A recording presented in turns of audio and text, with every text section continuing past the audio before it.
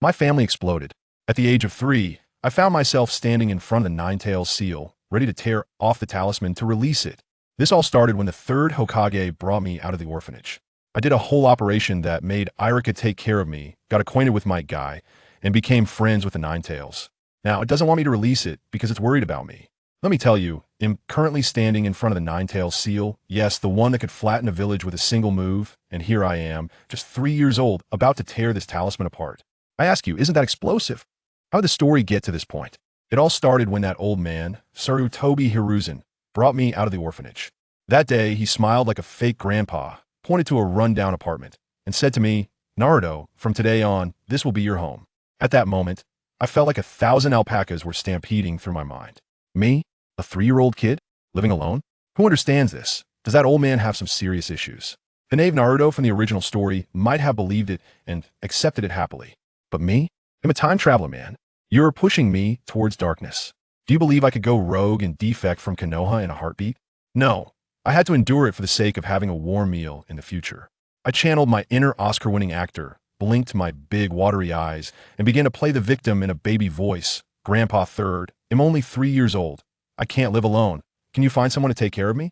To maintain his glorious image, the old man thought for a moment and surprisingly agreed. Not bad. Old man, you still have a bit of humanity. I had already calculated in my mind that it would be best if he sent Kakashi straight to the elite ninja crash course. However, after thinking for a long time, he brought me someone Irika. All right, Irika is fine too. I remember clearly that this guy was the first person in the original story to truly recognize Naruto, acting as a life mentor, so it's not a loss. After all, I can't just directly ask for Kakashi, right? That would be like telling the old man, "Hey, I'm a time traveler, I know the script." Before long, Irika arrived. Let me tell you, the moment he looked at me, his gaze, wow, you could see the hatred in it. No wonder his parents died during the Nine-Tails incident. But I knew better, bro. You've got the wrong target. The real culprit is that guy named Obito, the love-struck fool. What does this big fox in my body have to do with it? Just wait. Once I grow up, Obito and Danzo, neither of you will escape. But on my face, I smiled like a little sunbeam and dashed over. Big brother, are you here to take care of me? That's great. Now Naruto has family. Wow, my combo directly broke Irika's defenses. The hatred in his eyes immediately turned to sympathy, probably thinking, "Sigh, he's just a child." He patted my head, his tone so gentle. "My name is Irika, and I'll take care of you from now on." Done. That night, I convinced Irika to go home, finally getting a bit of personal space. Lying in bed, I start a plot crazily. In this world where everyone is a war fanatic, without strength, you're nothing. My goal was clear. Unite all possible forces. The Nine-Tails, Kakashi, Jiraiya, the 12 little strong ones. Everyone, I want to reverse destiny, marry Hinata, and reach the pinnacle of life. As I thought, I fell asleep. The next second, the scene changed, and I found myself lying in a dark water area, facing a huge cage that held a— what the hell? A living one. Who understands? This is a super limited edition Nine-Tails that you can't even buy as a figure. I was so excited that I dashed up, almost pressing my face against the bars, my eyes sparkling. Wow. So big. So cool. Absolutely awesome. The Nine-Tails was completely thrown off guard, filled with confusion. The terrifying atmosphere it was brewing instantly collapsed, and after a long pause, it shouted, "You little brat. Aren't you afraid of me? I'm a Nine-Tails fox." Afraid? I laughed even more happily. Wow. You're the Nine-Tails fox? That's awesome. Can we be friends? The Nine-Tails fell silent, probably because it had never encountered a fan meeting like my approach. After a long pause, it started to unleash its ultimate move, baring its teeth and roaring, "I killed your parents. I am the embodiment of evil.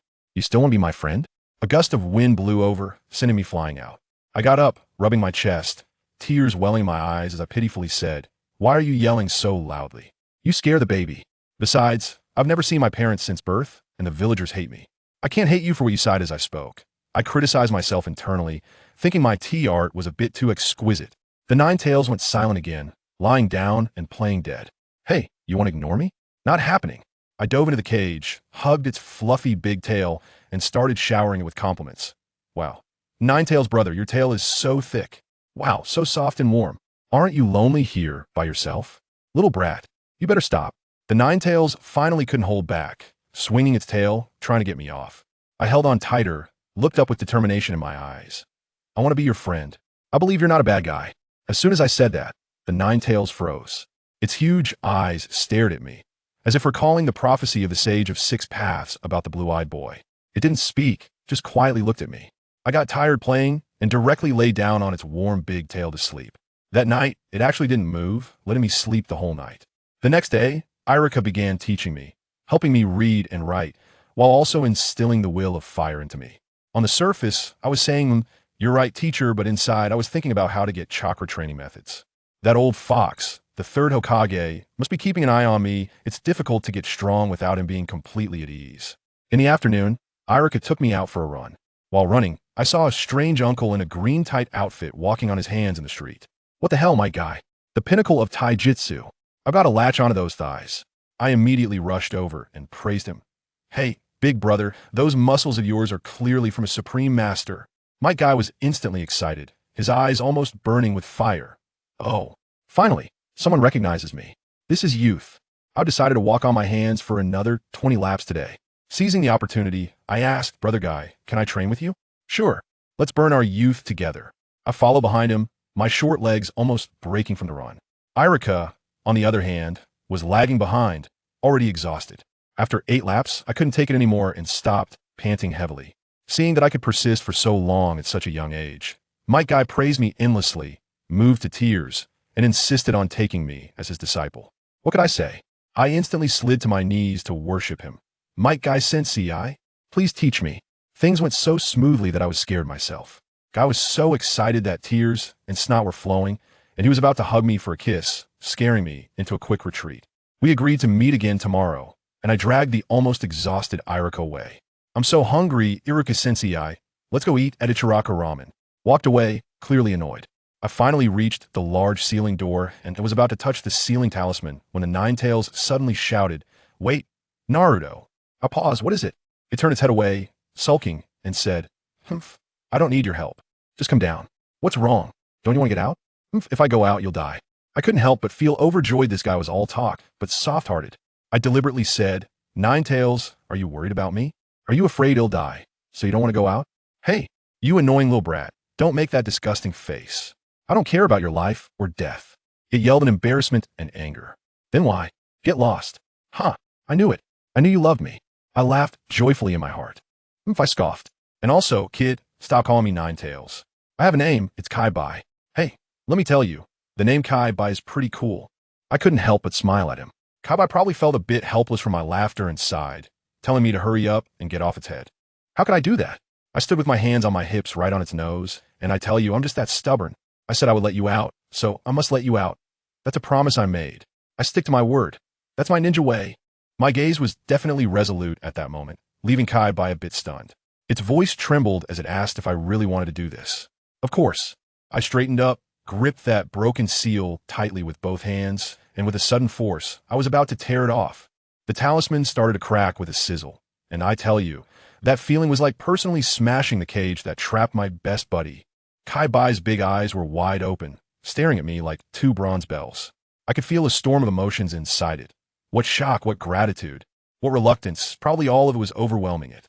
Wow, I felt its affection for me skyrocketing. It definitely understood that I truly considered it a brother, willing to risk my own life to fulfill my promise. Just when it was moved to the core and decided that even if I tore the seal, it wouldn't leave and would stay to protect me. I had already torn the seal halfway, and success was just around the corner. But guess what? Out of nowhere, someone interrupted. A hand slammed down on mine, forcefully pressing the torn talisman back. I was stunned. Who was it? So unreasonable. I looked up, and oh no, wasn't that my cheap old man, the 4th Hokage, Minato Namikaze? As soon as he appeared, without asking for context, he turned and yelled at Kai-Bai, "Ninetales, how dare you incite my son to tear the seal?" Kai-Bai exploded at that moment. All the newly gained feelings instantly turned to ash. It was wronged. It roared back, "Hey, wait a minute. You need to get this straight. This kid wanted to tear it himself. It has nothing to do with me." "Yes, it was my choice, Dad." I looked at Minato, also furious. As soon as I finished speaking, I swung my fist without thinking and punched him right in the stomach. I tell you, that punch felt so satisfying. Just like that. Ugh. My dad immediately grimaced in pain, clutching his stomach, looking at me in disbelief. "You idiot, Dad," I shouted at him, and as I yelled, tears streamed down my face. Who understands what family means? Clearly the son of the Hokage, but ended up an orphan from birth. What kind of situation is this? Do you know what kind of life I've led because of you? Minato looked at me, his face full of guilt. Naruto, you know? Of course. The fourth Hokage is my dad. I figured out long ago. After hearing that, he smiled, looking more painful than crying. I'm sorry, Naruto, you've suffered all these years. Of course. Being the prince, I could barely get enough to eat. I replied with annoyance. To my surprise, when he heard this, he actually sighed in relief, saying, looks like you've been doing well, so I can rest easy. Wow. As soon as he said that, Kaibai couldn't take it anymore and burst out. Huh? What do you mean he has been doing well? Your son's inheritance has been robbed by the higher-ups of Konoha, and he was thrown into an orphanage, treated as my demon fox incarnation, suffering from disdain every day. Does that count as doing well? Minato was instantly petrified. He looked at me with a heartbroken expression, repeatedly saying he was sorry. I shook my head, saying I didn't blame him. Seeing me so strong probably made him feel even worse. And he returned to the original question. So why did you want to tear the seal? Did Kaibai trick you? Not at all. I just thought it was a bit pitiful seeing Kaibai locked up all the time, so I wanted to let it out for some fresh air. I said with a smile. Kyuubi? Minato asked, confused. That's the name of the Nine Tails. Minato turned to look at Kaibai, who surprisingly nodded in a very human-like manner. Taking this opportunity, Kaibai started to mock. Exactly. Minato, you and your wife raised a good son. Unlike you two, who treat me like a thief all the time. Minato was so embarrassed that he could only awkwardly laugh. Yeah, Kaibai and I are good friends. I quickly chimed in. This time, Kaibai surprisingly didn't refute, which was a tacit admission. Minato looked at me and this tail beast that made the entire ninja world tremble and finally felt a big stone lift from his heart. But I was stubborn. Once I regained my composure, I started to tear at the seal again. No, Dad, don't stop me. This is my promise to my friend. But Naruto, if it goes out, you'll die. My dad was anxious and wanted to stop me again. Just then, Kaibai spoke up, its voice steady. It's fine. Even if he tears it, I want to leave. Minato paused, still looking wary. I could tell he was ready to act the moment Kaibai showed any signs of movement. TCH unnecessary. I ripped the talisman completely apart. Kaibai indeed didn't move, just quietly watching me. I smiled at it. Kaibai, I've kept my promise. I will definitely find a way to set you truly free in the future. This proud fox huffed, saying it hoped I could maintain such naive thoughts. But the corners of its mouth were practically reaching the sky, clearly contradicting itself. Minato watched our unique human-beast bond, probably having his worldview reshaped. By the way, Minato, Kaibai suddenly remembered, weren't you dead? How are you here? Minato explained that when he sealed me, he added an extra layer to the jutsu, leaving behind a portion of chakra that could help him when I was in danger. Then how long can you stay? I quickly asked. Not for long. I can't stay with you forever. I'm sorry, Naruto. My dad said, his body starting to flicker like a bad signal. Suddenly, tears streamed down my face, Dad. All right. Kaibai, unable to watch any longer, said with a tone of disdain, it's just chakra. What is the big deal? Why make it sound like a life and death separation? How much do you need? I've got plenty. As soon as I heard that, my eyes lit up, quickly begging it to save my dad. Minato looked at it with hope as well. Kaibai huffed, and a surge of red chakra flowed directly into Minato's body. Instantly, my dad's fading figure solidified, glowing red, as if he had activated a skin effect. Kyuubi, Hangju, we both said in unison. Minato, I saved you purely for Naruto's sake. Kaibai rolled its eyes, but I still remember the bill for you splitting me in half with the Shiki FN. Minato awkwardly scratched the back of his head. I quickly vowed, Dad Kaibai, I will definitely find a way to rescue you both from whatever god's belly you're trapped in. Minato stroked my head, his eyes full of affection. At this moment, the Nine Tails suggested, Watergate, since you can continue to accompany Naruto, why not teach him some training? It's time to strengthen his abilities. This is a good idea. So, in the following days, I trained in Taijutsu with Gai-sensei during the day, and, at night, I entered the spiritual world to learn ninjutsu from my biological father. The fourth Hokage. I had no idea that at the moment I tore open the seal, the outside world had already turned upside down. The chakra of the Nine Tails leaked out of me, but that chakra was not evil at all. Rather, it felt warm like soaking in a hot spring, and my physical condition improved rapidly. But this commotion scared the high-ranking officials of Konoha. Wow, my house was surrounded tightly, with the third Hokage, Kakashi, Asuma, Guy, and Hinata. The all-star lineup of Konoha was here. Danzo started his usual sarcasm. Hizashi, I told you this kid was dangerous. He should have been handed over to us en route for supervision. And now look what happened. The third Hokage shot back. Danzo, I know what you're up to, and I absolutely won't allow it. Just when they were arguing fiercely, Danzo was secretly hoping I would go berserk so he could seize power. I had finished my training. The Ninetales reminded me, Naruto, it's time to go out. There are a lot of people outside looking for you to party. All right, I said, slowly opening my eyes.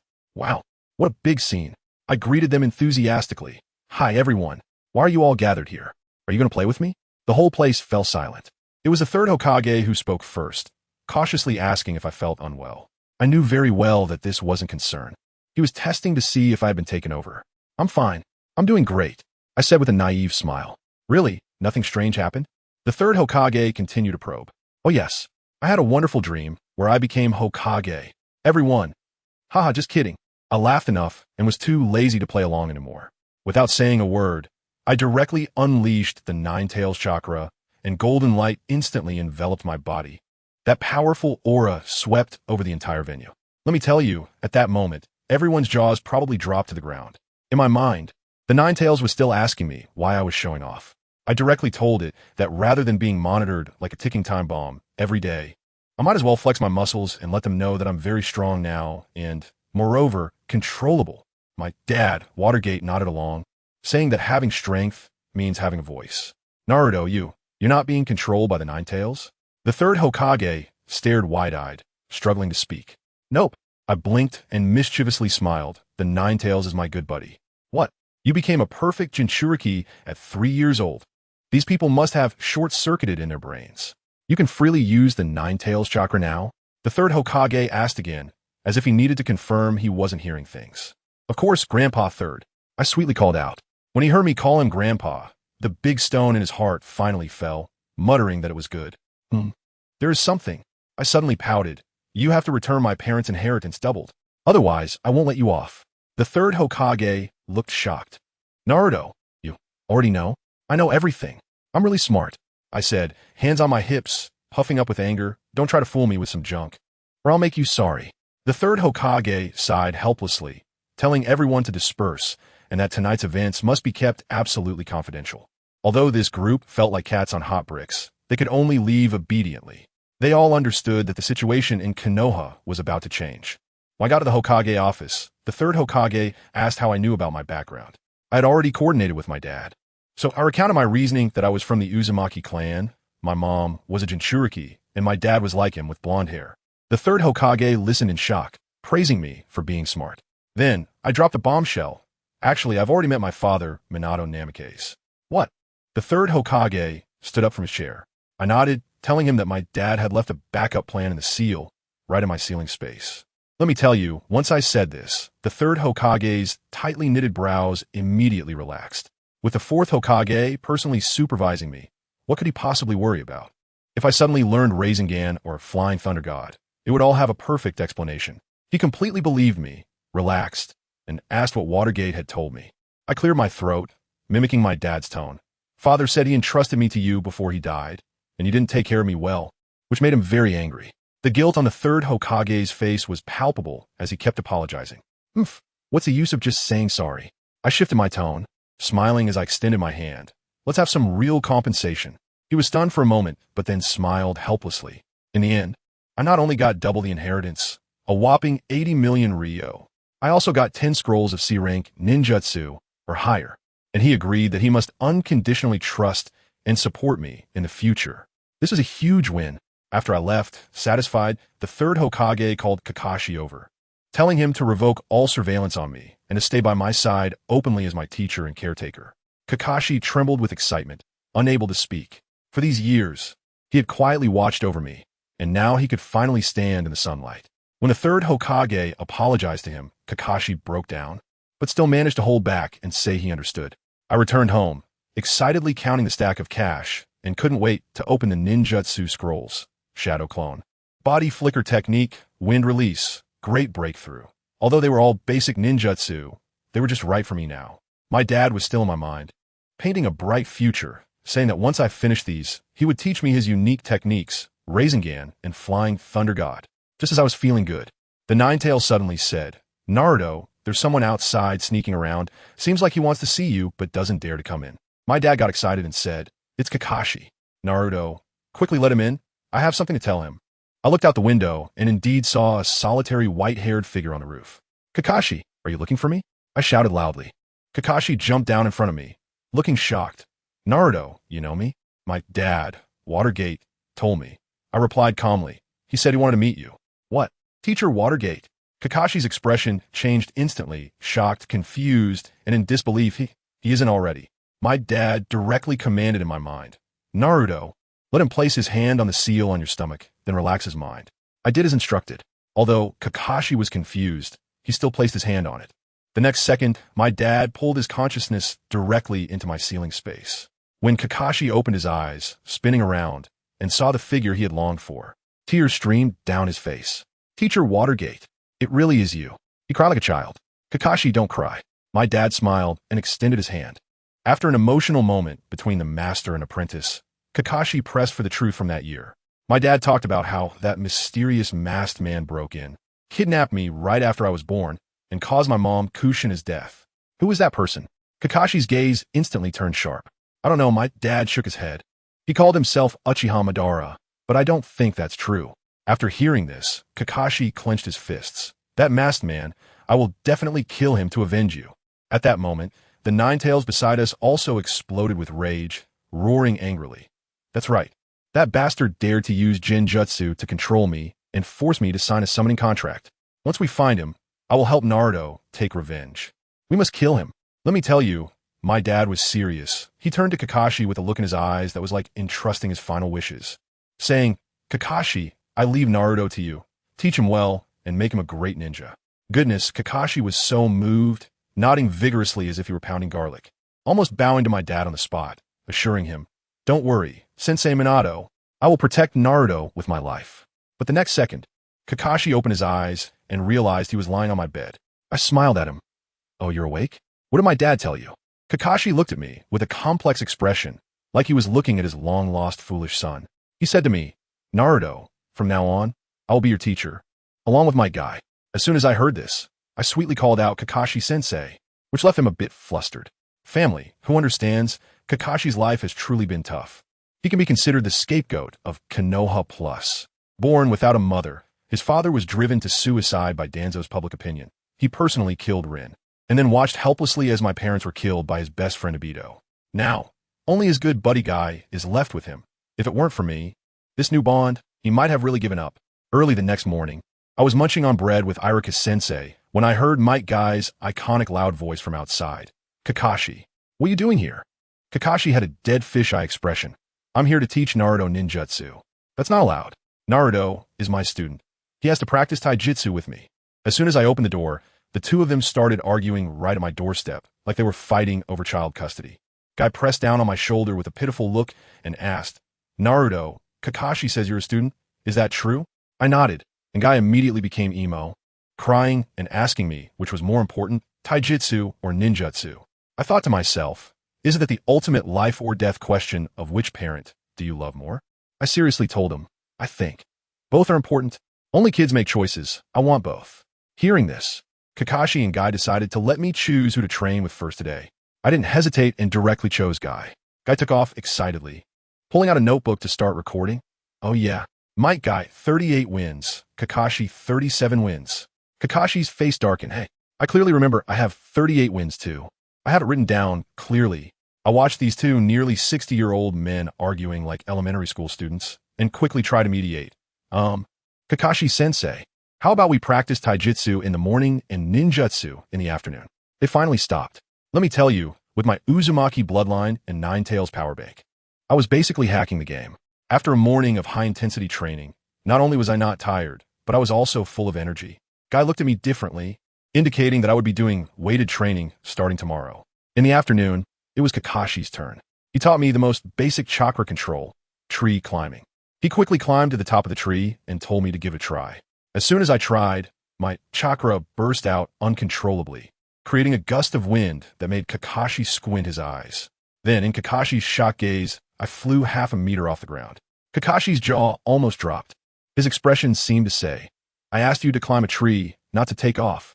I scratched my head, feeling a bit embarrassed. Sorry, Kakashi-sensei, it seems. I overdid it, but inside I was overjoyed. Flying felt amazing. Isn't that way more fun than climbing trees? After a while, Kakashi said my problem was that I had too much chakra and my control was too rough. It was like watering flowers with a fire hose. There was enough water, but it washed the flowers away. He asked me to try again with less chakra. This time I managed to climb up, but I was wobbling. Then, I decided to show him my special skill, multiple shadow clone technique. In an instant, hundreds of me appeared in the forest, leaving Kakashi dumbfounded. He must have been thinking, what am I even teaching here? With a 100-fold experience boost in less than half an hour, I mastered everything from climbing trees to walking on water.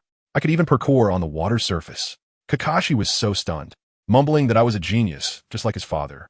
I thought to myself, no, I'm just using a cheat code. But he felt my basics were solid enough for ninjutsu. Yet I wasn't satisfied.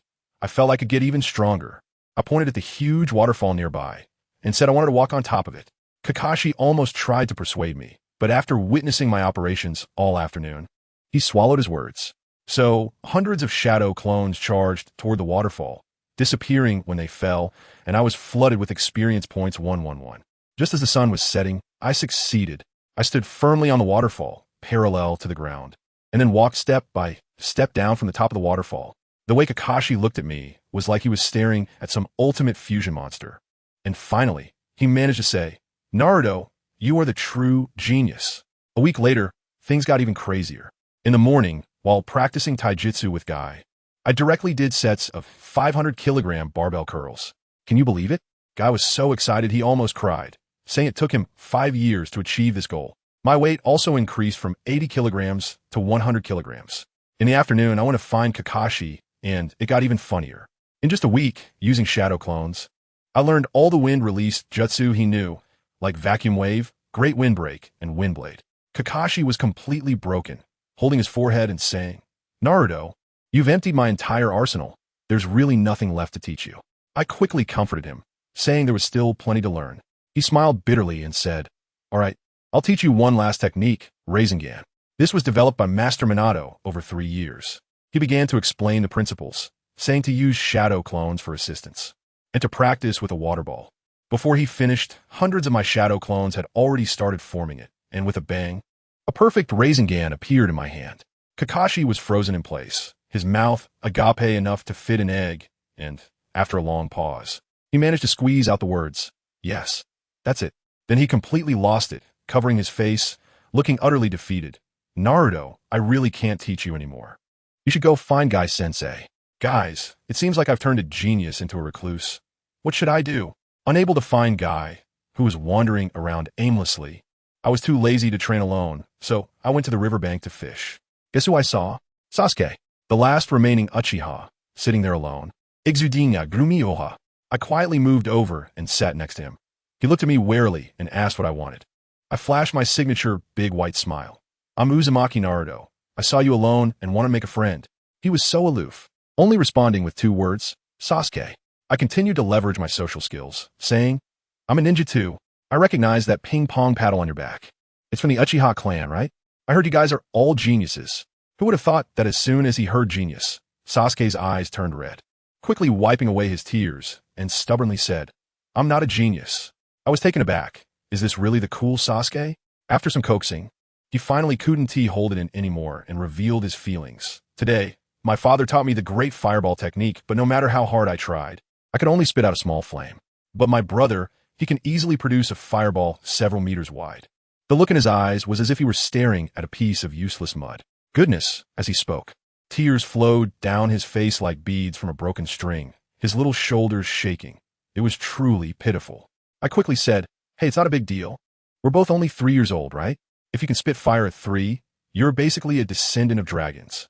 But this kid was stubborn and shot back at me. "But my brother can spit out a fireball several meters wide." I was speechless, internally thinking, "Dude, that's Itachi. A T0 level existence. And you're comparing yourself to him? You're just setting yourself up for failure." I sighed and patted him on the back. "All right, stop crying. Why don't you spit out another one for me to see? I'll help you analyze it and see where the problem is." "Okay." Sasuke's little face was still wet with tears, but he obediently formed hand signs. Fire release. Great fireball technique. Then phew, a small flicker of flame, really just a tiny bit.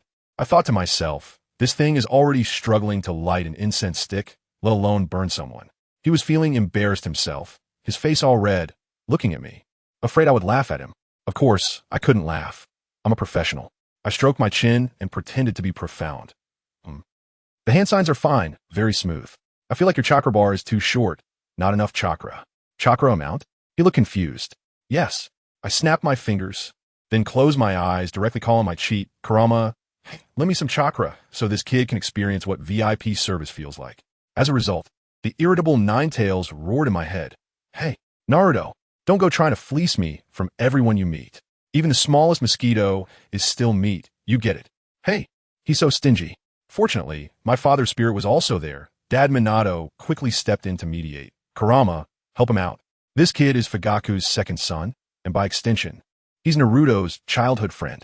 If you hadn't had that incident back then, they would have been inseparable. This kid is worth making friends with. He might end up being Naruto's right-hand man. Upon hearing this, Kurama probably felt he had no choice. He sighed, fine, take it and use it. But don't bother me with these trivial matters again. Handle it yourself. Just as I finished communicating internally, I opened my eyes and saw Sasuke's enlarged, handsome face. Hey, what are you daydreaming about? Why do you have your eyes closed? Huh? Sorry, I just spaced out. I awkwardly scratched my head. I'm leaving. Sasuke was so angry, he turned to walk away. I quickly grabbed him. Hold on, brother. I said I could make your chakra increase. Do you believe me? He turned around, his expression full of skepticism. Really? Absolutely. I couldn't be bothered to waste words. I directly activated it, and a surge of red chakra instantly flowed from my palm into his body. For those who understand, Sasuke was shocked on the spot. He looked at the layer of red chakra enveloping him, feeling an unprecedented explosive power inside him, and became so excited that he started jumping around like a monkey. This is... He couldn't even articulate his words. I casually explained with my hands in my pockets. I borrowed her Ninetales chakra. It's a trial card, and it will expire. A hint of disappointment flashed in his eyes, but it was quickly replaced by excitement. All right, stop jumping. Try your great fireball again. Okay, this time, Sasuke was brimming with confidence, forming the hand signs, opened his mouth, fire style. Great fireball technique. Boom! Let me tell you, the scene was incredible. A gigantic fireball shot out, resembling a flaming dragon, waves of heat rolling out that even roasted the surface of the nearby water, making it sizzle. I was stunned on the side. Wow, amazing, Sasuke! After he finished, his throat felt like it was smoking, and he panted for half a day before he finally shouted at me. Thank you, Naruto, but this ultimately isn't my own power. I swear one day, I will spit out a fireball this big by myself. Of course, we're like brothers, right? I walked over and punched him lightly. You want to learn? I'll teach you. Sasuke looked at my outstretched hand, hesitated for a moment, and finally nodded. However, I didn't plan to go down there myself. I'd already figured it out in my head. I had to find him a couple of good teachers, right? Kakashi and Might Guy. One teaches ninjutsu, the other teaches taijutsu, a perfect balance of academics and athletics. Without further ado, I dragged him to find Kakashi. When we arrived at the training ground, good heavens, Kakashi was still over there using multiple shadow clones to roll himself. As soon as he saw me, he probably got too relaxed and his chakra plummeted, causing several shadow clones to poof away, and he himself nearly collapsed to the ground. I was so anxious that I shouted, Kakashi-sensei, why are you pushing yourself so hard? You don't need to go this far. Before I could finish my sentence, I used body flicker technique to flash over and support him, casually giving him a sip of Ninetales energy drink to help him recover chakra. Cough, cough. Naruto, you're here. Kakashi looked at me, his expression quite complex. I guessed that after teaching me, he felt drained, like all his life's teachings were condensed into a week and I graduated, making him feel a bit broken. So he started copying me, using shadow clones to work harder. Sasuke was standing beside us with a puzzled look. Naruto, who is this? Oh, I forgot to introduce. This is my teacher, Kakashi-sensei. Cool, right? Sasuke looked up and down at the Kakashi I was supporting, who looked pale, his eyes void of spirit, as if he had been completely drained, and his brows furrowed. Is he really okay like this? Hey, don't underestimate Kakashi-sensei. I interrupted him, turning on my bragging mode. This guy is the #1 technician of Konoha, the man who copied over 1,000 ninjutsu. He is the direct disciple of the 4th Hokage, graduated at 5, became a Chunin at 6, and became a Jonin at 12. A genius among geniuses, you understand? The more I spoke, the more excited I became. Kakashi listened, and his posture straightened, his face regaining some vitality. Upon hearing this background, Sasuke's eyes lit up. Back in our day, He was like a prodigy from Tsinghua or Peking University's youth class, immediately bowing. Kakashi-sensei, please teach me how to become stronger. Then Kakashi became a bit Sundara. Hey kid, I never said I would take you as a disciple. I quickly stepped in to explain. Sensei, he is the second son of Uchiha Fugaku. His talent is definitely unquestionable. Taking him on would also help strengthen the relationship between the village and the Uchiha. Just for this? I don't have time to waste. Kakashi looked dismissive. Oh, come on, Sensei, you'll be free after teaching me. Just take him under your wing. Not teaching. Good heavens. Wanting to give face but getting none. I directly unleash my trump card. If you agree, while you practice with multiple shadow clones, I'll use Nine-Tails chakra to give you infinite stamina. How about that? Sasuke was so moved beside me, pulling on my arm. Naruto. Forget it. Since he is unwilling, let's not bother him. All right, I agree. Kakashi's expression changed in an instant. Uchiha's little brat, come over and be my student. Just kidding. Infinite chakra cheat. Who can resist that? Just like that, Sasuke became Kakashi's disciple. You know what? Kakashi actually taught quite happily because Sasuke was a normal genius, unlike me, who learned too fast and made him doubt life. One day, when Sasuke saw me observing from the side, he asked, Naruto, why don't you come and learn together? I laughed. These I learned long ago. Sasuke was shocked at that moment, then clenched his fists. Really? Then I must double my efforts to catch up to you. I encouraged him with a smile. Yeah, you can definitely do it. Kakashi, who was silent beside us, just sighed quietly, probably thinking, silly kid, you have no hope in this lifetime. But he said out loud, that's right, Sasuke, keep it up, and you'll definitely surpass Naruto in the future. That old guy is quite cunning. Until later, when Sasuke saw me training with hundreds of shadow clones at the same time, let me tell you, he was completely broken. The scene shifted again, and I was dragging Sasuke to train with Guy-sensei. Sasuke, keep going. Youth is all about sweating. Guy-sensei was all fired up. Sasuke was already exhausted. Gasping for breath, Naruto, I can't do it anymore. I'm really out of energy. Get up. A man can't say he can't do it. I was easily doing weighted squats while cheering him on. Sasuke was so angry he wanted to hit me. But he didn't even have the strength to lift his hand and could only look at me with a creepy glare. Just then, Teacher Guy announced, all right, that's enough for today. The Cloud Ninja delegation is coming to sign a peace agreement, and I need to attend the welcome ceremony. So I won't be joining you for training. Saved. Sasuke just lay flat on the ground. As soon as I heard Cloud Ninja delegation, alarms went off in my head. Isn't this the group that, under the pretense of signing an agreement, came to kidnap Hinata in the original story? I have to intervene. Teacher Guy, we want to go see too. Sure. Sasuke wailed on the ground. No, I don't want to. I just want to rest. In the end, I dragged him to the village entrance. Wow, the entrance was quite a scene. The third Hokage and the heads of the Inuzuka, Nara, and Akimichi clans were all there. The moment Fugaku saw Sasuke, his face darkened. Sasuke, why do you smell so bad? Aren't you wearing our Uchiha clan's attire? Sasuke was so scared he couldn't even speak. I directly shielded him behind me and said to Fugaku, Uncle Fugaku, Sasuke just finished training with me. Fugaku got even angrier. What? As an Uchiha, you should be practicing ninjutsu, not taijutsu. What a disgrace. Sasuke looked so aggrieved that tears were welling up in his eyes. I exploded. Hey, what do you mean by that? What's wrong with practicing taijutsu? You can't say that about my friend. Want to try me? My guy also stepped forward. Exactly. Sasuke is my student, and you can't say taijutsu is useless. Want to try my 8 gates? Fugaku's face turned pale. He probably knew he couldn't handle either of us. Kakashi lazily stepped forward. Sasuke is also my student. He has great talent in ninjutsu, and taijutsu can enhance his strength. You don't need to worry about it. Seeing Kakashi step in, Fugaku could only snort coldly and stop talking. Just then, the Cloud Ninja delegation leisurely strolled over, deliberately late, sending AJ Nin to lead them, acting all high and mighty, just like leaders inspecting work in the countryside. The leading Cloud Ninja sarcastically said, oh, what a grand welcome ceremony. Hey, Sarutobi Hiruzen, where are the Hyuga people? The third Hokage explained, the Hyuga clan is celebrating Princess Hinata's 3rd birthday. Oh, daughter's birthday. That's indeed a big deal. Can't come, can't come. The Cloud Ninja's tone was exaggerated, and his subordinates behind him were stifling laughter. Fugaku, already furious, was about to explode. You are too disrespectful. The Cloud Ninja leader got even more excited, spreading his hands in provocation. What's wrong? Were we disrespectful? Tell me. This ignited everyone. But the third Hokage pressed everyone down. Calm down. For the sake of peace, let's take a step back. I was furious in my heart. No wonder you're Sarutobi Hiruzen, the strongest soft Hokage in history. Seeing us back down, the Cloud Ninja leader became even prouder and swaggered over, only to frown when he saw Sasuke and me standing in the middle of the road.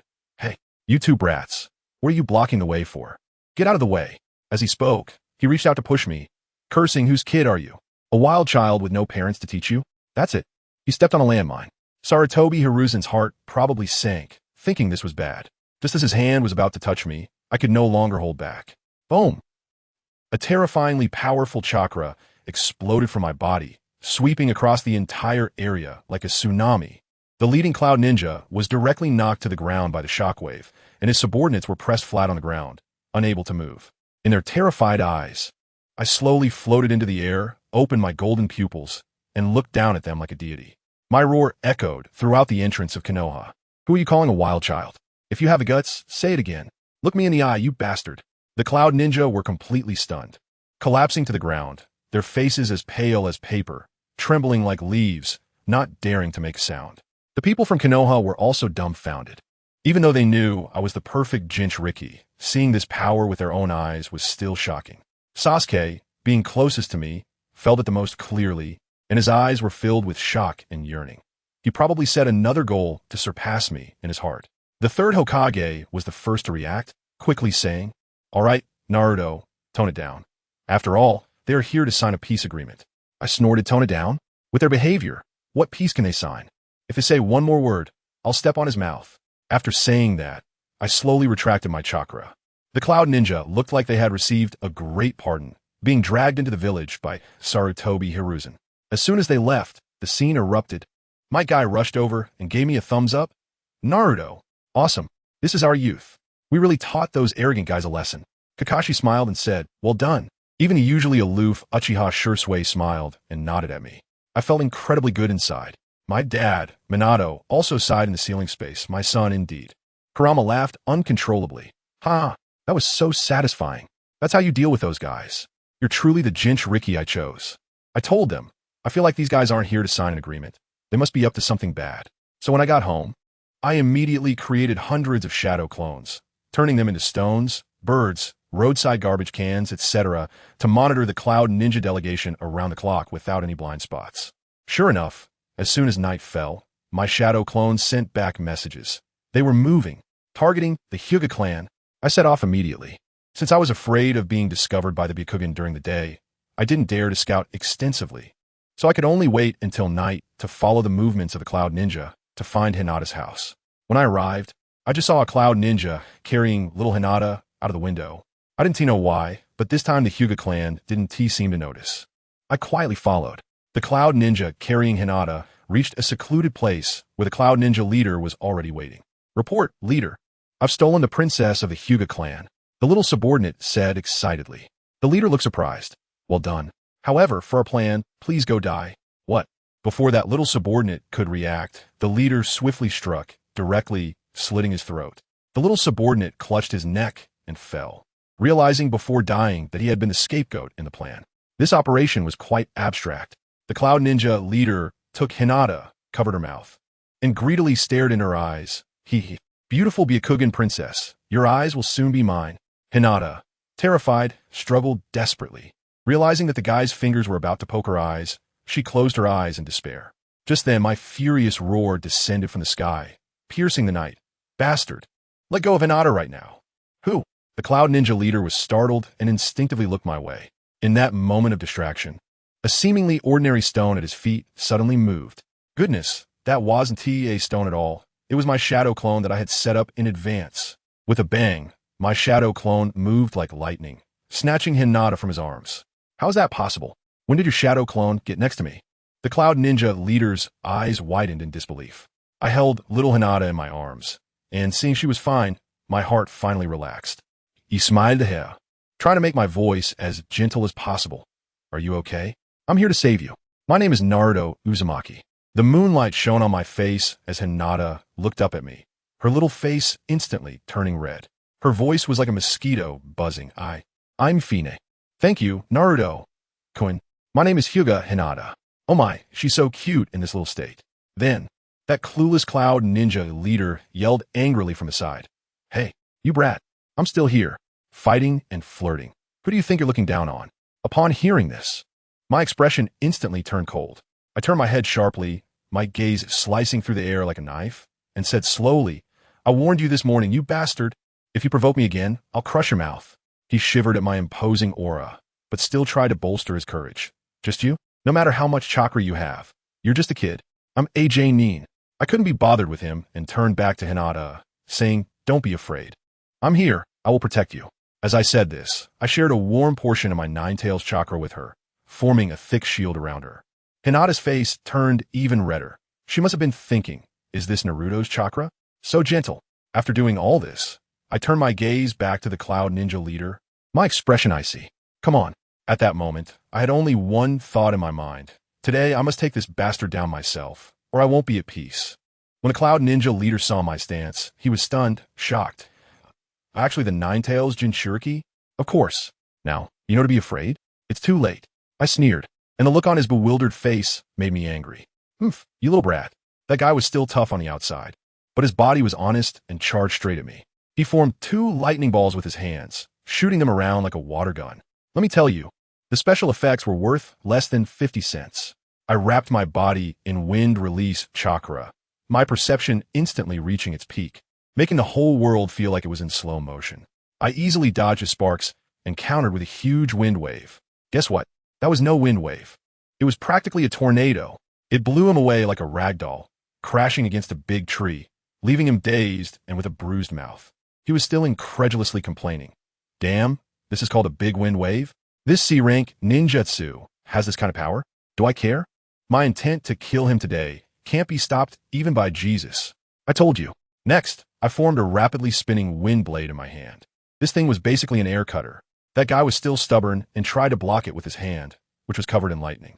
The result? With a snap, one of his arms was gone, falling to the ground. He screamed in pain, probably regretting it deeply. He initially wanted to block me, but ended up seriously injuring himself. At this point, he knew he couldn't escape, so he decided to go all out, jumping above me and concentrating all his chakra on his foot, intending to come down with a Liger Bomb. What happened? I directly hit him with a Rasengan to his leg. Want to take my kidneys? Dream on. Another leg down. I leisurely walked up to him, and he lay on the ground like a dead dog, starting to beg for mercy. You can't kill me. I'm part of the peace delegation. We're here to sign an agreement. Oh, now you remember? I squatted down to look at him. He thought there was hope, but my next sentence plunged him into despair. In your next life. I said I would crush your mouth. Then, my foot loomed larger and larger in his eyes, and with one stomp, the world went quiet. After resolving this bastard, I carefully walked over to Hinata. Oh no, the little girl must have been scared. I quickly apologized for letting her see such a bloody scene. Her little face was flushed, and she quietly said it was okay while placing her soft little hand in my palm. Family, who understands? At that moment, my heart melted. So kawaii. I tightly held her hand and said I would take her home. Then, in a moment of heat, I directly scooped her up in a princess carry and leaped into the air, flying through the moonlit forest, holding this soft little girl in my arms. Weaving through the moonlight, isn't this more romantic than anything? While I was playing out this idle drama, the 2 fathers inside me had already started their comedic routine. The old fox of the Nine-Tails was slapping my dad Minato's thigh and laughing wildly. Haha, your son is amazing. He's picking up girls at 3 years old. Way better than you were back in the day. Always bringing girls home. The student surpasses the teacher. My dad looked embarrassed, but he couldn't hide his smile. Not long after I left with Hinata, we ran straight into the main force of the Hyuga clan. The leader, Hyuga Hayashi, Hinata's father, immediately darkened his face upon seeing me holding his daughter, shouting at me. Brat, quickly put Hinata down. Hinata hurriedly wriggled free from my arms, softly explaining that I had saved her. Her dad probably saw the end of the battle with his Byakugan. Although he still looked displeased with me, he still thanked me and then started to rage, saying that the hidden cloud village must pay the price. Well, this matter quickly reached the Hokage's office. In the Hokage's meeting room, Hyuga Hayashi was so angry he pounded the table, spitting as he demanded that they must deal with those guys. The 3rd Hokage, puffing out a smoke ring, leisurely said, Hayashi, calm down. The big picture is important. We just finished the 3rd Great Ninja War. Peace is hard-earned. Let me tell you. Hyuga Hayashi exploded on the spot. To hell with the big picture. The enemy has come to our doorstep, and you still want me to calm down? Danzo, that old schemer, was also fanning the flames. Hayashi is right. Go to war. The third Hokage slammed the table. Enough. I am the Hokage. Just as the atmosphere froze, I directly stepped forward and spoke. Third Hokage, it's not a matter of whether we want to fight or not. They never intended to be peaceful with us. They came for the Byakugan. If we back down, it's like we were stretching our faces for them to slap. The third Hokage fell silent and finally decided to bring in the two remaining Cloud Ninjas for questioning. Guess what? When those two Cloud Ninjas came, they immediately flipped the script, claiming we framed them. This left Hyuga Hayashi speechless in anger. I was furious at the time. I had never seen such shameless people. I directly kicked one to the ground and said to everyone, stop wasting time with them. Let's use torture devices to pry their mouths open. The third Hokage hesitated. After all, they are part of the delegation. This might be a bit too much. I directly laughed, throwing down a bombshell. Then what should we do? Hokage, it wasn't the Hyuga clan that killed anyone. It was me. Are you planning to hand me over to appease the hidden Cloud Village's anger? Or do you want to protect me? The perfect Jinchuriki? At this point, the third Hokage had nothing to say. Konoha could lose anyone but not me. He immediately ordered, Kakashi, it's up to you. Pry their mouths open. In the end, those two couldn't withstand the pressure and confessed. Konoha wrote a denunciation letter overnight. As a result, when the fourth Raikage received the letter, he laughed, saying that the old man from Konoha dared to talk back. Then he issued an ultimatum. Hand over a pair of Byakugan and the body of the murderer, or else war would commence. Well, now there was no room for negotiation. The hidden Cloud Village officially declared war. Konoha held another meeting, and the third Hokage was pushed to his limits, looking haggard as he shouted, if there is going to be a war, then let us fight. We Konoha will never compromise. Then he began to arrange troops, taking command himself, with Kakashi as the strategist, and the heads of the Hyuga and Uchiha clans as captains. I immediately raised my hand. I want to join the fight too. The third Hokage wanted to stop me, saying I was too young. I confidently smiled and said, Grandpa Third, don't you know my strength? Kakashi and Jiraiya chimed in, saying my participation would greatly increase our chances of winning, especially since the enemy had two perfect Jinchuriki. Finally, the third Hokage agreed. Before the battle, the streets were filled with anxious people. That kid Sasuke came to find me, his eyes red with anger because I didn't take him with me.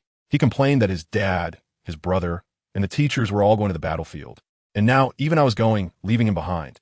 He hated us. Sai, who understands the troubles of family. My little brother in his teenage phase is really hard to deal with. As I strolled around the streets, I spotted a familiar figure sulking, mumbling about why we had to fight again. What is the difference between life and death? I took a closer look and wow, isn't that Itachi?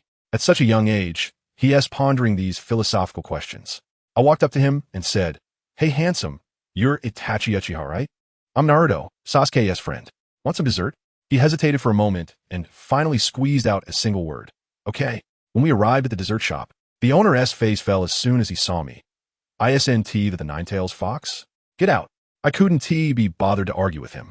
I simply used my cash ability and slammed 10,000 Ryo on the table. 2 deluxe sets, please.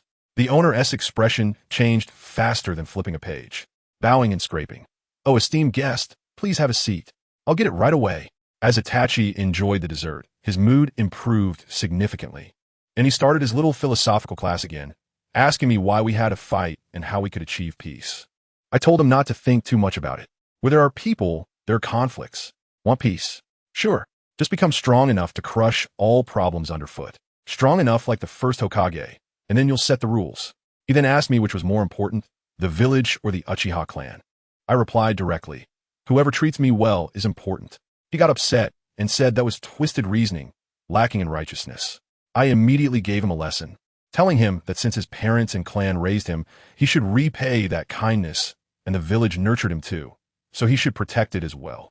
Life is about protecting everything you cherish. How do you protect it? By getting stronger. Once you have absolute strength, you can protect both the village and the clan. Fortunately, I managed to pull this future filial son back in time, or else Sasuke would have been in big trouble. The night before we set off, I went to find the third Hokage and presented him with 2 conditions. First, if we win, the Cloud Village must suffer heavy losses. Second, after the battle, I must be vindicated, and my true identity must be revealed. The third Hokage agreed and told me to show my strength. I confidently smiled and said, just wait and see. This is my personal showcase. The army set off, marching day and night until we finally reached the border. A Hyuga scout rushed over, Reporting, report. We VE spotted 30,000 Cloud Shinobi ahead. We only had a little over 10,000 on our side, and Dingswa panicked immediately. Jiraiya pointed to the forest on the map and said we could only engage in a war of attrition and ambush them. Fugaku and Hayashi agreed that although casualties would be high, we had no choice. No, Idisagara. I immediately vetoed the plan. Everyone looked at me, and Fugaku's face darkened, thinking I was causing trouble. I calmly analyzed. Jiraiya, did you forget there are two perfect Jinchuriki on the other side? They could just send a tailed beast bomb over, and all your forest traps would be blown to smithereens. We can't afford a war of attrition. Just you? Fugaku challenged me. Yes, just me. I smiled confidently. My plan was simple, called Decapitation Operation Plus. I had the Hyuga clan use their Byakugan to guide me, sneaking up to their main force and delivering them a package, a tailed beast bomb. One shot, and their 30,000 troops would either be dead or injured. Hayashi seemed worried. Isn't this too dangerous, Naruto? I told him that Jiraiya immediately fired back, saying something about danger and the importance of deception. The guys from the Cloud Village surely thought we were out of options and would never expect that we had perfect Jinchuriki, let alone that we would dare to strike directly. Their reconnaissance methods pale in comparison to the Byakugan. This surprise attack would definitely catch them off guard. Sure enough, Jiraiya quickly laid out the new plan. Naruto, Jiraiya, and Shursui, you three will form the vanguard. Your mission is simple. Get close to their village and unleash a big one. A tailed beast bomb will suffice, regardless of whether you hit or miss. Blow it up and run immediately. Focus on being a digital top. Just spin and don't fight. Don't get entangled in battle. The three of us stood at attention. Understood. Hayashi and Fugaku, you two take the elite troops and hang back, ready to support at any moment. Yes. Jiraiya pointed to the map. The main force shouldn't be idle either. Everyone, move to this plateau. If Naruto and the others succeed, we'll charge in for a direct confrontation. If they fail, we'll retreat to the forest and engage in guerrilla warfare. This plan was flawless. On the way, Uncle Jiraiya got all sentimental, thanking me for saving Hinata, saying otherwise the Hyuga clan would have had to pay a heavy price. I told him he was being too polite. We're all from the same village. Those punks from the Cloud Village came provocatively, and we can't back down. We'll fight together. In Konoha, one and all, no one gets left behind. Shursui, who was nearby, seemed inspired, repeating my words. A day later, we finally arrived at the designated spot. I crouched on the slope, and Uncle Jiraiya opened his Byakugan. Wow, in front of us was a massive crowd. At least 10,000 people, gathering like a market, with more reinforcements coming from behind. He said this must be the main force of the Cloud Village. If we got any closer, we'd be exposed, so I should act quickly. Taking a deep breath, I shouted in my heart, Kurama, activate. Instantly, golden chakra enveloped me, and it felt exhilarating. I didn't even need Uncle Jiraiya to guide me. The situation across the battlefield was as clear as if I had a map overlay in my mind. A gigantic nine-tails head manifested above me, and I immediately formed a tailed beast bomb larger than a mountain, aiming it at the area with the most people. Just as I launched the bomb, the Cloud Scouts noticed us. But so what? It was too late. They could only watch in horror as the black sun descended from the sky. The fourth Raikage, who had been boasting a second before, suddenly went pale. He probably thought to himself, oh no, as the tailed beast bomb loomed larger in his eyes, like a package that had to be paid for upon delivery. He shouted for everyone to run while he dove to protect his little companion, Darui. The next second, a deafening explosion shook the earth. One shot, and the enemy was blown apart. The Raikage crawled out of the crater, stunned, looking around to find only a few scattered survivors. He was so furious that he began to laugh. You know, that kind of extreme anger that turns into laughter, ready to explode at any moment. Konoha, his voice echoed, shaking the heavens. He pointed at Killer Bee and Kimaru, the two Jinchuriki. You two, follow me. We must not let Konoha's Jinchuriki escape. Meanwhile, I finished my shot and turned to run. But the speed of the fourth Raikage is really not that great. I had no choice but to use two Nine-Tails chakra hands, grabbing both Richai and Shurzue and running away. Suddenly, I heard a loud shout from behind. Don't you dare run. I turned around and saw damn. The fourth Raikage was chasing after me like a bolt of blue lightning. That speed was simply outrageous. Just as I saw his fist about to hit my back, I quickly threw them both away and countered with a Rasengan. With a loud boom, we both staggered back a few steps, but neither of us was hurt.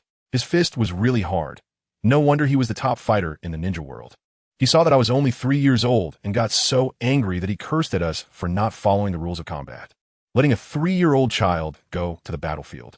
I immediately mocked him. Oh, isn't this the famous Lord Raikage? You can't even beat a 3-year-old, can you? No way. No way. And that tail beast ball I just gave you surprised? Unexpected? Ha ha ha. You little brat, you're asking for death. He lost it right there, his whole body glowing even brighter blue as he charged at me. That speed was so fast that my eyes could barely keep up. I didn't even have time to dodge and could only quickly manifest 2 Ninetales chakra hands to cross and block in front of me. His fists hammered down like raindrops, making my arms numb. You think that's the end? I countered again, growing 2 more hands from behind, and with 4 hands together, I directly made him unable to continue, and the scene fell into a stalemate. I thought I couldn't drag it out like this, so I let Kurama help me. I formed big Raisengans on all 4 chakra hands and chased after him, smashing like a whack-a-mole. But that old guy was too fast, and I couldn't hit him at all. I gritted my teeth and grew 2 more hands from behind, making a super gigantic Raisengan with 6 hands working together, ready to take him down in one go. That thing was bigger than him. Just as the Raikage felt the threat of death and prepared to tank it, his brother Killer Bee, the 8 Tails Jinchuriki, got anxious and directly threw a tailed beast ball over to save his brother. I was dumbfounded at the time, bro. Are you saving him or trying to kill him? The tailed beast ball came straight at me, and I had no choice but to smash my super big Rasengan at the tailed beast ball. At the same time, I also activated the biggest Kurama protective shield to cover Richai and Shirzei. Boom! The whole world turned white. When the smoke cleared, I had Kurama protecting me, and I was fine. The 4th Raikage, however, was in bad shape.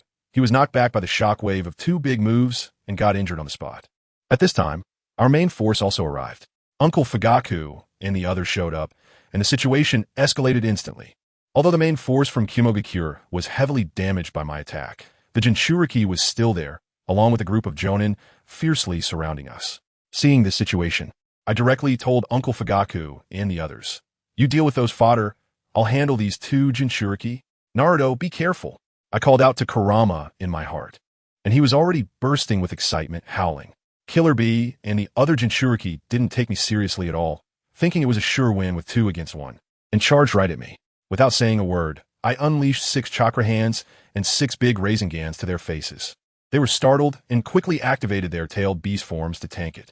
Kurama inside me was almost laughing madly. Awesome. Naruto, I want to fight too. Let me out. Okay.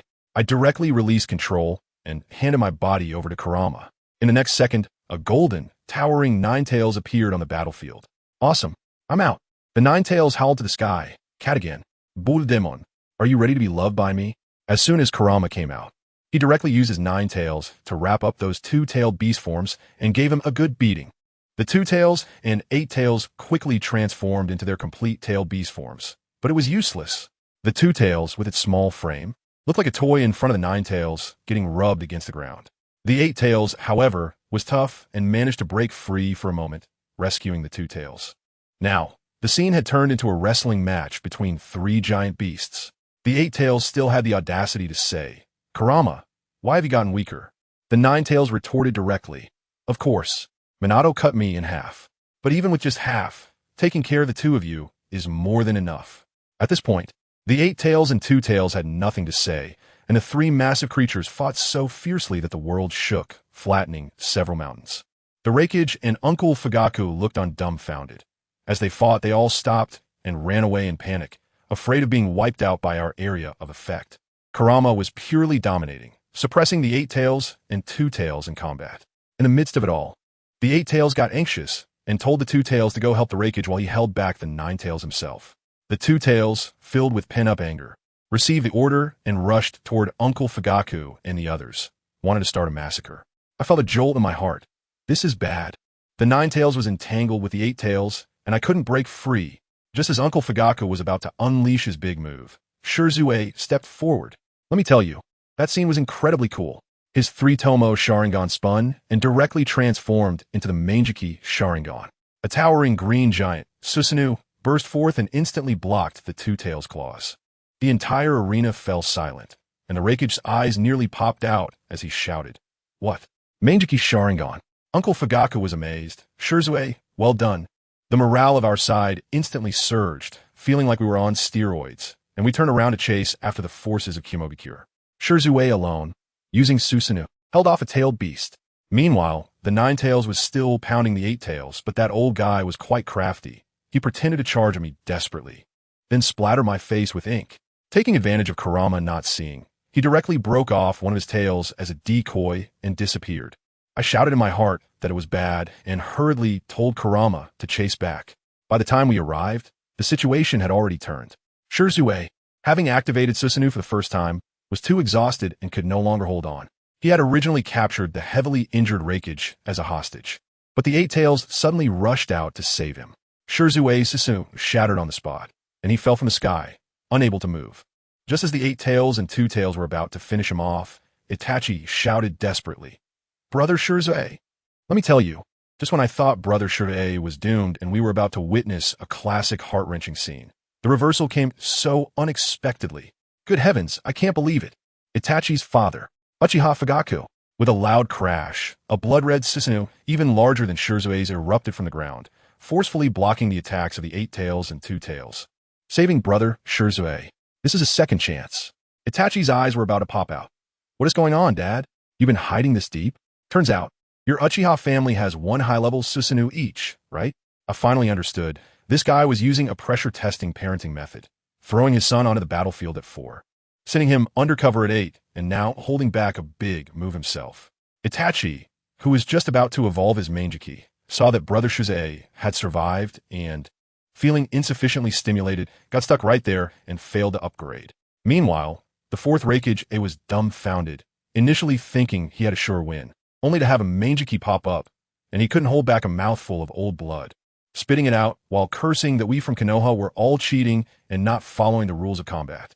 Just as he finished speaking, a swarm of figures rushed over from the distance. The main force of Kyuubi had arrived. Our side instantly felt a chill. This was bad, as clan leader Fugaku was protecting Shirzue and couldn't move, making him a living target. At this moment of despair, the ground began to shake violently. We thought it was the reinforcement from the leaf, but guess who showed up? The Nine Tails. It was Naruto, riding the Nine Tails, charging in. When a fourth Raikage saw just one Nine Tails, he laughed and said, "You're all doomed. We could drown you with just our spit." Naruto came out as Nine Tails mode, stood on the head of the Nine Tails, and looked at the tens of thousands of enemy troops across from him, laughing as well. Who said that? The fourth Raikage was so amused he said, "What? Are you trying to surrender now that you've come out? Too late. Let me tell you, I will never forget that scene." Naruto took a deep breath, pointed to the sky, and his chakra exploded, slowly lifting him into the air. He shouted at the tens of thousands of cloud ninja below, "So you think you can overwhelm me with numbers? Watch me create an army by myself." In the next second, he used the shadow clone technique. It was like dumplings falling from the sky. Poof, poof, poof, and there were Naruto clones everywhere. Tens of thousands of them. They blocked out the sky, and it wasn't over yet. Tens of thousands of Narutos simultaneously formed hand seals and shouted in unison. Wind style, great wind wave. For those who understand, the entire battlefield instantly turned into a giant meat grinder. Countless tornadoes connecting heaven and earth sprang up, making howling sounds, sucking that group of cloud ninja up into the sky. Really, not one was left behind. They were all sucked up. When the wind stopped, it began to rain from the sky. It wasn't water, it was people. You could hear the splat, splat sounds, falling like dumplings, many of them directly turning into puddles of meat. Those lucky enough not to die were left missing arms and legs, in terrible condition. The fourth Raikage watched helplessly as his 30,000 troops turned into a rain of human flesh, rolling his eyes and screaming before fainting from rage. By the time our Leaf forces arrived late to the scene, the battle was already over. They looked at the hellish scene and turned pale, supporting themselves against trees and vomiting. Uncle Jikyu looked at the exhausted Naruto and finally managed to say, "I told you to sneak attack. Why did you just wipe them all out?" Naruto had absorbed the memories of over 10,000 shadow clones, and his mind was a mess. He swayed a couple of times and fainted. Jikyu quickly had someone hide him. If the Cloud Ninja found out Naruto was out of it, it might cause trouble. In the end, there was no choice. Since the Cloud was utterly defeated, they could only hold their noses and accept it, with the fourth Raikage and the Two Tails being taken as prisoners of war. On the way back, we learned that the reinforcements had been delayed because that old man Danzo had sabotaged them. He impersonated the Hokage and ordered root members to stop Jikyu and the others. Meanwhile, at this moment in the Leaf Village, Danzo was still causing trouble, spreading rumors, shifting the blame for the war onto Naruto, inciting villagers to hate him. The third Hokage was so angry his beard was standing on end as he had a huge argument with Danzo in the office, stripping him of all his positions on the spot. But that old man was still scheming. Upon hearing that our main forces, Uchiha Fugaku and Shursui, were heavily drained from using Susanoo, and that Naruto had fallen into a deep coma, he thought the opportunity had come. He brought his elite root members and ambushed us midway, tried to steal the Sharingan and the Jinchuriki. They set up a 4 purple flames formation to trap our core members, and Danzo jumped out laughing madly, saying the Uchiha's power was too dangerous and should be kept by him. Shursui was already on the verge of exhaustion, barely holding up Susanoo against dozens of experts, and was about to break. At that moment, Naruto, that unconscious Naruto, sat up. His eyes were still closed. A particularly gentle and reassuring voice came from his mouth. "Thank you for waiting so long. Leave the rest to me." Shursui and Itachi were stunned, saying, "Naruto, are you sleepwalking?" Naruto smiled and said, "Just think of me as sleepwalking." He asked Itachi for a kunai, swiftly carved the flying thunder god seal on it, and shot out of Susanoo's protection. Let me tell you, that was not a fight. It was art, it was slaughter. A yellow light flashed around the barrier, swoosh. One root member disappeared, swoosh, another root member disappeared. In a few seconds, dozens of Danzo's elite subordinates were all eliminated. It was a yellow flash. It was the 4th Hokage, Minato Namikaze. He took over Naruto's body and showed up. Danzo's eyes turned red with rage as he charged forward, only to be instantly killed by Minato's technique. But in the next second, the recently deceased Danzo suddenly appeared behind Shursui, reaching for his eyes. It was Izanagi. That old dog was deliberately seeking death to catch us off guard. But who was he facing? Minato had already anticipated this. He had previously given the marked kunai to Shursui and Itachi. One flying thunder god teleport brought him in front of Shursui, blocking the sneak attack. And then with a few quick moves, he severed all of Danzo's limbs, leaving him lying on the ground like a dead dog. Using Naruto's face, Minato smiled gently at Shursui. Fortunately, I wasn't late this time. When Fugaku and the others broke the barrier and rushed in, they saw the incapacitated Danzo. Fugaku cut off his arm that had the transplanted Sharingan, and my goodness, it was covered in eyes, making 1's scalp tingle. That old thief was completely finished. Another day passed, and Naruto finally woke up. He had slept for a full 7 days and nights. But the first thing he said when he woke up shocked us all. He said that although he was unconscious, his consciousness was fully online, essentially giving him a first-person perspective of his father's live demonstration of the Flying Thunder God. Not only that, but he also conveniently awakened the Uzumaki clan's powerful sensory ability, the Kagura Eye, and now he could sense anything happening within a 10-kilometer radius, even if someone just farted. And it didn't stop there. He said he felt. He had already learned the Flying Thunder God. Minato was dumbfounded in the ceiling space, saying it was supposed to be too early to be happy. It turned out there was even more to be happy about. And guess what? Half a day later, Naruto appeared next to Shursui in a flash, using the Flying Thunder God. Shursui was stunned and asked how he got there.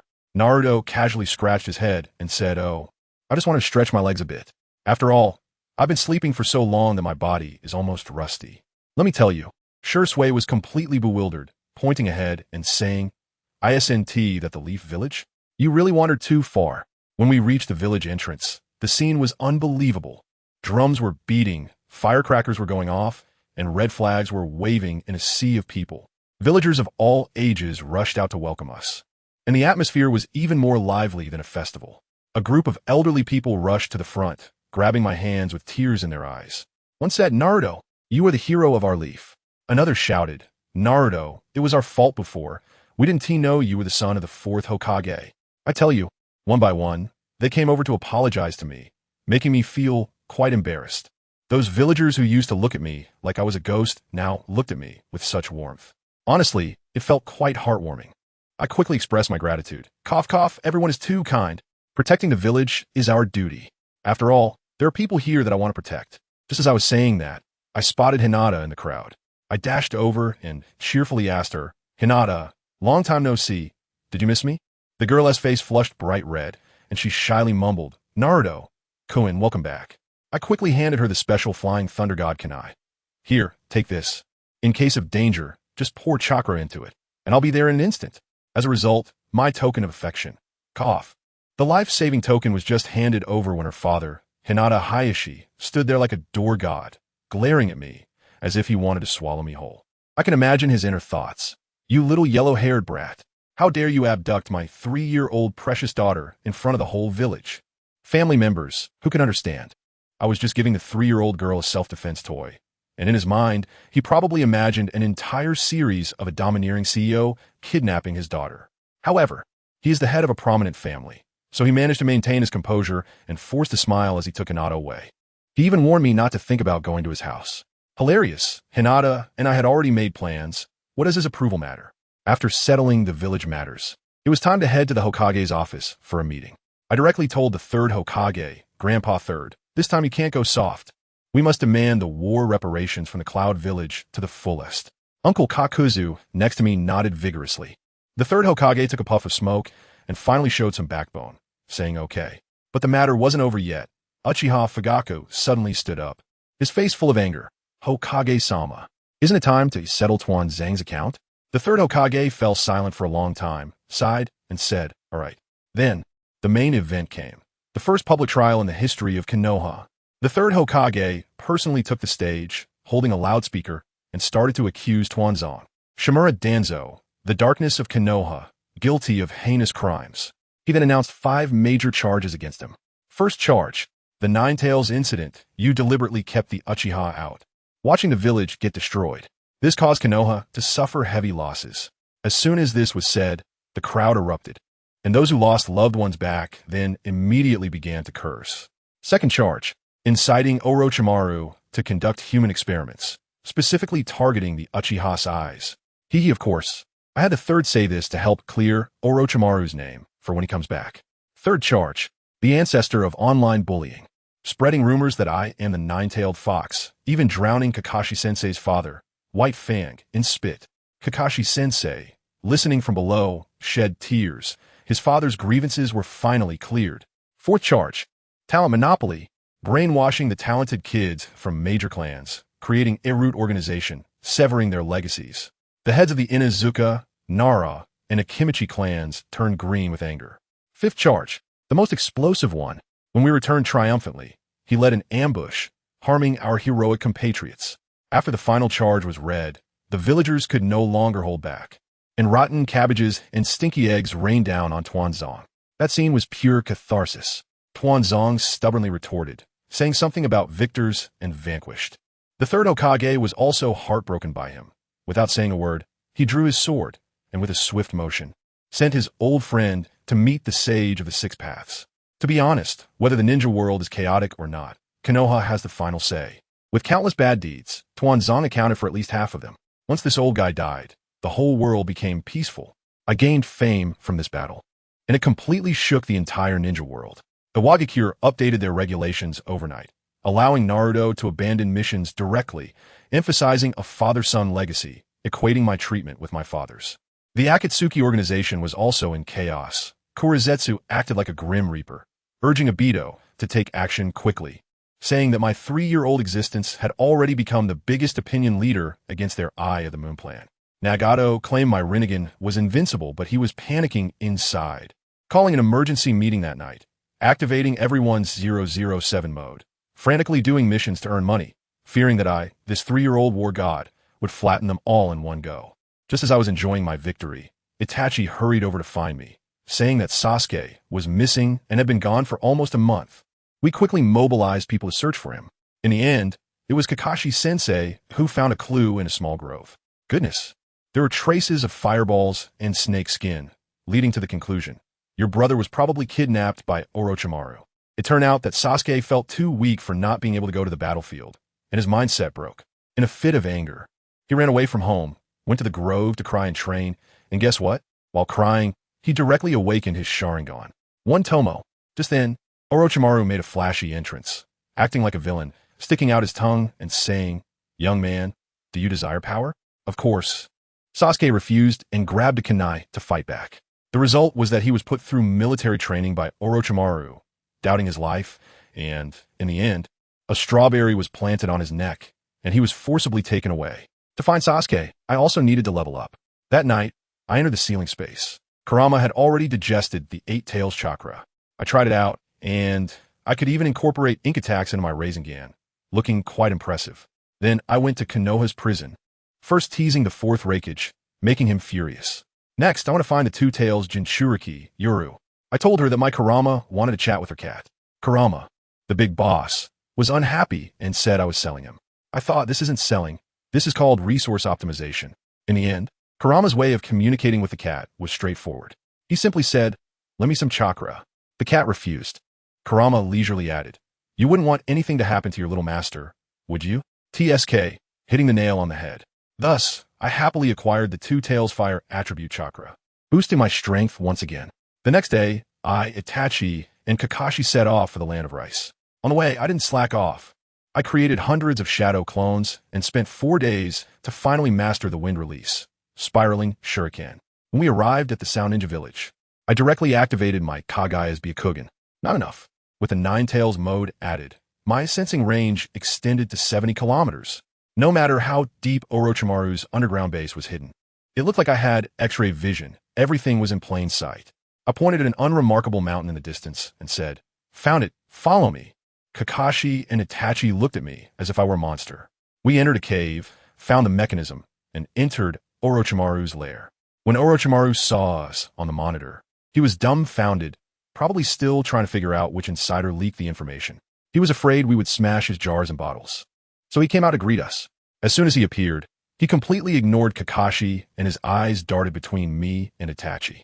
Itachi was anxious and asked where Sasuke was. Orochimaru said not to worry. He would take us to him.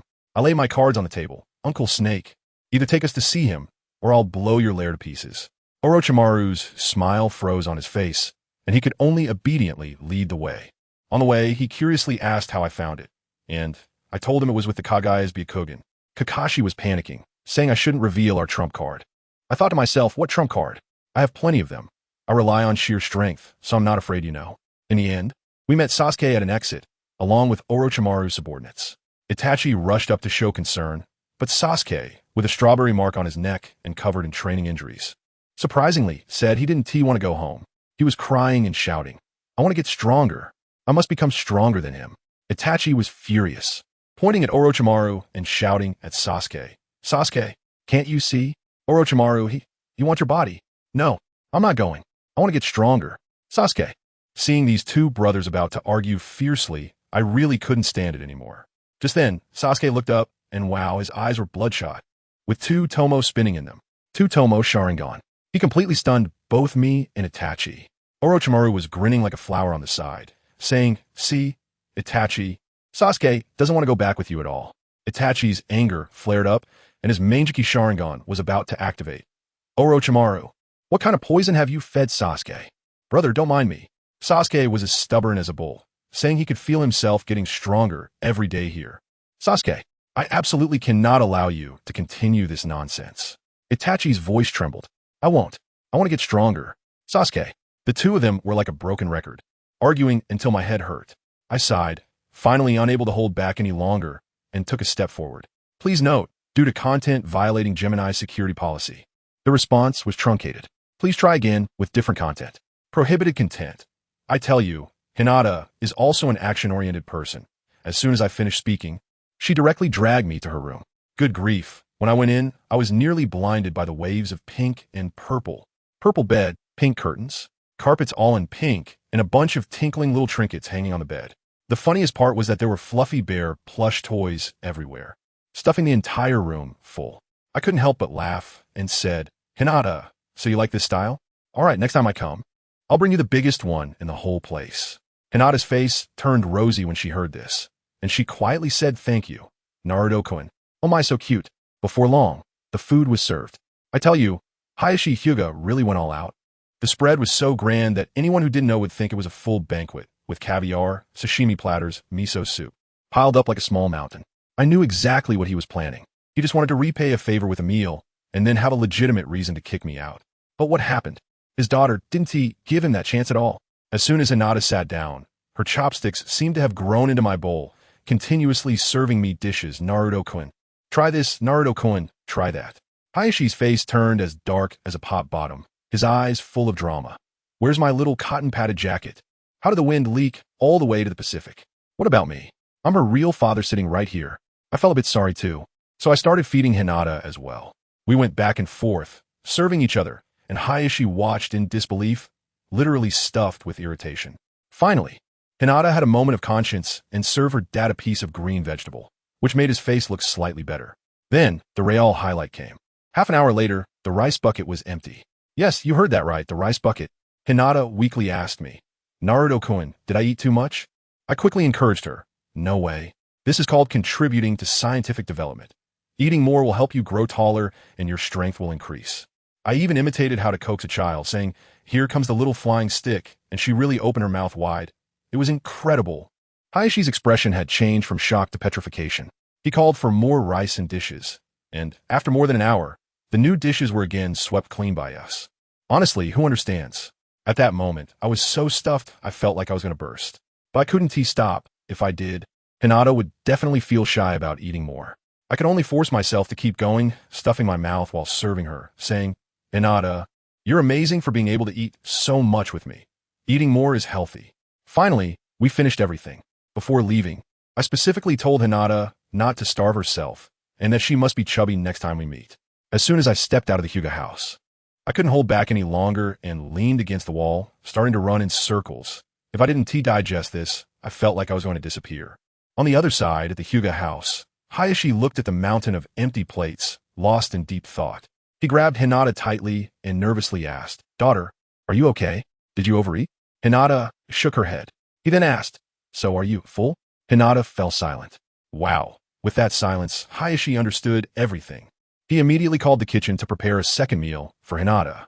It was from that day on that Hayashi truly witnessed his daughter's hidden strength. This was no longer the Hyuga princess. She was practically a human-tailed beast. He finally realized that Hinata's soft punches before were not due to a lack of talent, but because she simply hadn't eaten enough. From then on, the food standards in the Hyuga household skyrocketed, and Hinata transformed into a big bucket of rice eater, needing to use a bucket to eat. It is said that Hayashi looked at the soaring food expenses, worried and losing a few more strands of hair. But the comforting thing was that with a full stomach, Hinata's gentle punches became powerful, increasing several times in strength. The next afternoon, I was bored and decided to visit Hinata again. Just as I arrived at the door, I witnessed a curious scene. Hinata was munching away at her food, while Hizashi was standing beside her like a cheerleader, encouraging her. Hinata, eat more. If it's not enough, Dad will make you more. I felt a bit awkward standing at the door, wondering if I was interrupting their father-daughter bonding time. However, as soon as Hizashi looked up and saw me, his expression instantly changed, and he rushed over to close the door, almost giving me a second rejection. Quick on my feet, I blocked the door and cheerfully greeted him. Hello, Uncle Hizashi. I'm here to play with Hinata. Inside, Hinata heard my voice and immediately shouted, Father, let Naruto-kun in. Hizashi sighed deeply, sounding as if he had exhausted a lifetime's worth of frustration. But in the end, he reluctantly let me in. I quickly pulled out the teddy bear I promised her yesterday and exclaimed, Ding, ding, ding. Look what this is. Hinata's eyes lit up when she saw it, and she jumped up and down with joy, hugging the toy tightly. Hizashi watched from the side, probably cursing me in his mind 1,000 times. Not giving him the chance to continue scowling, I directly invited Hinata. Let us not sit around. Let us go shopping. Hinata immediately gave her father a pleading look, using her big watery eyes to launch a charm offensive. Hizashi couldn't resist and surrendered in seconds. As I held Hinata's hand and stepped outside, Hizashi must have felt a pang of regret. The more he thought about it, the more uneasy he became.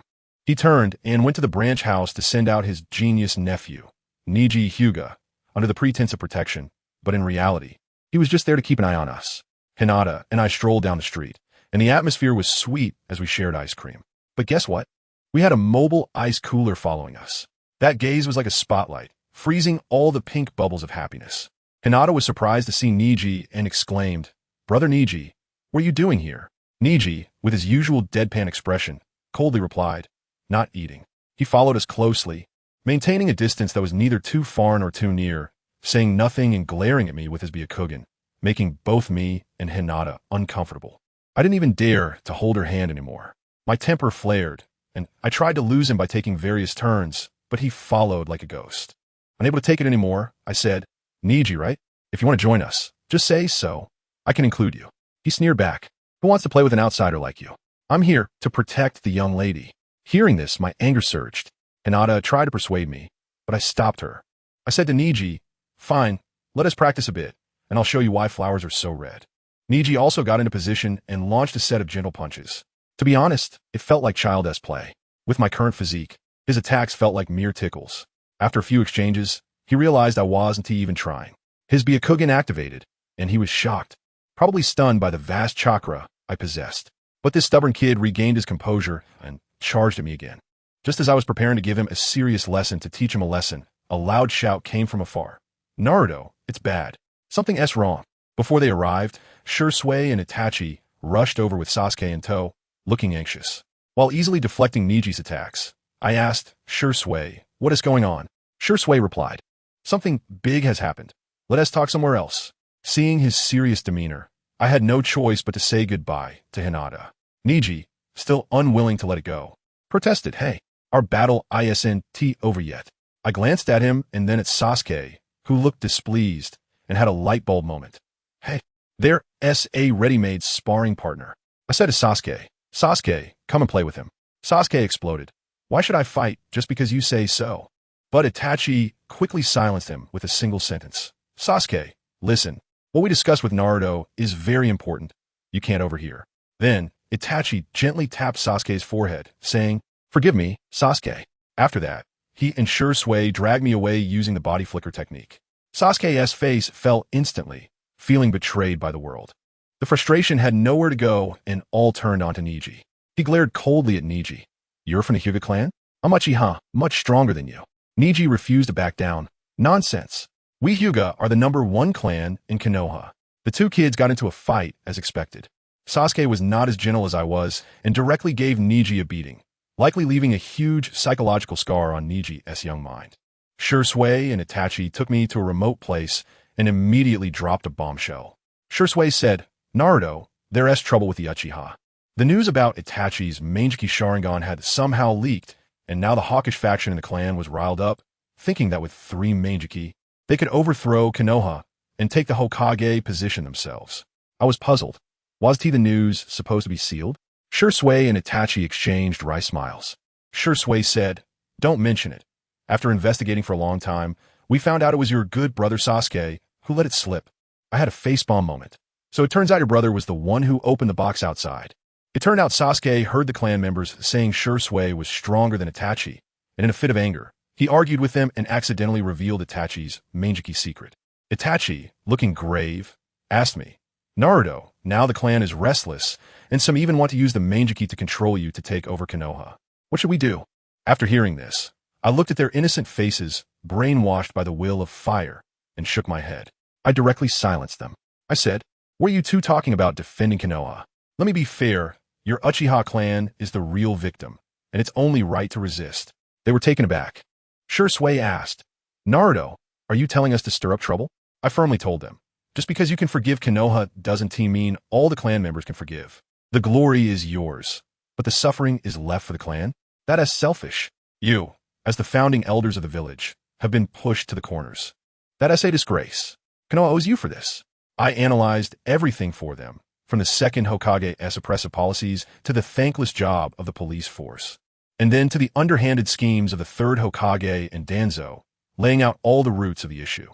I said, "So now that you have the strength, you should resist this injustice and take back what belongs to you." Shursui and Itachi were stunned by my words, feeling like the door to a new world had opened. Itachi asked, "So do we go find father now and support him in pressuring the third Hokage? What if my father wants to be Hokage too?" I thought to myself, wow, he has quite the filial son. I laughed. As a clan leader, he has strength and status. What is wrong with wanting to be Hokage? Why can't he fight for it? In the end, I set the tone for them. First, let us not worry about who becomes Hokage. The first step is to reclaim what you deserve. Make Konoha compensate and return your clan land. If anyone dares to obstruct or use underhanded means, we can take action to suppress it later. These words seemed to awaken Itachi. He chuckled self-deprecatingly and said that his father had wanted to take them to see the Hokage to claim their land yesterday, but he had refused, not expecting his father to be the clearest-headed one. Thus, in the Hokage's office, a dramatic scene unfolded. Uchiha Fugaku, accompanied by Shursui and Itachi, directly blocked the door to the third Hokage's office. Fugaku slammed his hand on the desk and declared, Sarutobi Hiruzen, the Uchiha clan has suffered enough grievances. Today, will you let us return to Konoha or not? The third Hokage is still leisurely smoking and practicing Tai Chi, while the old geezers Mito Gate and Kurinai Shokyo dare to scold Fugaku. Fugaku exploded in anger, pointing at their noses and shouting, Respect? Respect is earned through strength. If you don't agree today, then I demand that Hiruzen step down. And by the way, pay us back everything we are owed, principal and interest. The entire office fell silent. Seeing the situation deteriorate, the third Hokage tried to win over Shursui and Itachi, but these two, whom I personally trained, stood firm in their stance and spoke in unison. That's right. Konoha owes us. The third Hokage saw that these three Manjiki Sharingan users were united, and crushing them was out of the question, so he had to relent. As soon as he agreed to compensation, the two elders beside him turned pale. Why? Because the original territory and resources of the Uchiha had already been embezzled by them, and now asking them to give it back was more painful than killing them. In the end, a complete victory. Konoha not only returned the Uchiha's original clan land and helped with its reconstruction, but also compensated with several prosperous commercial streets, plus several $100 million in mental damages. The fresh money just received from Kyuubi was quickly transferred into the Uchiha's pockets. Fugaku even took the opportunity to pursue the matter of Danzo stealing the Sharingan, forcing the third Hokage and those two elders to empty out more than half of their little treasury just to settle the matter. Let me tell you, after being drained of their wallets, the third Hokage and his old cronies still weren't satisfied and actually came to block me. Asking me what? Asking me who I would help if the Uchiha fought against Konoha. I rolled my eyes so hard, thinking, family, who understands? This is just pure CPUING me. I shot back, fight? That's between you three and the Uchiha. It has nothing to do with Konoha. You still want me to protect you? Dream on, you deserve it. Well, once I said that, the third Hokage and the others were completely out of options and could only obediently pay up. Within a few days, the Uchiha moved back to the center of the village in grand fashion, with the sound of drums and firecrackers everywhere.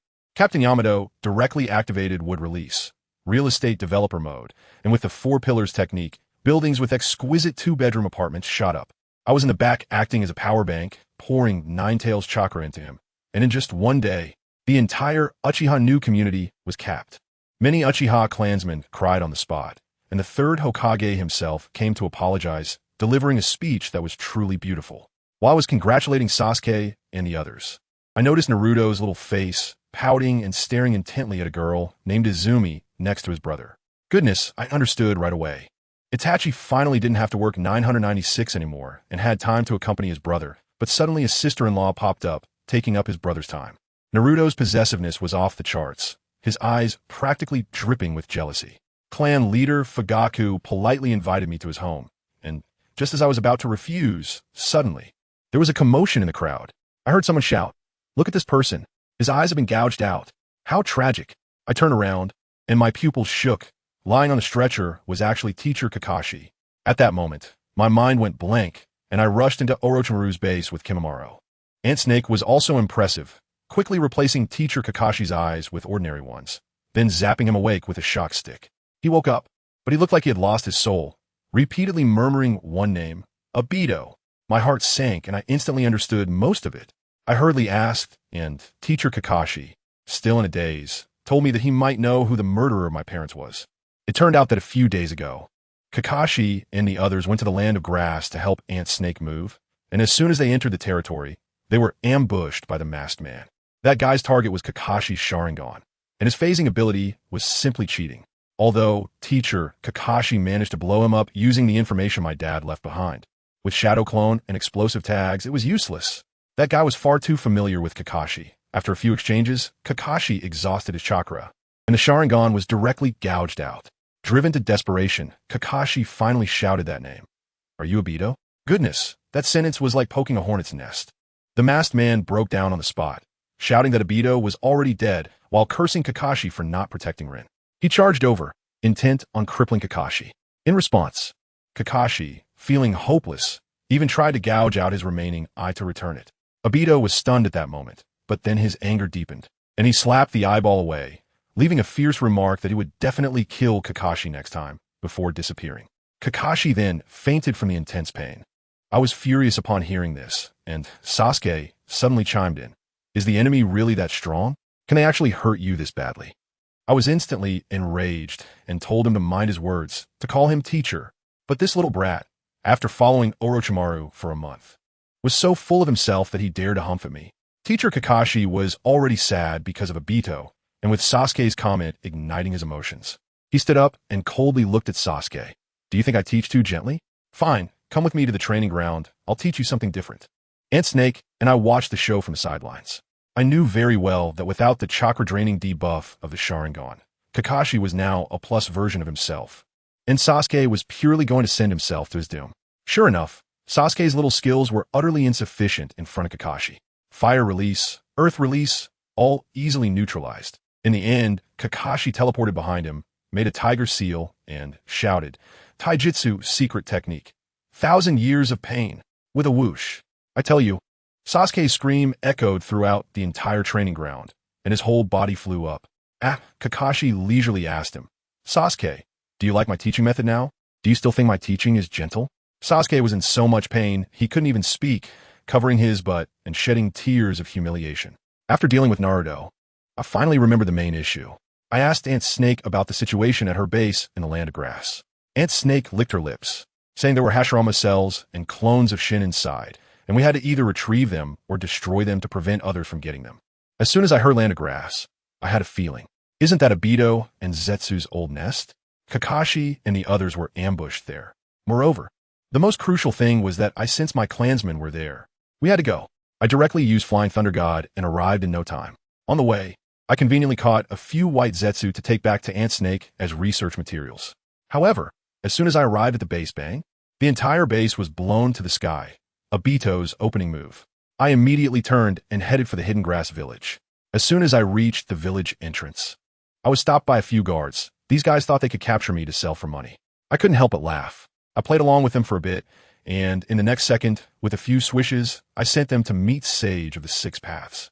I sneaked into the village, using my mind's eye to scan, and quickly found two clansmen whose chakra was very similar to mine, one of whom had a faint aura that was almost gone. Following the sensing, I made my way into a hospital, and good heavens, that scene is something I'll never forget. In a hospital, a group of injured ninjas lined up like they were at a buffet, waiting to bite a woman. That woman was Kin's mother, covered in bite marks, her face pale, looking like she was about to die at any moment. Little Kin was crying beside her, pleading for them to bite her instead and spare her mother.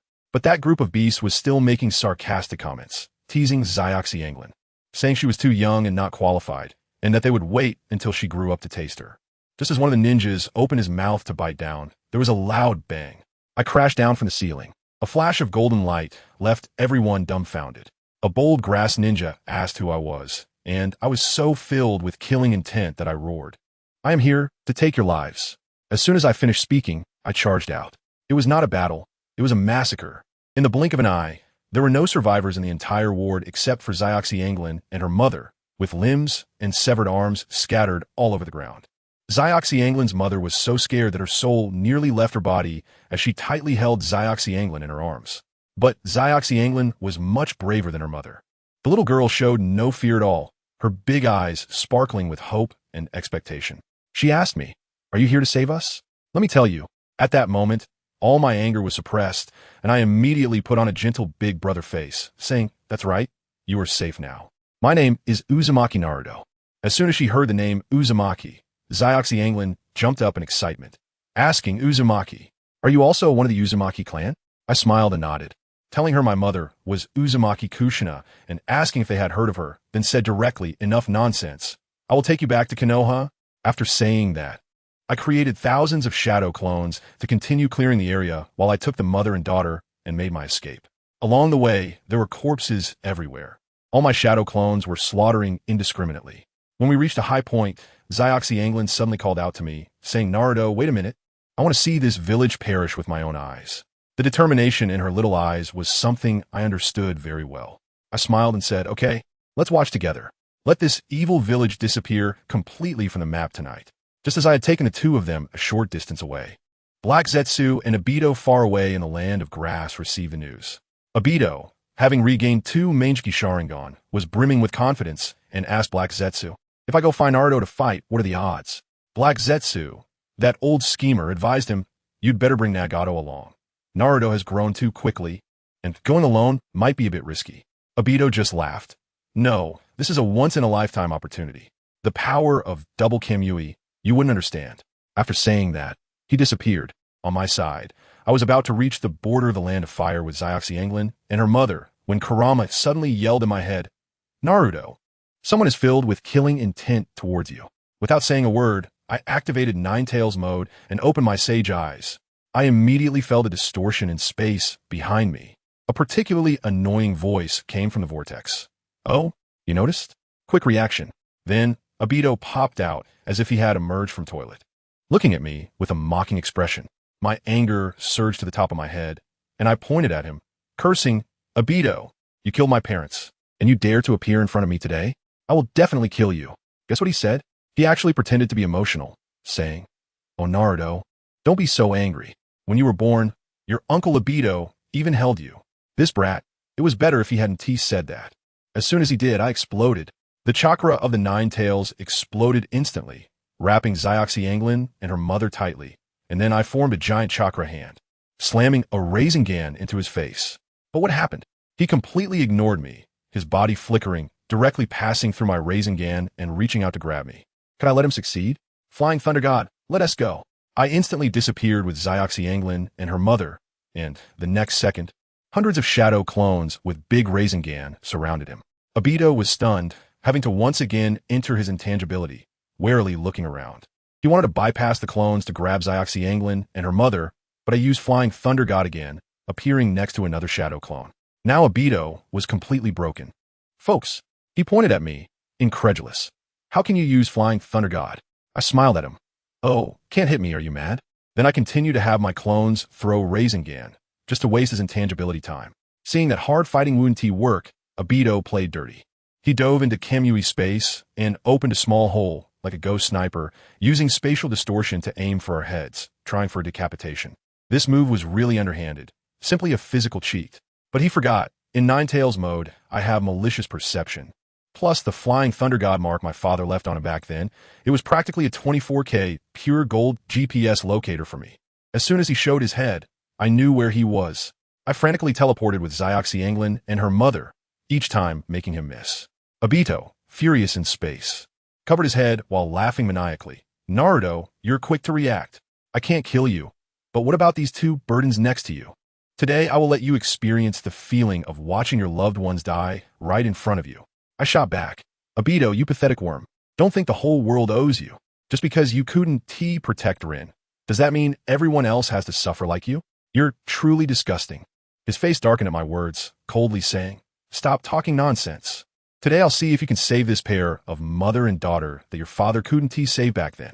After saying that, he jumped out of Kyuubi space, activated his full-body Susanoo, wielding two large swords, his eyes raining down Kyuubi shurikens. Those things even had tracking functions. Thousands of my shadow clones were instantly cut down like vegetables. I could only use my Ninetales chakra hand to protect Zyuxi and her mother, being chased around in a sorry state. Kurama was anxious. Kid, go into Ninetales mode and fight him. I knew very well. No way. If I really turn that big, I just become a live target. Just as those Kyuubi shurikens were about to catch up to me, I gritted my teeth, made a big circle, and while charging toward Obito, I threw a bunch of Flying Thunder God kunai around him. At the same time, I formed a smaller-tailed beast ball, Raisen Shuriken in my hand. When Obito saw my posture, he recalled how my father had beaten him with the second stage of Flying Thunder God. Looking down at me, Naruto, do you think I would fall for the same trick again? He used Kyuubi to absorb all the kunai into the other space, confirming there were no marks nearby before swinging his Susanoo sword at me, confidently shouting, This time you have no tricks. Just as his sword and my Raisen Shuriken were about to collide, and the shurikens were almost on my face, I vanished again, instantly appearing behind him. Flying Thunder God. Obito's eyes were about to pop out. What? I sneered. Obito, don't you know? The Flying Thunder God, mark never disappears. Before my words had finished, my tailed beast ball, Raisen Shuriken slammed into the back of his Susanoo's head. He tried to phase out a dodge, but it was already too late. Even worse, the few tracking shurikens he had thrown also came back and hit him. Boom! A loud explosion and the space twisted. As the smoke cleared, Obito's Susanoo shattered to pieces, and he barely managed to activate Izanagi at the last moment, wasting an eye to save his life, shouting from afar, "Naruto, next time we meet, I will definitely kill you." Then he fled with his tail between his legs. I watched the direction he disappeared in and sighed with relief. Goodness, the dual divine might is really difficult to handle. Fortunately, my father had left a backup plan. Early the next morning, I took Xianglin and her mother back to Konoha, heading straight for Orochimaru's laboratory. As soon as Orochimaru saw me, his tongue flicked across his lips like a venomous snake. "Tisuke, Naruto-kun, you went to the land of grass and ended up annihilating their country. Huh?" I couldn't be bothered to argue with him. "All right, let's get them checked out."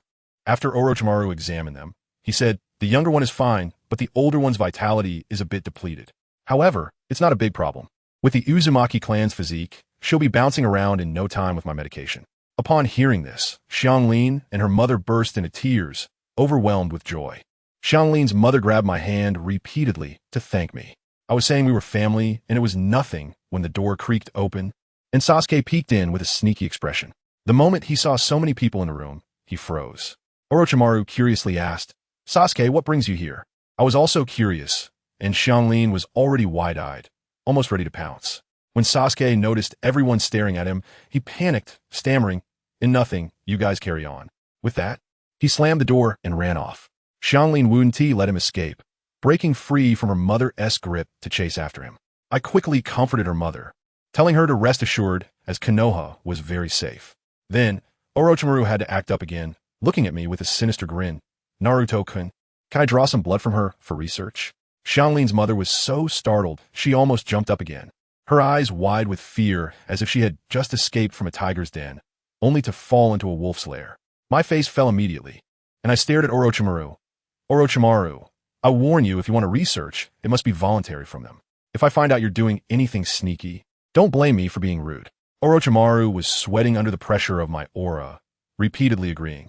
Xianglin's mother was so moved, she said drawing a vial of blood to repay me would be acceptable, but I stopped her, saying she should focus on recovering first. On the other hand, Sasuke was feeling regretful after rushing out. He had come to find Orochimaru early in the morning because he didn't want to be seen and wanted him to treat the injury he got from Kakashi's 1,000 years of death. Who understands the struggles of family? The poor kid was tormented both physically and mentally. His butt hurt so much he could barely walk straight, and the psychological trauma was immense. For the sake of his pride, he had to pretend nothing was wrong in front of others, just as he was regretting his decision. Xianglin caught up with him and immediately noticed his awkward walking posture. "Hello, are you Sasuke? You seem injured?" And no. Sasuke flared up like a cat whose tail had been stepped on, his body stiffening as he tried to maintain his composure. When Xianglin saw Sasuke's handsome face, her heart raced, and her cheeks flushed as she shyly asked, "My name is Xianglin. Can we be friends?" Sasuke thought to himself that this girl was able to hang out with Naruto and Orochimaru, so she must be someone special, and he agreed. Xianglin asked again, "Sasuke, are you injured? I saw you walking awkwardly just now." Sasuke was so embarrassed he felt like he could dig 3 rooms and a hole into the ground with his toes. Just when he was thinking of making a run for it, Xianglin's next words were like a blessing from heaven. She extended her arms sincerely and said, "Sasuke, don't be shy. If you're hurt, just bite me. I can heal you."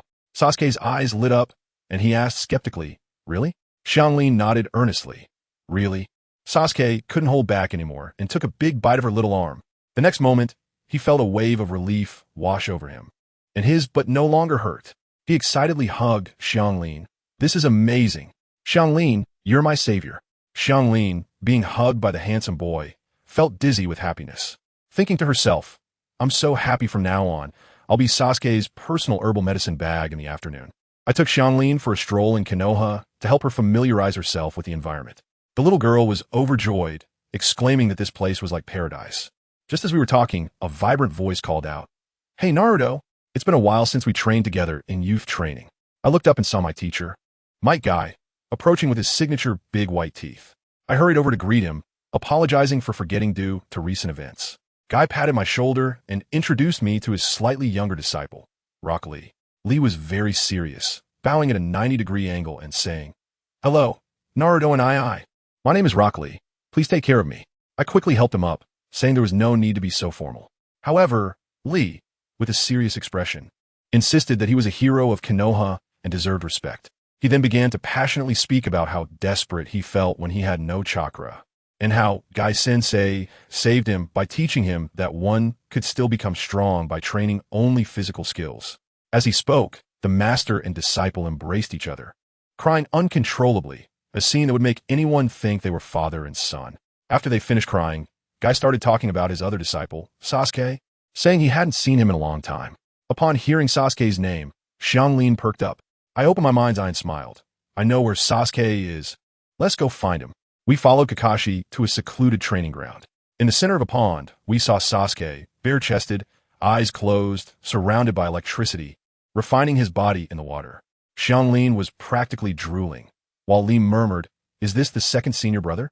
So impressive." Gai, however, looked grave, saying the training was too dangerous. Kakashi sighed, saying Sasuke was too stubborn to be stopped, and they could only watch from the side.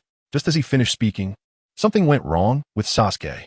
He let out a muffled groan, and the electricity around him went haywire, zipping around chaotically. Sasuke! We were all startled. Xianglin, without thinking, screamed and was about to jump in the pond. Kakashi shouted, "Stop!" But it was too late. Xianglin had already splashed in. The next second, the pond was filled with electric sparks, and we heard Xianglin's satisfied moan. Is this feeling of being electrocuted love? Let me tell you, while Xianglin was still in the water getting shocked, I could no longer watch and directly extended 2 huge chakra hands from my 9 tails to fish Sasuke and Xianglin out of the water. Once on shore, Xianglin was so eager, she immediately extended her arm towards Sasuke's mouth, her gaze full of concern as if she were about to perform CPR on him right there. Sasuke, not being polite at all, took a big bite, and his injuries instantly healed. Watching this, I couldn't help but frown, and Naruto exploded. Hey, Sasuke, can you be a little gentler? That's a human arm, not a chicken leg. Just as Sasuke snapped back to reality, he looked bewildered and asked, Naruto, Xianglin, and Gai Sensei, what are you all doing here? Gai, with a big smile, pushed Rock Lee out from behind him, excitedly saying, Sasuke, let me introduce you to my new disciple, Lee. Don't be fooled by his lack of ninjutsu. His talent in taijutsu is incredible. We specifically brought him here to meet you. Lee, feeling nervous like he was about to take an exam, bowed at a 90-degree angle. Hello, my name is Rock Lee. Please take care of me. What do you think Sasuke said in response? He impatiently replied, Is that all? Don't waste my training time. I was infuriated hearing this. And Naruto exploded right there, pointing his finger at Sasuke. Sasuke, is that how you talk to people? Hello, Teacher Kai brought someone here with good intentions. What kind of attitude is this? Also, how long has it been since you practiced body technique with Teacher Kai? Be careful not to be surpassed by this junior. Shioli. After hearing this, Sasuke curled his lips in disdain. Just him? Huh. Let me tell you, ever since this kid learned that lightning release to activate his cells, his physical abilities have improved, and he is starting to get carried away again. Teacher Kai was so angry that he was about to transform into a Super Saiyan on the spot, pointing at Sasuke and shouting, Sasuke, how can you say that about Xiaoli? Apologize to him right now. And Sasuke? It was as if he didn't hear anything. Just then, Kakashi, lurking behind Sasuke, rubbed his hands ominously and said softly, Sasuke, I think your butt is itching again? Good heavens, upon hearing this, Sasuke shuddered all over and instinctively covered his butt. Immediately backing down, no. I apologize. Is that enough? But our Xiaoli isn't falling for this. He clenched his fists, and his anger exploded. I don't need your hypocritical apology. Don't underestimate me. Hard work can surpass genius. Teacher Kai, listening from the side, was filled with excitement. Shouting back, That's right, Xiaoli. Hard work can surpass genius. I've fought against Kakashi, that genius, for so many years, and I've won more times than he has. Kakashi, sweating coldly beside them, faced Sasuke's suspicious gaze and forced a smile. Yes, that's right. Xiaoli was pumped up like he had just been injected with adrenaline. Yes, I will work hard to surpass Teacher Kai, and then defeat Sasuke. As a result, Sasuke became even more spirited, directly mocking. Even if you're right, it only shows that Kakashi isn't genius enough. If hard work were useful, what would we need geniuses for? Saying this, he activated his Sharingan and laughed wildly. And I am the one and only genius of the Uchiha clan. Besides Naruto, I don't believe anyone else at this age can defeat me. As soon as this was said, the whole place fell silent. But Naruto wouldn't let it slide. Stepping up and patting Xiaoli on the shoulder, fired up, Sasuke, you're too arrogant. Chioi, Listen. 30 years in the East, 30 years in the West. Don't underestimate the youth. Let us make a 3-year pact. 3 years later, defeat him. Shaoli was completely ignited by Naruto's words, his eyes blazing, staring at Sasuke like a fierce tiger. Sasuke, give me 3 years. I will definitely make you understand that hard work can surpass genius. Sasuke sneered. Fine. I'll give you 3 years. Let us see how you defeat me. In a flash, 2.5 years passed, family. In these 2.5 years, the ninja world was calm, and Naruto wasn't idle. Now he is 6 years old, and due to the Nine Tails chakra and proper nutrition, his height has shot up to 1 meter 3, with physical abilities surpassing that of an average Jainin. He learned a lot of sealing techniques from his dad Minato and caught up on all the basic ninja knowledge. Let me tell you, Naruto is a pure social butterfly. Using his Kagaya's Byakugan as a radar, he gathered all the original 12 strong together, creating opportunities for encounters whenever he could. Now, these kids haven't even entered the ninja school yet, and they've already formed a tight-knit group. One afternoon, Naruto was lying under a tree with Shikamaru and the chubby Dingy, relaxing. Dingy chewed on potato chips and asked, Naruto, how did you know Neji and the others skipped class again? Naruto lazily replied, with a blade of grass in his mouth. Just guessed. Dingy looked at him in admiration. Wow, you can even guess that. Shikamaru rolled his eyes, thinking, I believe you, you're right. His dad Shikaku has praised Naruto many times in front of him, so he already knew Naruto was extraordinary. Of course, Naruto wasn't just guessing. With his Byakugan activated, he was monitoring all of Konoha. He felt the gentle breeze, closed his eyes, and felt like he was charging up, filled with power. Suddenly, he jumped up energetically and said, Let us go. Find Neji and the others. On the other side at the training ground, Neji, Shaoli, and Tion, the trio skipping class, were practicing hard. Tion, with a worried frown, said, We skip class again? Will Irika-sensei be mad? Shaoli, sweating profusely, raplia. No, I must defeat Sasuke. Learning those things in school is simply a waste of time. I must give it my all in the remaining half year. Let me tell you, Shaoli has been able to train so diligently these past 2.5 years, all thanks to Naruto using the Nine Tails chakra to recharge him, helping him recover from fatigue. Otherwise, his body would have been worn out long ago. Neji chimed in, That's right. I also want to defeat Sasuke. Just then, as they were practicing, Naruto and the others arrived. Shaoli was overpowering Neji with his body technique, but when Neji activated his gentle fist, performing the 8 trigrams 32 palms, he turned the situation around, causing Shaoli to almost lose his balance. As the two were about to continue, Might Guy suddenly appeared. Looking stern, Shaoli, Irika said you skipped class again. Shaoli looked dejected. I'm sorry, Teacher Kai. There are only 6 months left until my duel with Sasuke. I want to become stronger. Upon hearing this, Teacher Kai's anger instantly dissipated, replaced by immense pride. He placed his hands on Shaoli's shoulders. Shaoli, I can feel your burning youth. Since you desire strength so much, then good. Today, I will officially teach you the 8 gates of Duinjia. After saying this, he waved to Naruto. Naruto, come here too. I'll teach you both together. The 3-year pact has arrived as scheduled. The duel arena was packed with people. Cheering for Sasuke were Ino, Sakura, and a few others. Cheering for Shaoli was a large crowd, including Neji, Dingy, and Tion, all came support him. Naruto was also shouting, Shaoli, go for it. Give Sasuke a good beating. Sasuke was initially quite pleased, especially when he saw his brother Itachi had also come. However, upon hearing Naruto's words, his face instantly darkened, and he was roaring inwardly, Damn, Naruto, you traitor. You're not cheering for me. He glared at Shaoli. The 3 years are up. Let me show you the gap between us. The match began. Sasuke charged in first with a punch, but what happened? Shaoli dodged it at lightning speed, countering with a whirlwind kick. Sasuke was stunned. So fast. Just as he dodged, Shaoli landed and followed up with a backflip kick. Sasuke raised his hand to block, but was sent staggering back, and before he could regain his balance, Shaoli rushed in and kicked him squarely in the face. Awesome. Shaoli.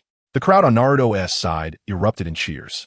Sasuke got up from the ground. His expression changed.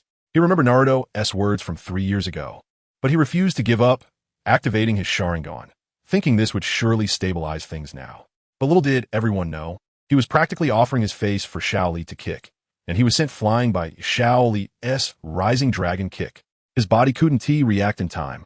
After a hard landing, he was hit by Shaoli's elbow strike to the waist, causing him to wince in pain. Sasuke panicked and activated lightning release to boost his cells, finally catching up a bit in speed. He threw a punch, and there was a muffled thud, feeling like hitting an iron plate, almost breaking his hand. Sasuke shouted, "Did you wear protective gear?" Xiaoli looked innocent. "No, if that hurt you. Then I'll take it off." Saying this, he unfastened the weights on his legs.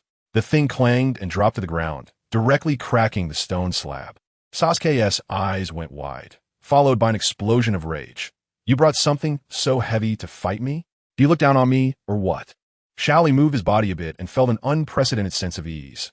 "Come on, Sasuke, you should use ninjutsu, otherwise you won't have a chance." Sasuke stubbornly charged forward, only to hit nothing but afterimages, and was instantly kicked in the back.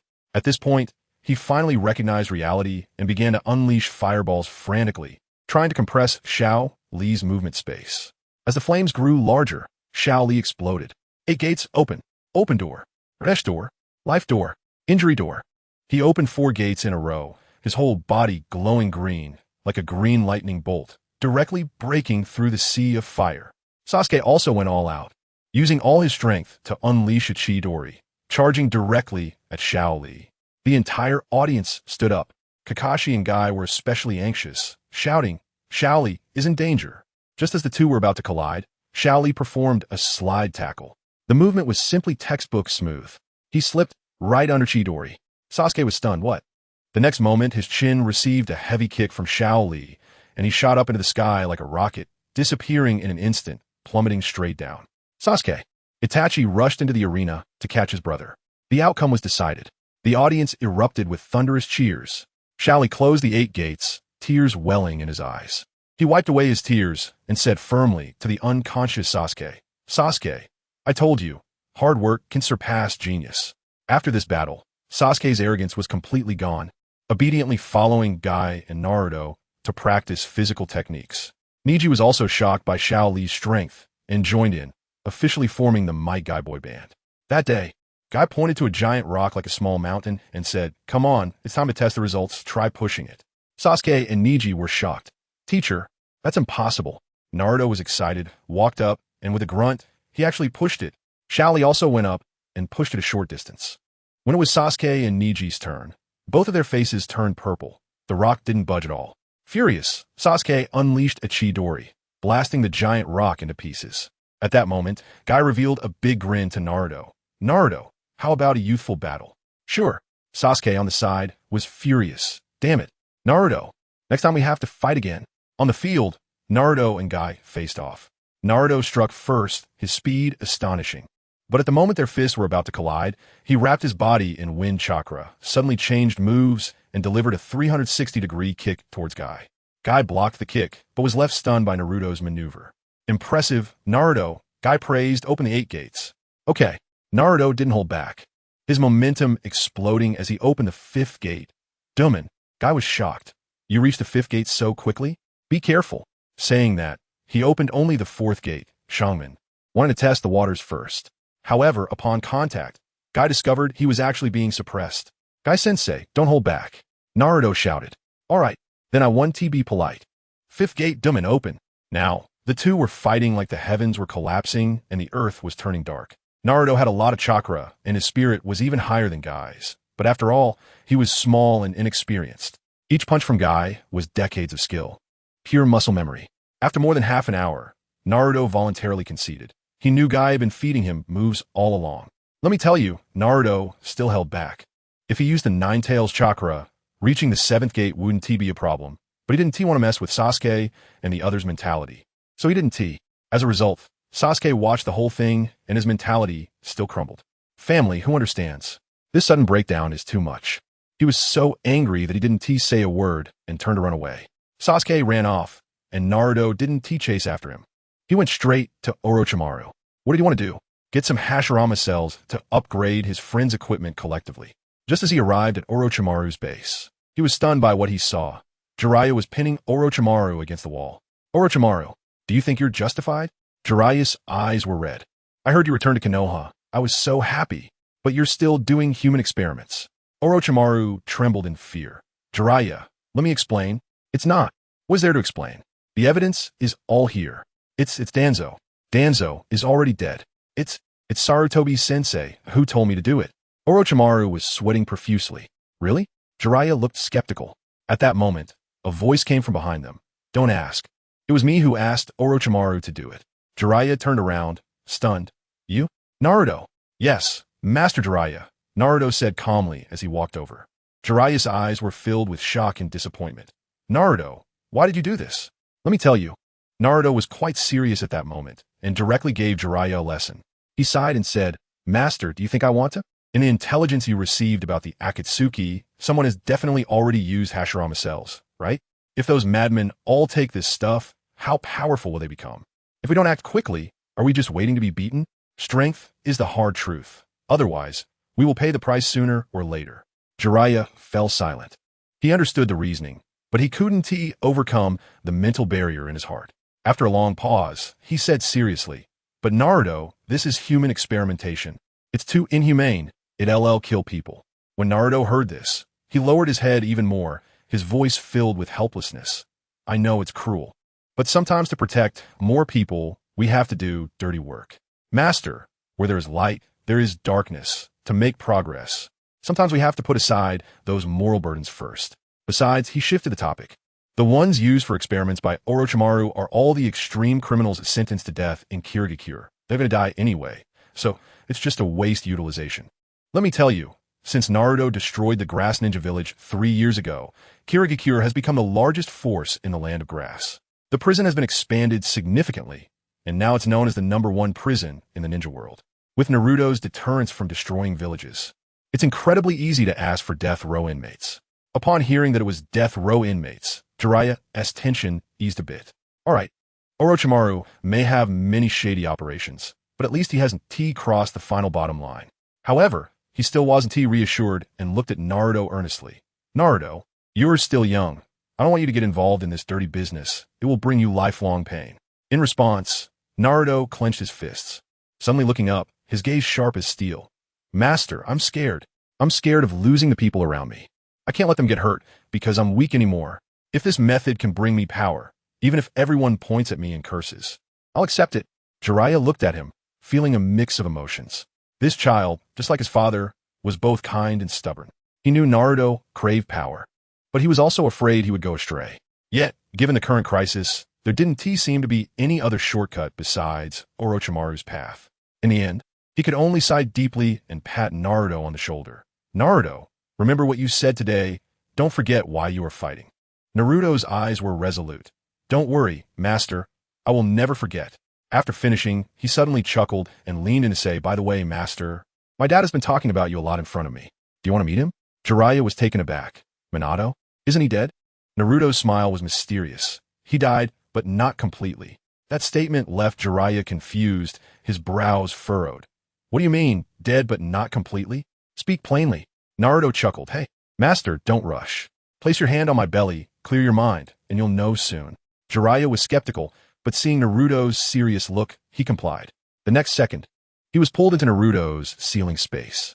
Upon opening his eyes, he saw a handsome blonde guy standing there, a face he was all too familiar with. Jiraiya's eyes nearly popped out as he exclaimed, Minato, how could it be you? Meanwhile, outside, Orochimaru was resting his chin on his hand, his gaze scanning Naruto and Jiraiya like x-rays, muttering, Minato is dead. But not completely dead? I'm very interested in that. But Naruto ignored him and directly asked, Orochimaru, how's the research on the Hashirama cells going? Orochimaru snapped back to reality and introduced seriously, we have results. We extracted and cultivated a batch of cells from white Zetsu, which are very similar to Hashirama cells and can enhance physical abilities. However, Hashirama cells are too risky. The energy is too strong for an average person to handle, and they directly turn into a tree person. Hearing this, Naruto was delighted. After all, he was the god of ninjas, with Hashirama's cells all over him, right? He continued to ask, did you try to merge them? Of course, Orochimaru replied, his eyes shining. We've developed a new type of cell that combines the powerful vitality of Hashirama cells with the adaptability of white Zetsu, significantly increasing the success rate of injections into the human body. Naruto's eyes lit up. Doesn't that mean more people can use this power? Orochimaru nodded. Exactly. And it can also heal illnesses and repair tissues with immense medical value. He added, however, there are still requirements. White Zetsu cells can work with a Genin's body, but have average effects. Our new cells require Chunin's body. Pure Hashirama cells can only be handled by Jonin at least, but they're the most effective. Naruto waved his hand. All right, Orochimaru. Discuss it with the third Hokage and start using it. Orochimaru smiled slyly. How about I give you a shot right now? No need. Naruto shook his head. I don't need it yet. I'll let you know when my progress slows down. First, arrange it for Sasuke and Itachi, and have Itachi supervise during the injection. His Sharingan can prevent accidents. Itachi, huh? Orochimaru's gaze flickered for a moment, but quickly returned to normal. Just then, Jiraiya woke up. When he opened his eyes, his expression was so gentle it could melt water. He touched Naruto's hair and softly said, "You've grown up." Naruto felt warm inside and curiously asked, "Master, what did you and my dad talk about?" Jiraiya smiled. "Don't rush. I'll tell you while we eat." "Naruto, I'm sorry it took me so long to come see you." Naruto quickly shook his head. "It's fine, Master. You're busy. I can take care of myself now." Jiraiya smiled with relief. "All right, this isn't the place for talking. Let's go eat, I'll treat you." After saying that, he greeted Orochimaru and took Naruto away. A few days later, Orochimaru had discussed and finalized things with Sarutobi Hiruzen. To make it sound better, they renamed the cells to gene enhancement agents, divided into 3 versions, 1, 2, and 3. This was quite like selling phones with standard Pro and Pro Max versions. Once these agents were released, Konoha's overall strength skyrocketed. In Ichiraku Ramen, Naruto was wolfing down his food. He shouted to the owner, "Uncle Ichiraku, another bowl." Jiraiya watched him eat like a starving ghost and laughed, offering him some of his chashu. "Slow down, don't choke." Naruto mumbled a thank you and couldn't help but ask again, "By the way, Master, what did you really talk about with my dad?" Jiraiya sighed, looking guilty. "Your dad asked me to take good care of you. To be honest, I've been a negligent master." Naruto grinned. "It's okay, Master, you're busy. I've grown up now, right?" Jiraiya reflected. "Yes, you're even stronger than Minato was back then. I hear your name everywhere." Naruto scratched his head awkwardly, and Jiraiya saw Minato's shadow in him. Naruto took the opportunity to say, "Then please continue to guide me, teacher." The title teacher made Jiraiya's heart skip a beat. The prophecy of the great toad flooding his mind. The child of destiny will be his own disciple. Could Naruto be? Seeing Naruto calling him, Jiraiya snapped back to reality and shook his head. Naruto curiously asked, "By the way, teacher, Orochimaru said you've been looking for the child of destiny. Is that true? Do I look like one?" Jiraiya's gaze suddenly became complex. "It's possible, but I don't want to definitively say you are." "Why not?" Back then, Jiraiya's voice was filled with painful memories. "I believe Nagato was, and he died. Later, I believe Minato was, and he also died. I lost too many important people. I don't want to easily label anyone as such. Perhaps destiny requires all of us to create it together." Naruto understood and firmly said, "I get it. No matter what, I will do my best. That's my ninja way." Jiraiya smiled with satisfaction, patting his shoulder. "Good kid. You truly are my disciple." After finishing the ramen, as they were about to part ways, Jiraiya suddenly took out a key from his pocket. "By the way, Naruto, this is the key your dad asked me to keep for you back then. It's time to give it to you." Naruto took the key, not even bothering to digest his food, and dashed home, ready to unlock the door. He jumped onto his bed and directly entered the ceiling space. "Dad, I got the key. Can Mom come out now?" Minato smiled and nodded. "Yes, Naruto, it's time for our family to reunite." With excitement, Naruto used the key to unlock the gate sealing the Nine Tails. In an instant, the terrifying chakra of the Nine Tails surged out, and Naruto felt his connection with Kurama instantly become unblocked. However, the scene fell silent, and Kushina did not appear. Naruto panicked. "Dad, where's Mom? Why isn't she out yet?" Minato scratched his head awkwardly. She might not have triggered the barrier I set." This operation left him baffled. Both Naruto and the Nine Tails were speechless. Minato forced himself to explain. "This was another insurance I set before I died. You probably need to be corrupted by the Nine Tails malicious chakra for your body to be taken over to trigger it. At that time, Kushina will sense it and come out to save you." Nine Tails.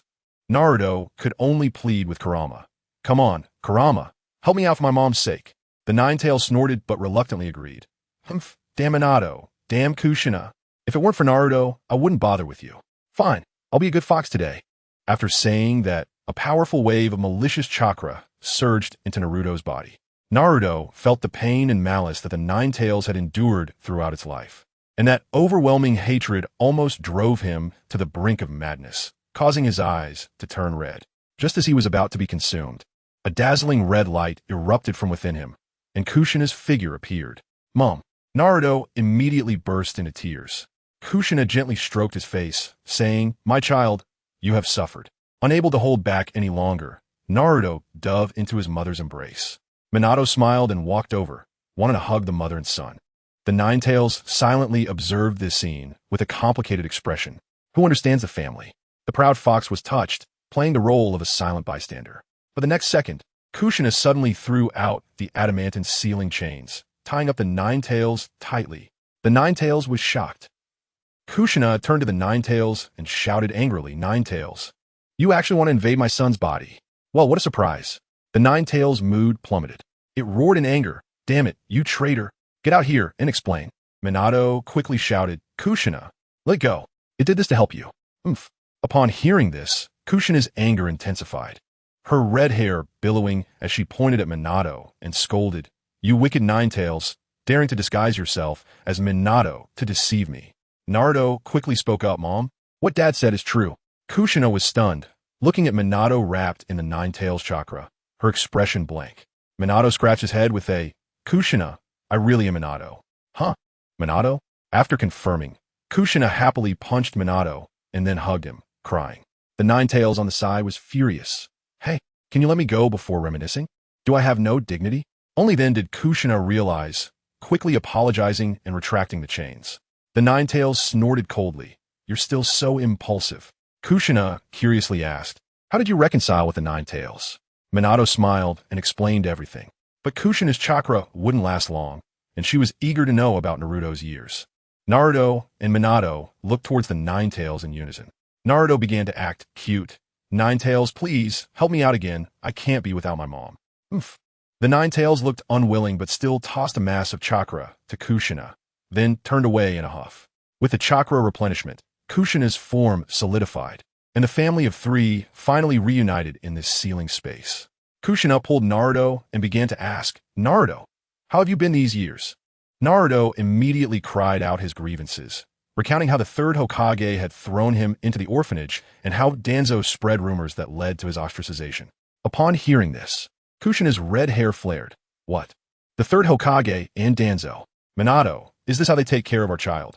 Minato quickly calmed her down, saying that Danzo was dead and that things weren't that serious. Naruto, also worried about his mom, smiled and said, "Mom, don't worry. I'm now the great hero of Konoha. And I had a girlfriend." "Really? How old? You have a girlfriend?" Kushina was instantly excited, her gossiping spirit ignited. "Hinata? How is she? I have to keep a close eye on you." Minato smiled and said, "I've met her, the daughter of the Hyuga family. She's a very nice girl." Naruto also looked happy. "Hinata is very cute. She's the one I want to protect for a lifetime, just like Dad loves you." Kushina was sweetened by this, teasing him. "So who do you love more, Hinata or Mom?" Naruto immediately got stuck. As they talked, they brought up the night of the Ninetales. Kushina got angry just mentioning the masked man, and Minato solemnly told her, "Kushina, actually that masked man is Obito." "What? Obito? Isn't he dead?" Kushina was shocked. After Naruto explained the whole story, Kushina exploded with anger. "What does Rin's death have to do with our family? That bastard. I even invited him to our home for dinner.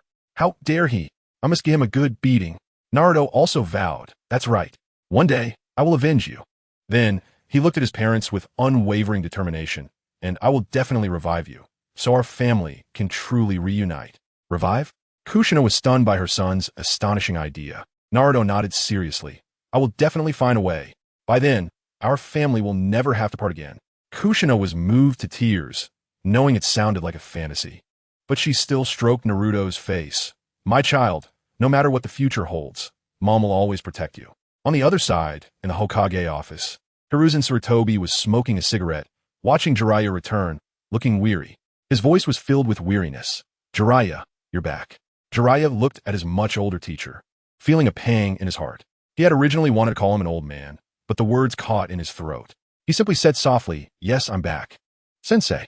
He sat down and asked with concern, "How is your health, Sensei?" Hiruzen smiled. "I'm old, not as good as you young people." He looked at Jiraiya with satisfaction. "Jiraiya, you've always been the one I worry about the least. I'm old now. Will you stay in Konoha this time?" Jiraiya immediately shook his head. "I don't want to. I don't want to be tied down." The third side. "I know you dislike the darkness of Konoha, But over the years, Konoha has changed. Danzo is dead. Root has disbanded, and the village is united. Jiraiya nodded with a smile. Sensei, I've seen all that. The Uchiha can return to the center of the village. And everyone is smiling. This is much better than before. I didn't expect you to manage it well. The third smiled bitterly and shook his head. I'm ashamed. Most of it is due to Naruto's efforts. Without him, Konoha wouldn't be what it is today. The two stood on the rooftop, looking at Konoha under the sunset. Hiruzen suddenly spoke. Jiraiya, do you know where Tsunade is? I hope you can bring her back. Jiraiya scratched his head. I know where she is. But whether she wants to come back is another matter. You tell her. Hiruzen's gaze became firm. I'm preparing to step down and let her take over as Hokage. Upon hearing this, Jiraiya's heart sank. Wow, this is throwing the mess onto me. But what can I do? That's my teacher. I can only bite the bullet and accept it. All right, I'll try my best. But you know her stubbornness. What if she refuses? The old man smiled, meaning it was up to him. Fine, I realized I couldn't dodge this task. Turning to leave the Hokage building, I thought I should bring Naruto along. It would also serve as a training opportunity for him. I directly dragged him out of bed and took him to Ichiraku Ramen. While slurping noodles, I finalized the plan. Upon hearing he could leave the village, his eyes lit up like a husky seeing snow, and he quickly finished a big bowl of noodles. We set off just like that. After a bumpy journey, we finally arrive in the land of hot water, where Tsunade loved to stay. Let me tell you, this place is filled with casinos and hot springs, simply tailor-made for her. My inner season driver surfaced, thinking of taking Naruto to soak in a hot spring and gather some creative material. But guess what? This kid was sharp and saw through my ulterior motives, firmly refusing me, saying that serious matters were more important. All right, then let's find someone first. As a result, this kid didn't rush to use his cheat to track down the enemy, but instead started browsing the stalls on the street. Hey, you can't say he doesn't understand romance. He actually picked out a bracelet for Hinata at a roadside stall and bought a pair. Goodness, as a lifelong single dog. I was at a loss and immediately asked him, do you have a girlfriend at such a young age? He seemed a bit shy and said, sort of, when you meet someone you like, you have to express yourself bravely. No wonder he's Watergate's son, showcasing a talent that surpasses the master. Then this kid changed the subject and urged me to buy a gift for Tsunade, saying that since we hadn't seen each other for so many years, I should show my appreciation. I thought, hey, that makes sense. Back when I was pursuing her, I had the thick skin to block shurikens. So why was I shy now? So I started to choose carefully, thinking of giving her a surprise. After buying the gift, we began a thorough search in various casinos. After asking around, the casino owners all said that the legendary Big Fat Sheep had already lost all his money and run away, probably hiding in some small inn to avoid debts. Just when I was feeling troubled, Naruto activated a cheat, the Kagaya's Byakugan, and it was like he had GPS, directly locking onto the target. Without a second thought, we followed the navigation and rushed into a rundown building, kicking the door open. Tsunade. I was so excited that my voice was almost hoarse. But Tsunade was busy packing with Shizune, preparing to escape. When she saw us, she didn't even bother to raise her eyelids and directly said, you want me to go back to Konoha? No way, effectively shutting down the conversation. Naruto tried to play the emotional card, saying that Orochimaru had returned, and the three Sannin were just missing her. I'm a straightforward person, so I immediately revealed the old man's trump card, that he wanted her to take over as Hokage. Naruto was shaking his head beside me like a rattle drum. Family. Who understands? This is pure straight man behavior. Sure enough, when Tsunade heard this, she exploded, sneering that the old man had occupied the Hokage position for so many years. Would he be willing to step down? She said I was trying to trick her, and there was no way that was happening. Seeing the atmosphere freeze, I quickly pushed Naruto and Shizune, who was holding a pig, out of the door. Only the two of us were left in the room, and I was so flustered, feeling like a young lad on a first date, trembling as I handed over the prepared gift. Sonaj, this is for you. She looked at my ridiculous appearance and burst out laughing, saying how after all these years I was still so timid. She took the gift, opened it, and saw a rather exquisite necklace, her eyes clearly brightening. Just as I felt a bit happy, she said, I like the gift, but you can take your feelings back. Great, that threw me off again. Just when I was feeling down, she changed the subject. Hey, Jiraiya, do you have any money on you? Lend me some. How could I dare to say no? I hurriedly took out all the money from my wallet and handed it to her. She snatched it away, counted it, and complained it was too little. I could only turn out all my pockets, surrendering everything. Seeing my awkward state, she laughed again. I agreed. I was stunned. Agree to what? She smiled slyly and slowly walked towards me, her face getting closer. Let me tell you, at that moment, my mind went blank, thinking this happiness came too suddenly, right? But then, just as she was about to kiss me, she suddenly slapped my shoulder and said, "Of course. I agreed to go back to Konoha with you, bye." I was petrified on the spot. Good heavens, what a roller coaster ride. However, I later secretly glanced, and when she turned around, she was secretly touching the necklace and smiling. Hey, this woman is still so two-faced. On the way back to the village, I was lamenting over my little retirement money, so I muttered a couple of complaints to her. She was quite generous, patting my shoulder and saying, all right, at worst. I'll make it up to you later. I'll treat you to drinks when we get back to the village." When she patted me, goodness, the scene was like mountains rising and waves crashing. How could I withstand that? Nosebleed came out on the spot. It was 2025, and I was still bleeding from my nose over this. Truly unbelievable. "Jiraiya, you old pervert." Tsunade's face flushed, and she was about to give me a powerful punch. My reaction was swift. I covered my head and crouched down in defense, all thanks to past bloody lessons. Just as we were playfully bickering, Orochimaru's little white snake crawled out, spat out a wet piece of paper, and on it were 6 words. "Konoha is in trouble. Hurry back." We exchanged glances, both feeling a heavy weight in our hearts. I later learned that just after we left, that old schemer Black Zetsu had encouraged Obito to cause trouble. Taking advantage of Naruto's absence, Obito used Kyuubi to infiltrate Konoha, stealing the sealing book and also swiping Danzo's half-written Sharingan arm. That wasn't all. This guy insisted on giving Naruto a hard time, letting Pain directly attack Konoha. Pain was obedient and flew over Konoha, opening his mouth to recite that classic incantation. How many floors can a bag of rice hold? Shinra Tensei. A massive Shinra Tensei smashed down towards the center of the village. However, at that critical moment, with a thud, a green Susanoo directly pushed him back. It was sure sway. It turned out that Orochimaru had set up a security system for the sealing book, and as soon as Obito succeeded, the alarm went off, before Pain could react. When he turned around, 2 red Susanoos rose up in the village. Goodness, 3 giant mechs standing there. Who wouldn't be dazzled? Pain was instantly stunned and turned to flee. Seeing his plan exposed, Obito resentfully used Kyuubi to escape. By the time Naruto used Flying Thunder God to bring us back to Konoha, the Hokage building had turned into ruins. When Tsunade saw the devastation and the smell of blood hit her blood phobia kicked in and her legs went weak. I quickly supported her. Just then, the ruins beneath our feet shifted and several hands emerged, revealing Sarutobi Sensei and the 2 old advisors, covered in dirt, crawling out. The old man saw us and immediately asked, "Did you see the enemy?" Tsunade exploded, pointing her finger at the old man's nose and giving him a piece of her mind. "Old man, you're getting worse with age. How can my great-grandfather pass the Hokage position to someone like you? Konoha has been destroyed, and you're still asking us who the enemy is." Sarutobi was scolded until his face turned red and white, and he could only sigh, saying to save people first. Although Tsunade was scolding fiercely, she immediately summoned a slug and started mass treatment of the injured. 3 days later, thanks to Yamado's would release real estate development, the village was almost rebuilt. In the Hokage office, all the high-ranking officials gathered, and the atmosphere was extremely tense. The Uchiha clan leader was the first to fire, pointing at Sarutobi and accusing him of serious dereliction of duty. Then the 2 old advisors, Mito Gate and TKSH Rin, unexpectedly started passing the buck, saying it was the responsibility of the Uchiha for not stopping the enemy. I was listening nearby, and my blood pressure was rising.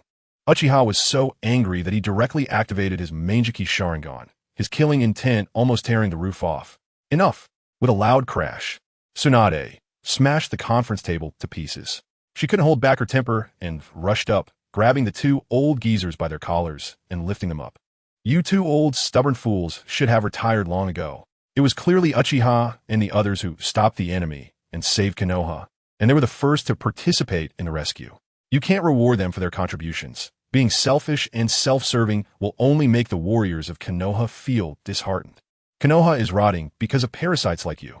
I shouldn't have come back. My great-grandfather really was blind to hand Konoha over to people like you. All you know is to enjoy power in the office, regardless of the lives and deaths of us lower-ranking ninjas.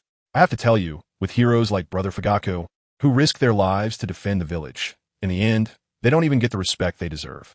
You guys are not worthy of leading Konoha at all. Tsunade's voice echoed through the entire Hokage office, and the expressions on the faces of the people in that room. I swear, they were just one standing ovation away. Everyone was fed up with these old geezers and was hoping for a strong person to come in and replace all these decayed old trees. And guess what? The third Hokage, that old man, turned into an acting master. He first sighed deeply, closed his eyes, and his expression, oh my, was both helpless and guilty. You'd think he had just saved the world. Then he said softly, alas, it's all my fault, my incompetence. I am no longer worthy of being Hokage. Tsunade wasn't buying it and shot back. Old man, cut the act. Who are you trying to fool here? Your mistakes can't just be wiped away with a few words. What we need is action. The third took a deep puff from his cigarette, with smoke swirling around him, exuding an air of mystery, and finally said, let's elect a new Hokage first. I accept all responsibility. As soon as he said that, the two old geezers beside him, Danzo and Koharu, turned pale as ghosts. One shook the third's arm vigorously. Sarutobi, how can you say such things? The other was almost in tears, no? You can't do this. Their acting was so over the top, it was almost comical. But the old man knew very well what was going on. He realized the situation was dire. And if he kept this up, he would lose all face. On the Uchiha side, those three Sharingan were a threat. That kid Naruto wasn't on his side. As for Inoshikacho, they probably wanted to jump ship ages ago. And the Hyuga clan? Given the situation with Hinata, it would have been polite not to give him a gentle 64 palms right on the spot. So, he was proactively admitting defeat, hoping to save some reputation.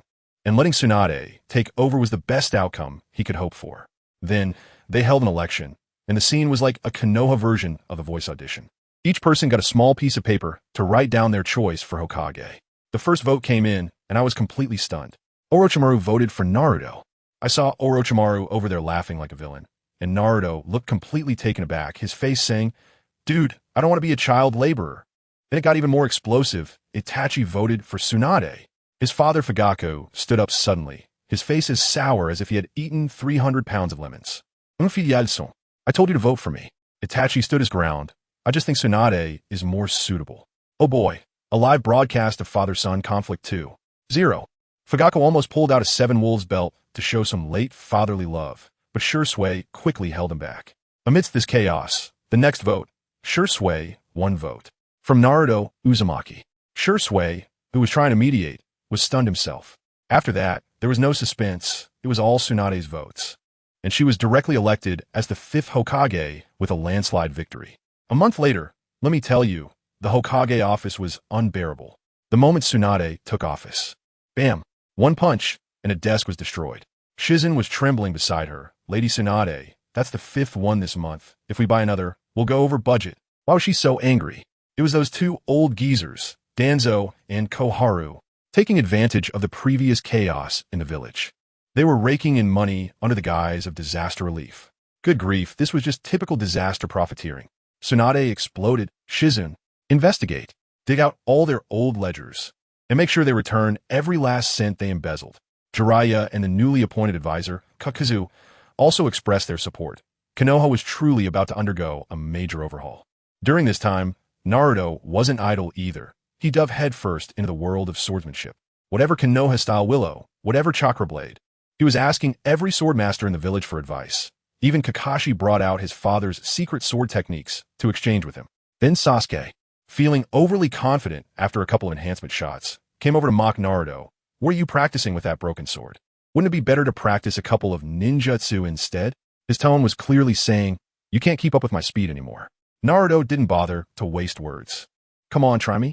Sasuke shot a fireball technique at him, and Naruto infused his broken sword with wind-release chakra and with a flash of blue light. He split the fireball in half. Sasuke was dumbfounded and quickly performed the Chidori. What happened?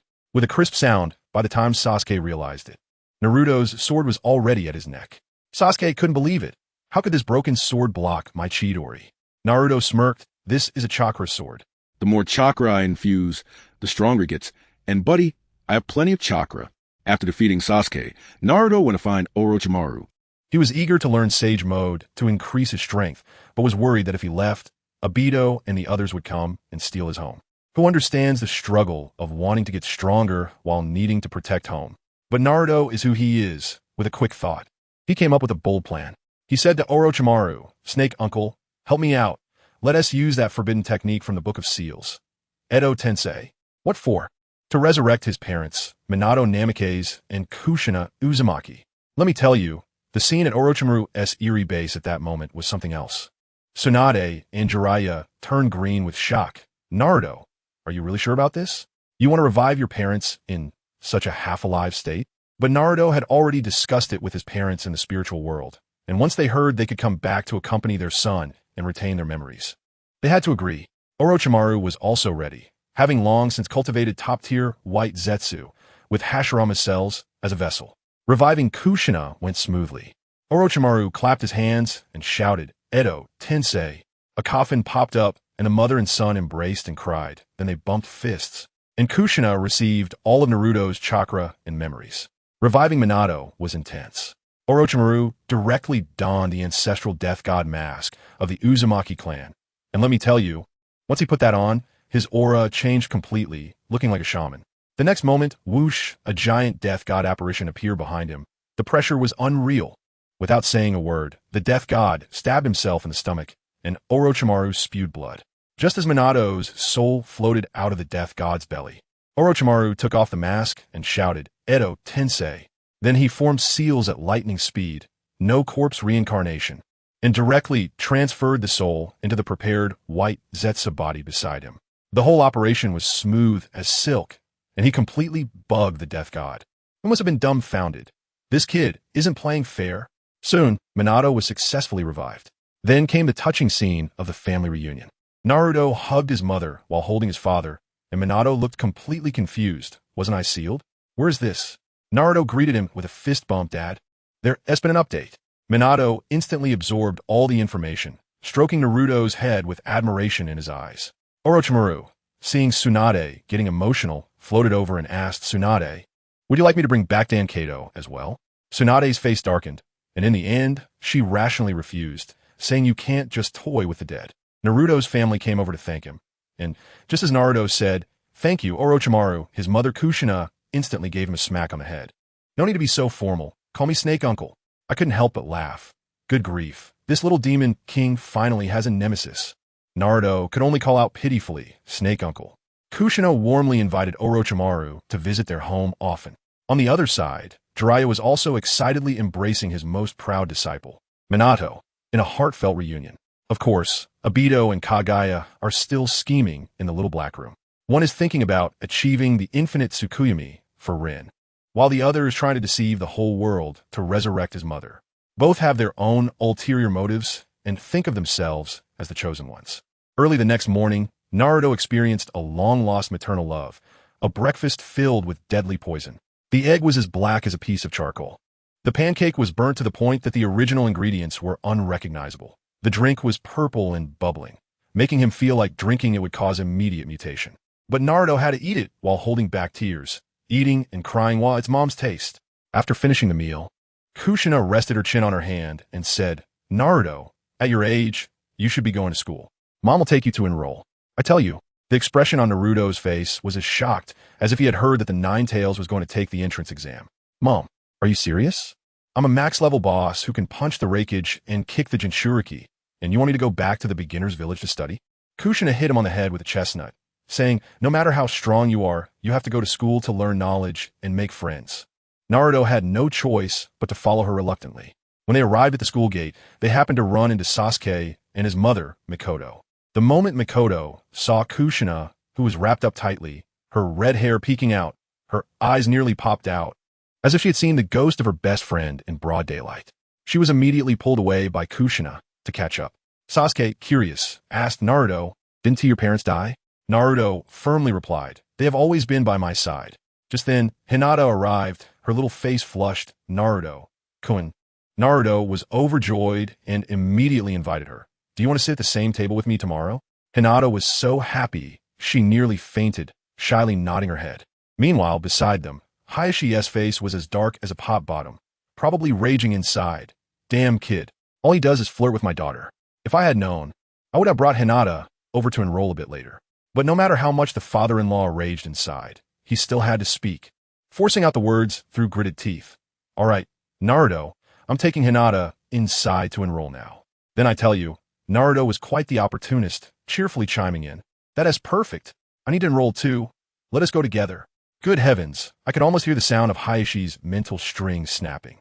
Sasuke on the side, shook his head, wearing an expression of I see through you, probably thinking, Naruto, you're finished, you'll be stuck in the gentle embrace of women, and I'll surpass you sooner or later.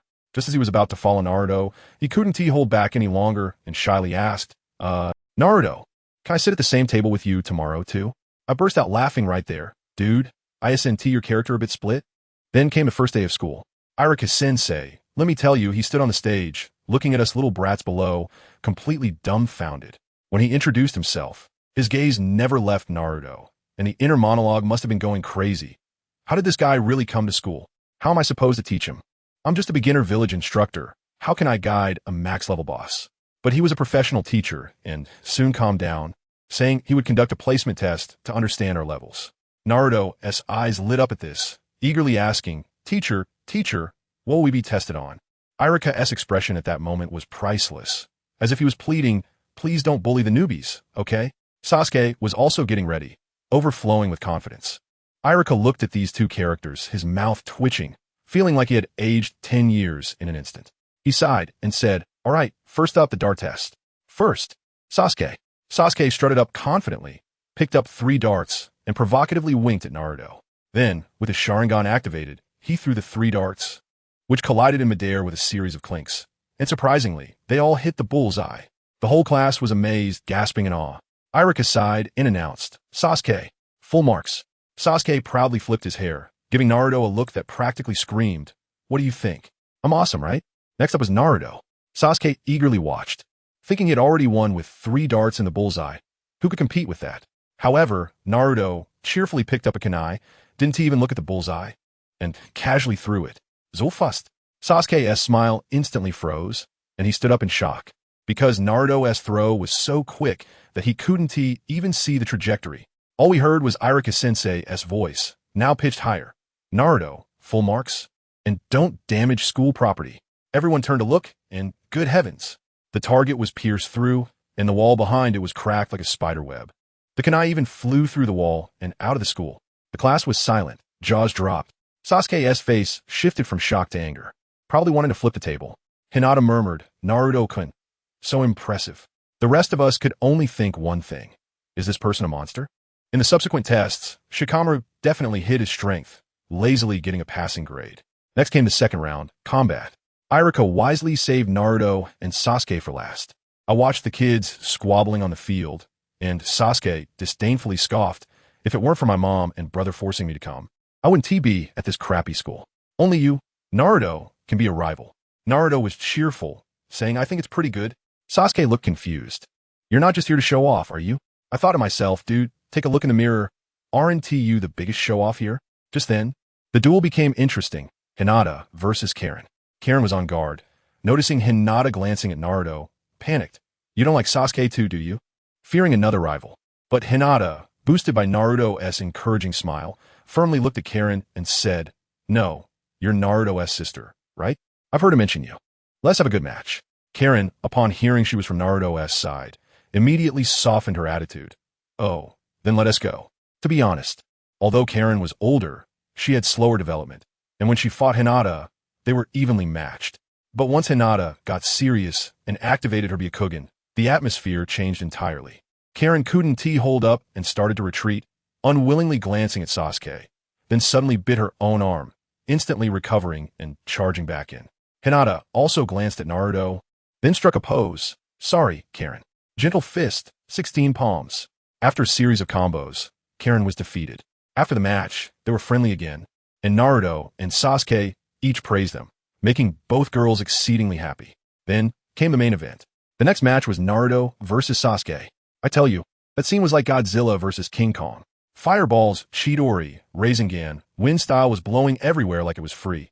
The whole venue was filled with thunder and lightning, dust and debris flying. Our entire class was dumbfounded, our worldviews completely reshaped, all thinking, is this real? Are you both really first-day students like us? Irika-sensei had given up resisting, standing by with his hands together, praying that these two ancestors wouldn't demolish the school on their first day. Meanwhile, in another place, Obito received the news that Naruto was going to school, and he laughed crazily. He's still a 6-year-old kid, he should focus on school. However, Black Zetsu quietly chimed in, but you were defeated by him when he was 3. Obito's laughter came to an abrupt halt, and he was instantly thrown off guard. I tell you, Black Zetsu must have felt incredibly pleased at that moment. Thinking serves you right for not listening to advice and insisting on a one-on-one battle. The first day of school passed just like that, with the results of the placement test showing Naruto in first place, Sasuke in second, and Hinata in third, without any surprises.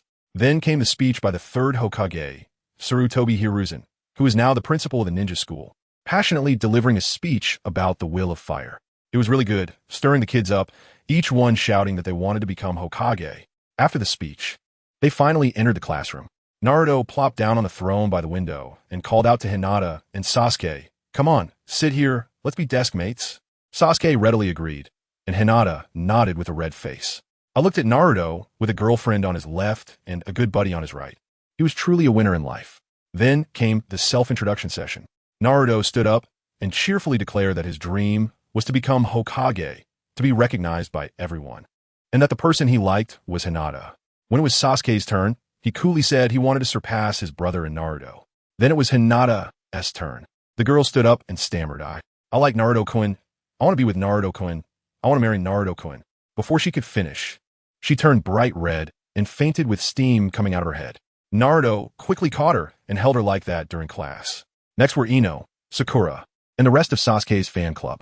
The funniest part was when Yamanaka Ino raised her hand just as Irika was about to wrap up. "Teacher, I haven't introduced myself yet." After she finished, another student named Yamanaka Torian raised his hand. "Teacher, me too."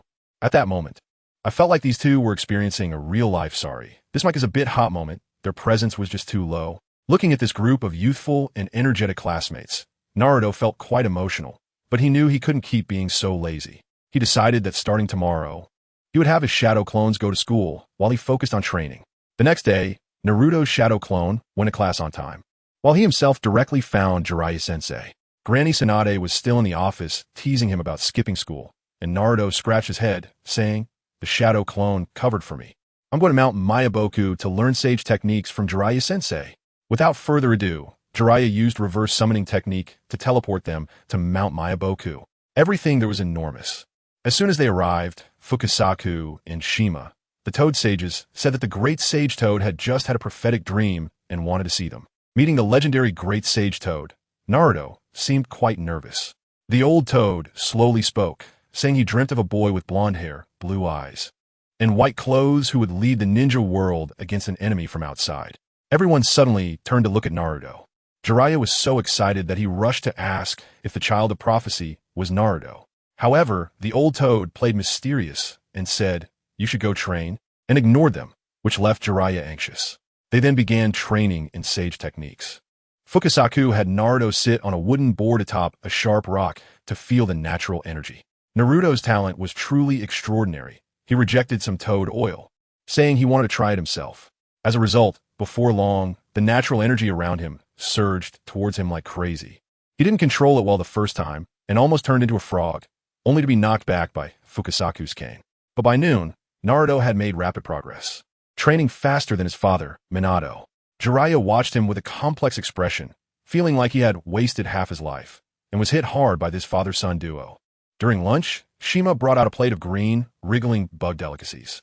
The moment Jiraiya heard the word meal, he made an excuse and bolted away. His speed was extraordinary. Naruto looked at the dish, feeling his stomach churn, but steeled himself, saying, I prefer cooked food. Let me show you a trick."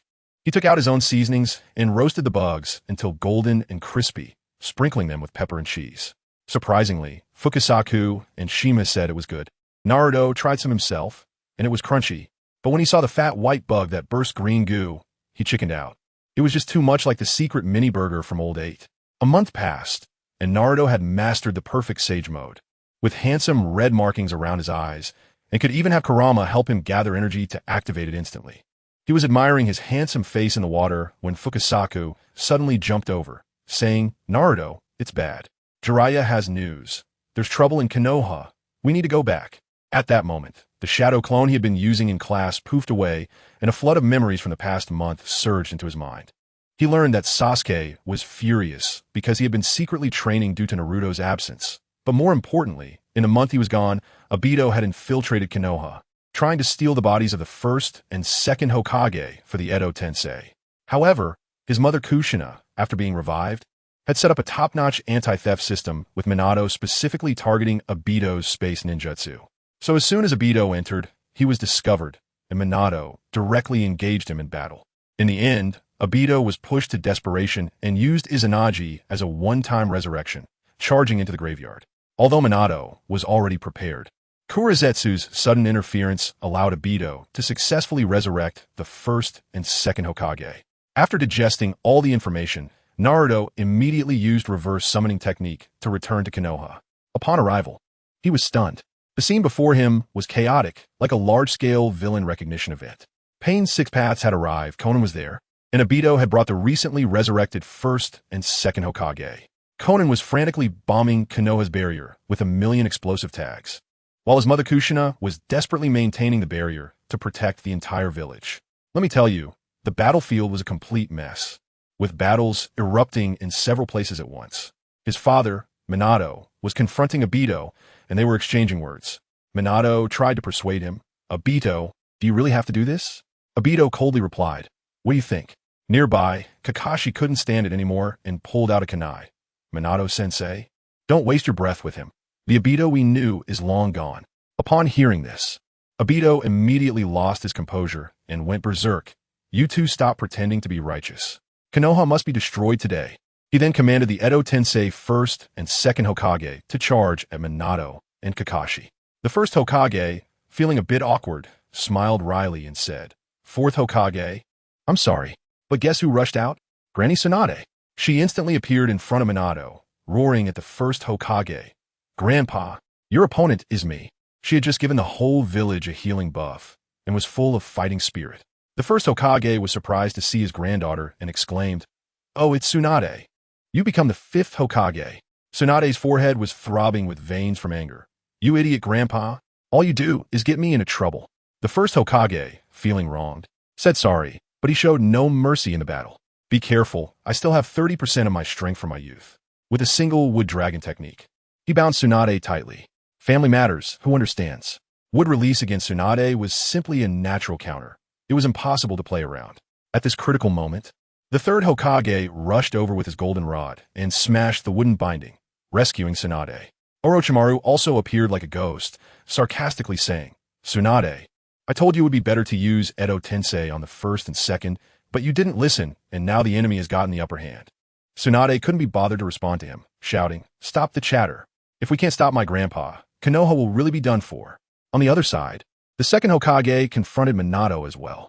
The second Hokage admired Minato. Fourth Hokage, your flying thunder god is impressive. Let's see who is faster. Thus, the two began a top-notch display of flying thunder god techniques, with their shadows teleporting all over the sky. Meanwhile, Obito and Kakashi were clashing furiously. With Obito spouting insults, Kakashi, you're a worthless waste who couldn't even protect Rin. You don't deserve to live. Looking at another side, Jiraiya, the pervy sage, was also facing Pain. Jiraiya tried to play the emotional card. Yahiko, is that you? Pain replied coldly, like a block of ice. Yahiko is dead, Jiraiya-sensei. Jiraiya, still not giving up? Asked. Then you're Nagato? Pain impatiently interrupted him. Enough. This is pointless. The world is filled with darkness, and it is my duty as a god to save it. Let me tell you, I was right there listening. Pain's middle school energy was off the charts. He flew into the sky, opened his arms, and began his speech. From destruction comes rebirth. I will cause pain to everyone until they fear war. So there will be no more wars. Jiraiya angrily shouted, That's just nonsense.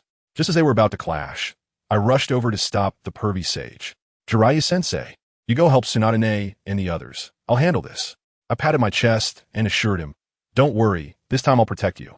I'm really strong. Then I turned to my beloved Uncle Fugaku and said, Uncle Fugaku, you go help out too. I then faced Pain directly and got straight to the point. Brother, your approach won't work. Why not join us and unify the ninja world instead? Pain seemed quite interested in the idea of peace, but when he heard unify, he immediately shook his head, thinking I was too low level. Only Pain is real. After saying that, without hesitation, he launched an attack on me. I shook my head. It seemed that before using words, I would have to use my fist to reason things out. Kurama. I activated Sage Fox mode, and the surge of chakra felt absolutely exhilarating. The combat power skyrocketed dozens of times. The beast path summoned a giant rhinoceros charging at me.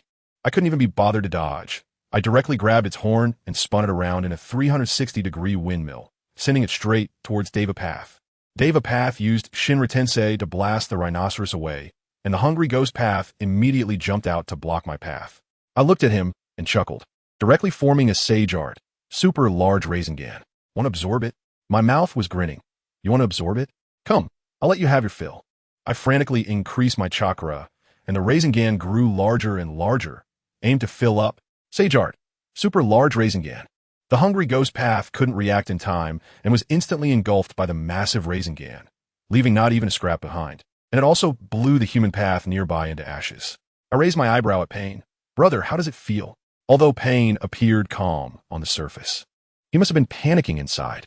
The Azura path fired off a barrage of rockets at me, but I could simply wave my Nine-Tails chakra hand and shatter them all. Then I separated dozens of shadow clones and prepared to unleash a wave of wind release. Raisin Shuriken. Seeing the situation, Pain knew he couldn't be reckless anymore and activated his ultimate move, Planetary Devastation. A tremendous gravitational force emanated from beneath my feet, trying to pull me in. Taking advantage of the time when my shadow clones were being sucked away, I threw out 2 Raisin Shuriken. Guess what happened? One of the Raisin Shuriken suddenly transformed into my shadow clone with a bang, and then I teleported beside the clone using Flying Thunder God. Showing off right in front of him, Pain, furious, quickly stopped Planetary Devastation and used Shinra Tensei to deflect my attack. I was just waiting for his 5-second cooldown. The Hell Path had just resurrected the human path when I unleashed another Sage Art, super large Rasengan on him. Pain completely lost it and roared, activating his ultimate move, True Planetary Devastation. The scene was incredible. The entire battlefield was blown out into a bottomless pit. As the smoke cleared, Pain's 6 paths were left with only the Deva Path, standing there in tattered clothes. I was about to say, brother, now we can have a good chat, when suddenly the second Hokage appeared beside Pain, using Flying Thunder God along with Obito. At this point, the second Hokage had been completely controlled by Obito. Obito glanced at Xiao Nan, who was captured by my parents, gritted his teeth, and still had the second Hokage use Flying Thunder God to escape with him and Pain. I didn't pursue them. First, my condition had deteriorated, and second, the first Hokage was still causing havoc over there. When I teleported to the first Hokage's location, good grief, he had already been sealed. But to my surprise, Sasuke was also there, crying his heart out. Kakashi-sensei, don't die. His eyes had already turned into the 3-tomo Sharingan. Following his gaze, I saw Kakashi-sensei lying stiff on the ground, a large hole in his chest. I hurried over and used my Nine-Tails chakra to stabilize Kakashi-sensei's life, then took them to find Tsunade, finally managing to save him. Later, I learned that Sasuke had been watching the battle from a distance and ended up trapped in the battlefield by the barrier. Obito, that old sly one, while fighting Kakashi, started playing mind games, saying he would kill Sasuke in front of Kakashi.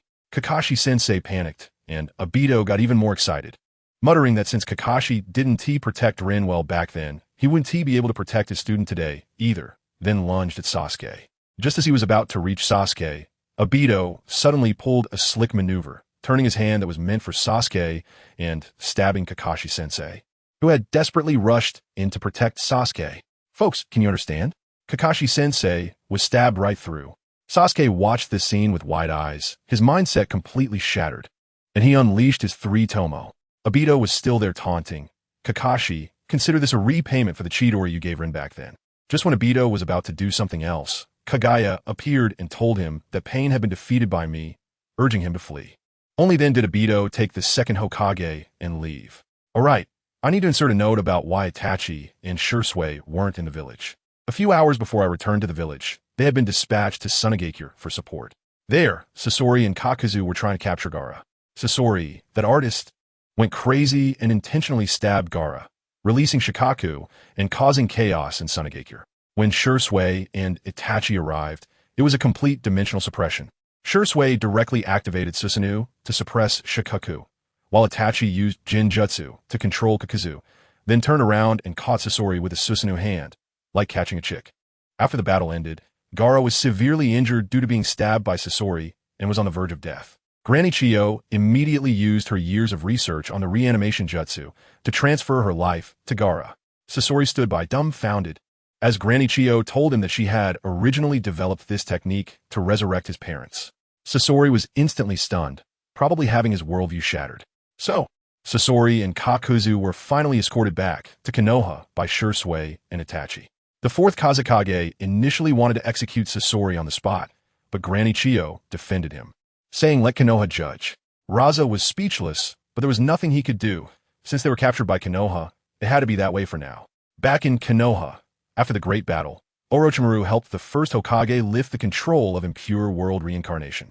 When the first Hokage woke up, he first awkwardly touched the back of his head and apologized to Tsunade.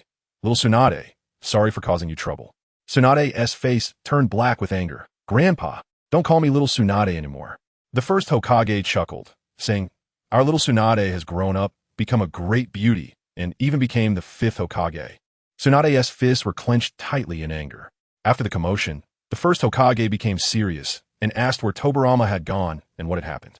When he heard that Tobirama had been controlled and taken away by the enemy, and that the Book of Seals had also been stolen, he was completely stunned, slapping his thigh repeatedly.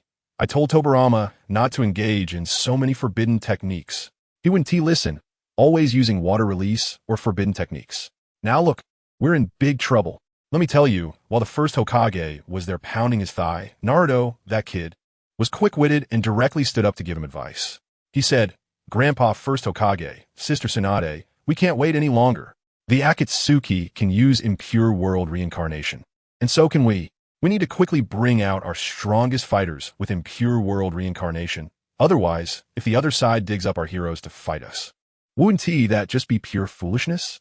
Good grief, as soon as this was said, Orochimaru's tongue flicked faster than anyone, excitedly fanning the flames. Naruto-kun is right. Tsunade, you and want to see Kakashi being resurrected by a Beto-S group with impure world reincarnation, and then play some love-hate drama with you, right? Tsunade's face darkened, snorting softly, but in the end, she reluctantly agreed. This matter was settled. Konoha directly held a global live broadcast press conference, not only announcing that the Book of Seals had been stolen, but also advertising.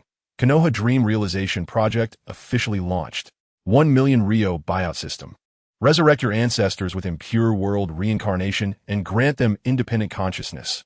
All about cyber resurrection. Soul returning home. As soon as this news came out, the entire ninja world exploded, ranking right alongside the news of Pain invading Konoha on the trending list. Various onlookers were dumbfounded. What the heck? Even the god of ninjas has been resurrected? 1 million Rio? That is highway robbery. Who knows what Konoha is planning? But the Akatsuki could do it too. They reportedly had a second Hokage who could use Flying Thunder God. Who could withstand that? In an instant, everyone was left in a state of confusion, especially the Kage of other major villages, who felt immense pressure. They watched the video of Pain and Naruto's battle and felt weak and helpless. Neither the Akatsuki nor Konoha could be defeated. Now the barrier was as flimsy as paper. What if they came in the middle of the night to dig up graves? That would be too easy. They could beg for a stronger Konoha to resurrect the strong ones from their village, which was quite frustrating. The fourth Raikage was so angry that his beard stood on end. He couldn't stop thinking about how much his father, the third Raikage, must have felt the same way.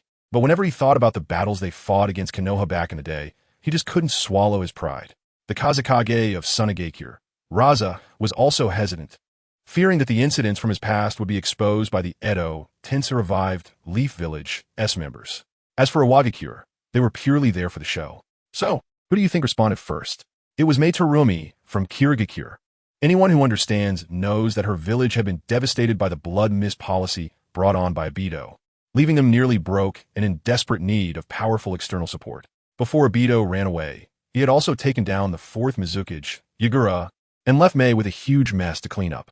Now that there was such an opportunity, of course, she rushed in first. On Konoha's side, they acted swiftly.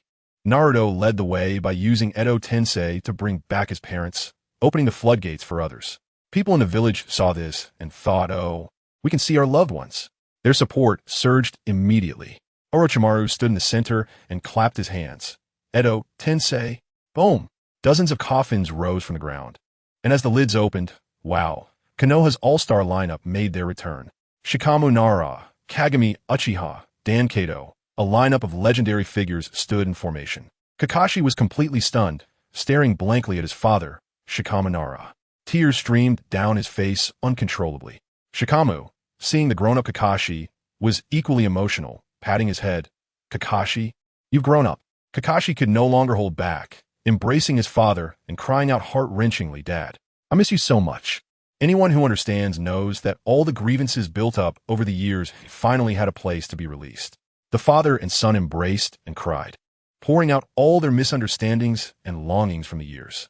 On the other side, when Kagami Uchiha opened his eyes, he saw an old man, the third Hokage, and a young man, Shursui, shouting at him. Shursui excitedly called him Grandpa. Kagami was confused. I'm only 25. How can I be a grandpa already? As for Kabuto, it was more of a dark joke. He looked at his adoptive father, the director of the orphanage, Yakushi Nanoyu, and called out with deep emotion, Director. But to his shock, his mother looked at him with suspicion and said, Who are you? In that moment, the expression on Kabuto's face shattered into pieces. He cried like a 300-pound child and cursed Danzo's entire lineage. Danzo, you've done so much evil. Fortunately, the misunderstanding was eventually cleared up, and the mother and son embraced, finally achieving closure. Tsunade was even more conflicted. She looked at the man she had always missed, Dan Kato, thinking it would be a surprise return of her ex-boyfriend, only to realize she had seemingly moved on, with Jiraiya, his lecherous figure, occupying her mind. When Dan pulled her hand, she instinctively pulled away. Dan es Perspektiv schütten die Brodent. He glanced at Jiraiya, who was anxiously pulling his hair, and smiled. He said, Tsunade, I understand now. We can't go back. Seeing you become Hokage and knowing there are others who love you like I do is enough for me. Without waiting for Tsunade to react, he resolved himself and ended the Edo Tensei. Tsunade cried out, reaching for the scattered pieces of paper. I was almost in tears watching it. Dan even smiled at Jiraiya. Jiraiya, I leave Tsunade to you. Jiraiya nodded solemnly and went to embrace the crying Tsunade. As Naruto witnessed these emotional reunions, his feelings were mixed. He knew that Edo Tensei was ultimately a fake resurrection, and he had to find Nagato, his senior brother, to use the Rinne rebirth technique to truly bring everyone back. Yes, that's what he would do. First step, to convince Konan. He ran to the Konoha prison and passed by the cells of two old men, Mito Minato and Tsubaki Haruno, who were locked up for corruption and called out in protest when they saw Naruto.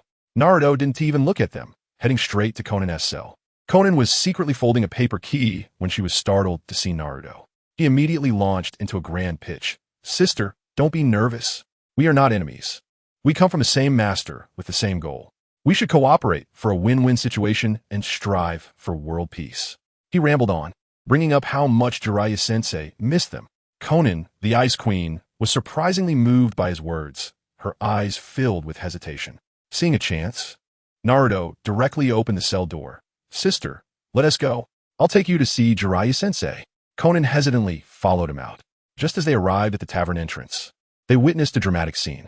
Tsunade, having drunk too much because of Dan Kato, was crying in Jiraiya's arms.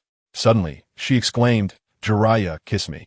Jiraiya was momentarily stunned, not having reacted yet, when Tsunade lunged at him and kissed him forcefully.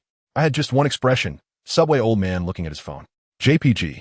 Jiraiya's eyes were as wide as saucers, probably so happy he could faint. Konan looked on at the door, feeling awkward, and quietly suggested, How about? We don't disturb the teacher. Naruto held back his laughter and nodded. At that moment, Tsunade's brother, SHZ, stormed over, clearly wanting to break them up. Naruto hurriedly stepped in to stop him, persuading him to calm down. After Jiraiya helped Tsunade, satisfied, leave, Naruto finally encountered his dad, Minato, and the first Hokage. Minato, seeing Konan, smiled and said, Speaking of which, you have to call me senior brother. Konan felt shy at this unexpected family reunion and quietly called out, Minato-senpai. Step 1 in winning over Konan was accomplished. Just as they were talking, Jiraiya returned after dropping Tsunade off and saw Konan, becoming overly excited. When the two of them started discussing Yahiko's death, it was all due to Danzo's scheming. Furious, Naruto declared on the spot that he would let Orochimaru bring Danzo back with Edo Tensei to punish him. Just then, Shursui and Itachi returned, capturing two prisoners, Haiden and Sasori.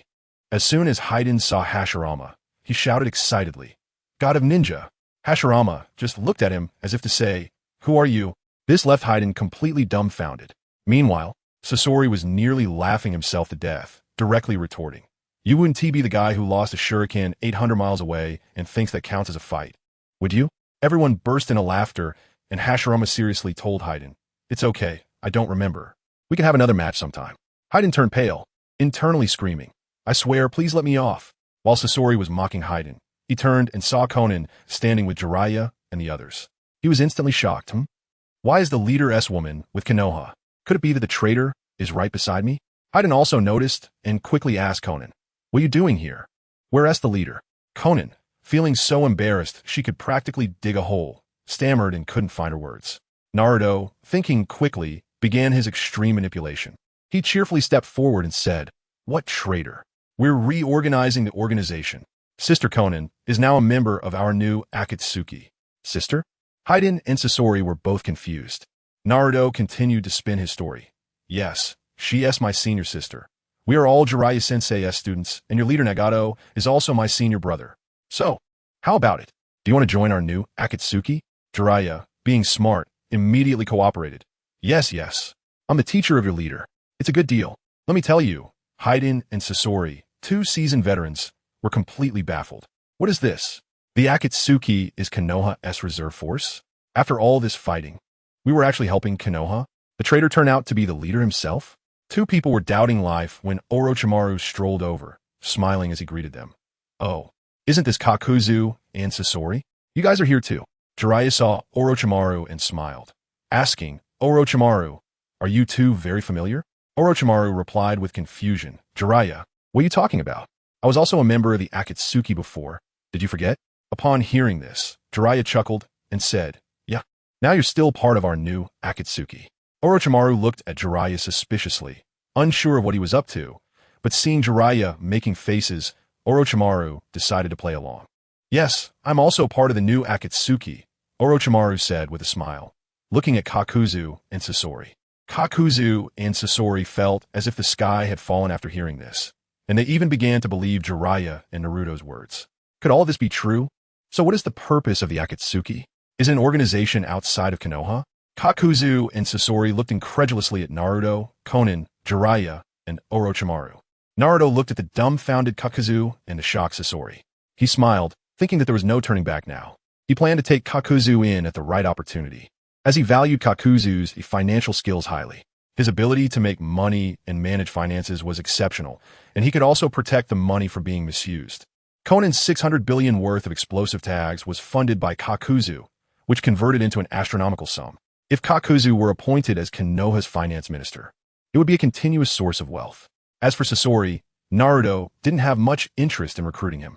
Although he sympathized with Sasori's tragic childhood, he despised Sasori for the indiscriminate killing of innocents, having directly killed the leader of his own village for the sake of creating powerful puppets, resulting in the deaths of hundreds of lives. This was truly unforgivable for Tsunagakure. Sasori's parents died on the battlefield. What does that have to do with the third Kazekage? However, after some thought, Naruto felt it would be a waste of resources, so he planned to find an opportunity to communicate with Shursui later, subtly suggesting that he try to control Sasori with Jinjutsu. Shursui should know how to handle it. Chapter 79, Naruto's 7th Birthday, Part 1. The next morning, the sun was shining brightly. Naruto was wandering through every street of Konoha village with Konan, strolling among the bustling crowd and feeling the lively atmosphere of the village. Naruto noticed that everyone seemed much busier than usual, supporting some people who had been reincarnated using the reanimation jutsu. Even his parents, Jiraiya Sensei, Tsunade, and Shursui were all very busy. Naruto didn't think too much about it, believing they were going to find those who had been reincarnated to relive long-buried feelings and deal with the issues that arose after their resurrection.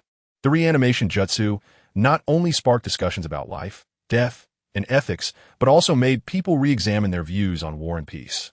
This was because those who were reincarnated were all people who had died in battle, and the tragedies caused by war resonated with many. Just then, Naruto and Konan saw a large crowd gathering in front of Orochimaru's base, begging him to use the reanimation jutsu to revive their loved ones. However, not everyone could get this chance.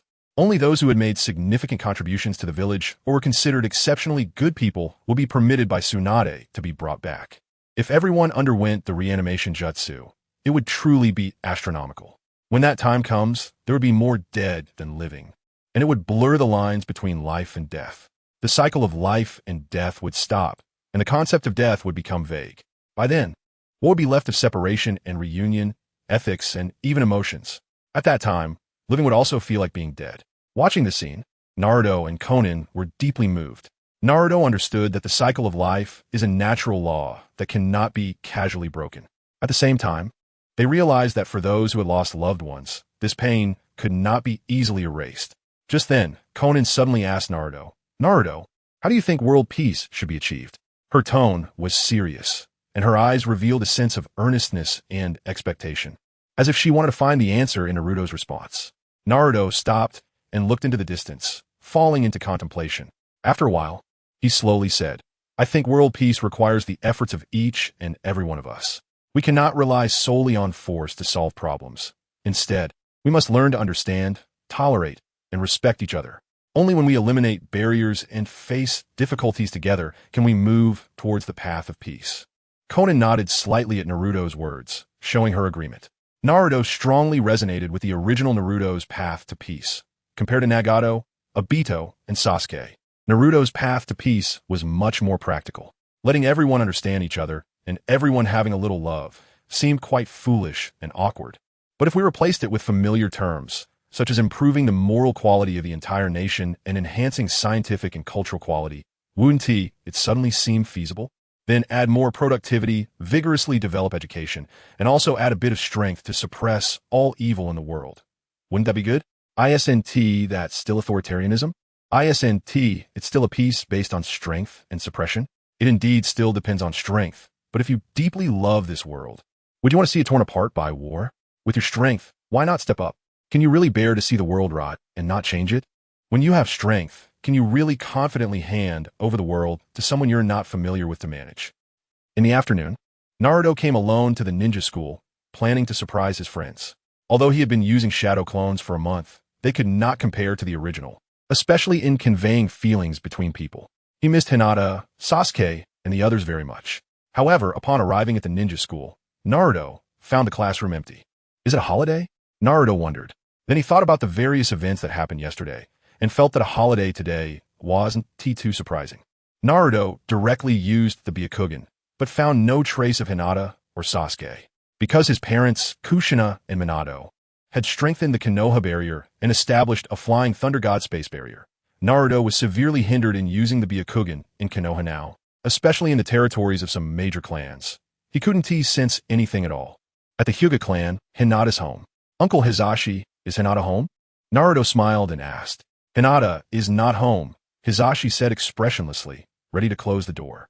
Naruto blocked the door and asked, "Really not home?" Then he called out loudly, "Hinata, Hinata, are you home? I came to find you." Hisashi's face darkened. "I already said, Hinata is not home." Seeing that there was no response from inside, Naruto wondered, could it really be that she isn't home? Looking at Hisashi's impatient expression, Naruto had no choice but to give up, smiling and saying, "Uncle Hisashi, sorry for bothering you. Since Hinata isn't home, I'll come back to visit another time." Hisashi frowned and coldly replied, "Take care, no need to see you off." Hisashi closed the door directly and then looked suspiciously at his daughter's room, wondering why Hinata didn't come out to see Naruto. Did his daughter finally get it? Hisashi thought excitedly. Meanwhile, in her room, Hinata was preparing a gift for Naruto, murmuring, "I'm sorry, Naruto-kun. I'll make it up to you properly tonight." After leaving the Hyuga clan, Naruto originally wanted to find Sasuke, but after thinking about it, he chose to look for Guy-sensei instead. After all, he had been slacking off in physical training recently due to practicing Sage Mode. Subsequently, Naruto found Guy-sensei in the gym where they usually train together. "Guy-sensei, I came to train in Taijutsu," Naruto smiled. "Oh, Naruto, what are you doing here?" Guy turned around in surprise. Yes, Lee said anxiously. "Guy-sensei, Lee, where are you two hiding?" Naruto asked curiously. Looking at Guy and Lee standing side by side, Naruto felt that they seemed a bit strange today. No. Both Guy and Lee panicked at once. But this only piqued Naruto's curiosity even more, and he quickly stepped forward to see what it was. Under the anxious gazes of Guy and Lee, Naruto saw a finely crafted green jumpsuit. Naruto picked it up and asked curiously, "Guy-sensei, are you going to take on a new disciple? What's there to hide?" Guy asked in confusion, "Naruto, don't you like it?" Naruto smiled and replied, "Guy-sensei, why are you asking this? It wouldn't be for me, would it?" Guy hurriedly said, "No, I was just asking for your opinion." Not really, Guy-sensei. I don't like wearing tight clothes. I'm sorry, when I was a child, I said I couldn't wear tight clothes because I needed to grow. And I lied to you, Naruto said somewhat embarrassedly. Guy took back the jumpsuit and said seriously, all right then, Naruto, I am indeed busy taking on a new disciple. This was specially prepared for him, and I was worried you would try to take it, so we were a bit flustered just now. I was just asking for your reference. If you have nothing else, please don't disturb us. After hearing Guy's words, Naruto felt like he had been struck by lightning. The earlier panic was because they were afraid I would take the jumpsuit? Naruto looked at Guy and Lee suspiciously, nodded, and said, all right then, since Guy-sensei and Lee are busy, I won't disturb you. Naruto left with a sense of disappointment, feeling that everyone seemed very busy. Just at the moment Naruto departed, Might Guy and Lee breathed a sigh of relief.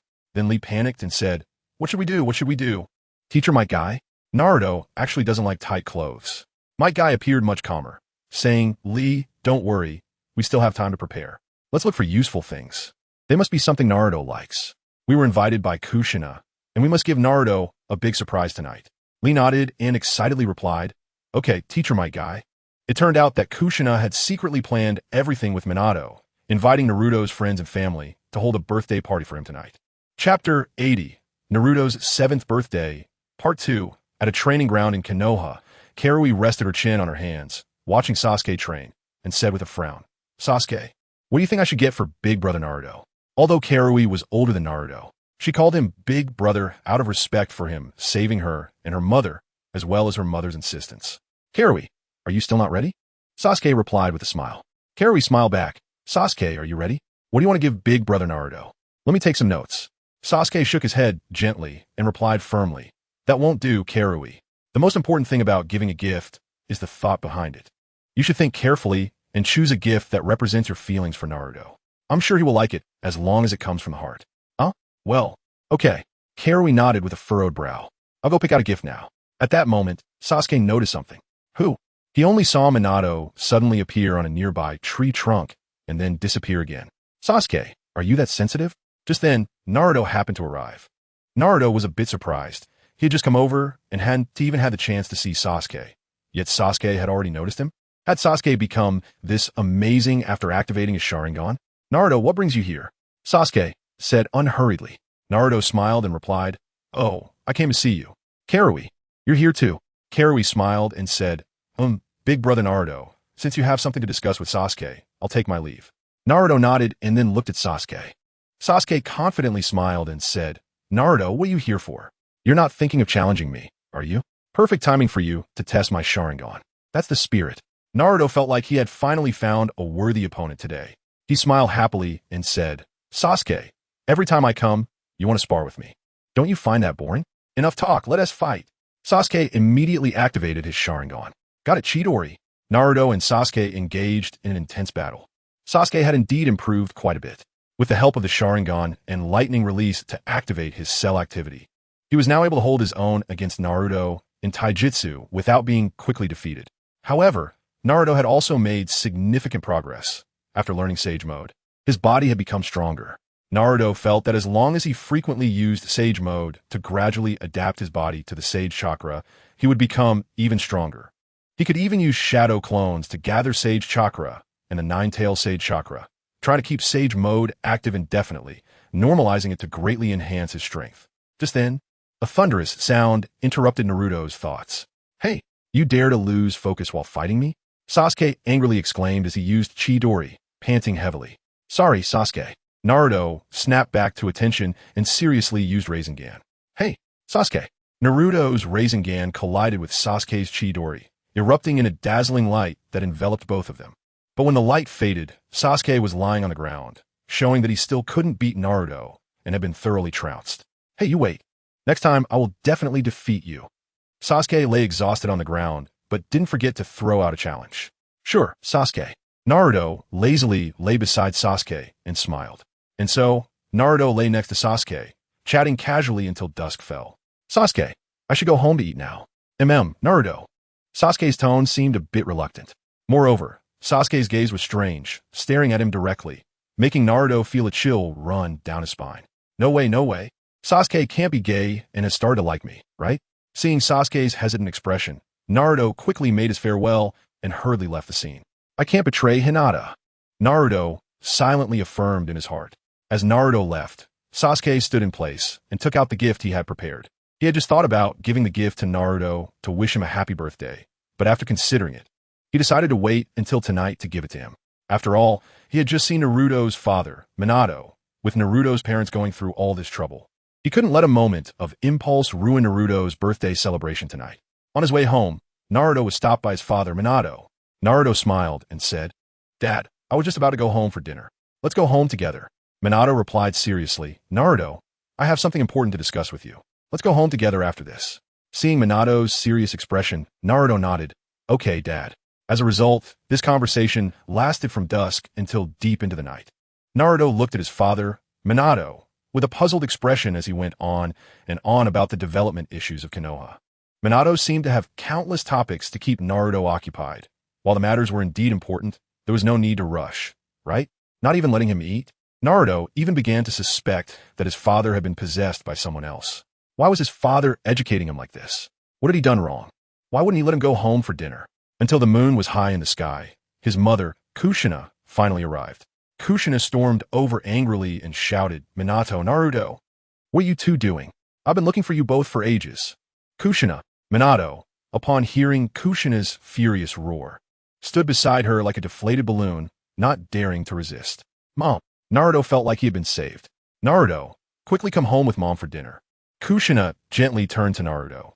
Naruto stood at the door, excitedly reaching out to push it open. When the door opened, the room was pitch black, without a hint of light. A wave of confusion surged in Naruto's heart. Had the power gone out at home? Naruto slowly turned around, looking at his mother, Kushina, and father, Minato. However, what met his eyes was the warm smiles on his parents' faces, which made Naruto feel a bit bewildered. Just then, a loud chorus suddenly rang out in the room. "Naruto, happy birthday!"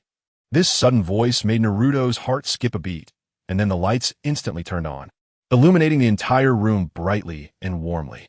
Naruto's eyes widened in surprise, filled with joy. He discovered that many familiar faces had gathered at his home. There were Hinata, Sasuke, Gai-sensei, Kakashi-sensei, Jiraiya-sensei, Iruka-sensei, Third Hokage, Orochimaru, Tsunade, Shursui, Itachi, Lee, Nijikuri, Shikomu, Choji, and Kiba. Everyone was smiling at Naruto, holding exquisite gifts in their hands, wishing him a happy birthday in unison. Naruto was deeply moved by the scene before him, tears of joy uncontrollably welling up in his eyes. "So today is my birthday. Happy birthday, Naruto. Make a wish." Naruto wiped away his tears of joy and looked at his parents, who were smiling as they brought the birthday cake to him. He looked around at the smiling friends and family and felt like the happiest person in the world. Under the eager gaze of everyone, Naruto blew out the candles. I hope everyone can be happy and joyful every day. Chapter 81, The Honest Man. Kisame, a new day began. The sun was shining and the weather was clear, as if nature had specially prepared a gift for people. "Naruto, hurry up and get up. It's time for breakfast." His father, Minato, called gently from outside the door, his voice like the first ray of morning sunlight, warm and bright. "Got it." Naruto cheerfully got up and looked at the group photo from yesterday's birthday party on the table, feeling full of energy.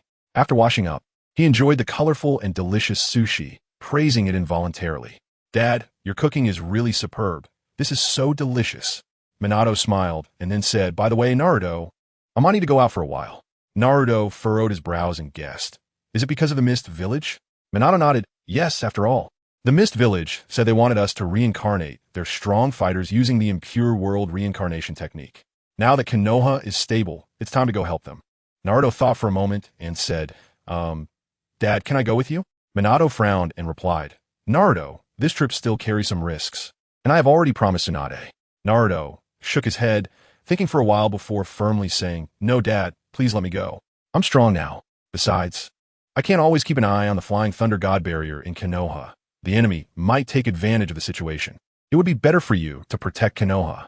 Seeing the determination in Naruto's eyes, Minato nodded. "All right, then go talk to Tsunade." Due to the fact that the Impure World Reincarnation's door was controlled by Obito, things became a bit complicated, and one of them had to stay behind to guard the village. Ultimately, Naruto set off with Orochimaru. On the way, Orochimaru looked at Naruto with admiration. "Naruto, I really envy you for being able to use Sage Mode so casually," Orochimaru said, licking his lips. Indeed, during the journey, Naruto frequently activated Sage Mode, aiming to quickly adapt his body to it.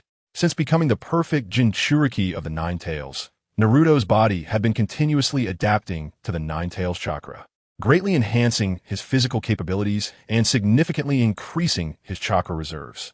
Using Sage Mode now felt somewhat similar. Naruto believed he could achieve Sage Body this way. The two sons of the Sage of Six Paths, Indra inherited the Sage's eyes and possessed powerful ocular abilities, while Ashura inherited the Sage's body, gaining immense vitality and physical energy. Just then, Naruto suddenly noticed an unexpected situation ahead. His brows furrowed, revealing a hint of vigilance and curiosity in his eyes. Under the sensing of Naruto's Sage Mode, an unusual fluctuation suddenly came from dozens of kilometers ahead. Naruto muttered to himself, "What is going on? Why is there such a commotion all of a sudden?" He decided to investigate further, immediately activating the Kagaya's Byakugan to expand his sensing range. This way, he could more keenly perceive subtle changes in the surrounding environment and better understand the situation ahead. "What's wrong, Naruto?" Orochimaru asked, seeing Naruto suddenly stop, feeling puzzled. Naruto frowned and said, "Orochimaru, there's a sudden flood ahead. I also sensed Obito's chakra there. It seems he's in battle with someone. Let's hurry over and take a look." After saying this, Naruto immediately activated Sage Fox Mode and shot off with Orochimaru at an astonishing speed. Now, Naruto's strength had greatly increased, and his speed had become even faster. In comparison, if he were to use the Flying Thunder God without a preset mark, he would actually be slower than his current speed.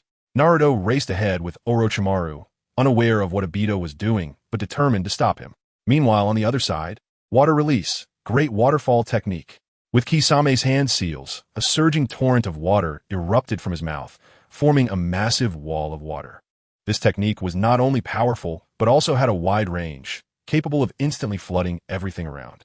However, in the face of such a formidable attack, Obito remained very calm. Obito looked at the flood before him, a slight smirk appearing on his lips, revealing a hint of disdain. "I already told you, these techniques have no effect on me," Obito said indifferently. Sure enough, when the flood surged over Obito, it caused no splash. His body was completely unaffected. Obito activated his intangibility ability, making himself immune to physical attacks. He easily walked through the water, strolling up to Kisame. "Speak, Kisame, why did you betray the Akatsuki?" Obito's voice was calm and indifferent, but it contained an undeniable authority. Kisame's eyes were filled with anger as he glared at Obito, gritting his teeth and saying, "Obito, were you the one behind this? You controlled the fourth Mizukage and pushed the blood mist policy. You set me up to kill my comrades, plunging me into pain, and then lured me to join the Akatsuki." It turned out that during the mission to capture the one-tail Shikaku, Kisame had also received a task. He was sent by the Akatsuki to capture the four-tails Son Goku. However, just as Kisame had captured the four-tails Jinchuriki, Oozuru, and successfully extracted the beast, he was preparing to return to the Akatsuki when he suddenly heard news from his own village. The Mist Village had begun to improve under the leadership of the fifth Mizukage, Maiterumi. Hearing this, Kisame felt a slight stir in his heart, but he quickly became resolute, believing that since he had joined the Akatsuki, he must serve it wholeheartedly and could not betray it in any way. However, at that moment, the Mist Village sent him a message that completely shattered Kisame's original thoughts. The fourth Mizukage, Yagura, was being controlled by Uchiha Obito. When Kisame learned this news, it was like a bolt from the blue. His mind went blank, completely at a loss. To uncover the truth of the matter, Kisame was determined to return to the village to investigate the situation. But what Kisame didn't know was that his every move was being closely monitored by the White Zetsu. Obito quickly learned that Kisame had not returned to the Akatsuki, but was instead heading back to his own village. Therefore, Obito controlled the interdimensional door and immediately rushed over, leading to the scene at the beginning. Chapter 82. The village hidden in the mist at this moment, Kisame's eyes were filled with rage. He glared at Obito and gritted his teeth, saying, "Obito, is this your doing? You controlled the fourth Mizukage and pushed the blood mist policy. You set me up to kill my comrades, immersing me in pain to lure me into the Akatsuki." Obito looked at Kisame with mockery. Since things had escalated to this point, he had no intention of hiding anymore. He covered his face with his hand and laughed heartily. "Yes, Kisame. It was I who controlled the fourth Mizukage. The current situation in the village hidden in the mist was all orchestrated by me, and you were also designed to kill your comrades and be lured into the Akatsuki. Obito, aren't you just bullying honest people? Kisame shouted angrily. Water release. Water dragon bullet technique. Kisame, filled with rage, launched an attack. Obito also became serious, controlling Tobirama to launch an attack. Obito had already decided that Kisame could not be left alive. Obito sneered, "Your mission is over. Let me send you on your way." Obito charged towards Kisame, who was currently engaged in a water release battle with Tobirama. Kisame was already exhausted from dealing with Tobirama, who was even more skilled with water techniques than he was. The water dragon bullet was executed with just 4 hand seals, and Kisame found it difficult to escape and defend against Obito. In the final moment, Kisame drew out Samahata, intending to take Obito down with him. But Obito used his intangibility ability again. Just as Kisame was about to meet his demise, he closed his eyes in resentment. At that critical moment, a flash of yellow light appeared. Naruto landed a heavy punch on Obito's face, causing Obito to vanish. "Are you okay?" "I'm Naruto." Seeing Naruto turn and smile, Kisame nodded. "I'm fine. Thank you, Naruto. I am Kisame." At this moment, Obito reappeared next to Tobirama, looking shocked at Naruto, with cold sweat on his palms. He had just used Izanagi. 1 punch, 1 life. Naruto's power was terrifying. Obito hadn't even noticed Naruto's arrival before being hit by him. Seeing Obito's slightly flustered expression, Naruto teased, "Obito, it's been a few days. Why do you look so haggard?" Naruto, just you wait," Obito angrily retorted. Then had Tobirama use Flying Thunder God to escape. Naruto chose not to pursue. After Obito was on guard, he wasn't sure he could outlast him in a fight. Moreover, Kisame was there, and Naruto had to protect Orochimaru, who had been left behind in the final moments. Later, Naruto and the others successfully arrived at the village hidden in the mist. Inside the village hidden in the mist, Terumi Mei looked at Kisame and asked Kisame, "Do you know that the 4th Mizukage, Yagura, has always been controlled by Uchiha Obito?" Hearing this, Kisame nodded and replied, "I know. On my way back to the village, I encountered Obito. He wanted to kill me, but fortunately, Naruto appeared in time and saved my life." Then Kisame recounted his encounter with Obito in detail to Terumi Mei. Terumi Mei's expression changed slightly after hearing Kisame's story, secretly relieved that her suspicions were true. However, she pretended to show sympathy and anger on the surface, continuing, "Obito is indeed a despicable guy." In fact, Terumi Mei had only suspected this before and couldn't confirm whether Yagura was truly under Obito's control. The reason she sent someone to say this to Kisame was to make him believe her and return to the village. After all, the village hidden in the mist was currently in a rebuilding phase, lacking talent, and urgently needed capable and hardworking ninjas like Kisame.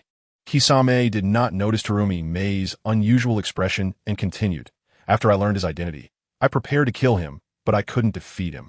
In the end, it was Naruto who drove him away." Terumi Mei looked at Kisame sympathetically and said, "You've really worked hard, Kisame. I will revoke your rogue ninja status. I hope you can return to the village, okay?" Upon hearing this, Kisame felt a warmth in his heart. He deeply bowed to Terumi Mei in gratitude and nodded in agreement. "Thank you, 5th Mizukage. I would be very willing to return to the village." Terumi Mei smiled in response, expressing her understanding and support for Kisame. Believing that he genuinely regretted his past and would work hard to make important contributions to the village hidden in the mist, Kisame agreed wholeheartedly and shouted, "Pressure Misun." At this moment, Naruto and Orochimaru exchanged glances, both sensing something from each other's eyes. Naruto couldn't help but chuckle inwardly, feeling sympathy for Kisame, thinking, this guy is too easy to deceive. Then, Naruto glanced at Terumi Mei and secretly joked, "Every day is just about deceiving the honest Kisame, making Kisame work. I bet Terumi Mei won't even pay him."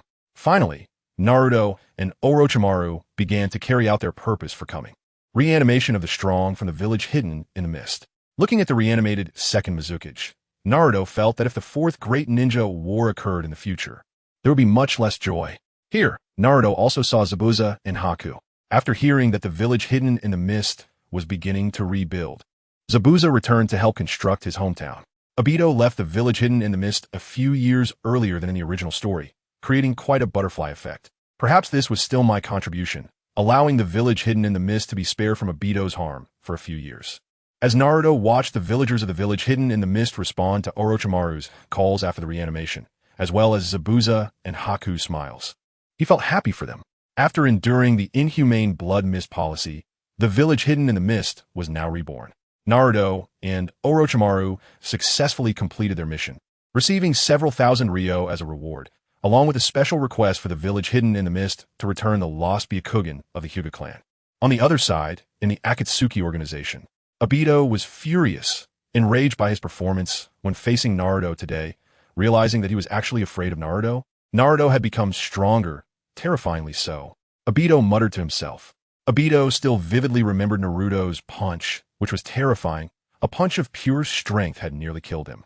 No, I can't just sit here and wait. Obito stood up restlessly, wanting to cause trouble.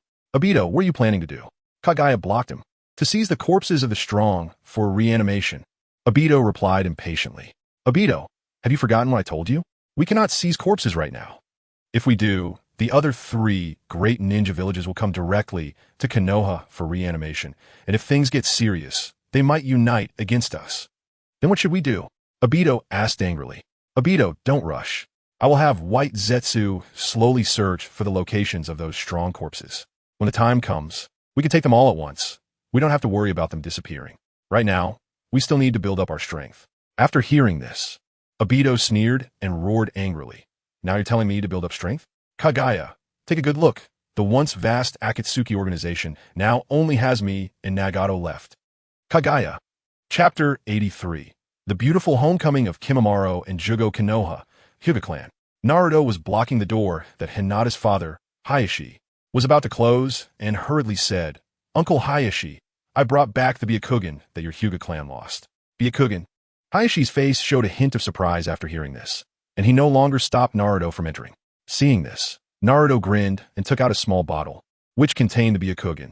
Hayashi took it slowly, but his heart was not without waves. Excitement flickered in his eyes. Hayashi couldn't hide his excitement as he thanked Naruto.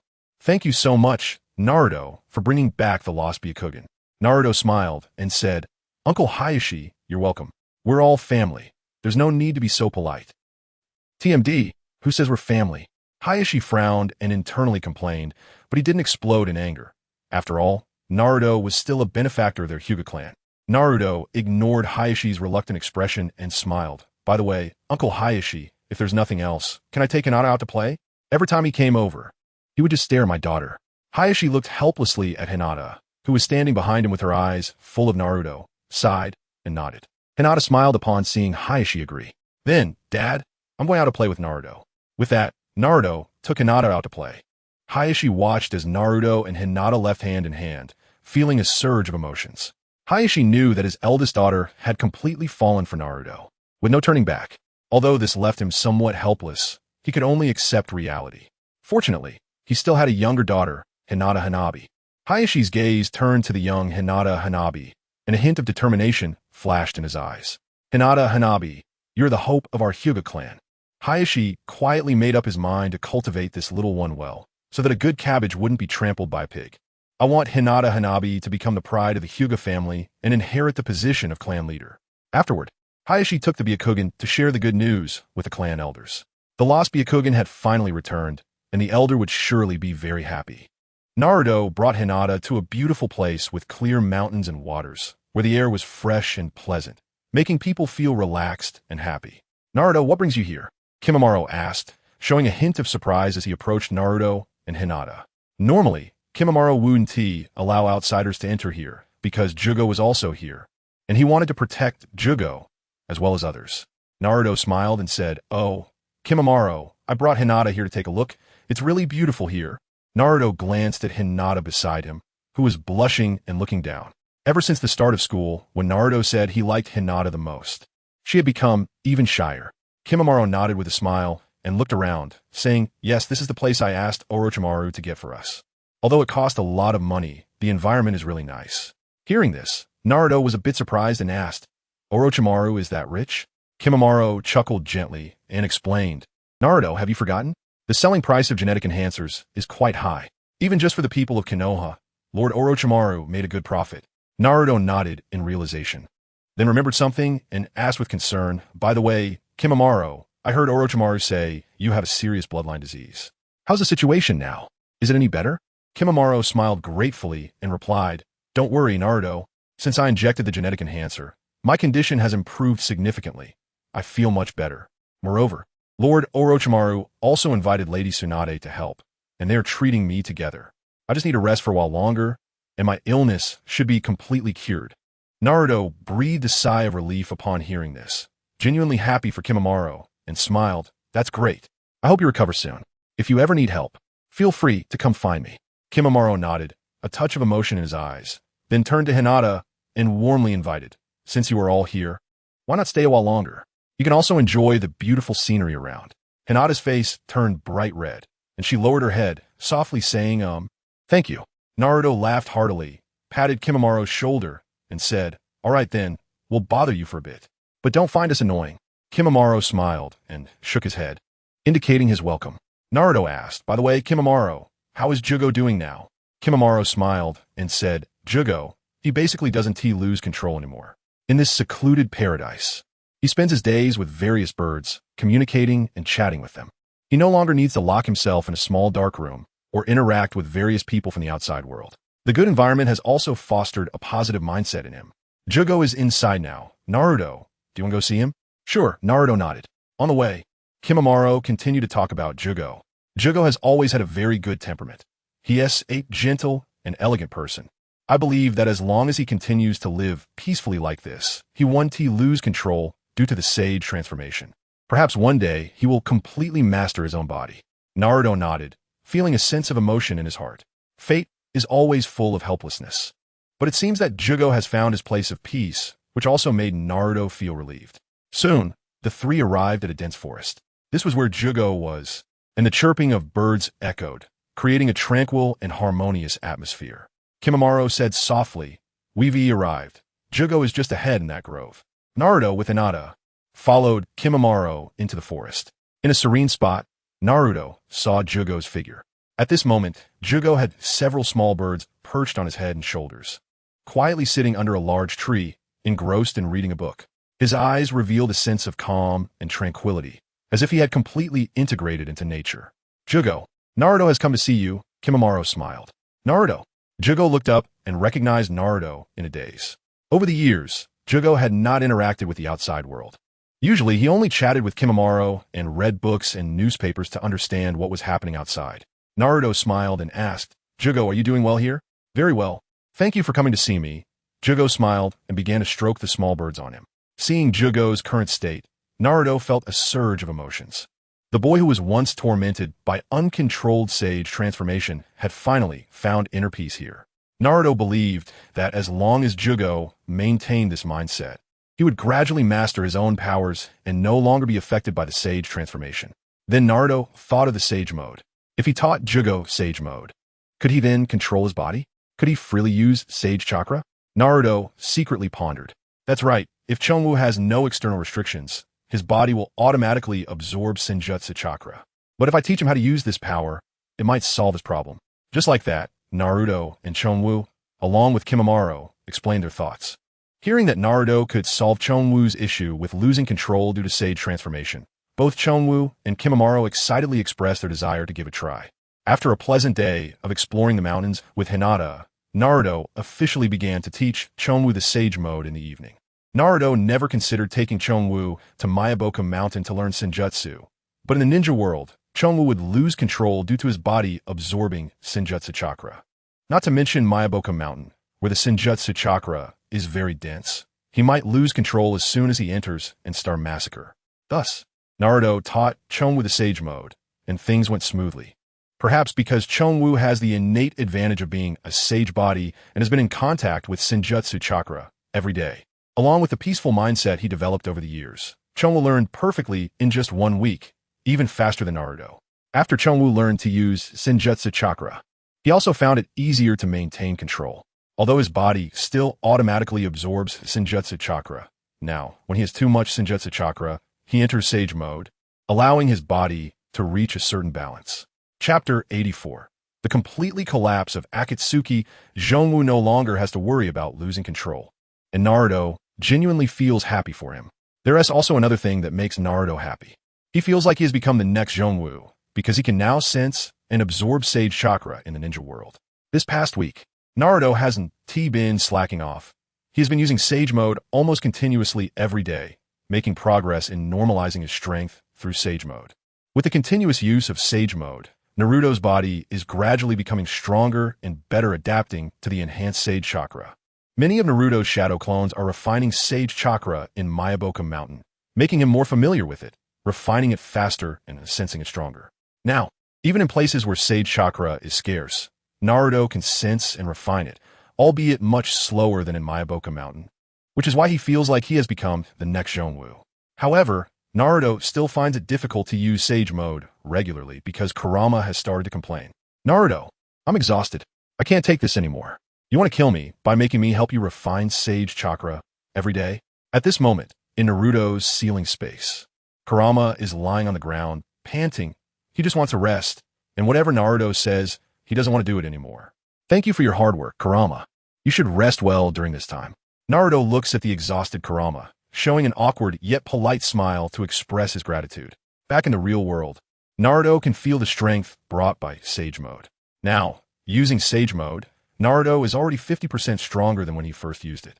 Naruto opens his eyes and smiles, easily obtaining the strength he sought. It's just like when he first became the perfect Jinchuriki. The effect of a Nine-Tails chakra is most significant in the early stages, and then it gradually reaches a bottleneck. Then, with a confident smile, Naruto goes to find his teacher Jiraiya. Sister Konan mentioned wanting to return to the Akatsuki today. After staying in Konoha for nearly half a month, she has had many thoughts and finally figured things out.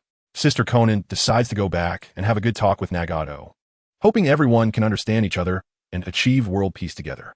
Thus, Naruto, Sister Konan, and Jiraiya set off together, determined to persuade Nagato. On the other side, within the Akatsuki, the atmosphere is unusually tense, as if a storm is about to arrive. There has always been a subtle relationship between Obito and Nagato, which is now shrouded in shadows. Since Konan was captured by Konoha, Nagato has been insisting to Obito that he wants to rescue her. But each time he is met with Obito's stern refusal. For Obito, going to rescue her now would be equivalent to walking into a trap with no point whatsoever. However, this has led Nagato to harbor resentment toward Obito, believing he orchestrated the operation that led to Konan's capture and now doesn't even think about rescuing her. Meanwhile, Obito has learned from the information gathered by Black Zetsu that Konan is living freely and without restrictions in Konoha. This news makes Obito suspicious. Has Konan betrayed them? If even Konan has betrayed him, what about Nagato? Has he also strayed from his side? As his thoughts deepened, Obito increasingly felt that this possibility was growing. He suddenly realized that it seemed like all members of the Akatsuki had betrayed him, and this discovery filled him with an indescribable fear and unease. First, there was Orochimaru. Then, Kisame also left the Akatsuki to return to his village. To make matters worse, Kakuzu was heard to have become Konoha's Minister of Finance, clearly no longer loyal to the Akatsuki. Only Sasori has no definitive news indicating whether he has betrayed the organization. However, if Nagato is ultimately persuaded by Konan, Obito truly cannot imagine the consequences. Losing such a powerful ally as Nagato would undoubtedly be a heavy blow to him. Obito begins to doubt whether he can continue to control the situation and whether he has enough strength to deal with everything that might happen next. Just then, he hears Black Zetsu's voice. Obito, bad news. Naruto is coming with Jiraiya and Konan. What? When Naruto, Jiraiya, and Konan arrive at the Rain Village, the sight before them leaves them stunned. Everywhere are broken walls and ruins, as if it has just experienced a brutal battle. Jiraiya furrows his brow and asks in confusion, what on earth happened here? His gaze sweeps around, trying to find answers. Konan anxiously says, this is bad. We need to leave quickly. She is burning with urgency, rushing toward the direction where Nagato is. Seeing this, Naruto immediately activates Sage Fox mode and shouts to Konan, Sister Konan, tell me where you want to go. I can take you there. After saying that, Naruto quickly uses the hand formed by the Nine-Tails chakra to grab Konan and Jiraiya, then speeds toward the direction Konan indicated. At the same time, Naruto also uses the Kagayazai to search for Nagato's trace. Before long, Naruto arrives in front of a giant tree. He keenly senses Obito using the Flying Thunder God technique via the Kamui. Seeing the still intact giant tree, Naruto secretly rejoices that he arrived in time. However, just then, Obito turns around in surprise and sees Naruto rushing toward him. Naruto! Obito exclaims, but he quickly grits his teeth, deciding to ignore Naruto's arrival and continue to use Kamui to approach the tree, attempting to seize the Rinnegan first. But soon Obito realizes in horror that Naruto's speed is even faster than the Flying Thunder God, without setting a marker for the technique. Obito knows that if this continues, Naruto will definitely block him. So he grits his teeth and, at the last moment, charges at Naruto like a hungry tiger pouncing on its prey, sending Kyuubi to obtain Nagato's Rinnegan. Naruto also notices Obito's little maneuver and charges directly at him, intending to push through. Filled with confidence, Naruto believes that even if Obito uses his intangibility, he may not be able to do anything to him, but Obito also can't touch him. This is a gap in hard strength. However, this time Obito surprisingly does not rely on his intangibility, using a barrier technique, the Uchiha Flame Array, and then employing Wood Release, the Great Forest technique, to attack Naruto. Sage Art, Super Rasengan. Naruto directly uses a powerful attack, but he is still delayed by Obito, unable to charge recklessly, while Kyuubi also first enters the tree hole. Obito, we won. Konan angrily questions. Those who betray the Akatsuki have no right to question me. Haha, Nagato is doomed. Just as Naruto and the others angrily watch Obito, eager to break through his blockade and save Nagato, the figure of Kyuubi flies out of the tree hole. What? Obito is shocked, as if witnessing the most incredible thing in the world. They see Nagato appearing in a wheelchair before them, firmly holding back his anger as he addresses Obito. Obito, have you forgotten the Hashirama cells you sent me to inject? Chapter 85. Betrayed and isolated Obito. At this moment, Nagato, although still missing his legs, spoke with a steady and powerful voice. His body was tall and fair, far from the emaciated and weak figure in the original work. Nagato's eyes narrowed slightly, flashing with a cold light that seemed to see through everything. The current Nagato was no longer a pawn to be manipulated. Obito gritted his teeth, cursing himself for being extremely foolish. He secretly vowed never to act so rashly again. He felt deep regret, thinking that if he had known today would turn out like this, he would not have given Nagato the Hashirama cells, and there wouldn't be such a situation now. He truly shot himself in the foot. Obito, what else do you have to say? Why did you suddenly attack me? Nagato's expression darkened as he coldly looked at Obito, his tone as frigid as frost. Nagato's voice was low and icy, revealing a hint of chilling intent that sent shivers down one's spine. His gaze was sharp as a sword, locking onto Obito as if he were trying to see through his heart. However, facing Nagato's questioning, Obito suddenly burst into laughter, filled with disdain and mockery. Ha ha, you guys, each and every one of you are useless trash. None of you are trustworthy. Obito, aren't you the same? You once disguised yourself as Uchiha Madara to get close to our Akatsuki organization. Is there really nothing you want to hide? Konan frowned and said, her voice full of accusation and suspicion. At the same time, Jiraiya looked at Nagato with deep emotion, tears glistening in his eyes, his voice trembling. Nagato, I'm Jiraiya-sensei. Do you still remember me? Can you return to my side? Jiraiya reached out his hand, hoping to touch Nagato's heart. Nagato closed his eyes and slowly sighed, as if recalling the past. He knew that the Akatsuki organization was completely finished, and his plan had utterly failed. From the moment Obito attacked him, the hatred between them had become irreconcilable, destined to walk a path of no return.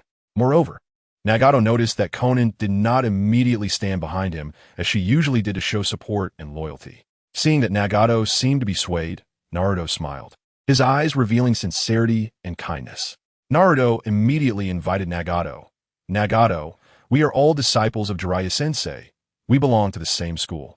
Let's put aside our past grievances and join forces to fight against Obito, the outsider. Naruto's tone was firm and powerful, seemingly filled with confidence for the future. Good. Nagato nodded seriously. In an instant, everyone began to watch Obito, preventing him from escaping. Obito. So it turns out I'm the only outsider, right? Seeing that his attempt to obtain the Rinnegan had failed, Obito, who had initially wanted to back out, now realized he had become the target of everyone's hostility. Feeling even more like a disaster was imminent. Naruto, Nagato, don't think you can kill me. After Obito finished speaking, he controlled Tobirama to meet him, wanting to unite and escape. Naruto teased, then let's see. Confidently, Naruto charged towards Obito, knowing that Obito had no way to escape this time. He must beat the drowning dog while it was down, at least taking away a few of Obito's lives. Naruto. Seeing Naruto's speed, Obito shouted angrily. As he saw Tobirama being restrained by Nagato, Obito realized that with Naruto's speed, he would not be able to regroup in time. Gritting his teeth, He charged towards Konan and Jiraiya. Konan and Jiraiya became instantly alert, but they did not retreat. Instead, they stood their ground firmly, ready to face Obito's charge. Upon noticing this, Naruto was not worried about senior sister Konan and teacher Jiraiya, as they were not so easily pinned down. Ignoring the phasing Obito, Naruto turned and rushed towards Tobirama, wanting to help him break free from Obito's control. Seeing Obito charging, Konan quickly formed hand seals. Using her technique, Dance of the Shikigami, Divine Punishment, countless explosive tags flew towards Obito like raindrops, forming a massive net of explosive tags in the air, which was Konan's ultimate move, Explosive Tag Multiplication Technique. Obito was once again mistaken, essentially shooting himself in the foot. After stealing the sealing book, Obito had taught Konan the Explosive Tag Multiplication Technique to strengthen the Akatsuki's power against Naruto. Jiraiya then entered Sage Mode, spewing forth a flame that transformed into a gigantic toad, which opened its mouth and released a blazing fireball towards Obito, the toad oil flame bullet.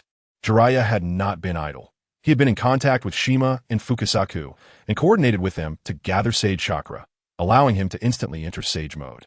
Obito, while phasing, turned his body into a state of nothingness, directly ignoring their attacks and charging straight at Jiraiya and Konan. However, despite Obito's powerful phasing ability, he still could not easily defeat Jiraiya and Konan. Although Obito's speed was fast, it still could not match the current Jiraiya, and Konan could easily evade Obito's attacks through a paper transformation. Conversely, if Obito recklessly launched an attack, he might expose a flaw and face a counterattack from Jiraiya and Konan. Realizing this, Obito activated his phasing ability and began to flee, unwilling to be entangled any longer without being able to take hostages. Obito knew that continuing to fight would be disadvantageous for him. After all, he could barely protect himself and could not care for Tobirama. But Jiraiya and Konan did not intend to let Obito go. They immediately entered pursuit mode, especially Konan, who used the Dance of the Shikigami to transform herself into many paper pieces, which made her immune to physical attacks. In this form, Konan became very powerful. She could generate 2 paper wings, allowing her to fly freely in the sky, and could perform various tasks such as attacking, defending, and scouting. More impressively, she could attach explosive tags to her paper to attack Obito. At this moment, Obito became Konan's prey, closely watched like an eagle hunting a mouse.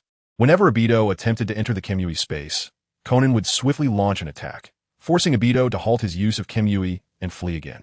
If it was just a normal attack, Obito would still consider gritting his teeth and stubbornly activating Kyuubi to escape, but getting hit by the explosive tag multiplication technique would be fatal. Konan continuously launched attacks, forcing Obito to frequently use his phasing ability to evade. Meanwhile, the relentless pursuit from Jiraiya made Obito reluctant to counterattack, only wanting to escape this chase as soon as possible. However, what Obito did not know was that Konan and Jiraiya were deliberately guiding his escape route. With the tacit cooperation of Konan and Jiraiya, Obito was gradually driven to the edge of a vast ocean. At that moment, Obito suddenly stopped, excitedly looking ahead. He also saw that Jiraiya and Konan had halted their pursuit, secretly rejoicing, thinking they had finally given up on hunting him down. Ha ha ha, you guys finally stopped chasing me? Obito laughed triumphantly. It seems I am truly lucky to escape from your hands. Obito rushed toward the ocean, thinking that as long as he hid in the water, he could use the sea as cover to conceal his figure, then use Kyuubi to escape from here. However, Obito did not realize that this was actually a trap. Just as Obito thought he could successfully escape, Konan suddenly shouted, "Technique of the Paper God."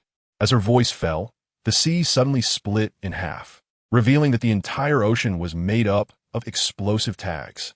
Obito was shocked, his eyes wide open, unable to believe what was happening in front of him. A look of terror appeared on his face, and beads of sweat the size of mung beans popped up on his forehead.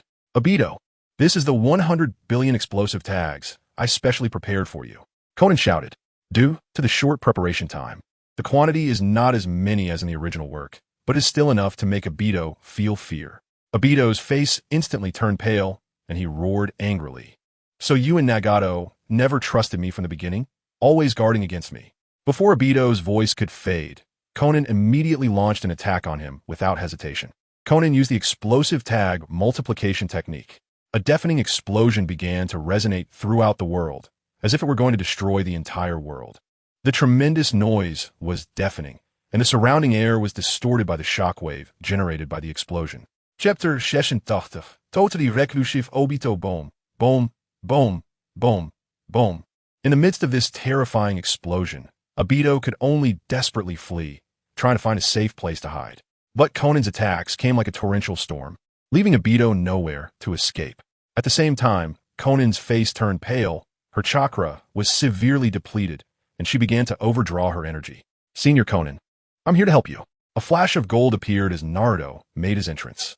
He placed a hand on Conan's shoulder and continuously transmitted his own Nine-Tails chakra to her. Naruto, where's Nagato? Conan asked anxiously, but her voice was drowned out by the violent explosions, and Naruto couldn't hear what she was saying.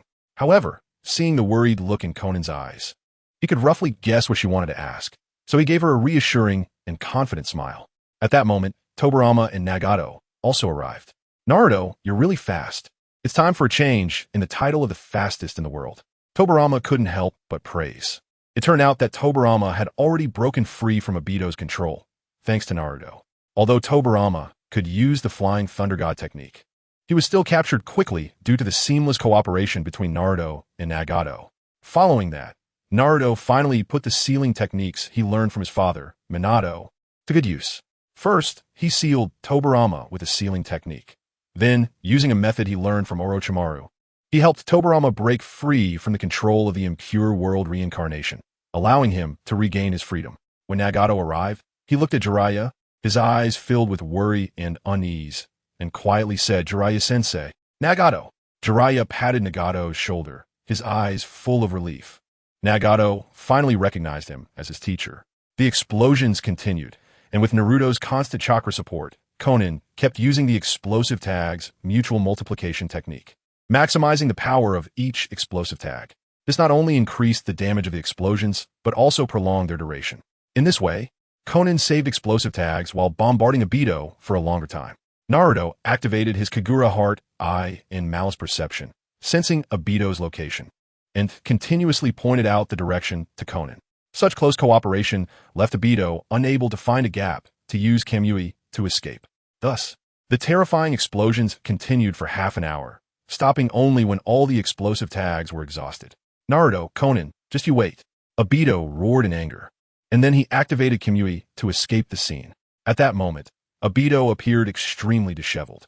He never expected that no matter how he moved during those 30 minutes, he would be bombarded by the explosive tags released by Conan. Those explosive tags seemed to have eyes, accurately locking onto his position, leaving him nowhere to hide. In the end, Obito finally realized that he had been monitored by Naruto and the others. However, he did not choose to flee directly from the ocean filled with explosive tags, as doing so would trap him in Naruto's encirclement. Although Conan's strategy had cost him dearly, it also created an opportunity for Obito to escape. Thus, Obito resolutely decided to stay in the central area of the explosive tags, using his intangibility ability and Izanagi to avoid all the explosive impacts and save his life. When the last explosive tag exploded, Naruto and the others had no time to rush forward to stop him, and Obito seized the opportunity to activate Kyuubi, instantly disappearing without a trace. Damn it, that guy got away again. Conan clenched her fist in frustration, extremely angry. Nagato and Jiraiya also frowned, feeling disheartened. What a troublesome guy, and we let Obito escape. It's okay, Senior Conan. Next time I'll take care of Obito for you, Naruto encouraged. He understood that this operation had dealt a heavy blow to Obito, causing significant losses. How many lives does that poor Obito still have left to use? At this moment, Jiraiya and Nagato finally had time to communicate their long silent feelings. Nagato, come back to Konoha with me. Let's live well together, Jiraiya said expectantly. Conan and Naruto also looked at Nagato, hoping he would agree. Nagato looked down at the ground, seemingly finding it difficult to speak, and finally said, Sensei, the world is becoming increasingly chaotic with constant wars and growing suffering among people. We must take action. Jiraiya furrowed his brow and asked with concern, so what are your plans? Have you found a way to achieve peace? Nagato took a deep breath and slowly said, We are working hard to find answers, but it's not easy. The root of war lies in the distrust and conflicts between people. Only by eliminating these can we achieve true peace. Jiraiya gently sighed, speaking earnestly. Nagato, I understand your thoughts, but resolving these issues requires time and patience. Violence will only bring more harm. Naruto smiled and said, Brother Nagato, we are all people who love peace. Why can't we work together to achieve world peace? Come back to Konoha with us. Nagato. Konan couldn't help but whisper, her eyes full of expectation. Nagato looked at the three hopeful faces of Konan, Jiraiya, and Naruto, and a warm feeling rose in his heart. He nodded, but did not directly agree. Sensei, Naruto, I acknowledge you, but now Amage Cure needs me. There are too many people here suffering who need my help. I cannot return to Konoha with you. On the other side, Obito, who had fainted on the ground, groggily opened his eyes and was horrified to discover he had severe myopia, nearly blind. The Sharingan on the severed part of his arm had all closed. Obito, you're awake, Kagaya said nearby. Obito, how are you now? Kagaya asked with concern. Obito, Kagaya. Seeing the reclusive Obito, Kagaya also felt uncomfortable and silently prayed in her heart. Obito, you have to pull yourself together. Without you, how can I resurrect my mother? Chapter 87 art is an explosion. Naruto and Jiraiya wouldn't let their compassion get the better of them. When Naruto and Jiraiya heard Nagato say he wanted to stay in the Rain Village, they exchanged glances and immediately began to persuade him. Nagato, come back to Konoha with us. There are many kind people and warm homes there, which can provide you with a better living environment, Naruto sincerely urged. Jiraiya echoed, yes. Nagato, Konoha is a very safe and friendly place. You can live a happy and joyful life there. Plus, I can teach you more about ninjutsu. His eyes were filled with anticipation and concern. However, Nagato shook his head, indicating his refusal. Thank you for your kindness, but this is my home. I want to stay here and protect this land and its people. His tone was firm and resolute, leaving Naruto and Jiraiya feeling somewhat helpless. At that moment, Naruto and his group looked warily at the sky.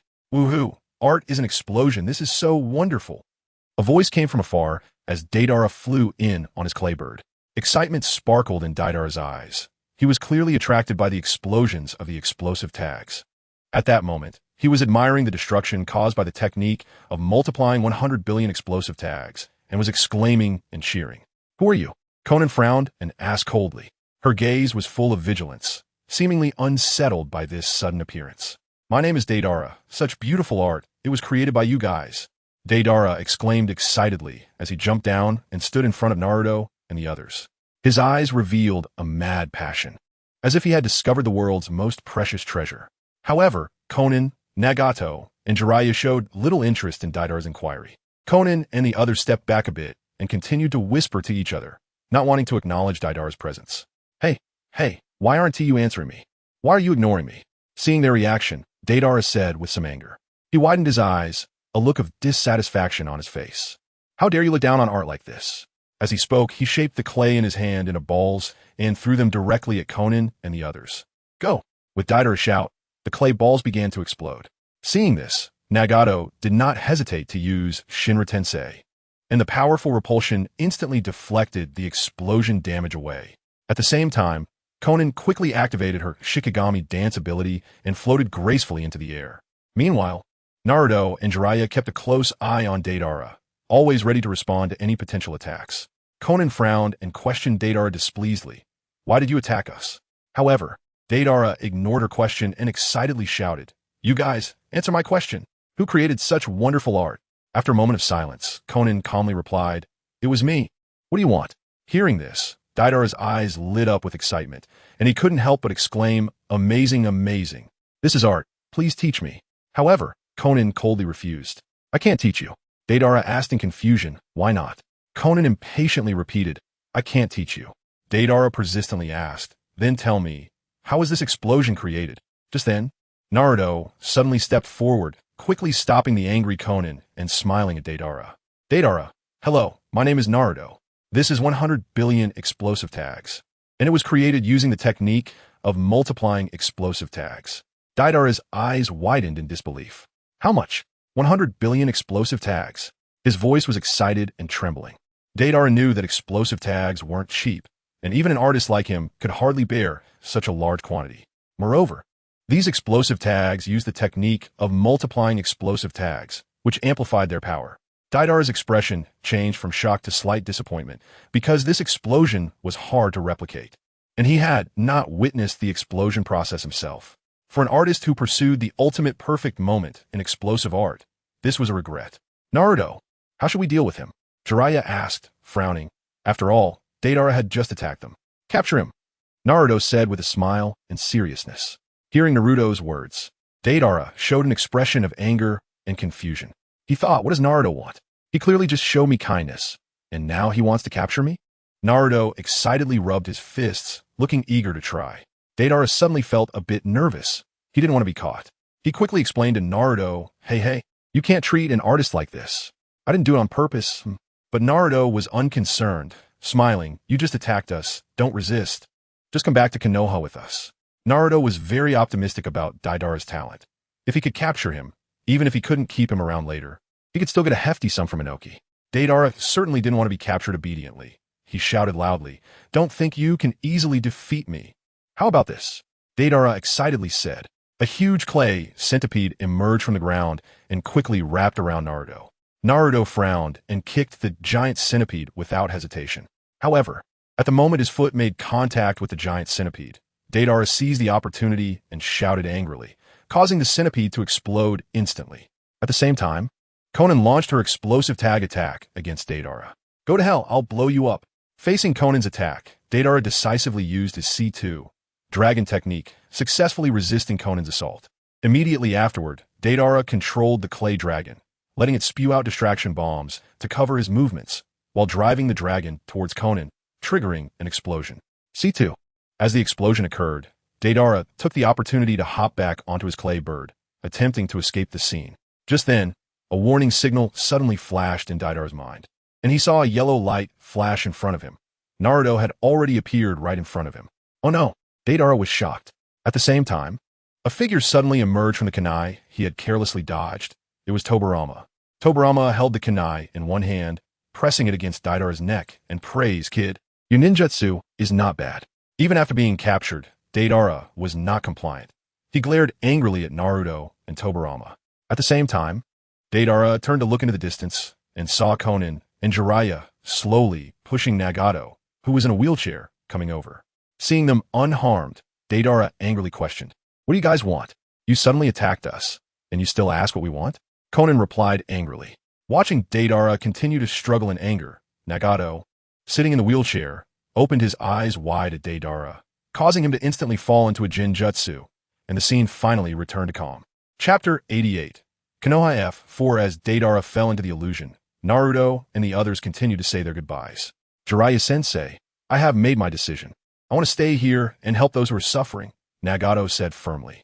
But, Saiwell, since this is your choice, we respect you, Jiraiya sighed helplessly, knowing that Nagato had made up his mind and further persuasion would be useless.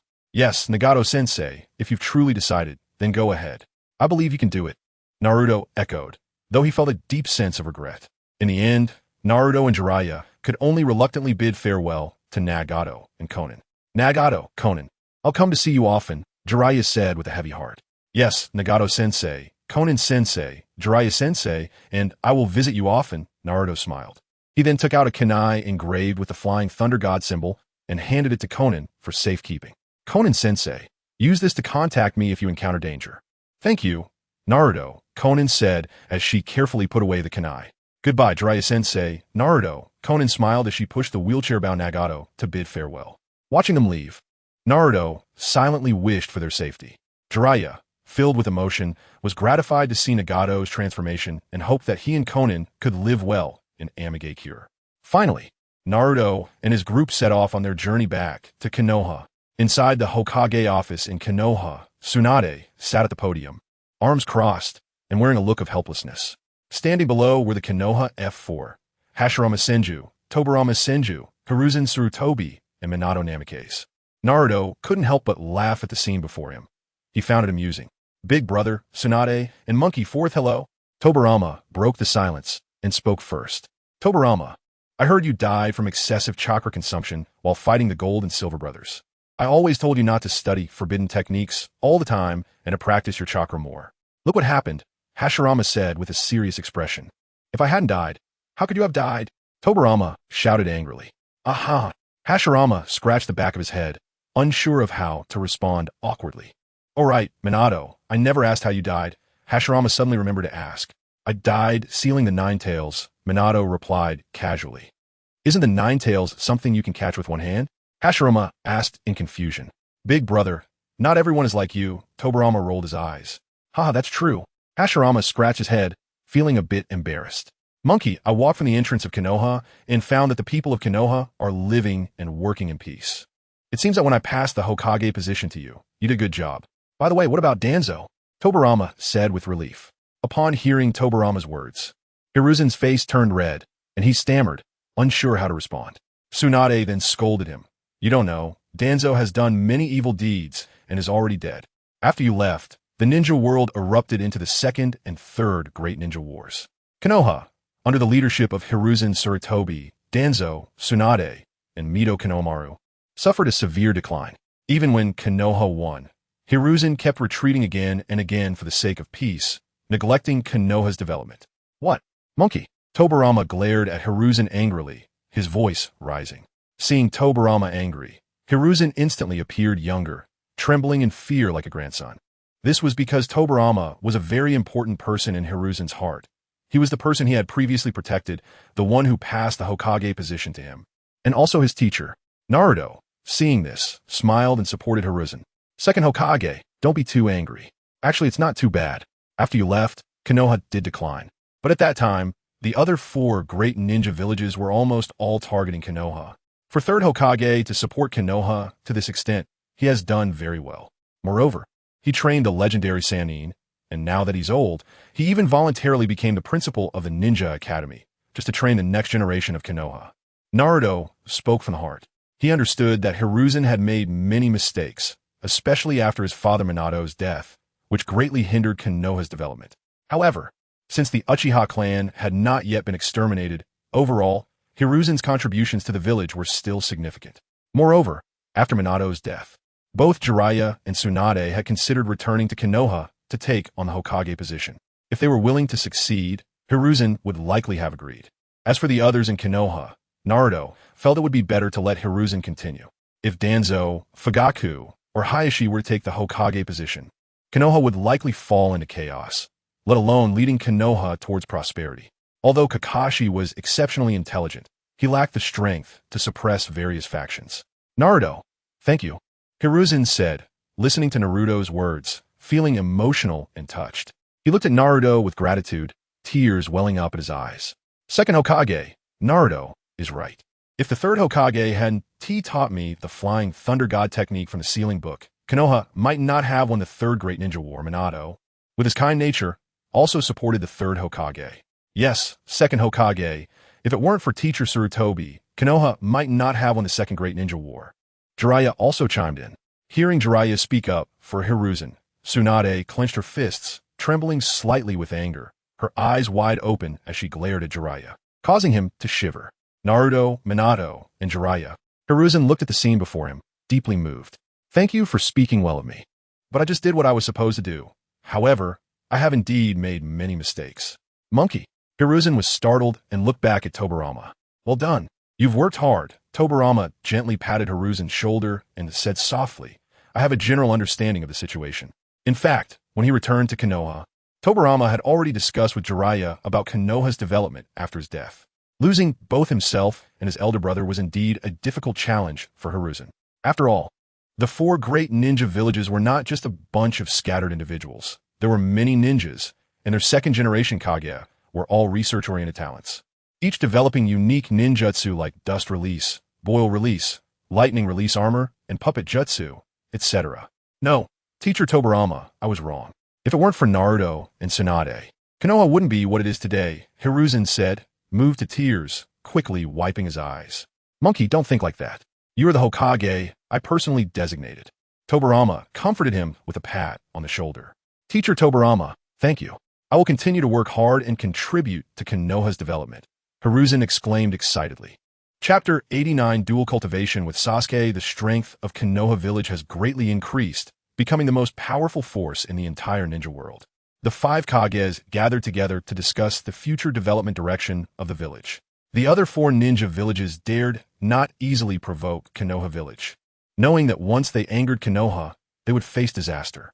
Now the entire ninja world has fallen into a state of calm. Lightning release. Kirin. With Sasuke's loud shout, the dark clouds in the sky suddenly began to roll violently, with flashes of lightning flickering within.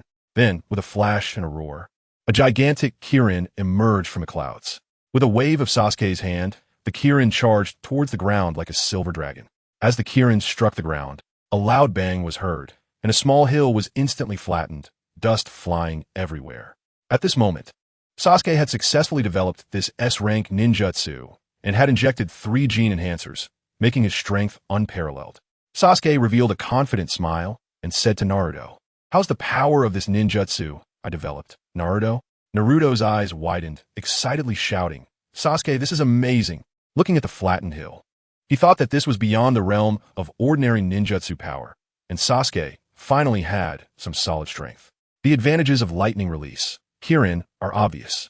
It has a wide range, extremely high attack power, low chakra consumption, and is fast enough to be unavoidable. However, its weakness is that it requires natural weather conditions and the use of the Sharingan to see the speed and direction of the lightning. Hearing Naruto's praise, Sasuke's smile grew even brighter. He confidently placed his hands on his hips, puffed out his chest, and arrogantly lifted his chin, resembling a victorious rooster. "Hey, Sasuke, can you use it again?" Naruto asked with a smile. Sasuke looked confused and asked, "What's wrong, Naruto? Did you not see it clearly?" "No, Sasuke, please use it again. But this time, don't summon the Kirin," Naruto explained. "Okay." Although Sasuke felt a bit puzzled, he still followed Naruto's request and performed lightning release. Kirin once more. Kirin. Sasuke used the ninjutsu again. The sky quickly formed thick black clouds, blocking out the sun, and soon the sky turned pitch black again. "Thanks, Sasuke." Naruto smiled in gratitude. He looked at the black clouds, entered Sage Fox mode, and jumped up, soaring into the air before gently landing on the black clouds. Naruto successfully stood on the black clouds. A wave of joy surged within him. He knew he could continue to train his chakra control ability. When the chakra control ability reaches a certain level, one can walk on clouds. Now, Naruto had finally achieved it. In fact, Naruto had previously tried to stand on clouds, but had always failed. However, this time he successfully stood on the black clouds. Perhaps it was because the clouds were thick, almost ready to turn into rain, or perhaps it was due to his increased strength and the breakthrough in Sage Mode, which enhanced his chakra control ability. Naruto. Sasuke, seeing Naruto soaring into the sky and not coming down for a while, began to feel uneasy and shouted Naruto's name loudly. "Sasuke, I'm here." Naruto responded to Sasuke's call, realizing that he had worried Sasuke. So, he returned to the ground to reunite with him. "Naruto, what were you doing just now?" Sasuke asked curiously. Naruto grinned, "Practicing my chakra control ability." Sasuke frowned. "Practicing chakra control ability on the clouds?" Naruto nodded seriously. "That's right. It's really fun, Sasuke. Do you want to give it a try?" After hesitating for a moment, Sasuke replied, "Okay." Naruto enthusiastically said, "Do you want me to help you up?" Sasuke shook his head. "No need." With a few light jumps, Sasuke reached the top of a tall tree. He gazed at the dark clouds above with determination in his eyes. Then, Sasuke skillfully used the shadow clone technique to create a clone. With a bang, he threw a sharp shuriken towards the black clouds. Just as the shuriken approached the clouds, it exploded, revealing that it was transformed by Sasuke. At this moment, Sasuke's upward force was clearly insufficient, but he was still a good distance from the clouds. Sasuke gritted his teeth and persevered. When he felt himself slowly rising and about to stop falling, Sasuke decisively used the shadow clone technique again. This time, Sasuke placed the shadow clone beneath him, allowing it to support him with its hands while applying thrust. Simultaneously, Sasuke bent his legs and jumped with the thrust. Using this method, Sasuke successfully rose significantly higher. Almost there, Sasuke thought inwardly. But ultimately, it was still a little short. Sasuke barely touched the clouds with his hands. Oh no! Sasuke began to plummet rapidly. He had never seen the ground from such a height, and fear began to fill his heart. As he looked at the ground getting closer, he slowly closed his eyes, filled with reluctance. Am I really going to die like this? Hey, Sasuke, are you okay? Naruto looked at Sasuke, who was fearfully covering his head with his hands, but it looked like he was shyly hiding his face. Naruto found this version of Sasuke quite adorable. Naruto had been keeping a close eye on Sasuke and would naturally not stand by and watch him fall. When he saw Sasuke about to hit the ground, Naruto instantly entered Sage Fox mode, gathering chakra at his feet, and rocketed towards Sasuke, catching him at the last moment. Feeling Sasuke in his arms, trembling with fear of death, a sense of inexplicable satisfaction surged within Naruto. Holding Sasuke, Naruto gently patted his back. Don't be afraid. I'm here. Upon hearing this, Sasuke's body trembled slightly, and a blush appeared on his face. Then Sasuke, both angry and embarrassed, shouted, Naruto, let me down. Naruto smiled, a teasing glint in his eyes, and said softly, really? Sasuke frowned slightly as he looked at the ground receding below him, and he stopped talking. After catching Sasuke, Naruto did not hesitate to shoot up into the clouds. At the moment when he stepped onto the clouds while holding Sasuke, he suddenly felt unstable, his body swaying, and he began to fall towards the ground. Naruto, are you doing this on purpose? Sasuke yelled angrily. Sasuke, I really didn't mean to. I'm still not very skilled, and it's normal for me to be unsteady while holding you, Naruto hurriedly explained. Ugh, Naruto, do you still want to take me up there? Sasuke complained unhappily. Sasuke, we're about to hit the ground, so hold on tight to me, or I can't protect you, Naruto awkwardly reminded him. Ugh, reluctantly, Sasuke reached out and wrapped his arms around Naruto's neck. Be careful. Just before they hit the ground, Naruto smiled and reminded him again. Hearing Naruto's reminder, Sasuke could only nervously cling to him, burying his head in Naruto's embrace. At that moment, Naruto suddenly remembered something, quickly took out a kunai marked with the flying Thunder God seal, and threw it forcefully towards the ground. Immediately after, Naruto, holding Sasuke, used the flying Thunder God technique to instantly disappear from the air and safely transfer to the ground. Sasuke, held in Naruto's arms, was filled with question marks. Naruto. After Sasuke realized what was happening, he quickly broke free from Naruto's embrace and shouted angrily. Sasuke's expression turned very unpleasant, and he became furious, feeling like Naruto was mocking him like a monkey. Sasuke, I just remembered that I can use the Flying Thunder God, Naruto explained awkwardly. That idiot. I'm going to kill you, Sasuke said through gritted teeth, his eyes filled with rage. Sasuke, forgive me, Naruto quickly apologized, looking around, ready to escape at any moment. You stand there, Sasuke yelled, his body radiating a powerful chakra aura. Unable to contain his anger, Sasuke launched an attack on Naruto. Naruto, not daring to fight back and provoke Sasuke further, ended up fleeing with his hands over his head. Chapter 90. Sasuke activates the Manjiki. Naruto and Sasuke's dramatic scene was also witnessed by the Konoha F4, as the commotion caused by Naruto and Sasuke was quite significant, making it hard for them not to notice. Ha ha ha, being young is great, right Tobirama? Senju Hashirama said with a teasing expression. Big brother, you weren't that old when you died, either. Tobirama rolled his eyes, speechless. Haha, true. Your son is quite amusing, Minato. Hashirama turned his gaze to Minato, joking.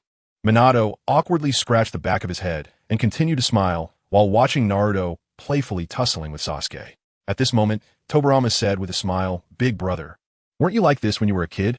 Huh? Hashirama was taken aback, then quickly realized and scolded, You little brat, daring to make fun of me. Everyone burst into laughter, and the atmosphere was relaxed and joyful.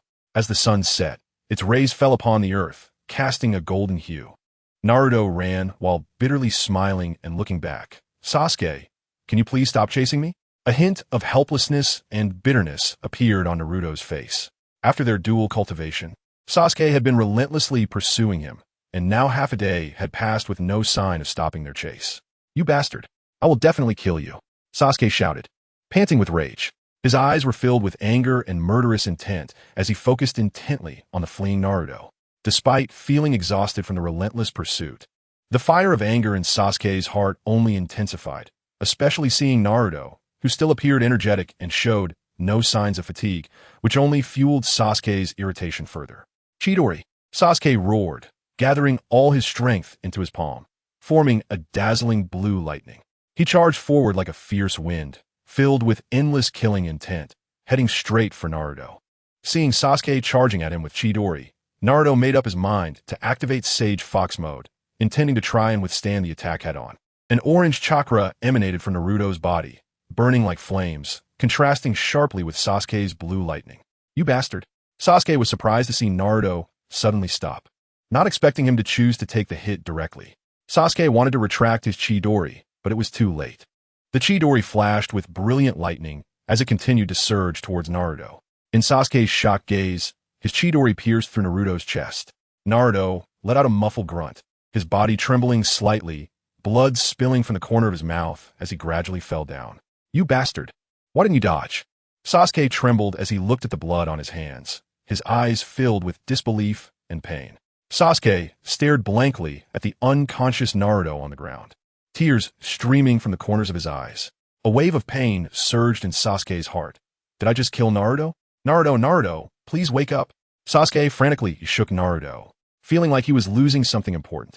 Naruto, why didn't you dodge? Hearing this again, Naruto, lying on the ground, could no longer hold back and couldn't he help but smile slightly, saying, because I'm not afraid?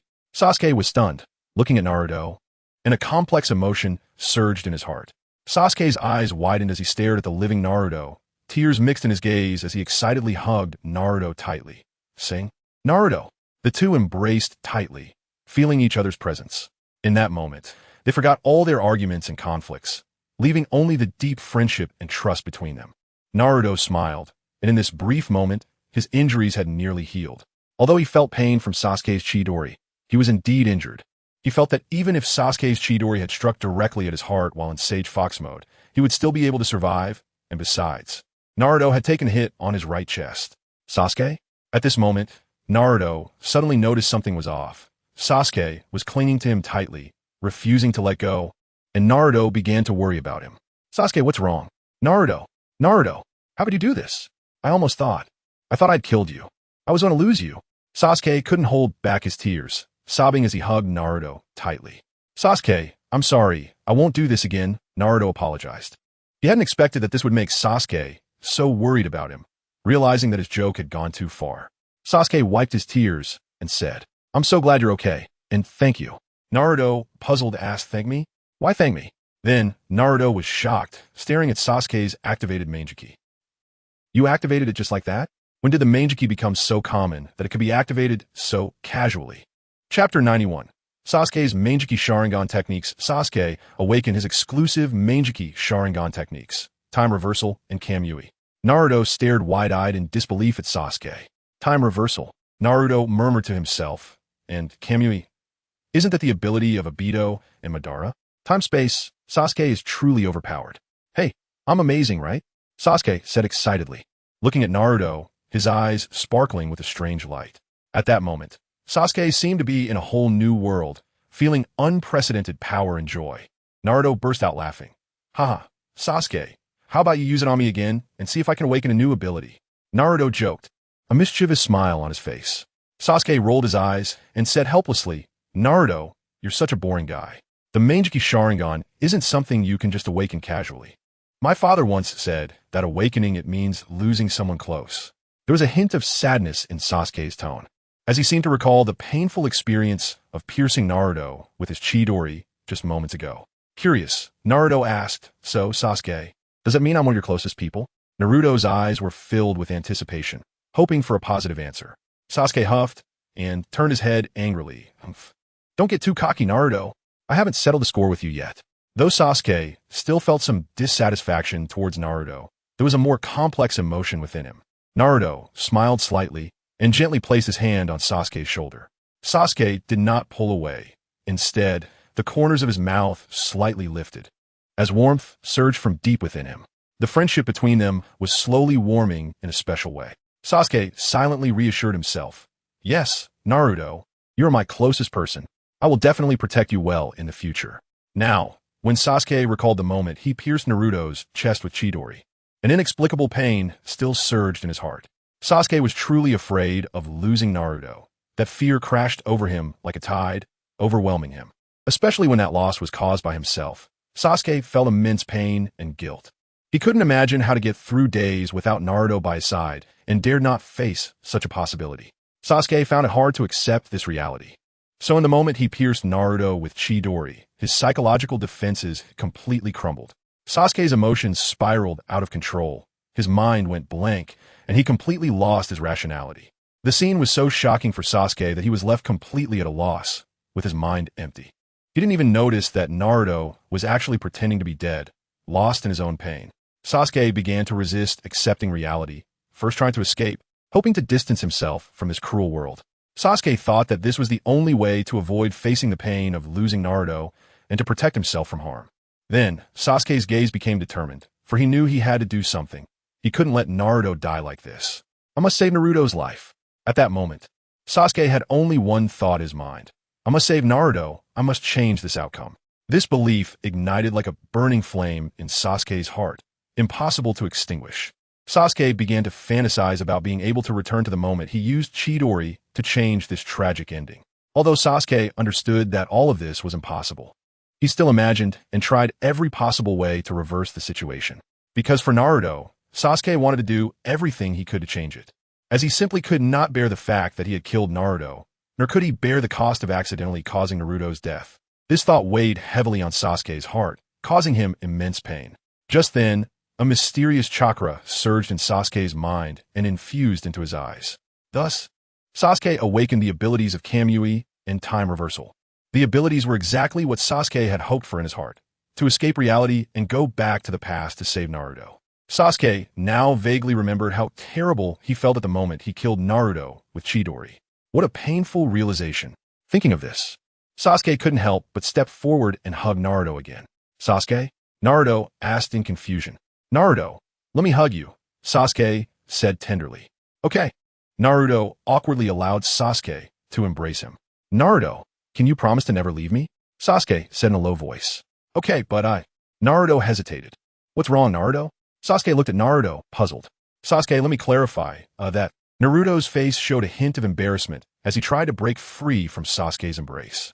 Naruto, just say it. Sasuke asked anxiously. Sasuke, I don't swing that way. Naruto finally mustered the courage to express his thoughts. Sasuke was instantly stunned. Then he angrily yelled, Naruto, who wants to swing that way with you?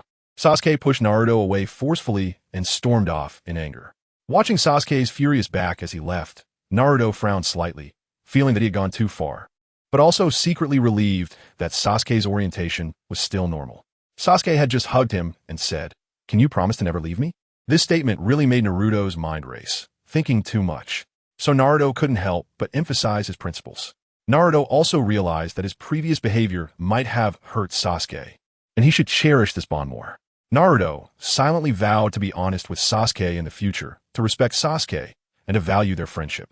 Next time, he couldn't joke with Sasuke like that anymore. What if it backfired and became serious? He couldn't let Hinata down. Chapter 92, New Skill Moonwalk. Tobi's midnight Lin a month later. Naruto finally succeeded in standing above the clouds, a satisfied and confident smile on his face. Not only that, but Naruto also learned a new skill, Moonwalk. In Sage Fox mode, Naruto was able to step on the air continuously at an amazing speed, as if he were walking in the sky. However, this technique consumed a considerable amount of physical energy. Now, Naruto also possessed the ability to fly in his normal state, but he could not rely solely on taijutsu and needed to use wind chakra for assistance. The principle was the same as the moonwalk, but Naruto added an extra step, gathering wind chakra at his feet.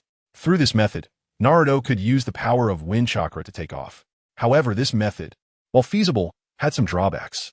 First, it created a lot of noise when taking off, making it easy to attract others' attention. Second, it consumed both physical energy and chakra, placing a burden on his body. Therefore, this flying method was not Naruto's ideal choice.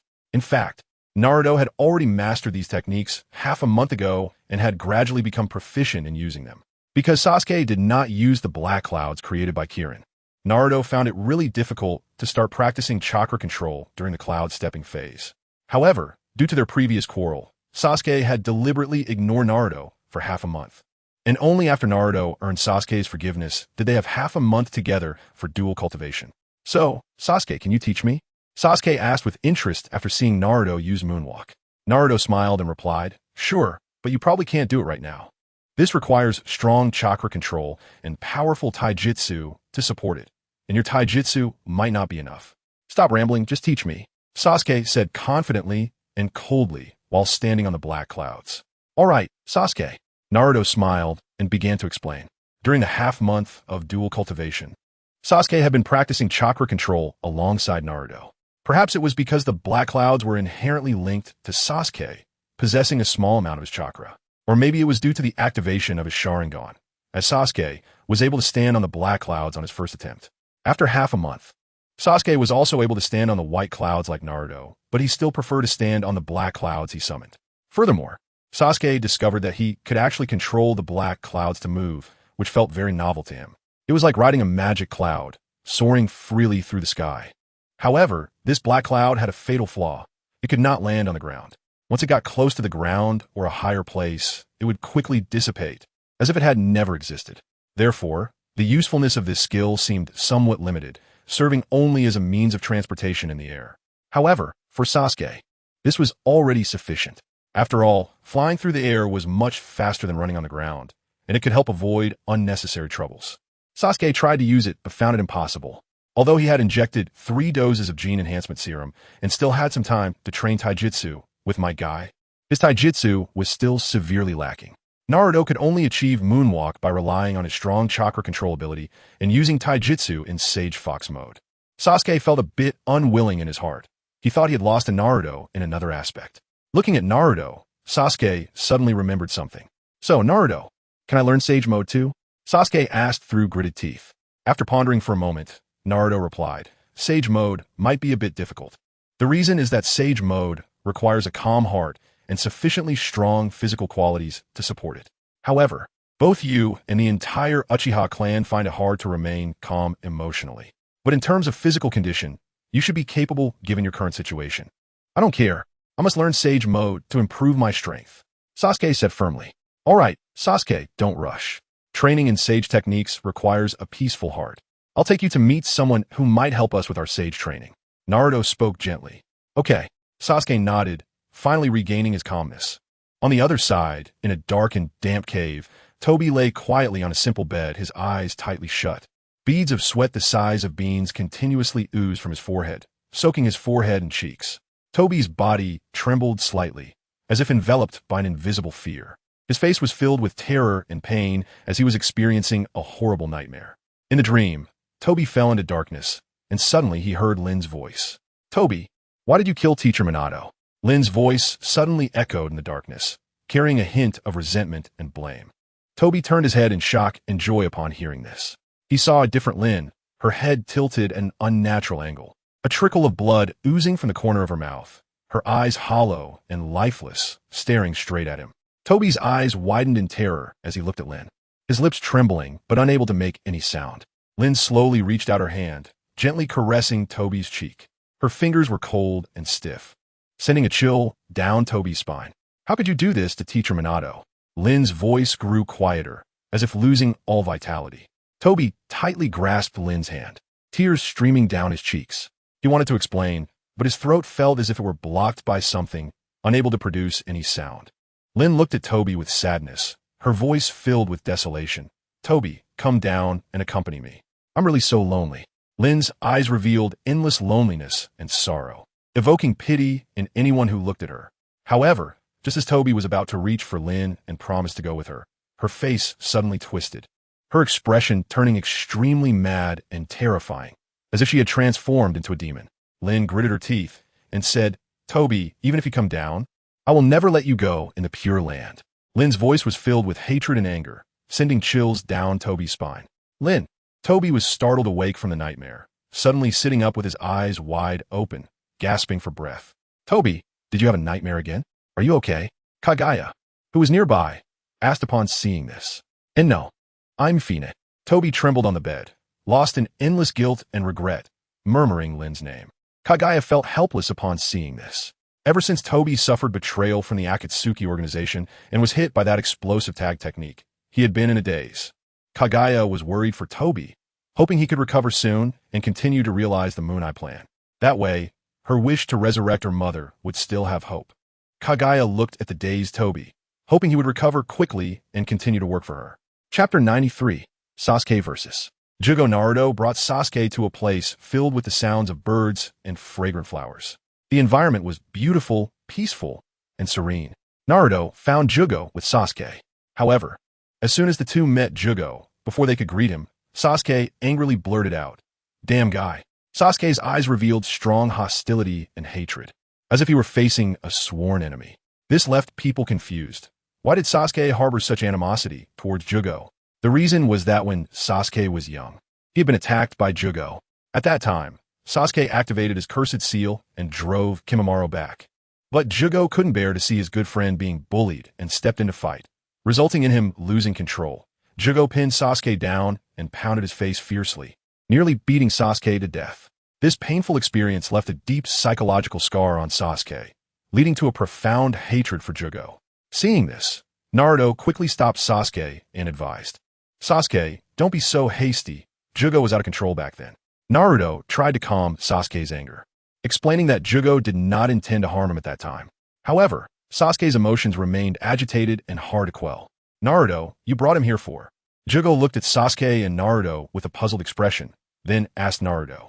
Naruto scratched his head, smiled awkwardly, and explained, "Jugo, Sasuke wants to train in Sage Mode. But you know, Sasuke is really impatient, so I thought I'd bring him over to live with you for a while, to let him learn from you and cultivate himself." Hearing Naruto's words, Sasuke immediately exploded with rage, glaring at Naruto and shouting angrily, "Naruto, you actually want me to learn from this guy? What qualifications does he have to teach me?" Seeing this, Naruto frowned and spoke seriously. "Sasuke, how can you say that? Jugo has a natural sage body. He has already mastered Sage Mode. In this regard, he is definitely more experienced than us." After hearing this, Sasuke showed a hint of surprise, turned to Jugo, and asked, You can use Sage Mode?" Jugo nodded slightly and replied softly, "Yes, Naruto taught me." "What? Naruto taught you?"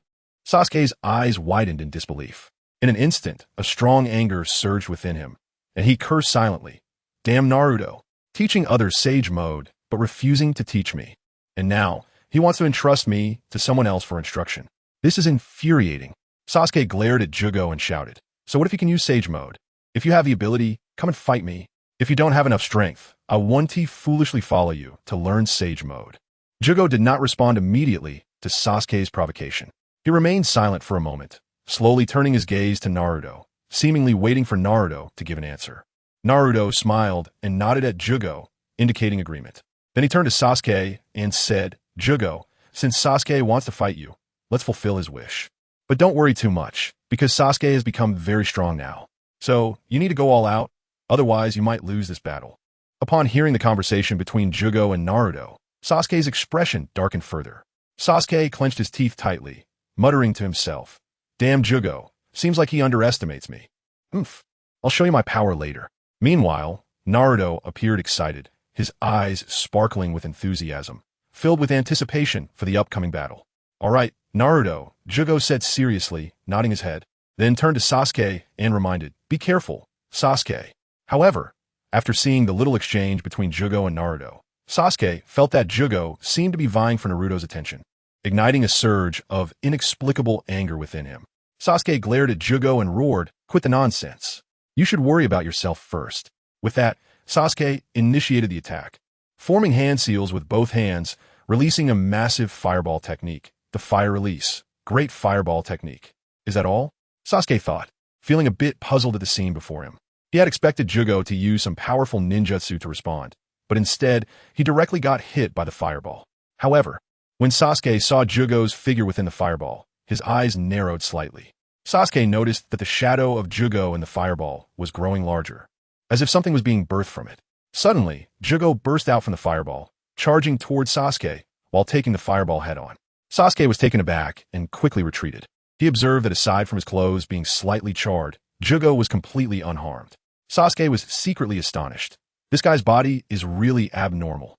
Then, as he watched Jugo's fist coming towards him, Sasuke quickly used lightning release to activate his cell activity, enhancing his speed to evade. With a loud bang, smoke erupted, and the ground was smashed into a deep pit by Jugo's strike. Sasuke jumped onto a tree, looking at the scene before him, filled with surprise. He had never imagined that Jugo's strength was so great, even exceeding his expectations. Naruto, observing Jugo's performance, couldn't help but nod in approval. He knew that Jugo's physique was very impressive and that it was a natural gift, not something he had trained extensively for. Jugo's current physique was almost comparable to his own, though Naruto's Sage Fox mode was another matter. Moreover, Jugo was a few years older than Naruto and Sasuke, meaning he'd been training for almost half again as long as they had. "Be careful," Sasuke warned. Before the smoke could dissipate, he used Chidori, 1,000 birds from the tree, sending countless electric needles towards Jugo's location. Sasuke stared at the gradually dispersing smoke, feeling a surge of doubt and unease. When the smoke cleared, Sasuke found that Jugo's figure had vanished. At that moment, a strong sense of danger surged in his heart. and Sasuke's gaze sharpened as he keenly sensed that Jugo had quietly circled behind him. Without hesitation, Sasuke quickly formed a Chidori blade in his hand, shimmering with sharp light, and spun around to slash down. However, the strike did not hit its target. Jugo effortlessly sidestepped Sasuke's attack, his movements fluid and agile. Sasuke was taken aback, realizing he had underestimated Jugo's strength. It turned out that Jugo had already activated his unique Sage Mode. In this state, his reflexes, power, and speed were greatly enhanced, far exceeding Sasuke's expectations. Immediately afterward, Jugo jumped up and kicked toward Sasuke's waist. Sasuke barely had time to react before his body flew backward uncontrollably, crashing heavily against a large tree and then falling to the ground. Sasuke quickly wiped the dirt off himself, looking somewhat disheveled. Just as he was about to use the power of his Mangekyou Sharingan, Naruto's voice stopped him. "Sasuke, that should be enough, right? Jugo's strength is decent. It's just a spar, so don't use the Mangekyou. You should know that using the Mangekyou can lead to blindness, right? Jugo, don't think you've really defeated me. If it weren't for Naruto's persuasion, I would definitely let you see the power of the Mangekyou," Sasuke angrily said to Jugo. Sasuke said it like this, but Naruto knew that Sasuke's heart should somewhat acknowledge the strength of J-Go. "So Sasuke, you should stay here and learn from J-Go for a while. You'll explain the situation to Itachi and Fugaku," Naruto said with a smile. He then turned to J-Go and asked, "J-Go, I'm counting on you to take care of Sasuke for me." "All right, Naruto." Although J-Go wasn't particularly fond of Sasuke, he naturally wouldn't refuse Naruto's request. Naruto smiled as he watched Sasuke and J-Go, and the members of Team Hawk were gathered together. Chapter 94: Gaara after the Hidden Mist Village. The Sand Village also couldn't bear the pressure and sent a request to Konoha, hoping to resurrect their third Kazekage and other strong figures through the Edo Tensei technique. Nowadays, the Sand Village has become the weakest among the 5 great ninja villages, with a pitifully weak strength. Being located in a barren desert area, it is extremely difficult to grow food, and even water resources are alarmingly scarce, making bathing a luxury for the villagers. Meanwhile, Konoha is flourishing, with funds and numerous ninja missions concentrated there, worsening the economic situation of the Sand Village. Currently, the Sand Village can only rely on the 4th Kazekage, Raza, to strike it rich through gold mining, barely sustaining the livelihood of the entire village. In the Hokage office of Konoha, after Naruto learned of the news, he immediately asked Tsunade for permission to personally go to the Sand Village. "Tsunade, let me go to the Sand Village with Orochimaru," Naruto said with a hint of smile. "All right, Naruto, since you've decided to go, you must be careful. Remember, you represent the image of Konoha, and you must not be the slightest bit negligent." Tsunade readily agreed to Naruto's request. Naruto's face broke into a joyful smile, indicating he could set off for the Sand Village with Orochimaru right away. After a moment of silence, Tsunade slowly said, "Actually, Naruto, I think this plan is no longer suitable to continue. The Akatsuki organization has been disbanded, and the situation has changed." Naruto nodded in agreement. "Yes, Tsunade, you're right. After our visit to the Sand Village, let us stop this plan." Tsunade gently nodded in agreement. If it weren't for the fact that the Sand Village is still our ally, and I Haven Tea officially abolished this plan, I would never agree to their request. Also, my grandfather and great-uncle have gone out to track down Obito. I believe we will find and defeat him soon." "I hope so, Tsunade," Naruto replied with a smile. However, despite appearing relaxed on the surface, Naruto was filled with worry inside. He silently cursed in his heart. "Obito, hurry up and give it your all." Although Naruto desperately wanted to eliminate Obito, he was also concerned that if the ninja world became too peaceful and lacked external pressure, it would be difficult to achieve long-term development. Not long after, Naruto and Orochimaru arrived at the Sand Village. "Naruto, Orochimaru, welcome to our village." Raza led a group of people to greet them at the village entrance. Naruto looked around, but did not see Gaara, feeling a twinge of confusion. But he did not immediately ask Raza. Soon after, Raza warmly invited Naruto and Orochimaru to the place where the bodies needed for Edo Tensei were stored. After careful observation, Naruto indeed noticed that a familiar figure was missing. However, before Naruto could speak, Orochimaru said first, "Is this all there is? Lord 4th Kazekage, I remember there was a powerful ninja in your village who was skilled in using the Scorch Release technique." Orochimaru smirked at Raza. Raza's expression changed slightly, beads of sweat appearing on his forehead as he awkwardly replied, "Yes, this is all." Orochimaru keenly noticed Raza's unnatural expression and pondered the reason in his heart while responding. All right, then let us begin. Wait, we still have one more person to perform Edo Tensei on. Chiyo approached the group with a burlap sack and slowly opened it to reveal none other than Yakumo. Teacher, Shino exclaimed upon seeing Yakumo, crying as he knelt before Yakumo's body. Subsequently, Shino angrily questioned Raza Kazekage. Didn't you say Yakumo's body was missing? Raza was left speechless by Shino's accusation, unsure how to explain. Chiyo looked at the guilty Raza and sighed. A few days ago, she had discovered that Raza had sent someone to secretly move Yakumo's body to destroy it. After discovering this, Chiyo had secretly intervened, bringing it back and hiding it. Orochimaru found the situation amusing, licking his lips excitedly as he watched. Seeing this scene, Naruto was also somewhat pleased with how things were developing. Then Naruto thought of something and said to Orochimaru, Orochimaru, you stay here for now. I need to step away for a bit. We'll proceed with Edo Tensei when I return. Orochimaru smiled and said, all right, Naruto-kun, without questioning the reason for Naruto's departure. Raza frowned and said, you can't. Orochimaru turned and stared at Raza. What? Do you have a problem? And no, Raza stammered, feeling a deadly threat from Orochimaru. Naruto quickly sensed Gaara's location through his sage mode and approached Gaara. Naruto, what are you doing here? Temari and Kankuro stood protectively in front of Gaara, watching him warily. Naruto smiled. I'm here to invite you to the Edo Tensei site. After all, your mother, Karura, is also being resurrected. Aren't you going to join us? Temari frowned and said, so that's why you came. Of course, we want to go, but we want to take Gaara with us. However, Gaara refuses and wants to stay here. Kankuro, somewhat impatient, said, Temari, let's not bother with Gaara. Let's go. But Temari looked at her lonely brother, who had his back turned to them, with both concern and hesitation. Naruto showed a friendly smile and said, can I get closer to Gaara? I could try to persuade him. Kankuro frowned and said, don't waste your time. Temari stopped Kankuro, looking again at the lonely Gaara and the confident Naruto, and nodded to Naruto, encouraging him to give it a try.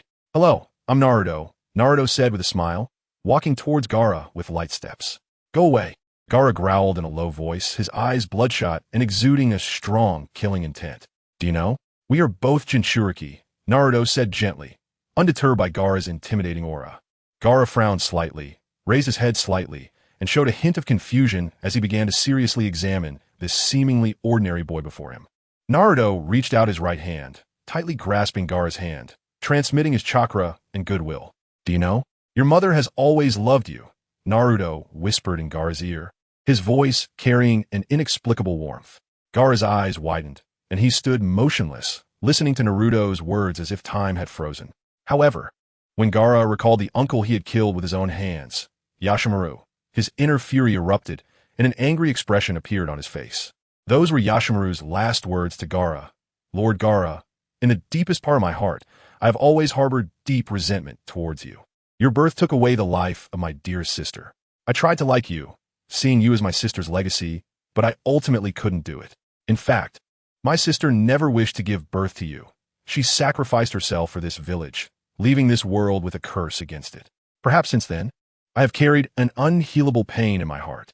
This child is called Gaara, meaning the Shura who loves himself, signifying that he only loves himself and fights only for himself, thus allowing him to continue to exist.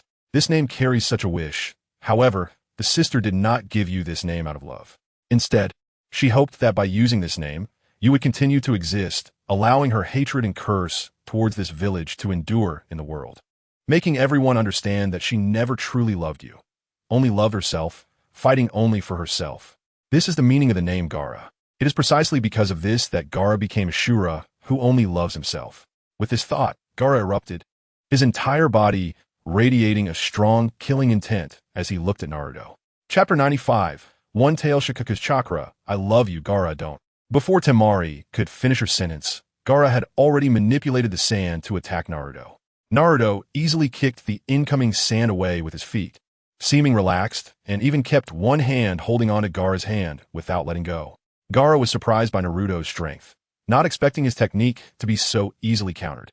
Gaara widened his eyes, angrily preparing to unleash more power to defeat Naruto.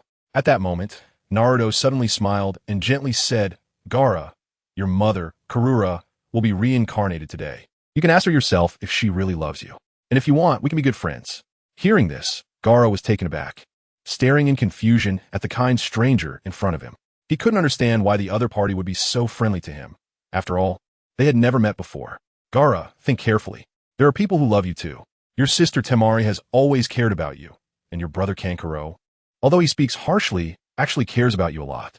Otherwise, why would he come looking for you? Naruto said earnestly.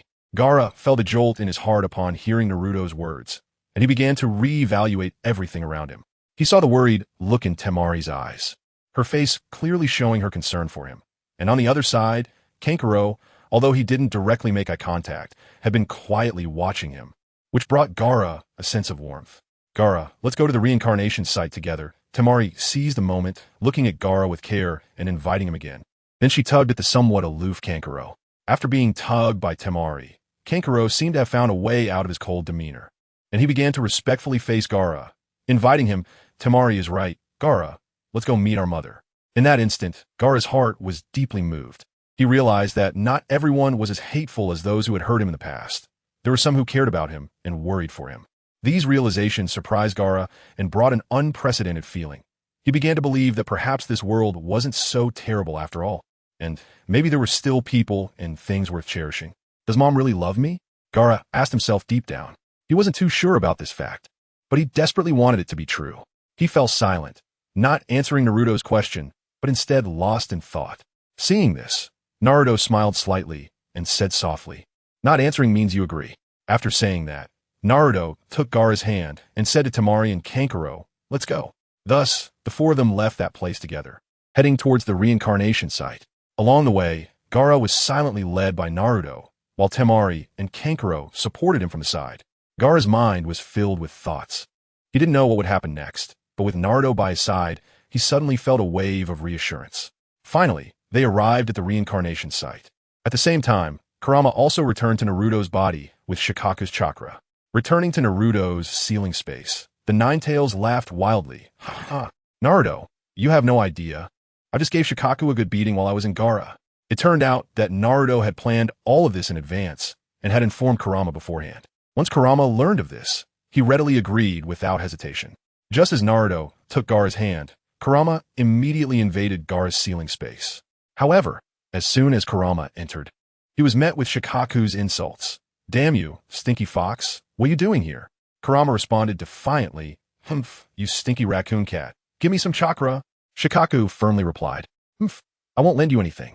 Kurama threatened, "Even if you don't want to, you have to lend it to me." Shikaku roared angrily, "What, you stinky fox? Do you want to fight me?" Kurama laughed proudly, "Haha, that suits my intentions perfectly. It seems you, stinky raccoon cat, can't wait to get beaten up." Shikaku angrily said, "Stinky fox, don't think I'm afraid of you." Kurama teased, "Oh, you raccoon cat who hides in a tea kettle. Is it because the water is boiling that you're so irritable?" This remark completely enraged Shikaku, and he angrily shouted, "Stinky fox." Then, Shikaku directly launched an attack on Kurama in anger. Since Kurama and Shikaku were already at odds, and Shikaku didn't consider himself the weakest-tailed beast, he naturally refused to lend Kurama chakra. Shikaku and Kurama ended up fighting fiercely due to a disagreement, and Kurama unleashed all of his strength, intending to settle the matter quickly. After all, Kurama remembered the plan and didn't want to be out of Naruto's body for too long. Plus, this was Gaara's body, and he didn't want to cause trouble or loosen the seal. So soon, Shikaku was suppressed by Kurama using his 9 tails and was soundly beaten, eventually knocked out. Kurama successfully obtained a portion of Shikaku's chakra. After hearing Kurama's account, Naruto could only respond with a wry smile. "Kurama, you actually just took it by force?" "Of course. That stinky raccoon cat refused to lend me chakra no matter what," Kurama said nonchalantly. After hearing Kurama's words, Naruto felt a jolt in his heart. If Shikaku woke up, he would definitely be furious.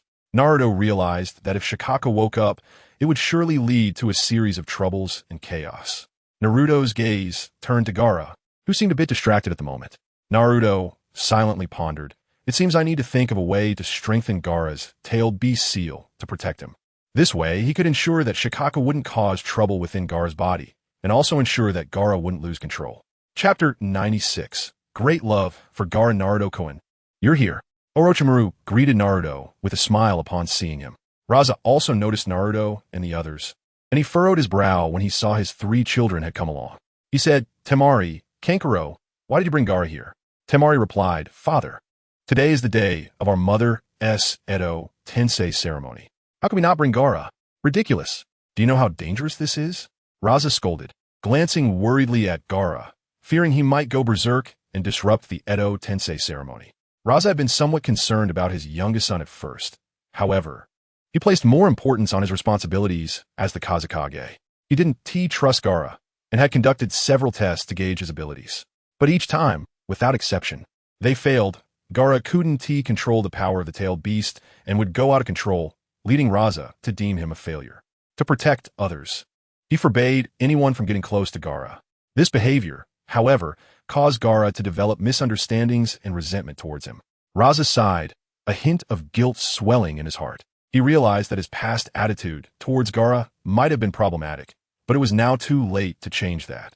Raza only hoped that today, as Edo Tensei would proceed smoothly so that their family could reunite.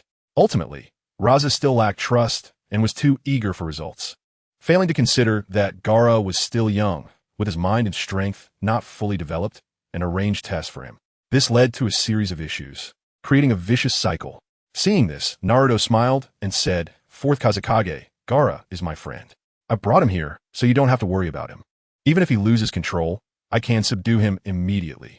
By the way, your sealing techniques for tailed beasts really aren't that great. Look at me.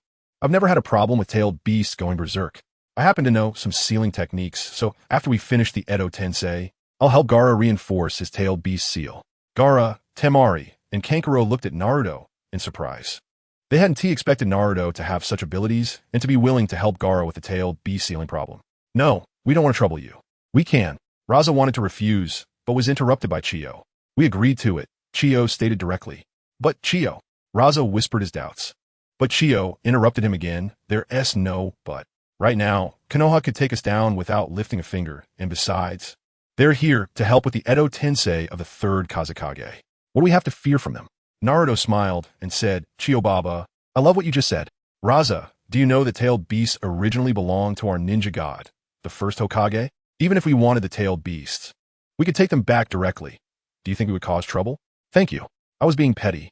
Then I'll leave it to you," Raza said solemnly to Naruto, beginning to hope that Naruto's sealing would be effective, thus saving his youngest son. "All right, enough talk. Let us get started," Naruto said with a smile, then nodded at Orochimaru. "Edo Tensei." As Orochimaru slammed his hands onto the ground, a series of seals appeared, followed by coffins emerging from the earth. As the coffin lids fell to the ground, the figures inside were revealed. The deceased, including the third Kazekage of Sunagakure, Yakura, Kagero, and Yashimaru, began to revive. Among them, the first to awaken was the strongest Kazekage in Sunagakure's history, the third Kazekage. He looked around at the unfamiliar surroundings and the changes to his body, displaying a puzzled expression, but when he saw familiar faces, a smile of relief appeared on his face. This scene caused the ninjas from Sunagakure present to cheer and gather around, their eyes sparkling with joy and anticipation. Soon, other strong figures from Sunagakure also began to revive. I'm not dead already," Yakura murmured as he woke up in a daze, looking around. "Teacher," a nearby Matsuru exclaimed excitedly. Hearing that voice, Yakura turned his head and immediately recognized the young man before him as a student, Matsuru. Yakura asked in surprise, "Matsuru?" Matsuru's eyes glimmered with tears as he tightly grasped Yakura's hand, saying, "Teacher, you're finally back." Yakura gently patted Matsuru's shoulder, comforting him. "Don't worry, child. I will always be with you." However, when Yakura saw the unfamiliar environment and those familiar faces around him, an unsettling feeling surged in his heart. He suspected that this place was not the world he knew. Matsuru noticed Yakura's doubts and quickly explained, "Teacher, you were killed by the Umbu of Kirigakure. Now, we used the Edo Tensei technique to bring you back to life." Yakura furrowed his brow, pondering for a moment before saying, "I see." Then Yakura looked over at the fourth Kazekage Raza, feeling bitter that he had been sent to his death by Raza, becoming a casualty of war. But Yakura did not want to confront Raza on this joyous day and planned to pursue it later. "What is happening to me?" Yashimaru looked at his hands, which were filled with cracks, a puzzled expression on his face. At this moment, Raza explained, "This is the Edo Tensei technique. Yashimaru, Kagero will also be revived through Edo Tensei." "Sister." Yashimaru looked at Kagero with a hint of emotion, then noticed Gaara. "Gaara." Yashimaru observed the pain in Gaara's eyes. Raza said, "Yashimaru, Gaara has misunderstood for a long time because of what you said before he died. Hearing this, Yashimaru paused. Then he walked up to Gaara with a pained expression. Gaara, actually, I deceived you. Your mother loved you. Gaara looked at Yashimaru in silence, his heart feeling very complex. At that moment, Raza also approached Gaara, emotions flickering in his eyes as he slowly spoke. Gaara, your mother Kagero loved you very much. She has always been protecting you. And your name was actually given by me. Gaara means I love Kagero. This is my deep love for you and your mother. However, since your mother died during childbirth, I couldn't bear the pain of losing her and blamed you, developing resentment towards you. I know all of this is my fault. I'm sorry, Gaara. Yashimaru also came to Gaara's side, his voice filled with guilt and regret. Gaara, I once resented you for your mother's death, but now I understand that it wasn't your fault. The words I said before I died were just to make you suffer. They were all lies to deceive you. Please forgive me, Gaara. Gaara quietly listened to their words, his face showing shock and emotion. Tears involuntarily slipped from the corners of Gaara's eyes. At that moment, he felt an unprecedented warmth and understanding. Gaara began to look forward to the revival of his mother Kagero. Just then, Orochimaru suddenly spoke up. Something's wrong. Kagero's soul doesn't seem to be in the Pure Land, which is why I can't revive her with Edo Tensei. What? Raza Yashimaru and Gaara tensed up immediately upon hearing this. At this moment, except for Kagero, the Edo Tensei of everyone else had been completed. Gaara and his siblings looked anxiously at Orochimaru, their eyes filled with worry and concern. Raza could no longer control his emotions and urgently said, Orochimaru, please find a way to bring Kagero back. Yakaru was in tears, choked up as he said to Orochimaru, Orochimaru-sama, please save my sister. He then ran in front of Orochimaru, wanting to kneel down directly. Orochimaru quickly stopped Yakaru, furrowing his brows and thinking for a moment before saying, don't be anxious. There are only 3 possibilities for this situation.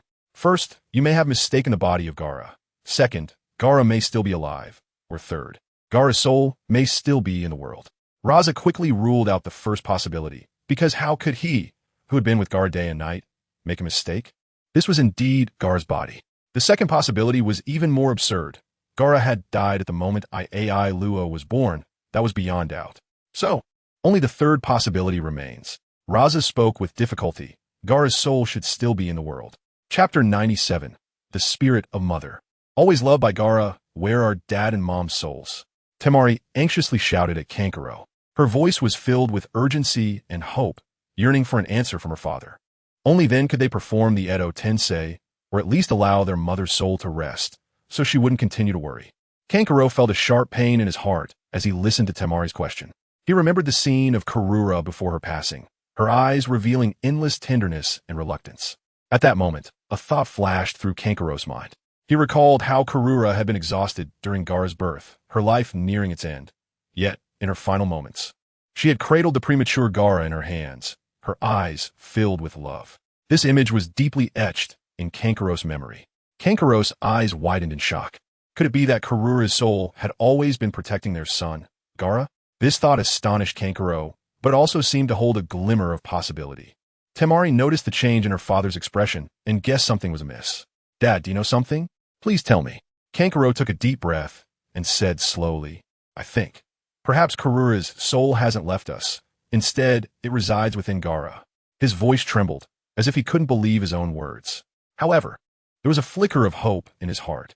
Mom's soul has always been with me. Gaara's eyes widened in shock as he looked at his father. The word mom was too unfamiliar to Gaara, who had almost no memories of her. Yet at this moment, he felt a warm power, as if his mother was right beside him. Tears welled up in Temari's eyes again, overwhelmed with emotion. She softly murmured, Mom, so you have been with us all along. We always thought you had left us. She turned to Kankuro, her gaze urgent. Dad, how can we find Mom's soul? Kankuro took a deep breath, trying to calm himself, but looking at Gaara before him, he still felt helpless, completely unsure of how to bring out Karura's soul. Temari, Kankuro, and Gaara, seeing Kankuro's lack of response, began to urge him anxiously, worried that their mother Karura wouldn't be able to undergo Edo Tensei. Just as everyone was in a predicament, Naruto suddenly smiled and said, Fourth Kazekage, why not think carefully about what makes Gaara different from others? Perhaps you can find Karura's soul from that. Kankuro furrowed his brow and replied with a wry smile, There are too many. However, Naruto's words ignited a spark of inspiration in Kankuro's mind. A thought flashed through his head, Sand. The biggest difference between Gaara and others was that he was a Jinchuriki, and another unique aspect was his sand. Whenever someone tried to harm Gaara, the sand would automatically gather to form a shield, blocking the enemy's attacks. Thinking of this, Kankuro became excited, but also filled with guilt, as he often sent people to test and attack Gaara. It's the sand. Gaara's sand protects him automatically. Kankuro said, trembling. Kankuro asked in confusion, but Dad, I remember you said that was Shikaku's power. How can it now be Mom's? After a moment of silence, Kankuro slowly replied, no, that shouldn't be Shikaku's power. It's very likely your mother's power. Karura had always silently protected Gaara, safeguarding her child in her own way. At this point, Kankuro's voice choked up, tears shimmering in his eyes as he looked affectionately at Gaara. Gaara's eyes widened. Disbelief etched on his face as he murmured, Mom has always been protecting me. This sudden revelation left Gaara shocked and confused, but warmth surged within him. He had never thought that the mother he had never met had been protecting him in such a special way. Kankuro gently nodded, his tone firm as he said, yes, Gaara, it could be your mother's soul that is urging the sand to protect you. Naruto smiled and said, now that we know where it is, let's try to bring out Karura's soul. Okay, Gaara, be careful. I'm going to attack you now, Kankuro reminded Gaara with a nod. Gaara nodded, watching Kankuro's attack. He would not show sadness again, but was filled with anticipation. Watching the sand automatically defend against the attack, Gaara felt a touch of warmth. However, Kankuro's attack soon stopped, frowning as it seemed ineffective. Naruto, aware of the situation, smiled and said, it might be that the attack power isn't enough to draw out all of Karura's soul. After saying this, Naruto placed his palm on Gaara's shoulder, transferring Ninetales' chakra to him. Although Gaara was also a Jinchuriki, he did not enjoy the same treatment as Naruto. It was already good that Shikaku didn't cause trouble. Gaara felt the surge of power within him and looked determinedly at Kankuro. Dad, attack me with all your strength. Hearing Gaara call him Dad, Kankuro was deeply moved and slowly closed his eyes. Since their conflict, he had not heard Gaara call him that. The group moved to a spacious area.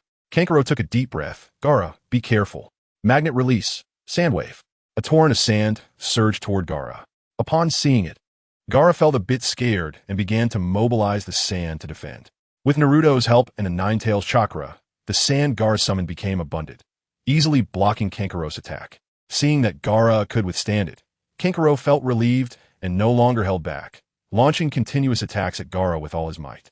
Gaara gritted his teeth, finding it increasingly difficult. Just when Gaara was about to be overwhelmed by Kankuro's attacks, the surrounding sand began to automatically gather above Gaara's head, forming a protective barrier of sand. The sand increased, slowly coalescing into a figure. Kankuro watched excitedly as Karura used her hands to shield Gaara, his eyes gradually moistening, tears streaming down his cheeks.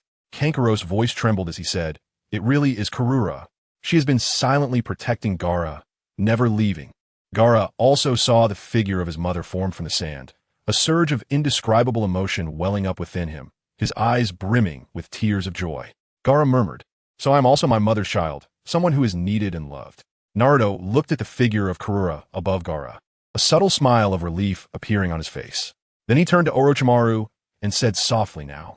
Orochimaru clicked his tongue in amazement, gazing at the sand-formed Karura as if admiring a precious work of art. He was astonished by this miraculous power and admired Karura's strong will. Following Naruto's words, Orochimaru no longer hesitated and quickly performed the Edo Tensei technique.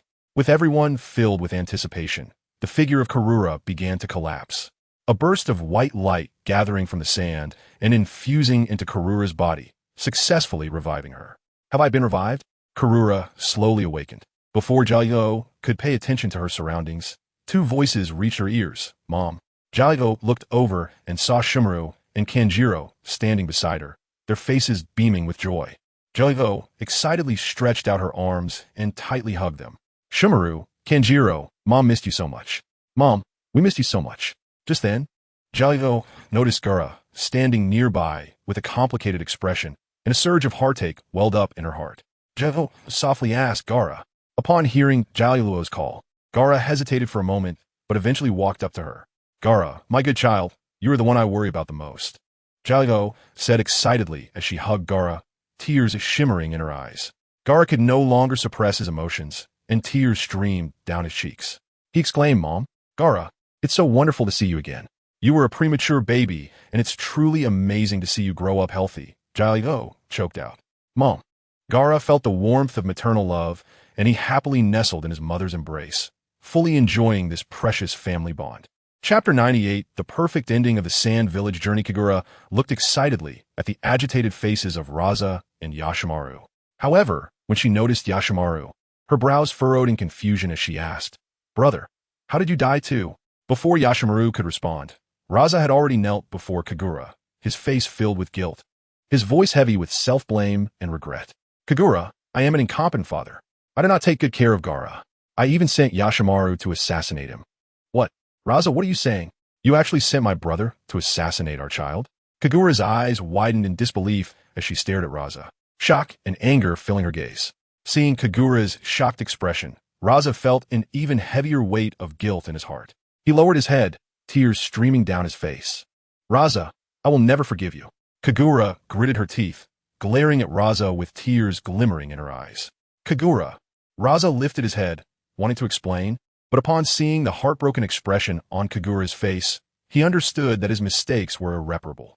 Faced with Kagura's accusations, he had no words to respond. Naruto and Orochimaru watched the scene unfold, feeling like they were witnessing a drama. Naruto naturally didn't want to get involved, as this was a family matter for Gaara and them. Just then, Chiyo suddenly approached Naruto and Orochimaru. Naruto smiled and asked, "Chiyo, is there something you need?" He held a certain respect for Chiyo. "Naruto, how is Sasori doing?" Naruto looked around and saw that Raza's family was busy with their family drama, and no one was paying attention to them. He chuckled at Chiyo. "Actually, Sasori is doing very well in Konoha." "Really?" Chiyo looked a bit skeptical, thinking that Naruto might just be trying to comfort her, as she believed Sasori was a criminal who would be executed in Konoha. Orochimaru, noticing Chiyo looking at him, nodded. "Chiyo, what Naruto-kun said is true." After saying this, Orochimaru licked his lips and glanced at Naruto. Inside, he was excited. He really didn't know what method Naruto used to control Sasori, turning him into a person filled with a will of fire. Moreover, Sasori was indeed a great help in Orochimaru's laboratory. He was skilled in delicate operations, such as creating artificial robots, human experiments, cell fusion, and organ transplants. Upon hearing that Sasori was doing well from Orochimaru too, Chiyo's expression became complicated, but the corners of her mouth lifted slightly, as if her heart had relaxed. "Naruto, Orochimaru, I don't know what you Konoha plans to do with Sasori, but just knowing he is still alive makes me feel much more at ease. Chiyo, you don't have anything else to deal with, right?" Naruto smiled and asked, knowing that Chiyo was worried about her grandson Sasori. "Naruto, Orochimaru, actually I have something to ask of you." After saying this, Chiyo looked around. "Chiyo, what is it? Just say it." Naruto nodded and replied. "Naruto, Orochimaru, could you accompany me somewhere?" Naruto nodded in agreement, and then Chiyo led Naruto and Orochimaru to a secret room. In the secret room, there were 2 coffins placed. Chiyo gently touched the coffins and said, "Naruto, Orochimaru, inside are Sasori's parents, my son and daughter-in-law. I hope you can take them back to Konoha for the Edo Tensei, to give Sasori a family." "All right, Chiyo." Naruto looked at the elderly woman and nodded with emotion. He understood Chiyo's actions and why she wanted Naruto to bring Sasori's parents back to Konoha for the Edo Tensei. Sasori had harmed the 3rd Kazekage, making it difficult for him to stand in Sunagakure. Consequently, Sasori's parents would also struggle to perform the Edo Tensei in Sunagakure. After their resurrection, they would definitely look for Sasori and might even side with him. Additionally, Sasori's influence was too significant, and the people of Sunagakure might even blame Sasori's parents. Most importantly, Chiyo just wanted her grandson Sasori to be reunited with his family. This was also the reason why she developed the reincarnation technique. Thinking of this, Naruto looked at Chiyo with even more respect. "Chiyo, do you need me to tell Sasori anything?" After chatting with Chiyo, Naruto and Orochimaru went back to find Gaara's family. To ensure the safety of the tailed beast inside Gaara, Naruto used the 4-symbol seal he learned for his father Minato to reinforce the tailed beast seal, and the process went smoothly. After completing all this, Naruto and Orochimaru planned to say goodbye to this journey, and Raza also paid the final payment for the Edo Tensei. At the entrance of Sunagakure, just as when they arrived, a crowd gathered to see them off. "Naruto, Orochimaru, thank you. In the future, our Sunagakure welcomes you to visit anytime." Raza stood awkwardly next to the 3rd Kazekage to bid farewell to Naruto. Almost everyone kept their distance from Raza, creating an empty space around him, as family members had estrangements and others feared the Kazekage. Without the third Kazekage beside him, Raza seemed quite lonely. Okay, fourth Kazekage. Naruto smiled. He then looked at Gaara beside him and said, Gaara, goodbye. Let's play together when we have time. Remember, we are friends. Okay, Naruto, goodbye. Encouraged by Kagura, Gaara mustered his courage to loudly bid farewell to Naruto, appearing genuine. Seeing this, Naruto smiled and waved goodbye, and he and Orochimaru began their return to Konoha. After completing their mission, Naruto and Orochimaru hurried back to Konoha to report to the fifth Hokage, Tsunade. After confirming everything was in order, they proceeded to Orochimaru's laboratory together. Sasori, look what we brought you. Orochimaru looked at Sasori, licking his lips, his voice filled with anticipation. Sasori raised his head, looking coldly at them. But inside he felt a hint of curiosity. Naruto took out a sealing scroll from behind and gently placed it on the ground. With a soft sound, the scroll slowly unfurled, revealing two coffins before them. This is... Sasori's eyes widened in surprise. He had a guess in his heart, but dared not believe it easily. Trembling, Sasori extended his hands and carefully pushed open the lid of one coffin. When he saw the person lying inside, his body jolted and tears welled up in his eyes. Dad, Mom, Sasori whispered, tears rolling down his cheeks. He slowly turned his head to look at Orochimaru and Naruto, his eyes filled with gratitude. Thank you, Sasori said softly. Sasori, I will perform the Edo Tensei on your parents to reunite your family. I hope you can continue to work diligently with me, Orochimaru said with a smile. Licking his lips. All right, Orochimaru. Sasori nodded, his gaze determined. Edo Tensei. Sasori excitedly ran forward and tightly hugged his resurrected parents, his heart brimming with happiness. Dad, Mom, you finally came back. Sasori's voice trembled with emotion. His parents embraced him tightly, their eyes filled with love and care. Sasori, my child, you have worked hard all these years, Sasori's father said softly. From now on, we will never leave you again. Sasori's mother gently stroked his hair. Sasori was moved to tears, knowing that this moment would become the most precious memory of his life. Thank you, Orochimaru. Thank you, Naruto. After feeling a wave of his parents' love, Sasori began to express his gratitude to Orochimaru and Naruto. Naruto smiled and reminded, Scorpion, you also need to thank Granny Chiyo. It was she who asked us to bring your parents back, and she left you a message. Upon hearing Naruto's words, Scorpion's expression became somewhat complex, filled with confusion and anticipation as he asked, What message? Naruto recalled Granny Chiyo's words and then slowly imitated her tone, saying, Scorpion, I hope you can live a peaceful life in the Hidden Leaf Village and never return to Sunagakure. For me, it is enough that you and your parents can be reunited. After saying this, Naruto quietly looked at Scorpion, waiting for his reaction. After listening to this, Scorpion remained silent for a moment. A hint of indescribable emotion appeared on his face. His eyes revealed a sense of longing and gratitude for his grandmother, while also feeling her deep blessing for him. Finally, Scorpion gently sighed and said softly, Grandma, as if responding to Granny Chiyo's hopes. Chapter 99. The plan to capture White Zetsu. After Naruto and Orochimaru completed their mission in Sunagakure, they enjoyed a brief but precious period of leisure. During this time, Naruto finally had the chance to relax. So, he decided to return to the Ninja Academy in Konoha to spend some quality time with his classmates. Thus, Naruto went to the school, planning to attend a few days of classes with Hinata and his friends. When Hinata saw Naruto walk into the classroom, a look of surprise appeared on her face. Naruto sat down next to Hinata, smiled at her, and softly asked, Hinata, did you miss me? Hinata felt a bit nervous from Naruto's sudden question, but she shyly nodded and quietly replied, I missed you, Naruto-kun. Hearing Hinata's response, Naruto felt a warmth in his heart. Then, with a mysterious look, he took something out of his pocket and handed it to Hinata, smiling as he said, Hinata, I brought you a gift. Hinata curiously looked at the item in Naruto's hand, her eyes widening in surprise.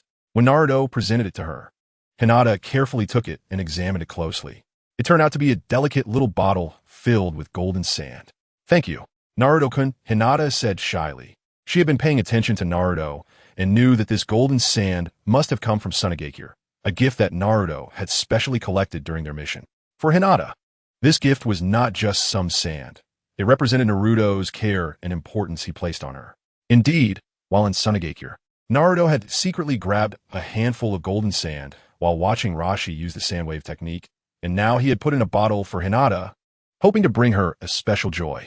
At that moment, Cheyenne could no longer contain her feelings of longing and interrupted the conversation between Naruto and Hinata, looking intently at Naruto as she softly asked, "Naruto and Ayakin, I heard that Sasuke's parents said he went into seclusion to train. How long will he be training?" Naruto smiled slightly and replied, "Cheyenne, Sasuke is facing a crucial training period that may take a year and a half." "Ah, that long?" Upon hearing Naruto's words, Cheyenne's expression instantly dimmed, her once bright eyes now filled with sadness. However, Naruto noticed that Sakura and Ino had not come to inquire about Sasuke's situation. Moreover, when they learned that Sasuke would be gone for a long time, their expressions did not change noticeably. Naruto pondered to himself, have they given up? It makes sense. Since both he and Sasuke hardly come to class anymore, it would be difficult for them to interact with him. Next, Naruto began to pay attention to some more subtle details. Sakura had been focused on studying the textbooks. She was indeed a top student, but Naruto shook his head, realizing that this alone would not allow her to catch up with Sasuke. As for Ino, she was concentrating on something else. Following Ino's gaze, Naruto spotted Sai and Shin. Why are they here? Naruto wondered, but before he could ask, a voice answered his question. Naruto, they are the new transfer students, Sai and Shin, came the voice of Shikamaru and Choji, who had approached. Oh, I see, Naruto said, suddenly enlightened. Choji, munching on snacks, mumbled, Naruto, I heard you've been busy with village missions lately, and Haven Tea had time to hang out with us. When you have time, remember to treat me to a meal. Naruto smiled and nodded, sure, no problem. On the other side, in the Hokage office, the atmosphere was somewhat tense. Tsunade stood in front of her desk, her gaze fixed on the two figures standing before her. With a hint of expectation in her voice, Tsunade asked, Grandpa, great uncle, did you catch a Beto? Hashirama sighed lightly, shook his head, and revealed a bitter smile as he answered. Little Tsunade, we did not find a Beto. Tobirama's expression was unusually serious as he said, the ninja world is vast. Finding a Beto's hiding place is indeed quite difficult. Moreover, we discovered many white Zetsu along the way, and they're likely sent by a Beto to monitor our movements. These white Zetsu can burrow underground and are about as strong as Jonin. Upon hearing this, Tsunade's expression changed slightly, and she hurriedly asked, a lot? How many exactly? Tobirama frowned and slowly shook his head. I'm not sure. We saw at least 100 of them. What? Tsunade was shocked, thinking to herself that if they encountered so many, then the number hiding in secret was probably unimaginable. With this thought, Tsunade's brows furrowed tightly, her mood becoming increasingly heavy. Subsequently, Tsunade called for a meeting. As the meeting began, Tsunade sat in the main seat, looking at the many elite Jonin, her brows slightly wrinkled as she asked, where are Naruto and Sasuke? Why aren't they here? Uchiha Fugaku respectfully answered, Sasuke went into seclusion to train. Tsunade, upon hearing this, widened her eyes in surprise and asked, seclusion? He is only 7 years old. Isn't that a bit too early? Uchiha Fugaku nodded and explained proudly, Sasuke is a rare genius of the Uchiha clan, with exceptional talent. Moreover, Sasuke works very hard. He wants to become stronger, so he chose to go into seclusion to learn sage techniques. Sage technique. The people present were momentarily stunned, finding it a bit unbelievable. Tsunade decided not to ask further and then turned to others, continuing to inquire, what about Naruto? Why isn't he here for the meeting? Kakashi and Kushina exchanged smiles and said gently, Naruto went to school today. It's normal for a 7-year-old to go to school. Upon hearing this, Tsunade felt speechless, secretly muttering to herself, this kid actually went to school. It's really quite amusing. Hashirama, seeing this, sighed helplessly, little Tsunade, why should we make these children attend such meetings? They're still just kids, let them be. Tsunade sighed and dared not refute her grandfather's words. She could only nod and say, then let us start the meeting. The focus of our discussion is white Zetsu. Do you all have any thoughts or suggestions on this? Upon hearing this, Orochimaru's eyes flashed with excitement as he licked his lips and said with a greedy expression, of course, let us capture more white Zetsu, preferably alive. After all, white Zetsu are treasures all over, very useful for my research. Tsunade frowned and asked, Orochimaru, are you saying those white Zetsu have high research value? Orochimaru smiled slightly and nodded, that's right. White Zetsu not only have extremely high research value, but if we use them to perform the Edo Tensei technique, the effect will be even better. Just like I said before, white Zetsu can enhance the strength of the Edo Tensei user. For example, take the first Hokage. He only retains about 30% of his power from when he was alive. But if we use White Zetsu for Edo Tensei again, he could recover to about 70% of his strength, just like Minato. Upon hearing this, Tsunade stood up excitedly. She knew her grandfather's immense power and couldn't help but ask, is that really the case? Does that mean we can use White Zetsu to enhance combat power? Orochimaru smiled and nodded yes. Thus, Konoha began to vigorously capture White Zetsu, and Tobirama also entered Orochimaru's laboratory due to his interest in White Zetsu. Then, Tobi discovered that Orochimaru was actually a genius, and he began to discuss various subjects with Orochimaru. Chapter 100, Naruto vs. Hashirama. After attending classes at the Ninja Academy for a few days with Hinata and his friends, Naruto started skipping classes again. He was thinking about finding Might Guy to practice his taijutsu when he ran into the first Hokage. Lord First, you're here all alone, Naruto said with a smile as he saw Hashirama wandering aimlessly. Naruto, you're very strong, Hashirama remarked after sensing Naruto's chakra level. How about trying to fight me? Naruto smiled. Hashirama chuckled, scratching the back of his head. Naruto, do you know? While I was searching for Obito in the outside world, many people said you're the new god of ninjas. Naruto awkwardly rubbed the back of his head and humbly replied, they're just exaggerating. Hashirama looked at Naruto with appreciation and smiled. Outstanding, Junior. Can you fight me? Although I don't care about such flattery, I really want to see your strength. Okay, Lord First. Soon, Naruto and Hashirama arrived at the Valley of the End, both emitting powerful auras as they faced each other. Then, Naruto, let me see how strong you are. What style? Advent of the Divine Tree. Hashirama clapped his hands together and instantly unleashed his signature jutsu. Having been reincarnated with the help of the White Zetsu, he had regained about 70 of his original strength. As Hashirama's hand seals changed, the ground began to shake violently, and countless gigantic trees erupted from the earth, forming a dense forest that surrounded Naruto. Facing this scene, Naruto remained calm and quickly used the shadow clone technique, creating dozens of shadow clones. At the same time, they all unleashed Rasengan to attack the surrounding trees. In an instant, wood chips flew everywhere as Hashirama's forest was shattered. Seeing this, Hashirama expressed a hint of surprise. Not bad, Naruto, but the real test is just beginning. What style? Flowering Tree World. He cast another jutsu, and this time, the trees were no longer ordinary. They were gigantic trees covered in blooming flowers, each releasing an enchanting fragrance that could intoxicate anyone. However, beneath this beautiful sight lay a deadly threat. The pollen could induce a coma. Sensing the danger, Naruto immediately covered his mouth and nose with his hands and used wind style, Great Breakthrough, to disperse the pollen. However, there was too much pollen, and Naruto's vision was affected, so he activated his Kagaya's Byakugan. At that moment, Hashirama, surrounded by purple chakra, suddenly charged out from behind a tree, throwing a punch at Naruto. With no time to dodge, Naruto braced himself. He gathered all his chakra, blue energy enveloping him, and clashed his strength against Hashirama's fist. With a loud bang, their powers collided, creating a powerful shockwave. Naruto staggered back a few steps while Hashirama stood firm. Lord First, your strength is impressive. You really are powerful, but I won't lose. Naruto shouted with a smile. Haha, Naruto, you truly surprised me. Keep going, let's give it our all. Hashirama laughed. Wood Dragon Jutsu. Hashirama formed hand seals, and a massive wood dragon roared as it emerged behind him, charging at Naruto. Unfazed, Naruto unleashed an ultra big ball Rasengan, easily shattering the wood dragon. Hashirama, seeing this, activated another jutsu, Wood Golem technique. A giant wooden figure appeared behind him, confronting Naruto. Naruto smiled, used Shadow Clone again, and then performed Big Ball Rasengan Barrage. Naruto's shadow clones launched the Big Ball Rasengan like a rainstorm towards Hashirama. Wood chips flew as Hashirama's wooden figure was shattered into pieces. Impressive, Naruto. Be careful, I'm going to show you my real strength now, Hashirama praised, then entered Sage Mode. Just what I wanted, Naruto also entered Sage Fox Mode. Hashirama felt Naruto's surging power and was slightly surprised, realizing he didn't need to hold back anymore. Sage Art. Wood Style, True Thousand's Hands, Buddha descending. With a violent tremor and rumbling sound, an incredibly massive Buddha statue slowly rose from the ground. This statue had countless gigantic arms, each as enormous as a mountain. Compared to it, even the previously gigantic wooden figure seemed insignificant, barely reaching the statue's head.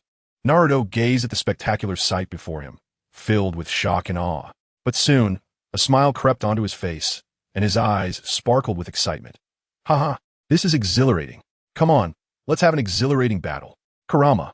Naruto called out to the nine tails within him. Naruto, defeat Hashirama and give him a good lesson.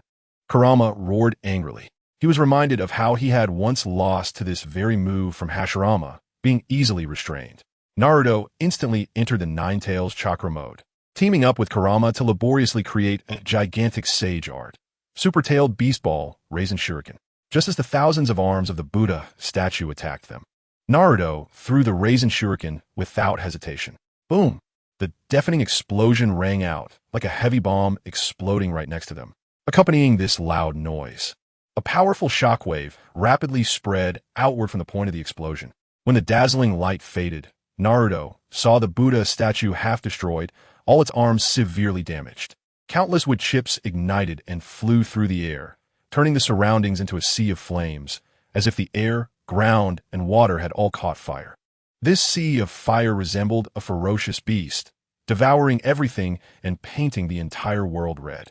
Naruto looked at the scene after the explosion, smelling the strong scent of burning wood, and smiled as he closed his eyes. Good job, Naruto, Kurama cheered in Naruto's ceiling space.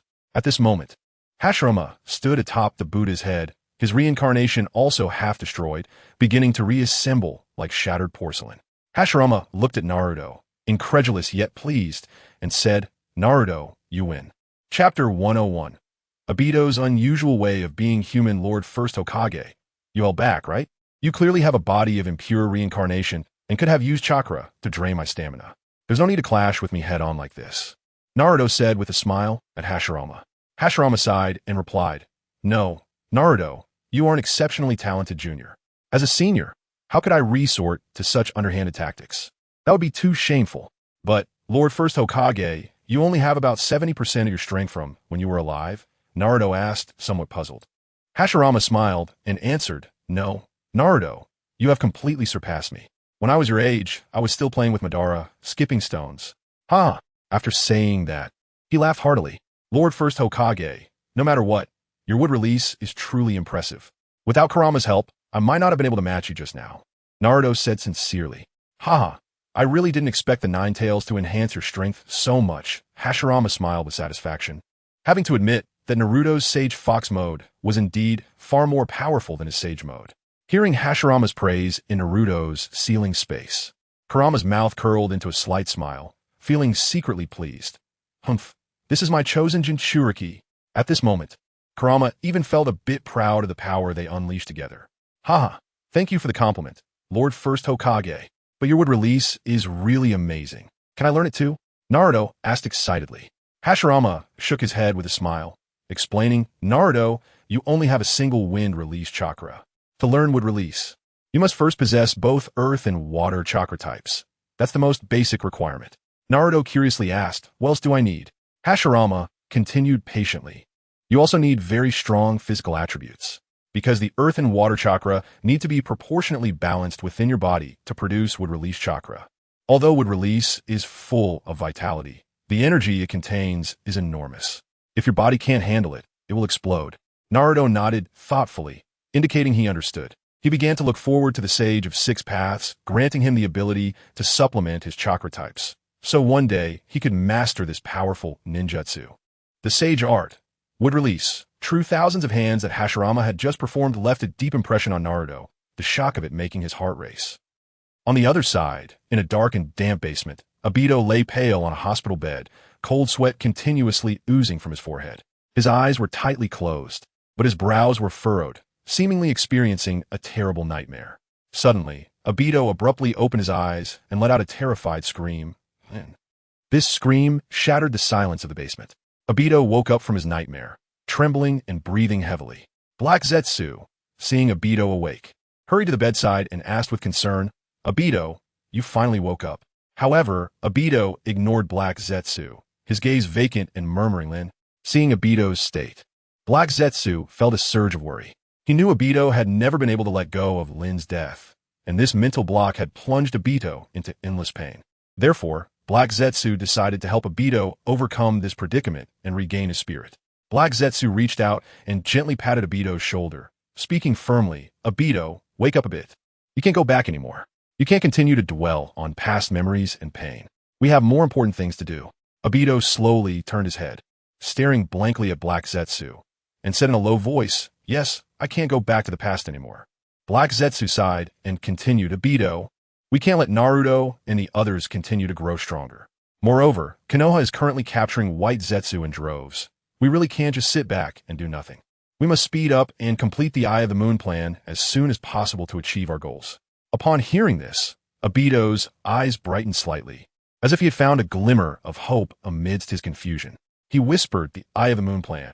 "Yes, Obito. What else do you have to lose? What's wrong with immersing everyone in the world of Tsukuyumi?"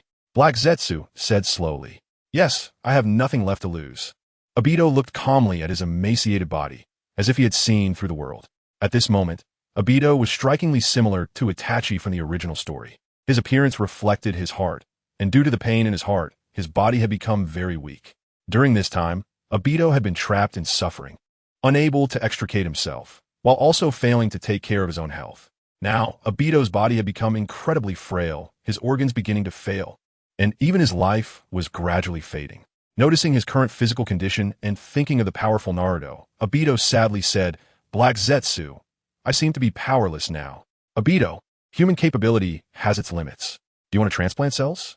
Black Zetsu suddenly asked, pulling out various instruments and cell samples collected from Orochimaru's laboratory in the Land of Grass.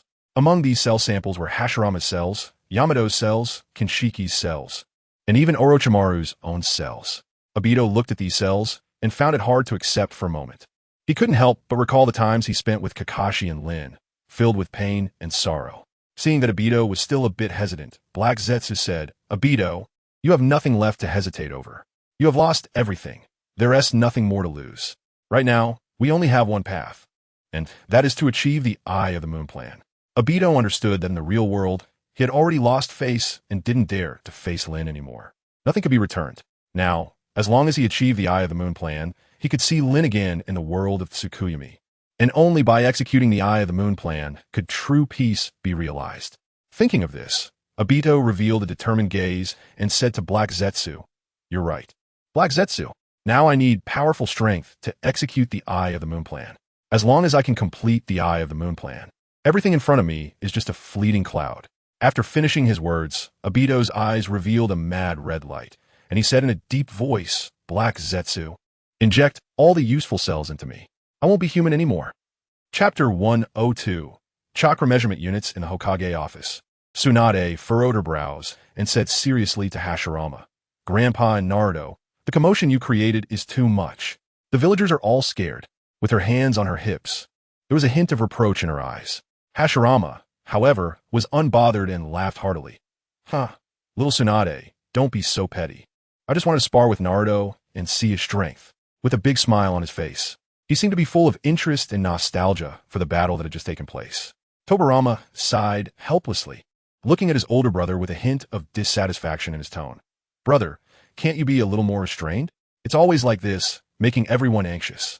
Tobirama shook his head, feeling very helpless about Hashirama's behavior.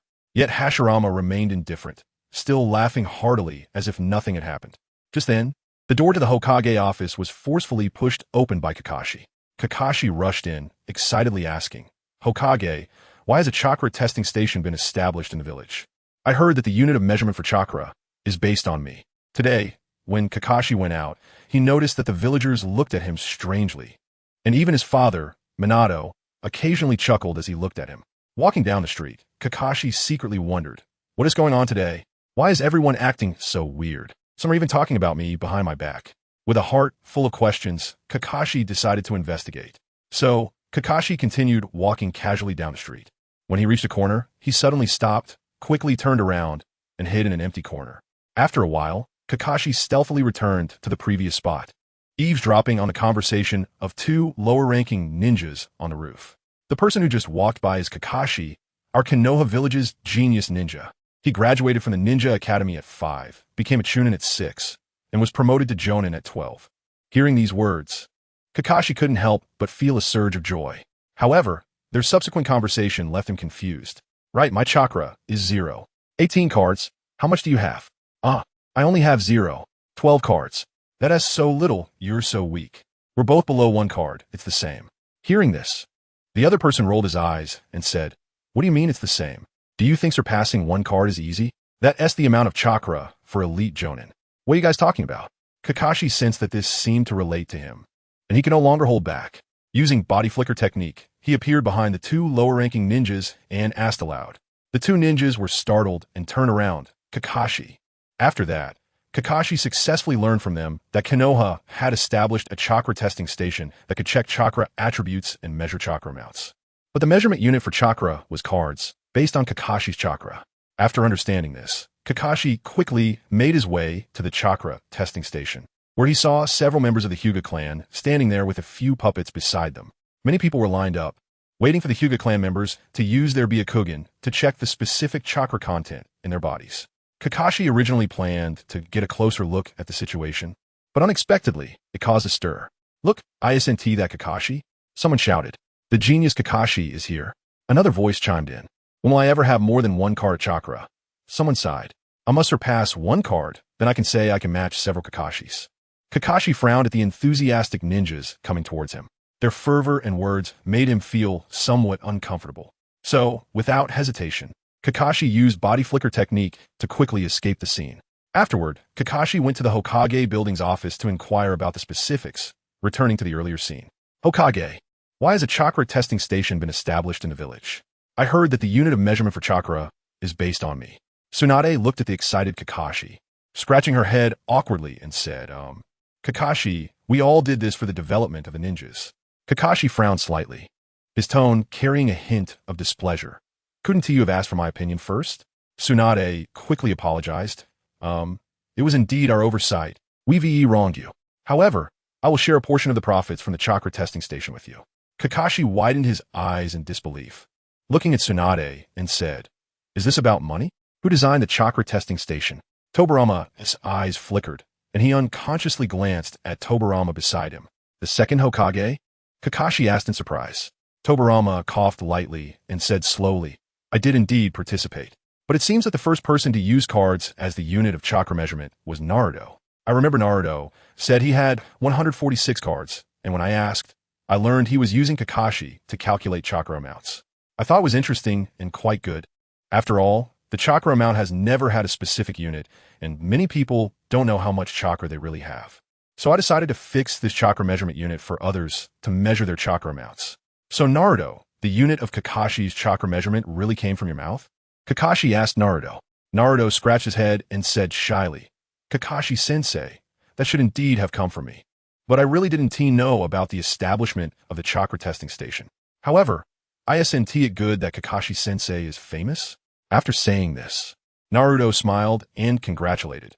"Kakashi-sensei, there has never been a unified unit for chakra, and now using Kakashi's chakra amount as the measurement unit will ensure your legacy." Tsunade nodded in agreement. "Exactly, Kakashi. Everyone knows how strong you are." Kakashi looked at them speechlessly, and with a helpless sigh, he said, "Sigh, I am famous now, but do you think I like it? Now many people in Konoha are saying they don't even have 1 card. Do I, Kakashi, not care about my reputation? Do they really think my chakra is low?" Naruto excitedly said, "In that case, we should praise Kakashi-sensei's greatness even more. Now, all the ninjas in Konoha take it as an honor to surpass 1 card, which is Kakashi-sensei's chakra amount. Kakashi-sensei, you have inadvertently sparked the ninjas' enthusiasm for training chakra. So I believe you shouldn't continue to be downcast. On the contrary, you should actively train chakra to raise the standard of 1 card as chakra amount, continuously motivating the ninjas of Konoha to train their chakra." Tsunade smiled and agreed. "Naruto makes a lot of sense, Kakashi. You must continue to work hard on your chakra training. Promote the development of the ninja profession and inspire the villagers to train their chakra." After listening, Kakashi showed a confused expression and asked, "Isn't the unit of Kakashi's chakra amount fixed and unchanging?" Tobarama, seeing this, awkwardly said, "It is fixed, but there is also one that updates in real time. Orochimaru and I also collaborated to create several puppets that can store chakra, which update your current chakra amount in real time. This can motivate the Leaf Ninjas, allowing them to see the growth rate of a genius's chakra. It lets them know whether they are also geniuses and if their chakra growth rate is faster than Kakashi's." Seeing this, Kakashi widened his eyes and looked at everyone present. unable to help but internally complain. Are you all polite? Chapter 103. Sasuke's transformation under the waterfall. Sasuke sat cross-legged on a rock with his eyes closed, appearing calm and serene. His long hair fluttered gently in the breeze, occasionally getting splashed by droplets of water, but he seemed indifferent to it. His body was relaxed and natural, breathing steady and deep, as if he had merged with the surrounding nature. Suddenly, Sasuke sensed the arrival of Naruto and JGI. He slowly opened his eyes, his gaze calm and profound. Naruto, you've come. Sasuke's voice was deep and powerful, with a slight smile at the corners of his mouth, exuding confidence and composure. Unknowingly, Sasuke had been living in this beautiful place filled with birdsong and fragrant flowers for a full 100 days alongside JGI. During this time, he immersed himself in nature's embrace, and his state of mind underwent a tremendous transformation. The once restless and anxious Sasuke, who constantly pondered how to enhance his strength, now possessed a mindset entirely different, as tranquil as a calm lake, able to pick up or put down things with ease and maintain steady control over everything. This did not mean that Sasuke had lost his sharp edge. On the contrary, he remained an incredibly sharp sword, but at this moment, it was as if this sword had found its sheath. This made Sasuke more like a swordsman, wielding his sword freely, capable of retracting his power, conserving his energy, and waiting for the right moment to strike. This transformation granted Sasuke an aura akin to that of a superior being, noble, aloof, confident, and composed, with increased authority and intimidation. Naruto examined Sasuke and smiled, complimenting him. Sasuke, it looks like you're in great shape. With a smile, Sasuke replied, So Naruto, can I start further training in Sage mode now? I can already sense the Sage chakra from JGI. If you had come any later, I would have gone looking for you. Feeling a bit embarrassed, Naruto scratched his head and said, That's enough. That's far beyond my expectations. I'll take you to Orochimaru and let him guide you to the Dragon Cave to learn Sage mode. Sasuke calmly replied, The Dragon Cave, huh? All right. Although Sasuke was slightly puzzled as to why Naruto didn't take him to Mayaboka Mountain, he did not doubt the correctness of Naruto's words. Sasuke, do you need to go home for a bit? Naruto thought for a moment and asked. Sasuke's eyes showed a hint of longing, but quickly firmed up. No, I must seize the moment. I cannot let the mindset I've developed over the past 3 months slip away. Naruto, please send my regards to my brother and parents, and let them know not to worry. Thus, after Naruto brought Orochimaru to Sasuke, through the reverse summoning technique, Orochimaru took Sasuke to the Dragon Cave. Under the pressure and persuasion of Sasuke and Orochimaru's strength, the White Snake Sage began the formal training in Sage mode. At this time, aside from the curse mark on Anko, Orochimaru had retracted all other curse marks, and after injecting gene enhancement agents in Sharon's cells, his physical condition was now basically meeting the requirements. After bidding farewell to Sasuke and Orochimaru, Naruto turned his attention back to JGI. JGI, thank you, Naruto smiled. JGI replied with a smile, No need to thank me. I actually didn't do much. Sasuke is very impressive. Seeing this, Naruto chuckled softly. What? Did Sasuke fight with you again while I was away? JGI nodded. Yeah, in the first month we fought many times, and Sasuke made significant progress each time. But what I want to say is that Sasuke's mindset, rather than saying I helped him, it's more accurate to say we helped each other. Sasuke's attitude also influenced me. I saw something everyone needs in him. What is that? Confidence. Naruto nodded thoughtfully. That's a quality a true strong person must possess. After saying this, Naruto looked at JGI and continued, JGI, actually you can leave here now and live with us. Yei no dit, okay. Later, Naruto took JGI to find Kimimaro, who was happy to know that JGI would officially integrate into Konoha life. Naruto and Kimimaro then began to show JGI around the streets of Konoha. Naruto, long time no see. Upon hearing this, Naruto turned around to see Itachi and Izumi. Itachi held a candied hawthorn in one hand, while the other was linked with Izumi's. It seemed that Itachi wasn't entangled with Sasuke, and Izumi had taken the lead. Naruto smiled. Itachi, I didn't expect to see you here. Just in time, I was looking for you. Sasuke just went to the Dragon Cave with Orochimaru to learn Sage mode, and he asked me to send his regards to you. Itachi furrowed his brow slightly. Is Sasuke really in such a hurry? Naruto smiled. Strike while the iron is hot. I think it won't be long before Sasuke completes Sage mode. All right. Thank you for letting me know. Naruto, Itachi smiled, exchanged glances with Kimimaro and JGI, and then left with Izumi. Naruto, another voice called out. It was Lee's voice. Turning around, Naruto saw Lee, Neji, and Tenten. Naruto, what are you doing here? Tenten asked. Naruto smiled. Oh, these are my friends Kimimaro and JGI. I'm just showing them around Konoha. Then Naruto curiously asked, isn't it class time? Tenten couldn't help but roll her eyes, complaining, you know class time? Aren't you a student too? Ha! Naruto awkwardly scratched the back of his head. Clearly they all enjoyed skipping class. Do you want to train and spar together? Lee enthusiastically invited, while Neji looked at Naruto from the side. Naruto smiled. Sure, you don't mind if I bring Kimimaro and JGI along, right? Of course not. Lee said excitedly. On the other side, deep underground in a cave, it was pitch black with only a few dim oil lamps emitting light. In this dim environment, a figure stood quietly. Uchiha Obito. In his quest for power, Obito began undergoing various experiments and surgeries, enduring endless pain and torment.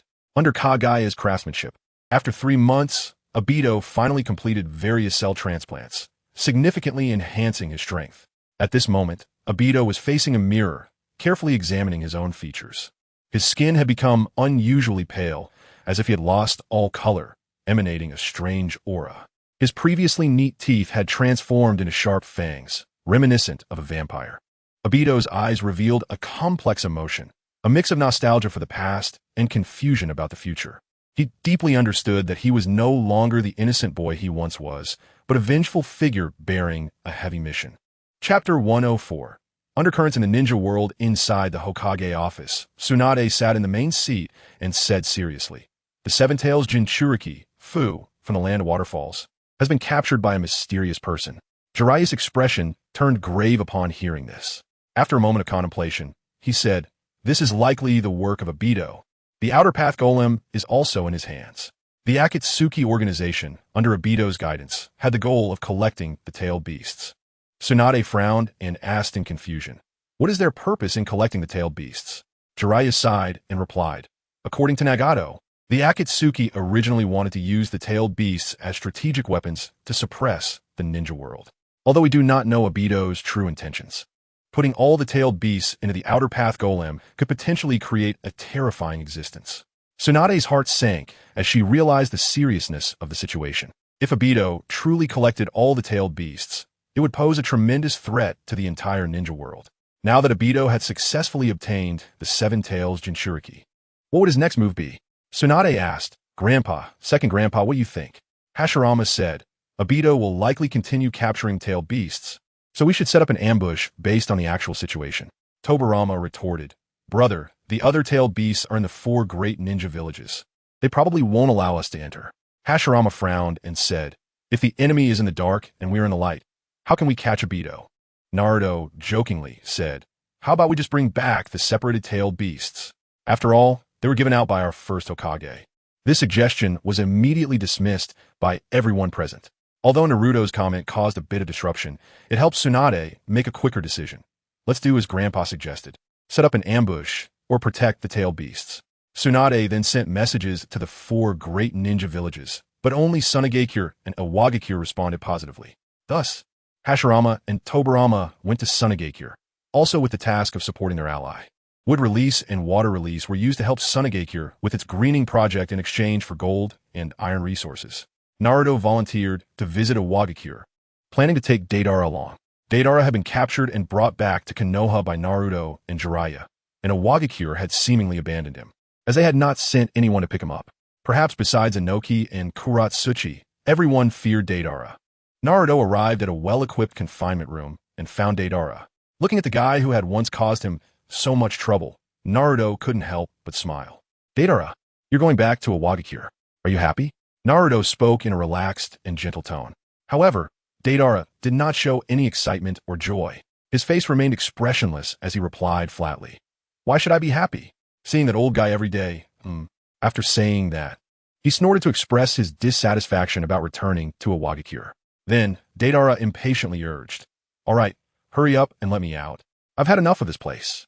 Naruto shook his head helplessly and began to release the restraints on Deidara. As the restraints gradually lifted, Deidara finally regained his freedom. Woo! I can't wait to go create my art. Seeing Deidara immediately think about making bombs after gaining freedom, Naruto couldn't help but exclaim, this guy really only cares about explosions and destruction. When Naruto initially captured Deidara, he had some hope of keeping him. But it turned out that was completely impossible with just words.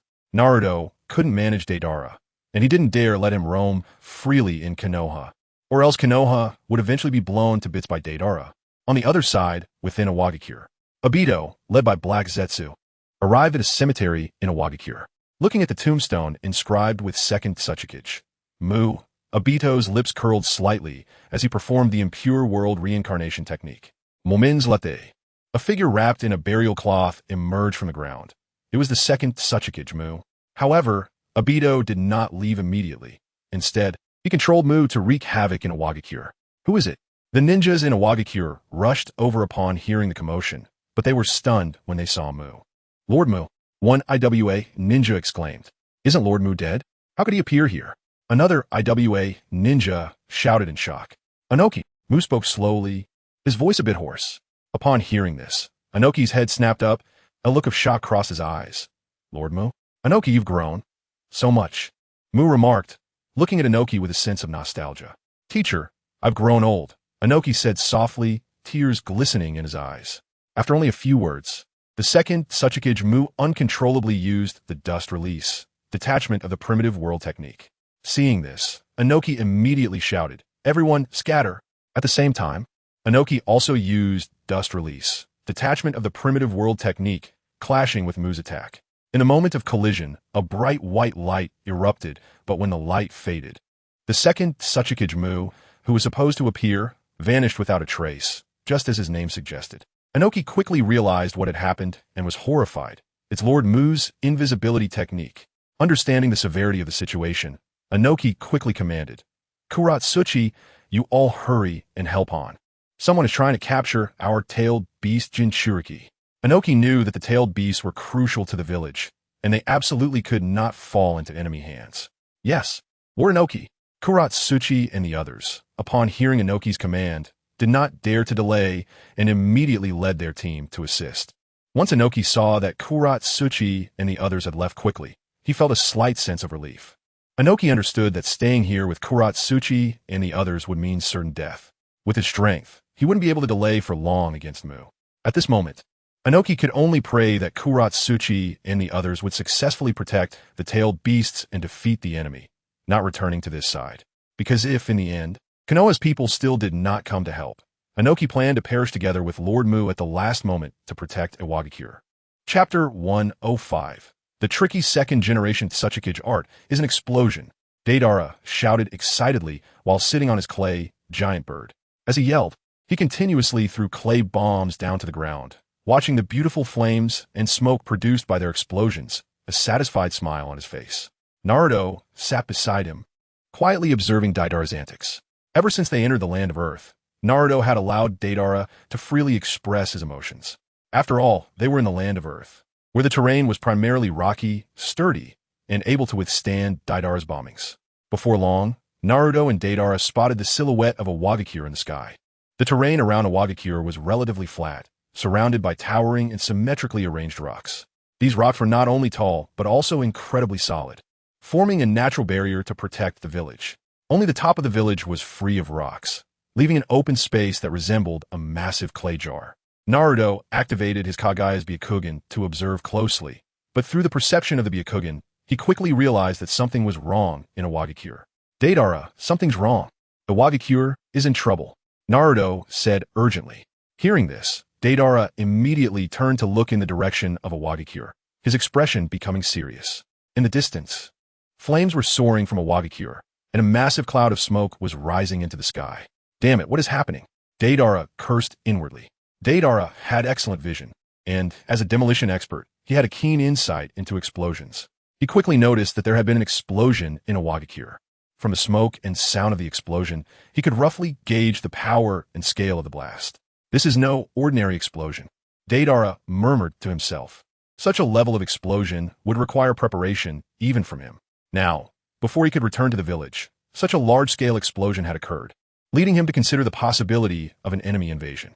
With this thought, Deidara's eyes sharpened, and he clenched his fists, gritting his teeth as he said, Damn it. If anyone dares to attack Iwagakure, I will not let them go. After saying that, Deidara accelerated towards Iwagakure. Meanwhile, inside Iwagakure, the second Tsuchikage Mu, used his dust release technique to vanish into thin air, leaving the third Hokage, Inoki, completely in a passive state. Inoki frowned deeply, knowing he couldn't just sit and wait. So he immediately performed Earth Release, Rock Clone, instantly creating several shadowy figures. These shadow clones spread out in the air, vigilantly watching their surroundings, trying to catch Mu's traces to avoid being hit by a sudden attack. However, after several rounds of confrontation, Inoki's shadow clones were all defeated, and he was unable to produce more clones. Sweat beaded on Inoki's forehead, and his breathing became rapid. Despite this, Inoki remained steadfast, showing no sign of retreat. As the Hokage of Awagakure, he bore the heavy responsibility of protecting the village and its people. Time waits for no one, Inoki. Suddenly, Mu's voice came from the void, tinged with a hint of mockery. That's not true. Inoki gritted his teeth, sweating profusely as he gasped in rebuttal. Although he put on a brave front, his condition was already quite dire. After all, Inoki was advanced in age and physically weak. His stamina and chakra were nearly depleted, reaching their limit. At that moment, Mu suddenly appeared behind Inoki, forming hand seals and unleashing dust release, original world severing technique. However, this time Inoki did not detect Mu's actions with the shadow clones as he had before. By the time Inoki sensed the danger and turned around, the attack was already imminent. Earth Release, Heavy Stone Technique. Inoki shouted in alarm. As his words fell, his body became incredibly heavy, plummeting towards the ground at an astonishing speed. This Earth Release technique increased the weight of objects, causing them to fall rapidly. Inoki's body descended quickly, narrowly avoiding Mu's Dust Release, original world severing technique. But before he could even breathe a sigh of relief, he hurriedly used another Earth Release technique, Earth Release, Light and Heavy Stone Technique. This ninjutsu could alter the gravity of objects, making Inoki's body feel lighter.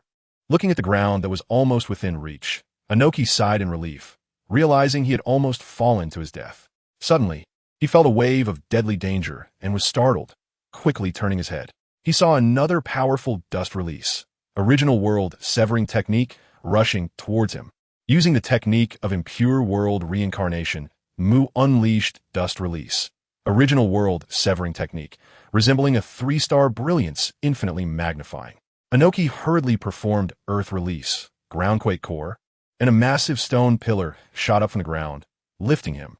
However, due to the previous battles and continuous use of ninjutsu, Inoki was already exhausted. The pressure of the rapid ascent made it difficult for him to stand. He could only barely lie on the pillar. The massive pillar was soon toppled by the dust release, original world severing technique, and Inoki's chakra was completely spent. He wanted to jump to another place, but suddenly he heard a crisp crack, followed by a wave of pain. Ah! Inoki couldn't help but cry out. It turned out he had twisted his waist. Why now? Inoki angrily pounded the ground, speaking in a low voice. As the pillar fell, Inoki was about to be buried. Struggling, he used one hand to support himself on the ground to prevent falling, while the other hand pressed against his injured waist, looking up at Awagakure. His eyes filled with helplessness and pain. Is this how it ends? Inoki murmured unwillingly. It's not over yet. Sasuke, Naruto, in Sage Fox mode, quickly arrived in front of Inoki, lifting him away from danger. Just as Naruto and Inoki moved away, another dust release, original world severing technique struck the spot where Inoki had just been. Phew, that was close. Naruto looked at the damage caused by the dust release technique, feeling a bit shaken. Naruto, be careful of Mu's dust release, dustless mist technique. He can hide in every corner of space, Inoki warned, clutching his old waist. Got it, Naruto replied, carefully sensing the situation around them. But soon, Naruto frowned, realizing he couldn't sense Mu's chakra at all. However, Naruto was not at a loss. He immediately used the shadow clone jutsu, and numerous clones used wind release, great wind wave around them. The strong winds allowed Naruto to quickly perceive something amiss in a certain space, and he immediately used Rasengan to charge towards that location. Realizing he had been exposed, Mu quickly used the super light heavy stone technique to fly into the sky. Seeing this, Naruto immediately used Moon's Step to continue charging towards Mu in the air. But just as Naruto was about to attack Mu, he suddenly split into two figures, dodging Naruto's attack, just as Naruto planned to deal with one of them first. Both Mu figures simultaneously used ninjutsu to manipulate the rocks around Inoki, launching an attack against him. Naruto frowned, glancing at the already incapacitated Inoki. He immediately used Flying Thunder God to return to Inoki's side, shielding him from the rocks to protect him. Naruto, I'm a burden to you. Inoki sighed as he leaned on Naruto for support. No, if you want to blame someone, blame the enemy for being too cunning. Naruto shook his head and said. He watched as the two figures flew higher and higher, eventually merging into one to become the complete form of nothing. Then, using the technique Dustless Obstruction, it slowly disappeared from sight. Naruto could only curse Obito under his breath. Chapter 106. The Five-Tails Jinchuriki Han is captured by Obito. Meanwhile, on the other side of the battlefield, an intense battle is also unfolding. Just as the confrontation between Mu and Noki was taking place, Obito's unique intangibility allowed him to easily evade the patrols of the Iwagakure ninja and locate the Five-Tails Jinchuriki Han. Without hesitation, Obito launched an attack, continuously inflicting damage on Han by leveraging his intangibility. Faced with Obito's overwhelming power, Han quickly found himself at a disadvantage. Although Han possessed great strength, he felt somewhat powerless against Obito's intangibility, and soon Obito succeeded in subduing him. Realizing he could not defeat Obito, Han resolutely chose to fully transform into the tailed beast to prevent the enemy from succeeding. The Five-Tails Mu is a majestic white horse with the head of a dolphin, antlers, and the body of a horse. The Five-Tails possesses Boil Release, not a direct attack, but an enhancement of its own chakra to increase physical strength, granting it the strongest impact and close combat abilities among the tailed beasts. However, even the Five-Tails Mu could only be toyed with by Obito, just like its Jinchuriki Han, unable to land any effective attacks on him. After transplanting various cells, Obito was able to extend the usage time of his Manjiki Sharingan's Kyuubi. Relying on his intangibility and now enhanced physical abilities, he dominated the Five-Tails Mu. At this point, the battle had caused quite a commotion, and the Iwagakure ninjas, including Kuratsuchi, sensed something was amiss and quickly rushed to provide support. Lava Release, Stone Sealing Technique. Kuratsuchi spewed out a large amount of volcanic rock from her mouth, attempting to directly trap Obito. However, Obito sneered mockingly, "Idiot, daring to come here alone to seek death." A hint of disdain flashed in Obito's eyes as he suddenly opened Kyuubi, and a massive shuriken flew out from his eye socket, shattering the volcanic rock with incredible speed and heading straight for Kuratsuchi. Her expression changed drastically, and she immediately used Earth Release, Earth Flow Wall, in an attempt to block the attack. However, Obito had no intention of giving her a moment to breathe. He formed hand seals and unleashed Fire Release, Phoenix Fire Technique. With the enhancement of Kyuubi, the flames became even more ferocious, forming a fire tornado that swept towards Kuratsuchi. Just then, other Iwagakure ninjas finally arrived on the scene. They worked together to execute Earth Release, Earth Flow Wall, successfully blocking Obito's fire attack. Seeing this, Obito did not continue to attack Kuratsuchi and the others, but turned his attention to the side where the Five-Tails Mu was. Obito opened his Kyuubi again, and many specially made shurikens flew out from the Kyuubi dimension, accurately piercing into the body of the Five-Tails Mu. The Five-Tails Mu let out a painful howl, and the shurikens were connected by chains. As Obito injected chakra into the chains, the Five-Tails Mu instantly lost its ability to move. Kuratsuchi and the others were stunned, and just as they were about to intervene, Obito used Uchiha Fire Formation and slowly approached the Five-Tails Mu, reaching out to extract the tailed beast. Earth Release, Stone Fist Technique, Super Heavy Stone Technique. Kuratsuchi surprisingly used brute force to break the barrier at the first opportunity, then used Earth Release, Stone Pillar Technique against Obito. Obito immediately jumped up to evade the sharp rocks that shot up like bamboo shoots. "You pests have angered me." Obito, seeing that he was repeatedly obstructed by Kuratsuchi, became furious. Fire Release, Great Fireball Technique. Kuratsuchi once again used Earth Release, Earth Flow Wall, to defend. However, at that moment, Obito suddenly activated intangibility and dashed towards Kuratsuchi with lightning speed, delivering a powerful kick. The kick landed solidly on Kuratsuchi, sending her flying. Immediately after, Obito engaged in a fierce taijutsu battle with the Iwagakure ninjas. Although these ninjas were strong, they found themselves at a disadvantage against Obito's attacks, constantly being pushed back. The Iwagakure ninjas, fearing to accidentally harm their comrades, could only resort to using ninjutsu to cope with Obito's onslaught. At this moment, Obito's body became as flexible as Orochimaru's, capable of stretching and twisting freely. Not only that, but he also possessed immense strength and lightning-fast reflexes. This made it impossible for the Iwagakure ninjas to counter Obito, allowing him to wreak havoc and beat them mercilessly. Still unsatisfied, Obito used Genjutsu on the now-captive Five Tails Mu, briefly controlling it and commanding it to attack the Iwagakure ninjas. The Iwagakure ninjas were taken aback and immediately began using various stone walls in an attempt to block the Five Tails Mu. As steam erupted from the Five Tails Mu, it lifted its legs forcefully and broke free from the stone restraints, then began rampaging. At this moment, the earthen walls crumbled like plastic. We're done for. The Iwagakure ninjas, seeing that their defenses were ineffective, began to fearfully hide as the Five Tails Mu charged towards them. Kuratsuchi shouted urgently, "Quick! Use ninjutsu together to block it. Don't run."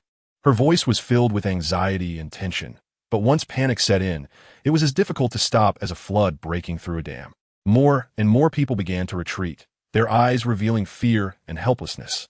Meanwhile, the Five Tails Mu continued to charge forward effortlessly, its footsteps shaking the ground slightly, as if the entire world was under its control. Damn it!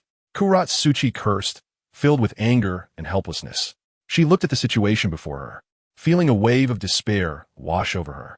However, just at this critical moment, a familiar voice suddenly rang out, "Get down." Kuratsuchi immediately dropped to the ground, pressing herself tightly against the earth. At the same time, a gigantic clay dragon flew out from Deidara's mouth, charging towards the Five Tails Mu. The clay dragon collided with the Five Tails Mu, causing a massive explosion. Boom! The explosion sounded like thunder, echoing across the battlefield. Flames and smoke billowed into the sky, forming a huge mushroom cloud. A powerful shockwave spread outward, kicking up a cloud of dust. Kuratsuchi was pushed back by the strong airflow, sliding involuntarily. But she was unharmed, only feeling a powerful force pushing her away from the danger zone. "Are you okay, Kuratsuchi?" Kuratsuchi heard Deidara's voice and looked up to see him facing away from her. "It's Deidara." At that moment, Deidara's figure appeared particularly tall against the backdrop of the explosion. Kuratsuchi felt a surge of gratitude, realizing that without Deidara's timely intervention, they might have suffered even greater losses. Deidara is back. It's the third Hokage's apprentice Deidara back to save us. Deidara's appearance prompted a cheer from the Iwagakure ninjas. Although Deidara often played with explosives, he was still a disciple of the Hokage, and his outstanding looks made him well-liked and welcomed by the villagers of Iwagakure. Hearing the praises, Deidara's lips curled into a slight smile, feeling secretly pleased. Deidara glanced back at Kuratsuchi, then stylishly flipped his bangs and said, "How's my art?" Kuratsuchi's face flushed slightly as she shyly pouted. "Stop being so full of yourself. We're still in a fight." Deidara felt a bit confused, thinking, what does this have to do with being full of myself? I was asking about the explosion. However, Deidara did not dwell on the matter, instead refocusing on the battle unfolding ahead. As the smoke began to clear, the Five Tails Mu, having been struck head-on by Deidara's C2 dragon, was already heavily injured. However, due to the powerful physique of the tailed beast, the injuries on it were healing at a visibly rapid pace. Seeing this, Deidara immediately launched another centipede bomb, knocking the Five Tails Mu to the ground and reverting him back to the Jinchuriki Han. "Thank you." Obito approached the now powerless Jinchuriki Han, and he had not stopped Deidara's actions just moments ago. The reason was simple. Obito had already learned from Zetsu that Naruto was on his way, and he planned to make a run for it. The current situation provided him with an opportunity to directly use Kyuubi to take Han away, allowing him to escape with the tailed beast quickly. "Want to run?" "No way," Deidara shouted and was about to attack Obito. However, Obito calmly activated Kyuubi, shooting out numerous shuriken to stop Deidara and the others, and then disappeared with Han without a trace using Kyuubi. Chapter 107. Changes in Rain-Hidden Village. Meeting Nagato again, where is the enemy? Inoki asked anxiously. Just as Obito had left, Naruto happened to arrive at the scene with Inoki. Kuratsuchi looked sorrowful as she said to Inoki, "Grandpa, the Jinchuriki of the Five Tails Han was captured by Obito." Upon hearing this, Inoki furrowed his brow and asked sternly, "What?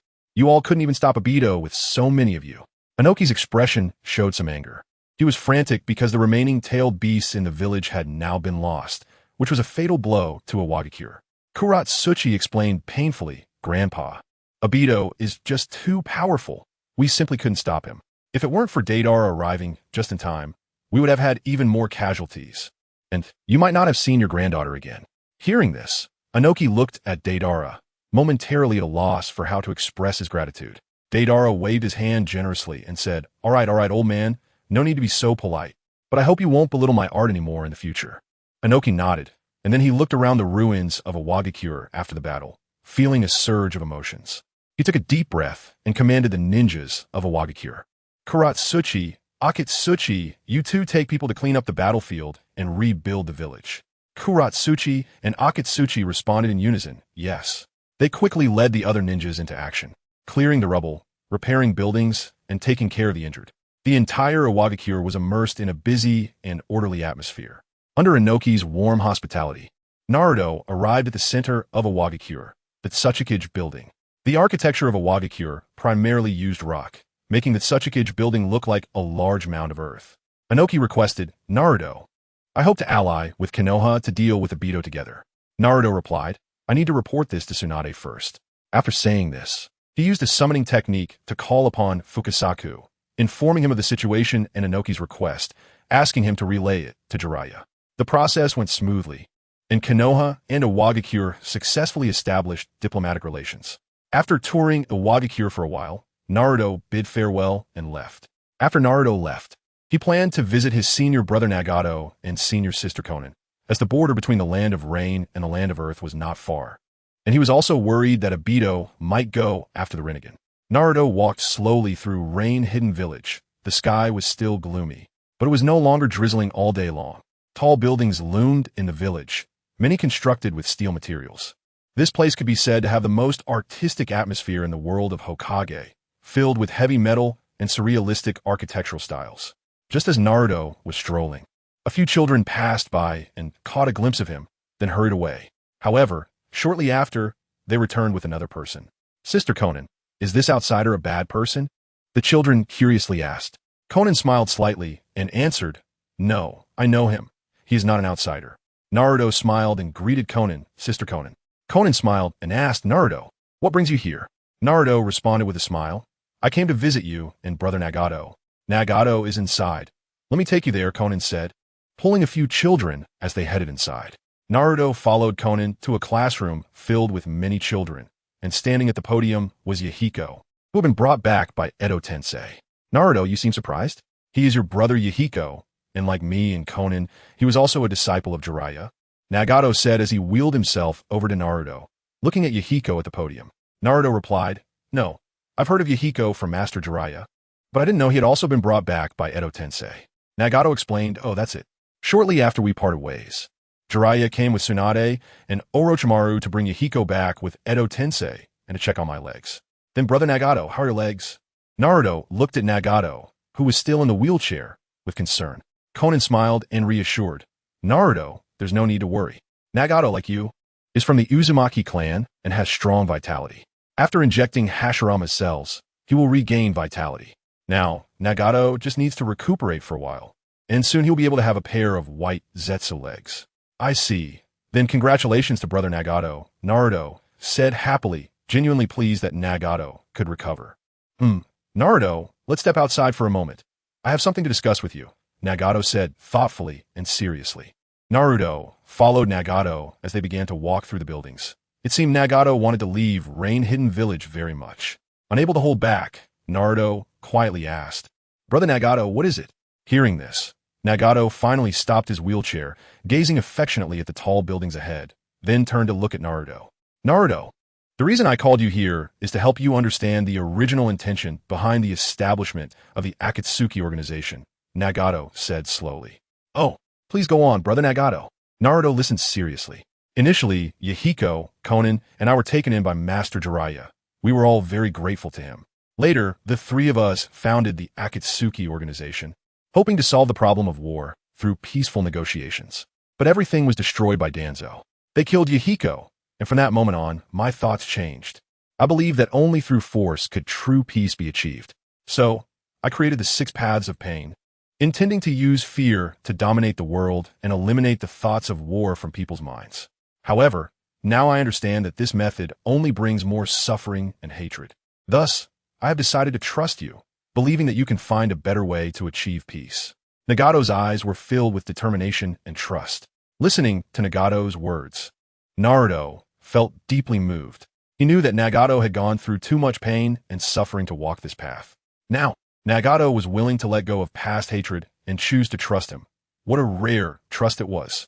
Naruto clenched his fists and solemnly said, "Brother Nagato, thank you for your trust. I will do my best to find a true path to peace, allowing everyone to live a happy life." Nagato smiled slightly and nodded. He knew that Naruto had a kind heart and would surely succeed. He hoped that Naruto's presence could bring new hope to this world. Naruto, the next path is for you to walk on your own. Remember, no matter what difficulties you encounter, do not give up on the pursuit of peace, Nagato encouraged. Naruto nodded vigorously, "I will. Also, take good care of Master Jiraiya, Konan, and Yahiko while I'm not around." Naruto furrowed his brows in confusion and asked, "Brother Nagato, why? Are you leaving?" Nagato replied, "Naruto, my Rinnegan has a forbidden technique called the Outer Path, Samsara of Heavenly Life, which can resurrect everyone currently under Edo Tensei. I previously told Konan that after achieving world peace, I would use it to resurrect Yahiko, but what I told Konan was that it would consume a lot of chakra." Naruto asked, "Then what are the side effects of using it?" Nagato said flatly, "Death." Naruto continued, "But if you die, you should be able to use Edo Tensei, right?" Nagato seemed to have never considered this and fell silent for a moment before saying, "It seems feasible." Naruto smiled and said, "Well, that is not unacceptable. It just puts you in a difficult position, Brother Nagato." "Yes, Naruto, but using the Outer Path, Samsara of Heavenly Life does require a lot of chakra. Especially the chakra needed to resurrect powerful individuals is even greater. Right now, I'm unable to resurrect too many people. Nagato, can I lend you the Nine Tails chakra? Can you use it like this?" Nagato shook his head. "The Outer Path reincarnation is activated in an instant. Even if I have a tailed beast inside me, I might only be able to revive one ninja, like God of Shinobi Hashirama." Naruto thought for a moment and asked, "Then, Nagato, can you set a command in the Rinnegan, so that when someone uses the Outer Path reincarnation, it can trigger and become a large-scale revival?" Nagato furrowed his brows and said, "It's possible. Are you worried that someone will dig out this Rinnegan and use it?" Naruto nodded and smiled. "Nagato, for the sake of reviving everyone, are you willing to take a gamble with me?" Chapter 108. Yunin Village, true to its name, is situated at a high altitude, surrounded by towering mountains and enveloped in mist, resembling a paradise on earth. Inside the Raikage building, Darui said, "Raikage-sama, do we really not need Konoha's help?" The fourth Raikage, gritted his teeth and replied, "We don't need it. We are one of the 5 great ninja villages. Asking Konoha for help would be beneath us. Besides, our village is not a soft target. We have the ability to protect our tailed beasts." Just then, Killer Bee burst in with urgent news. "Brother, it's bad. We've received word from a Wagakure that their 5 tails Jinchuriki has been captured by Obito. What's so bad about that?" "This is fantastic news." The fourth Raikage laughed heartily after hearing this. Iwagakure had once sent 10,000 ninjas to battle his father, the third Raikage, for 3 days and nights, exhausting him to death. Yunin Village had a blood feud with Iwagakure. Killer Bee, however, expressed concern, "But brother, Obito might next target our tailed beasts." The fourth Raikage dismissed his worries, saying, "Don't be anxious, Killer Bee. Our technology is advanced with surveillance everywhere. Unlike Iwagakure, which is a poor rural area, Obito can't just invade us at will." Just as the fourth Raikage finished speaking, an explosion occurred in the distance. After leaving Iwagakure, Obito rushed to Yunin Village, accompanied by the skilled infiltrators Black Zetsu and White Zetsu. Guided by Black Zetsu, Obito successfully located the third Raikage's corpse and swiftly performed the impure world reincarnation. He then sent White Zetsu to capture the 2 tails Jinchuriki. The commotion just now was caused by the dust release, original world obliteration technique. "What's going on?" the fourth Raikage exclaimed, rushing outside, only to be astonished to see a familiar figure blocking his path. "Father," the fourth Raikage said, both excited and anxious. Enough.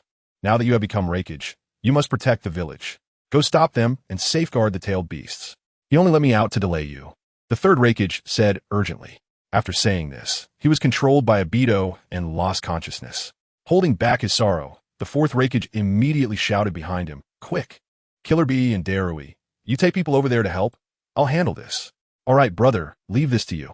"Darui, let's go," Killer Bee replied, taking Darui with him as they left. The fourth Raikage then engaged in a fierce taijutsu clash with the third Raikage. Meanwhile, Killer Bee and Darui had just arrived to defend when suddenly a terrifying attack came from the side, knocking down many of the ninjas they brought. Darui reacted angrily, shouting, "Damn it, where are they?" Killer Bee warned, "Be careful. This is the dust release. Original world obliteration technique of the second Sasuke. Obito must have used dustless concealment to hide nearby." Darui asked, "What about the two tails?" Killer Bee frowned and replied, "The two tails Jinchuriki might already be dead. Well, analyzed. But no reward." Obito clapped his hands and stepped out. Just moments ago, the two tails Jinchuriki had narrowly dodged the sneak attack from the dust release, original world obliteration technique, thanks to his keen reflexes. However, before he could react further, he was hit by a shuriken shot from Obito's Kyuubi, followed by being ensnared by a wood release technique.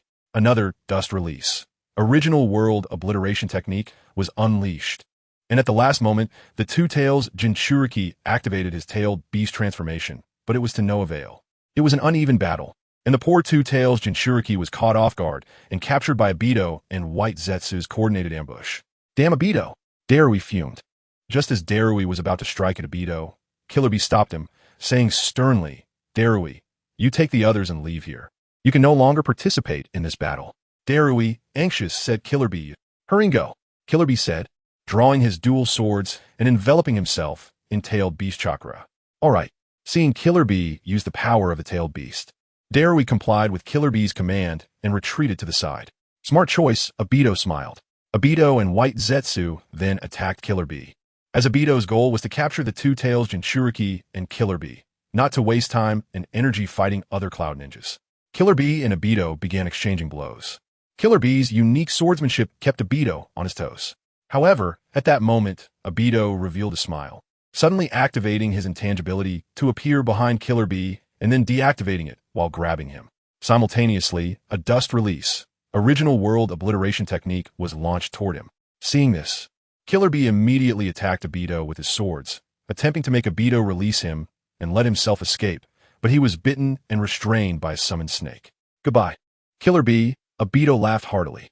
Just as the dust release, original world obliteration technique, was about to hit Killer Bee, Obito activated his intangibility, leaving Killer Bee with no way to escape. The Eight Tails was also successfully captured. Obito controlled White Zetsu and the third Raikage and left directly. In Union Village, only a deafening cry echoed. "Obito!" The fourth Raikage charged in a furious rage, ultimately helplessly watching Obito leave with the third Raikage and White Zetsu. "Darui, what about the two tails and Killer Bee?" The fourth Raikage asked Darui. Darui, saddened, replied, "The two tails has been killed, and it seems Killer Bee also. Brother, I'm here." Killer Bee popped his head up, having faked his death at the last moment using a tentacle of the bull demon. Seeing Killer Bee was safe, the fourth Raikage let out a slow sigh of relief. However, his heart was still filled with rage. He punched the ground in frustration, realizing he had underestimated Obito. Not only had the third Raikage been taken away by Obito, but the two tails Jinchuriki had also been killed, and the tailed beast was extracted. Chapter 109. The Five Kage Summit, the Hidden Stone Village, and the Hidden Cloud Village both suffered setbacks under Obito's hands. And the third Tsuchikage, Inoki, and the fourth Raikage secretly vowed to make Obito pay the price. Obito's actions worried the fourth Kazekage Raza and the fifth Mizukage Meiterumi about their tailed beasts.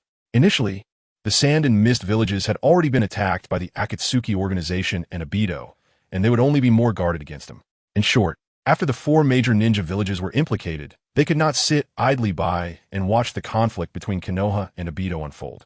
The five great ninja villages began to unite and held the Five Kage Summit. At a large round table, the five Kages gathered, looking at each other. The fourth Raikage angrily slammed his fist on the table and gritted his teeth, saying, "Obito is too despicable. I must make him pay the price." His iron-like fist struck the table, producing a dull sound that seemed to vent the anger and hatred deep within him. Tsunade frowned, her eyes flashing with displeasure, and she retorted without hesitation, "I have long said that Obito is a great disaster. When we suggested sending people to your village to protect you or perform the Edo Tensei to revive the third Raikage, you didn't listen. Now look where we are. Can't you see the situation?" Tsunade's voice carried a hint of reproach and helplessness, as if she felt disappointed in the fourth Raikage decisions. The fourth Raikage snorted coldly, his eyes revealing dissatisfaction and suspicion. He responded stiffly. I haven't forgotten that Obito is one of your Konoha people. Who knows if you have any ulterior motives? Perhaps this is all part of a conspiracy plan by you Konoha. The fourth Raikage, A's gaze fixed on Tsunade, trying to find a flaw in her expression. Upon hearing this, Tsunade's face turned pale with anger. She slammed her hand on the table and glared at the fourth Raikage, A, shouting, "What, fourth Raikage? Are you looking for a fight? Don't think I'm afraid of you, Tsunade." Tsunade's momentum was like a raging lion, ready to pounce on her enemy at any moment. The fourth Raikage, A, was equally unyielding. He also stood up, locking eyes with Tsunade, his eyes flashing with a provocative gleam, angrily saying, "Come then. Do you think I'm afraid of you? Today, I'll let you see the power of the Raikage." The fourth Raikage, A, radiated a powerful aura, causing the air around him to grow heavy with his anger. Kurabi quickly pulled the fourth Raikage back, saying, "Brother, calm down. Right now, we are not Konoha's match. We're not here to cause trouble. We're discussing how to capture Obito and the tailed beasts." Shizune and Jiraiya also stepped forward to hold Tsunade back. Shizune said, "Lady Tsunade, please calm down." Jiraiya added, "Tsunade, calm down. This is the 5 Kage summit, and we need to unite against Obito." "That's right. We need to unite against Obito," Meiterumi said. Raza and Inoki also expressed their agreement. "That's correct." Tsunade and the fourth Raikage, A, began to ease up. The fourth Raikage, A, said, "Speak up, Tsunade. After all, Obito was one of your Konoha people. What do you think we should do?" Tsunade replied, "We need to unite. We may need to gather ninjas from all 5 great ninja villages to deal with Obito." The fourth Raikage, A, was astonished. "What? Why go to such lengths? Obito is indeed a great disaster, but isn't it enough for us 5 Kage to bring our elite Jonin?" Tsunade said, "No, it might not be enough. When we were pursuing Obito, we encountered a large number of white Zetsu who were at the level of Jonin. They're spread out in various corners, acting as Obito's eyes. There are probably many more white Zetsu lurking that we haven't discovered. We estimate their numbers to be around 10,000. The fourth Raikage, A's eyes widened in shock, unable to believe it. "What? So many Jonin-level strong beings? What is Obito's purpose in capturing the tailed beasts?" Tsunade explained. The Outer Path Gedomazo was summoned by the former Akatsuki leader Nagato using the Rinnegan. Obito is collecting the tailed beasts sealed within the Jinchuriki and stuffing them into the Gedomazo. If Obito successfully manages to put all 9 tailed beasts inside the Gedomazo, it could become a super terrifying existence, even more fearsome than the 9 tails, the 10 tails. After hearing Tsunade's words, the other 4 Kages were astonished, as they understood that if Obito succeeded, it would spell disaster for the entire ninja world. On the other side, Obito was riding on the second Tsuchikage's back, hastily heading to the hidden mist village. Fearing exposure, Obito considered riding the faster third Raikage. However, just as Obito arrived at the border of the Land of Water, Kuro Zetsu received news from White Zetsu. Most White Zetsu have low intelligence, but a few have become much smarter after being modified by Kuro Zetsu, becoming the small leaders of White Zetsu. Kuro Zetsu was able to communicate with them telepathically. Kuro Zetsu said, "Obito, White Zetsu has spotted the traces of Konoha's Shursui, Itachi, and Hinata Hayashi nearby. It seems they intend to support the Hidden Mist Village. If a disturbance occurs in the Hidden Mist Village, we will likely run into them." Obito expressed confusion. Shursui and Itachi, along with Hinata Hayashi, are going to support the Hidden Mist Village? I must be hearing things. This was puzzling because the Hidden Mist Village had a grudge against both the Uchiha and Hyuga clans. The Hyuga clan countered the Mist Ninjas, while the Mist Ninjas countered the Uchiha clan. The Hidden Mist Village was always shrouded in mist, with their ninjas relying on mist techniques to obscure vision and use close combat weapons to kill enemies. The Byakugan of the Hyuga clan nullified the mist techniques, and combined with the Hyuga clan's taijutsu, the Mist Ninjas had suffered greatly in the past. Additionally, the mist techniques rendered the Sharingan's Genjutsu ineffective, obstructing vision and preventing the Uchiha from fully utilizing their abilities. Furthermore, the fire release of the Uchiha clan was countered by the Mist Village's water release, leading to heavy casualties for the Uchiha clan during the Third Shinobi World War. The Byakugan of the Hyuga clan had also been taken by the Mist Village, fueling their hatred. Obito was unaware that the Byakugan had been returned to the Hyuga clan. The Uchiha clan and the former Mist Village's Red Eye clan also had mutual disdain. Thus, Obito was puzzled as to why the Uchiha and Hyuga clans, who had blood feuds with the Hidden Mist Village, would support it. Kurozetsu noticed Obito's confusion and said, Obito, don't doubt the authenticity for now. The 5 great ninja villages have convened a 5 Kage summit, likely to discuss how to deal with us. The 5 Kage summit? Obito's eyes filled with disdain, if it weren't for his other plans. He would have liked to cause some chaos there. Kurozetsu asked, "So, Obito, should we continue to go to the Hidden Mist village to capture the 6 tails?" Obito fell into deep thought. He didn't want to fight Shursui and Itachi, not because they were both Uchiha, but because he feared their Manjiki Sharingan techniques. While pondering about the Uchiha, a sudden idea struck Obito, and he smiled at Kurozetsu. Kurozetsu, the 5 Kage summit will likely take away many strong individuals. So we should go and seize the eyes. Kurozetsu reminded, Obito, have you forgotten? Naruto is probably with Nagato right now. Who said it was the Rinnegan? After saying this, Obito looked towards Konoha, feeling nostalgic for his hometown and family. Kurozetsu. Kurozetsu also guessed what kind of eyes Obito was referring to, and even he felt that Obito was truly ruthless. Chapter 110. Obito causes chaos in Konoha. Obito, with the help of Zetsu, descend from the sky above Konoha, intending to directly seize the territory of the Uchiha clan. However, since the Uchiha's territory was moved after Konoha's relocation, Obito is unaware of the exact location and ends up landing quite far off. In the Hokage's office, Minato, who is temporarily acting as Hokage, is momentarily stunned, and then his expression turns to one of shock. What is going on? Kushina asks, puzzled. Minato, with a serious expression, replies, Kushina, we have an enemy invasion. Minato quickly makes arrangements, instructing Shikaku to notify the major clans, and then uses the Flying Thunder God technique to instantly appear in front of Obito, taking Kushina with him. Before Obito can find his clansmen and seize their Sharingan, he sees Minato suddenly appear. Wow, such speed. Obito mocks, if only my teacher could move this fast back then, Rin wouldn't have died. Kushina, furious, retorts, Obito, you beast. Not only do you disrespect your teacher, but you also caused our deaths. What do you want now? Minato calmly warns, Kushina, be careful. According to the Flying Thunder God array, there are 2 people here. Based on recent intel, the other person is likely Zetsu. Impressive, teacher. I'll tell you. Zetsu is currently heading towards the Uchiha clan. What are you going to do about it? Obito shrugs nonchalantly. With Zetsu now acting under Obito's control, he is set on seizing the 3-Tomo Sharingan. Kushina glares at Obito with rage. Obito, you beast. What do you want Zetsu to do with the Uchiha clan? Do you want to harm your own people? Obito smirks, laughing loudly, my people? Huh, I'll tell you, I have no family. I want to create a world with Rin. Kushina's eyes widen in disbelief as she stares at Obito. Obito, you're truly hopeless. Minato furrows his brow, casting a sharp glance at Obito before turning to Kushina. Kushina, you go help the Uchiha clan. I'll handle things here. Okay. Kushina nods without hesitation and turns to leave. However, at that moment, Obito suddenly speaks up. Did I say you could leave, mother? His voice carries a chill and provocation. As Obito finishes speaking, he uses Kyuubi to release the 3rd Raikage from the other dimension. The 3rd Raikage immediately appears in front of Kushina, blocking her path. Seeing the 3rd Raikage standing in her way, Kushina's expression darkens, revealing a hint of bitterness. Just then, 2 figures rush in. I'll handle this guy, Guy says confidently, flashing a big grin. Kushina, go quickly. Leave this to Sensei, Guy, and me. Kakashi adds. Kushina looks gratefully at Kakashi and nods, quickly departing. Seeing the 3rd Raikage held up by Guy, while Kushina escapes, Obito yells at Kakashi. Kakashi, you bastard who couldn't protect Rin. I should have let you go all those years ago. Kakashi retorts, Obito, you've done too many evil deeds and caused the death of our teacher.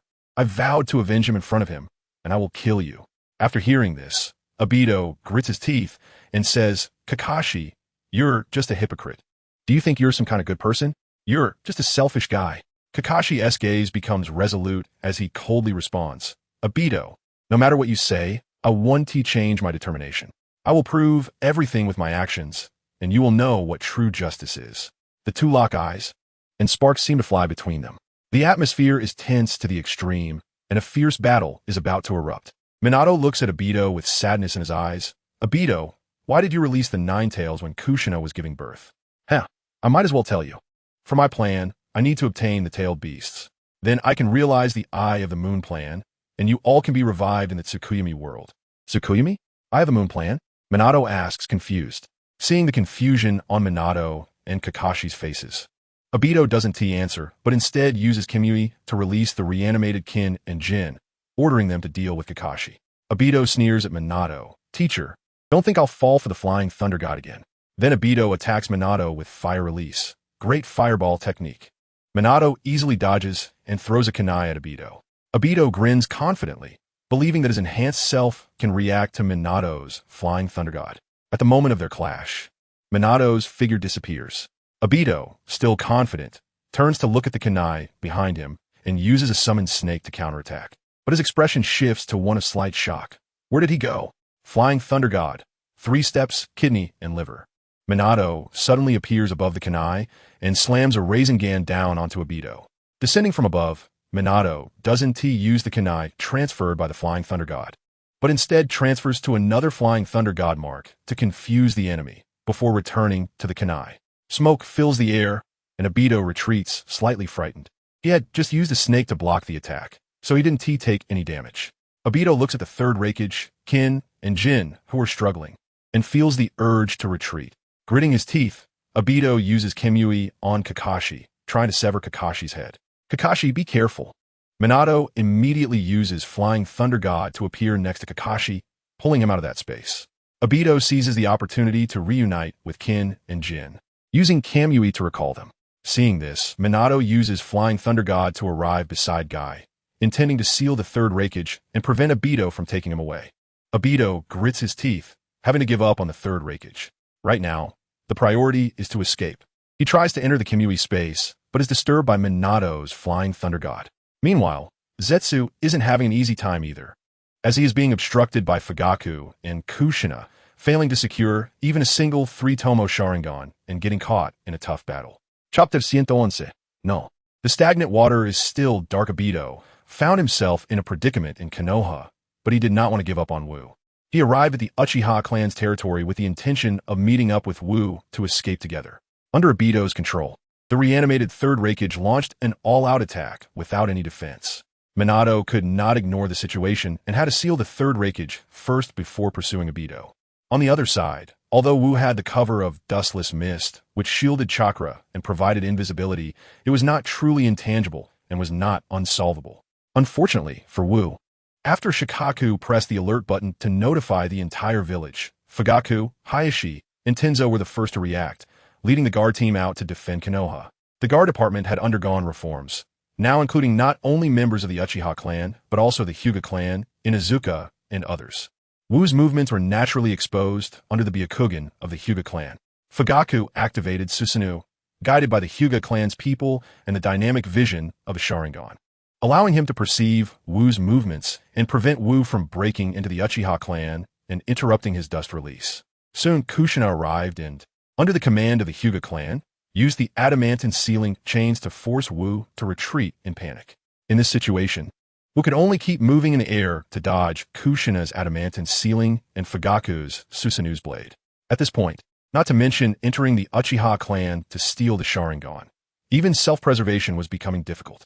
After arriving here, Obito immediately used Kyuubi to shoot out numerous shurikens and employed the shuriken shadow clone technique, launching a barrage of shurikens at the Konoha guard team indiscriminately.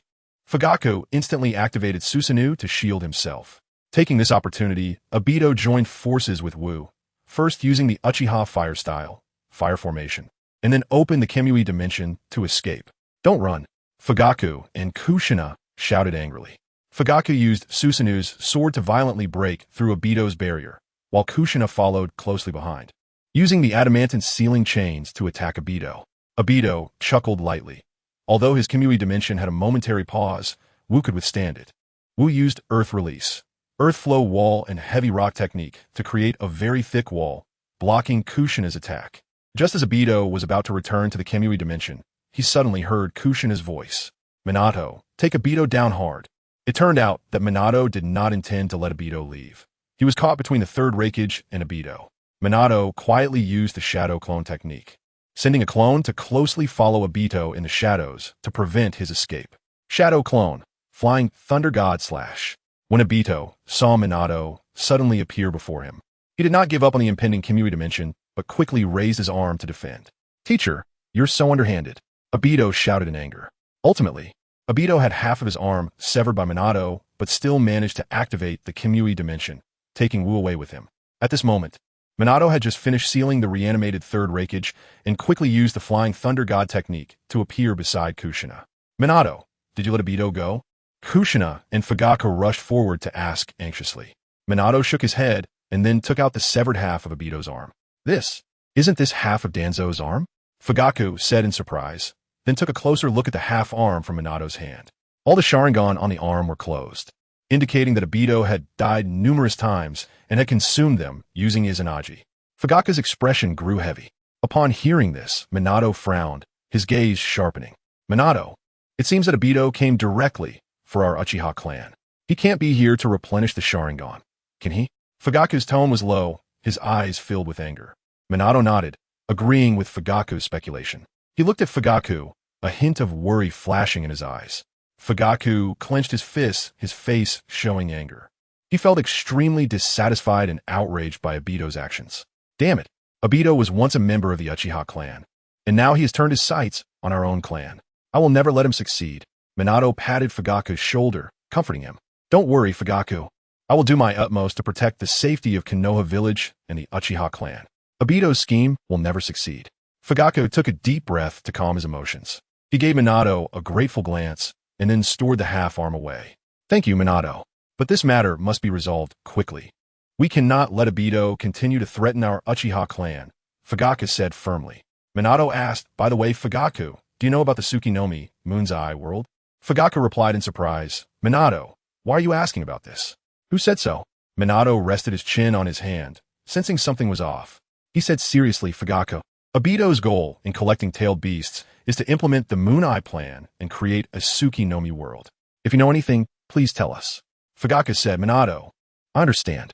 I will share everything I know with you. Within our Uchiha clan, there is a mysterious stone tablet that is said to be left behind by the Sage of Six Paths. This stone tablet is regarded as the family's secret treasure, but only the heads of the Uchiha clan throughout the generations are qualified to view it. Even more surprisingly, to understand the contents of the stone tablet, one must possess the Kaleidoscope Sharingan.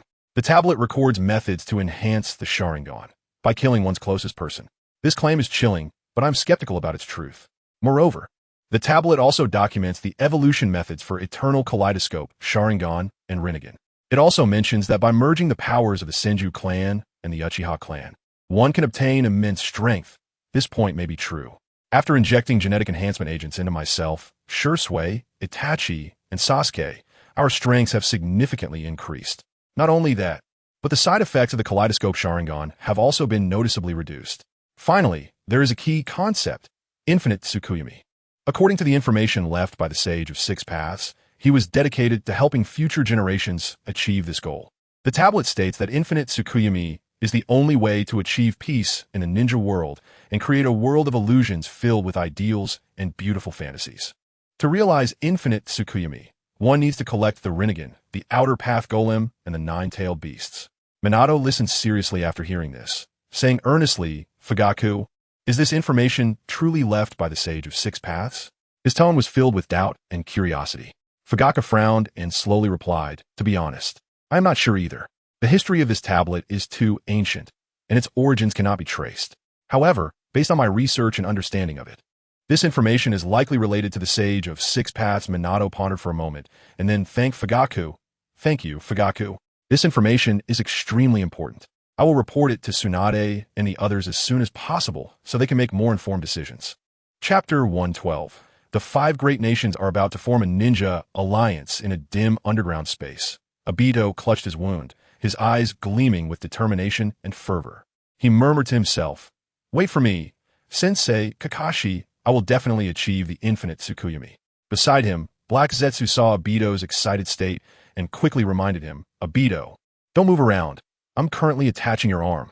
Black Zetsu carefully installed a segment of White Zetsu's upper arm onto Obito and adjusted its position while bandaging it.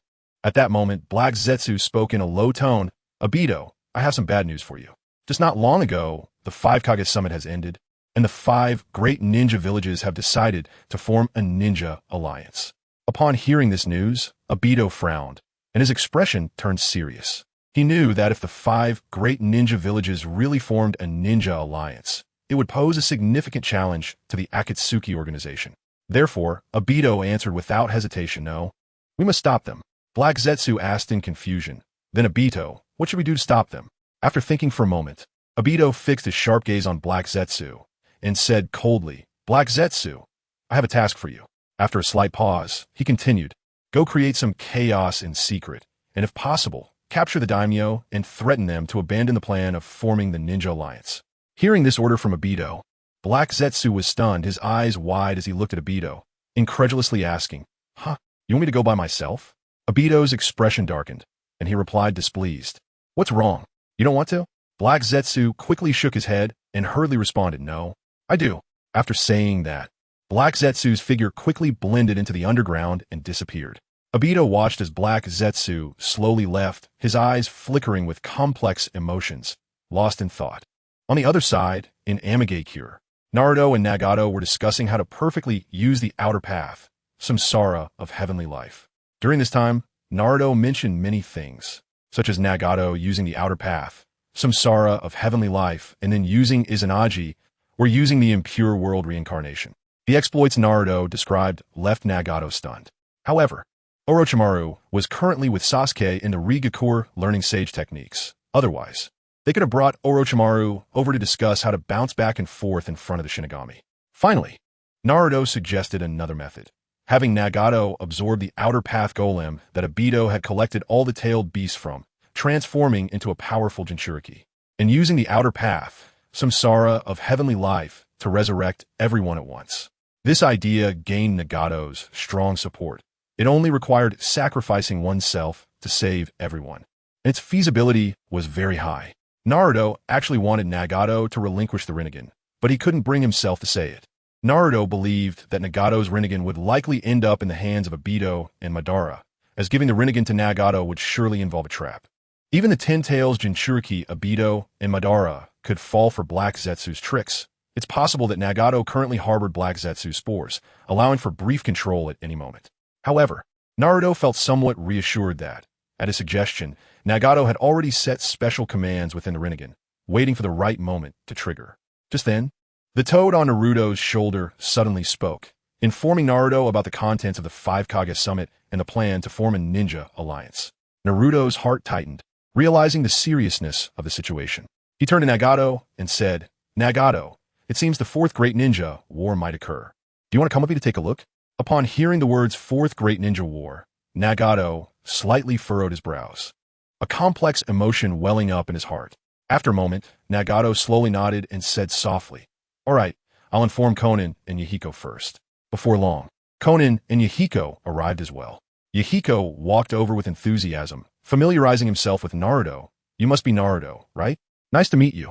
I just heard Nagato say that the 4th Great Ninja War might happen." Naruto smiled and nodded, replying, "Yes, Yahiko." Yahiko's face showed a determined expression as he declared loudly, "Then what are we waiting for? Have we forgotten the original intention of our Akatsuki organization?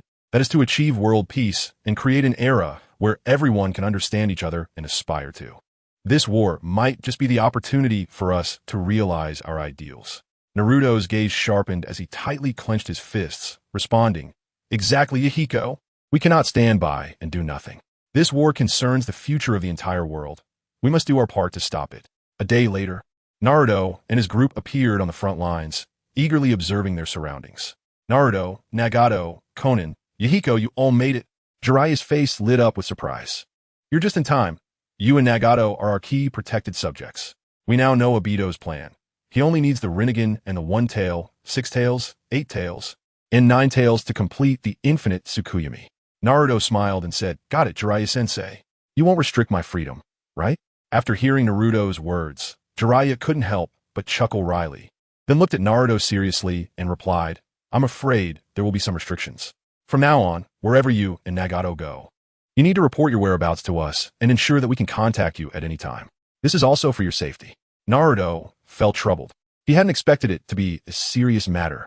At this moment, Yahiko smiled and responded, "Jiraiya-sensei, is there anything we can help you with here?" Jiraiya furrowed his brows and said, "Yahiko, there's currently no progress. We have reported the plan to form a ninja alliance to the daimyos of the 5 great nations, and we have just received their approval. Now we must wait for the 5 Kage to return to their respective villages to organize the ninja for battle, which will take a lot of time to prepare. After hearing this, Yahiko expressed some disappointment, saying, "Is there really nothing we can help with?" Jiraiya smiled. "Don't worry about having nothing to do. In a few days, the Ninja Alliance will gather here. If you're anxious, you can help prepare some supplies." Yahiko smiled, "Sure." Thus, Naruto and his group joined the preparations for war, but Naruto was preoccupied, constantly thinking about how to perfectly eliminate the daimyo. Naruto smiled and asked Jiraiya-sensei, "Do the daimyos need special protection? After all, the enemy is likely to target them." Jiraiya smiled gently and reassured him, "Naruto, you don't need to worry about this. We have already arranged for someone to be responsible for the safety of the daimyos. As soon as there is any sign of trouble, we will take action immediately." Naruto frowned, expressing some concern, but Jiraiya-sensei, Obito's abilities are very difficult to guard against. If he finds the location of the daimyos, the consequences would be unimaginable. "Can you tell me the specific location? That way, I can feel more secure." Jiraiya's expression became serious. He knew that Naruto's concerns were not unfounded. Out of trust in Naruto, Jiraiya nodded and slowly said, "All right, Naruto, since that's the case, I will tell you the location of where we are protecting the daimyos. But remember, this is confidential information and must not be leaked." A glint of determination flashed in Naruto's eyes as he nodded seriously to indicate he understood.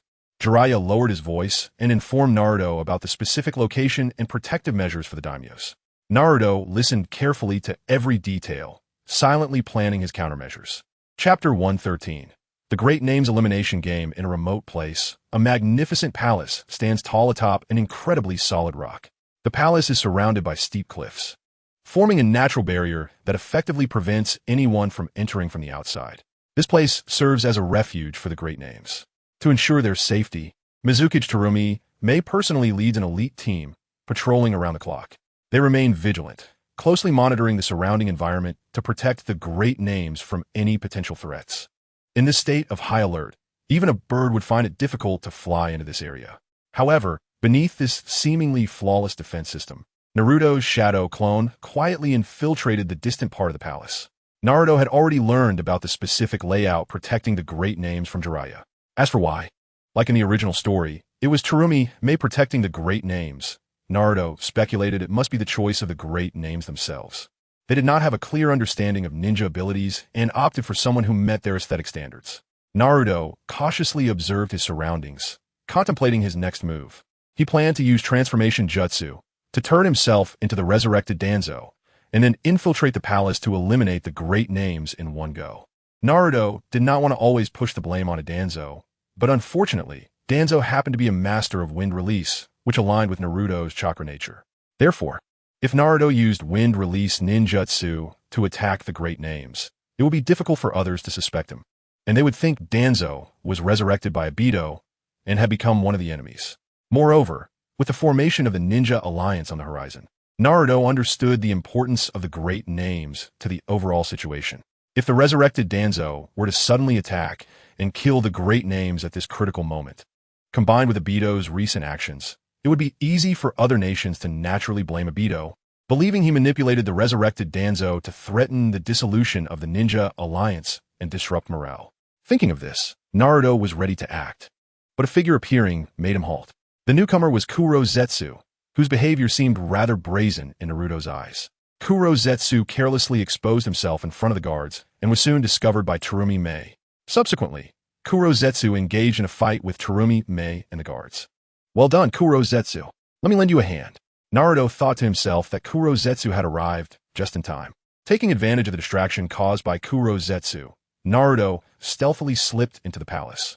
"It's so noisy, it's ruining my mood to play cards." One of the great names frowned and complained impatiently. He squinted at the cards in his hand, seemingly displeased by the sudden interruption. At this moment, a fierce battle was raging outside the palace, with rumbling sounds and vibrations causing the palace to tremble slightly.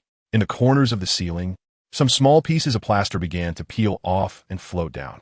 However, these great names remained unfazed, continuing their card game as if the fierce battle outside had nothing to do with them. Having lived a life of luxury for so long, they had forgotten who granted them this lifestyle. They were indifferent to whether enemies would break into the palace and did not care about those fighting outside to protect them. Instead, they were more concerned about their card game, feeling angry and resentful about the external disturbances. It's so annoying. Why are these guys so careless, ruining our good mood? Another great name couldn't help but complain as well. They continued to grumble while playing cards, completely unaware of the danger they were in. At that moment, a loud bang and a cloud of smoke filled the room as Naruto broke through the ceiling and appeared before the great names. Who are you? How dare you barge in without our permission? One of the great names coughed a few times and shouted angrily. By this time, Naruto had transformed into the resurrected Danzo, and looking at the group of great names, who appeared weak and helpless, he smiled and began his slaughter with kunai in hand. Don't come over. Ninja outside. Come in and protect us. One great name finally panicked and was the first to react. Due to their noble status, the great names were unwilling to have ninjas in the same room as them, pushing the ninjas outside. Now that they were in danger, they fought of the ninjas, begging them for help. Naruto showed no mercy and directly dispatched the first great name who spoke up. I'll help with the first great name taken down. The others finally realized that enemies had arrived. They started to panic, no longer trying to use their status to intimidate Naruto, and began to scream and flee in all directions. However, these great names, accustomed to a life of luxury, were weak and could not escape Naruto's pursuit. Naruto, wielding his kunai, coldly harvested the lives of the great names one by one. Damn it, I'm a great name. The great names, realizing they couldn't escape, tried to threaten Naruto with their status, but it had no effect on him. Like a ghost, Naruto weaved through the great names, his kunai flashing with cold light. Soon, the great names realized that their pleas for mercy and threats were futile and began to fight back desperately. But they were merely ordinary people and were no match for Naruto. In just a few moments, Naruto took down all the great names, blood spilling everywhere. The entire room was filled with a bloody stench, the great names' bodies lying haphazardly on the ground, a horrific sight. Meanwhile, Naruto stood quietly in the pool of blood, a satisfied smile on his face. Just then, the door was pushed open from the outside. Great names. Seeing their key protected targets, now all dead, several ninjas panicked and then looked at Naruto. Danzo! It's Danzo! The ninjas shouted angrily. Seeing this, Naruto used wind release, great wind break, to blow the ninjas back, then vanished from sight. The ninjas were blown against the wall, coughing up blood, and when they saw Naruto disappear, they immediately went to report to Terumi Mei. Hearing the news while fighting Kurozetsu, Terumi Mei's heart sank.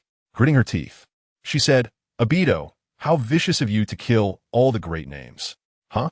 Kurozetsu displayed a confused expression. Terumi Mei angrily said to Kurozetsu, Chojuro, capture him for me, don't let him escape. Yes, Mizukichi. Chojuro wielded his big sword, cutting through Kurozetsu's wood release and swiftly appearing before him, slicing Kurozetsu in half. Terumi Mei also used lava release to seal Kurozetsu. Seeing this, Kurozetsu had no choice but to detach from Black Zetsu's body and easily burrow underground to escape.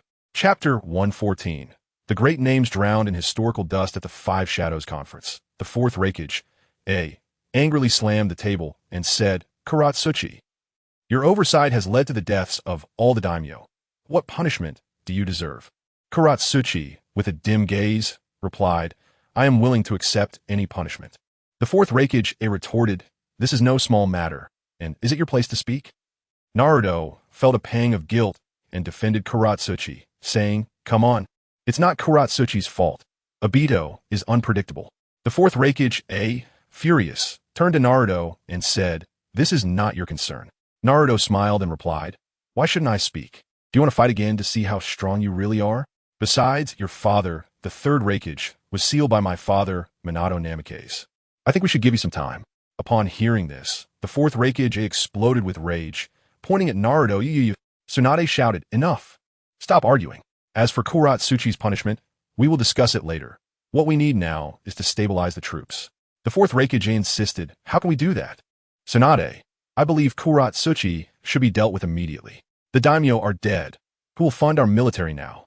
Who has the money to assign us ninja missions? What will we ninjas do in the future? Tsunade, furious, shouted, shut up. I am the commander of this ninja alliance.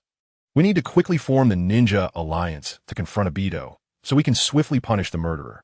You all know Obito's goal of capturing the tailed beasts. If he succeeds in the Eye of the Moon plan, The ninja world is done for. This is an urgent matter. The deaths of the daimyo are trivial compared to that. We cannot allow Obito's schemes to succeed. We need to downplay the deaths of the daimyo to stabilize the troops, which is the best way to stop Obito.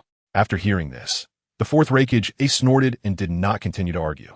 Naruto felt a twinge of admiration for Tsunade, who exuded authority. He then smiled, realizing that the deaths of all the daimyo in this war should not have too much impact. Without the daimyo, Naruto did not want to be governed by a bunch of powerless people in the ninja world. On the other side, in a dark cave, Obito coldly praised Kuro, well done, killing all the daimyo.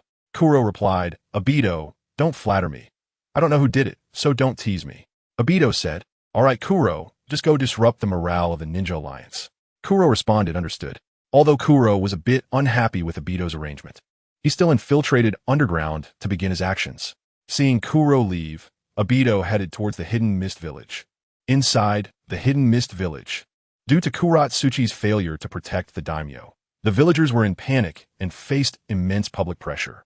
Obito sneaked in, but just as he found the Six Tails Jinchuriki, Yugao, he was discovered by Itachi, Shursui, and the second Mizukage, Mangetsu. Discovered. Obito was slightly surprised and used Kyuubi to release Zetsu and the duo of Kin and Jin. Mangetsu immediately exclaimed upon seeing his lifelong enemy, Bandage Man. Zetsu retorted, little mustache. Mangetsu said, Bandage Man, you wicked guy, not even in death do you rest. Truly a troublesome character. Zetsu. Obito smiled faintly and began to control Zetsu to fight Mangetsu.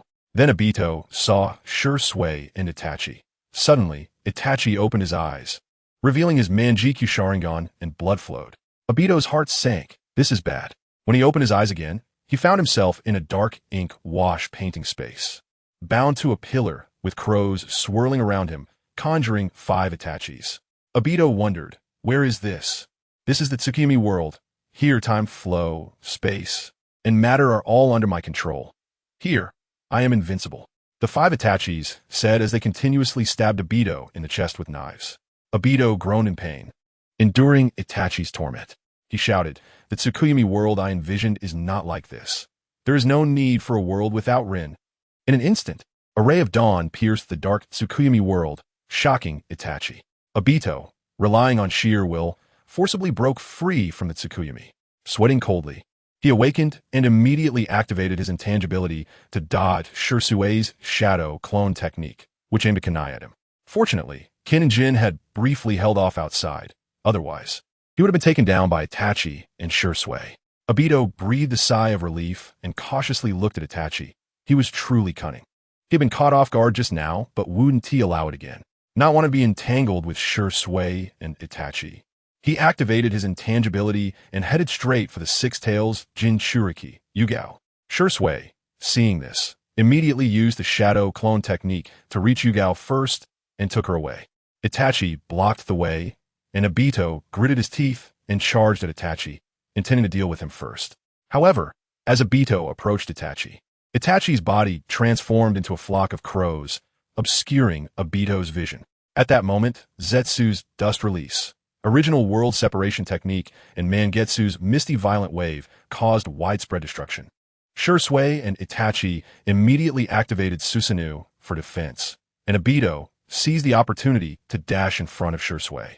Seeing this, Shursui activated Susanoo and took Yugao to escape. Just then, Zetsu's dust release technique struck Shursui's Susanoo, causing it to dissipate. Obito quickly approached, wanting to directly capture Yugao, but she activated her tail beast transformation. Shursui also kept a close watch nearby. Seeing this, Obito used Kyuubi to summon the reanimated Hans of the Salamander, who could use explosive techniques, which Obito originally intended to unleash during the Ninja War. He ordered Hans to release toxic gas while Shursui used his explosive technique, Landmine Fist, to directly strike Yugao, causing an explosion. Shursui could only activate Susanoo again to defend. Itachi was briefly held off by Kin and Jin, who possessed Nine Tails chakra. Under the siege of the 3, Shursui suddenly succumbed to the toxic gas, and his chakra flow briefly stalled, unable to maintain Susanoo. Seeing this, Obito immediately instructed Kin to use the explosive technique to strike Yugao, the power, sending her flying. Obito rushed to Yugao and captured her. Just as he intended to turn around to deal with Shursui and Itachi, A voice called out, "Water style. Great waterfall technique." Kisame, accompanied by the 7 ninja swordsmen, arrived to rescue them, and Itachi charged forward, while Kin and Jin blocked the approaching threats. At this moment, Obito's man GQ started bleeding. He had exhausted his ocular power. Gritting his teeth, Obito ordered Hans to hold off Kisame and his team while Kin held off Shursui. Obito activated Kyuubi, taking Kin and Jin with him to escape. Chapter 115. The official establishment of the Ninja Allied Forces. Time flies, and in the blink of an eye, half a year has passed. During this time, countless white Zetsu have successfully infiltrated various ninja villages using the technique of the Mayfly. They cleverly utilized transformation techniques, sometimes disguising themselves as ninjas from their own village, and at other times posing as ninjas from other villages with whom their village has poor relations, penetrating deep into the enemy's ranks. Once the opportunity arises, these white Zetsu disguised as ninjas would strike when the ninjas are alone and let their guard down. Medical ninjas and logistics personnel were particularly targeted by the white Zetsu, leading to significant losses in medical supplies and resources. The difficulty in distinguishing between the real and the fake plunged the entire situation into chaos. When the ninjas were attacked by the white Zetsu, they often had no idea why they were being targeted, ultimately meeting their end with confusion and despair. Moreover, the actions of the white Zetsu sparked conflicts and tensions between the various ninja villages, with some white Zetsu disguised as ninjas from rival villages launching sneak attacks.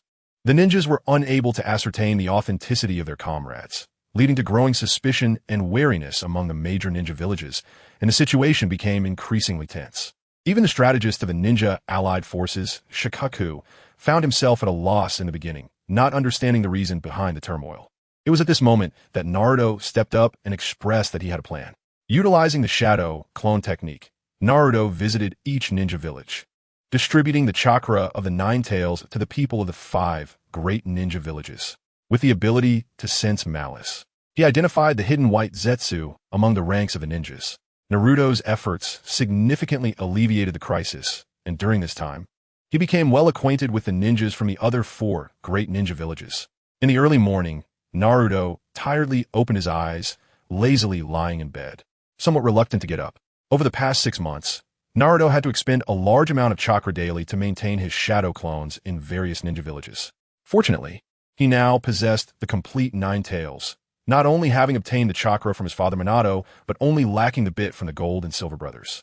Moreover, Naruto's own chakra now reached 138 cards, so he no longer had to worry about overusing his chakra. However, the fatigue from maintaining so many shadow clones 24/7 was still considerable.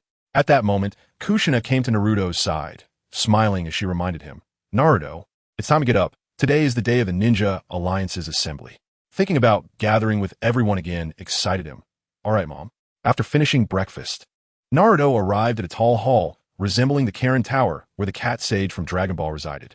Down below, 80,000 ninjas from the Allied forces had already gathered, divided into 5 teams just like in the original story, while 5 captains, Darui, Inoki, Kakashi, Gaara, and Samurai Mitsukichi, stood above. Due to Gaara's young age, there was much controversy below, with concerns about whether he could handle the role of captain. However, this was rebutted by the Sand Village, stating that Gaara's tailed bee seal had been reinforced by Naruto and would not cause further disturbances. With the help of Raza, Kankuro, and Yashimaru, Gaara's relationship with the Sand Village had improved. Nevertheless, the crowd below still began to argue, and the atmosphere grew tense, as the ninjas had been adversaries for a long time, making it difficult to unite quickly. Tsunade frowned at Raza and said sternly, "Raza, how could you let such a young child like Gaara take on the role of captain?" Raza replied heavily, "So what? You 4 Kages are unwilling to go to the battlefield, and those who have been reincarnated through impure world reincarnation cannot be captains either. Should I personally take charge? As a Kage of a village, stepping down to be a squad leader would be quite degrading. I can't do that. Besides, Naruto is young, yet you all allowed him to be the overall commander of the battle." Tsunade retorted, "That's completely different. Although Naruto is still young, he has been of tremendous help to us during this time. Without Naruto, those white Zetsu would have likely succeeded, and we wouldn't have been able to form the Ninja Allied Forces, possibly leading us to turn on each other." Now, Naruto's strength and connections were incredibly powerful, which was entirely different from Gaara's situation. Seeing that Raza and Tsunade were about to continue arguing, Naruto smiled and said, "All right, Gaara's strength is quite good, And with me watching over him, there won't be any issues. I'll go out and take a look. The noise outside continued. How can we let a kid be the captain? Someone questioned loudly. Yeah, he's just a child. How can he bear such responsibility? Another voice echoed. However, at that moment, a sand ninja stood up and said, Don't forget, Gaara is the Jinchuriki of Shikaku. This statement immediately stirred up a commotion. What? He's a Jinchuriki? That's dangerous. We don't want to act alongside such a monster. Silence. Naruto shouted loudly, his voice like thunder, silencing the entire assembly. Upon seeing Naruto come out, the atmosphere among the ninja allied forces calmed down as Naruto held significant influence. He was the one who defeated the fourth Raikage at just 3 years old. Moreover, during the past 6 months, Naruto had been actively identifying the hidden white Zetsu among them, earning him a certain level of goodwill and respect. Hello, everyone. I am the overall commander of this ninja allied forces, Naruto said as he walked over to Gaara with a smile, exchanging a friendly look with him. Gaara and I are the same age, and I am also a Jinchuriki. Being young does not imply weakness, and being a Jinchuriki doesn't mean danger, right? After saying this, Naruto patted Gaara's shoulder and addressed the ninja allied forces. Although Gaara is young, he possesses immense strength and wisdom, making him more than capable of being a captain. Moreover, I believe he can lead us to victory. Gaara was deeply moved, his eyes filled with determination and confidence that touched everyone present.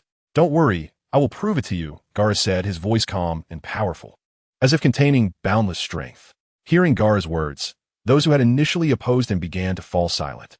They realized that this young child might indeed have the ability to become an excellent captain. Seeing that the ninja allied forces were starting to calm down, Naruto began to rally their spirits.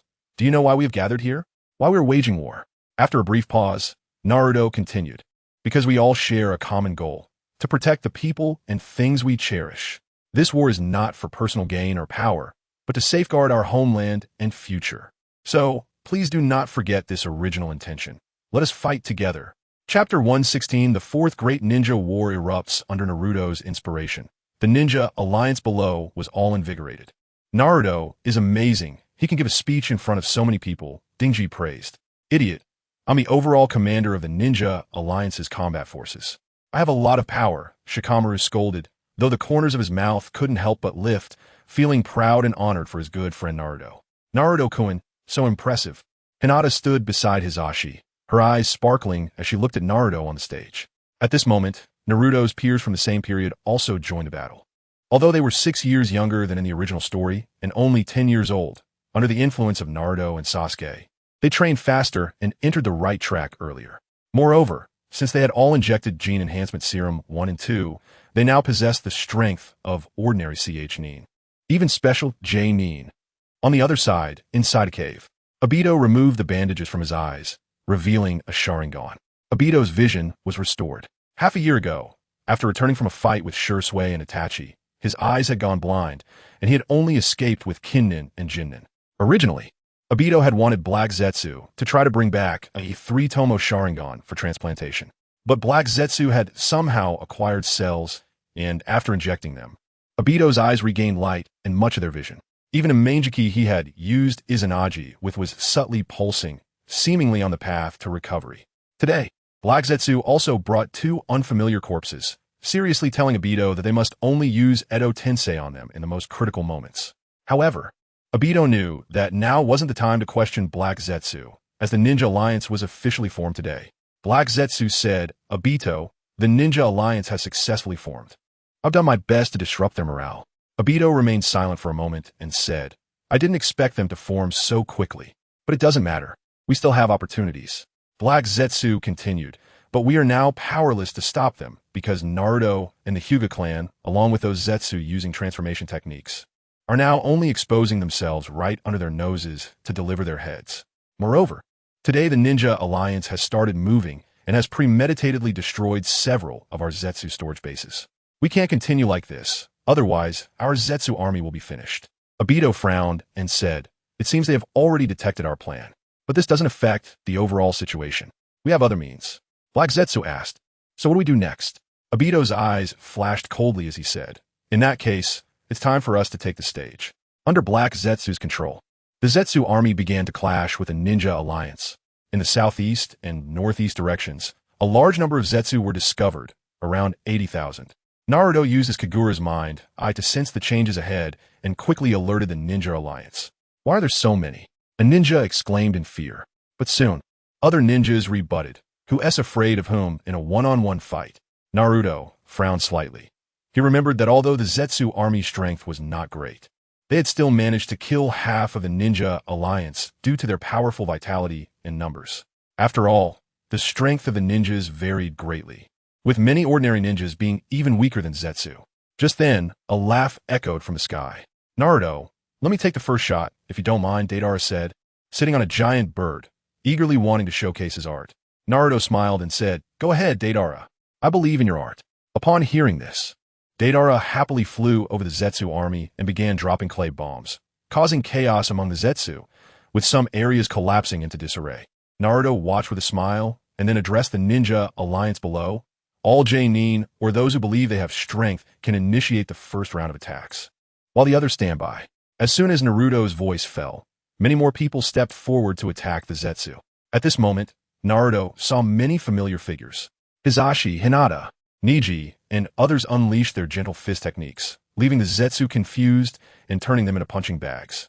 Neji could already use Heavenly Spin, and a well-fed Hinata possessed tremendous strength, a gentle fist seeming like a powerful technique, sending Zetsu flying with one punch, which was quite shocking given her small stature.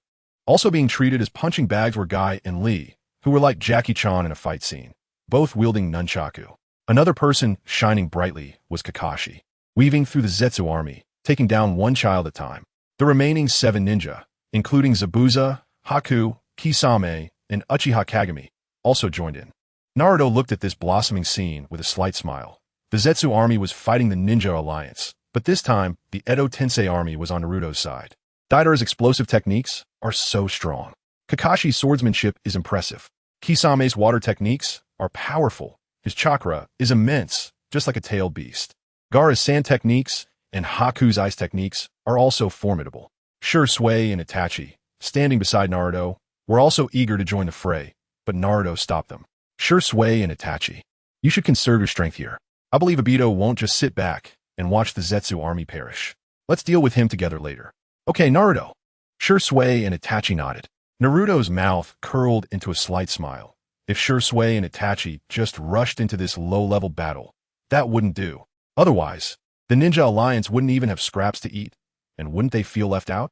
With the strong Edo Tensei army joining the battle, the already disadvantaged Zetsu army collapsed even more rapidly, suffering a crushing defeat. The remaining people from the ninja world, witnessing such a situation, could no longer suppress their inner impulses and rushed in. After all, if they didn't take action soon, the Zetsu might be completely wiped out. In fact, Naruto had never intended to overly rely on the Ninja Alliance. He knew that these people's strengths were limited and could hardly influence the overall situation. However, when Naruto saw them working together against the enemy, he couldn't help but feel a surge of joy. Now is the critical moment to push the ninja world toward peace and prosperity. Only by uniting could they overcome the difficulties ahead. Through this war, everyone could work together, eliminating internal conflicts to better achieve peace. More importantly, the Daime-s were now dead. As long as everyone deeply understood the value of peace and eliminated the barriers between villages, in the future, people would surely unite closely to create a beautiful world that everyone yearns for. Chapter 117. Uchiha, just as White Zetsu was losing more than half of his forces. The space around a distant mountain peak suddenly distorted. Then, a figure cloaked in a blue robe and wearing a mask appeared there. It was Obito. Obito stood quietly at the top of the mountain, his gaze sweeping over the White Zetsu army that was being beaten back by the ninja allied forces. Then, his eyes fixed intently on Naruto, revealing a complex emotion. Obito silently murmured to himself, Naruto, no matter how hard you try, you can't change anything. Edo Tensei. As Obito's words fell, a huge coffin appeared on the ground. As the lid of the coffin slowly fell, a tall, cold, and imposing figure gradually emerged. Uchiha Madara. The appearance of Uchiha Madara brought an invisible sense of oppression, causing the ninja allied forces to stop and look towards him. The forehead protectors marked them as ninjas, but their attire was different among the 5 great nations. Could they be a new faction of the allied forces? Uchiha Madara's voice was cold and deep, laced with a hint of doubt. Yes, they're the ninja allied forces. Obito said, throwing a fan to Uchiha Madara. Madara reached out to catch it and, after a moment of silence, spoke. Obito, it seems your plan is not going smoothly if you had to revive me in this way. His tone revealed dissatisfaction and disappointment. Hearing this, Obito began to explain in a panic, Madara, we are still missing the 1 tail, 8 tails, and 9 tails. The Rinnegan is still with Nagato. This is all Naruto's fault. He's too strong. Moreover, many have been revived with Edo Tensei. Even Hashirama has been revived. I need your power to fight against them. What? Uchiha Madara was taken aback and frowned slightly. After pondering for a moment, he slowly said, Hashirama, I didn't expect him to be revived as well. But that's fine. In that case, let me personally resolve these troubles. Obito looked at Madara and said, Madara, your Edo Tensei was specially prepared by me and Black Zetsu for you. Your current power is at least equal to, if not greater than, your prime. Upon hearing this, a hint of mockery flashed in Madara's eyes. Have you seen my strength in my prime? Obito replied without hesitation, no, but that's exactly what I'm looking forward to. So now, let me witness Uchiha Madara's true power along with them. Madara's mouth curled up slightly, seemingly filled with confidence in his strength. Very well. At the same time, Naruto's body trembled slightly, and his eyes became fervent, eager to battle this legendary powerhouse. Shursui noticed Naruto's unusual state and asked with concern, Naruto? But Naruto revealed an excited smile and shouted, everyone fall back. Uchiha Madara, let me take him on. Shursui and Itachi exchanged glances. Although they had some doubts, they chose to trust Naruto. They did not step away, but stood by, ready to assist Naruto and guard against any potential sneak attacks from Obito. Captain Gaara, Kakashi, and other ninjas obeyed Naruto's orders and quickly led their subordinates to retreat from the battlefield, leaving this space for Naruto and Madara. Obito nervously reminded, Madara, be careful. He is Naruto, the Nine-Tails Jinchuriki. Uchiha Madara cast a disdainful glance at Obito and sneered, this is Naruto? You're actually afraid of this kid? How ridiculous. Standing his ground, Naruto smiled at Uchiha Madara and said, hello, I'm Naruto. I'm actually your admirer. Madara's lips curled slightly, revealing a barely noticeable smile. Then he softly said, sharp-tongued, summoning technique. Ah, so hot. Naruto clutched his stomach, feeling pain. The nine-tail sealed within Naruto's consciousness felt the call of Uchiha Madara's summoning technique and instinctively wanted to burst out from within Naruto. Gritting his teeth, Naruto shouted, Kurama, wake up quickly. The nine-tails, hearing Naruto's call, quickly regained consciousness. It glared angrily at Uchiha Madara and roared, Naruto, give that despicable Uchiha Madara a good beating. For the nine-tails, Uchiha Madara was one of its most hated enemies. Once, it could sleep carefree in the vast world, but it was forcibly contracted by Uchiha Madara. In the end, the Nine-Tails was forced to battle alongside Madara against Hashirama Senju, and after losing, it was sealed within Mito Uzumaki, losing its freedom forever. Got it, Kurama. After exchanging a glance with Madara, Naruto and Madara simultaneously sprang into action, charging towards each other at an astonishing speed, engaging in an intense taijutsu exchange. Madara's attacks were fierce and swift, each strike filled with power and technique, and Naruto found himself gradually falling into a disadvantageous position. Uchiha Madara possessed rich combat experience, and with the assistance of a Sharingan, he maneuvered effortlessly in battle. Although Madara's mechanisms were strong, the most important factor was still the numbers. Taking a deep breath, Naruto activated Sage Mode. In this mode, Naruto's power, speed, and reflexes were all enhanced several times. Like lightning, Naruto shot forward, kicking up a storm of dust and sand, instantly arriving beside Uchiha Madara and delivering a powerful kick. Madara sensed the impending threat, but found it hard to avoid. His three-tomo Sharingan began to spin, ultimately transforming into the Mangekyou Sharingan. Immediately, he summoned the skeletal form of Susanoo to block Naruto's attack. Crack! The skeletal form of Susanoo emitted a crisp cracking sound under Naruto's heavy kick, as if its bones were breaking. The power of this kick exceeded Uchiha Madara's expectations, prompting him to exclaim, not bad, your strength is impressive. Uchiha Madara jumped back to create distance and used fire style, Great Fire Annihilation. A torrential wave of flames surged towards Naruto, who immediately utilized the Shadow Clone technique. Numerous clones collaborated to unleash Wind style, Great Windbreak, forming a powerful whirlwind to blow away most of the incoming flames, with some even reaching Uchiha Madara. Madara did not retreat. He halted his fire style technique, and used the fan to extinguish the remaining flames. Then, Uchiha Madara formed hand seals and executed with style, birth of the world of trees. Seeing this, Naruto knew he had to go all out to counter this attack. Thus, he immediately deployed a strategy of overwhelming numbers, with numerous shadow clones gathering to form the Rasen Shuriken.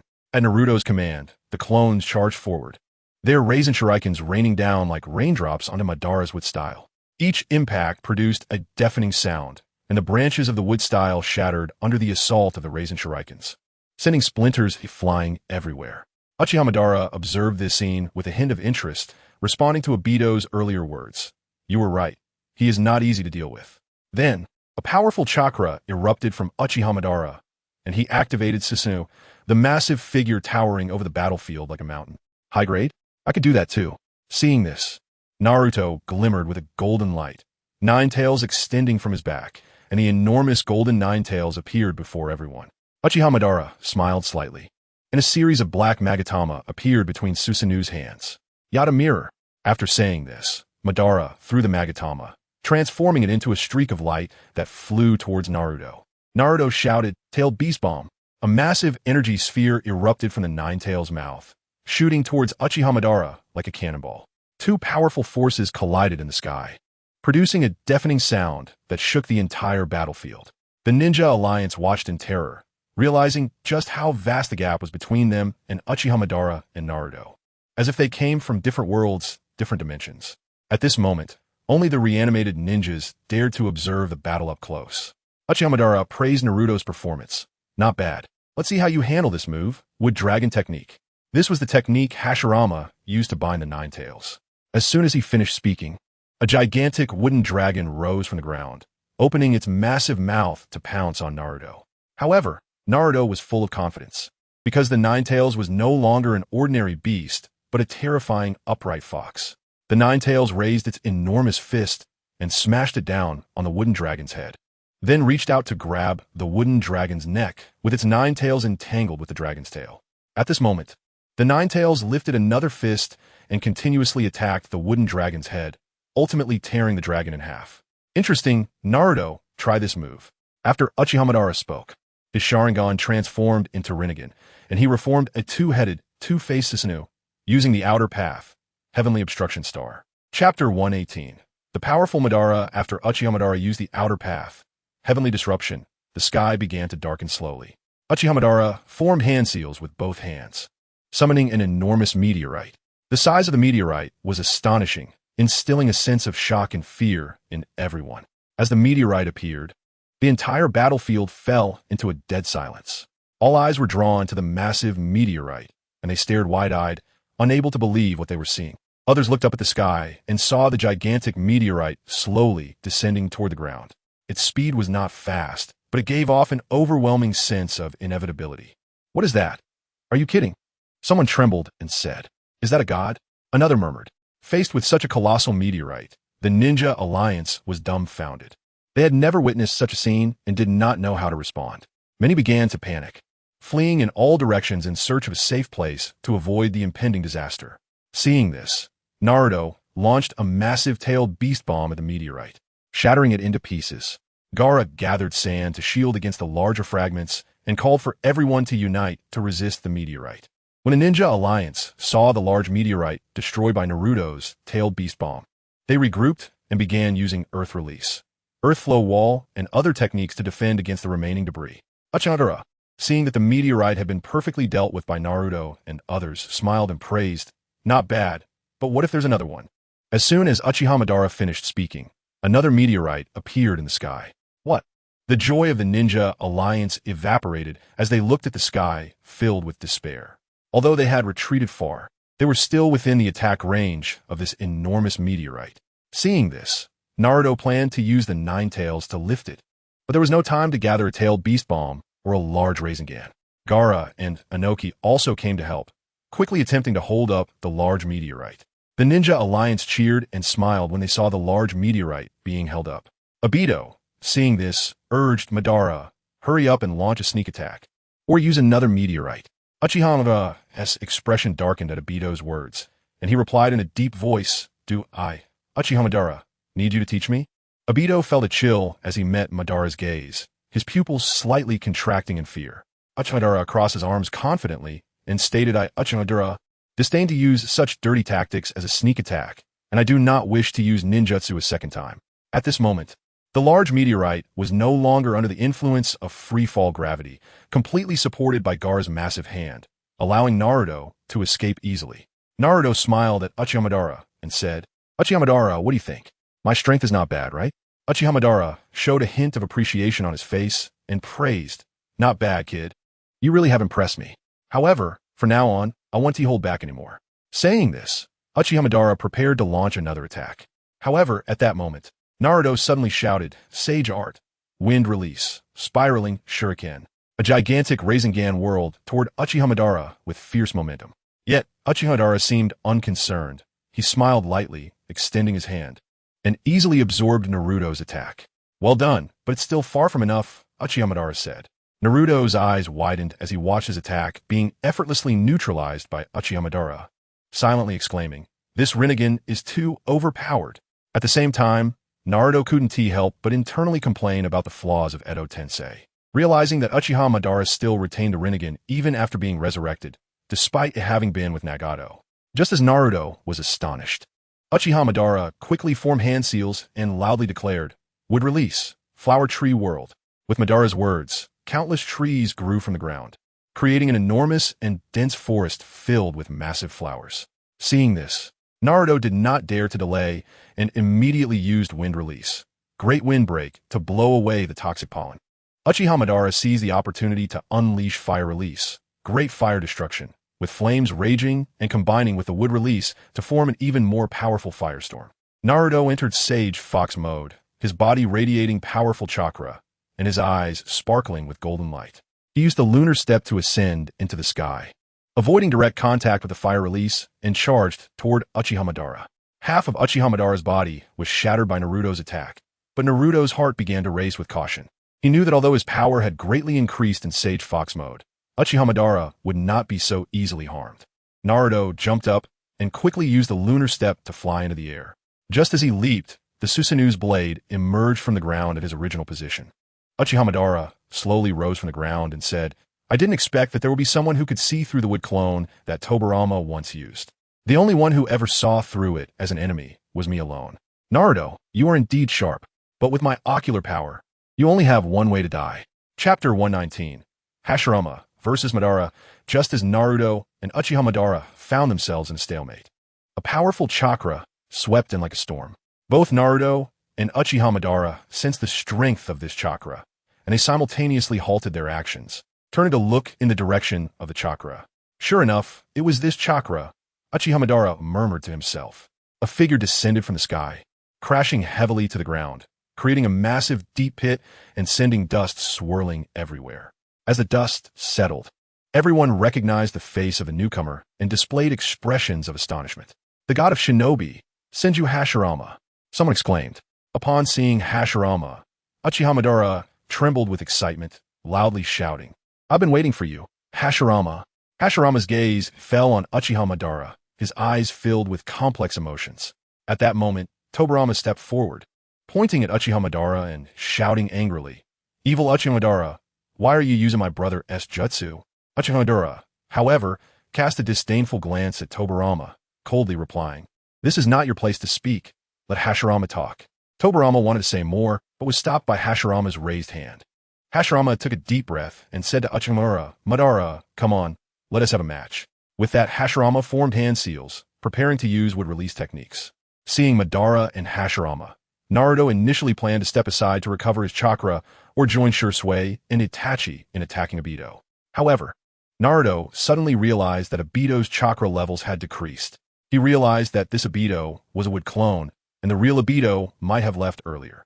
To verify his suspicion, a brilliant blue light gathered in his hand, transforming into a massive Rasen Shuriken, which he then hurled towards Obito with a sharp sound of wind.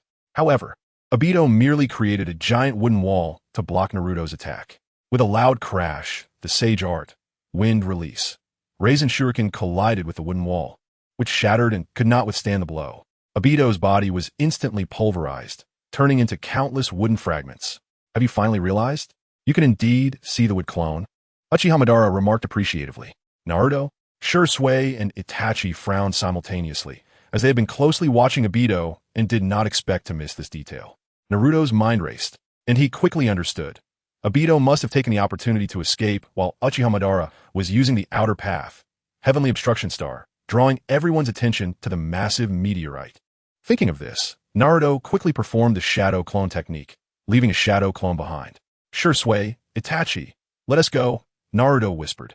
Shursui and Itachi understood Naruto's intention and placed their hands on his shoulders. Just then, Uchiha Madara uncontrollably launched a fire release, great fireball technique at Naruto, prompting Tobirama to immediately use water release, water barrier to counter it. Naruto nodded at Tobirama, and in a flash of light, the three figures vanished from the spot. Flying Thunder God? Uchiha Madara looked slightly surprised at the shadow clone left by Naruto and Tobirama. Tobirama angrily shouted, "Evil Uchiha Madara, how dare you sneak attack? Who has sneaking?" Uchiha Madara scoffed, cursing Obito inwardly. He then formed hand seals to lift the Edo Tensei, freeing himself from Obito's control. Madara did not care much about Naruto's departure, as the person he had longed for, Senju Hashirama, had arrived. Madara focused his gaze back on Hashirama. At this point, Hashirama had activated Sage Mode. Black markings appeared on his face, his hair became longer and more flowing, and he emanated a powerful aura. Seeing this, Uchiha Madara's eyes sharpened, and a powerful chakra fluctuation radiated from him. Suddenly, a blue energy shield appeared around his body, gradually condensing into a massive Susanoo. This Susanoo towered several meters high, wielding a gigantic curved sword, resembling a giant warrior from another world. Wood release, wood dragon technique. Uchiha Madara controlled the Susanoo, swinging the large sword at the wood dragon. However, the large sword was bitten by the wood dragon, and simultaneously, the wood dragon's tail wrapped around Susanoo's ankle, pulling hard and causing Susanoo and Madara to fall to the ground.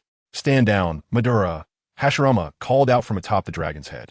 "Although time is running short, there is still something I must do." Uchiha Madara stood up, looking at Hashirama, and said. With that, he formed hand seals again, his chakra fluctuating once more, and the size of Susanoo began to increase, ultimately transforming into its complete form. Wood release, wooden human technique. Seeing this, Hashirama was not to be outdone. He formed hand seals and summoned a gigantic wooden puppet, nearly 100 feet tall, not inferior to Susanoo. The two colossal beings stood off against each other. "Soon you will be mine." Uchiha Madara gazed at Hashirama, softly confessing. He then drew the great sword from Susanoo's back and swung it at the wooden human. The wooden human, under Hashirama's control, quickly lowered its head to evade the strike. Then it stretched out its arms and embraced Madara's Susanoo, initiating a fierce sumo battle. Uchiha Madara was somewhat surprised by Hashirama's embrace, but quickly reacted, striking the wooden human's back with the sword handle and then kicking it away. The wooden human was knocked to the ground, and Madara controlled Susanoo to raise its sword, ready to finish the fight. At that critical moment, Hashirama showcased his exceptional combat skills and reflexes. He quickly maneuvered the wooden human to kneel, clasping its hands together to firmly catch the great sword, successfully deflecting Madara's lethal strike. However, Hashirama was not satisfied with this. He cleverly utilized the wooden human's strength, forcefully flinging the great sword away. Simultaneously, he seized the opportunity to attack, delivering a punch that repelled Madara's Susanoo. This series of actions was smooth and natural, fully demonstrating Hashirama's strength and experience as the god of shinobi. "It's just like it was back in the day," Hashirama said solemnly, a hint of nostalgia in his voice. This statement was not only an evaluation of the current battle scene, but also a reminiscence of the past. Hashirama felt a complex emotion surge within him, recalling the battles he once fought with Madara. He deeply wished to bring Madara back, but faced with the choice between Konoha and Madara, he remained determined to defend the peace and tranquility of the Hidden Leaf Village. Hashirama clasped his hands together in a peculiar stance and shouted, "Sage Art, Gate of the Gods." As his voice fell, four massive red stone gates suddenly erupted from the ground. Each one stood several dozen meters tall, inscribed with mysterious runes and patterns, as if they were colossal beasts from ancient mythology. These red stone gates formed a circle, trapping Uchiha Madara's Susanoo in the center. Uchiha Madara was momentarily suppressed, and his Susanoo dissipated as he furiously shouted, "Hashirama!" With that, Madara used universal pull against Hashirama. Caught off guard, Hashirama was drawn towards Madara, but he did not panic and instead threw a punch at Madara. Madara swiftly dodged Hashirama's powerful strike, and then they engaged in a taijutsu battle. Chapter 120.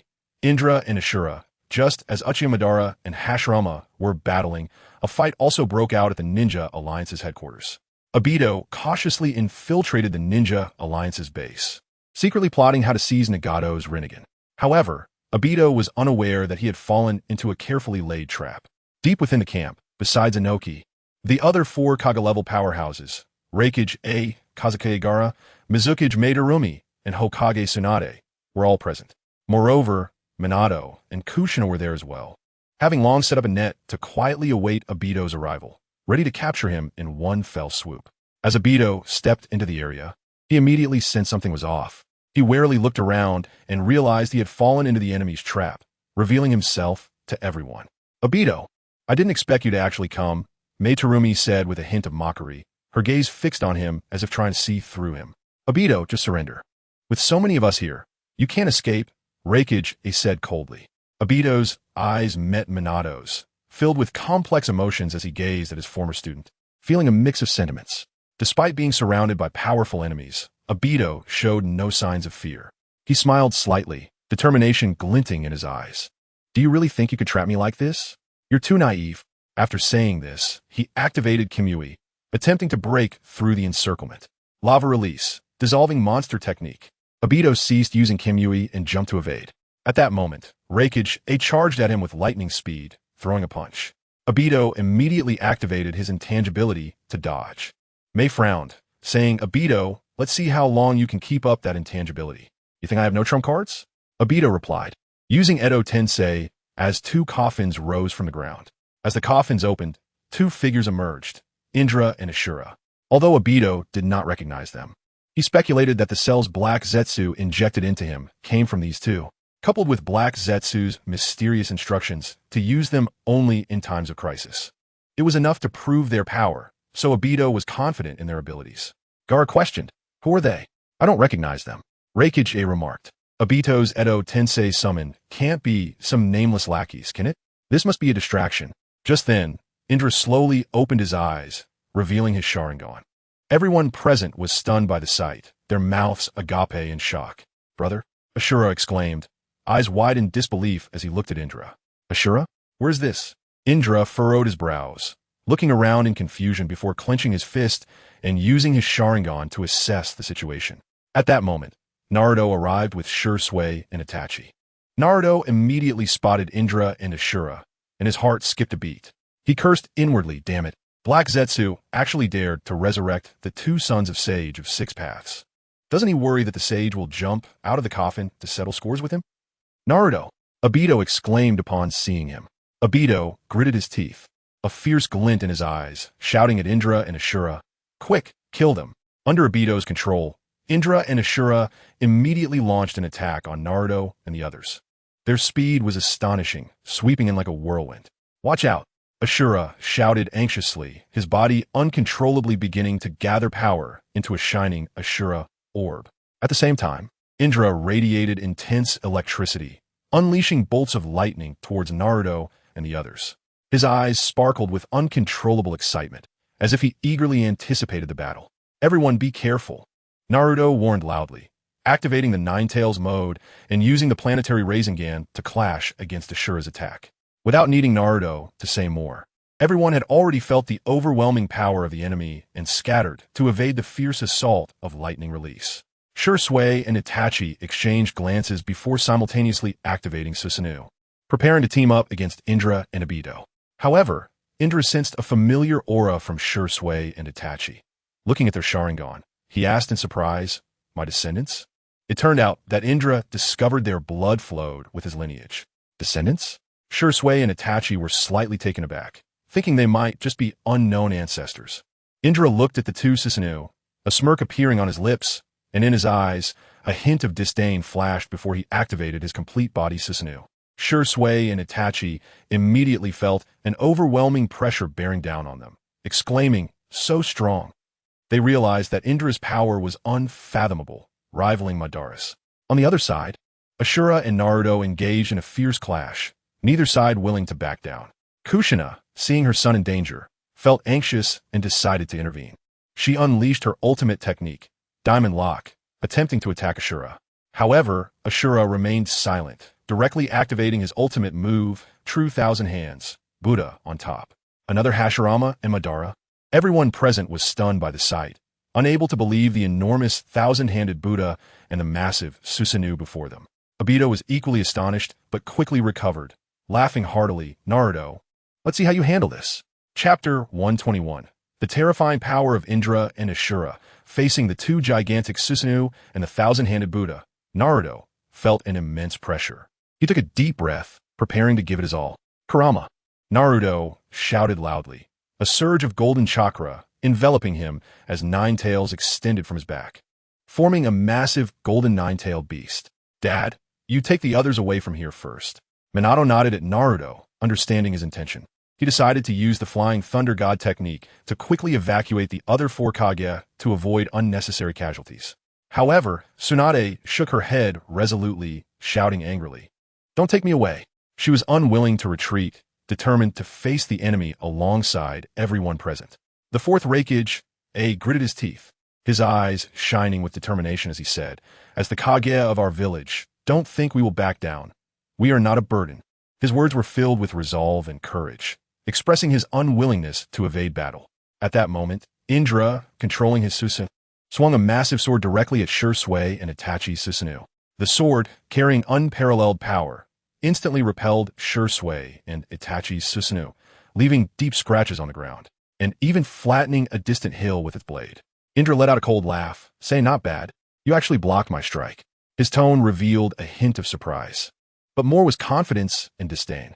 Shursui and Itachi gritted their teeth, striving to maintain the Susanoo form and continue to restrain Indra. They understood the difficulty of this battle, but they did not waver, determined to fight for everyone's protection. Meanwhile, the others were not idle. They each unleashed their own ninjutsu to attack Indra. The Wind Shadow, Rasha, used Sand Wave, while the Water Shadow, MeTries, employed Water Release, Water Dragon Bullet technique. Minato also used Wind Release, Spiraling Shuriken, and various powerful ninjutsu intertwined, creating a vibrant spectacle. Indra looked disdainfully at the four Kage and Kushina, mocking a group of incompetent mice. What can you do by gathering together? After saying this, Indra's Susanoo raised its massive sword and swung it fiercely at the four Kage. However, just as the Susanoo's sword was about to reach them, Kushina's adamantine sealing chains tightly locked on his Susanoo's arm, rendering it immobile. At the same time, Rasha's sand surged up, binding Susanoo's feet and blocking its path. Immediately afterward, Meiterumi's dissolution technique was activated, and a highly corrosive liquid sprayed from her mouth, showering down on Susanoo and continuously eroding its defenses. The fourth Raikage and Tsunade charged directly at Susanoo. Despite such fierce attacks, Indra remained unfazed. His eternal Manjiki Sharingan opened wide, releasing a powerful force. He directed a black flame, Amaterasu, at the fourth Raikage and Tsunade in succession. The unfortunate fourth Raikage, due to his speed, became the first target of Indra's attack. Although he tried to dodge, he was too late and was instantly struck by Amaterasu. Tsunade, seeing this, hurriedly sidestepped to avoid the Amaterasu attack and quickly moved to the fourth Raikage's side to bring him to safety. The fourth Raikage wanted to continue attacking Indra, but when he saw Indra unleash Amaterasu again in succession, fear crept into his heart, and he began to evade these deadly flames with all his might. Worse still, he realized that these black flames would not extinguish on their own. In desperation, he gritted his teeth and decisively severed one of his arms to avoid being completely consumed. Seeing this, Tsunade immediately used her medical ninjutsu to provide emergency treatment for the fourth Raikage. Kushina also found her adamantine sealing chains disrupted while dodging Amaterasu, allowing Indra's Susanoo to break free, and Rasha's sand was scattered like grains of sand by Susanoo's kick. A mantis trying to stop a chariot, overestimating oneself, Indra mocked. After saying this, Indra's Susanoo swung its sword to push back Shursui and Itachi's Susanoo again. At this moment, Minato used the Flying Thunder God technique to transfer the other ninjas from the Ninja Alliance's headquarters, bringing Nagato, Konan, Yahiko, and Jiraiya over. When Naruto saw them arrive, he felt a bit more at ease. "Naruto, still distracted in battle? Let me serve you all a bowl." Obito laughed heartily upon seeing Nagato. Naruto gritted his teeth and continued to evade Ashura's attacks.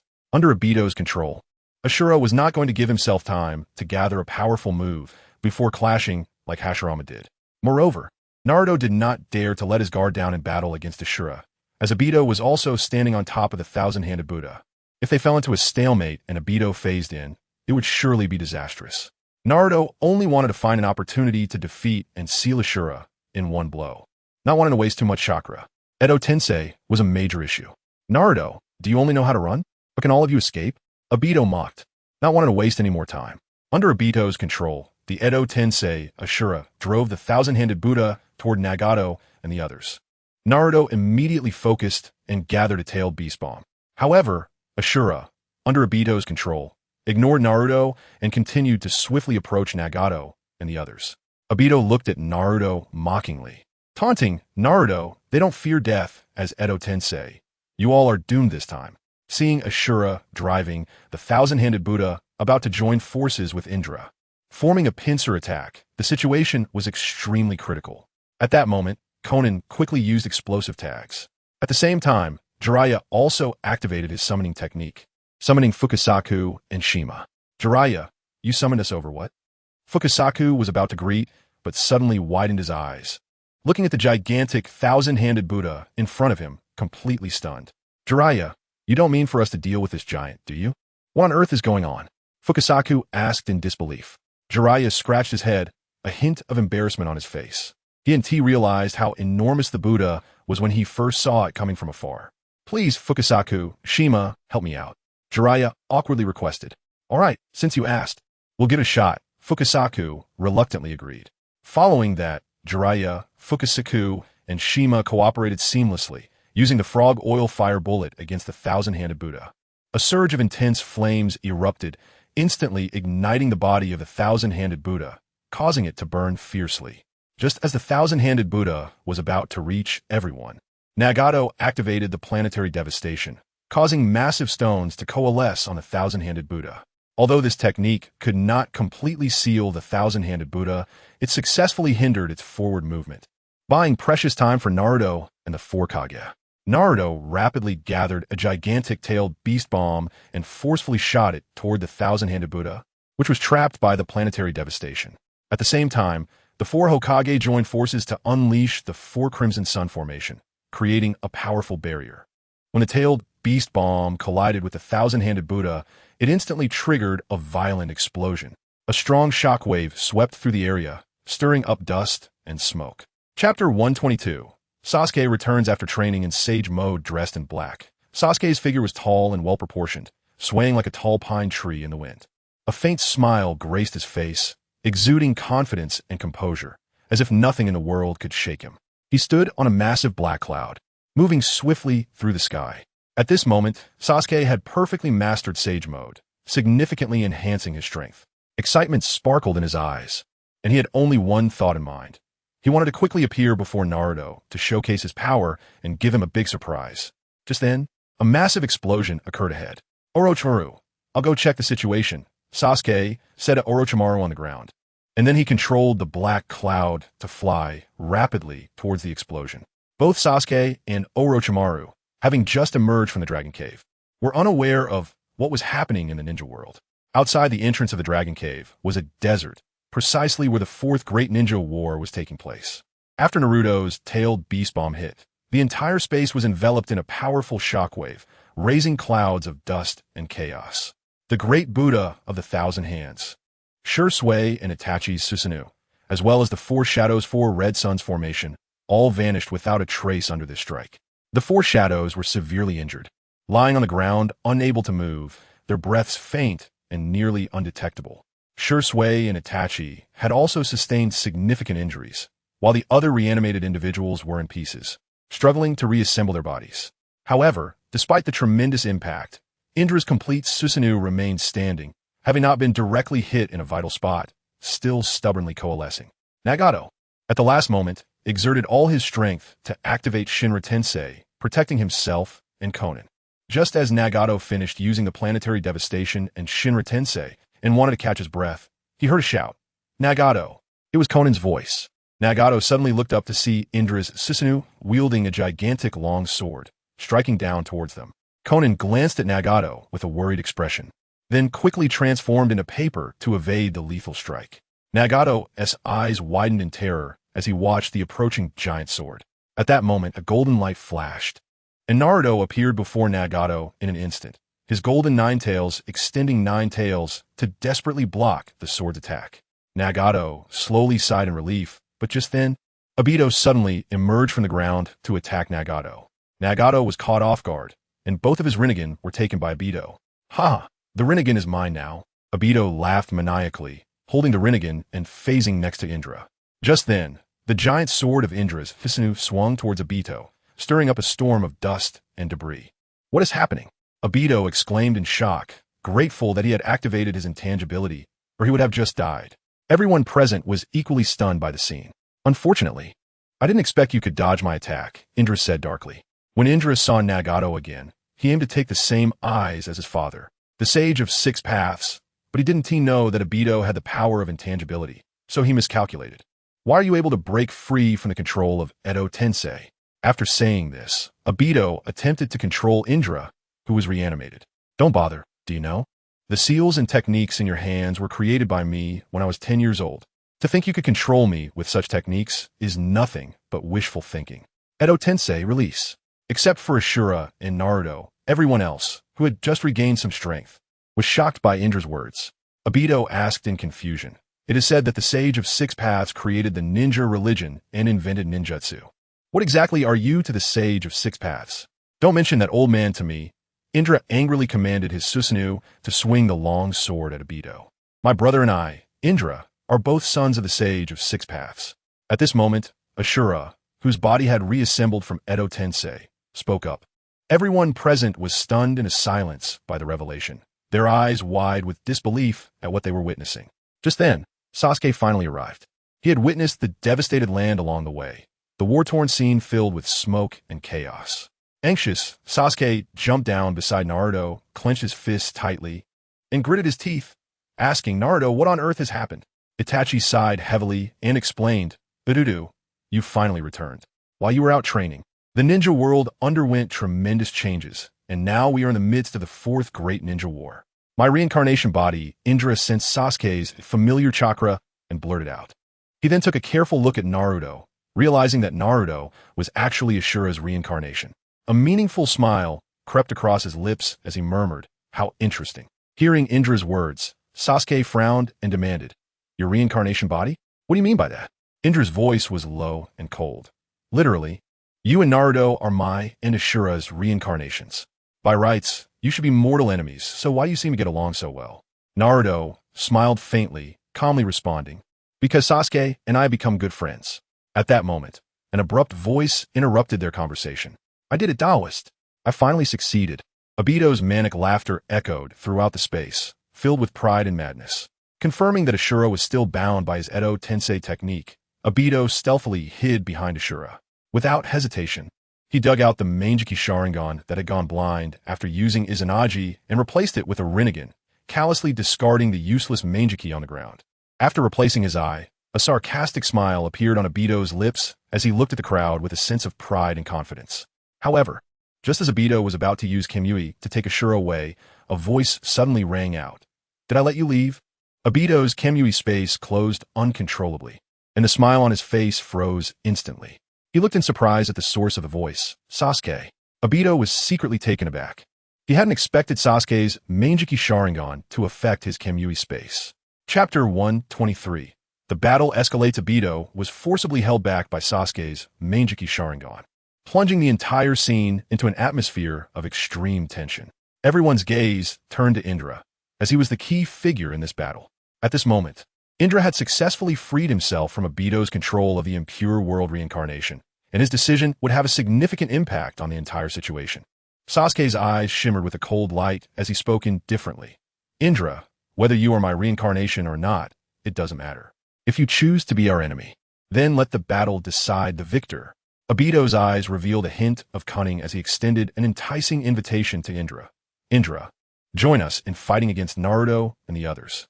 This ninja world is filled with hypocrisy and deception. Only through the Tsuki no Mi, Moon's Eye, world can we create a truly beautiful world. At this moment, Ashura anxiously spoke up. Brother, put aside your hatred.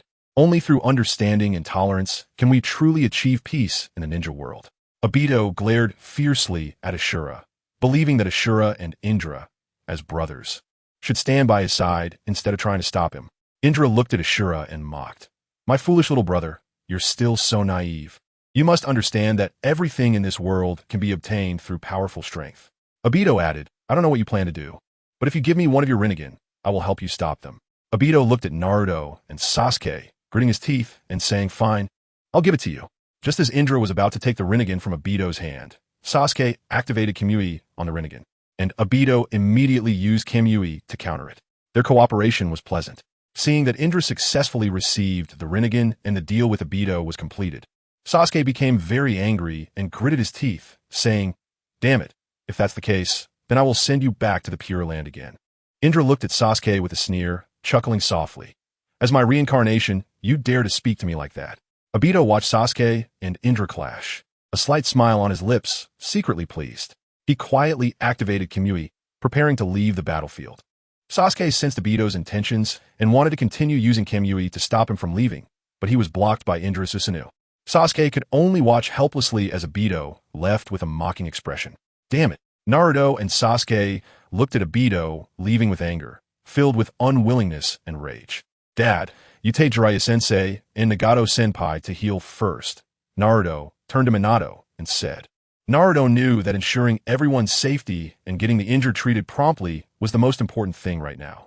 Before parting, Itachi reminded Sasuke, be careful, he is very strong, just like another Uchiha Madara.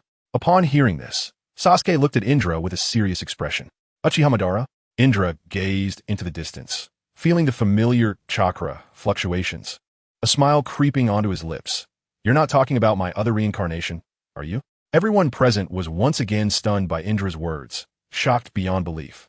Meanwhile, Naruto continued to engage in an intense battle with Ashura. Due to the previous fight, Ashura's chakra had not fully recovered, while Naruto had also experienced consecutive battles, leading to severe chakra depletion. Naruto and Ashura began a ninjutsu duel, and Naruto was surprised to find that Ashura had astonishing similarities to himself. Ashura not only possessed excellent chakra control and could skillfully manipulate the form changes of wind-release chakra, but his attack methods were also strikingly similar to Naruto's, mainly relying on shadow clone technique and Rasen Shuriken. Baby son, mommy is here. At that moment, Kushina used a Vajra seal nearby to assist Naruto, defeating Ashura's clones one by one. Mom, you're amazing, Naruto exclaimed excitedly. On the other side, after entering Sage Mode, Sasuke began to charge at Indra. Indra used Amaterasu to attack Sasuke, while Sasuke absorbed it using Kyuubi. After Minato relocated Jiraiya and the others, he also assisted Sasuke from the side. Finding an opportunity, Minato used Flying Thunder God to appear above Susanoo, throwing a wind-release Rasen Shuriken at Indra. Not bad speed, but this attack is merely a tickle to me, Indra said, slicing at the wind-release Rasen Shuriken with Susanoo's great sword. Just then, Sasuke activated Kyuubi, causing a distortion in space. And Minato's wind-release Rasen Shuriken pierced through Susanoo's great sword directly at Susanoo's head. Indra's Susanoo dissipated, and just as Sasuke was surprised, lightning flashed in the smoke. Indra used lightning release body flicker technique to instantly appear behind Sasuke, releasing a lightning blade aimed at him. Sasuke was secretly astonished at Indra's speed, which was even faster than Shirsue's body flicker technique. However, after entering Sage Mode, Sasuke's reaction speed increased dramatically, and upon noticing the lightning, he used his intangibility ability to narrowly avoid the attack. What impressive manjiki, Indra chuckled. At this point, Indra noticed that Ashura was about to be defeated by Naruto and Kushina. He shook his head, intending to leave. The deal with Obito is complete. So I can take that Rinnegan of yours, right? Don't think you can leave, Sasuke declared, activating Susanoo. Indra, seeing this, mocked, what? You think you can defeat me? Just then, a white snake shadow attacked, and Indra had already sensed Orochimaru's arrival, easily dodging it. Orochimaru, watching Indra effortlessly evade his sage art, white snake technique, licked his lips and stepped forward, showing excitement in his eyes. Sasuke here. Sasuke caught the sword Orochimaru threw to him, which was the Kusanagi sword he had longed for. Sasuke smiled slightly, pointing the sword at Indra.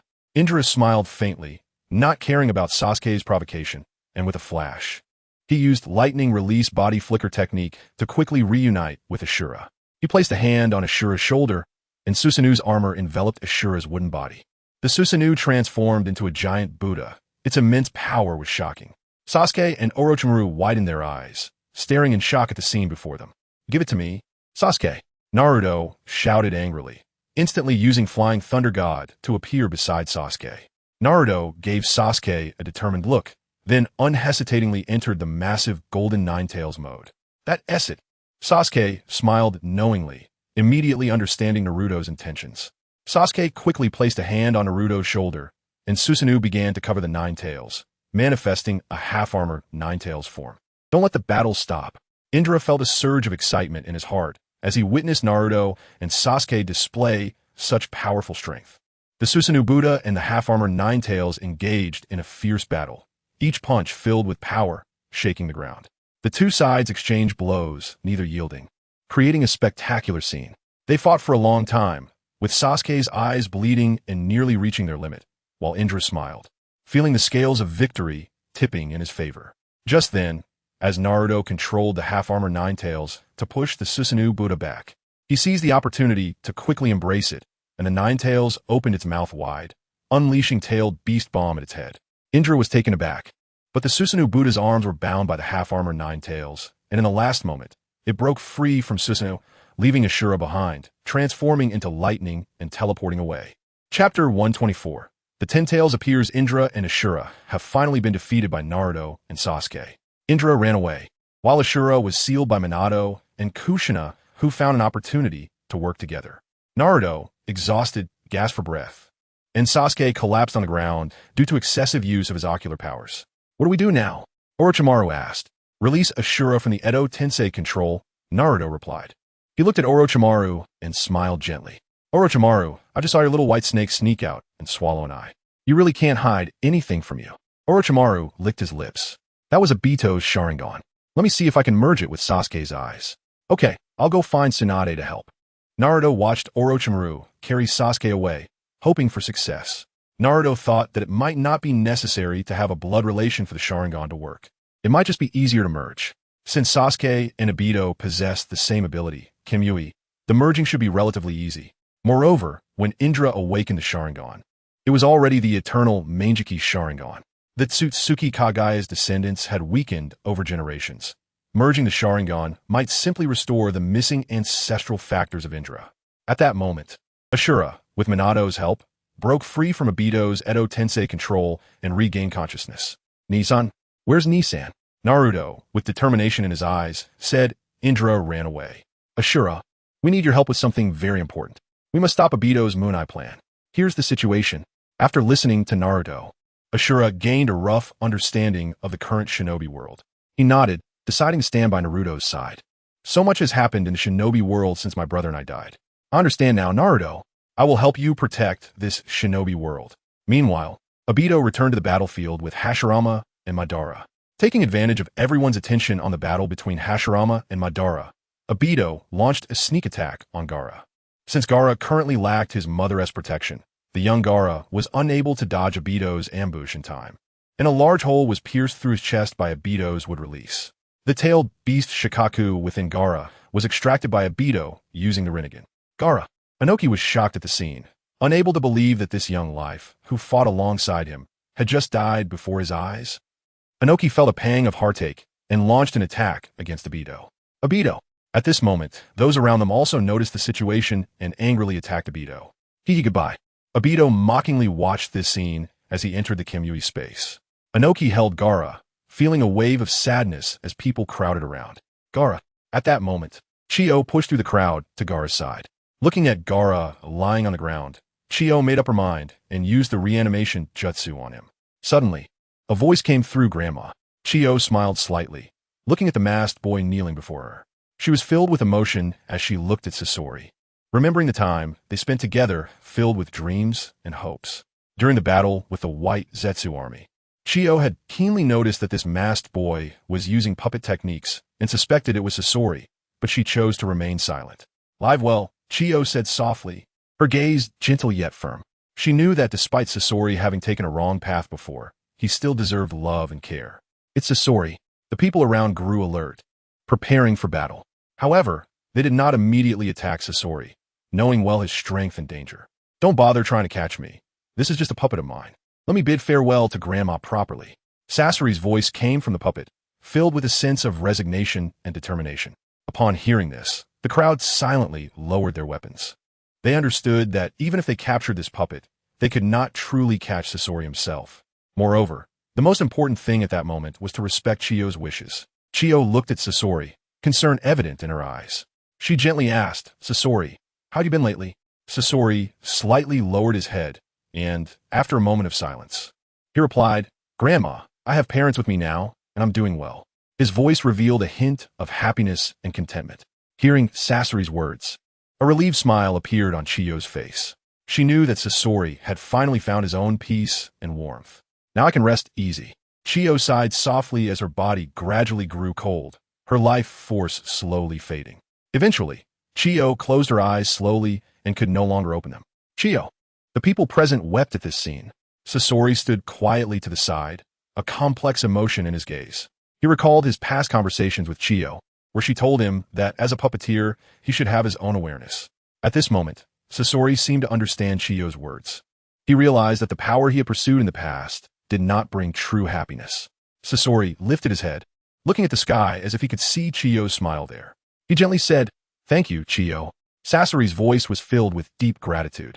Chiyo's sacrifices and love made him reevaluate his life. On the other side, Obito activated the Kyuubi space and approached Hashirama.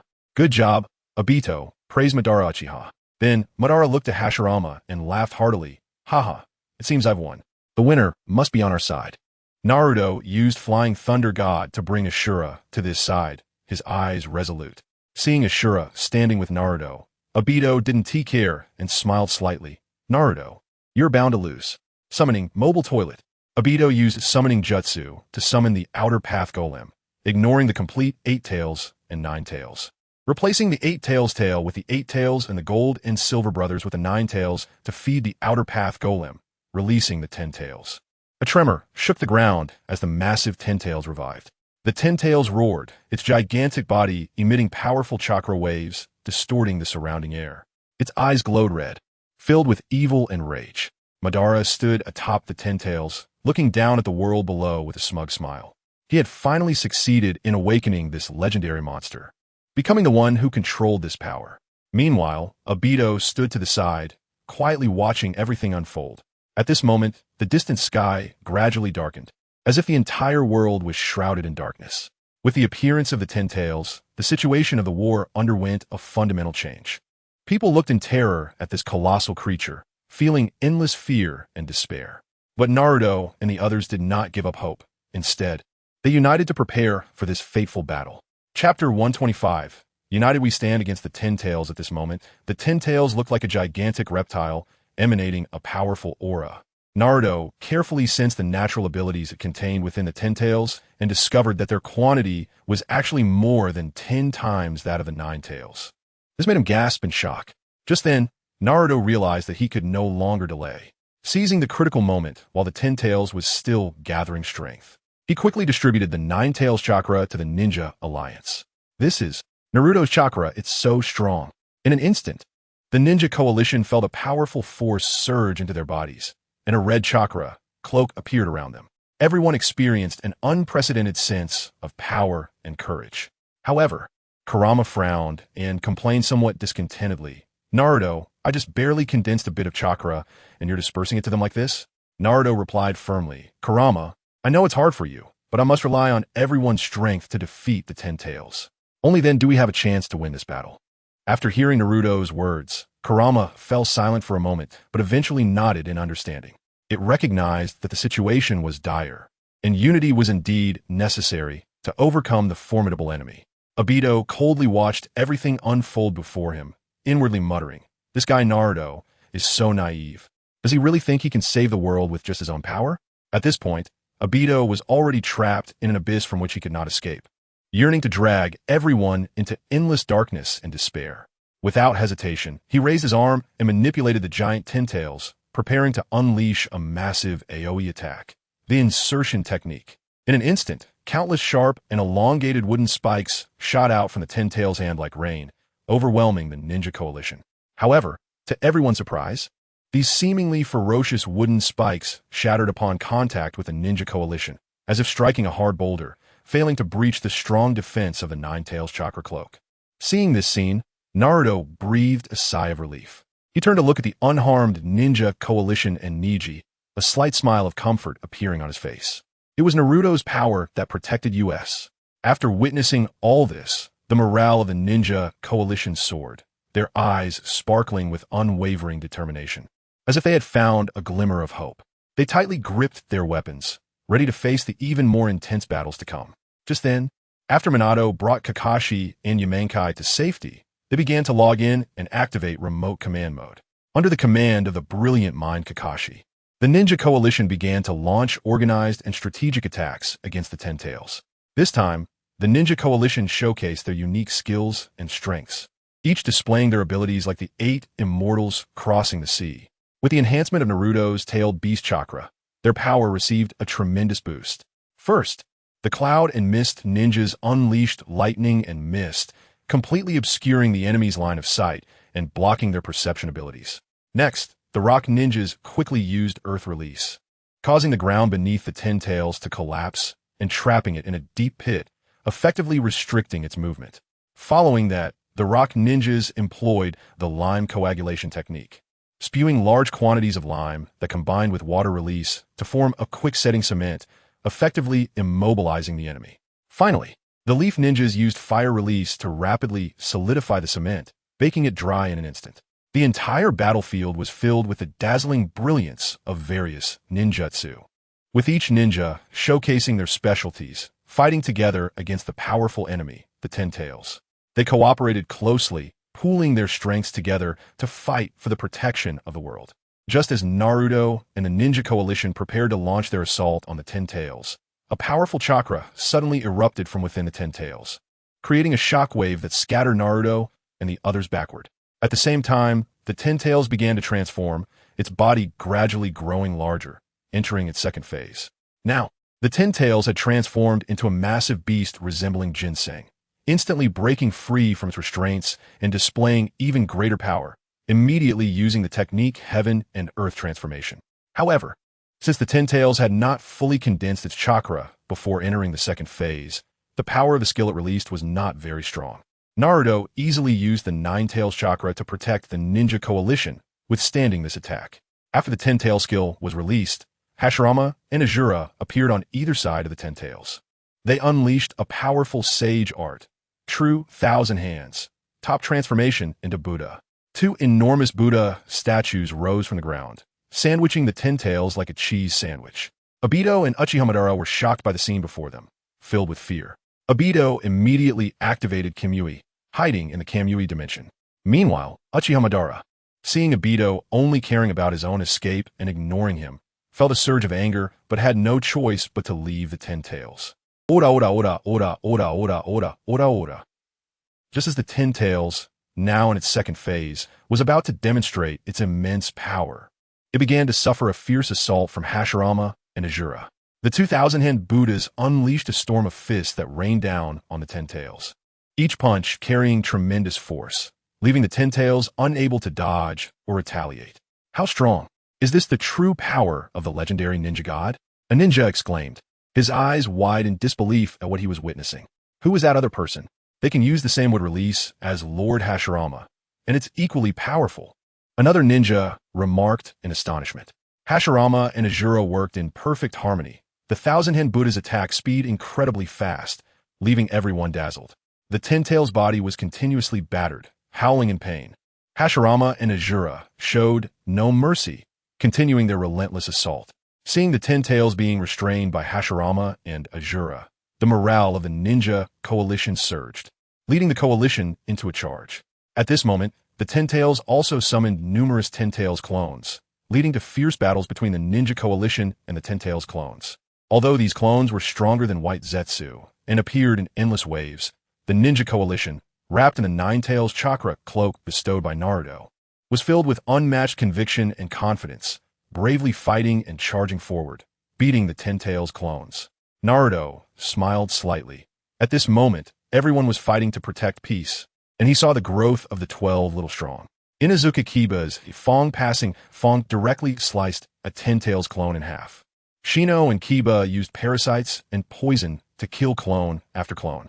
Hinata was already able to use air palm to pierce through the Ten Tails clones. Niji could now use the 8 trigrams, 64 palms, and heavenly spin. Lee opened the 6th gate, causing sand and stones to fly, easily blasting the Ten Tails clones apart. Tintin and Temari worked together, easily defeating the clones as well. The Inoshikicho trio also refused to be outdone, using their signature team technique, Ultraman Digga's yo-yo technique. Choji, after consuming his special pills, grew immensely in size, deploying the Meat Egg War Chariot. You've got meat in your pants. Shikamaru uses the Shadow Possession Jutsu to control Choji's attack position, while Ino engages in sensory linkage to perceive the exact location of the enemy, clearing an area of the Ten-Tail split bodies. Additionally, Sakura begins to learn medical ninjutsu to help the wounded. It seems that Shinichiko, who was saved by Naruto at an earlier time, has grown healthy and well-nourished like Naruto, and has now awakened the adamantine ceiling, allowing him to easily strangle the Ten-Tail split bodies. Chapter 126. The power of unity can break through hard stones, although the Ninja Coalition was very brave. The Ten-Tail split bodies were still being produced continuously. At this moment, Uchiha Madara also rushed onto the battlefield. Seeing this, Naruto immediately blocked Madara and engaged him in battle once again. After a few exchanges of taijutsu between Naruto and Madara, Madara glanced at the tailed beast cloaks worn by the Ninja Coalition and sneered. Naruto, how much chakra do you have left? After saying this, Madara activated Susanoo again. At this moment, a voice came from behind. You should worry about yourself. Minato used Flying Thunder God to bring Sasuke, Jiraiya, Nagato, Tsunade, and others to this location. At this time, Sasuke, with one of his eyes fused with Obito's Kamui Sharingan, had already transformed it into eternal Mangeki Sharingan. Minato, Sasuke, Jiraiya, and Tsunade spoke in unison. Naruto, you should rest well. Leave the next part to us. Naruto nodded and stepped aside to begin recovering his chakra. The 3 Sannin, Jiraiya, Tsunade, and Orochimaru gathered together. As soon as they arrived, they summoned their respective summoning beasts. Jiraiya and Orochimaru's Gamabunta and Manda cleared the Ten-Tail split bodies, while Tsunade's slug began healing the injuries of the Ninja Coalition members. Konan and Tobirama used explosive tags in a combined technique, causing the Ten-Tail split bodies to be blown apart in all directions. Even Nagato, who was blind and had difficulty moving, joined the battle with great determination. The victory scale of the battle between the Ninja Coalition and the Ten-Tail split bodies was tipping in favor of the coalition. At this time, the 5 Kage and Sasuke stood in front of Uchiha Madara, confronting him. Madara mocked, 6 against 1. Sasuke coldly replied, step back, I can handle this alone. Let me take on Uchiha Madara one-on-one. Noki said, no way, Madara is very difficult to deal with. Shut up. Sasuke activated Sage Mode and used Susanoo, drawing the great sword of Susanoo to strike at Madara. Not bad. Madara's gaze held a hint of appreciation for Sasuke, although Sasuke's Susanoo was slightly smaller than Madara's. Madara looked at Sasuke and reminisced about his brother, Uchiha Izuna. Sasuke really resembled his brother. Madara sighed, and the great sword of Susanoo clashed with Sasuke's. At that moment of stalemate between the 2 Susanoos, Sasuke made a surprising move that caught everyone off guard. He took the Kusanagi sword and charged out of Susanoo at high speed towards Madara. Naive, Madara sneered, holding his Uchiha fan and watching Sasuke approach. Just then, Sasuke's Mangeki opened wide at Madara, causing a distortion in space. The pentagonal crystal on Susanoo's forehead that protected Madara was sucked into Kimui's space by Sasuke. Without the protection of Susanoo, Madara was exposed, and Sasuke charged right in front of him. Kamui? Madara was surprised that Sasuke possessed the same ability as Obito, but he did not panic and engaged Sasuke in taijutsu combat. However, the more they fought, the more shocked Madara became. This junior was actually able to hold his own against him using Sage Mode and taijutsu.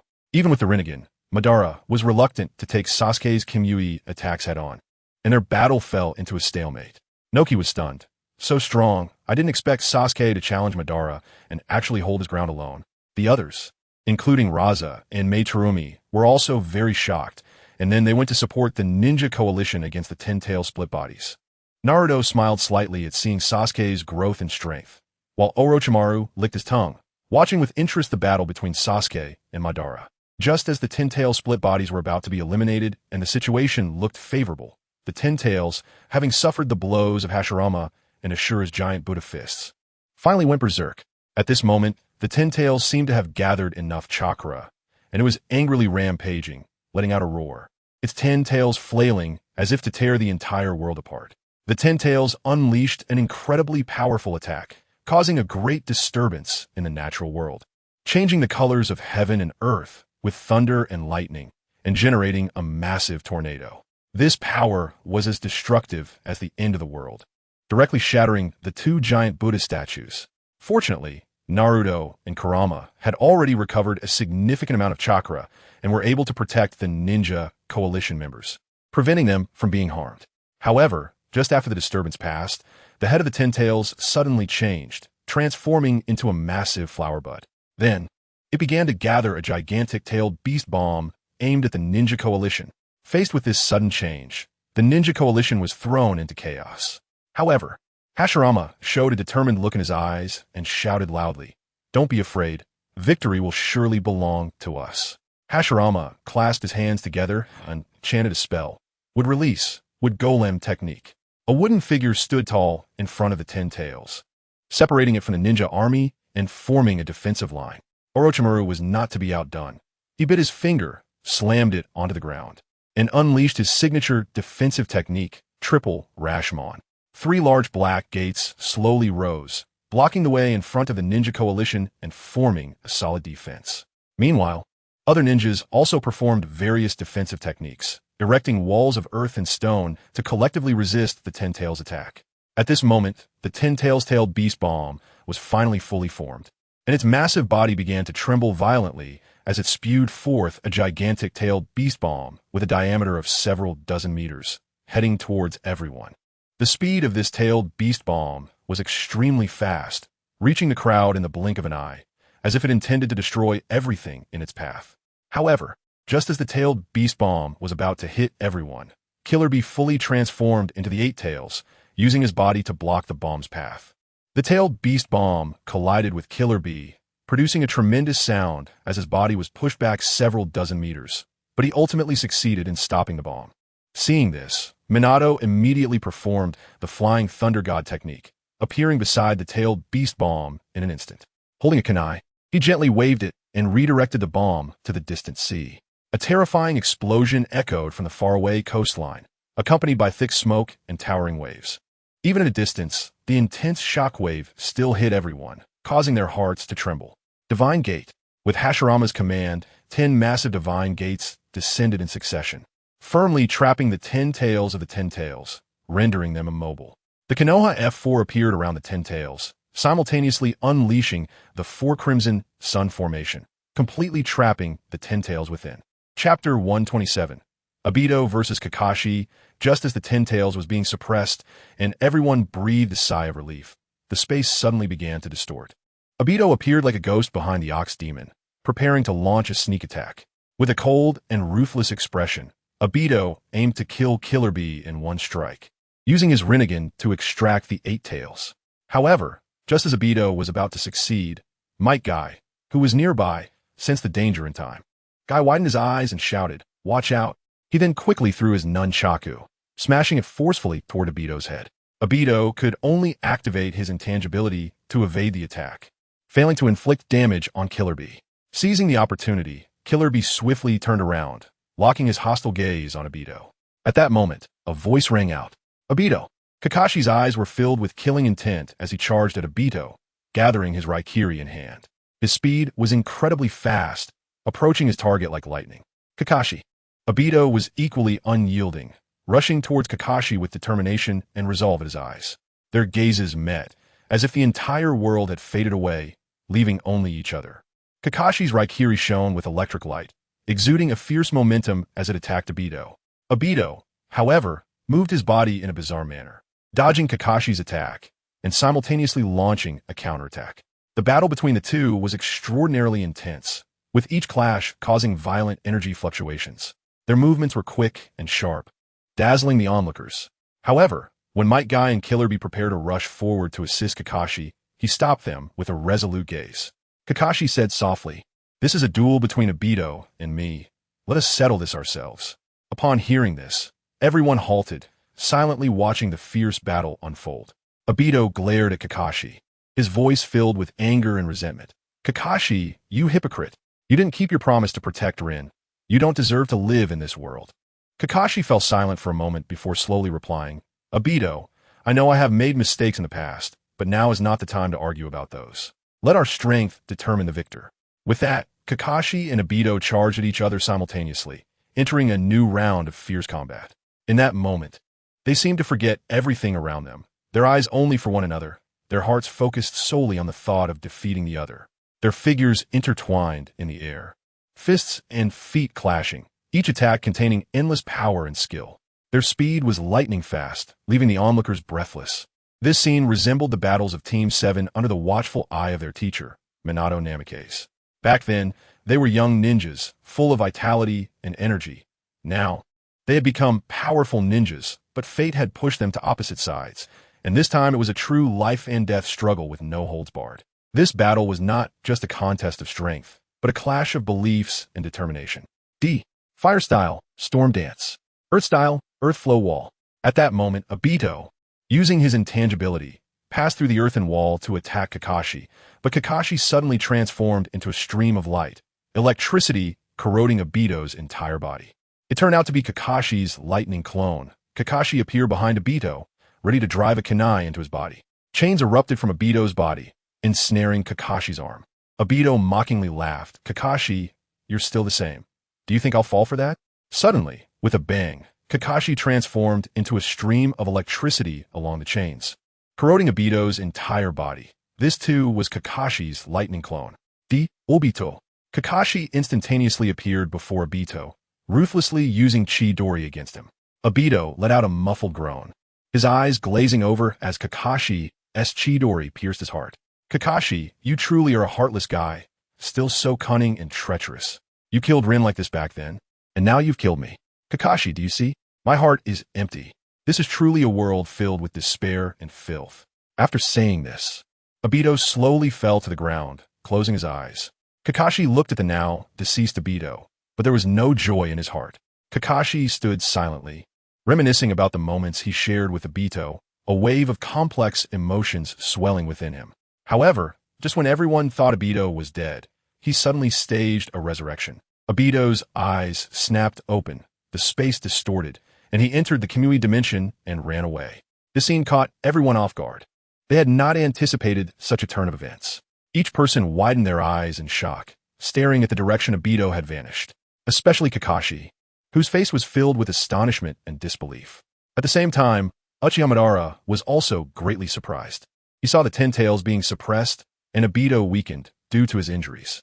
Just as he was about to manipulate Obito to use the Outer Path Samsara to revive himself, he suddenly realized that Obito had escaped his control. It turned out that Obito had long known that a control rune was set on his heart by Madara, and he had schemed to remove the control rune with Kakashi's help. Sasuke, unaware of what had just transpired, looked at Madara's expression and sneered mockingly. "Uchiha Madara, are you afraid of me?" Madara's face darkened at these words, gritting his teeth as he replied, "Damn brat. You have no idea of the terrible things that are about to happen." After finishing, Madara turned his gaze towards the location of the Ten Tails, and Sasuke frowned, looking in the same direction. At that moment, a violent spatial distortion suddenly appeared above the head of the Ten Tails, and soon after, Obito appeared there. He lay quietly atop the Ten Tails, murmuring incantations while quickly forming hand seals. The enormous Ten Tails was unexpectedly absorbed into Obito's body. Not good. The Leaf Village F4, Sasuke, and many from the Hyuga clan witnessed this scene, all displaying expressions of shock. Chapter 128, Ascension to Immortality. Obito becomes the Ten Tails Jinchuriki under the astonished gaze of Sasuke and the others. Obito absorbed the Ten Tails into his body at the brink of death, and his body rapidly expanded into a massive white sphere. Bang! Like the stirring of the soul, the white sphere instantly shattered, and Obito appeared before everyone, his entire body shining with a dazzling white light. Feathers danced like snowflakes as Obito stood quietly in the sky, seemingly merging with the heavens and earth, exuding an intangible yet powerful sense of oppression.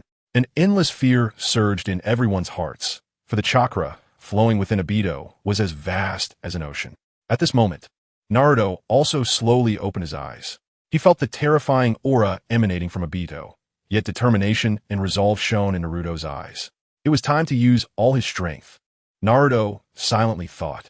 Naruto and Kurama's chakra had fully recovered. Moreover, during this time, Naruto had also recalled the shadow clones that had been training outside. Although Naruto still felt some mental fatigue, he could clearly sense an unprecedented strength and lightness. For years, Naruto had never stopped sending multiple shadow clones to train, and now, recalling these clones felt like shedding a heavy burden, making him feel refreshed and rejuvenated. At this moment, Naruto finally truly realized his own power. Naruto sensed that his chakra had reached 857 cards. It should be noted that Kakashi now did not have the consumption of a Sharingan and had also injected gene-enhancing drugs, barely achieving shadow-level chakra.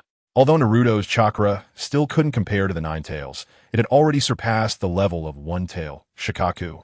At this moment, Obito's figure shone with a mysterious radiance in the sky, his gaze cold and deep, seemingly having transcended the limits of mortals. With a gentle grip, Obito instantly tore apart the four red suns formation. "Come on, let me see what else you can do," Obito said in a deep voice, revealing endless authority. Hashirama frowned and stated directly, "At this point, Obito's strength is far beyond mine." Just as the Ninja Alliance faced despair, Naruto's voice rang out. "Obito, our battle has just begun." Naruto utilized the lunar step, leaving several footprints in the air and instantly arriving in front of Obito. Following suit, Sasuke, in Sage Mode, also used the lunar step, coming to Naruto's side to look at Obito. "Naruto, Sasuke?" Many people were astonished at this scene. They had never seen such a technique and were very curious about how Naruto and Sasuke could walk freely in the air.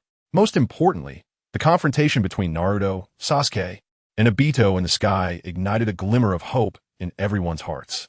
Many rushed to stand behind Naruto and Sasuke, their eyes resolute and filled with fighting spirit, determined to battle Obito to the end. A fierce battle was about to unfold, and the entire battlefield was shrouded in a tense atmosphere. "Meaningless struggles, how laughable," Obito scoffed.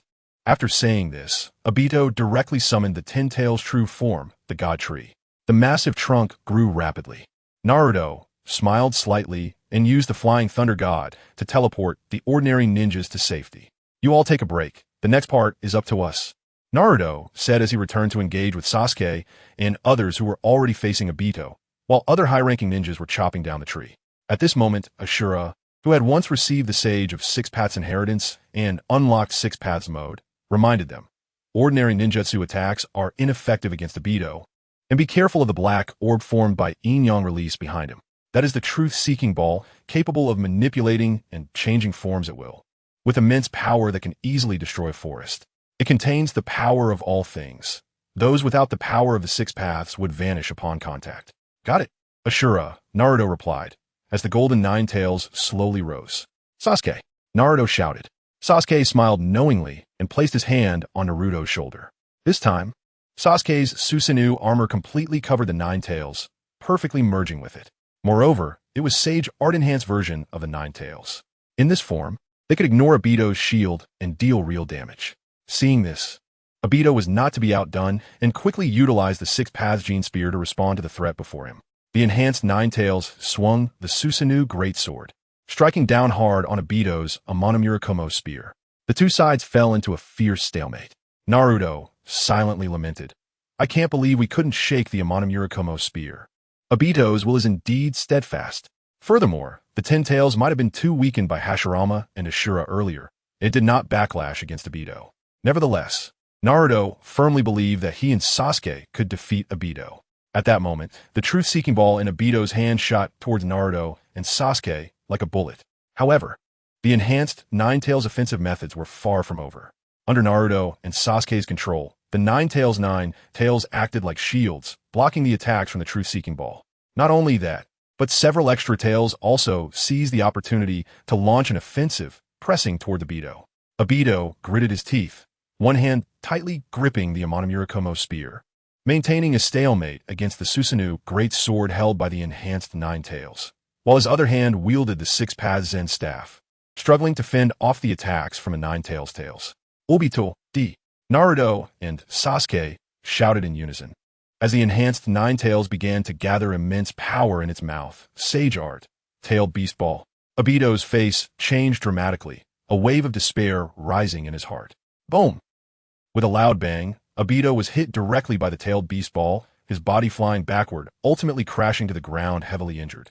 Naruto and Sasuke immediately took advantage of the situation, rushing to Obito's side to begin extracting the tailed beast from within him. Have I failed? I'm so unwilling. Obito's heart was filled with regret and unwillingness as he began to recall his past in a flash, especially that unforgettable person. Rin. Obito, recalling his memories, relied on his powerful will to stand up again. Just as Naruto and Sasuke had extracted a small portion of the ten-tail chakra, most of it was reabsorbed back by Obito. Obito, obediently. Naruto and Sasuke shouted in unison as the enhanced nine tails swung the Susanoo great sword again, looking at Obito, who once more used the Amanamurakumo spear to attack. Obito, in a state of fatigue, gritted his teeth, and memories of living with Rin echoed in his mind. Rin. The Amanamurakumo spear instantly became indestructible, pushing the enhanced nine tails back. Then, Obito and Uchiha Madara rushed forward simultaneously. Hashirama attempted to stop them, but was struck by a black rod transformed from Obito's truth-seeking ball. The Susanoo great sword in the enhanced nine tails hand slashed towards Obito's back, and Obito used the truth-seeking ball as a shield to defend. However, it was directly cut through by the enhanced nine tails great sword, heavily striking Obito's back. Obito, already heavily injured, suffered another blow, blood spilling from the corner of his mouth, but he used this force to join Madara. Madara, carry my will and realize the Eye of the Moon plan. Chapter 129, Dream Fulfilled. Obito revives everyone with the rebirth of the outer path. Obito collapsed to the ground, blood spilling from the corner of his mouth. He knew he could no longer defeat Naruto and Sasuke and would not last until the moment the God Tree's flower bloomed. Thus, Obito wanted Madara to realize the Eye of the Moon plan. Outer path, rebirth. Uchiha Madara watched as the white light gradually emerged from his body, his eyes filled with uncontrollable surprise. At that moment, the fallen Ninja Alliance warriors and those who had been reincarnated with impure world reincarnation began to emit dazzling white light. Could it be? We're going to be revived? Hashirama, Minato, and the others looked at their revitalized bodies with joy, their hearts brimming with anticipation and hope. Meanwhile, many members of the Ninja Alliance who had just died in battle miraculously revived, regaining their precious lives. Naruto silently cheered. Well done, Obito. It turns out you were a good person, just like the Akatsuki.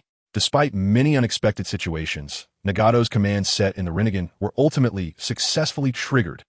Dad, Mom, you have finally achieved true revival. Naruto's voice trembled, filled with excitement and joy. Tears shimmered in Naruto's eyes as he gazed at Minato and Kushina, his heart full of emotion. Minato and Kushina exchanged glances, their faces radiant with comforting smiles. Kushina covered her mouth in excitement, tears welling in her eyes as she softly said, Naruto, it seems we can stay by your side from now on.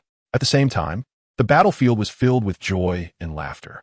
People cheered and celebrated this victory and the rebirth of life. Scorpion was unable to contain his excitement, tightly embracing his parents, feeling their real warmth and heartbeat. In that moment, Scorpion finally felt the warmth and love of his parents. Scorpion, it seems we can accompany you through life and death from now on. Scorpion's father gently stroked his head. Scorpion lifted his head, his eyes shining with determination as he loudly declared, Dad, Mom, I won't allow you to say that. We will live together, healthy and well. On the other side, Gaara's family also embraced each other joyfully. Gaara tightly hugged his mother, Karura, his eyes filled with gratitude and happiness. Grandma Chio slowly stood up, surprised as she touched her body, muttering in confusion. How am I alive again? Looks like this old lady can keep going for a while. After saying that, she smiled at Scorpion and Gaara's family, and seeing their happy faces, Grandma Chio wore a satisfied smile. What is going on? Uchiha Madara looked in shock at the scene of everyone being revived, then turned a suspicious gaze toward Obito. Did you do this on purpose? Reviving everyone on purpose? However, Obito's life force was nearly exhausted after reviving countless people in an instant. His once bright eyes became murky and confused, resembling an old man on the verge of death. Madara did not dare to continue questioning, as he noticed his Rinnegan after revival had turned into fragments and began to fall off. He needed to quickly reclaim the Rinnegan from Obito and absorb the 10 tails within him. At that moment, the revived Minato and Tobirama used the Flying Thunder God technique to block Madara. But Madara, despite being blind, activated Susanoo to defend against the attack. Just as Madara reached out to extract the Rinnegan, an unexpected event occurred. From the previously empty ground, a giant Susanoo sword suddenly emerged, piercing directly into Obito's chest. The massive Susanoo rose from the ground, its powerful aura forcing Madara to retreat. Everyone was shocked by this sudden situation, especially Black Zetsu, who was hiding deeper and trembling in fear. Ever since Indra broke free from Obito's control, Black Zetsu had anticipated various unforeseen events and did not dare to appear before everyone. Obito groaned in pain, his body pierced by Indra, hanging high for everyone to witness Obito's final moments. This power is good. I will take it, Indra said coldly. Without hesitation, he extracted Obito's Rinnegan and Sharingan, then plunged his hand into Obito's chest to absorb the power of the 10 tails. As the 10 tails within Obito was completely absorbed by Indra, Obito was left as a dried corpse, casually discarded like trash by Indra, completely dead. Uchiha Madara angrily questioned, "Who are you?" Madara was not angry at Obito, but at Indra for seizing the 10 tails. He originally thought another Rinnegan was with Obito, but unexpectedly, it was in this person's eyes. Indra sneered, "I am your ancestor, and you and Sasuke are my reincarnations." Hearing this, Uchiha Madara couldn't help but curse. "Screw you and your ancestors." Ashura looked at his brother before him, filled with sadness and helplessness. He tried to persuade Indra to stop this endless battle with words, saying, "Brother, can we stop fighting? We have already lost too many family members. Do we really have to continue hurting each other?" Indra, however, remained unmoved, coldly replying, "Make peace?" Ashura, "My dear brother, do you really think a simple reconciliation can resolve our hatred? That is simply too naive." At this moment, Naruto couldn't help but interject, "Indra, what do you really want? We shouldn't be enemies." Indra sneered, his eyes flashing with greed, and shouted, "What I want is power. Only with great power can one control everything. If you all put down your weapons now and obey my orders from now on, I will no longer fight with you." Upon hearing this, Sasuke angrily shouted, "What the hell? Why waste words with this kind of person? Just kill him." Ashura quickly stopped Sasuke, shaking his head. "Brother, our father, the sage of 6 paths, founded the shinobi sect with the hope that everyone could learn ninjutsu and create a better life together. But now you have turned ninjutsu into a weapon for killing, destroying peace. I absolutely cannot allow you to do this." Indra laughed heartily, mocking, "Ashura, how can you still be so naive? We have reincarnated and fought each other so many times, and the war has never ceased." Indra laughed while shaking his head, seemingly finding Ashura's words ridiculous and contemptible. He continued, "Don't you know? This world is one where the weak are preyed upon by the strong. Only the strong can survive. And I am that strong one." After saying that, Indra's face displayed a triumphant expression, as if he had become the ruler of the entire world. Hearing this, Ashura felt a surge of anger. He glared at Indra and shouted, "No, it's not like that. I believe that as long as there is faith, we can change our fate." However, Indra remained unconvinced, scoffing, What you call faith is just a self-deceiving excuse. True power is the key to everything. Do you really think people can always unite, help each other, and coexist peacefully? What a huge joke. You say not to let ninjutsu become a tool for killing. What will you do when others come to kill you? Just stand there and do nothing? It still comes down to using force to resolve issues. Only strength is the foundation of everything. Indra's tone carried a hint of disdain and mockery. He believed that the so-called peace achieved through mutual understanding was merely a naive illusion, and that only through powerful strength could one protect oneself and achieve their goals. Naruto looked at Indra seriously and said, "Indra, you are wrong. The hatred between you two brothers has been completely reconciled in my and Sasuke's generation. We have experienced pain and suffering, but ultimately chose to let go of the past and work together to protect peace. I will not allow you to continue disrupting this ninja world." Chapter 130.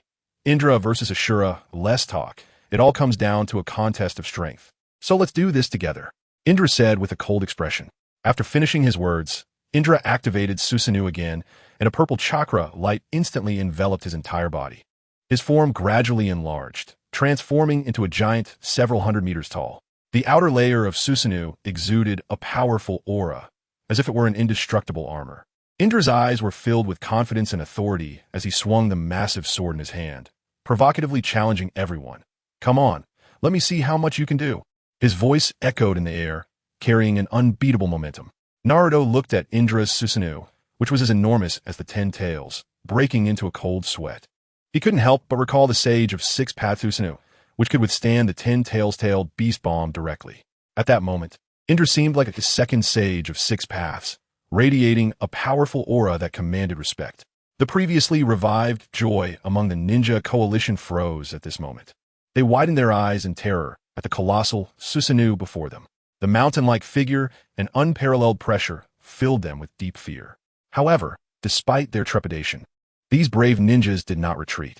They stood firmly behind Naruto, Sasuke, and the others, tightly gripping their weapons, their eyes revealing determination and resolve. At this moment, they held only one belief in their hearts: protect this world and safeguard everything they cherished. Ashura shouted, "Everyone, transfer your chakra to me." Upon hearing this, everyone exchanged glances, filled with doubts and concerns. They were uncertain whether they should fully trust Ashura, but at that moment, Naruto stepped forward with a smile, being the first to transfer his chakra to Ashura. Following Naruto's example, others also began to transfer their chakra to Ashura continuously. Ashura felt the chakra flowing in from everyone and exclaimed, "Such massive chakra!" At this moment, a strong sense of gratitude surged within him. Seeing this scene, Hashirama smiled slightly and encouragingly said to Ashura, "Go for it, Ashura." Ashura looked at Naruto, Hashirama, and all those supporting him with gratitude, tears shimmering in his eyes. Ashura understood that this battle was not just about personal survival, but the fate of the entire world. Therefore, Ashura firmly nodded, indicating that he would give it his all. At this moment, Indra witnessed all of this. His eyes widened as he glared at Ashura, Hashirama, and Naruto, angrily shouting, "Again like this, Ashura. Do you think this will allow you to defeat me? Don't be delusional." After saying this, Indra manipulated Susanoo to quickly draw the 2 massive Susanoo swords from his back. At the same time, Ashura did not hesitate to unleash his technique, summoning a colossal 1,000-handed Buddha as tall as Indra, displaying unparalleled might. Ni-san, Ashura. The moment Susanoo collided with the 1,000-handed Buddha, swords clashed, fists met, and wooden shards flew everywhere. "Ashura, it seems you only have this much ability." Indra laughed triumphantly. Indra's Susanoo swung its twin swords, relentlessly hacking at the arms of Ashura's 1,000-handed Buddha, each strike carrying a fierce sword aura. Ashura gritted his teeth, veins bulging on his forehead, exerting all his strength to maintain the form of the 1,000-handed Buddha, but his arms were still being severed by Indra's attacks. "It's over." Seeing this scene, many in the ninja coalition felt despair. They had thought that with the bonds and power of everyone, Ashura could defeat Indra, but it now seemed that he still could not contend with him. Ashura pondered to himself, why is it that the bonds and power of so many people are only slightly stronger than that one time in my life? Is it really impossible to defeat Indra? Just then, a glimmer of insight suddenly appeared in Ashura's mind, prompting a bitter smile. Ashura realized that perhaps it was because he had his father, the Sage of 6 Paths Chakra, backing him, that he could fight Indra before. Now, without the Sage of 6 Paths' help, it became exceptionally difficult to defeat the 10 Tails Jinchuriki Indra. "Naruto, what should we do?" Sasuke frowned, asking with a hint of urgency in his voice. "Yes, Naruto," Jiraiya echoed, his expression serious and grave, seemingly very concerned about the current situation. The faces of everyone turned serious, their eyes revealing deep worry and anxiety. They had given their chakra unreservedly to Ashura, placing their hopes in him. However, at that moment, Ashura found himself in a predicament, nearly unable to fight back against Indra's onslaught. The mood among everyone grew heavier. They silently prayed that Ashura could find a way to break through the predicament and unleash greater power. After all, this was not just about personal victory or defeat, but the future of the entire world. Naruto took a deep breath and slowly said, "Don't panic, Sasuke, Jiraiya-sensei, everyone, we still have a chance." Naruto's voice was steady and firm, instilling a sense of reassurance and trust, warm like a spring breeze, moving people deeply. "Naruto is right," Might Guy exclaimed loudly, his eyes ablaze with fierce determination, as if burning with endless fighting spirit.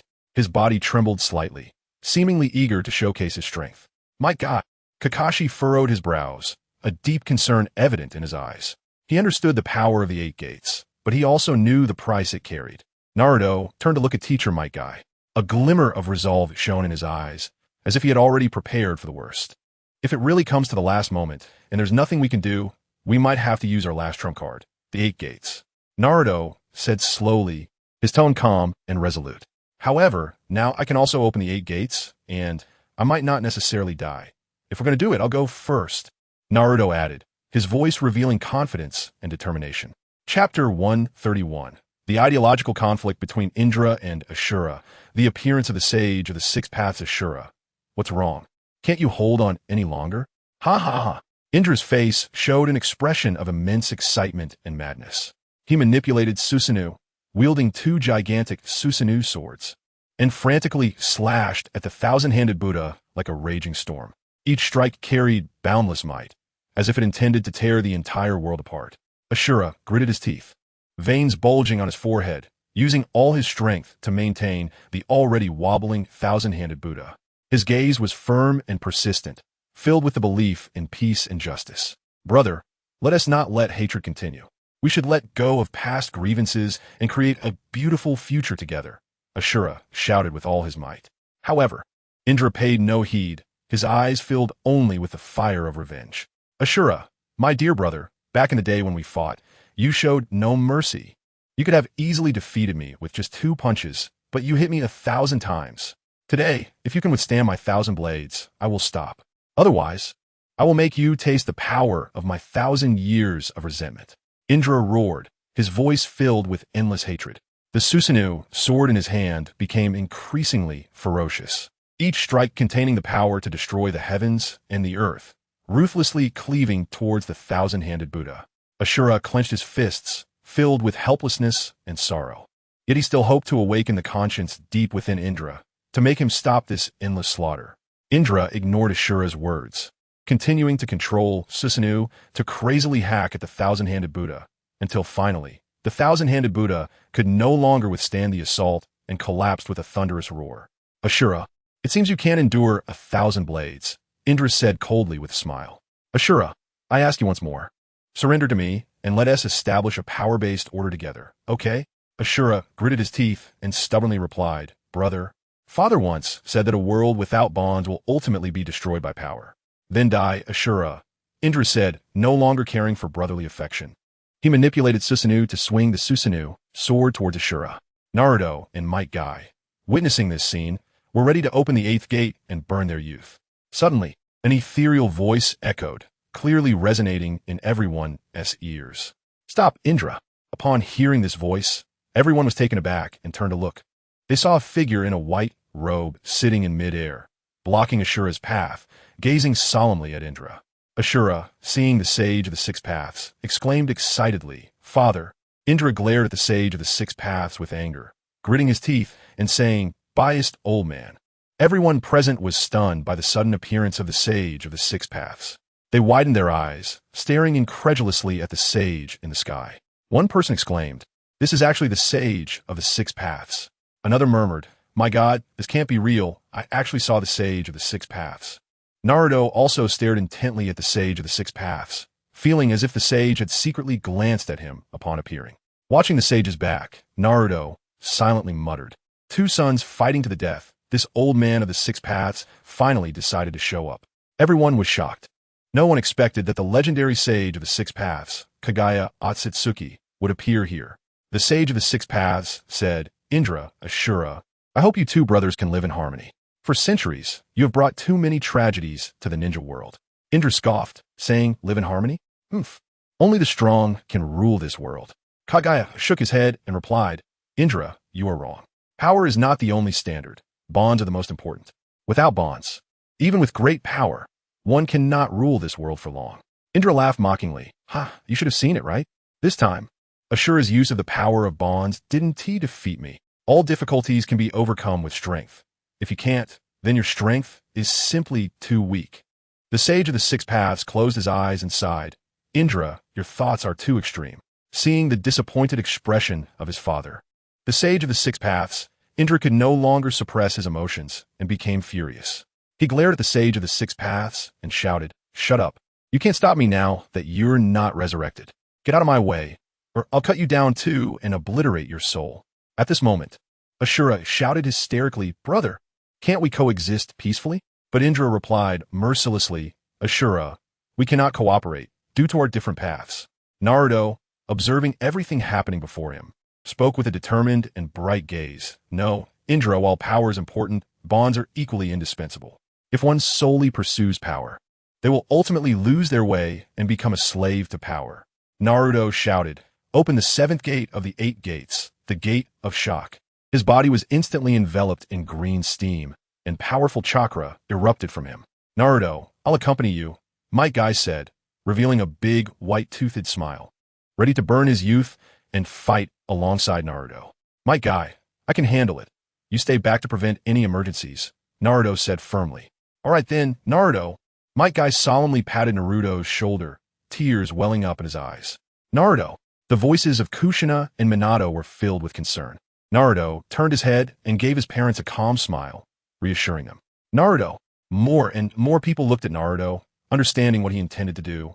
Their eyes filled with reluctance as Naruto bid farewell to each of them. Don't worry. Naruto looked at the nervous Sasuke beside him and smiled slightly, saying, Don't worry. Sasuke, I definitely want to die. After speaking, Naruto looked at his parents, the Ninja Alliance, and finally at Hinata. Hinata, with tears streaming down her face, said, Naruto, please, make sure to come back alive. A faint smile appeared on Naruto's face as he replied, I will, Hinata.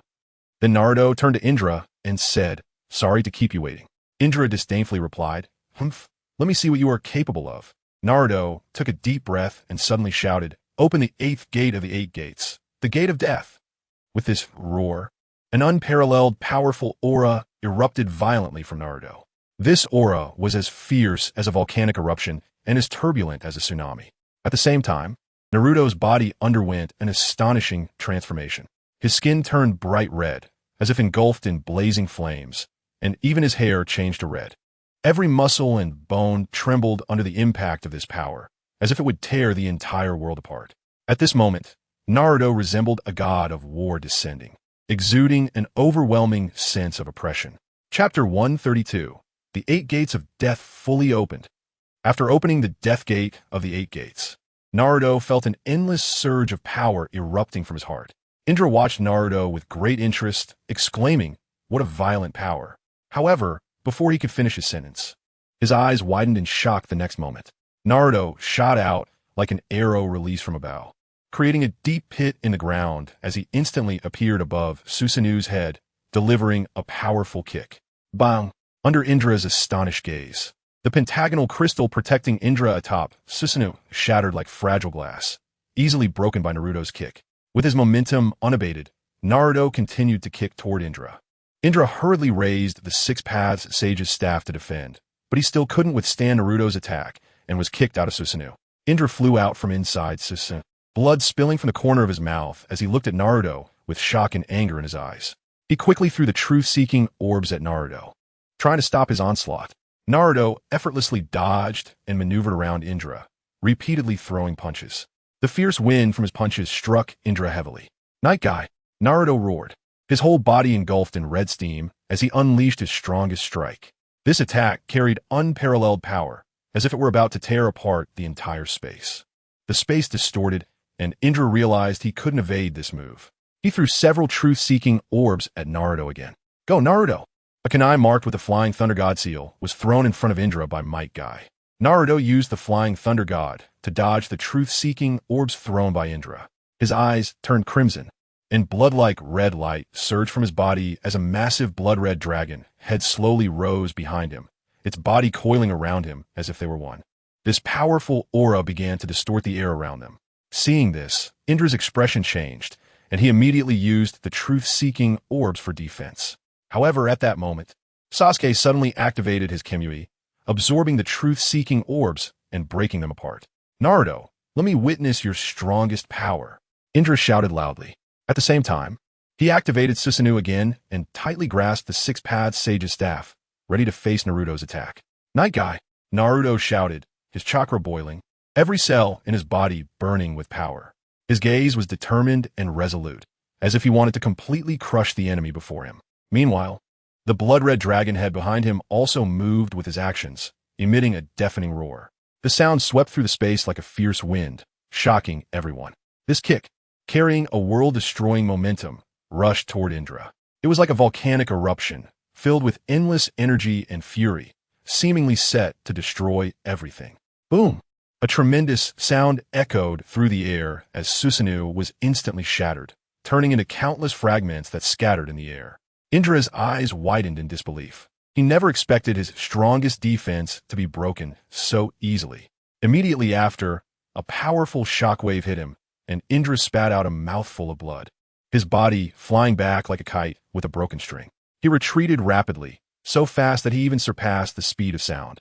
Finally, he crashed heavily into the god tree, producing a dull thud. The trunk of the god tree shook violently, and leaves fluttered down, as if sensing the force of the impact. Minato used the flying thunder god technique, instantly appearing beside Naruto. He picked Naruto up and returned to the ninja allied forces at top speed. When everyone saw Naruto's condition, their hearts trembled. At that moment, Naruto was charred all over, as if he had lost all vitality. "Get back!" Tsunade shouted anxiously, quickly pushing away the surrounding people, and immediately began medical ninjutsu treatment on Naruto. "Tsunade, will Naruto be okay?" Kushina knelt on the ground, tears streaming down her face. Her eyes filled with worry and fear. Hinata also came to Naruto's side, crying heart-wrenchingly, "Naruto-kun, you promised me you would definitely come back alive." Itachi wanted to use the power of his Manjiki Sharingan to reverse Naruto's current predicament. However, he had previously used the power of the Manjiki on Sasuke and was now in a cool-down phase, unable to activate it again. Sasuke's merging with Obito's Manjiki was not a smooth process. To protect Sasuke's Manjiki, Itachi had to use his unique skill, Izanagi, to change the unfavorable factors for Sasuke. It was because of this that Sasuke could use the eternal Manjiki in such a short time without needing any post-surgery care.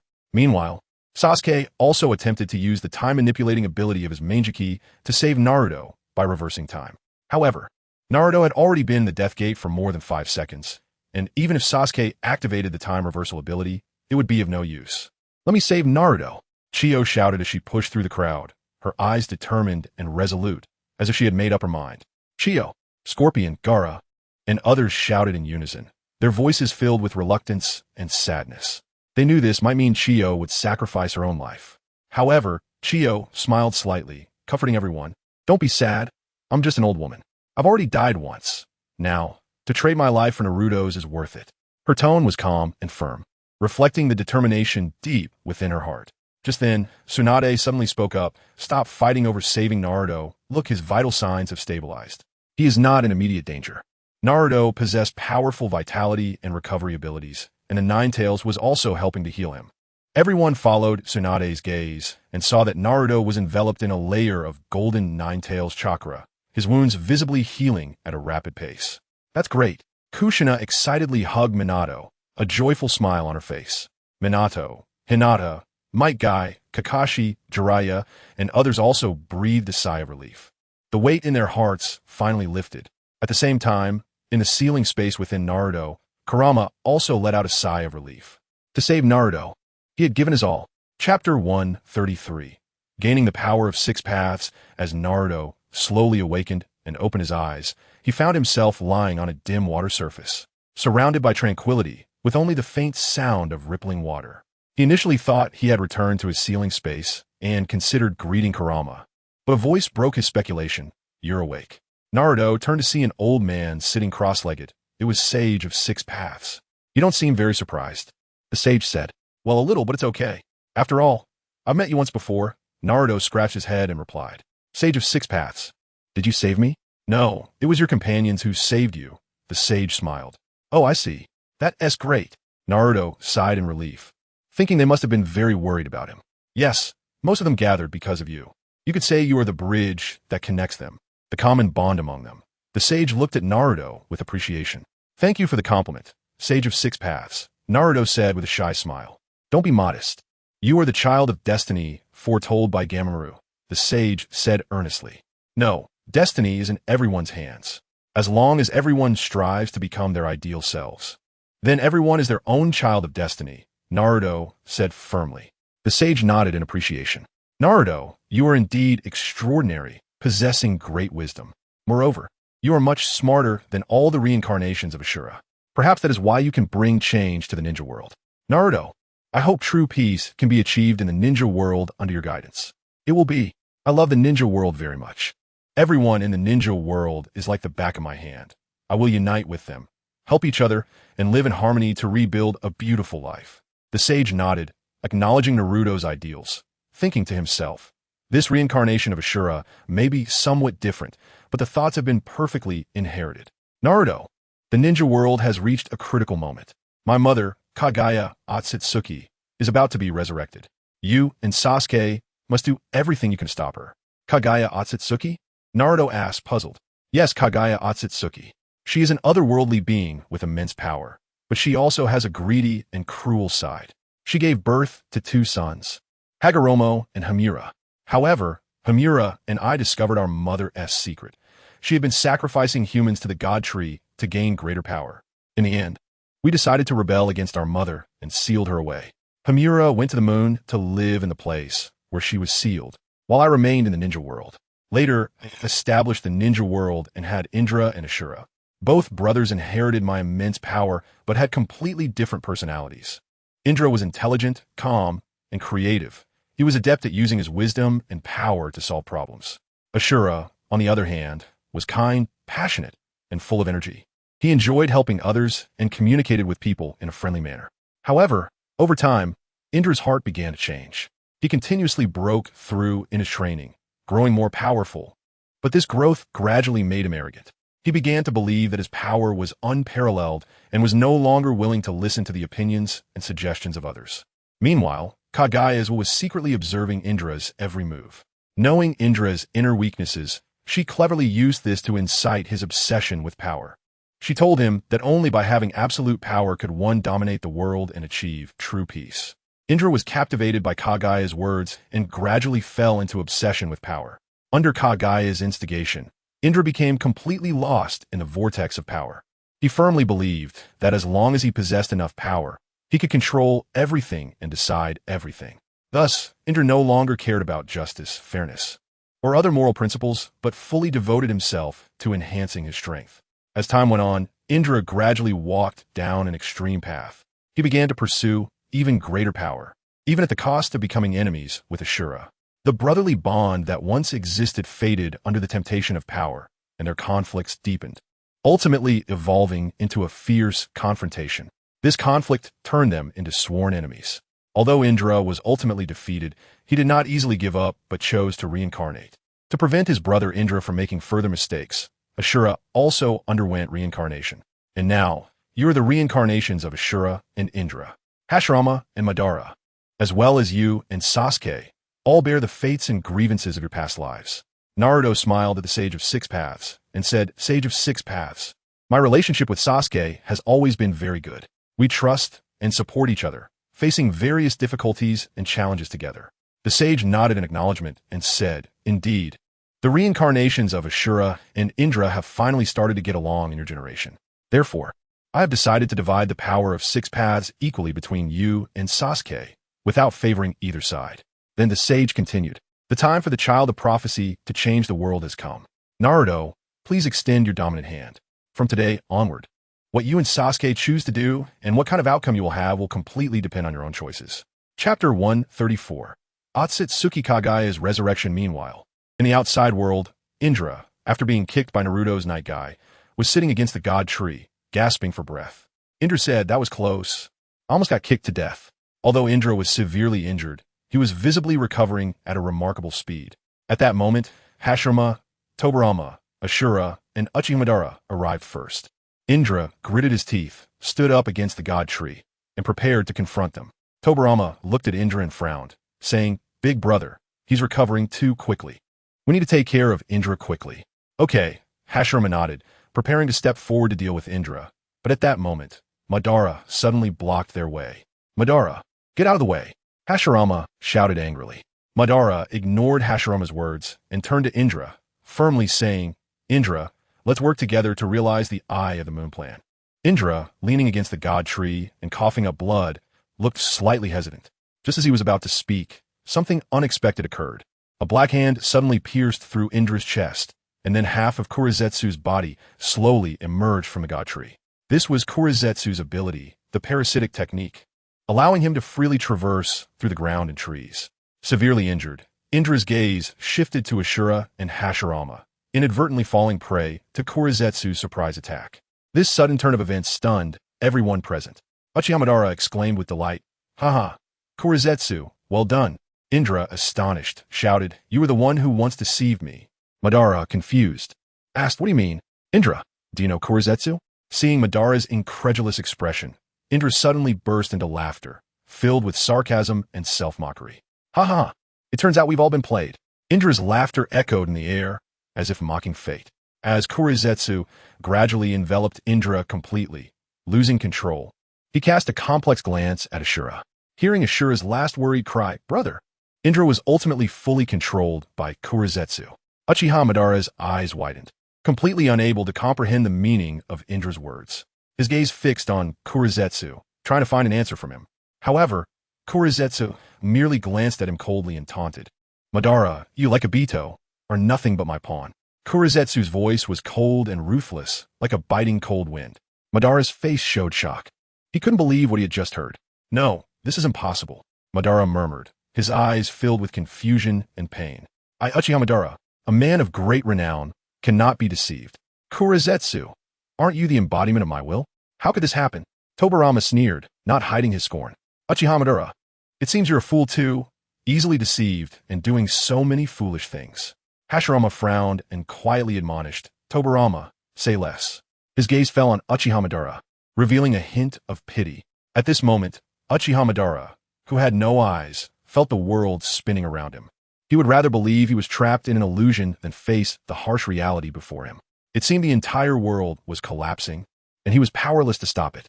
Uchiha Madara gritted his teeth and darkly asked, "Kurizetsu, is the infinite Tsukuyomi real or not?" Kurizetsu chuckled, revealing a cunning smile. "Of course it's real, Madara." Upon hearing this, Uchiha Madara slowly let out a sigh of relief, still warily watching Hashirama, continuing to block his path. Tobirama angrily shouted, "Uchiha Madara, you actually believe this guy's nonsense?" Hashirama sighed, saying, "Madara, don't be so stubborn. Don't make the same mistake again." However, Uchiha Madara gritted his teeth, still firmly blocking Hashirama, unwilling to admit that everything he had done was a joke. At that moment, the blood moon in the sky shone exceptionally bright, and the buds of the god tree began to bloom. This was the perfect moment for the infinite Tsukuyomi to activate. Kurizetsu looked at Madara, secretly sneering, "Madara, I didn't deceive you. The infinite Tsukuyomi is indeed real, but it will only turn you into nourishment for the resurrection of Mother." Kurizetsu completely controlled Indra and began to activate the infinite Tsukuyomi towards the moon.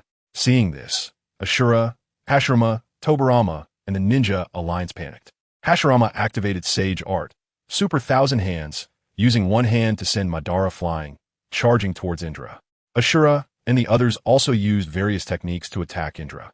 But Kurizetsu manipulated Indra to use the truth-seeking balls to defend against them. Ultimately, the infinite Tsukuyomi was still activated. In an instant, time seemed to freeze. Everyone stopped their movements and was dragged into the illusion space, staring blankly at the moon, their eyes turning into Rinnegan. Their consciousness gradually blurred, and their bodies became weak, as if they had lost perception of the world. In this illusion space, everything became illusory and unreal. People were immersed in their own dreams, unable to extricate themselves. In the real world, Kurizetsu stood atop the god tree, laughing triumphantly. He had finally realized his plan, trapping everyone in the illusion of the infinite Tsukuyomi. Now, he just needed to wait for Mother to be resurrected. Even in this endless illusion, some people maintained a clear will. They struggled hard, trying to break free from the constraints of the illusion. But against the powerful infinite Tsukuyomi, their efforts seemed insignificant. In the illusion space, people's dreams were all different. But without exception, they were beautiful. Some returned to their childhood, laughing with family and friends. Others realized their dreams, becoming heroes or great figures. But these joys were only temporary. Over time, their consciousness would gradually dissipate, ultimately becoming nourishment for the god tree. In the real world, countless chakras poured into Indra's body, causing his form to swell into a giant sphere. Eventually, he slowly shrank into a beautiful woman with fair skin, who was the progenitor of chakra in the ninja world, Otsutsuki Kagaya. Mom. After countless years, Kurizetsu finally saw his mother again, excitedly throwing himself into her embrace. On the other side, Naruto and Sasuke had just received the powers of Yang and Yin from the Sage of Six Paths and slowly opened their eyes. Naruto, I'm so glad you're okay. Kushina, who had been fully concerned about Naruto, immediately noticed him, and both Minato and Kushina were very excited. Dad, Mom, I'm doing great. Naruto smiled, a hint of joy on his face. Minato and Kushina were slightly taken aback when they saw Naruto's eyes. At that moment, Naruto's gaze was bright and warm, with his orange-yellow irises sparkling, as if containing endless power and wisdom. However, the most striking feature was the cross pattern in his eyes, mysterious and profound, making one involuntarily fall for him. Meanwhile, inside Susanoo, Itachi also showed a relieved smile, softly saying, Uda, you suddenly fainted just now. It really scared me. I'm so glad you woke up. His tone was filled with concern and worry, but also a hint of surprise. However, just then, Itachi's gaze inadvertently fell on Sasuke's eyes, and he was instantly shocked. He widened his eyes, looking at Sasuke in disbelief, and asked with a trembling voice, Sasuke, you actually activated the 6th Tomo Rinnegan? Sasuke did not immediately respond to Itachi's question, but instead looked outside the Susanoo. Nisan, what exactly is happening outside? Itachi's face showed concern as he said, Sasuke, don't go outside. The infinite Tsukuyami has already been completed. If you go out now, you will be controlled by the illusion. You, Naruto, and the others are being protected by me, Shursui, and Father through the activation of Susanoo. Chapter 135, Battle with Kagaya Otsutsuki, Part 1. Naruto is aware that after being resurrected, Kagaya might be even stronger than in the original story. This time, the people trapped in the God Tree include not only the complete coalition of 8,000 ninjas, but also Hashirama, Tobirama, Ashura, Madara, and others with immense chakra reserves. They continuously provide chakra to Kagaya. However, Naruto is not too afraid, as he and Sasuke are stronger than in the original in some aspects. This is because Naruto and Sasuke have extracted a portion of the 10 Tails chakra from Madara, who was in the Sage of Six Paths mode. Therefore, both Naruto and Sasuke have a small amount of 10 Tails chakra within them, enabling them to utilize the powers of the 9-tailed beasts. Similar to how Naruto obtained chakra from the 9 Tails in the original story. As Kagaya successfully resurrects, the infinite Tsukuyami begins to cease. Black Zetsu reminds Kagaya that there are still many people who have not been controlled by the illusion of the infinite Tsukuyami, including Naruto and others. Upon hearing Black Zetsu's words, Kagaya's gaze falls on Naruto and the others. When she sees Naruto and Sasuke, her eyes slightly tremble as she senses a familiar chakra. Kagaya looks at the Sun Seal and Moon Seal in Naruto and Sasuke's hands, murmuring to herself, Hikari and Hakamura, no, Indra and Ashura? Kagaya's veins bulge as she uses her Byakugan to examine Naruto and Sasuke's chakra. Kagaya slowly floats towards Naruto and Sasuke, who look at her solemnly, feeling her overwhelming pressure. Sasuke grits his teeth and says, Nisan, Father, you should enter my Kamui space first. She is not someone you can contend with. Itachi furrows his brow and replies, Sasuke, have we become a burden to you? Naruto comforts them. Mom, Dad, Itachi, you should enter Sasuke's Kamui space. The upcoming battle will be handled by me and Sasuke. If needed, Sasuke will let you out to fight. The group exchanges glances and ultimately nods, being sucked into Sasuke's Kamui space. After activating Sage of Six Paths mode, Naruto quickly arrives beside Sasuke, and the two of them watch as Kagaya floats closer. Naruto displays a relaxed smile and cheerfully says, Grandma, hello. If possible, maybe we could become friends. However, Black Zetsu nearby anxiously shouts, Mom, don't listen to his nonsense. Kagaya looks at Naruto's playful expression with a slight frown and responds in an ethereal voice. This land is my precious nursery. My children, quickly return the chakra to me. Sasuke seems to have anticipated Kagaya's next move and immediately warns Naruto. Naruto, be careful. As soon as he finishes speaking, Kagaya strikes. A black void opens beside her, and she reaches her hand inside. Naruto keenly senses the danger and dodges in advance. Sure enough, a space behind Naruto suddenly cracks open, and Kagaya's hand reaches out from within. Seeing this, Kagaya no longer hesitates and charges towards Naruto. Naruto unleashes his magnetic release, Super Spiral Sphere, while Sasuke simultaneously gathers 6 paths, Chidori, and the two launch an attack on Kaguya together. However, just as their attacks are about to hit Kaguya, her eyes tremble, and she activates the Yomi's path, instantly distorting space and transporting them to a place filled with magma. Kaguya spreads her arms and declares, "Let me settle this here." Faced with this sudden change, Naruto and Sasuke are caught off guard. Although Naruto understands Kaguya's abilities, the rapid transition to another space still shocks him. He quickly stabilizes his mind and begins to fly in the air. Sasuke's body falls to the ground. He appears somewhat flustered, but soon displays his exceptional combat quality and rich battle experience. Sasuke employs the moonwalk technique, stepping through the air step by step, gradually getting closer to Naruto. Sasuke shouts, "Naruto! Sasuke!" Naruto immediately understands Sasuke's intention. During the time the infinite Tsukuyomi was activated, they had discussed various abilities. Naruto swiftly uses his magnetic release, Super Spiral Sphere, to attack alongside Sasuke's 6 paths, Chidori. At the same time, Sasuke's Sharingan stares at Kaguya, activating the Rinnegan technique, Heavenly Hand Power, causing Kaguya to swap places with the air before her, making her appear between Naruto and Sasuke. Kaguya is slightly taken aback. She tries to leave this position but finds herself firmly held by Naruto's magnetic release, Super Spiral Sphere, unable to escape. However, just as Naruto and Sasuke attack Kaguya from both sides and prepare to use the 6 paths level, planetary devastation set up by the Sage of 6 Paths to seal her, Kaguya activates Yomi's path again, transporting everyone to a frozen space filled with ice and snow. This space is pure white, bone-chillingly cold, as if time itself is frozen. Naruto and Sasuke are trapped by suddenly appearing ice blocks, while Kaguya uses her spatial power to escape. However, Naruto and Sasuke quickly react. They immediately unleash the lava release of the 4 tails and the boil release of the 5 tails, swiftly breaking free from the ice blocks. Seeing Naruto and Sasuke easily break her ice seal, Kaguya furrows her brow. She decides to show these two kids what true power looks like, and thus unleashes her powerful 80 Gods vacuum attack towards Sasuke and Naruto.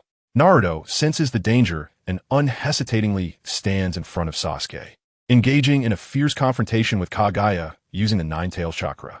The attacks between Naruto and Kaguya become extremely rapid, creating countless afterimages that are hard to distinguish between reality and illusion. For a moment, they lose track of how many times they have collided. However, when Kaguya's 80 Gods vacuum attack ends, Naruto surprisingly still has the strength to continue attacking Kaguya with the 9-tails chakra. As Naruto's attack is about to hit Kaguya, she finally becomes completely enraged. Kaguya's eyes bulge with veins, and she uses her Byakugan's pressure, unleashing a terrifying force that crashes down on Naruto and Sasuke like a tsunami. At the same time, a long-immersed loud sound causes massive ice and frost to fall, triggering a supersized avalanche. Kaguya retreats into the space, seemingly merging with the entire space, achieving a natural integration. Countless ice spikes shoot up from the ground towards Naruto and Sasuke. Naruto begins to dodge the oncoming avalanche and ice spikes, while Sasuke uses intangibility to evade. The frost slowly spreads across Naruto's face, and he begins to feel the cold encroaching. Just then, in front of Naruto's path of dodging the avalanche, a space suddenly opens, and a hand reaches out from the darkness. Seeing this, Naruto immediately uses Flying Thunder God to appear beside Sasuke. At this moment, the avalanche has ended, and the frost on Naruto's face is rapidly dissipating, turning his face rosy again. Kaguya furrows her brow as she steps out of the space, looking at Naruto and Sasuke, feeling that they are troublesome. At this point, Black Zetsu, hidden in Kaguya's sleeve, suggests, "Mom, since we can't separate Naruto and Sasuke, we can only deal with one of them first. Let's go to the gravity space." Chapter 136, Battle Against Kaguya Otsutsuki, Part 2. Kaguya followed the suggestion of Black Zetsu and instantly transported herself, Naruto, and Sasuke to the gravity space. In an instant, a powerful gravitational force enveloped them, pressing the three to the ground, gasping for breath. They knelt there, gritting their teeth, trying to stand up but powerless. At that moment, Kaguya used a bone of sheer death on Naruto and Sasuke. 2 sharp bone spikes shot out from her palms, rushing towards them with a fierce momentum. Sasuke, seeing this, immediately used Kyuubi on the bone spike in front of Naruto, sucking it into the Kyuubi space, and then quickly activated intangibility to evade the spike's attack. Black Zetsu watched this scene with delight and sneered. Naruto, Sasuke, don't struggle anymore. While Black Zetsu was speaking, Kagaya began to gather the bone of shared death again, preparing to deliver a fatal blow to the two. Sasuke, bring my father Minato and Itachi out. Naruto said firmly, looking at Sasuke. Although Sasuke felt a bit puzzled by Naruto's words, he chose to trust him without hesitation. Sasuke activated Kyuubi, and the space in front began to warp.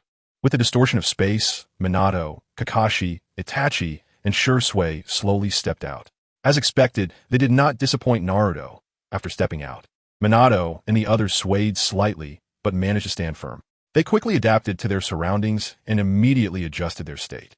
Seeing this, Naruto and Sasuke shouted, "Attack Kagaya, quickly!" Minato and the others nodded, unleashing their special techniques and charging towards Kagaya. At the same time, Black Zetsu anxiously said to Kagaya, "Mom, let's quickly enter the origin sphere space. Our chakra recovery speed will greatly accelerate there." Space transformation, entering the origin sphere space. As soon as they entered, Kagaya launched the rabbit hair needles at Naruto and the others, and countless white hairs stabbed towards them. Sasuke immediately activated Susanoo to defend, while Shursui and Itachi were teleported behind Sasuke by Naruto and Minato using the Flying Thunder God technique.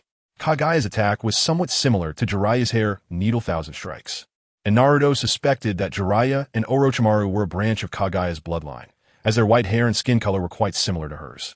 Although Sasuke's Susanoo could block part of the attack, some white hairs still broke through the defense and pierced his body. Shursui and Itachi quickly activated their Susanoo to help Sasuke withstand Kagaya's attack. "We can't go on like this." A hint of determination flashed in Naruto's eyes as he decided to take the initiative. Naruto took a deep breath and used the multiple shadow clone technique again, creating hundreds and thousands of shadow clones, commanding them to charge at Kagaya together.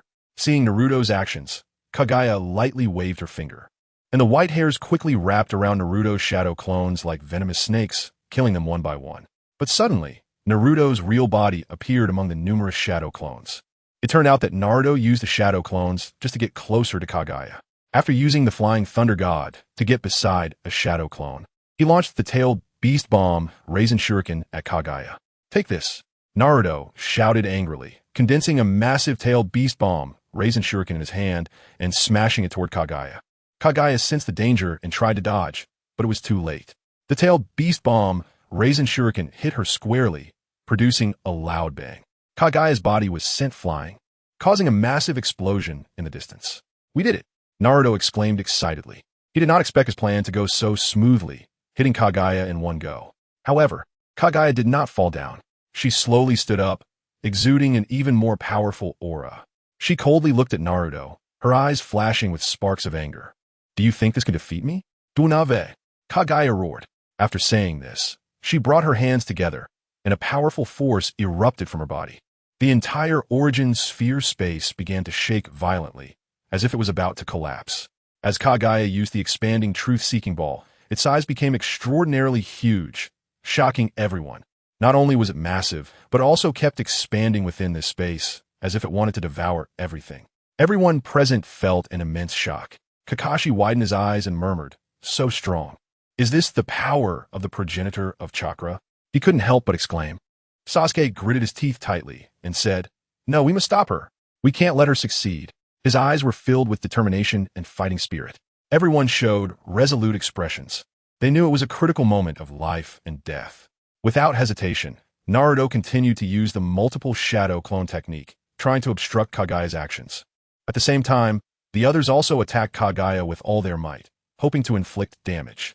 However, Kagaya did not sit idle. She frowned and unleashed her powerful bone of shared death skill, putting everyone in crisis. At the same time, she used the 80 Gods vacuum attack to easily wipe out Naruto's shadow clones. In this critical moment, Sasuke demonstrated his wisdom and abilities. He used the Kamui skill to successfully absorb Kagaya's bone of shared death. Meanwhile, Itachi and Shursui, with Naruto and Minato's help, successfully escaped danger using the Flying Thunder God technique. As time passed, Naruto and the others got closer to Kagaya.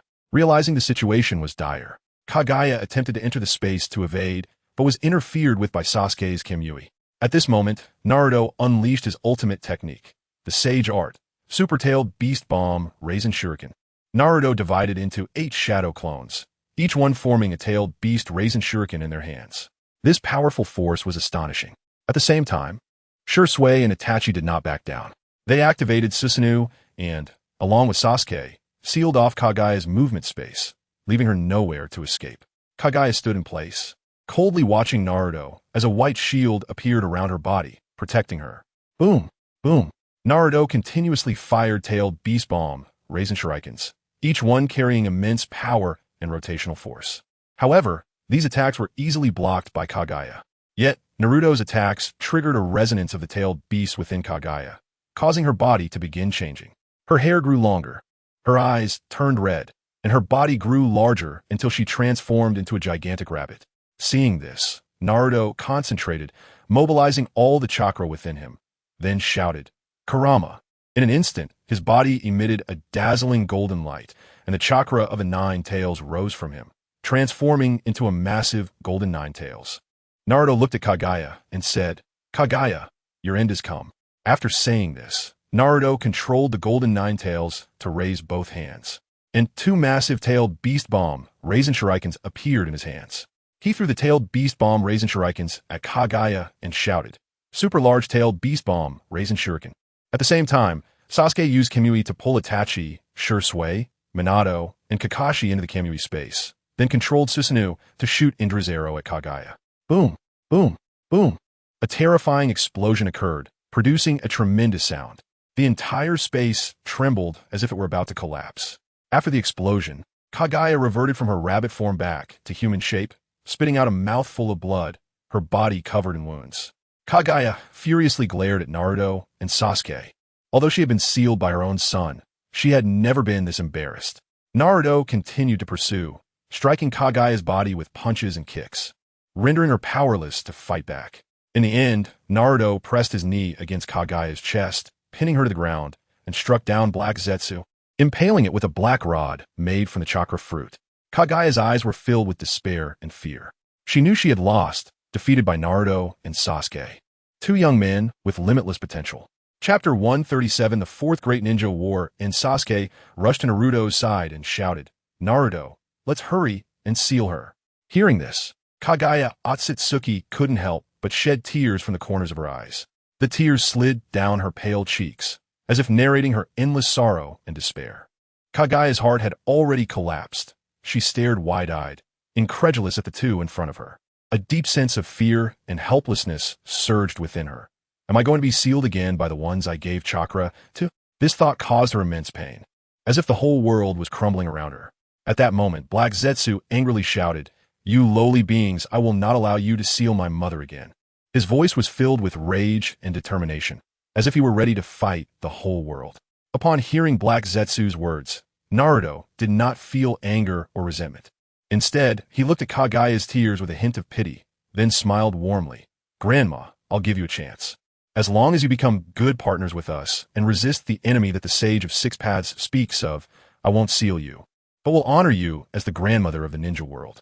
Sasuke hurriedly interjected, "Naruto, you can't feel sorry for her just because she looks pathetic." His tone carried a sense of urgency and worry, fearing that Naruto might make a wrong decision out of sympathy. Naruto smiled and replied, "Sasuke, the Sage of 6 Paths said Kagaya is from another world. Aren't you curious?" Sasuke furrowed his brows, asking in confusion, "What are you trying to say?" Naruto looked determinedly into the distance and responded, "The world is so vast, and I long to explore the unknown. We are only 10 years old now, yet we are among the strongest in the ninja world. However, there are always stronger beings, and perhaps we should set our sights on even broader horizons beyond the ninja world. Kagaya, she comes from beyond, and can help us understand the outside world." Hearing Naruto's grand declarations, Kagaya was taken aback and began to re-evaluate this extraordinary young man before her. After a moment of contemplation, Sasuke responded, "Naruto, you make a good point, but we must not let our guard down because Kagaya is incredibly powerful." Naruto nodded in agreement. "You're right, Sasuke." Kagaya felt confused and bewildered, silently muttering to herself, I'm strong." She scoffed internally, realizing that in the battle against Naruto and Sasuke, she was completely on the defensive, while they remained unharmed and even appeared relaxed afterward. For Naruto and Sasuke, although Kagaya was strong, her actual offensive capabilities were relatively weak, and her combat experience was too low. It was akin to the Nine Tails. Despite having a massive chakra reserve, its truly lethal attacks were limited to tailed beast bombs. Therefore, for powerful beings like Naruto and Hashirama, dealing with her was not particularly difficult. With a smile, Naruto said, "Kaguya, do you want to be sealed again? Hand over your chakra obediently." However, at that moment, Kaguya felt Naruto's originally sunny smile suddenly turn cold and foreboding. Sasuke asked curiously, "Naruto, you don't mean to have Kaguya release all the tailed beasts, do you?" Naruto smirked mischievously. "Reassigning the tailed beasts is so troublesome. Wouldn't it be better to have the chakra of the 10 tails directly? Don't you want it?" Sasuke laughed heartily. "Haha, of course I want it. Kaguya, I'm not going to bully you anymore. Just share half of your chakra with me and Sasuke, and accept our supervision in the future, and I won't seal you." Upon hearing this, Kaguya's eyes widened, tears welling up, looking pitiful as if she had suffered a great injustice. She sobbed, her voice choked with tears. Okay. She looked like a helpless little girl, evoking a sense of pity. After Naruto and Sasuke absorbed half of Kaguya's 10 tails chakra, they began to materialize in the outside world. Sage of Six Paths. Kaguya. The Sage of Six Paths felt a slight tremor in his body upon hearing the voice and turned his gaze towards its source, only to see the stern expression of his own mother, Kaguya Otsutsuki. His brow furrowed deeply as he solemnly said, "Mother?" "Naruto, Sasuke, what are you doing?" Naruto smiled slightly and replied cheerfully, "We've reached a reconciliation with Grandma." "Kaguya, you ungrateful child!" Kaguya shouted in fury, rushing towards the Sage of Six Paths, raising her hand to strike his cheek. However, when Kaguya's hand touched his face, it passed through as if hitting a virtual image, offering no resistance. "Mother, I've been dead for many years," the Sage of Six Paths said helplessly. Kaguya was furious and was about to continue venting her anger when Naruto's voice suddenly interjected. "Grandma, quickly dispel the infinite Tsukuyomi." The Sage of Six Paths sighed in relief. Seizing the moment Kaguya's attention shifted to Naruto, he swiftly slipped away like a ghost, disappearing without a trace. Upon realizing this, Kaguya angrily cursed, "Sage of Six Paths, you ungrateful child." After Naruto revived Indra, who had been expelled by Kaguya's rabbit form, he and Sasuke, Shursui, Kakashi, and the others eagerly watched the drama unfold. Naruto enjoyed watching, but he felt he shouldn't embarrass the Sage of Six Paths. After all, he was the one who had given Naruto and Sasuke their names, so Naruto helped to ease the situation a bit. After a brief interlude, the infinite Tsukuyomi was dispelled by Kaguya. The red light that enveloped the entire world gradually faded away. This long and brutal war finally came to an end. After the infinite Tsukuyomi was lifted, most of the Ninja Alliance members remained in place, their faces showing bewilderment. It was as if they had just awakened from a long and beautiful dream. They blinked and rubbed their eyes, trying to comprehend what had just happened. Standing at a high point, Naruto watched this scene with a smile. He took a deep breath and then shouted loudly, "Everyone look at me!" His voice echoed through the sky, resonating in everyone's ears. The crowd raised their heads to look at Naruto, their eyes filled with anticipation and trust. Naruto announced loudly, "The fourth great ninja war has ended, and we all have achieved victory." His words were like a spring breeze, warming everyone's hearts. As they heard the news, smiles of joy gradually appeared on their faces. Cheers and applause erupted, as everyone excitedly celebrated this hard-won victory. Some embraced and wept, while others jumped and cheered, expressing their inner excitement. Many were puzzled, wondering how they had managed to sleep through the end of the Fourth Great Ninja War and what had actually happened. Chapter 138. The Ninja Sect. At the same time, many people, like Hashirama, focused their attention on the powerful abilities displayed by Naruto and Sasuke, as well as the shocking presence of Kaguya and the still-living Indra. Hashirama spoke first, voicing the question in everyone's mind. "Naruto, what exactly happened during our time in the infinite Tsukuyomi?" For a moment, the entire ninja allied forces fell into silence, with both Madara and Ashura, among other strong figures, turning their eyes to Naruto, eagerly waiting for his answer. Naruto took a deep breath and said with a serious expression, "Everyone, please listen to me. In reality, the infinite Tsukuyomi is nothing more than a carefully crafted deception.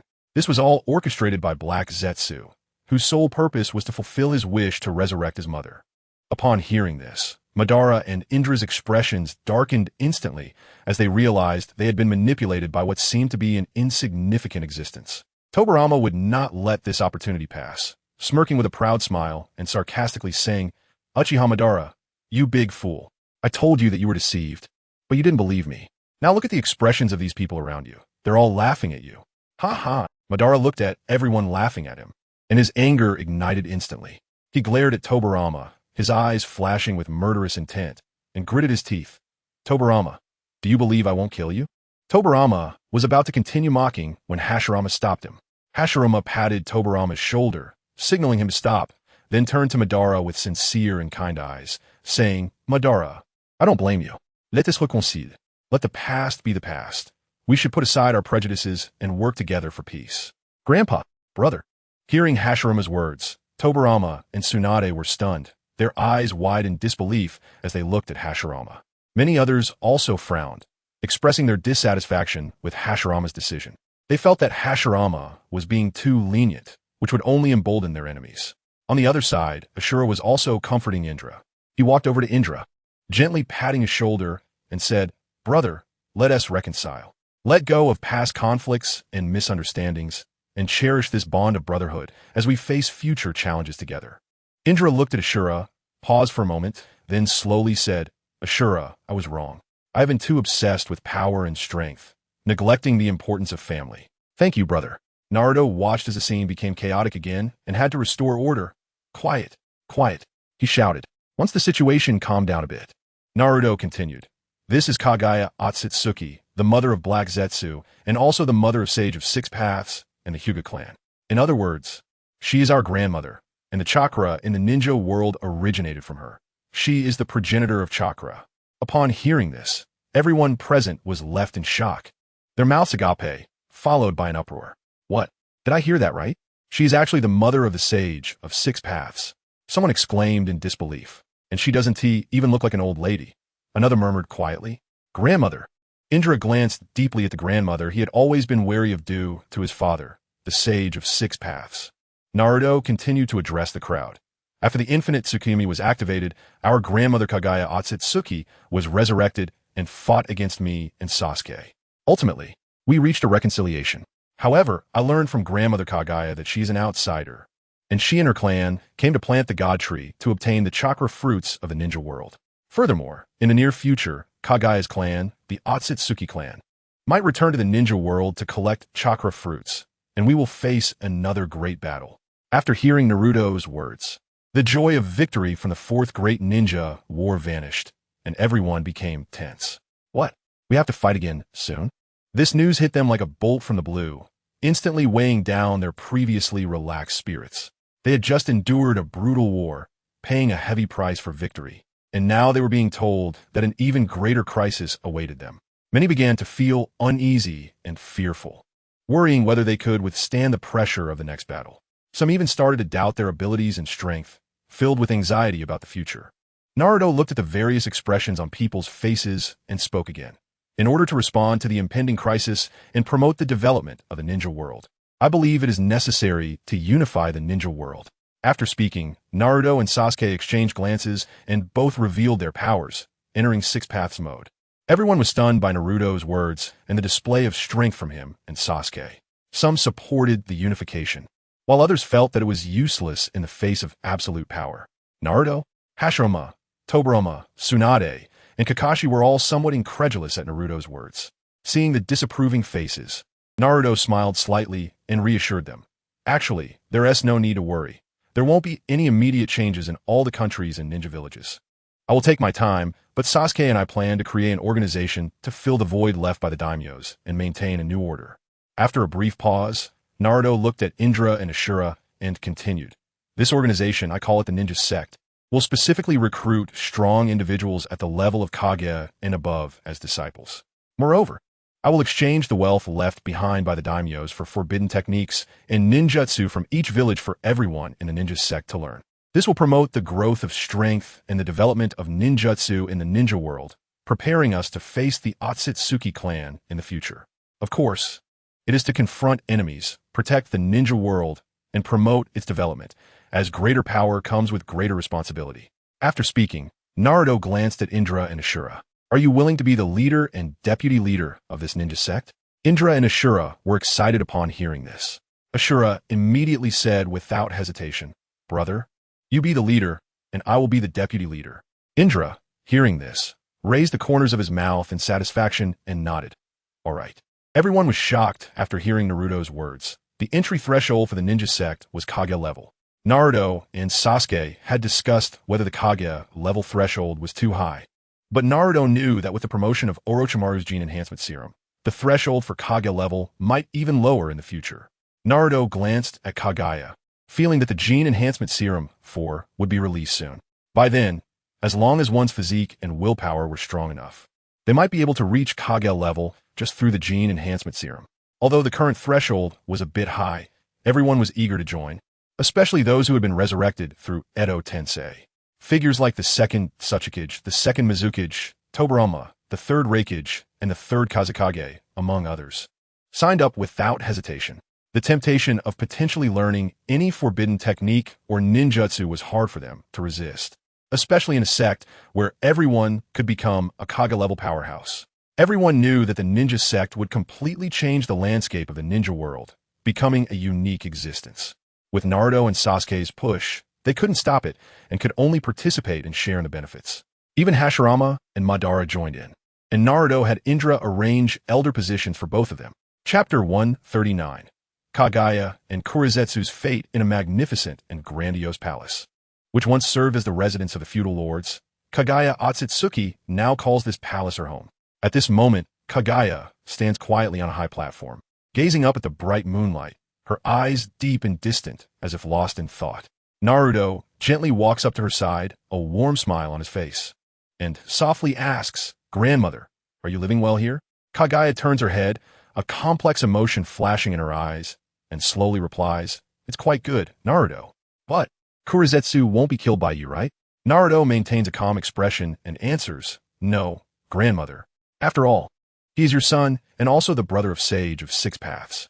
We can't kill him no matter what. We can only temporarily imprison him for a while since Indra and Uchiha Madara were quite badly affected by him. However, if you wish to see Kurizetsu, I can bring him back to accompany you." After saying this, Naruto secretly thinks to himself, although Kurizetsu looks like a blob of menstrual blood and has done many bad things, he is still somewhat useful. Moreover, killing him might make Kaguya feel resentful, affecting her relationship with Naruto and others. So Naruto decides to let Kurizetsu off the hook for now, allowing Shursui to give him a brainwash to make him more obedient.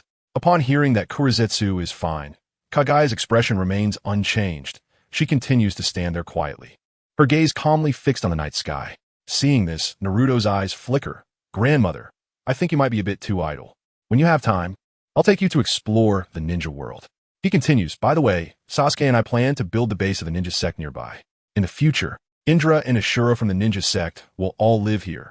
They are all your grandchildren and disciples. I hope you can find some common topics to discuss." After hearing Naruto's words, Kaguya turns to look at him in slight surprise, her eyes filled with astonishment and confusion. She can hardly imagine that Naruto trusts her so much, considering she once brought great disaster to the entire world. She originally thought that although she was revered as a grandmother and worshipped as Lady Grandmother by the people of the ninja world, she would be a mere puppet for Naruto, Sasuke, and others, confined for life and forever losing her freedom. Unexpectedly, not only is she not restricted in any way, but she also has the opportunity to integrate into the ninja world. The only thing that happened was that a somewhat eerie person drew a tube of her blood when she first arrived. The next day, Naruto takes Kaguya to Konoha village. Naruto initially wanted to invite Indra and Ashura to join them, but they were busy preparing for matters related to the ninja sect, so he decided not to disturb them.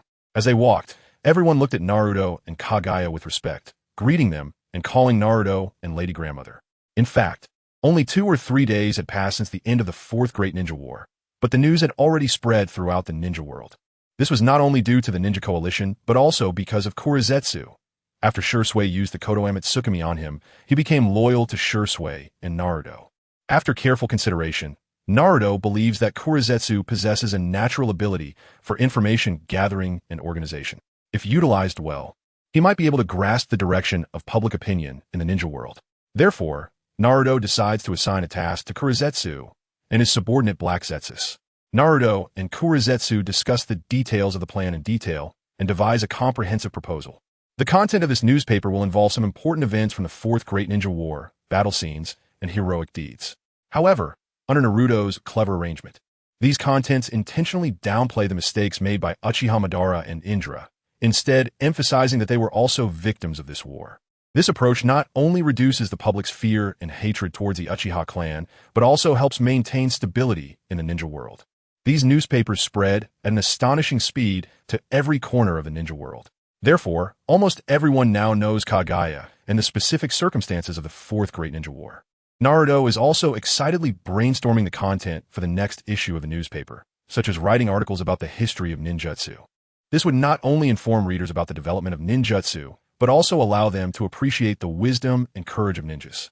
For example, articles about the Otsutsuki clan, revealing the potential threats and hidden dangers this mysterious family might bring. Through this method, he hopes to awaken everyone's vigilance about the future and prepare them to face challenges. In Konoha, Naruto takes Kaguya to the commercial street. Kaguya is filled with curiosity and freshness towards the current ninja world. She looks around, and her gaze eventually lands in front of a dessert shop. Noticing Kaguya's eyes, Naruto smiles and says, "Grandmother, you haven't tasted the food of the ninja world thousands of years later yet. Let's go in and try some." Upon entering the shop, Naruto hears familiar voices. It's Nagato, Konan, and Yahiko. Yahiko excitedly says, "The peace we've always pursued in the Akatsuki organization has finally been achieved. Today is a day worth celebrating."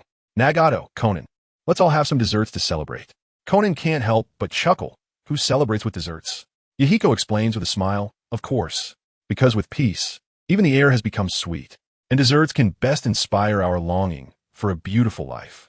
Hearing this, Naruto can't help but smile slightly and chime in, "I want to celebrate with you too. Is that okay? Do you welcome me?" Upon seeing Naruto, Nagato excitedly stands up with his cane. "Of course we welcome you, Naruto." Naruto smiles and responds, "Brother Nagato, your leg is better." Nagato smiles back, "Yes, Naruto, Orochimaru, and Tsunade transplanted a pair of white Zetsu legs for me, and I'm still in the adaptation phase. Soon, I'll be able to move freely." He adds, "By the way, Naruto, I also want to thank you for giving me a good pair of eyes with the power of the Sage of Six Paths." After saying this, he notices the person beside Naruto and respectfully addresses her with Konan and Yahiko, "Lady Grandmother." At this moment, Yahiko walks over to Naruto with a smile, his eyes filled with gratitude. "Naruto, thank you. It's because of you and Sasuke that the ninja world has welcomed an era of peace."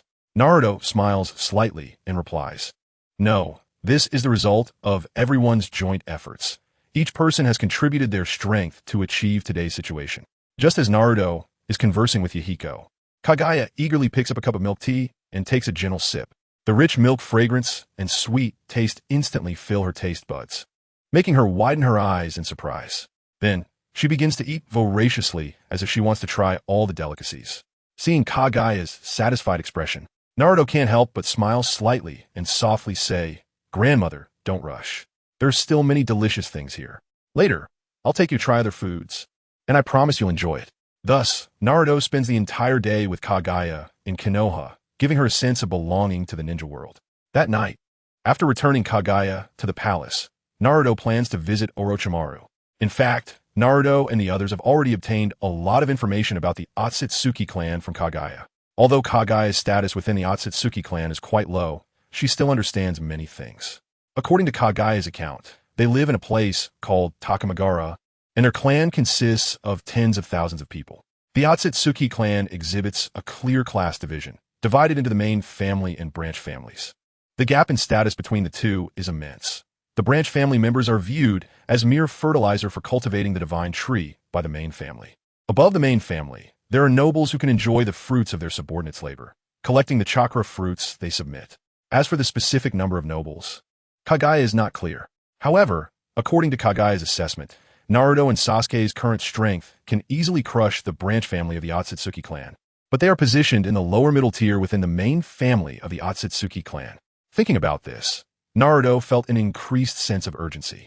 Chapter 140. Injection of Otsutsuki cells. Naruto arrived at Orochimaru's laboratory and unexpectedly saw Sasuke lying there quietly. "Hey, Sasuke, why are you lying here?" Naruto asked curiously. Sasuke slowly opened his eyes, which sparkled with a strange light. Naruto, you're just in time. Come quick, look at my eyes. There was a hint of excitement and anticipation in Sasuke's voice. Naruto leaned in closer to observe Sasuke's eyes carefully, but did not notice any obvious changes. What's wrong? It seems like there's no change, Naruto said in confusion. However, Sasuke revealed a mysterious smile. No, Naruto, my Mangekyou Sharingan has evolved after merging with Obito's 2 Mangekyou. Now I can activate Kyuubi faster, and its power is even stronger. Upon hearing this, a look of surprise flashed across Naruto's face. Sasuke continued, moreover, the next time I enter Kagaya's space, I'm confident I can suppress her spatial abilities. His eyes were filled with confidence. Wow, that's amazing. You combined 3 1-star Kyuubi into a 2-star Kyuubi. Sasuke looked confused. Naruto, what are you talking about? Naruto waved his hands quickly. Nothing, congratulations, Sasuke. You've gotten stronger again. Just then, Orochimaru came out holding a vial, excitedly saying, Naruto, you're just in time. I've developed a 4th-generation gene enhancement serum using Kagaya Otsutsuki's cells. Do you two want to use it? Orochimaru was in an unusually high-spirited state. The deeper he delved into the research of Otsutsuki cells over the past few days, the more intense his excitement became. The reason was simple. Kagaya Otsutsuki, as the progenitor of chakra in the ninja world, was herself a collective of all bloodline limits in the ninja world. In other words, any powerful ninja clan had intricate ties to Kagaya. Now, Orochimaru could hardly wait to see the results of his research. Naruto smiled and asked, Orochimaru, is there any danger? Orochimaru licked his lips with his tongue, squinted his eyes at Naruto and Sasuke, and revealed a mysterious smile, saying, of course not. With your current physiques, even if I used highly toxic substances like Shin and Kyuubi against you, I would have to increase the dosage to have any effect. That's true, well then, let's get started and witness the potential of the Otsutsuki. Orochimaru wasted no time and directly injected a serum into both Naruto and Sasuke. In an instant, a surge of overwhelming energy surged within them, and the two fell into a deep sleep. Seeing this, Orochimaru smiled slightly and thought to himself, although this serum is indeed non-toxic, Otsutsuki cells are stronger than Hashirama's cells and can supplement excellent genes. When you wake up, you might see some ancestral changes. When Naruto and Sasuke awoke, they found it was already the next day. They felt an unusual hunger. Come on, Naruto and Sasuke. Try the energy feast I developed. Orochimaru seemed to have anticipated this and brought out a large platter with a roasted giant octopus tentacle lying on it. Naruto exclaimed, "This is the Eight Tails GY Keys tentacle." Naruto, don't be too shocked. This is cultured from the cells of the Eight Tails GY Key. Eating it can quickly replenish energy and chakra, and it can also increase the amount of chakra in your body. Orochimaru, that's amazing. After hearing this, Naruto had no psychological burden, as it wasn't directly cut off, and he started eating heartily with Sasuke. I must say, the taste was exceptional.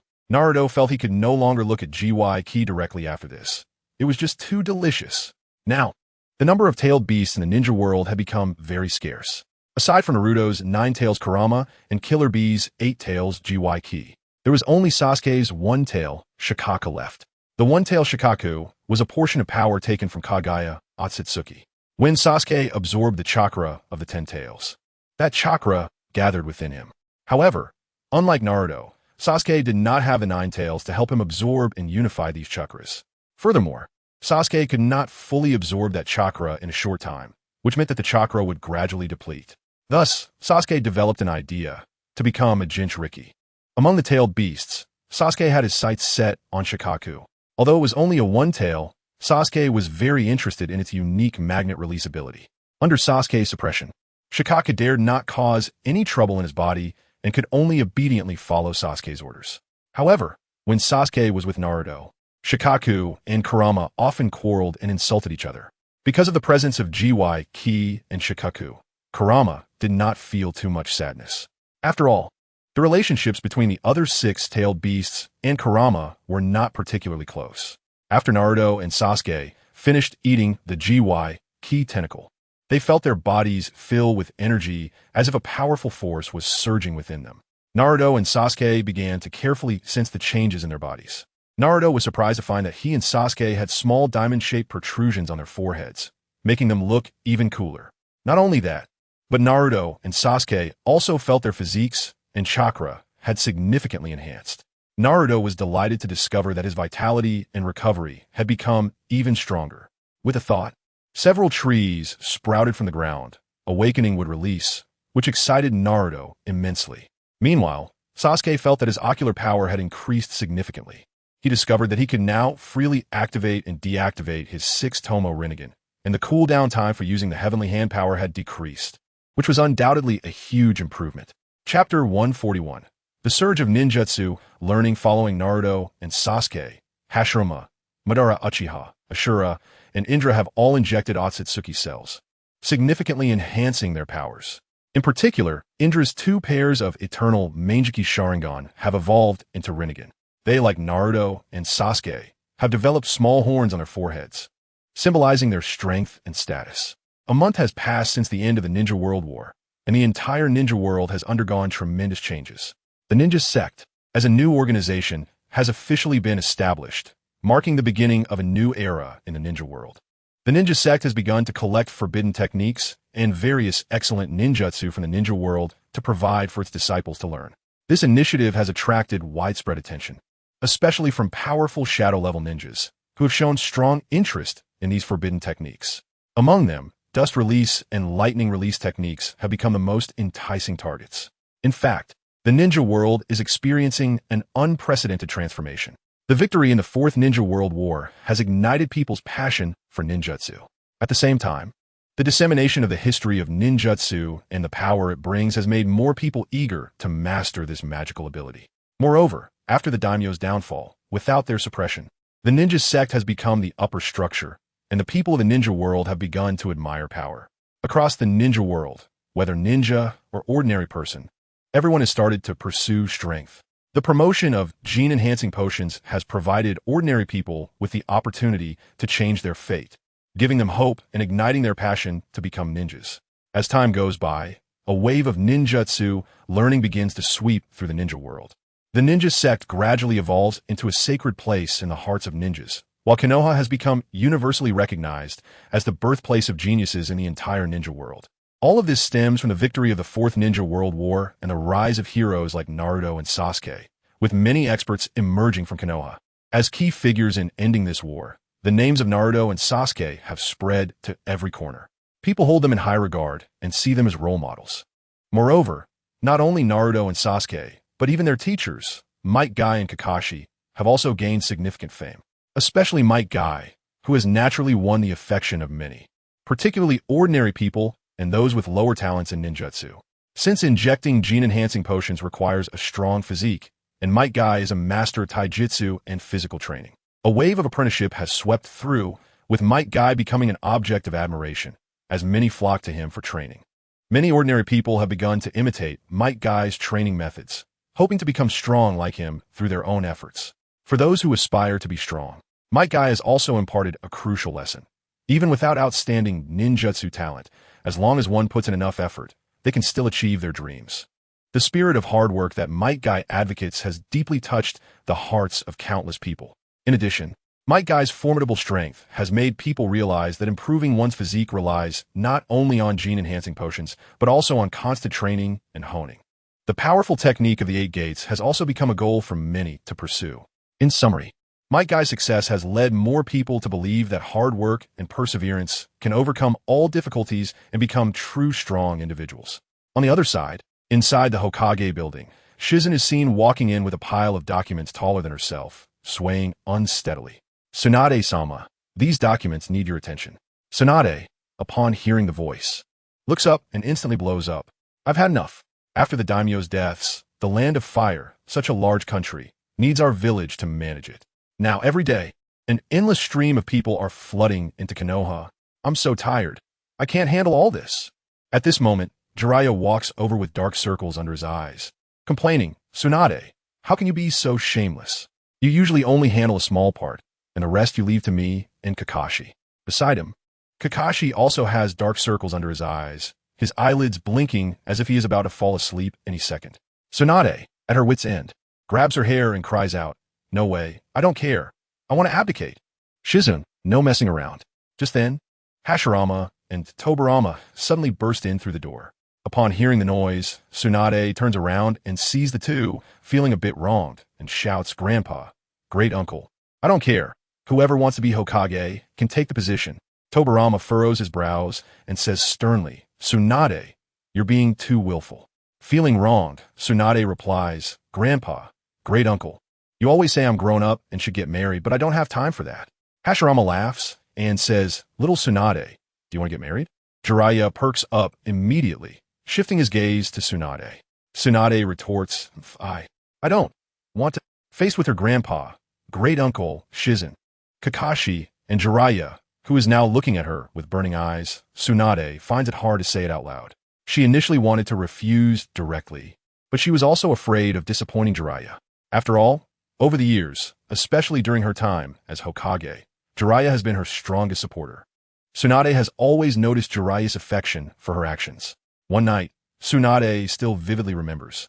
At that time, she was focused on handling official duties and unknowingly dozed off at her desk. In her daze, she fell asleep. It was then that Jiraiya quietly approached and gently draped a coat over her. In reality, Tsunade had already woken up at that moment. She could truly feel Jiraiya's caring affection. And more importantly, she noticed that Jiraiya didn't take advantage of the situation or gaze at her with lecherous eyes. For Jiraiya, who is usually quite lecherous, this was undoubtedly a significant improvement, making Tsunade very happy. However, at the same time, Tsunade also felt a wave of fear. She worried that she had grown old and lost her former charm, which is why Jiraiya no longer felt attracted to her. Hence, Jiraiya did not look at her with his usual lecherous gaze. Chapter 142. Jiraiya and Tsunade finally together at this moment. Tsunade was so shy that she didn't know what to do, pacing back and forth. She stole a glance at Jiraiya, bit her lip, and felt too embarrassed to respond to Grandpa Hashirama's words on the spot. Overwhelmed with shame, she dashed out of the room. Tsunade fled from the Hokage building, secretly cursing Jiraiya in her heart. She blamed Jiraiya for being too timid, still not daring to express his feelings. Wishing that the young Jiraiya had been brave enough to confess his love to her, Jiraiya watched Tsunade run out and murmured, "Tsunade." Tobirama, seeing Jiraiya standing there in a daze, smiled and reminded him, "Jiraiya, aren't you going to chase after her? What are you waiting for?" "Oh, right." Jiraiya nodded, as if waking from a dream, realizing he should hurry after her. Without hesitation, he ran in the direction Tsunade had gone. Tobirama watched Jiraiya's retreating figure with a slight smile. In fact, Tobirama had long noticed the subtle relationship between Tsunade and Jiraiya, but he had never pointed it out. Now, he felt it might be time for their feelings to have a clear development. Hashirama looked at the smile on Tobirama's face and asked curiously, "Tobirama, why did Tsunade suddenly run out?" Tobirama helplessly rubbed his face and replied, "Brother, you really are dense." At the same time, he couldn't help but silently criticize, "Brother, how did you even manage to pursue Mito? Can't you see something so simple?" Just then, Hashirama seemed to suddenly remember something and said earnestly, "By the way, Tobirama, you're not young anymore. It's time for you to settle down." Hearing this, Tobirama angrily retorted, "Mind your own business." After saying that, he turned and left, leaving Hashirama standing there in confusion, not understanding what he said wrong. On the other side, in a quiet garden, Tsunade sat silently on a long bench, her eyes appearing somewhat vacant and dazed. It was dusk, and the soft sunlight filtered through the gaps in the leaves, casting a glow on Tsunade's face, revealing a different kind of beauty. However, this beautiful scene could not hide the pain and sadness in Tsunade's heart. Jiraiya stood not far away, silently watching Tsunade. His heart was filled with anguish as he saw glistening tears flowing down her cheeks. "Tsunade." Jiraiya softly called her name, his voice tinged with heartache. Tsunade looked up, her eyes misty with tears, and asked, "Jiraiya, have I become old?" Jiraiya quickly shook his head and replied, "No, Tsunade, you are still beautiful." Tsunade sighed gently and continued, "Then why don't you look at me with those lecherous eyes anymore?" Jiraiya walked in front of Tsunade, gently covering her hand with his, and said with deep affection, "That's because I love you, Tsunade." Upon hearing these words, Tsunade was overwhelmed with emotion, tears welling up in her eyes as she tightly embraced Jiraiya. Through her sobs, she said, "You silly Jiraiya. What will happen if you don't confess your feelings to me before I really grow old?" Jiraiya tenderly stroked Tsunade's hair and comforted her, "Tsunade, even if you grow old, I will never leave you." Tsunade quietly listened to Jiraiya's words, her heart filled with warmth. She leaned against Jiraiya's embrace, feeling his warmth. Her face radiating a smile of happiness. As the sun set, they quietly admired the beautiful evening glow, as if time had frozen. It wasn't until the sun had completely set and night fell that they came back to their senses from the wonderful moment. Tsunade looked at Jiraiya with deep affection, her eyes sparkling with determination. She softly said, "Jiraiya, let's get married." These words shone like the brightest star in the night sky, illuminating Jiraiya's heart. Jiraiya was stunned. He hadn't expected Tsunade to say such a thing suddenly. But soon, a surprised smile spread across his face. He tightly grasped Tsunade's hand and excitedly said, "Okay, Tsunade, I do." At that moment, their love finally reached a new height, and they decided to walk hand in hand through every stage of life together. In the days to come, they would face life's challenges together, sharing each other's joys and sorrows. This moment would forever be etched in their memories, becoming one of the most precious moments of their lives. Chapter 143. The Sixth Hokage the next day. Tsunade expressed her desire to resign from the position of Hokage and called an emergency meeting to discuss and elect the next Hokage, the sixth Hokage. The atmosphere at the meeting was tense and serious, with everyone eagerly anticipating the birth of a new leader. At this moment, Uchiha Fugaku, the representative of the Uchiha clan, stepped forward and candidly stated, "Now, it should be our Uchiha clan's turn to hold the position of Hokage, right?" The first Hokage, Senju Hashirama, nodded slightly, indicating his understanding of Uchiha Fugaku's thoughts. Hashirama looked at Uchiha Madara and said firmly, "Indeed, Konoha has owed a debt to the Uchiha clan for a long time. It is time for them to take on the role of Hokage." Hearing this, Uchiha Madara felt a surge of emotion. He and the Uchiha clan had been marginalized for many years, and now they were finally being recognized. However, the next moment, Senju Tobirama unhesitatingly interrupted this pleasant atmosphere. "No, I firmly oppose the evil Uchiha clan becoming Hokage." Senju Tobirama shouted loudly, his gaze sharp as a knife, directly staring at Uchiha Madara. Uchiha Madara was instantly filled with rage, a hint of killing intent flashing in his eyes. Gritting his teeth, Uchiha Madara responded, "Damn, Senju Tobirama. What exactly has our Uchiha clan done wrong? Why can't we serve as Hokage? We are also major contributors to the founding of Konoha." Although there were some conflicts and misunderstandings between Uchiha Madara and the Uchiha clan, he had once been the clan leader and still held deep feelings for them. At this moment, facing Senju Tobirama's strong opposition, Uchiha Madara could not suppress the anger within him. Tsunade frowned at the ongoing argument and stood up, saying loudly, "Enough. Stop arguing. Everything will be decided by votes. Let everyone vote fairly and justly to determine who will be the sixth Hokage." Naruto smiled slightly at this. "Sister Tsunade is right. Shursui, this time I choose you." Shursui, Tobirama, who was debating with Uchiha Madara, thought that it might not be bad for Uchiha Shursui to become Hokage. As the descendant of his disciple Uchiha Kagami, Uchiha Shursui possessed a strong will of fire. Thinking of this, Tobirama nodded in acknowledgement. Sasuke, upon hearing that Naruto chose Shursui, turned to Itachi beside him. He asked softly, "Brother, what should we do?" Itachi smiled slightly and replied softly, "Since Naruto chose Shursui, let's support him." Sasuke nodded slightly and then stood up second, firmly stating, "I also choose Shursui." Fugaku sat there with a gloomy expression, watching the two filial sons in front of him. They didn't even consult him and directly voted for Shursui, which ignited a spark of anger in his heart. However, Fugaku knew that the overall situation should be prioritized at this moment. He could not let personal emotions affect the interests of the entire clan. Thus, he suppressed his inner fury and reluctantly cast his vote for Shursui. After all, it had always been the Uchiha clan's wish to have a Hokage born from their clan, a goal far more important than personal feelings. In the end, Shursui was successfully elected as the sixth Hokage with an overwhelming majority of votes.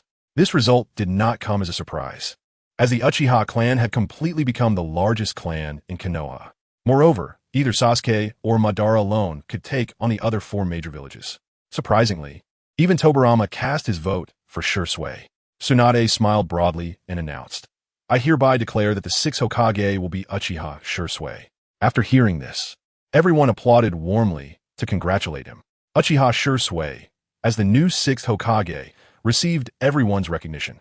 Shursui stood aside, displaying a hint of surprise, but more so a sense of determination and responsibility. Soon, Tsunade and Shursui completed the transfer of power. In just 2 days, The succession ceremony was held. Tsunade had great confidence in Shursui. She believed he could handle the position and lead Konoha towards a better future. Meanwhile, on the other side, Tsunade was eager to start her honeymoon trip. They planned to travel and return to the village to get married. She hurriedly packed her luggage, preparing to set off with Jiraiya. Jiraiya looked at her with a smile, his eyes filled with tenderness and love. "All right, let's go," Tsunade exclaimed excitedly. The two of them held hands as they walked out of the village, embarking on their romantic journey. Along the way, they laughed and enjoyed each other's company. They visited many beautiful places and created many wonderful memories. During this time, Tsunade set aside all her worries and pressures, wholeheartedly immersing herself in her love with Jiraiya. They supported each other and shared every joyful moment. When they returned to Konoha, the villagers could feel their sweetness and happiness. Their love story became a tale in the village, and everyone blessed and rejoiced for them. Meanwhile, in the Konoha office, Shursui was busy handling various affairs. With a high sense of responsibility and dedication, he diligently fulfilled his duties as the 6th Hokage. He knew that he bore the expectations and trust of the entire village, and he must not disappoint this heavy responsibility. Chapter 144. Kagaya Otsutsuki takes a disciple. The streets of Konoha were bustling with activity. Naruto was wandering around with Kagaya Otsutsuki. Ever since Kagaya first arrived in Konoha and encountered new things, she had been deeply captivated. Now, she had latched on to Naruto, often asking him to take her around Konoha to eat, drink, and have fun.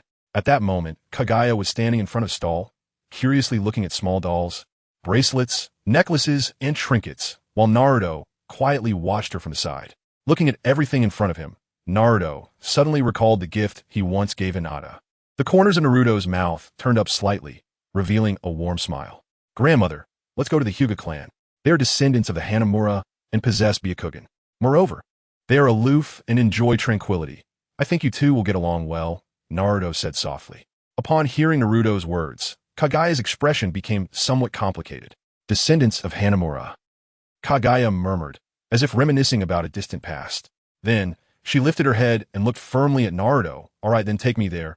The sunlight poured down on the tranquil Hyuga clan. Hinata's clear voice echoed throughout the courtyard. Gentle fist technique, 8 trigrams, 16 palms. Her gaze was determined, and her movements flowed like water, each strike showcasing her astonishing talent. Standing nearby, Hayashi couldn't help but reveal a proud smile, praising her. "Wonderful, my precious daughter. Your talent is truly remarkable." However, Hinata looked somewhat dissatisfied as she glanced at her sister, who was still gobbling down food at the table, pouting and asking, "Father, why isn't sister training with me?" Hayashi wiped the cold sweat from his forehead and awkwardly smiled, saying, "Don't worry, Dad will practice with you." In truth, Hayashi knew very well that he didn't dare to let Hinata and Hanabi practice together, fearing that Hinata might accidentally injure Hanabi.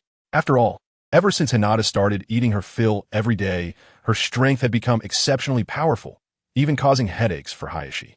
Sometimes, he would secretly complain in his heart that Hinata wasn't practicing gentle fist, but rather a form of brute strength. Now, when Hinata practiced gentle fist, the wooden posts were occasionally shattered by her strikes. If Hinata were to hit Hanabi instead of the wooden post, Hayashi didn't even want to imagine the consequences. Even when Hayashi sparred with Hinata, he had to be especially careful, not out of concern for Hinata, but for fear of being severely injured by her and losing his fatherly image. Although Hayashi's gentle fist had reached a high level, and Hinata's gentle fist hadn't progressed much, still stuck at 36 palms, he couldn't afford to be careless in the face of Hinata's growing strength. As the saying goes, one force overcomes 10 techniques. Hinata's power was now enough to make him, as her father, feel strained.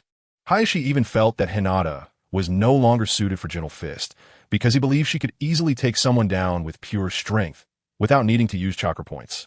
Especially when using Byakugan to strike at an enemy's vital points, a few strikes would usually be enough to finish them off. Why bother to hit 36 palms? It felt like overkill. Just as Hayashi was complaining, Naruto brought Kagaya over for a visit. Naruto looked up at the sun and realized that it had already been 2 or 3 hours past noon, yet Hinata was still eating. Naruto couldn't help but frown, thinking to himself, "Looks like I need to talk to Orochimaru and see if we can try mass-producing the 8 Tails tentacles to provide better quality food for Hinata. Otherwise, her mealtime is just too long." "Naruto-kun, you're here," Hinata exclaimed joyfully as she ran up to greet him, her face beaming with happiness. Then she bowed to Kagaya, saying, "Hello, Grandmother. Kagaya looked at Hinata intently, her eyes revealing a hint of surprise and admiration. Such pure Byakugan. In her perception, Hinata's Byakugan had an extremely high purity, almost comparable to that of Hanamura. Grandmother, Naruto, welcome to our home, Hayashi said warmly as he walked over with Hanabi, a friendly smile on his face. However, Kagaya did not respond to him. She merely glanced at Hanabi and nodded slightly before walking into Hinata's home by herself. Kagaya seemed to have a special fondness for this place. She carefully observed and admired every detail of the room's decor. Her gaze fell upon the delicious food on the large table, the coffee table, the paintings on the wall, and the small pond, bamboo, pavilion, stone table, and stone benches in the backyard. It was as if she was searching for something or recalling past memories. After observing, Kagaya slowly approached the mat beside the coffee table and gracefully knelt down. Her movements were elegant and dignified, as if she were the owner of the place. Seeing this, Hayashi immediately walked over to Kagaya's side and respectfully brewed her a cup of cappuccino. Kagaya took the teacup, took a gentle sip, and calmly said, "Naruto, I really like this place. Can I stay here?" Her tone was calm, yet it revealed a strong determination. Before Naruto could respond, Hayashi eagerly said, "Grandmother, if you like it, I can build you an identical house right away." His eyes were filled with anticipation, hoping to fulfill Kagaya's request. Kagaya nodded and smiled, saying, "All right, then you can go ahead and do it. Also, your two daughters have good potential. I can personally teach them as a way to repay you." Hayashi was so excited by this statement that he nearly jumped up. He hurriedly bowed in thanks. "Thank you, grandmother. This is truly an honor for our family." His eyes sparkled with excitement, as if envisioning his daughters becoming strong individuals in the future. Naruto was also very happy to see that Kagaya wanted to teach Hinata and Hanabi, as it was indeed a great opportunity for them. Chapter 145. Release the caged bird. At that moment, Naruto suddenly remembered Neji, and a hint of sadness welled up in his heart. "Grandmother, can you lift the curse of the caged bird?" Naruto asked. Kagaya looked at Naruto in confusion. "What is the caged bird?" Hisashi quickly provided a detailed explanation of the Hyuga clan's history and the origins of the caged bird seal. In fact, Hisashi had previously discussed the possibility of lifting the caged bird seal with Hayashi, as the current caged bird seal had become a bottleneck restricting the development of the Hyuga clan. Meanwhile, the Uchiha clan next door had several members with Mangekyou Sharingan, while they remained stagnant. Although Hisashi understood this, he himself could not lift the caged bird seal, so the matter had been postponed until now. After listening to Hisashi's insights, Kagaya nodded slightly, indicating her willingness to give it a try. Hisashi then sent someone to call his good younger brother, Hayashi, and Neji. Soon, Hayashi arrived with Neji. "Brother, what do you need me for?" Hayashi asked in confusion. "Hayashi, we called you here today regarding the lifting of the caged bird," Hisashi said seriously. "Really? That's great." Hayashi and Neji were both very excited. Neji exclaimed, "Hinata, Naruto, clan leader, can we lift the caged bird now?" Neji was overjoyed to hear that the caged bird could be lifted. Hanabi puffed her cheeks and said, "Neji, why didn't you call me?" Neji chuckled and replied, "Miss Hanabi." At this moment, Kagaya took a deep look at Neji before stepping forward. "Hello, grandmother." Neji greeted respectfully. Kagaya remained silent as she slowly placed her hand on Neji's forehead. Neji felt a surge of chakra entering his body from Kagaya's hand, circulating within him. Suddenly, he felt his eyes becoming more vibrant and colorful, the missing part filling in, and Neji discovered that his Byakugan could finally observe the world in 360 degrees without blind spots. "Is this the true Byakugan?" Neji murmured to himself. Hayashi looked worried and asked, "How is it, Neji?" Neji was filled with joy and tears, saying, "It's wonderful. The caged bird that has bound us for so long has been lifted." Hayashi felt relieved and then glanced at Hisashi. Hisashi smiled and nodded, saying, "Hayashi, you immediately call all the branch family members here to lift the caged bird." "Yes, clan leader." Hayashi felt an unprecedented joy and eagerness in agreeing to Hisashi's request. Shortly after Hayashi went out, one by one, the branch family members were brought in, all feeling something unusual and asking what had happened. When they learned that the caged bird was to be lifted, they displayed expressions of disbelief, which soon turned into joy and excitement. With Kagaya's chakra infusion, one after another, the branch family members felt the disappearance of the caged bird, their gazes becoming clearer. "Thank you." Someone couldn't help but speak out, and others echoed, their gratitude overflowing. Hayashi looked at these people who had once suffered greatly because of the caged bird, filled with emotion. He knew that from now on, The branch family would no longer be bound by the caged bird, allowing them to freely pursue their dreams and goals. Kaguya quietly stood to the side, watching the smiles on everyone's faces, feeling a warmth in her heart. At that moment, she understood that her power was not only meant for fighting, but could also help others gain freedom and happiness. On this special day, the branch family of the Hyuga clan finally broke free from the caged bird's constraints, welcoming new hope and a future. Kaguya's action of lifting the caged bird can be said to have significantly increased the goodwill of all the branch families of the Hyuga clan, filling them with gratitude towards Kaguya. In the eyes of all the branch families of the Hyuga clan, Kaguya's status was already extremely high, even surpassing Hizashi. After she lifted the caged bird from them, their admiration for her was evident as they shouted, "Grandmother!" Even more surprisingly, when they learned that Kaguya wanted to settle in the Hyuga clan, many branch family members voluntarily offered to serve her. Even Naruto couldn't help but exclaim, "In the Hyuga clan, Kaguya's words are definitely more effective than Hizashi's." However, Hizashi seemed unconcerned, respectfully addressing Kaguya as grandmother. The Hyuga clan was harmonious, and from then on, there was no longer a distinction between branch and main family. However, the distinction between branch and main family seemed to evoke some unpleasant memories for Kaguya. She looked at the jubilant branch family members with a sense of helplessness and sadness. Kaguya recalled that she had once been a member of the branch family of the Tsutsuki clan, and her living conditions had been even more miserable than those of these people. In the Tsutsuki family, the status of the branch family was extremely low, regarded as dispensable. The oppression and exploitation from the main family were unbearable, and as a member of the branch family, Kaguya suffered greatly from it. The main family allowed the branch family to live, not out of any goodwill or care, but to use them as tools. The branch families were forced to nourish the god tree with their bodies, a cruel and ruthless act. Kaguya deeply understood this pain and despair, having experienced the same suffering. Therefore, when she saw the branch family of the Hyuga clan, the memories deep within her were awakened, and the past pain and anger surged again. She couldn't help but lament the unfairness of fate, why it always made the weak endure more suffering and torment. However, she did not choose to sink into the sadness of the past, but was determined to change everything.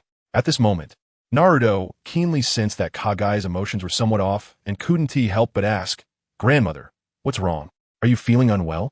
He looked at Kaguya with concern in his eyes. "It's nothing, Naruto." Kaguya gently shook her head, but the faint sadness on her face was hard to conceal. Seeing that Kaguya had something on her mind, Naruto continued to comfort her. "Grandmother, if you have any worries or troubles, you can tell me. We can bear it together. Okay?" Naruto's voice was gentle yet firm, making people feel at ease. Kaguya stared blankly at Naruto, her eyes revealing complex emotions. She recalled the painful experience of being betrayed by her two sons, and since then, she vowed never to trust anyone again. However, during this past month with Naruto, she found herself gradually lowering her guard and beginning to trust this young man. "Naruto, I hope that when the Tsutsuki clan comes here, you can trample them down hard." Kaguya gritted her teeth, her tone filled with intense hatred. Seeing this, Naruto revealed a determined smile. "Don't worry, grandmother.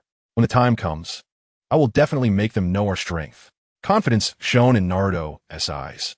Kaguya nodded slightly, a hint of relief flashing in her eyes. At that moment, she felt a warm power rising in her heart. "By the way, grandmother, Niji's talent is also quite good. I hope you can take him as your disciple," Naruto said. After hearing this, Kaguya nodded. Yes, he does have good talent. His Byakugan was restricted before, but now that it's no longer restricted, it can compare with Hanabi's Byakugan. And Hinata's Byakugan might even evolve into the Tenseigan in the future. After Kaguya finished speaking, she looked up at the sky, reminiscing about the time when she was with Yatsutsuki in the moon. She can clearly know what is happening on the moon and that there's a Rinnegan there. Thinking of this, Kaguya looked at Naruto and said, "Naruto, when the moon rises, let's take Hinata to the moon."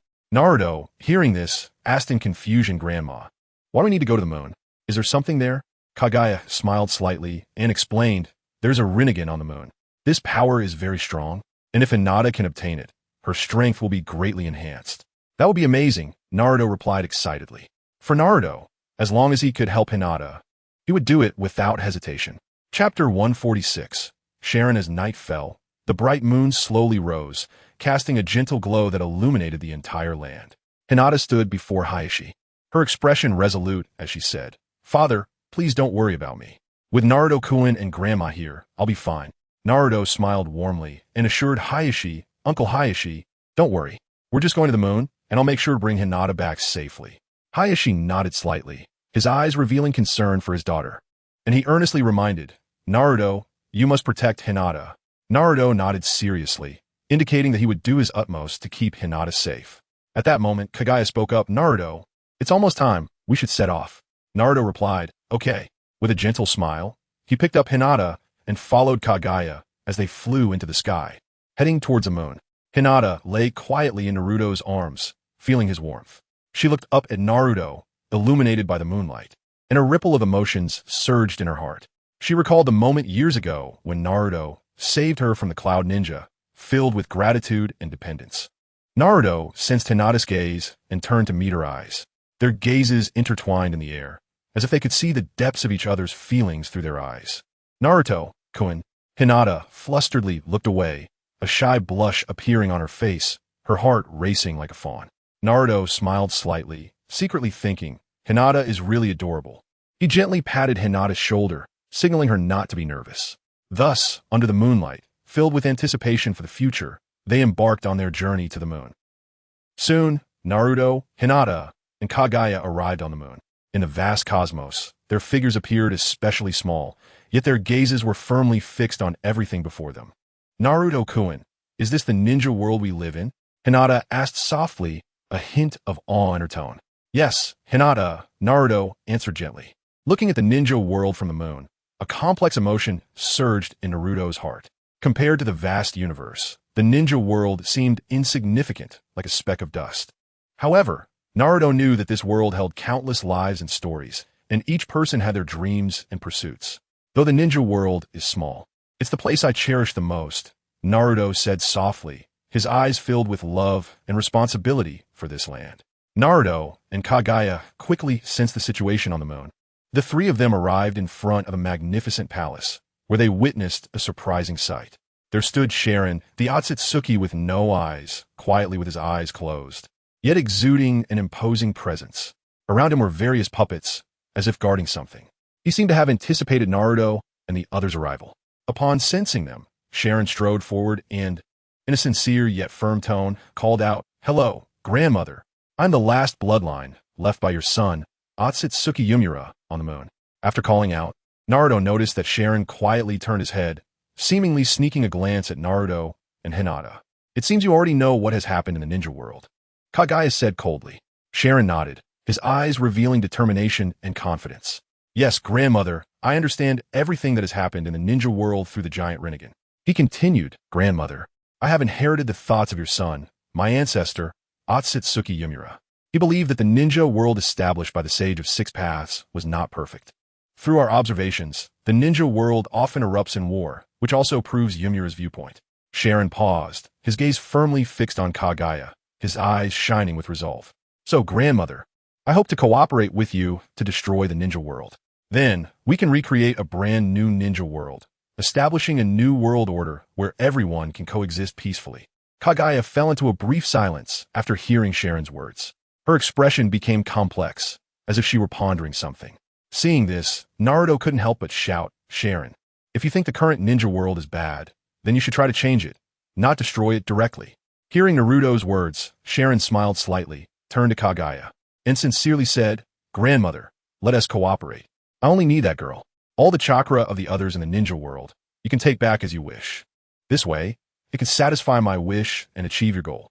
As soon as Sharon finished speaking, the puppets around him immediately sprang into action, surrounding Naruto and Hinata. Upon hearing Sharon's intention towards her, Hinata's face turned pale with fear, and she instinctively hid behind Naruto, trembling uncontrollably. Seeing this, anger surged in Naruto's heart. He widened his eyes, glaring at Sharon with burning fury. Meanwhile, the puppets drew closer to Naruto and Hinata, the atmosphere becoming increasingly tense. Naruto clenched his fists, preparing for battle. He looked at Kagaya, anticipating her response. Enough, Sharon. You have misunderstood Yumura's will all along, Kagaya said, her gaze towards Sharon revealing determination and resolve. She knew that this moment was crucial to correct Sharon's misconceptions and make him understand Yumura's true intentions. Kagaya's voice was calm and gentle, yet contained an undeniable power. She slowly said, Yumura is my son, and as his mother, I know him better than anyone else. When I was sealed on the moon, Yumura often came to visit me and shared everything that happened in the ninja world with me. So, I'm very clear about his thoughts and motivations. Sharon, upon hearing this, found it hard to believe. He widened his eyes and asked, Grandmother, are you really so certain? Kagaya nodded and continued to explain. Yumura's presence here is not for the purpose you mentioned. His original intention was to protect the ninja world and safeguard the lives on this land. Naruto smiled slightly upon hearing this, secretly relieved.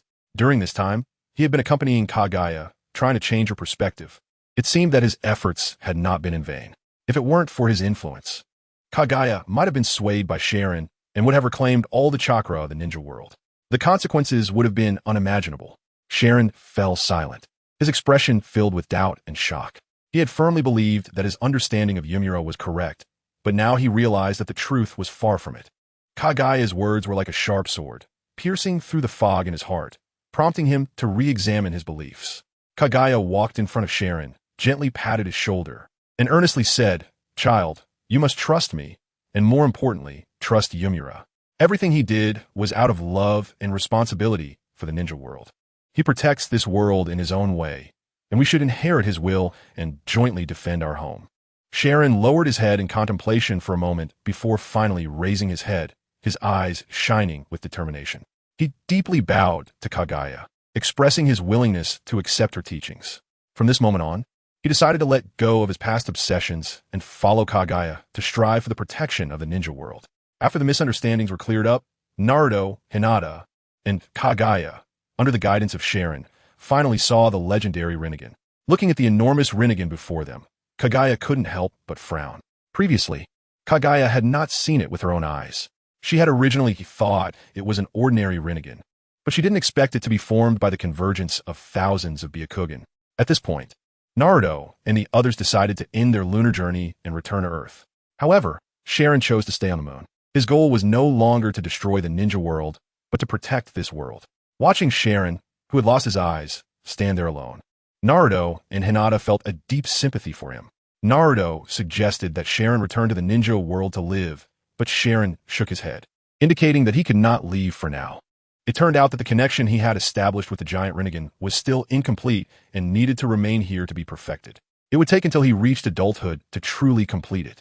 In the end, this lunar journey came to a conclusion. Chapter 147. 2.5 years of training time flies, and in the blink of an eye, 2.5 years have passed. In the special gravity space created by Kagaya at the Yellow Springs Birisaka, Naruto, Hashirama, and Ashura are all sweating profusely as they train hard. After 2.5 years of arduous training and adaptation, Naruto, with his powerful physical constitution, can move freely in this gravity space despite possessing the chakra of Kurama, and he successfully completes various taijutsu training tasks. Throughout this long and difficult training process in the gravity space, Naruto's physical potential has been fully unleashed, further enhancing his already formidable physique. At the same time, Naruto's chakra has also seen an astonishing increase. Without counting the power of the Nine Tails, Naruto's chakra has reached as high as 5,000 calories in his normal state. When accounting for the Nine Tails, this number skyrockets to an astounding 120,000 calories. This is due to the Nine Tails absorbing a portion of the Ten Tails chakra, greatly boosting Naruto's chakra levels. Moreover, Naruto successfully awakened the wood release attribute by injecting Tsutsuki cells and gradually mastered this powerful ability. Now, Naruto can skillfully use wood release, showcasing incredible strength. Compared to 2.5 years ago, Naruto's strength has undergone a qualitative leap. Both his chakra amount and physical constitution have changed dramatically. Additionally, Naruto's height has increased from 1.6 meters to 1.8 meters, making him more robust and powerful. In the gravity space, Hashirama and Ashura also persist in their taijutsu training despite the extreme environment. However, due to their relatively lower chakra amounts, around 300 calories each, they cannot withstand the same level of gravity as Naruto. Nevertheless, they continue to work hard, hoping to play a greater role in future battles.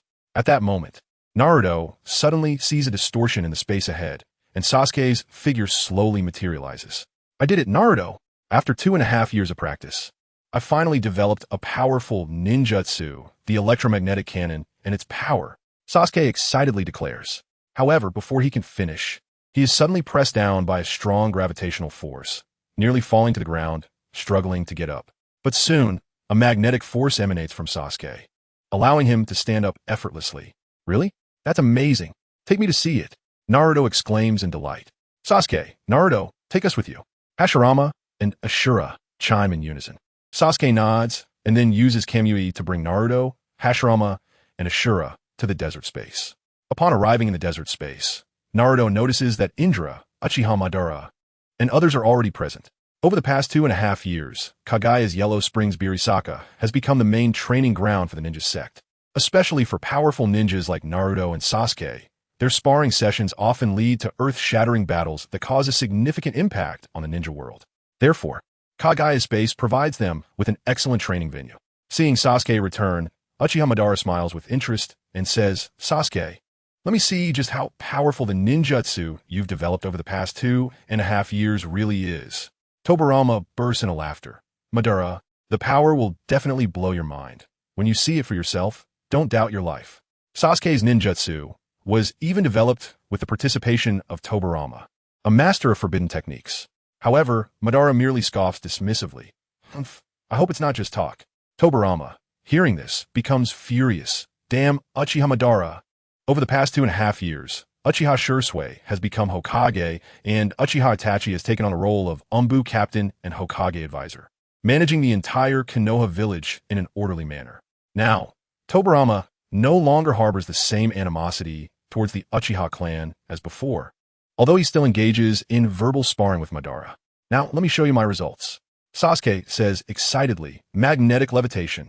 In an instant, Sasuke's body, in its normal state, seems to lose gravity and slowly rises into the air. He soars freely, moving gracefully like a bird. At the same time, his chakra undergoes a transformation, forming a magnetic field that surrounds his body, increasing his speed. Then, Sasuke uses another ninjutsu, electromagnetic induction. His eyes flicker with faint electrical currents, akin to a radar, allowing him to clearly sense movements from dozens of miles away. This ability rivals Naruto's Sage Eyes. In battle, he can sense the enemy's movements at any time, reacting in advance to avoid danger. Next, Sasuke pushes forward with one hand, releasing a powerful magnetic force that tightly attracts the surrounding sand, forming a spiraling magnetic coil. Simultaneously, a sharp Chidori spear forms in Sasuke's other hand. He swings it forward, and the Chidori spear darts toward the center of the spiral at an astonishing speed. With a whoosh, the Chidori spear cuts through the air like lightning, its speed leaving everyone astonished. The onlookers can't help but exclaim, so fast. Seeing their reactions, Sasuke smiles confidently. And that's not all, Kirin. This time, Sasuke fully utilizes the power of Shikaku. After absorbing part of the Ten Tails chakra, Shikaku is different from before, and its powerful magnetic release erupts from Sasuke. Simultaneously, Sasuke's Rinnegan releases a surge of magnetic force. Under Sasuke's magnetic influence, the metals underground are drawn forth, creating a towering pipeline ahead. At that moment, Sasuke uses Kirin, and the pipeline surges with electrical currents. Then, Sasuke activates his complete Susanoo and uses Indra's arrow at the mouth of the pipeline. Indra's arrow travels through the pipeline, accelerating and exploding in the distance, causing catastrophic destruction. Following that, Sasuke uses the Heavenly Star technique at the explosion site, causing the metal pipeline to fly towards the ground and merge with the sand, forming a massive celestial sphere. At this moment, Kagaya enters, her face darkening. Are you trying to destroy this place? Although Kagaya says this, she internally praises Naruto and Sasuke. For the Tsutsuki clan, training feels like a waste of time, but the progress of Naruto and Sasuke shows her their potential, and their strength is indeed growing rapidly. Chapter 148. Boruto and Sasuke from the future outside Konoha village. In a dense forest, a flash of white light appeared in the sky, and two figures, one large and one small, suddenly appeared. Boruto, holding a turtle, landed headfirst and fell flat on his face. Meanwhile, the one-armed middle-aged Sasuke landed steadily on the ground, holding a kunai and cautiously observing his surroundings. Boruto rubbed his dizzy head and, after looking around, asked the middle-aged Sasuke, "Where are we?" The middle-aged Sasuke glanced at the distant Hokage rock, but a hint of confusion appeared in his eyes. "What's wrong, Mr. Sasuke?" Boruto asked. Sasuke frowned slightly and slowly replied, The Hokage rock is missing Naruto. And why is the sixth Hokage Sasuke? Shouldn't he have died long ago? This is Boruto's turtle made a sound. Time has diverged. It's now the Tsunade era. The fourth Great Ninja War is supposed to happen in a few days, and we can't affect the timeline here. Middle-aged Sasuke understood and slowly said, that guy, Sasuke, mentioned wanting to collect the Nine Tails chakra. It's not to deal with 7th Hokage Naruto, but to bully the young Naruto. So we returned to the past Konoha. Hearing this, Boruto couldn't help but exclaim, the past Konoha? Is this for real? Sasuke nodded and looked again at Sasuke on the Hokage rock, feeling puzzled. But what is going on? With doubts in his mind, Sasuke decided to investigate Konoha and protect Naruto. Boruto, from now on, we must not reveal our identities. We will claim to be a master and apprentice duo, making a living by performing. Do you understand? Sasuke said seriously to Boruto. Boruto quickly nodded. Got it, Mr. Sasuke. Sasuke frowned slightly. Boruto suddenly realized and quickly corrected himself. Understood, master. Sasuke nodded in satisfaction and then led Boruto toward Konoha village.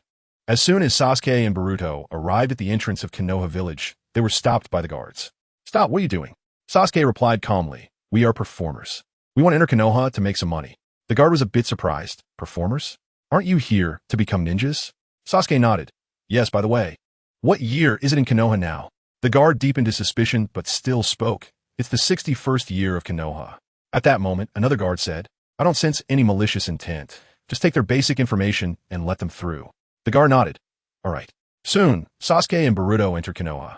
Sasuke, relying on his strong perception, also heard the guard's conversation.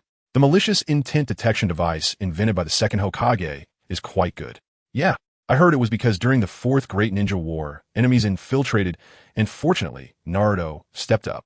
Later, the second Hokage invented it based on the Nine Tails malicious intent detection to prevent such occurrences. Sasuke was greatly shocked. The second Hokage is still alive? The fourth war refers to the fourth Great Ninja War, right? ISNT, that's supposed to happen in a few years. But on the surface, Sasuke maintained his composure and began walking deeper into Konoha with Boruto. Just then, the ground shook and a group of beasts seemed to charge forward.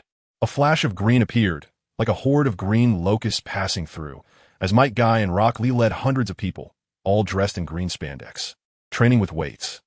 Might Guy cheered with his big white teeth, encouraging the hundreds behind him. Well said, Teacher Guy. Lee and the hundreds of people shouted enthusiastically. Boruto was astonished. Is that Uncle Might Guy? He's so popular. I remember Might Guy had one leg injured and was always in a wheelchair. Sasuke was also shocked by the scene, confirming that this Konoha was indeed strange. He glanced at Sasuke on the Hokage rock and felt that everything might be caused by Sasuke. Realizing this, he thought it necessary to contact Sasuke to understand the situation. Sasuke and Boruto then arrived at Konoha's commercial street. Boruto looked around and said, Master, it seems Konoha hasn't changed much from before. Sasuke, however, frowned. No, Boruto. The Konoha of the past didn't have machines or puppets, let alone trams. At that moment, Sasuke heard familiar voices. We finally became Jonin. Ino exclaimed happily. Yeah, let's go celebrate with some barbecue. Choji added. Ino teased. Eat, eat, eat. All you think about is food. Choji, be careful you won't get a wife. Choji pouted, huh? But I just love to eat. Shikamaru, why aren't you saying anything? Shikamaru shook his head. In this era, we are considered the weakest. Our current strength might not even compare to what we had 2.5 years ago during the Fourth War, when we had the Nine Tails chakra cloak. Choji sighed. Shikamaru, can you not say such depressing things? Ino said, yeah, Shikamaru, that was the power of a tailed beast, not something a person can achieve. When did you start caring so much about strength? Shikamaru smiled slightly, then returned to his relaxed expression. Well, let's not talk about that. Let us go celebrate properly.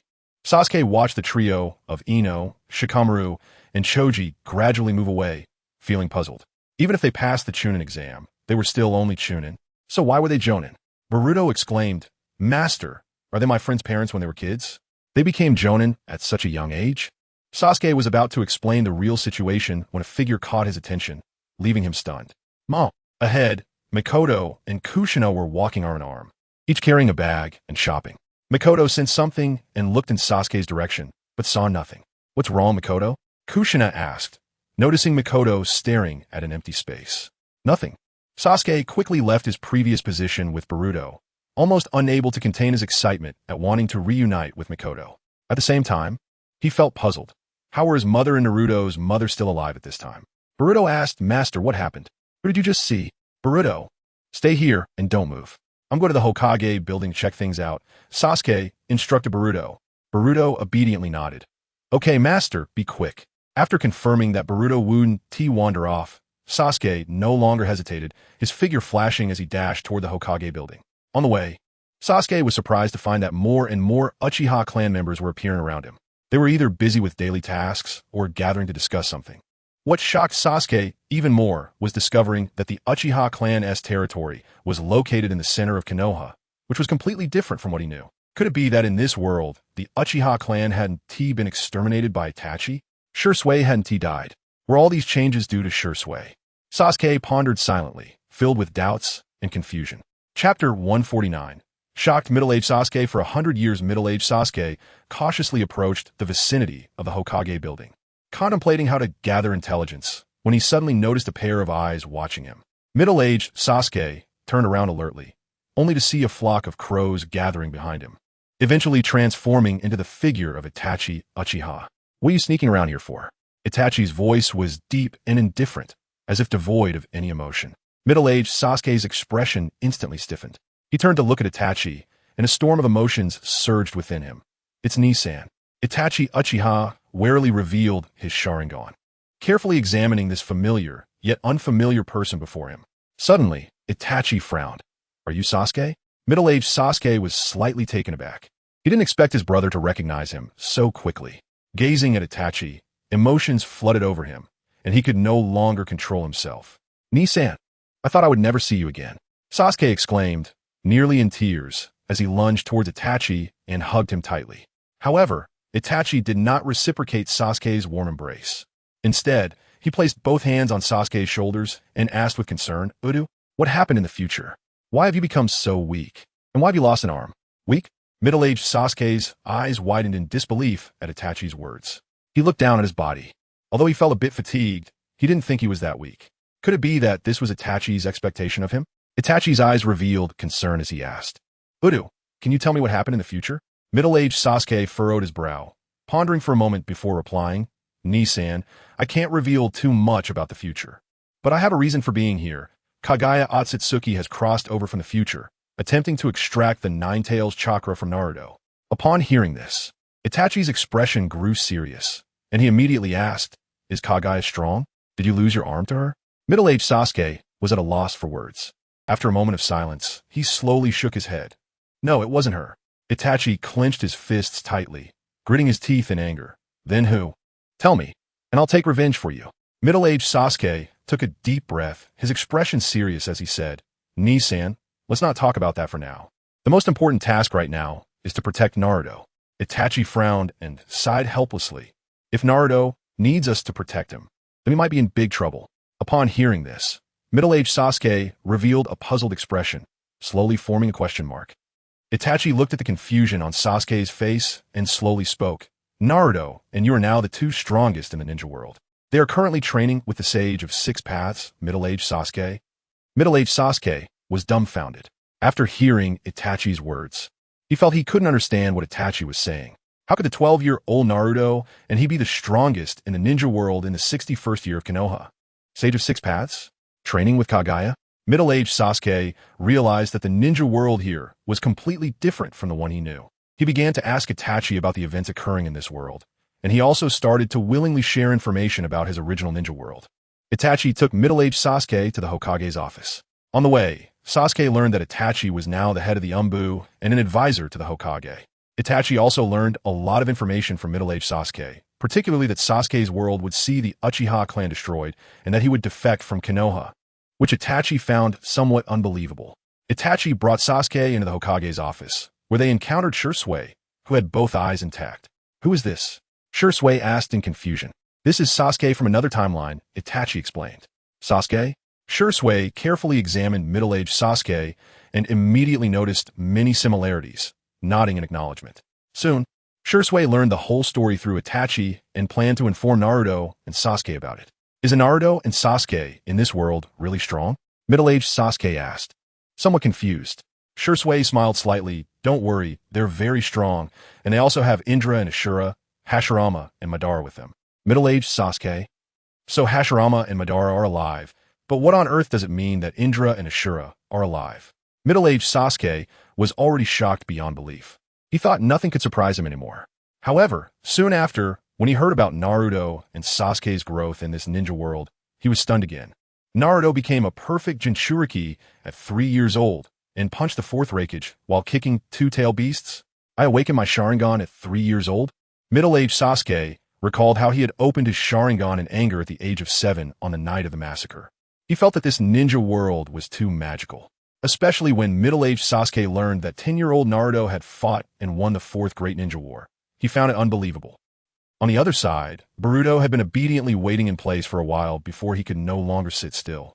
Seriously, Sasuke told me to wait a moment, but he hasn't returned for so long. Sighing, Boruto began to wander around Konoha. Oh, Boruto accidentally bumped into someone while turning a corner. Are you alright? Upon hearing a gentle greeting, Boruto looked up and was immediately wide-eyed. This is Grandpa. Grandpa? The other party seemed somewhat puzzled. No, you heard wrong. Boruto hurriedly waved his hands, secretly muttering to himself. Oh no, I almost revealed myself. Minato had a barely noticeable sly smile on his face. In fact, he had been paying attention to Boruto and middle-aged Sasuke for a while. Looking at the boy before him, who resembled Naruto, he had already formed some guesses in his mind. However, he still had some questions he couldn't understand. For example, why was Naruto's son so weak? Did he and Naruto not teach him properly? Minato smiled kindly at Boruto. Hello, my name is Minato. What's yours? Boruto. Minato smiled. Boruto, you look so much like my son, Naruto. It's almost identical. Would you like to come over to my house as a guest? Boruto quickly waved his hands to decline. No. Thank you for your kindness. Minato smiled. Don't be so polite. If Naruto saw you, I think he would be very happy. Boruto secretly muttered to himself. Is it the place where Dad lived when he was young? Forget it. We came here to protect Dad when he was young, so it wouldn't hurt to take a look. So, Boruto nodded and agreed. All right then. Chapter 150. Recognition with Boruto. Minato brought Boruto home. Is this Dad's house? Boruto looked around the tidy and bright living room, starting to take in his surroundings. Just then, Kushina returned. Huh, Minato, is this your relative? Why does he look so much like you? Kushina asked, puzzled. No, Minato awkwardly shook his head. Kushina fell into confusion. After all, Minato didn't have any relatives, and this person looked a lot like Naruto. Could it be that Minato secretly had an illegitimate child behind my back? Kushina was instantly furious and shouted, All right, Minato, I didn't expect you to cheat on me. Boruto was startled. He didn't understand why his grandma was so angry. Minato quickly explained, Kushina, it's not like that. This is Boruto. We just met on the road. Kushina didn't believe him at all. She thought Minato was definitely trying to find an excuse to cover up. So, she decided to teach Minato a good lesson. Kushina shouted angrily, Minato, with that iconic yellow hair and blue eyes of yours, is there anyone else besides you and Naruto? Boruto looked at Kushina's furious red face and couldn't help but swallow nervously. It felt a bit like a scene from Tomato and Scrambled Eggs. Minato looked troubled and had to explain, Kushina, don't misunderstand. His name is Boruto, and he is Naruto's son, coming from the future. How could I betray you? You know I love you the most. Boruto thought. What did I expose myself? Naruto is son? Kushina looked at Boruto and noticed that he actually had a similar beard to Naruto's, so she believed Minato's words. Minato, I believe you wouldn't dare. Kushina walked up to Boruto and began to pay attention to him. Boruto, how old are you? I'm 12. Huh? Isn't it the same age as Naruto now? Why are you so much shorter than Naruto and so weak? Kushina frowned. I'm short. I'm weak. Just as Boruto was confused, the door was opened from the outside. Minato smiled. Naruto, you're back, and you've grown taller again. Kushina also showed surprise. Naruto, come in and see. Your son Boruto has come from the future. Is that so? Boruto watched as Naruto slowly walked up to him, and he finally understood why Grandma, Kushina, said those things about him. The young dad he saw in photos was completely different. He was strong and handsome. But is this really the height a 12-year-old should have?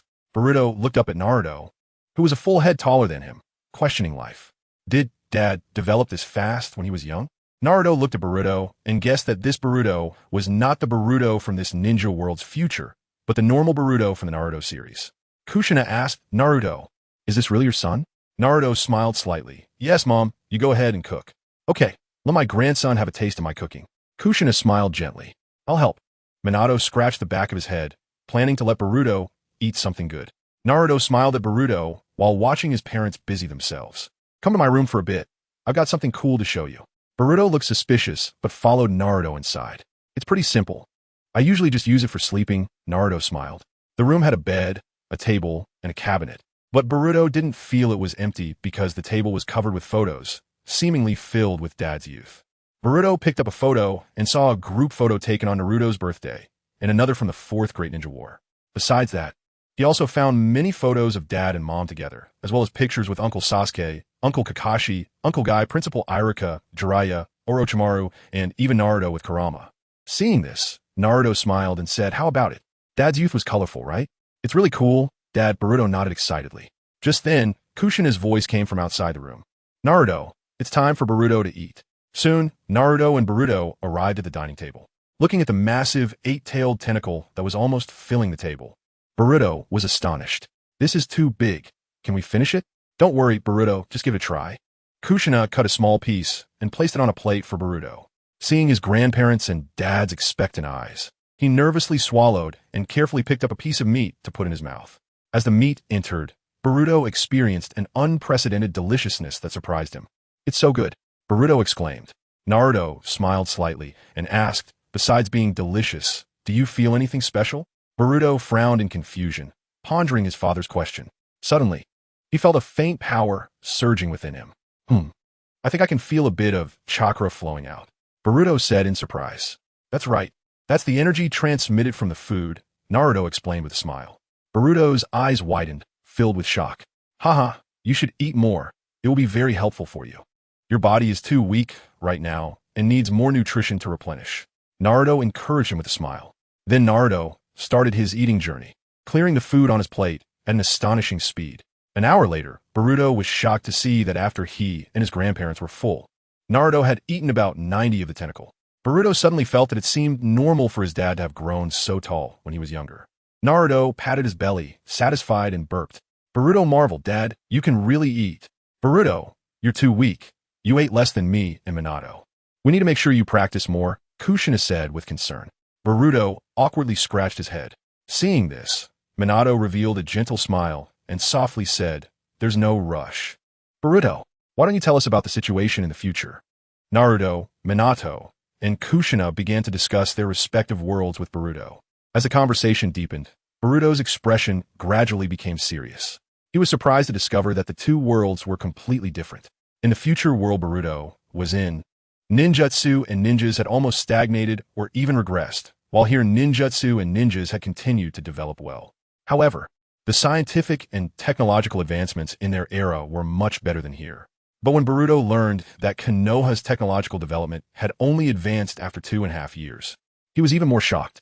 It turned out that Naruto's trip to the moon not only changed the Sharin's mindset, but also obtained thousands of years' worth of technology from the Hyuga clan on the moon, directly promoting the technological development of the ninja world, especially the rapid advancement of technology in the Hidden Cloud Village. However, much of this technology was aimed at assisting the development of ninjutsu and ninjas. After understanding the situations on both sides, Boruto couldn't help but smile wryly. It seemed the only thing that could compete with this place was technology and scientific ninja tools. But that seemed to be the biggest drawback. In the future world, due to the long absence of the threat of war, ninja missions had decreased, and the ninja world was managed by feudal lords. After long periods of peace, the feudal lords felt that the role of ninjas had diminished, tightening the funding for ninjas, and severely undermining the status of ninjutsu and ninjas. People relied more on technology and tools to solve problems rather than relying on their own strength to fight. On the contrary, here, force still dominates, and ninjutsu and ninjas are highly esteemed. Under the influence of the ninja sect, the status of ninjas has been further elevated. Chapter 151. Enhancing Boruto and middle-aged Sasuke's strength after Naruto, Minato, and Kushina learned about each other's worlds with Boruto, Naruto planned to test Boruto's strength. With a smile, Naruto said to Boruto, Boruto, let's have a practice match. Upon hearing this, Boruto's eyes lit up with excitement, and he immediately replied, okay, Dad.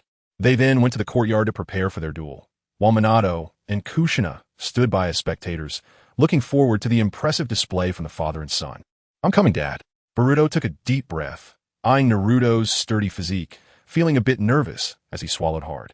Nevertheless, Boruto mustered his courage and decided to launch the first attack. He dashed toward Naruto and threw a powerful punch. However, Naruto easily blocked Boruto's attack, feeling only a soft force. Seeing this, Boruto quickly adjusted his tactics, stepped back, and used the shadow clone technique. In an instant, four Borutos appeared in the courtyard, all throwing shurikens at Naruto.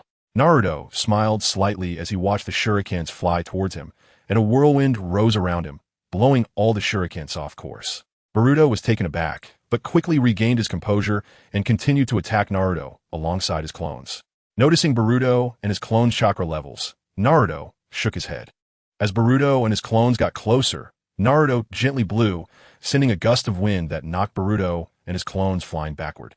Boruto landed heavily on the ground, and his clones dissipated. "Boruto, you lost." Boruto looked at Naruto with admiration and said, "Dad, you're so strong, and you didn't even need hand signs." Naruto smiled and asked, "Boruto, do you want to experience this power?" Boruto was a bit confused but nodded, "I do." Naruto extended his hand and gradually transferred the Nine Tails chakra from his body into Boruto. Boruto felt a powerful force surge into him, filling him with strength. "Is this power? It feels amazing," Boruto exclaimed excitedly. Naruto looked at Boruto with a hint of expectation in his eyes. Although Boruto was currently quite weak, he was considered a young genius in the original Naruto series. He just needed to improve his physical condition. At that moment, Naruto, Minato, and Kushina looked toward an open space. After noticing the direction of their gaze, Boruto also looked over and saw the space beginning to distort, as if something was about to emerge. Boruto's heart raced, nervously thinking that Momoshiki had arrived early. However, when the distorted space gradually stabilized, two figures stepped out. Boruto focused his gaze and exclaimed in surprise, "Uncle Sasuke." "Wow, is that Sasuke from when he was a kid? So cool." His eyes sparkled with curiosity and excitement. Sasuke, feeling speechless, internally complained, "I told you, Momoshiki hasn't come yet." At the same time, he looked at the adult Sasuke before him and found him increasingly displeasing. Middle-aged Sasuke felt a bit awkward. He had just been reuniting and talking with his parents, Itachi, and a younger Sasuke in this world. Upon sensing the presence of the Nine-Tails chakra, he worried that Boruto and Naruto might encounter danger, so he decided to check on the situation. Naruto smiled and said, "Sasuke, and you too, adult Sasuke, you're just in time. We were about to take Boruto to find Orochimaru. You should come along." Sasuke nodded in agreement. He then added, "Yeah, and let Orochimaru help this guy reattach his arm." He glanced at the severed sleeve of middle-aged Sasuke. Naruto and Sasuke brought middle-aged Sasuke and Boruto to Orochimaru's research facility. After some explanation, Orochimaru quickly grasped the situation. "Future Sasuke, and the future son of Naruto," he said, licking his lips in interest as he looked at adult Sasuke and Boruto. Sasuke rolled his eyes and said, Hey, he's not the future of this world." Sasuke genuinely did not recognize middle-aged Sasuke, but he acknowledged that this was not the same world. It had completely changed after Naruto's influence. "Orochimaru, give them a few injections," Naruto said, looking at the weak Boruto and adult Sasuke. "Injections?" Boruto looked at Orochimaru as he took out a syringe filled with an unknown liquid, feeling a bit scared. "What is this?" Middle-aged Sasuke frowned and asked. Sasuke replied, "It's a gene enhancement serum that boosts physical condition and has a chance to awaken bloodlines. You two are too weak. You need some technology." Middle-aged Sasuke and Boruto felt a bit embarrassed after hearing this. Orochimaru glanced at them and asked Naruto, "Adult Sasuke can directly receive Otsutsuki Kagaya's cells. Does Boruto need to try it step by step?" Middle-aged Sasuke was a bit dumbfounded by this. "Otsutsuki Kagaya's cells? Why do you call it a gene enhancement serum?" Naruto looked at Boruto and said lightly, "No need, just inject Otsutsuki Kagaya's directly." He then turned to Sasuke and said, "Sasuke, have Itachi come over to prevent any accidents." Sasuke nodded. Itachi's Manjiki Sharingan, Izanagi, could eliminate negative factors and help Boruto successfully undergo a comprehensive enhancement. Soon, Sasuke used Kamui to bring Itachi over. They began injecting middle-aged Sasuke and Boruto with the gene enhancement serum 4. The next day, when middle-aged Sasuke and Boruto woke up one after the other, they discovered that their strength had undergone a qualitative improvement, with small horns growing on their heads. Middle-aged Sasuke was pleasantly surprised to find that during his unconsciousness, Orochimaru had reattached a high-quality white Zetsu arm, and he realized he could close his 6 Tomo Rinnegan at any time. Feeling the chakra surging within him, he sensed that his power had returned, and he wouldn't suffer from a chakra shortages like Kakashi did with his Sharingan. Boruto awakened and activated his Byakugan, discovering he could freely turn it on and off, and he felt that his strength had increased several times. Naruto glanced at the awakened Boruto and smiled slightly. Boruto's potential was indeed impressive. After injecting the gene enhancement serum, the entire process went smoothly for both, as the better their physical condition, the smoother it was, and the closer their bloodlines were to Otsutsuki Kagaya, the easier it was. Boruto perhaps had a smoother experience due to having both Uzumaki and Hyuga bloodlines in his body. Chapter 152. Otsutsuki Kinshiki appears for sparring. Just as Naruto was about to check on Boruto, he suddenly sensed a hint of danger emanating from him. Naruto furrowed his brows and looked at Boruto. At that moment, Boruto suddenly exhibited strange behavior. He lowered his head and let out a low, ominous laugh. Lowly creatures. How dare you steal the bloodline of the Otsutsuki clan? However, I have to thank you. You've helped me unfreeze the 80, haha. What's going on, Naruto? Sasuke also sensed something was off, frowning and looking at Boruto, who had changed drastically. At that moment, blue stripes appeared on the right side of Boruto's face, and a long horn sprouted, along with the activation of the Byakugan. This is Kinshiki.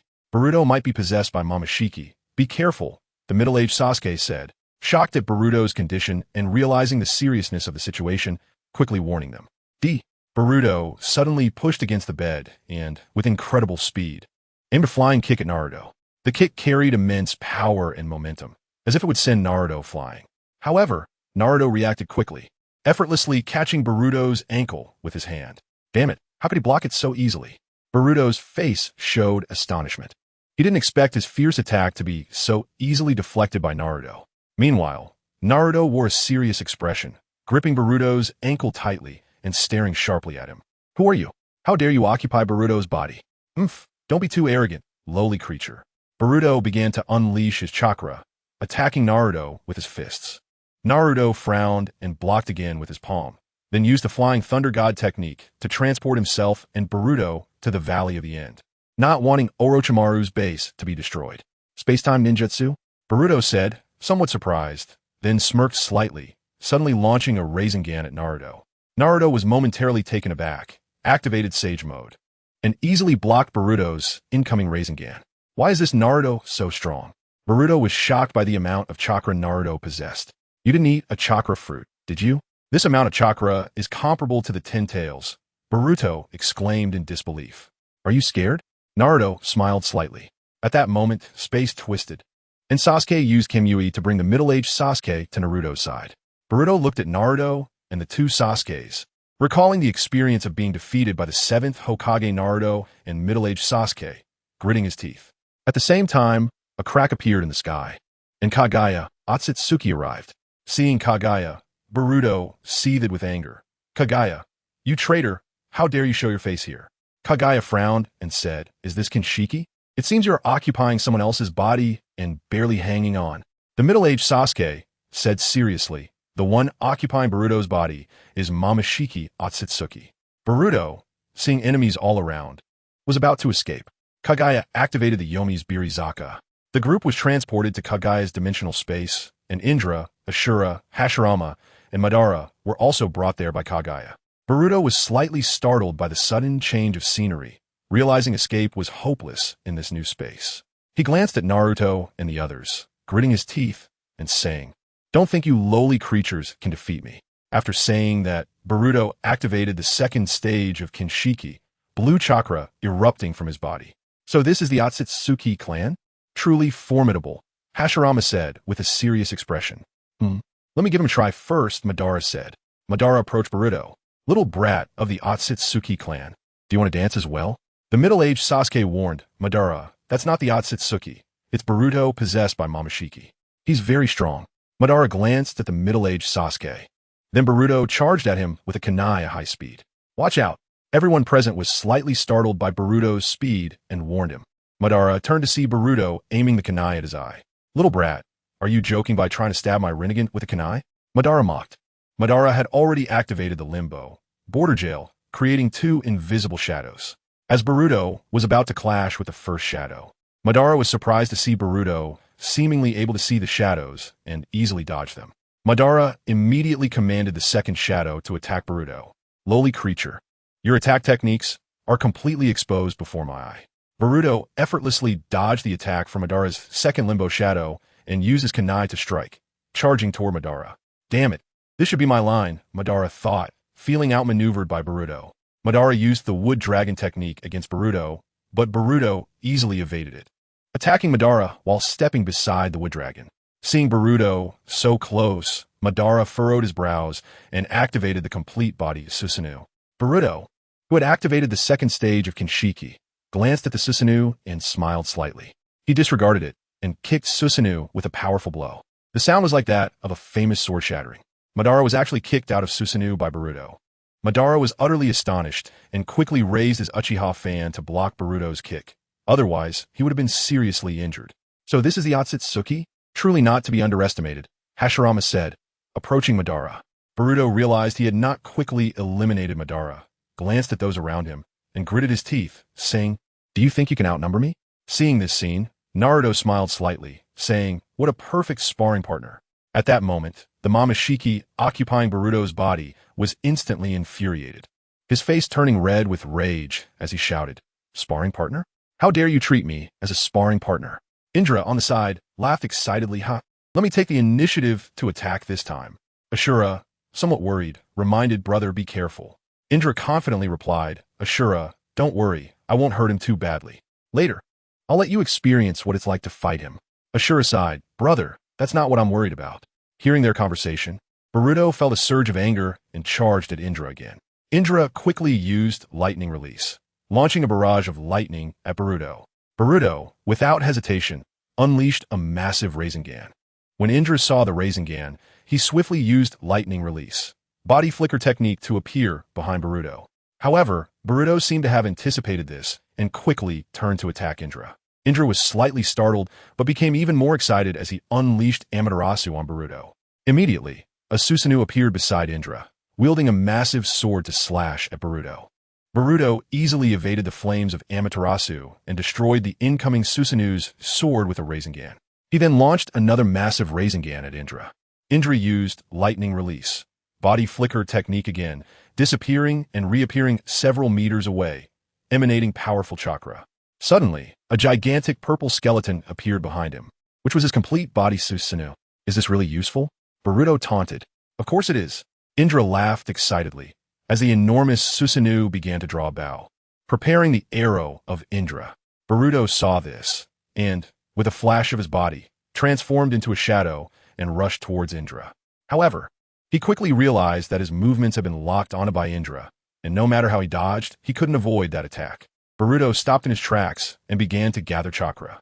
A gigantic Rasengan appeared in his hand. This Rasengan was several times larger than before, exuding a terrifying aura. "Come on," Indra shouted excitedly, as he formed seals again, infusing the power of Amaterasu into the Indra arrow. This made the Indra arrow even more powerful, increasing its potency several times. With a roar, Indra unleashed the Indra arrow, which carried endless destructive force towards Boruto. "Don't get too cocky, you lowly creature," Boruto shouted, smashing the enormous Rasengan fiercely towards the Indra arrow. Boom!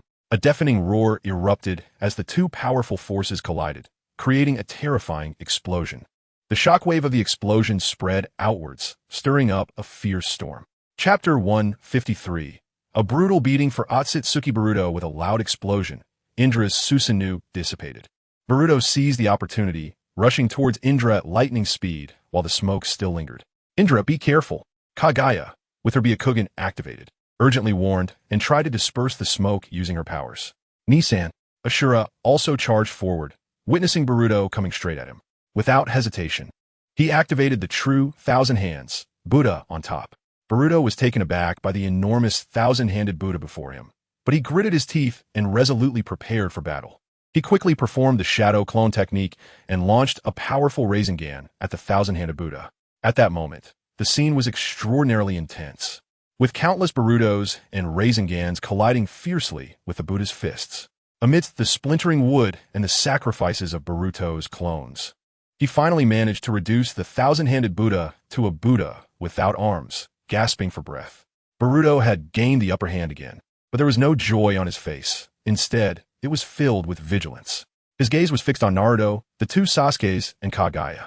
Otsutsuki, you are indeed powerful to have reduced the thousand-handed Buddha to such a state, Hashirama said with a serious expression. Following that, Hashirama unleashed the true thousand hands, Buddha on top again towards Boruto. Boruto's eyes widened as another massive thousand-handed Buddha rose from the ground, leaving him stunned. Not again. What the hell? However, before Boruto could catch his breath, Hashirama launched a fierce attack against him. Otsutsuki, your power is too overwhelming. We can only resort to this disgraceful will tactic to deal with you, Hashirama said. Hearing this, Boruto was furious and couldn't help but curse, you despicable bastards. At that moment, the entity occupying Boruto's body, Momoshiki, was filled with rage and shouted, if I can blow up once, I can blow up a second time. After saying this, Boruto once again performed the shadow clone technique and continuously fired Razengans at the thousand-handed Buddha. After a fierce battle, Boruto finally succeeded in reducing Hashirama's thousand-handed Buddha to a Buddha without arms. At this moment, Boruto was exhausted, his body trembling slightly. Not bad, not bad. Taking on 4 and still managing to do this. The Otsutsuki clan is indeed strong, Naruto said seriously as he looked at Boruto. Then Naruto smiled slightly, clapped his hands, and activated the true thousand hands, Buddha on top. Not again. What the hell? Boruto completely lost it, looking at the thousand-handed Buddha that was even larger than Ashura and Hashirama, falling into despair. Destroy it. Boruto lay on the ground, motionless. Seeing this, Naruto controlled one of the thousand-handed Buddha's hands to cover Boruto's face. What's wrong, Momoshiki? Have you given up? If you want to kill, go ahead. This body is your son's. Do you dare kill? Momoshiki, occupying Boruto's body, retorted angrily. Naruto frowned and replied, forget it. I'll just beat you up first. Dad? At this moment, Boruto suddenly popped his head up, looking at Naruto, who was controlling the thousand-handed Buddha, in shock. Boruto regained half of his body's control. Naruto smiled slightly, a hint of relief in his eyes, and softly said, Boruto, you finally came back. Boruto looked around in confusion and asked in shock, what on earth is happening? He felt a tremendous change in his body, with power surging continuously. The middle-aged Sasuke beside him quickly explained, Boruto, your body was just occupied by Momoshiki. Momoshiki? Boruto frowned, trying to recall what had happened earlier. Ha ha ha. Kid, I didn't expect you to wake up. It seems I'm really too weak now. But that's fine. Let me lie low for a while. Momoshiki's voice echoed in Boruto's mind, laced with mockery and pride. As Momoshiki's laughter gradually faded, Boruto regained complete control over his body. He looked down at his hands, filled with complex emotions, both joy and worry. He was delighted that his body seemed exceptionally powerful, possessing unprecedented strength. Yet he was worried that his body had become the catalyst for Momoshiki's revival, which could lead to greater troubles if not handled properly. With a worried expression, Boruto asked, Dad, Uncle Sasuke, am I going to be okay? Naruto said sternly, Boruto, bear with the pain. Boruto looked puzzled. Without caring about Boruto's confusion, Naruto directly began to beat him up. Why are you hitting me, Dad? Boruto asked in disbelief. Naruto replied, while hitting, Boruto, you're in a bit of danger now. I need to weaken you first so that Momoshiki is also weakened, making it easier for Orochimaru to check your body. Boruto helplessly responded, all right. As Naruto struck Boruto, he felt a sense of satisfaction, but seeing Boruto's pained expression, his inner pleasure gradually faded, replaced by a deep concern as a father for his son. Soon, Naruto had beaten Boruto to the point of injury, but without life-threatening harm. Naruto and the others brought Boruto to Orochimaru. Chapter 154. Taking Boruto to meet his mother in Orochimaru's laboratory, Naruto and the others brought Boruto to see Orochimaru. Orochimaru, Boruto has been possessed by Kinshiki. Can you see if you can eliminate the hidden danger? Naruto said with some concern. Orochimaru excitedly licked his lips. Let me take a look. According to middle-aged Sasuke, the Tsutsuki clan's wedge is somewhat similar to my curse mark. After some investigation, Orochimaru smiled slightly. Fortunately, I have done some research on souls over the years, so I should be able to resolve this. When Orochimaru first met Gaara's mother, Kura, and saw her protect Gaara even after her death, he developed a strong interest in souls and has made some progress in that area since then. Hearing that Orochimaru could resolve this issue, everyone finally breathed a sigh of relief.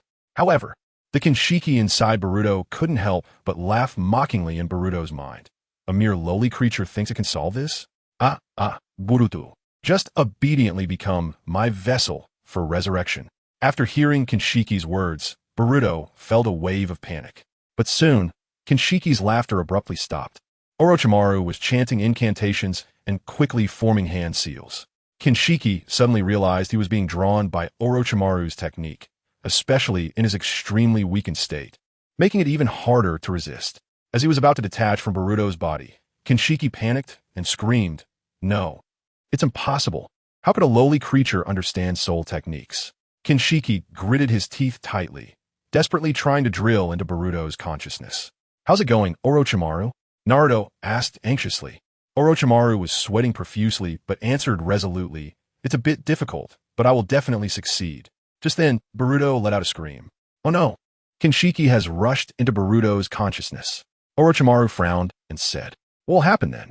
Naruto asked worriedly. "I don't know, but if Kinshiki causes trouble, Boruto could very well become a fool," Orochimaru said before stopping his jutsu, fearing that Kinshiki, seeing no hope of survival, would become reckless and start harming Boruto's brain. "Fool! I don't want to become a fool," Boruto shouted in fear. At that moment, Kinshiki's voice echoed in Boruto's mind, sounding less arrogant than before. "Boruto, let's negotiate. Right now, we are in a mutually destructive state." Boruto was puzzled by Kinshiki's sudden desire to negotiate. However, he cautiously asked, "What do you want to talk about?" Kinshiki sighed. "As long as you are willing to cooperate with me, I can teach you how to control this power and even help you become stronger." Hearing Kinshiki's words, Boruto hesitated. Although he was filled with hostility towards Kinshiki, he also knew that if he could master the power of the Tsutsuki clan, he might better protect himself and those around him. So he asked, "How can I trust you?" Kinshiki replied, "I am trapped here and cannot leave. If you are willing to cooperate, we can explore this world together and seek more power and knowledge. Moreover, I need your help to survive." After thinking for a while, Boruto ultimately decided to trust Kinshiki once. "Okay, I agree. But you must keep your promise and not harm me or my family." After ending the conversation with Kinshiki, Boruto immediately relayed this important information to Naruto and Sasuke. Everyone gathered together and discussed the matter seriously. "Boruto, don't trust Kinshiki too easily," middle-aged Sasuke said with a frown, his tone heavy. "After all, he is our enemy, and his goal is likely to use you to achieve his resurrection." Boruto nodded, indicating he understood, but he firmly believed he would not be swayed by Kinshiki. At that moment, Naruto raised a question. "Orochimaru, is it still possible for Kinshiki to resurrect in Boruto?" Orochimaru stroked his chin and pondered for a moment before replying. "Well, there should still be some possibility. However, fortune and misfortune go hand in hand. Boruto has the powerful strength of Kinshiki. Plus, in a short period, Kinshiki won't have the power to reoccupy Boruto's body." After finishing, Orochimaru glanced at middle-aged Sasuke and continued, "I will copy a part of my techniques and jutsu for you to take back to the me of that time. I believe the future me will find a way to resolve Boruto's hidden dangers." "Orochimaru, thank you." Middle-aged Sasuke and Boruto expressed their gratitude. With this matter concluded, everyone returned to prepare for the upcoming battle. Naruto noticed that Boruto seemed lost in thought about being the wedge for Kinshiki and decided to take Boruto to meet Hinata. "Boruto, you said your mother is Hinata. In this ninja world, I also cherish and love Hinata. Let me take you to see her." Upon hearing this, Boruto became excited. "My mom from when I was a kid? Then Dad, take me to see Mom." Naruto brought Boruto to the Hyuga clan. "Uncle Hayashi, is Hinata home?" Naruto shouted loudly at the door. "She's practicing with Kagaya next door," came Hayashi's calm voice from inside. "Oh, then I'll go find her," Naruto said as he started to head next door. "Wait, who is this? Why does he look so much like you?" Hayashi suddenly noticed Boruto beside Naruto and asked curiously. "Oh, this is Boruto, my son," Naruto introduced with a smile. "What? When did you have a child?" Hayashi exclaimed in surprise, nearly dropping his teacup. "Haha, it's a long story. Anyway, he is my son," Naruto said, patting Boruto's head with a smile. "Come on, Boruto, say hello to your grandfather," Naruto urged. "Hello, grandfather," Boruto said politely. "Grandfather?" A hint of confusion flashed in Hayashi's mind, and then he seemed to realize something, his expression instantly turning extremely grim. Soon after, an uncontrollable rage surged within him, and his cherished teacup shattered under his tight grip. "Naruto, I need a reasonable explanation," Hayashi said through gritted teeth, activating his Byakugan. Seeing this, Naruto quickly explained, "Uncle Hayashi, don't panic. Boruto is from the future, just a different future than ours." Beside them, Boruto swallowed nervously. He had never seen his grandfather so furious. In his memory, his grandfather was always gentle and fond of him and Himawari. After hearing that Boruto was from the future, Hayashi's expression softened slightly, but he was still seething with anger. Although Hayashi had gradually accepted the fact that Hinata would marry Naruto in the future, he still felt some lingering resentment at this moment. "Boruto, come here." Hearing Hayashi's voice, Boruto obediently walked up to him.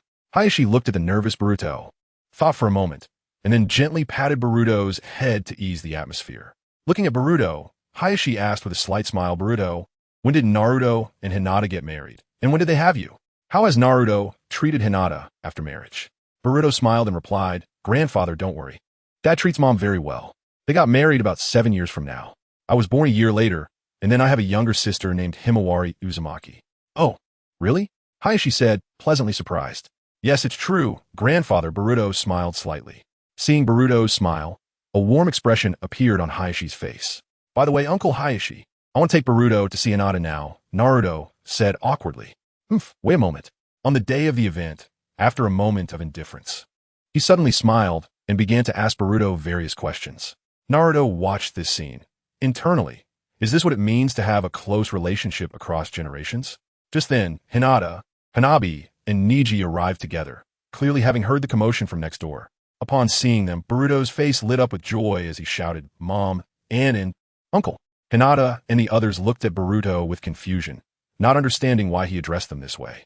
Noticing their puzzled expressions, Naruto smiled and explained, "Boruto has traveled here from the future of another world." Hinata and Naruto exchanged a glance, surprise flashing in their eyes. Hinata nervously asked, "So, Naruto-kun, who is Boruto's dad?" Her eyes were filled with anticipation. Naruto smiled gently and said, "Of course it's me, Hinata." Hearing this, Hinata's face flushed with a hint of red as she shyly lowered her head. Boruto, noticing Hinata's shy demeanor, curiously asked, "Mom, why is there smoke coming from your head?" Hinata felt a bit embarrassed by Boruto's question, shot him a playful glare, and then turned to walk away. Boruto scratched his head in confusion and then looked at Neji. "Uncle, in our world, I hadn't seen you yet before you died. Will I die too?" Neji frowned and asked. "Neji, the ninja world Boruto isn't as different from this one," Naruto explained. "Oh," Neji nodded. "I didn't expect to be an ant. Should Boruto and I spar?" Hinata Hanabi teased Boruto. Boruto looked at Hanabi in surprise, wondering if he was going to fight his aunt. But wouldn't that mean bullying his younger aunt since he couldn't beat the older one? Just as Boruto was about to agree, a voice interrupted. "Hanabi, you are not a match for Boruto. Let me handle it," Hinata said. "Mom!" Boruto exclaimed in surprise, glancing at Naruto. Naruto smiled slightly. "Don't look at me. I'll be cheering for Hinata, and she's very strong." Dad Boruto was speechless, wondering if he was still Naruto and Hinata's son. Hinata and Boruto began to face off in the training area. "Mom, be careful," Boruto reminded her. "It's fine. Come on, Boruto." Hinata activated her Byakugan, ready for battle. Boruto launched the first attack, dashing forward and throwing a powerful punch. However, Hinata easily dodged it, skillfully sidestepping Boruto's attack. Then, Hinata quickly countered with a kick aimed at Boruto. Caught off guard, Boruto was forced to retreat repeatedly from the kick. "Mom, your strength is incredible," Boruto exclaimed. Each time Boruto tried to block Hinata's attacks, he felt immense power bearing down on him, as if thousands of pounds of weight were pressing down on him. He tried his best to fend off Hinata's attacks, but still couldn't completely resist. As time passed, Boruto gradually felt fatigued, and his movements became slower. Ultimately, Boruto was defeated. Compared to Hinata, Boruto appeared more constrained in battle. Of course, even if Boruto fought seriously, without help from Itsuki, he would eventually lose. Because in comparison, Boruto's battle experience was simply too limited. If he wanted to become an excellent ninja, he still had a long way to go. Chapter 155, Sasuke vs. Middle-aged Sasuke on the other side. The two Sasukes watched as Naruto took Boruto to find Hinata. Sasuke furrowed his brow and asked middle-aged Sasuke, "Did you get married and have children in the future?" Middle-aged Sasuke nodded. "Yes, I married and had a daughter named Sarada Uchiha." Sasuke nodded. "Who did you marry?" Middle-aged Sasuke replied flatly, "Sakura Haruno." Sasuke's eyes widened in shock as he looked at middle-aged Sasuke. "How could you marry her?" Seeing Sasuke's disdainful gaze, middle-aged Sasuke felt a bit embarrassed and then asked, "Do you have someone you like?" Sasuke thought for a moment and said, "Does Ruto count?" Middle-aged Sasuke smiled slightly. "That counts. But what I want to know is, do you currently like a woman?" Maybe Kinshiki. Sasuke thought of Kinshiki, who had always helped him train, and it could be considered a childhood friendship. As he recalled the times spent with Kinshiki, warmth surged in his heart, although they had never explicitly expressed anything. Sasuke knew that Kinshiki had special feelings for him. Unbeknownst to him, he had developed a reliance and fondness for her as well. Kinshiki? Middle-aged Sasuke's eyes revealed a hint of nostalgia as he fell into brief memories. After a while, he slowly nodded, indicating he remembered her. By the way, since you come from the future, you must have developed many new jutsu, right? Sasuke asked curiously, his eyes sparkling with anticipation. However, middle-aged Sasuke fell silent, a hint of embarrassment on his face. Seeing this, Sasuke couldn't help but grit his teeth, feeling a surge of dissatisfaction. He stared intensely at the older version of himself, his eyes filled with disappointment and anger, as if he were looking at a disappointing junior. What is going on? Have you been stagnant all this time? You're really pathetic. Sasuke questioned middle-aged Sasuke angrily, his voice laced with disbelief. Middle-aged Sasuke sighed helplessly, shaking his head, not really. Although since the fourth Great Ninja War, I haven't developed any new jutsu, my strength and experience have been continuously growing over time. Deep down, middle-aged Sasuke felt bitter. In that ninja world, he and Naruto had indeed wasted too much time. He hadn't properly healed his broken arm and had been exposed to the elements, never taking care of himself. After becoming Hokage, Naruto used shadow clones every day to help the villagers, exhausting himself and failing to train properly, let alone manage his family.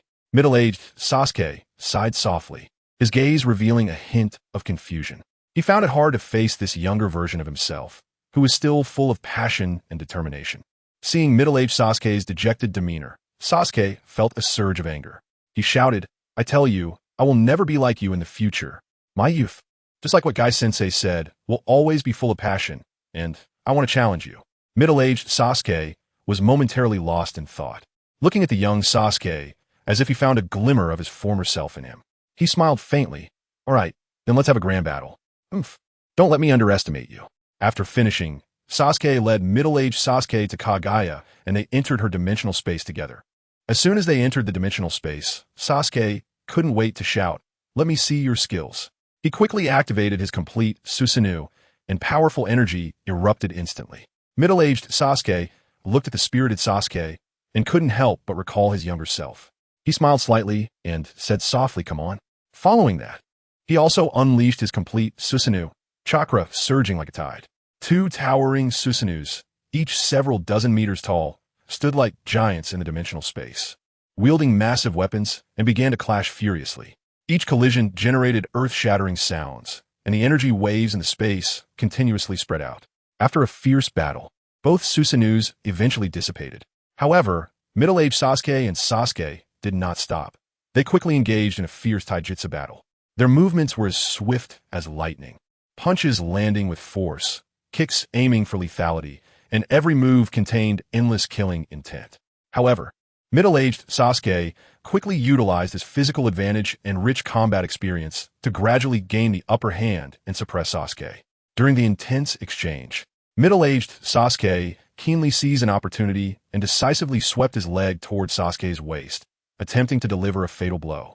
Facing this attack, Sasuke smiled slightly, easily activating his intangibility ability, skillfully dodging middle-aged Sasuke's attack, and kicking out high speed, directly hitting middle-aged Sasuke. There was a dull thud, and middle-aged Sasuke's figure instantly vanished. It turned out that middle-aged Sasuke had used the substitution jutsu at the critical moment to successfully evade Sasuke's attack. Substitution jutsu was used so quickly, Sasuke was slightly surprised, secretly amazed. Middle-aged Sasuke calmly replied, no, you intentionally exposed a flaw just now. I sensed your intention, so I prepared in advance. Not bad, then try my move. Sasuke praised, then used lightning body flicker and magnet release.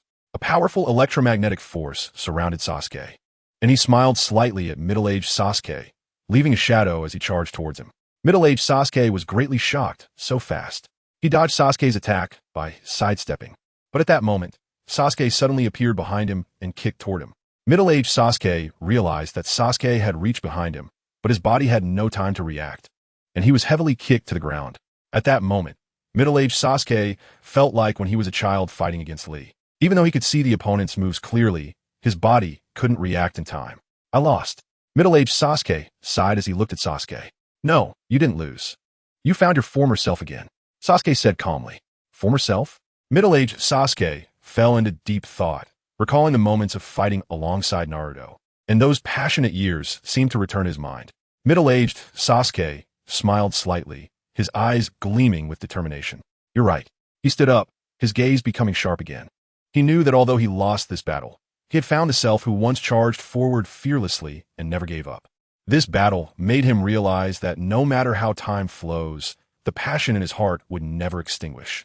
Chapter 156. Battle with Otsutsuki Sure inside the Hyuga clan. Boruto said, Mom, eat more. Hinata, while eating grilled eight-tails tentacles, replied, Boruto, you eat. I really can't eat anymore. Boruto rubbed his bulging belly and said. As Boruto watched Hinata eat, he thought of the picture of Hinata winning the Big Eater competition at Ichiraka Ramen. Boruto silently muttered to himself, Mom really can eat a lot. Hinata, let's keep eating and not make it hard for Boruto, Naruto said with a smile, offering a portion of cut food to Hinata. Okay, Naruto-kun, Hinata replied, happily accepting it. Boruto felt a warm sensation in his heart as he watched his parents show affection. This scene felt familiar yet different. Although this place was not like his world, it seemed that everyone hadn't changed much. However, during these days of interaction, Naruto and Hinata brought him a strange yet comforting feeling, something he had never experienced in his world. Their care and interaction made Boruto feel incredibly happy and also made him realize that no matter which world he was in, the warmth of family was the most important. Boruto silently thought, stupid dad, if only you could spend more time with me like the dad in this world. On the other side, middle-aged Sasuke was at home in this world, gathered with Itachi, Fugaku, Mikoto, and Sasuke for dinner. These past few days were significant for middle-aged Sasuke because he reunited with his long-missed brother and parents. Knowing about middle-aged Sasuke's tragic experiences in that ninja world, Fugaku, Mikoto, and Itachi were filled with concern, caring for middle-aged Sasuke wholeheartedly. Sasuke, you should eat more. Look how thin you are. Sasuke, let Mom serve you some vegetables. You need a balanced diet. Sasuke, if you have anything on your mind, just tell us. Facing the family's concern, middle-aged Sasuke felt incredibly warm. However, Sasuke watched from the side, feeling a tinge of jealousy. Why do you only care about him and not me? Sasuke muttered softly. Yet, Sasuke didn't say much because after hearing middle-aged Sasuke's experiences, an indescribable emotion surged in his heart. Those painful memories seemed to replay before his eyes, causing him a pang of heartache. So he had gone through so much. Sasuke thought silently, and his original jealousy gradually turned into understanding and sympathy. He realized that the pain middle-aged Sasuke endured was heavier than he had imagined. Although they came from different worlds at that moment, Sasuke could feel the loneliness and sorrow deep within middle-aged Sasuke's heart. Therefore, Sasuke decided not to hold grudges, but to silently support middle-aged Sasuke. Sasuke, no matter what, we will always be with you, Itachi said softly, looking at both Sasukes, his eyes shining with determination. Brother, both middle-aged Sasuke and Sasuke felt overwhelmed. Yes, and we are here too. You are all my children, and we are one family, Fugaku and Mikoto also said softly. Middle-aged Sasuke was deeply moved, his eyes starting to moisten. Just at that warm moment, a powerful chakra suddenly appeared. Otsutsuki sure had arrived. Middle-aged Sasuke frowned and said, here he comes. Good. I wanted to see our strength, Sasuke smiled. Meanwhile, sure flew in the sky, looking at the distant hidden stone and Konoha. Is this Konoha from 20 years ago? I didn't expect to arrive late, but the 7th Hokage Naruto and Sasuke should be powerless at this time.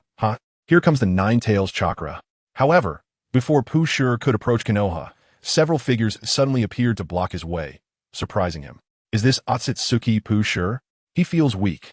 Naruto, using Flying Thunder God, arrived at the battlefield first with Hinata. Indeed, his chakra is a bit low. Sasuke used Kyuubi to bring middle-aged Sasuke and Itachi here. At the same time, Otsutsuki Kagaya traversed space to arrive. This is Konoha from 20 years ago? sure felt like the sky was falling. He thought he could easily handle the young Naruto, but he didn't expect the combat power here to exceed his imagination. What the hell is going on? sure gritted his teeth, looking at Kagaya, middle-aged Sasuke, and Boruto, filled with confusion and unwillingness. Sure, you can't escape your doom. Middle-aged Sasuke said coldly. Want to keep me here? No way. Sure sneered, and then a space crack appeared behind him, preparing to escape. Seeing this, Sasuke immediately activated the Manjiki Sharingan ability, Kyuubi, forcibly distorting the space crack to prevent Poo-Sure from leaving. At the same time, Kaguya did not stay idle. She quickly used the infinite Tsukuyomi to release all the ninja clans that had been sealed in another dimension. Seeing this, Poo-Sure's face turned ugly. He didn't expect to fall into such a passive situation. When he discovered that many other ninjas were hiding to ambush him, his anger became even harder to contain. Kaguya, you traitor, helping these inferior beings. Poo-Sure angrily shouted at Kaguya. What are you barking about? Sasuke used telekinesis to suddenly teleport in front of Poo-Sure and punched him in the face. Poo-Sure didn't expect this young Sasuke to be so unscrupulous. Launching a sneak attack, Poo-Sure had no time to react before Sasuke's fist landed heavily on his face. Nice job, Sasuke, Naruto praised. Uchiha said. Sasuke actually got the first hit, but that punch was really well done. Poo-Sure clumsily got up from the ground, glaring at Sasuke in anger. Despicable scoundrel. After saying this, Poo-Sure threw a fishhook at Sasuke. Sasuke saw the fishhook coming and sidestepped to avoid it. Everyone present had learned about Poo-Sure's abilities from middle-aged Sasuke and knew that his fishhook could extract chakra. Be careful, Itachi warned. Sasuke turned to see the evaded fishhook making a turn and attacking him again. Sasuke frowned and used Kamui on the fishhook, distorting the space and pulling the fishhook into Kamui's dimension. Seeing Sasuke charging at him, Poo-Sure reached into his fish basket and released several fireballs at Sasuke. Fire style, Phoenix fire technique. The fireballs were shattered by Sasuke, and Poo-Sure reached into the fish basket again to throw lightning at Sasuke. Seeing this, Sasuke used magnet release and performed Kirin. Poo-Sure was shocked to see his released lightning return to attack him, and a powerful lightning strike fell upon him. As the lightning approached, Poo-Sure's Byakugan rippled and transformed into Rinnegan. Then he used time reversal to dodge the damage by rewinding a few seconds. Just then, a crisp and melodious thunderclap broke through the air. Poo-Sure was shocked to see Sasuke's attack coming. His body turned into red paper scraps to dodge. However, Sasuke's Chidori was wrapped in magnetic force, forcibly pulling Poo-Sure back, and he was pierced by Sasuke's Chidori. Poo-Sure was seriously injured, bleeding. Sasuke looked at Poo-Sure and teased. Poo-Sure, you're so weak. Hurry up and show me your techniques. Enraged, Poo-Sure used the long needle formed from the fishhook to stab at Sasuke. Sasuke easily dodged using intangibility. Poo-Sure frowned, looking at Sasuke and the spectators around, shouting, "Don't think I'll let you slaughter me." After saying this, he gouged out his own eyes, preparing to swallow them. Hand them over. Seeing this, Sasuke used telekinesis to grab Poo-Sure's eyes. You damn. Poo-Sure was so angry he almost spat blood. What a despicable and shameless lowly creature. Sasuke mocked. How am I despicable? We originally planned to use poison on you, but you're so weak that we don't even need to use poison. I alone can defeat you. You're just pathetic. At this moment, Uchiha sneered. Sasuke is right. You are simply a disgrace to the Otsutsuki clan. What a waste of our time. I thought we might encounter someone impressive who could excite us. Naruto shook his head and said, You think you can defeat me? Extracting the 9 tails or traveling back to when I was still in my mother's womb? After hearing this, Poo-Sure suffered a heavy blow psychologically and fainted directly on the ground. He can't just die like this, right? Sasuke disdainfully said, feeling unimpressed by Poo-Sure's weakness. His mental fortitude is too poor. He can't handle just a few words from us. Uchiha crossed his arms and sarcastically said. After that, he turned to leave, preparing to return to his training place. Hashirama, Indra, and others also expressed their boredom. They had originally looked forward to battling a stronger opponent, but Poo-Sure's strength disappointed them. Kaguya, is this the Otsutsuki clan you've always feared? Sasuke asked Kaguya in confusion. He couldn't understand why Kaguya was so afraid of these people. Kaguya frowned and replied seriously, Don't underestimate the power of the Otsutsuki clan. Although he seems weak, that's not the case. He might have just stepped out of the Otsutsuki family and hasn't consumed chakra fruits yet, so his chakra amount is very limited. However, his eye abilities and the weapon in his hand pose a certain threat. Within his family, his strength is at a very low level. She reminded everyone not to let their guard down, as the Otsutsuki clan's strength is profound. Sasuke nodded and then looked at the middle-aged Sasuke with a hint of disdain. You actually let such a guy take away your chakra? And made each of us set sealing techniques on ourselves to prevent chakra extraction. A group of us ambushed Poo-Sure with such a commotion. I thought he was so powerful. The middle-aged Sasuke scratched his head awkwardly. I just let my guard down for a moment. Seeing this, Naruto quickly stepped in to mediate. Alright, Sasuke, Pusher's weapon is indeed very strange. The middle-aged Sasuke didn't understand Pusher's situation at that time, so it's understandable that he got caught. Sasuke looked at Naruto and secretly complained, "Are you kidding?" Even if he didn't understand, how could he be caught off guard with the Rinnegan? However, Sasuke didn't continue to blame the middle-aged Sasuke. After all, scolding the middle-aged Sasuke always made him feel like he was scolding his future self. Naruto smiled slightly, alright? Let's first lock him up and hand him over to Orochimaru for research. Maybe we can get more information about the Otsutsuki clan from Pusher. In Orochimaru's laboratory, Orochimaru excitedly looked at the living Otsutsuki Pusher. He picked up a big knife and was about to dissect Pusher to understand the physical structure of the Otsutsuki clan. Seeing this scene, Boruto and Kagaya felt a bit creeped out. The others were somewhat used to it, because that's just how Orochimaru was. Naruto immediately shouted, "Stop, stop, stop, Orochimaru.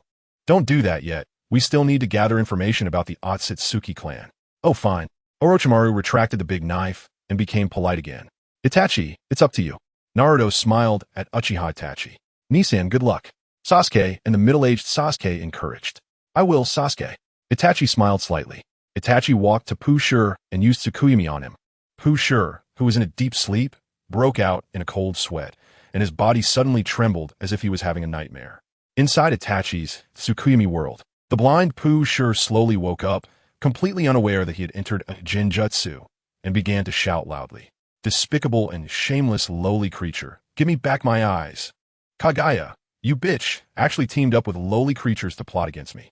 After shouting for a while and receiving no response, he began to explore this world. But it was empty all around. In Pusher's perception, there was nothing here. "Am I dead? Is this what the afterlife is like?" Pusher muttered to himself. Feeling that time was torturously long without eyes. Time passed little by little, and Pusher wanted to leave but found himself trapped in this space, unable to escape. Days passed, and Pusher felt numb and extremely lonely, realizing that the space was slowly shrinking, which made him even more restless. Pusher began to shout and scream, even hoping that Naruto and Sasuke could appear here to respond to him. After many more days, Pusher noticed that the space had shrunk to only the width of himself, and it began to squeeze his body.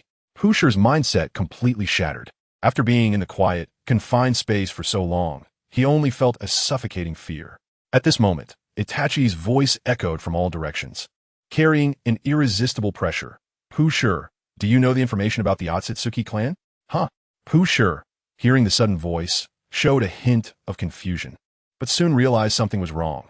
His eyes became vigilant and agitated. "Did you do all of this?"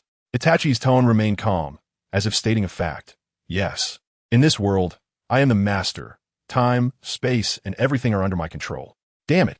Pusher roared, filled with unwillingness and anger. "Just kill me," Pusher said coldly. "First tell me everything you know, or you can just stay here." Pusher's face instantly turned pale, and he hurriedly pleaded, "No, you can't do this to me. I'm willing to tell you everything. Just let me go. You have no room for negotiation. But I will end your torment soon," Itachi said coldly. Pusher nodded repeatedly and began to reveal the secrets of the Otsutsuki clan. In this way, Itachi learned a lot of information about the Otsutsuki clan from Pusher, analyzing it with Naruto and others. Naruto combined some of the information revealed by Pusher and learned quite a bit, such as how the Otsutsuki came and what kind of black technology they used. Meanwhile, the awakened Pusher began to talk to himself and go insane, ultimately facing Orochimaru's big knife. Chapter 157. Middle-aged Sasuke and Boruto's final chapter after easily defeating the puppet. Middle-aged Sasuke and Boruto said their goodbyes to Naruto and Itachi, planning to return home. "Mom and Dad, I will remember you," Boruto said, filled with reluctance. "Take care, Boruto," Hinata said with a smile, tears glistening in her eyes. "Boruto, take care. I heard you say that the otherworld Esme is a person who goes to work every day and neglects the family. You should really talk to him," Naruto said, his eyes full of concern for his son. "That's just because Dad became Hokage and has a stronger sense of responsibility," Boruto said softly. "No, without the small family, there could be no big family." Naruto shook his head and said firmly, "I hope you could tell the other world Esme to spend more time with his family and not always be so busy with work that he neglects them." "Okay, I will talk to him," Boruto nodded, filled with emotion. "Thank you," middle-aged Sasuke said to Naruto and Itachi gratefully. "If it weren't for you, we wouldn't be able to return to our world. This is what we should do, Naruto replied with a smile. All right, there's not much time left. We should go.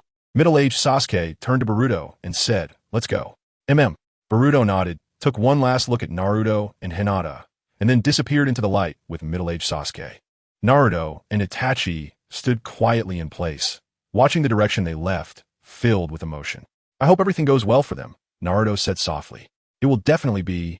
Itachi smiled slightly, his eyes shining with determination.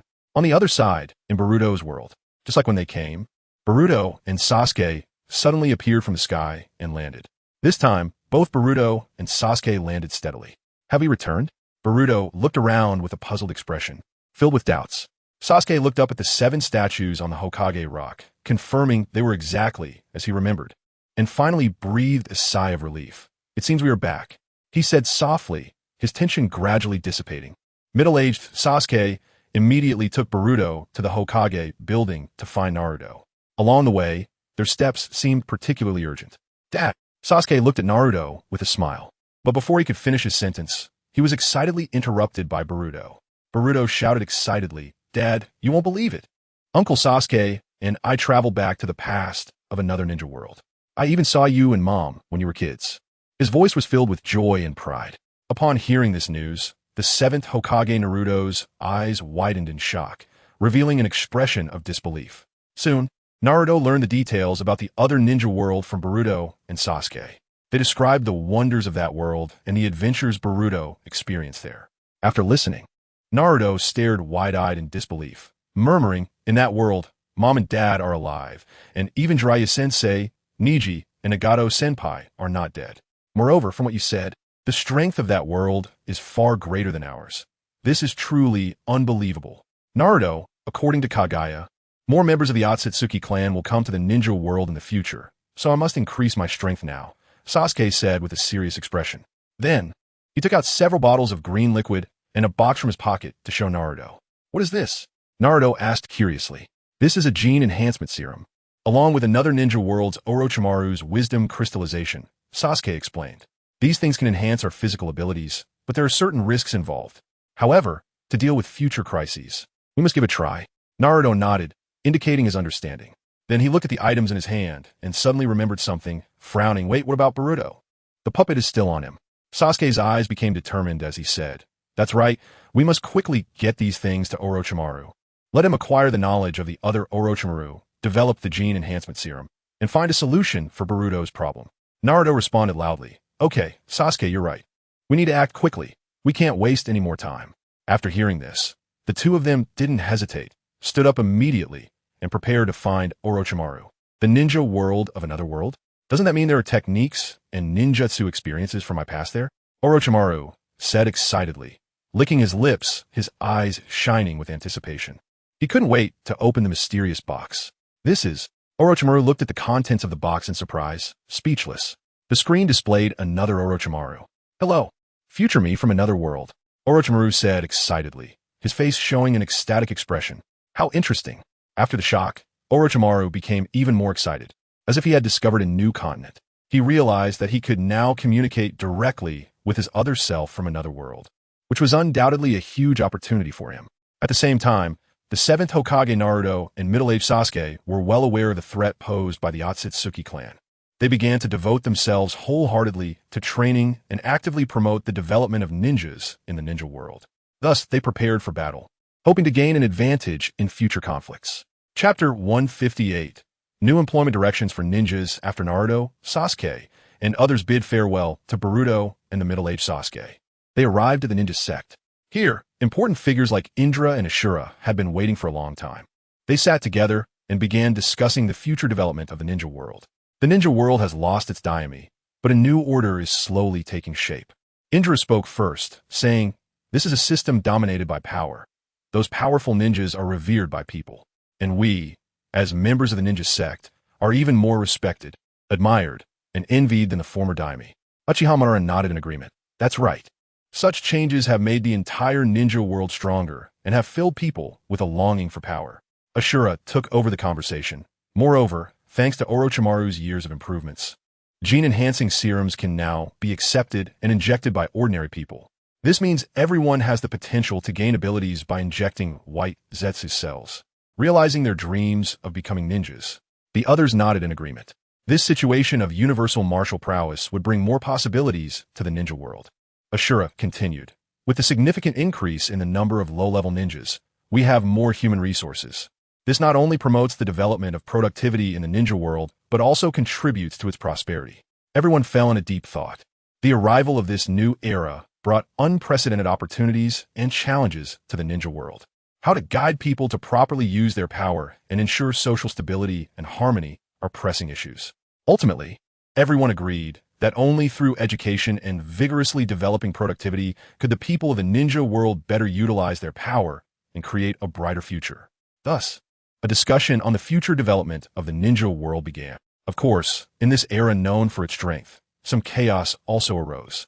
Now that there are no daimyo in the 5 great countries, they are managed by the 5 great villages, and those small countries are managed by the stronger villages. It can be said that the major ninja villages have inadvertently transformed into nations, with their power experiencing an epic increase. This situation has plunged the entire ninja world into a new order. Once the daimyo became historical dust, ninjas became the actual rulers of the countries. This transformation brought a series of changes and challenges, while also providing new hope and possibilities for the ninja world.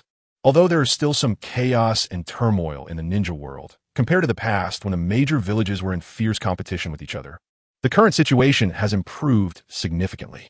People no longer need to be constantly vigilant against attacks from other villages and can develop their countries and lives with peace of mind. As time passed, the ninja world gradually regained vitality and vigor. Many people began to lead happy lives, no longer needing to worry daily about being ambushed or attacked by ninjas from enemy villages. Families are harmonious, children grow up happily, and all of this is immensely gratifying. However, despite the appearance of peace and stability, there remains a subtle balance and competition among the various forces in the ninja world. Each village is striving to enhance its strength to secure a place in this new world order. Due to the aftermath of the 4th Great Ninja War, the ninja sect was established, and large-scale wars have not occurred again in the ninja world. However, this does not mean that all issues can be perfectly resolved. Once a major problem arises, it still requires the consent and coordination of the ninja sect. After all, as the highest authority in the ninja world, the ninja sect must maintain the interests and stability of the entire ninja world. Furthermore, the long period of peace has caused the major ninja villages and ninjas to lose many sources of funding, and many ninja missions have disappeared. They began to seek new ways to make a living and acquire wealth. Thus, each major ninja village developed unique industries, finding their own paths to wealth. Konoha Village is known for its thriving commercial activities. There are various shops, markets, and commercial streets here, attracting people from all over to shop and trade. The merchants and entrepreneurs of Konoha have accumulated substantial wealth through trade and commercial activities. Hokage focused on technological development. They invested significant resources in researching and developing various advanced technologies, such as weapons, communication devices, and medical tools. These high-tech products not only meet the needs of their village, but are also exported to other countries, bringing considerable income to Kyuubi. Kyuubi utilized its unique geographical environment and natural resources to develop tourism. Tourists are attracted by the beautiful lakes, waterfalls, and mysterious forests, flocking here for vacations and exploration. The hotels, restaurants, and tourist attractions in Kyuubi flourished, creating job opportunities and economic income for local residents. The Hokage developed its construction industry based on its expertise in earth release techniques. They can quickly build houses, walls, and roads using earth release, providing efficient construction services.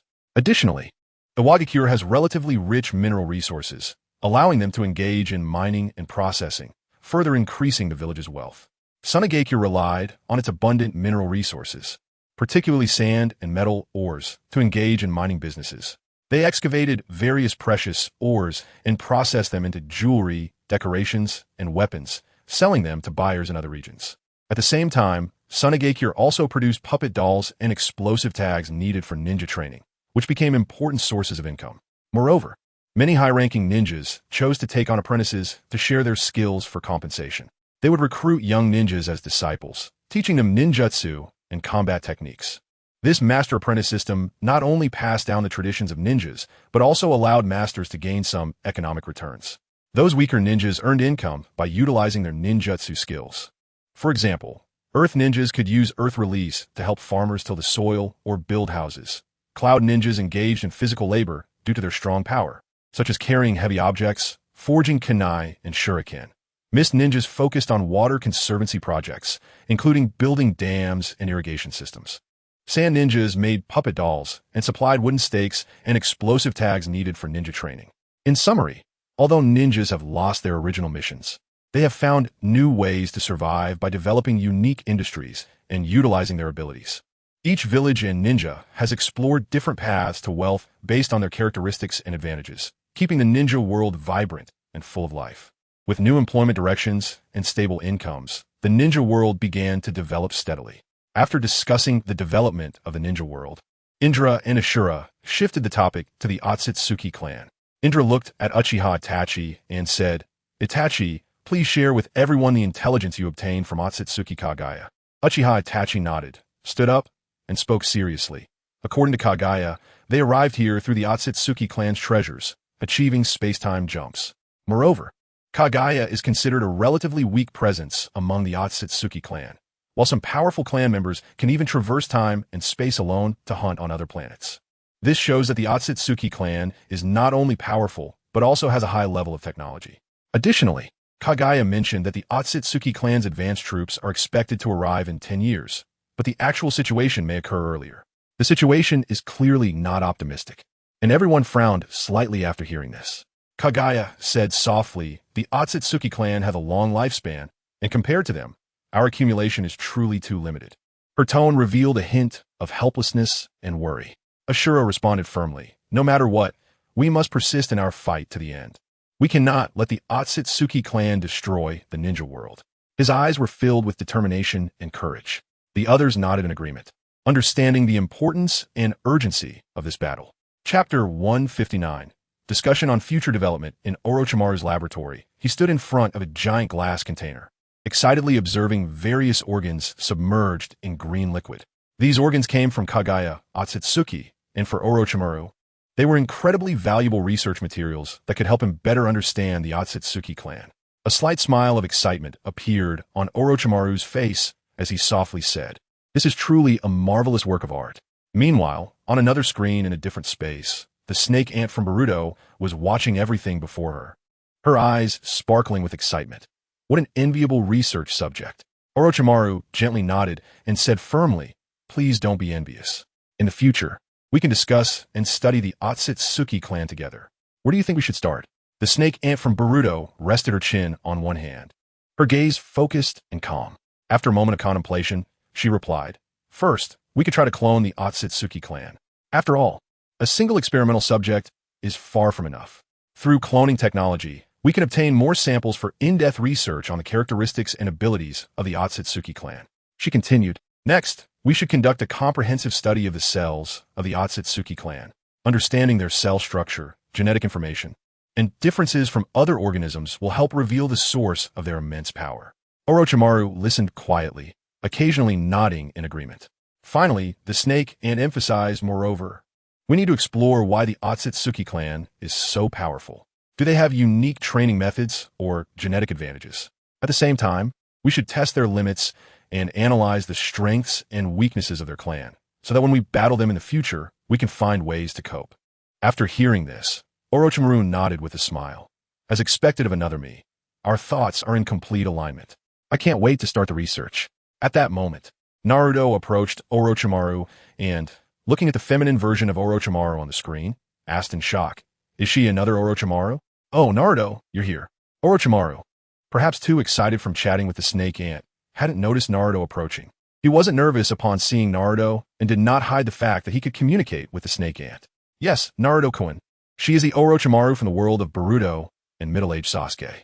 At this point, the snake ant on the screen also greeted him warmly. "Hello. Another Naruto-kun from the ninja world." "Hello, snake ant. I've heard from Naruto and Sasuke that your technology over there is much better than here. I hope you can share it with Uncle Snake." Upon hearing Naruto's address, the snake ant wasn't angry. Instead, she smiled softly and said, "Naruto-kun, I would do that even without you saying. Since our two worlds have started sharing information, we can share all technological developments." The snake ant then turned and said, Naruto, Sasuke, would you like to come over and see another Naruto from the ninja world? Coming. The voice of the 7th Hokage Naruto came from screen. Soon, middle-aged Sasuke and the 7th Hokage Naruto appeared on screen. Long time no see, Naruto. Middle-aged Sasuke greeted Naruto upon seeing him. This is another me from the ninja world? He looks really strong, the 7th Hokage Naruto said, somewhat astonished as he looked at Naruto. Naruto greeted them, hello middle-aged Sasuke. And 7th Hokage Naruto. Middle-aged Sasuke? Puff the 7th Hokage Naruto burst into laughter upon hearing this, looking at Sasuke, holding his stomach. I didn't expect the always handsome Sasuke to have a day like this, he said. Shut up. Middle-aged Sasuke shouted angrily at the 7th Hokage Naruto. Okay, Sasuke. I didn't mean it, the 7th Hokage Naruto explained, but he couldn't help but chuckle. Humph. Middle-aged Sasuke snorted and turned his head away. Not wanting to pay attention to the 7th Hokage Naruto. Naruto and Uncle Snake watched the interaction between Naruto and Sasuke with a sense of amusement. At this moment, Uncle Snake looked at Naruto and asked, Naruto-kun, do you have something to find me for? Yes, Uncle Snake, I do have something I need to discuss with you. According to the information we've gathered from Momoshiki and Kinshiki, the Otsutsuki clan is very likely to arrive in the ninja world in the coming decades, Naruto said, pausing slightly. The expressions of the 7th Hokage Naruto and middle-aged Sasuke grew serious upon hearing about the Otsutsuki clan. Hang in there. If there are any difficulties, we can face them together. If the Otsutsuki clan comes, we will fight back, the 7th Hokage Naruto said. Naruto shook his head. Although we have a lot of chakra in the ninja world, which makes them coveted, even if we combine all our strengths, we are still not enough to deal with the Otsutsuki clan, which has accumulated power for over 1,000,000 years. Taking a deep breath, Naruto continued, therefore, I believe we not only need to integrate the entire ninja world, but also develop interstellar civilization, attempting to obtain resources from other planets like the Otsutsuki clan does. Interstellar civilization? Obtaining resources from other planets? Uncle Snake and the snake ant's eyes flashed, and their lips curled into a slight smile, revealing their interest. Is the Otsutsuki clan really that powerful? The 7th Hokage Naruto asked nervously. Naruto nodded slightly, his tone grave as he said, there are always people stronger than us. The Otsutsuki clan has a long lifespan. They can also plunder the energy of planets through planting divine trees to enhance their own strength. There is a huge gap between us and them. Moreover, if we continue to passively defend and resist the Otsutsuki clan in the ninja world, they will lurk in the dark while we are exposed in the open, which is extremely unfavorable for us. Additionally, a large-scale battle in the ninja world would be a disaster for it. Therefore, we must actively expand and develop.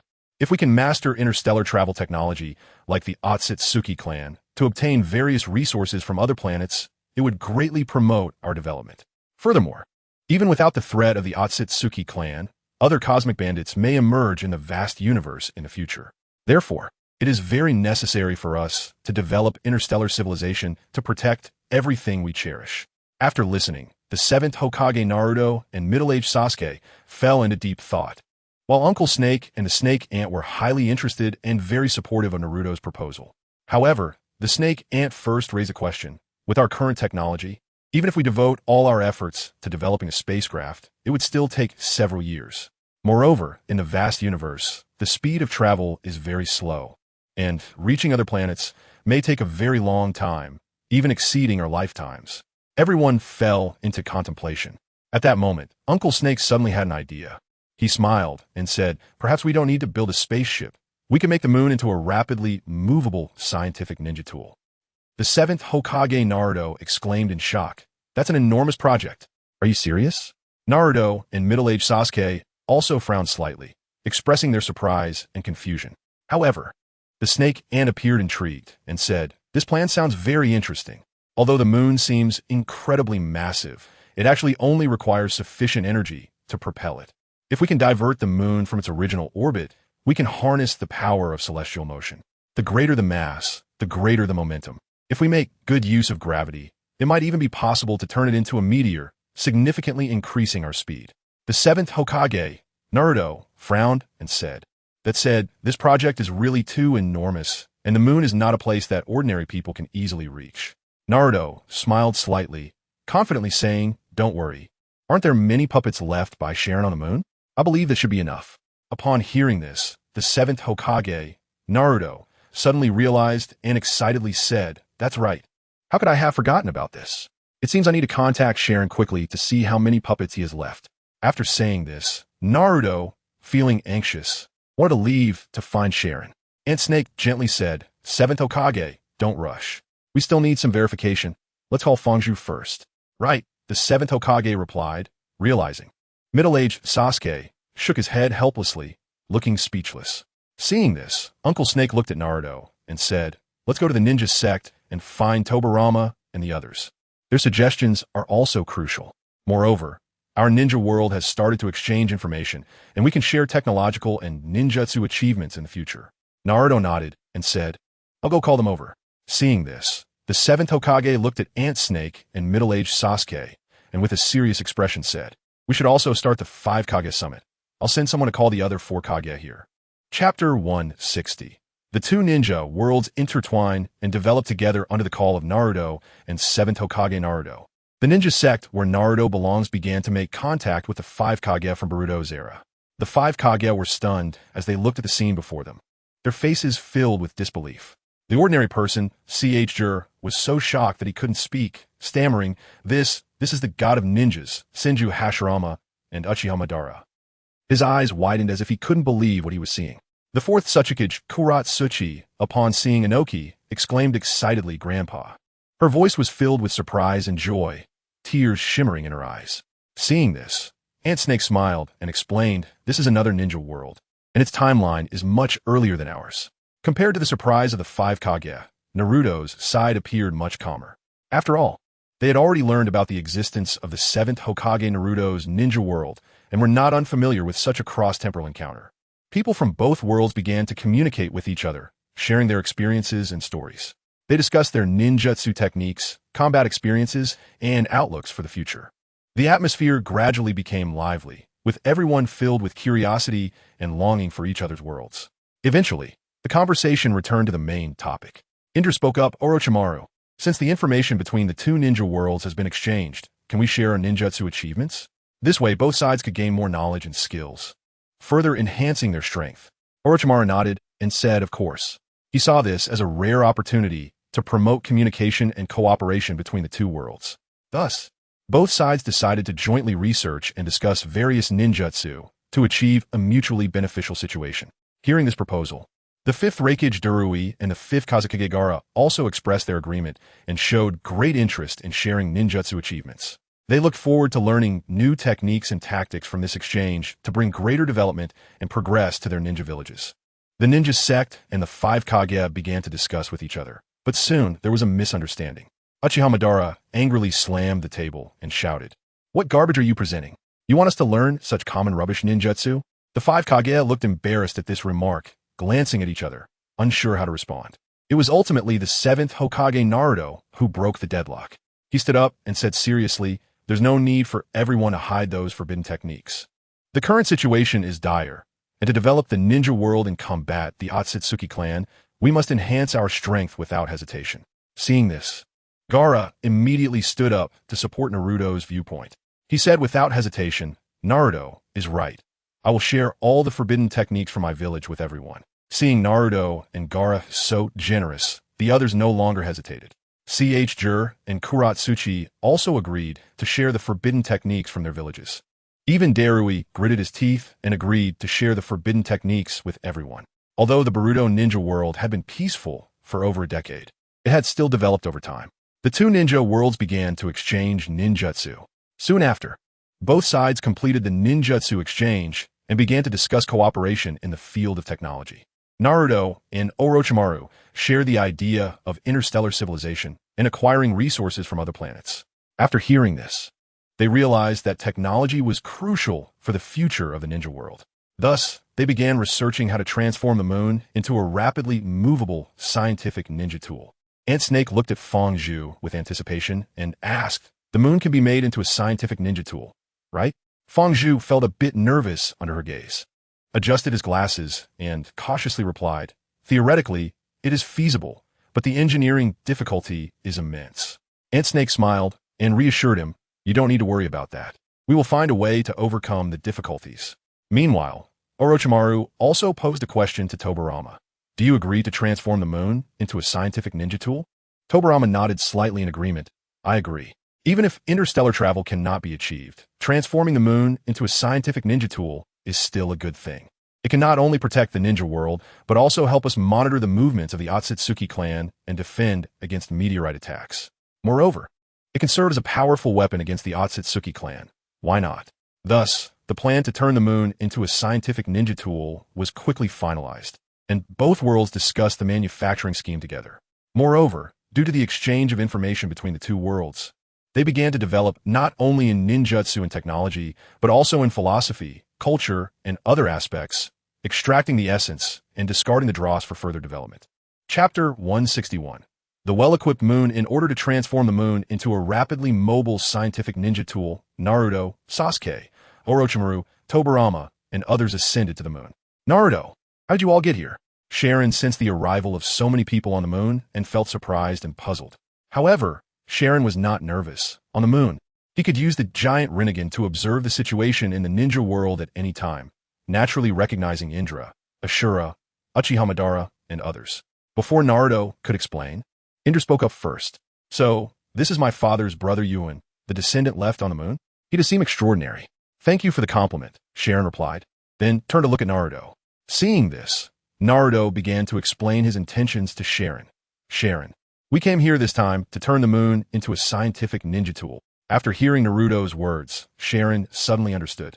So that's how it is. Since this is to defend Earth against the invasion of the Otsutsuki clan and to promote the development of interstellar civilization on Earth, I naturally won't refuse. After a slight pause, Sharon continued, I have many puppets here that should be able to provide you with some help. Thank you, Sharon. Naruto smiled gratefully. By the way, Sharon, these are the eyes of Otsutsuki Kagaya. If possible, please install them, Naruto said as he reached into his clothing pocket and took out a jar containing Kagaya's eyes. Really? Sharon's voice was filled with surprise as he looked at Naruto in disbelief. Of course it's true, Sharon. Put on these eyes and see if you can awaken the Rinnegan, Naruto said with a smile. Everyone was slightly taken aback after hearing this. They had already learned what the Rinnegan was from Kagaya. If Sharon could awaken the Rinnegan, it would mean he could possess both the Rinnegan and the Rinnegan, which was unprecedented. Sharon carefully took the green jar and examined the eyes inside. After a moment, Sharon nodded and said firmly, it should be possible, but I will only be able to awaken it after I reach adulthood. Everyone was astonished after hearing Sharon's answer. They already knew the power of the Rinnegan from Kagaya, and it was clear that once Sharon had Kagaya's eyes that could switch between red and blue Rinnegan, awakening the Rinnegan would mean something significant. It could be said that in the future, Sharon would gather the 3 strongest eye techniques. How powerful would that be? Thus, Sharon installed Kagaya's eyes and immediately began to adapt, as he already had the bloodline of the Otsutsuki clan. After putting on the eyes, Sharon slightly moved his Byakugan and began to excitedly scan everything around him. Sharon, how is it? Naruto asked with a smile. Naruto, this is truly amazing, Sharon said excitedly. Having been born without eyes, he could now see the world. After a while, Sharon calmed down. Naruto, are we going to start transforming the moon into a scientific ninja tool now? Sharon asked. No rush, Sharon. We haven't even drawn the construction blueprints yet, Naruto replied with a smile. After a while, Orochimaru and Tobirama returned. They had just quickly surveyed the moon and checked its geological and gas compositions. Seeing them return, Naruto immediately asked, What's the situation, Uncle Snake and Brother Tobirama? Orochimaru said calmly, the terrain is uneven, but it should be able to withstand the pressures of space travel. However, the oxygen content is low, and food and water sources are scarce, among other issues. But these shouldn't be a problem. We can completely open an internal space on the moon to create an environment suitable for our survival. Internal space, you say? We have that, Sharon said. Tobirama was slightly surprised and asked, Is that true? Sharon replied plainly, After all, on the moon, our ancestor Yuan did propagate our clan. If there hadn't been a civil war, I might have had hundreds of clansmen. It would be no problem for a few hundred people to survive on this moon. Moreover, thanks to my ancestors' efforts, we can be completely self-sufficient on the moon. After saying this, Sharon led Naruto, Orochimaru, Tobirama, and others into the moon's internal space. It was not dark inside. There was actually a small artificial sun. The area had living quarters, a gym, and so on, as well as vegetable gardens, orchards, and even a factory operated entirely by mechanical puppets. Seeing this scene, Naruto and the others were astonished by the technology on the moon. Sharon smiled faintly. Don't be too surprised. These are all the results of my ancestors' hard work. Naruto secretly muttered. Sharon is simply the strongest heir in the ninja world. The Hyuga clan's treasures on the moon for thousands of years ultimately allowed Sharon, the last survivor, due to civil war, to inherit them. After touring the internal space of the moon, both Orochimaru and Tobirama were very satisfied and gave high praise. Tobirama complimented, "The facilities are very complete. It seems we just need to think carefully about how to turn the moon into a scientific ninja tool. However, we still need to refer to the ideas of the 7th Hokage Naruto, as we have no scientific ninja tools here, making it difficult to find direction." At this moment, Orochimaru suddenly thought of something and smiled slightly, saying, "Sharon, I heard Naruto-kun say that there's a huge Rinnegan on the moon. Perhaps that could serve as the energy core and operational core for the entire moon." Naruto's eyes lit up upon hearing this. Yes, utilizing it might solve many problems. After saying this, Naruto looked at Sharon with determination.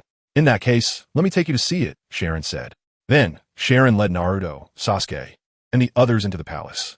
Soon, they arrived in front of a gigantic Rinnegan that emitted a dazzling light, making one feel a sense of awe. "Is this the giant Rinnegan?" Orochimaru asked eagerly, his eyes fixed on the giant Rinnegan. Sharon smiled slightly and replied, "Yes, this is the giant Rinnegan. I can control its power to emit strong repulsive and attractive forces, even allowing the moon to leave its original orbit." Upon hearing this, Indra and Sasuke were both shocked. Ashura frowned and said worriedly, "Doesn't this mean that if someone masters this power, they could potentially make the moon fall to Earth, bringing disaster to humanity?" Hashirama also agreed, saying, "Indeed, this power is too dangerous. If misused, the consequences would be unimaginable." However, Orochimaru and Tobirama displayed excited expressions. Orochimaru's eyes sparkled with greed as he said, "If such powerful, repulsive, and attractive forces truly exist, it would greatly help our plan to transform the moon into a movable celestial body. In this way, we can better explore the universe." A month quickly passed, and the two worlds shared various ninjutsu and technological achievements, receiving feedback and benefiting each other. The ninjutsu and technology of both ninja worlds began to develop rapidly. The plan to transform the moon into a rapidly mobile scientific ninja tool was officially started as experts from both ninja worlds discussed and drew various construction blueprints. Finalizing the scheme. Chapter 162, Rapidly Growing Strength. Time flies, and in the blink of an eye, 2.5 years have passed. During this time, many events have occurred in the ninja world. After the two ninja realms exchanged information and shared ninjutsu and scientific technology, they have worked together over the past 2.5 years to promote the development of the ninja world. Naruto, Sasuke, and others have also started taking drugs, specifically chakra pills refined by Kagaya Tsutsuki, made from the tentacles of the 8 tails. After 2.5 years of development, Orochimaru has cultivated even more 8 tails tentacles. Not only do they meet the food needs of an insect, but the surplus is also used by Kagaya to refine chakra pills. Although the chakra pills provide only a slight enhancement, their large quantity ensures a full supply.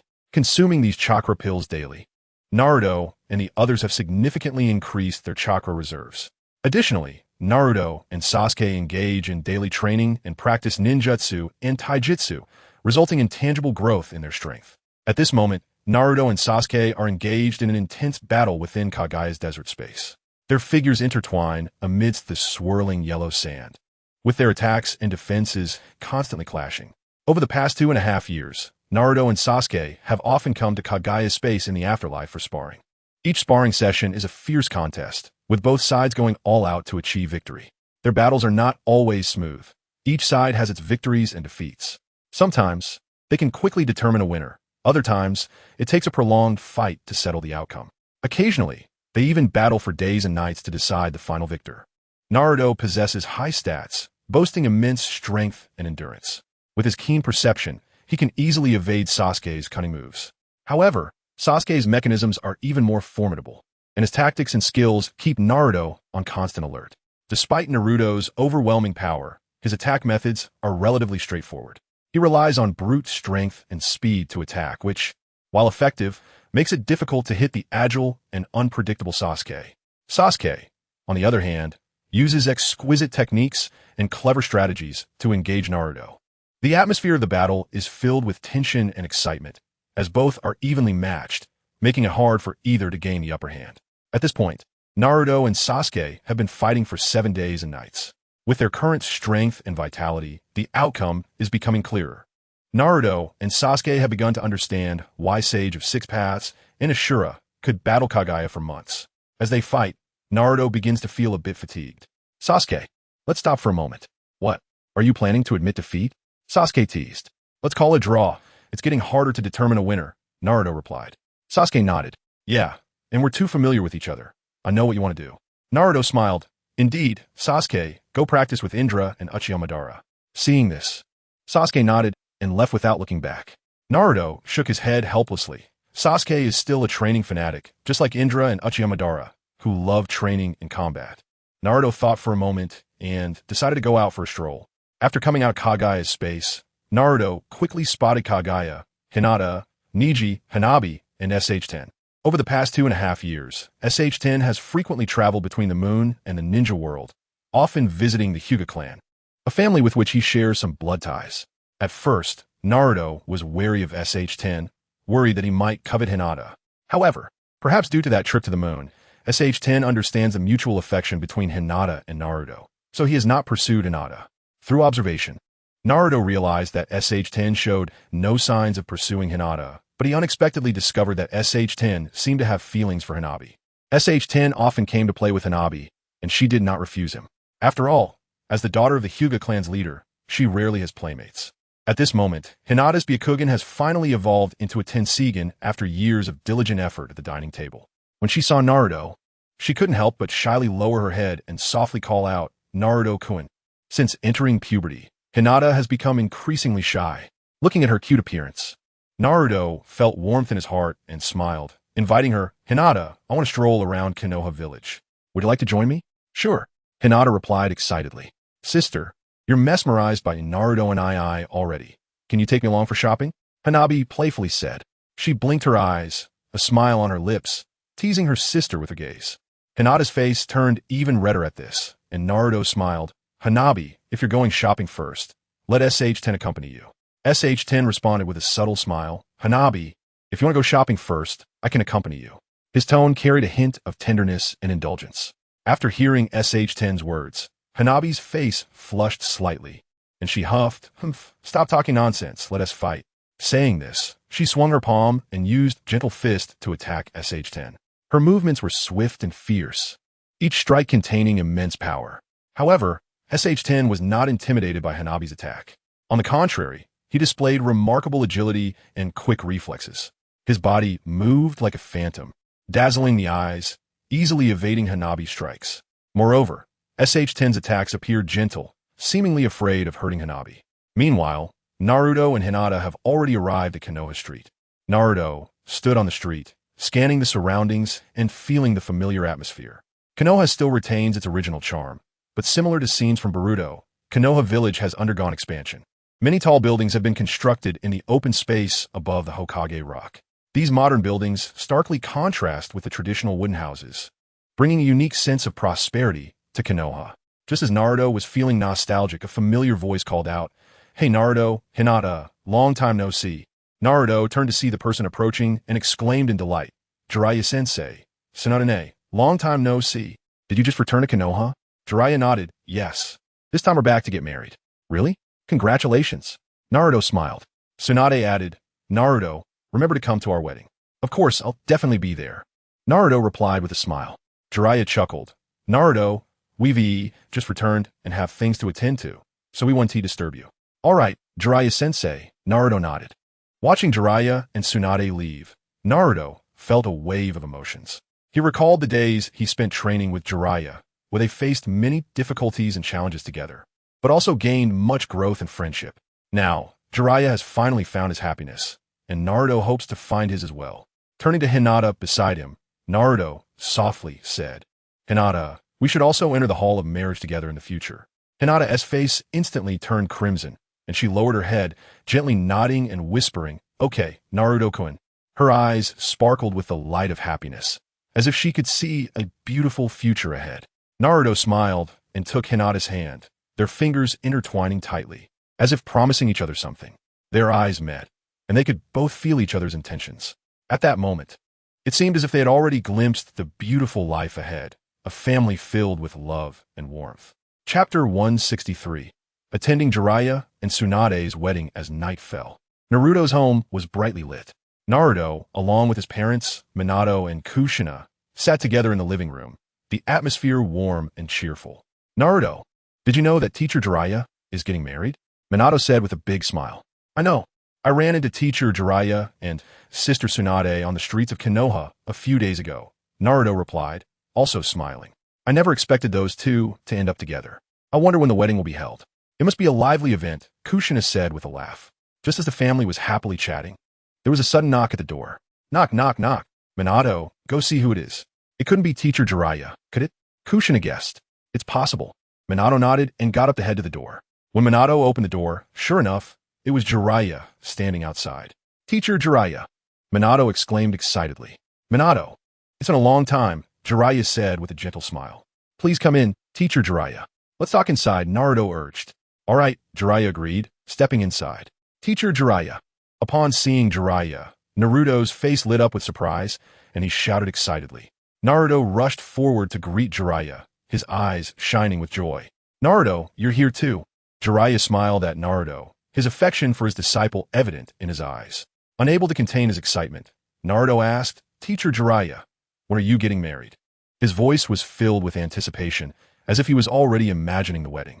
Jiraiya chuckled and replied, Naruto Minato, well, I'm getting married the day after tomorrow. Both Naruto and Minato widened their eyes in surprise, not expecting the timeline to be so rushed. Minato said, Teacher Jiraiya, you and Tsunade just got back. Isn't this a bit fast? Kushina chimed in, yeah, marriage is a big deal and needs careful consideration, her expression showing a hint of worry. Jiraiya explained with a smile.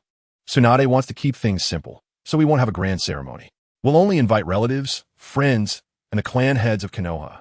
I thought of you all first, which is why I came right away to give you the invitation. You must come to my wedding. His tone was light, yet firm as he took out the invitation from his inner pocket.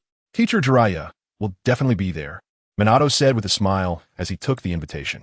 Jiraiya nodded appreciatively, saying, Good, Minato, Naruto, and Kushina. I won't disturb your family time any longer. I still have to deliver more invitations. You can have a cup of tea before you go. Kushina smiled, trying to keep him a little longer. Jiraiya waved his hand lightly, walking towards the door, saying, No need, just remember to come to my wedding with Tsunade. We will, Teacher Jiraiya. Minato and Naruto said in unison, their voices filled with determination. Hearing this, Jiraiya laughed heartily, waved goodbye, and turned to leave. Jiraiya is really in a hurry. He didn't even sit down before leaving. Kushina shook her head helplessly. Minato smiled and explained, he must be really busy. After all, the wedding date is indeed a bit tight. By the way, Naruto, when are you and Hinata getting married? Kushina teased. Huh, Mom, I'm not even an adult yet. Naruto's face turned slightly red, feeling a bit embarrassed. Oh dear, look at my memory, I almost forgot. But I can't wait to see your wedding. Kushina laughed heartily. Yeah, it will happen for sure. Naruto nodded, his eyes filled with determination.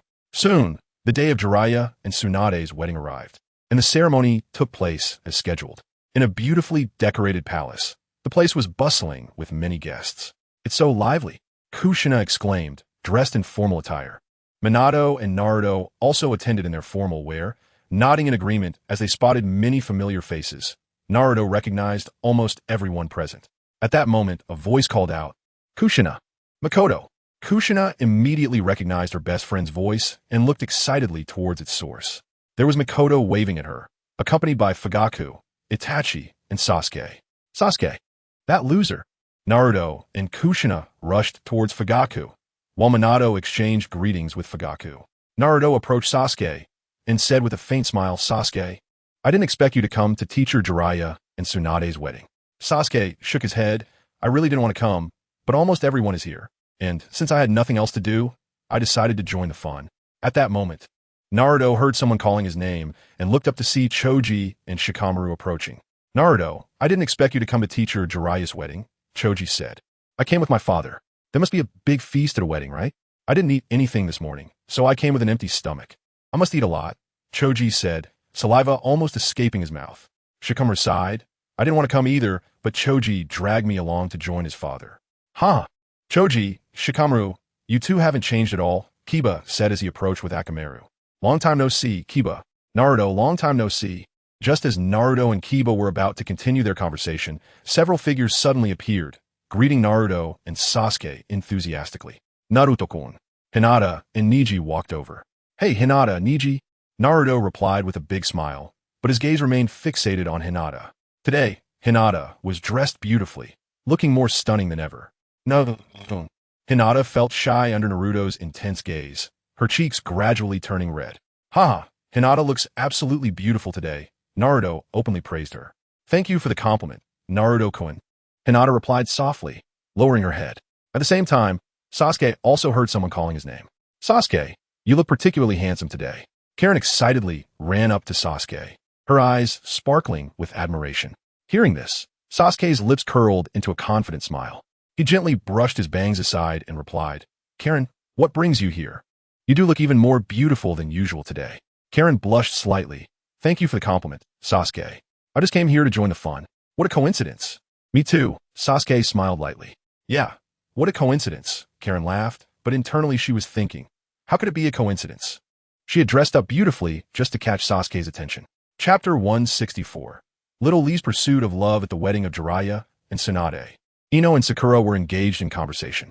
Ino noticed that Sakura was staring at Sasuke, but didn't he approach him. So she couldn't help but frown and ask, Sakura, aren't you going to say hi to Sasuke? Sakura shook her head and replied softly, I haven't interacted with Sasuke for several years. We only talked during those 1 or 2 years in the Ninja Academy. He might have forgotten who I am. Besides, I feel like I'm drifting further away from Sasuke. He has too outstanding, and I don't think I deserve him. Ino sighed and said helplessly, it's true. Naruto and Sasuke are too strong. In the Ninja Academy, apart from seeing them for a few days at the beginning of the term, the only ones we've been studying with are their shadow clones.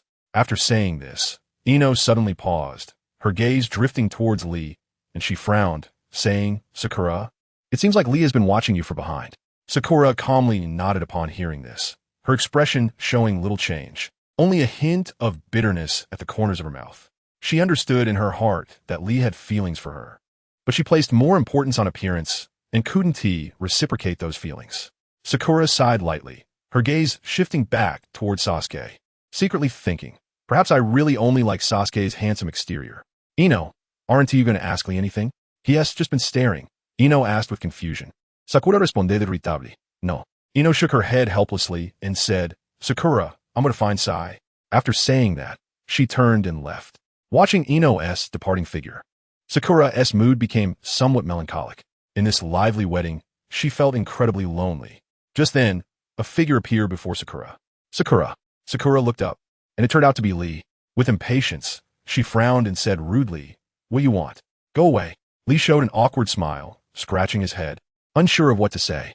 Seeing this, Sakura glanced at Lee in the bustling wedding scene, feeling a wave of torment and deciding to leave. Sakura, where are you going? Lee asked. None of your business, Sakura replied angrily, then walked straight towards the exit. Without thinking, Lee followed her. Lee, where are you going? Jiraiya and Tsunade's wedding is about to start. Might Guy questioned when he noticed Lee heading for the exit. Kai-sensei, I have something to do. I'll be back in a bit, Lee said, his gaze becoming determined as he began to chase after Sakura. After leaving the palace, Sakura discovered that Lee was following her outside. She bit her lip and said, don't follow me. Upon hearing this, Lee paused slightly. Sakura continued walking, and Lee continued to follow. Sakura frowned and started to run quickly, intending to shake Lee off. However, Lee was like a stubborn shadow, unable to be shaken off, as his strength was far superior to hers. Just when Sakura was about to angrily curse Lee for following her, he was suddenly blocked by others. Several girls in yoga pants surrounded Lee. Lee, can you come work out with us? One of them asked. I don't have time. Lee blushed and hurriedly refused. Come on, Lee. Just keep me company. The girls clung to Lee's arms. Due to the genetic enhancement serum requiring good physical condition for injection, many ordinary people had flocked to Might Guy.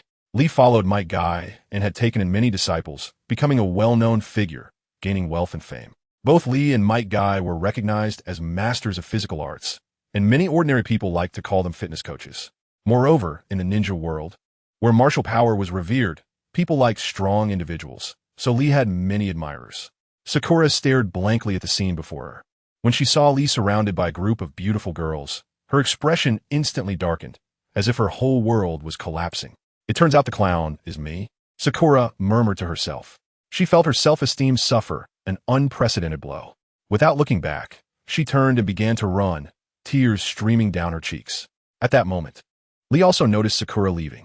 He panicked and quickly struggled to break free from the girl's grasp. "Sorry, I have urgent business to attend to," Lee said anxiously. Then, he recklessly chased after the direction Sakura had gone. The girls left behind stomped their feet in anger, having thought they could easily catch this big fish, only to find it suddenly slipping away. "The big fish has run away," they shouted angrily, their eyes filled with disappointment and fury. It was evident that their affection for Lee was not sincere. They were more interested in his wealth and strength, even willing to sell their bodies for benefits. Meanwhile, Lee quickly caught up with Sakura and appeared before her. Sakura stopped, panting and looking at him with fiery eyes. "Sakura, I like you," Lee stammered, his face filled with sincerity. Upon hearing this, Sakura's eyes widened, and her anger erupted instantly. Without hesitation, she raised her fist and struck at Lee's face. However, Lee did not dodge, but easily caught Sakura's attack with his palm. His gaze was firm and affectionate as he looked at Sakura. "You jerk! You have so many beautiful girls around you. Why do you still choose me?" Sakura shouted, her voice revealing endless grievances and dissatisfaction. Lee replied, "Those people, as Kai-sensei said, they are all insincere and would deceive for money and favors, and I don't like them. The person I've always liked is you, Sakura. From the first moment I saw you, I liked you." A wave of emotions surged in Sakura's heart as she recalled her feelings for Sasuke. This feeling was so familiar. She couldn't help but exclaim, "Lee, your feelings for me are so similar to my feelings for Sasuke." Sakura had always felt dejected because among the 12 young strong, she felt the most ordinary. Despite her relentless efforts leading her to consistently rank at the top in written exams and becoming an outstanding medical ninja through hard work. Compared to her partners with large family backgrounds and the exceptionally powerful Sasuke and Naruto, her efforts had not drawn her closer to them. Rather, she felt increasingly distant. After pondering for a moment, Sakura gradually accepted reality, recognizing herself and realizing that she indeed did not deserve Sasuke. She raised her head, looked earnestly at Lee, and softly asked, "Lee, what exactly do you like about me? Is it just my appearance?" Lee answered without hesitation, "No, I like everything about you, including your temper and how you look when you're angry. I like it all." Hearing his sincere and determined words, Sakura's body trembled slightly. So, this is what it means to truly like someone. She couldn't help but self-deprecate. "It seems I was simply attracted to Sasuke's handsome exterior and didn't really understand him. Perhaps I don't deserve Sasuke's love after all." After thinking through these matters, Sakura looked up at Lee. His eyes revealed a sense of determination and dedication, as if he held endless expectations for her. Seeing this, Sakura smiled faintly and softly said, "Thank you." These words filled Lee's heart with joy, but he still dared not be certain whether Sakura truly accepted his feelings. He cautiously asked, "Sakura, does this mean you've agreed to me?" Sakura gently shook her head and then playfully said, "Let's see how you perform." After saying that, she turned and left. This left Lee standing alone, scratching his head in confusion. But seeing Sakura leave, he immediately chased after her to ask more questions. When Sakura noticed Lee following her again, she didn't feel angry this time. Instead, she smiled slightly, feeling a warm sensation in her heart. Chapter 165, Jiraiya and Tsunade's Wedding. Shizen. "How do I look? Do I seem old?" Tsunade looked at herself in the mirror, a hint of worry on her face. While speaking, she fiddled with her hair and adjusted her wedding dress. Appearing a bit nervous, Shizen stood beside her, watching Tsunade earnestly, her eyes filled with admiration and blessings. She smiled and replied, "Lady Tsunade, you look really beautiful today. You don't look old at all." Upon hearing Shizen's compliment, a satisfied smile finally appeared on Tsunade's face. But soon, she thought of someone else and couldn't help but ask, "What about Jiraiya? Where's he?" Shizen quickly answered, "Lord Jiraiya is in the room across from here. Lady Tsunade, don't be nervous. He should also be preparing for the upcoming wedding." Tsunade nodded and continued to focus on decorating herself. She gently stroked the patterns on her wedding dress, her heart filled with happiness and anticipation. At that moment, Shizen suddenly remembered something and said with a smile, "By the way, Lady Tsunade, Lord Hashirama has invited many people to the wedding. It's quite lively outside now." Tsunade looked up in surprise and asked, "What? Who did Grandpa invite?" Shizen thought for a moment and then replied with a smile, "Let me think, there's Uchihamadara, the 4th Raikage, the 5th Mizukage Madarumi, and so on. Almost everyone in the shinobi world has been invited." Tsunade's eyes widened in disbelief. So many people? How could Grandpa invite so many? Shizune explained with a smile. Lord Hashirama wants this wedding to be grand and lively, so he invited so many people. Moreover, most of these people are people you know, and they will bless you. Hearing this, Tsunade felt a warm sensation in her heart. She knew that their presence was not only to celebrate her wedding, but also to witness her love with Jiraiya. With this thought, a happy smile reappeared on her face. At this moment, Shizune reminded her, Lady Tsunade, it's getting late. You and Lord Jiraiya should prepare to attend now. Tsunade nodded with excitement. At the same time, Tsunade held Shizune's hand as they prepared to go out through the curtain. On the other side, brother-in-law, are you ready? Shoshiro asked Jiraiya.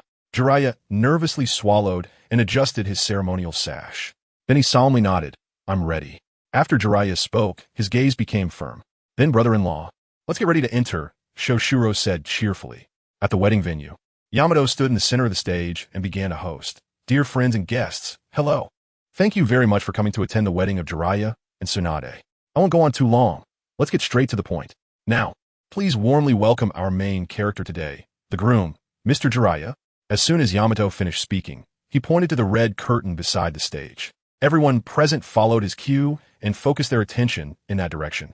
The red curtain slowly opened, and Jiraiya, holding a bouquet of bright flowers, appeared dazzlingly before everyone.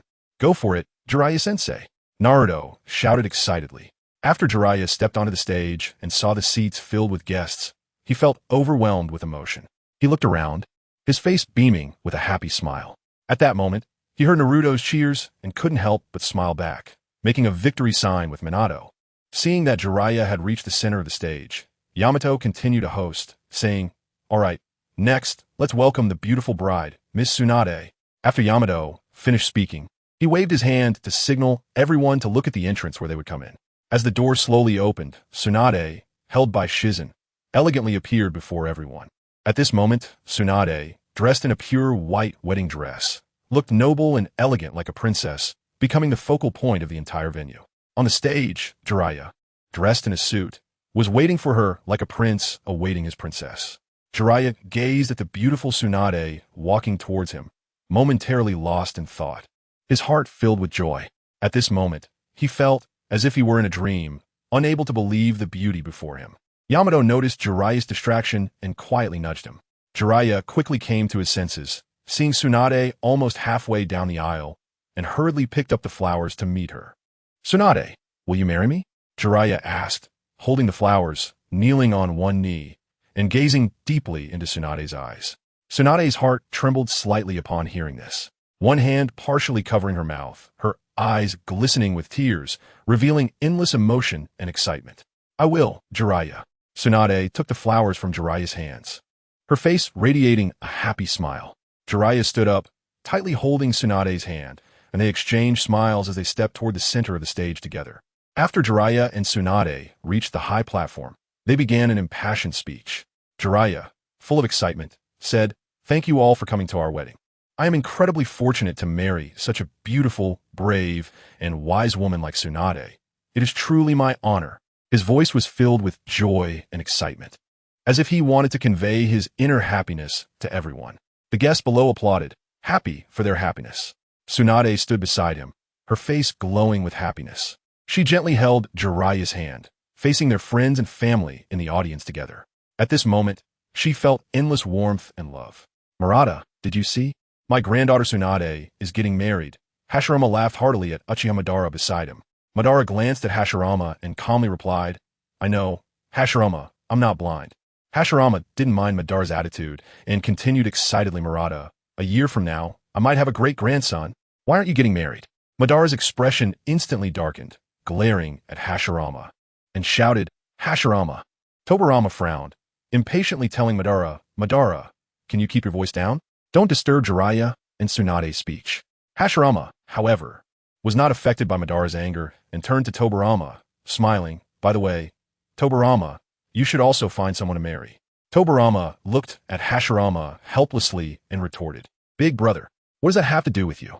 Seeing this, Madara shot a glance at Tobirama and teased, Shoo, Tobirama, keep it down, don't cause trouble. Tobirama. On the other side, Naruto quietly sat in the audience, his gaze focused on Jiraiya-sensei, and Sister Tsunade on the stage. Naruto had a smile on his face, and his eyes revealed genuine blessings. He turned to look at Hinata beside him and found her eyes wet with tears, shimmering at the corners. Her gaze was tightly fixed on Jiraiya and Tsunade, as if deeply moved. "Hinata," Naruto softly called. What is it, Naruto-kun?" Hinata came back to her senses, her face slightly flushed as she responded. "One day, we will also stand on this stage like Jiraiya-sensei and Sister Tsunade, holding a grand wedding," Naruto said confidently. His eyes sparkled with longing and determination, as if he could already see the beautiful scene of the future. After listening to Naruto's words, Hinata's face flushed with a rosy hue, and a wave of happiness surged within her. She slightly lowered her head, shyly smiled, and replied, "I believe in you, Naruto-kun." Her voice carried a hint of expectation and encouragement, allowing others to feel the warmth and support deep within her heart. The gazes of the two intertwined, and their feelings for each other deepened at that moment. Their eyes revealed hope and promises for the future, as if they had already envisioned their own beautiful moments. They both understood that there was a long road ahead, but they would walk hand in hand, pursuing their dreams together. Whether facing difficulties or challenges, they would support and encourage each other, overcoming every tough moment together. At that time, Jiraiya and Tsunade concluded their passionate and heartfelt speeches of gratitude. The audience erupted in warm applause, with people showering praises and blessings on the couple. Naruto stood up and led the applause, showing respect to Jiraiya and Tsunade. His face beamed with joy and excitement, as he knew that today's celebration was not just for Jiraiya and Tsunade's love, but also for everyone's happiness and future. The wedding banquet officially began, with laughter and joy filling the air as people enjoyed delicious food and shared happy moments. The entire scene was lively, filled with warmth and a sense of happiness. Jiraiya and Tsunade also toasted with Hashirama, Tobirama, and Minato, before being pulled by Konohamaru and Naruto to drink quite a bit more. The wedding venue was bustling with excitement, and everyone was immersed in joy. In the end, Jiraiya and Tsunade's wedding concluded successfully amidst the blessings of the crowd, and the newlyweds began their happy and fulfilling new life. Chapter 166. Discovering the trace of Ishiki as a few months slowly passed. Naruto and the others finally discovered the trace of Ishiki. They had long learned from Boruto's world, through the 7th Hokage Naruto and the middle-aged Sasuke, that Otsutsuki Ishiki was still alive, along with various intelligence about the Kara organization. However, based on the information, Naruto and Sasuke had not found any trace of the Kara organization in the Rain Village. After 2 to 3 years of searching, Naruto and the others finally obtained some clues. These clues pointed to the hidden grass village, located in the Land of Grass, which Naruto had previously destroyed. Shinobi had discovered through a giant Rinnegan that suspicious individuals had recently appeared in the hidden grass village, likely members of the Kara organization or its predecessors. After receiving the news, Naruto and Sasuke believed this could be the key to finding Otsutsuki Ishiki. In the following days, to avoid alerting the enemy, Naruto and Sasuke secretly infiltrated the hidden grass village, trying to find more clues about Ishiki. Finally, they discovered a dilapidated house in a corner of the village. The house seemed long uninhabited, but a mysterious aura lingered inside. Naruto and Sasuke cautiously approached the house, ready to investigate. At that moment, they heard a faint sound of footsteps. The two immediately became alert and turned around, only to see a man in a black robe standing behind them. The man looked very young, but his eyes revealed a mature aura. "Who are you? Why are you here?" the man asked coldly, wearing a mask. "We're here to find Ishiki," Naruto replied fearlessly. "I don't know what you're talking about. This is my residence. Please leave," the man said. "Don't play dumb. We know you're connected to Ishiki," Sasuke shouted. "Since you refuse to leave, don't blame me for being rude," the man said, suddenly launching an attack. Naruto and Sasuke watched the man warily as he suddenly pulled out a mechanical pistol and shot lasers at them without hesitation. However, Naruto appeared particularly calm. He gently raised his right hand and quickly condensed a ball of Nine-Tails chakra, easily blocking the man's attack. At that moment, Sasuke displayed incredible speed and instantly flickered behind the man. "Sasuke, be careful. He's just an ordinary human," Naruto hurriedly reminded. Upon hearing this, the man's face showed astonishment as he looked at Sasuke in disbelief, filled with confusion and shock. "What?" the man exclaimed, dumbfounded, unable to believe he had completely failed to notice Sasuke's movement and that the other's speed was so fast. Sasuke stood expressionless behind the man, effortlessly grabbing his wrist and taking the pistol from his hand. Just then, the man suddenly began to convulse violently.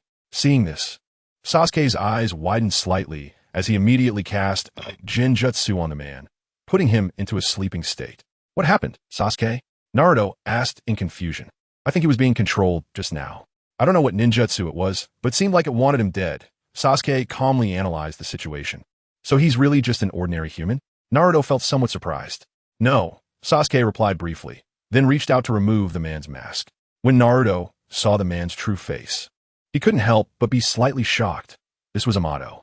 Naruto and the others had already obtained images of Kara organization members and figures like Jigen from the 7th Hokage, so they recognized him. At that moment, Sasuke pushed open the door and walked in, only to be surprised to find a mysterious tunnel hidden inside. Sasuke said with a serious expression, Naruto, it seems Ishiki has likely detected our location. We must enter this tunnel immediately. I firmly believe we can finally capture Ishiki this time. Naruto nodded without hesitation. All right, let's act now. But before that, we need to ensure Amato's safety. After all, he's an extremely valuable scientist. Sasuke nodded in agreement and immediately used his Kamui to swiftly pull Amato into his Kamui space. Following that, Naruto and Sasuke stepped into the tunnel without any hesitation, resolutely moving forward. Chapter 167, Battle against Otsutsuki. Ishiki, Naruto, and Sasuke quickly passed through the passage and arrived at a bright underground chamber. This place was a stark contrast to the darkness they had experienced before, as if they had entered another world. A faint chemical smell lingered in the air, and the walls were covered with various strange experimental devices and charts. The layout here reminded them of Orochimaru's laboratory, filled with an air of mystery and danger. Naruto and Sasuke cautiously observed their surroundings, carefully moving forward. They found not only various experimental supplies, but also some advanced computer equipment. These computers seemed to be connected to the outside world, with screens flashing various data and images. Naruto frowned and whispered, "It looks like this is where they're conducting their research. According to the intel, Ishiki wants to change to a new vessel. This is where he conducts experiments for available vessels. We need to be careful." Sasuke nodded, gripping his weapon tightly, ready to respond to any potential threats at any moment. They continued deeper into the underground chamber, meticulously searching every corner. Just then, a faint sound suddenly came from ahead, as if something was approaching. Naruto and Sasuke immediately stopped, their eyes alertly fixed on the front, their bodies tense, ready to face any danger that might arise. Not far ahead, a figure stood quietly, emanating a mysterious and powerful aura. It was none other than the one with the vessel, Otsutsuki Ishiki. At that moment, he was gently swirling a glass of red wine in his hand, a faint smile playing on his lips, appearing quite relaxed. Upon noticing Naruto and Sasuke's gaze, Ishiki elegantly raised his wine glass, took a gentle sip, then slowly lowered the glass, revealing a barely noticeable smile.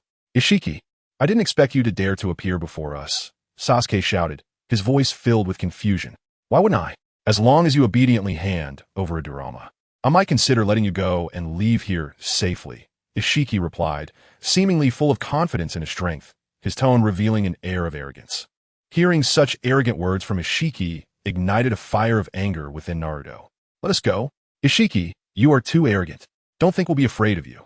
Today is your day to die." After finishing his words, Naruto quickly formed hand seals, and a blue chakra sphere appeared in his hands. "Take this," Naruto shouted, launching the Rasengan towards Ishiki. Seeing this, Ishiki frowned slightly. "Don't destroy this place. If you have the guts, come over here," he said softly, then used a space-time ninjutsu to enter another dimension. Naruto and Sasuke exchanged glances, and Sasuke immediately used Kamui. "Naruto, let us go after him. We can't let him escape today," Sasuke commanded. Naruto nodded and followed Sasuke into the dimension where Ishiki was located. "Since you followed me, I'll settle this here," Ishiki said, conjuring a black rod in his hand. "Who settles who? That is still up in the air," Naruto declared, activating Sage Mode and launching his Sage Art, Super Rasengan at Ishiki. Ishiki immediately activated the power of the vessel and absorbed Naruto's Rasengan into his body.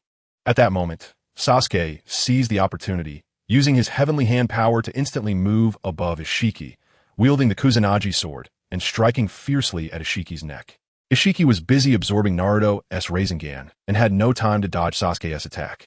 Just as Sasuke's Kusanagi sword was about to strike Ishiki's neck, Several black rods suddenly extended from Ishiki's neck, blocking Sasuke's attack. Ishiki then used My Baikuna, launching several black rods at Sasuke, while Naruto extended his Nine-Tails chakra hand to block the black rods. At that moment, Sasuke also used his black blade, surrounded by magnetic force, against Ishiki. Ishiki sensed the danger and immediately used space-time ninjutsu to evade Sasuke's attack. His body instantly vanished from a spot and reappeared in another location. However, just as he thought he was safe, Naruto launched another attack. Naruto charged towards Ishiki at incredible speed, ready to deliver a fatal blow. Feeling Naruto's determination and strength, Ishiki couldn't help but feel a surge of anger. He decided not to underestimate these two opponents any longer and to fight with all his might. A pair of massive horns began to grow from the top of Ishiki's head, and he emanated a powerful aura. He unleashed his true strength, showcasing astonishing combat power. The next moment, Ishiki used My Baikuna, instantly shrinking his form, disappearing before Naruto's eyes, and then appeared before Sasuke like lightning. His speed shocked both Naruto and Sasuke, but they were not intimidated. Instead, they became even more excited. Sasuke immediately activated the skeletal form of Susanoo, encasing his body in a layer of hard bones, forming a gigantic defensive shield.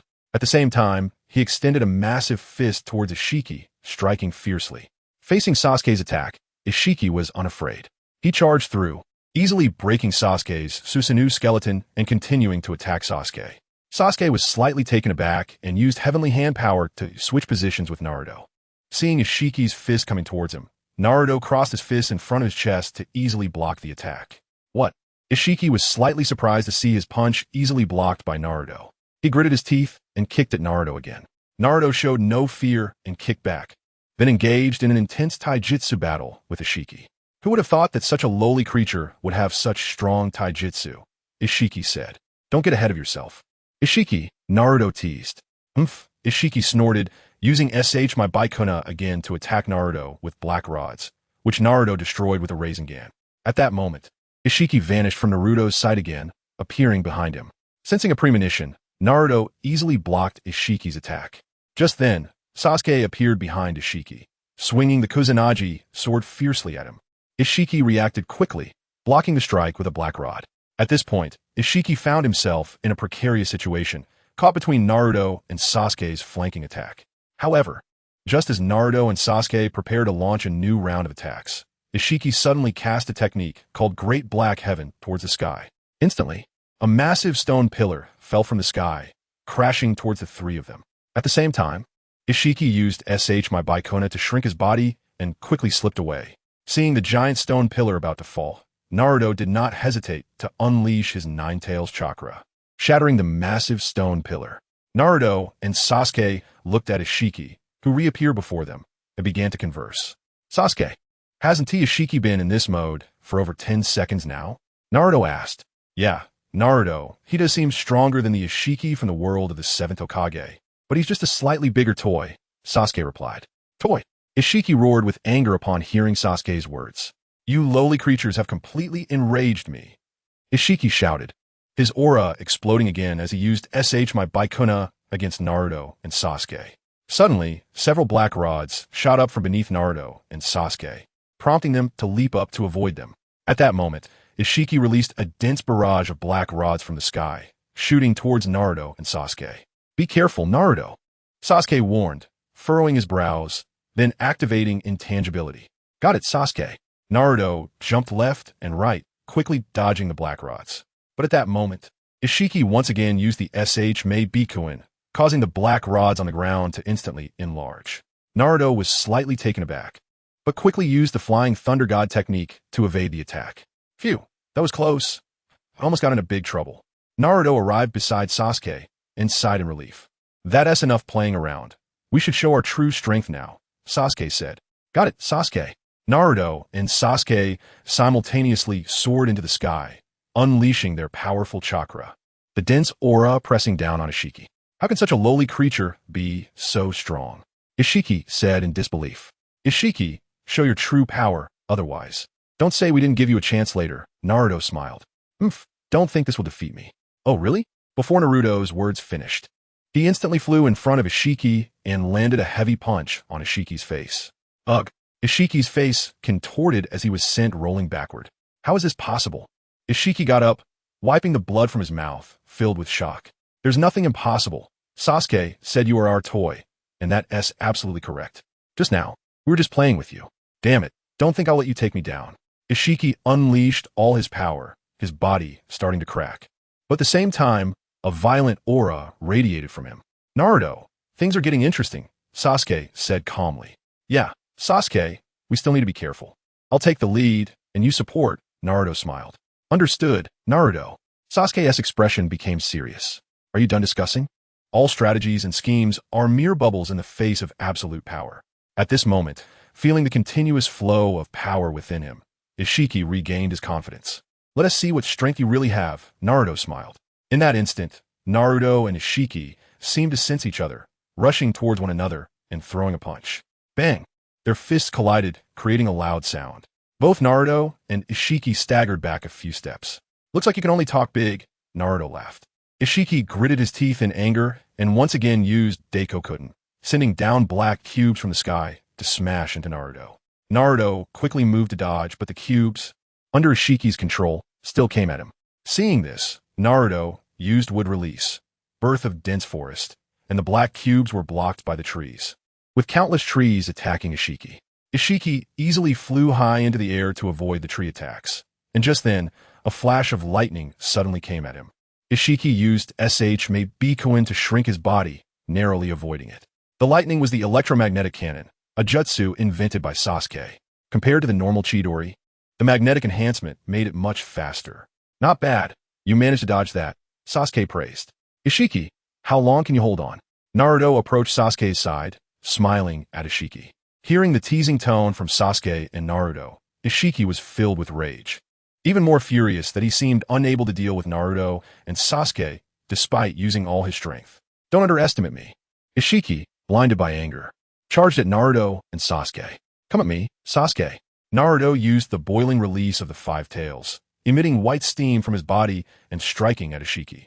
Ishiki was slightly startled, once again using made Bikuin to shrink his body, but as he missed Naruto's punch, he enlarged again to attack Naruto. Ishiki was overjoyed, excited because he finally hit the target's vital point. However, in the next instant, the smile on Ishiki's face suddenly froze, replaced by an expression of disbelief. Bang! A loud noise rang out, and Ishiki realized he had only hit Naruto's shadow clone. Immediately afterward, a powerful push hit him from behind, causing Ishiki's eyes to widen. At that moment, Naruto's real body had quietly appeared above Ishiki, delivering a swift and forceful blow to Ishiki's back using Sage Art. Super Big Rasen Shuriken. This powerful strike sent Ishiki crashing down from the sky to the ground. Ishiki's figure arced through the air before crashing heavily to the ground, kicking up a cloud of dust. But he did not give up. Instead, he quickly got up, his figure disappearing again. Ishiki once again used made Bikuin, appearing in the distance. He glared at Naruto, gritting his teeth. You are so sinister. Facing Ishiki's accusations, Naruto was unfazed, gently stroking his shiny blonde hair, a confident smile appearing on his face. Is Naruto still sinister? I have no schemes at all. My attacks rely entirely on straightforward attacks, completely above board. If you can't even see such a simple shadow clone, then you can only blame your poor eyesight. After saying this, Naruto laughed proudly. Just as Naruto and Ishiki were talking, another bolt of lightning struck Ishiki. This time, Ishiki, focused on Naruto, was caught off guard and got hit. Charblack. Naruto is right. This is what I call sinister, Sasuke said, coming beside Naruto with a smile. Damn it. Ishiki was completely infuriated. Sasuke, look. He seems to be enraged. Naruto laughed heartily. Ha! Yeah, Naruto, look, he's panicking. Sasuke's face was also full of mockery. After hearing Naruto and Sasuke's conversation, Ishiki completely went mad, entering a furious state. In his rage, he continuously hurled massive black cubes at Naruto and Sasuke. Ishiki's actions became completely erratic. Due to his overwhelming attack intent, Naruto and Sasuke easily predicted and dodged his attacks. After venting his frustration, Ishiki realized he had not dealt any damage at all, which made him even angrier. Naruto, Sasuke, you two beasts, stop dodging and die. Ishiki completely fell into a berserk state, desperately charging at Naruto and Sasuke, intending to exchange his life for theirs. Chapter 168. Otsutsuki Ishiki completely dies. Seeing Otsutsuki Ishiki start a fight recklessly, Naruto and Sasuke exchange glances, knowing the opportunity had come. As Ishiki charged forward, Naruto used the shadow clone technique, instantly creating multiple clones to surround Ishiki. Sasuke activated his Susanoo, wielding the Kusanagi sword, ready to strike at any moment. Ishiki was startled to see Naruto clones all around him, but he didn't back down. Instead, he continued to rush forward. However, Naruto's clones quickly dispersed, causing Ishiki to miss his target. At the same time, Sasuke suddenly used heavenly hand power to appear behind Ishiki, launching a surprise attack with a sword aimed at his back. Ishiki sensed the danger behind him, quickly turned to defend, but was still grazed on the arm by Sasuke's Kusanagi sword. He glared at Sasuke with a murderous intent in his eyes. Just then, Naruto appeared in front of him and punched him in the chest. Ishiki didn't have time to dodge and was hit, sending him flying backward. He stabilized himself in midair and landed on the ground, a trickle of blood coming from the corner of his mouth. Realizing he couldn't continue like this, he had to find a way to break through Naruto and Sasuke's encirclement. Ishiki began to release powerful chakra, using the technique Shinra Tensei, causing his body to enlarge. Becoming like a giant, he swung his fists, smashing at the surrounding Naruto clones. The clones were scattered, leaving only the real Naruto still standing. Naruto and Sasuke exchanged glances, activating their Nine-Tails transformation and engaged in a fierce battle with Ishiki. They exchanged blows, neither side backing down. During the fight, Naruto and Sasuke noticed that although Ishiki was powerful, his techniques were somewhat singular and easy to counter. Therefore, they decided to change their strategy, no longer directly clashing with Ishiki, but instead using the defensive capabilities of Susanoo to continuously wear down Ishiki's stamina. As time passed, Ishiki's stamina and life force gradually diminished, and his movements became sluggish. Sasuke seized the opportunity, using heavenly hand power to appear in front of Ishiki and thrusting his sword toward Ishiki's heart. Ishiki tried to evade, but it was too late. His body was pierced by Sasuke's Kusanagi sword, and he collapsed to the ground, completely lifeless. At the same time, Otsutsuki Ishiki revived in another vessel that contained a knot. He waited there for Naruto and Sasuke, primarily because he couldn't shake off their pursuit. Additionally, he wanted to give the other vessel with a knot time to escape, while also contemplating whether he could defeat Naruto and Sasuke.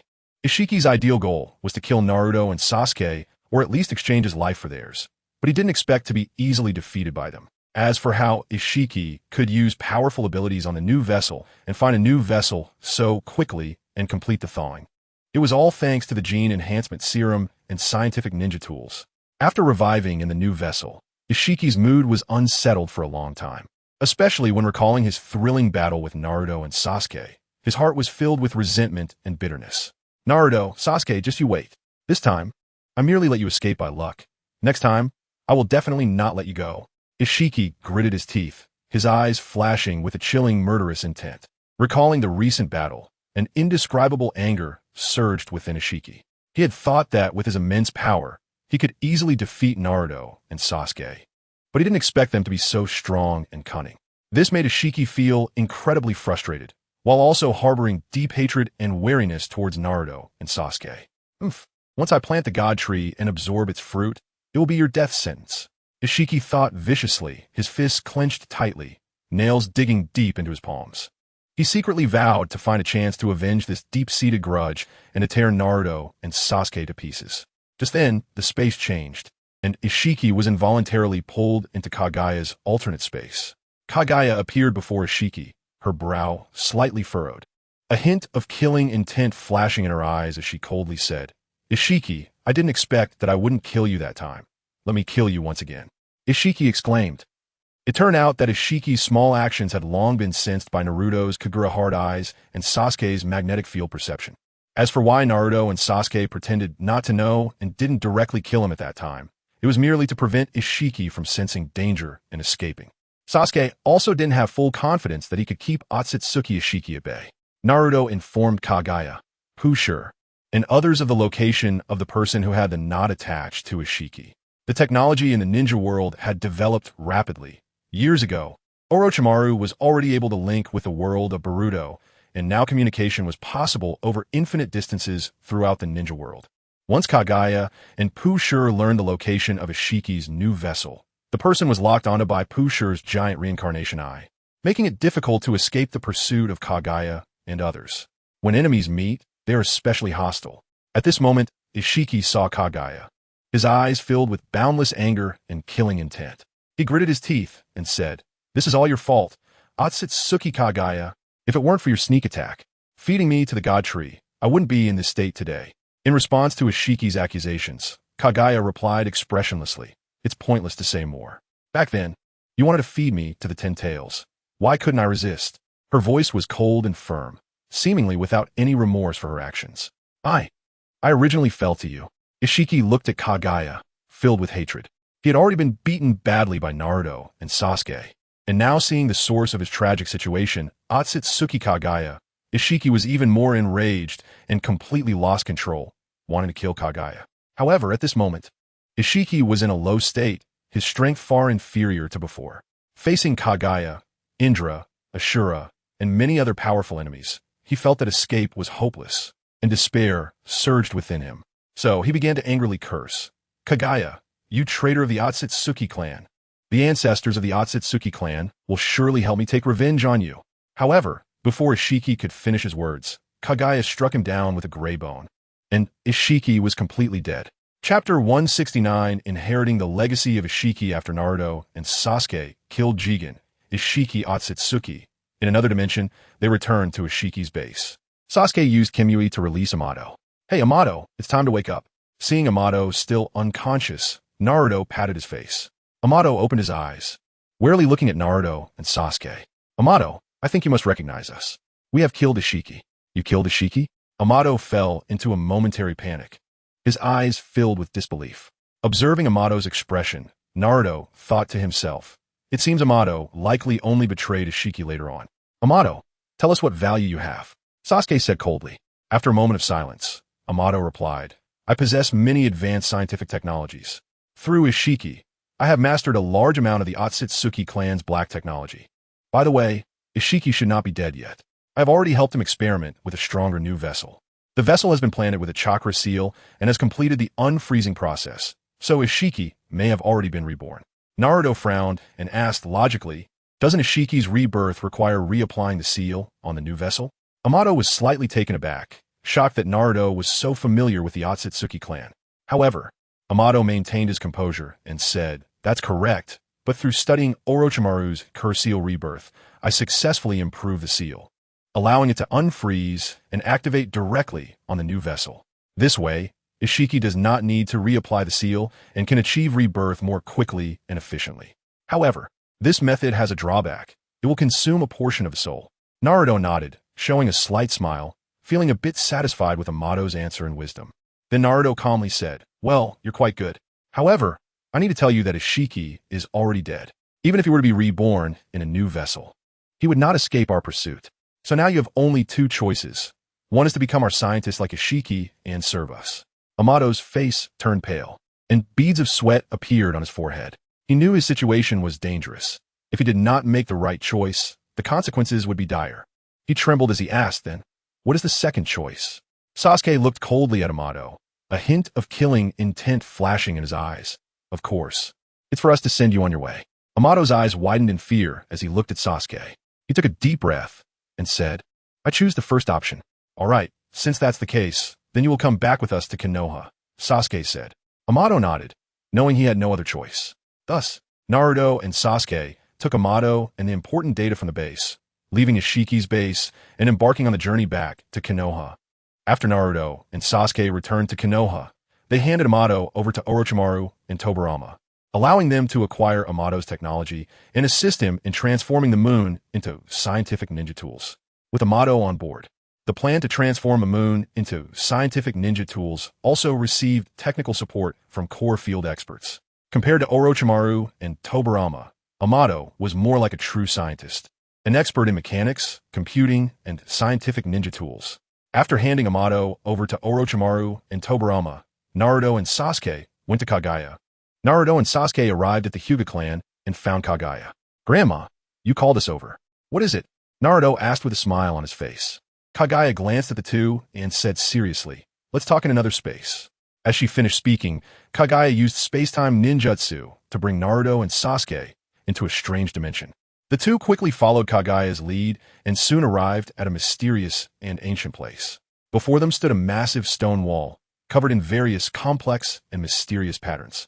Upon closer inspection, the patterns were actually 3 sets of totems symbolizing the Otsutsuki clan.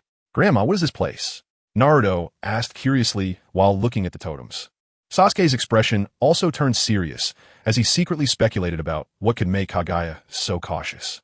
Kagaya pointed at the stone wall in front of them and replied heavily, "This is the place where Ishiki once stored the 10 tails." Upon hearing this, Naruto's expression changed and Sasuke's eyes sharpened. They both realized the significance of this place. Kagaya gently extended her finger to touch the totems on the wall, and instantly, the colors of the 3 sets of totems changed, emitting a dazzling purple light. Immediately, the figures of Ishiki and Kagaya vividly appeared in the space in front of the stone wall. It was a holographic projection. At the same time, the totems on the ground also began to shine with purple light.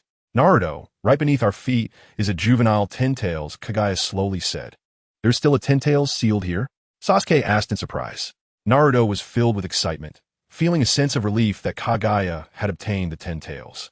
It was clear that she regarded him and Sasuke as her own people. Naruto and Sasuke followed Kagaya underground and saw the juvenile 10 tails trapped by black rods. The juvenile 10 tails looked very different from what Naruto and Sasuke had seen during the 4th Great Ninja War. It was entirely white, resembling a giant slime creature, with only the large red Rinnegan on its head, making it seem somewhat familiar. Kagaya looked at the 10 tails before her, her eyes sparkling with excitement.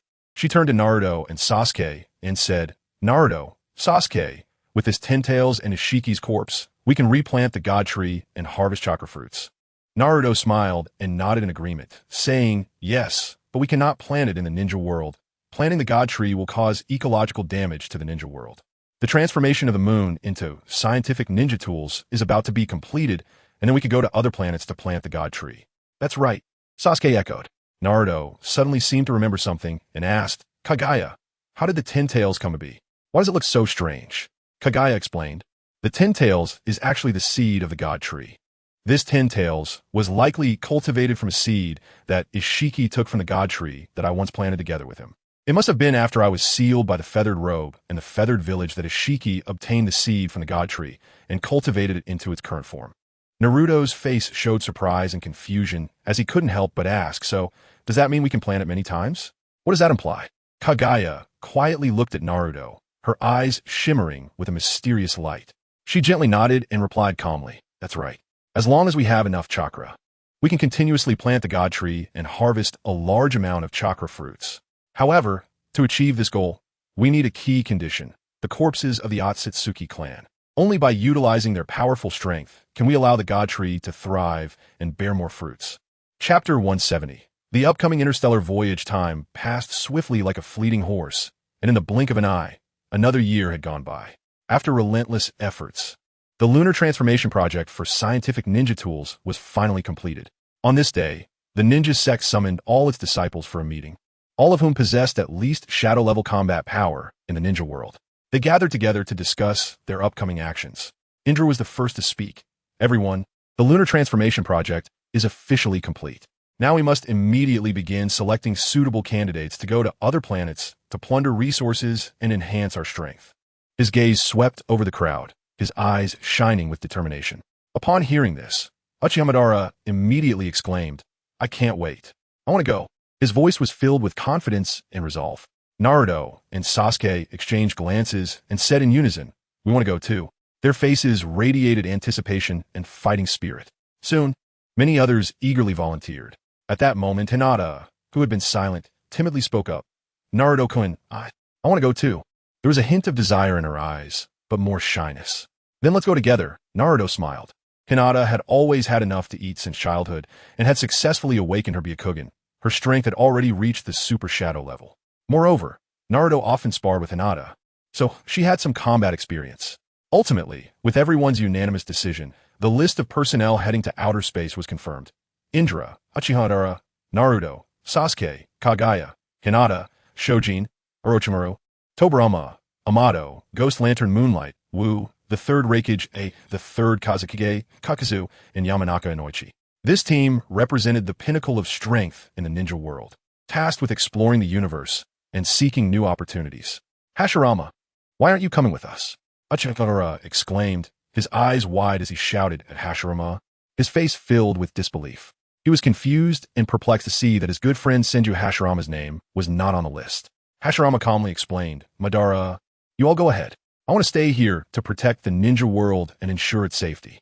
His gaze was firm and steady, as if he was ready to face all difficulties alone. Uchiha Madara snorted coldly, his tone laced with dissatisfaction and provocation. Humph, be careful. By the time I come back, your combat power might have fallen far behind mine. Just then, Ashura stepped up in front of Indra and softly said, Hashirama is right, Nisan. Let us stay and protect the ninja world. His gaze was resolute and confident, as if he had found his own mission. Indra smiled slightly, patted Ashura's shoulder, and said earnestly, Well, Ashura, I'll leave it to you. During my absence, please manage the ninja world and the ninja sect well, and don't let them fall into chaos. Ashura nodded vigorously, his eyes sparkling with determination and courage. Rest assured, Nisan, I will do my best and live up to your expectations. Indra nodded, then looked at Naruto and the others, saying, Since the personnel have been confirmed, return here in one day to set off immediately. Prepare well. At night, the ninja world held a grand farewell banquet, and many people came to send off Naruto and the others. Dressed in formal attire, Naruto greeted each arriving guest with a smile. His heart was filled with emotion and reluctance, as this farewell meant they would face unknown challenges and adventures. When Naruto saw a group of familiar faces, his eyes couldn't help but well up with tears. These were his comrades who had fought alongside him, having endured countless battles and hardships together. And now they were facing separation. However, Naruto knew this was the path they had to take, a necessary journey for their growth. Just then, Jiraiya approached Naruto and gently patted him on the shoulder. Jiraiya's gaze reflected a sense of determination and trust as he said to Naruto, Naruto, remember to come back soon, and then come to see my soon-to-be-born child. Naruto nodded with gratitude, fully aware of Jiraiya's expectations and care for him. Tsunade, standing next to Jiraiya with her pregnant belly, smiled and said to Naruto, Yes, Naruto, you must come back safely. We'll all be here waiting for you. Her eyes revealed deep concern and blessings for Naruto. Naruto responded emotionally, I will, Master Jiraiya, and Tsunade, don't worry, I will definitely return safely. Naruto. When Hinata softly called out his name, her eyes glistening with tears. Naruto stepped forward, tightly holding Hinata's hand, gently comforting her. Hinata. Naruto, remember to protect Hinata, Neji said firmly. His expression carried a hint of regret for not being strong enough to participate, but more so, it was recognition and trust in Naruto's abilities. Naruto and Hinata exchanged glances, their eyes meeting as if conveying 1,000 words. As time passed, the banquet gradually reached its climax. People expressed their blessings to Naruto and the others. Amid the cheerful music, everyone enjoyed the joyful atmosphere of the moment. However, Naruto understood that this was only a temporary farewell. In the days to come, they would face even more challenges and trials. Chapter 171, Interstellar Navigation soon. The next day arrived. In an open area, Naruto and Sasuke gathered with others, preparing to leave for the moon. Before departure, many people came to send them off. Naruto, make sure to come back safely, Minato and Kushina said. I will, Mom and Dad, Naruto replied, feeling a bit reluctant. Naruto, remember to eat this on the way. At that moment, Choji took out a super special mini burger for Naruto. Thank you, Choji, Naruto smiled, knowing this was the greatest gift in Choji's heart. Sasuke, make sure to come back safely, Itachi, Fugaku, and Mikoto said. Got it, Nisan, and father, mother, Sasuke replied, his eyes filled with a hint of reluctance. Just then, a voice came, Naruto, Sasuke, it's time to go, Indra said calmly. Before leaving, Naruto took one last look at the people sending them off. Minato, Kushina, Shursui, Itachi, Izumi, Fugaku, Mikoto, Gai, Jiraiya, Tsunade, Lee, Sakura, Ino, Neji, Choji, and many others, including Hashirama, Ashura, Sarutobi Hiruzen, Kaze, and Yuya. Goodbye. I will return safely. Naruto waved farewell. After Naruto and the others followed Sasuke into the time-space tunnel activated by his Manjiki Sharingan, they felt a flash before appearing inside the moon. It was a huge control room, and they found themselves in the center of it. At a glance, they saw an enormous display screen clearly showing the real-time images from outside the moon. In the center of the control room stood a massive Rinnegan, towering like a giant disc, emanating a mysterious and powerful aura. Surrounding the giant Rinnegan were crystal railings, sparkling and translucent, emitting a faint glow. The floor, walls, and ceiling of the entire control room were made of hard iron material, exuding a cold industrial style. In every corner of the control room, many puppets were neatly arranged, resembling a silent army. The overall atmosphere of the control room was one of intense technological advancement. Everything is ready. We can set off, Orochimaru said to everyone, his face full of excitement. After saying this, Orochimaru pressed the start button, and the giant Rinnegan unleashed a powerful force, causing the moon to slowly detach from the ninja world's orbit and move towards the stars and the sea.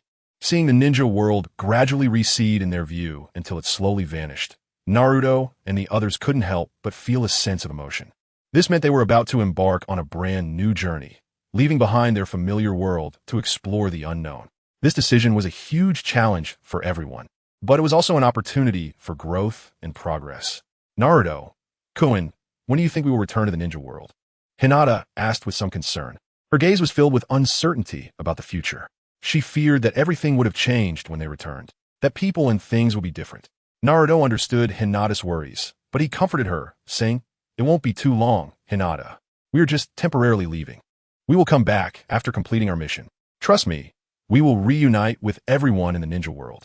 Despite this, Naruto knew in his heart that this journey might take a long time. After all, in the vast and boundless universe, finding a planet as valuable as the ninja world or suitable for planting the God Tree was not an easy task. On the other hand, Kenshiro also asked Sasuke a similar question. Kenshiro had come along because of Sasuke, and her abilities were very powerful, so everyone had no reason to refuse her participation in this space journey. Sasuke quietly watched as the ninja world gradually disappeared from his view, feeling a complex mix of emotions. Then, he looked at Kenshiro, his eyes dimming a bit, and with a faint bitter smile, he said softly, "Perhaps it will be 1 or 2 years, or maybe even 100 years. Hearing this, Kenshiro's face instantly turned pale, her eyes filled with fear and despair. She trembled, murmuring, 100 years? Does that mean I might never return to my world? Will I never see my mother again? Hinata, beside her, was also shocked by Kenshiro's words, a wave of inexplicable fear rising in her heart. She clenched her fists tightly, her voice trembling as she said, "Naruto, Koen." She was afraid of losing the chance to return to her own world. Naruto silently criticized Sasuke for not knowing how to speak, and helplessly comforted Hinata again. "It's okay, Hinata. If we really can't find a way back, we can choose to return." Hinata nodded slightly and replied softly, "Okay, Naruto.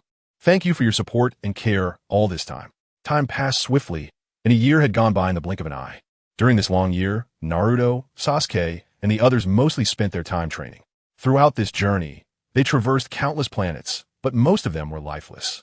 These planets seemed like worlds of death, lacking any signs of life. They were like Kagaya's dimension, each planet presenting unique and strange scenes, some covered in endless deserts, some filled with scorching lava, others shrouded in freezing glaciers, some even permeated with deadly gases, and others had gravity 100 times greater than that of the ninja world. The main reason these planets became dead stars was that their temperatures were either too high or too low. Some planets had extreme temperature differences between day and night, with one half extremely hot while the other half was abnormally cold. Such extreme climatic conditions made it difficult for life to survive and reproduce. Although these lifeless dead stars seemed worthless, Naruto and the others did obtain a large amount of precious resources that were unavailable in the ninja world. Most of it was mineral resources collected by Sasuke into his Kyuubi space. During their exploration, Naruto and the others occasionally encountered some life-bearing planets. But the creatures there were not intelligent life forms. They were only tiny microorganisms or insects. Due to the harsh ecological environment, these planets faced various extreme weather challenges, and resources were extremely scarce, unable to support the evolution and development of life. Therefore, these planets did not have the value for planting the God Tree.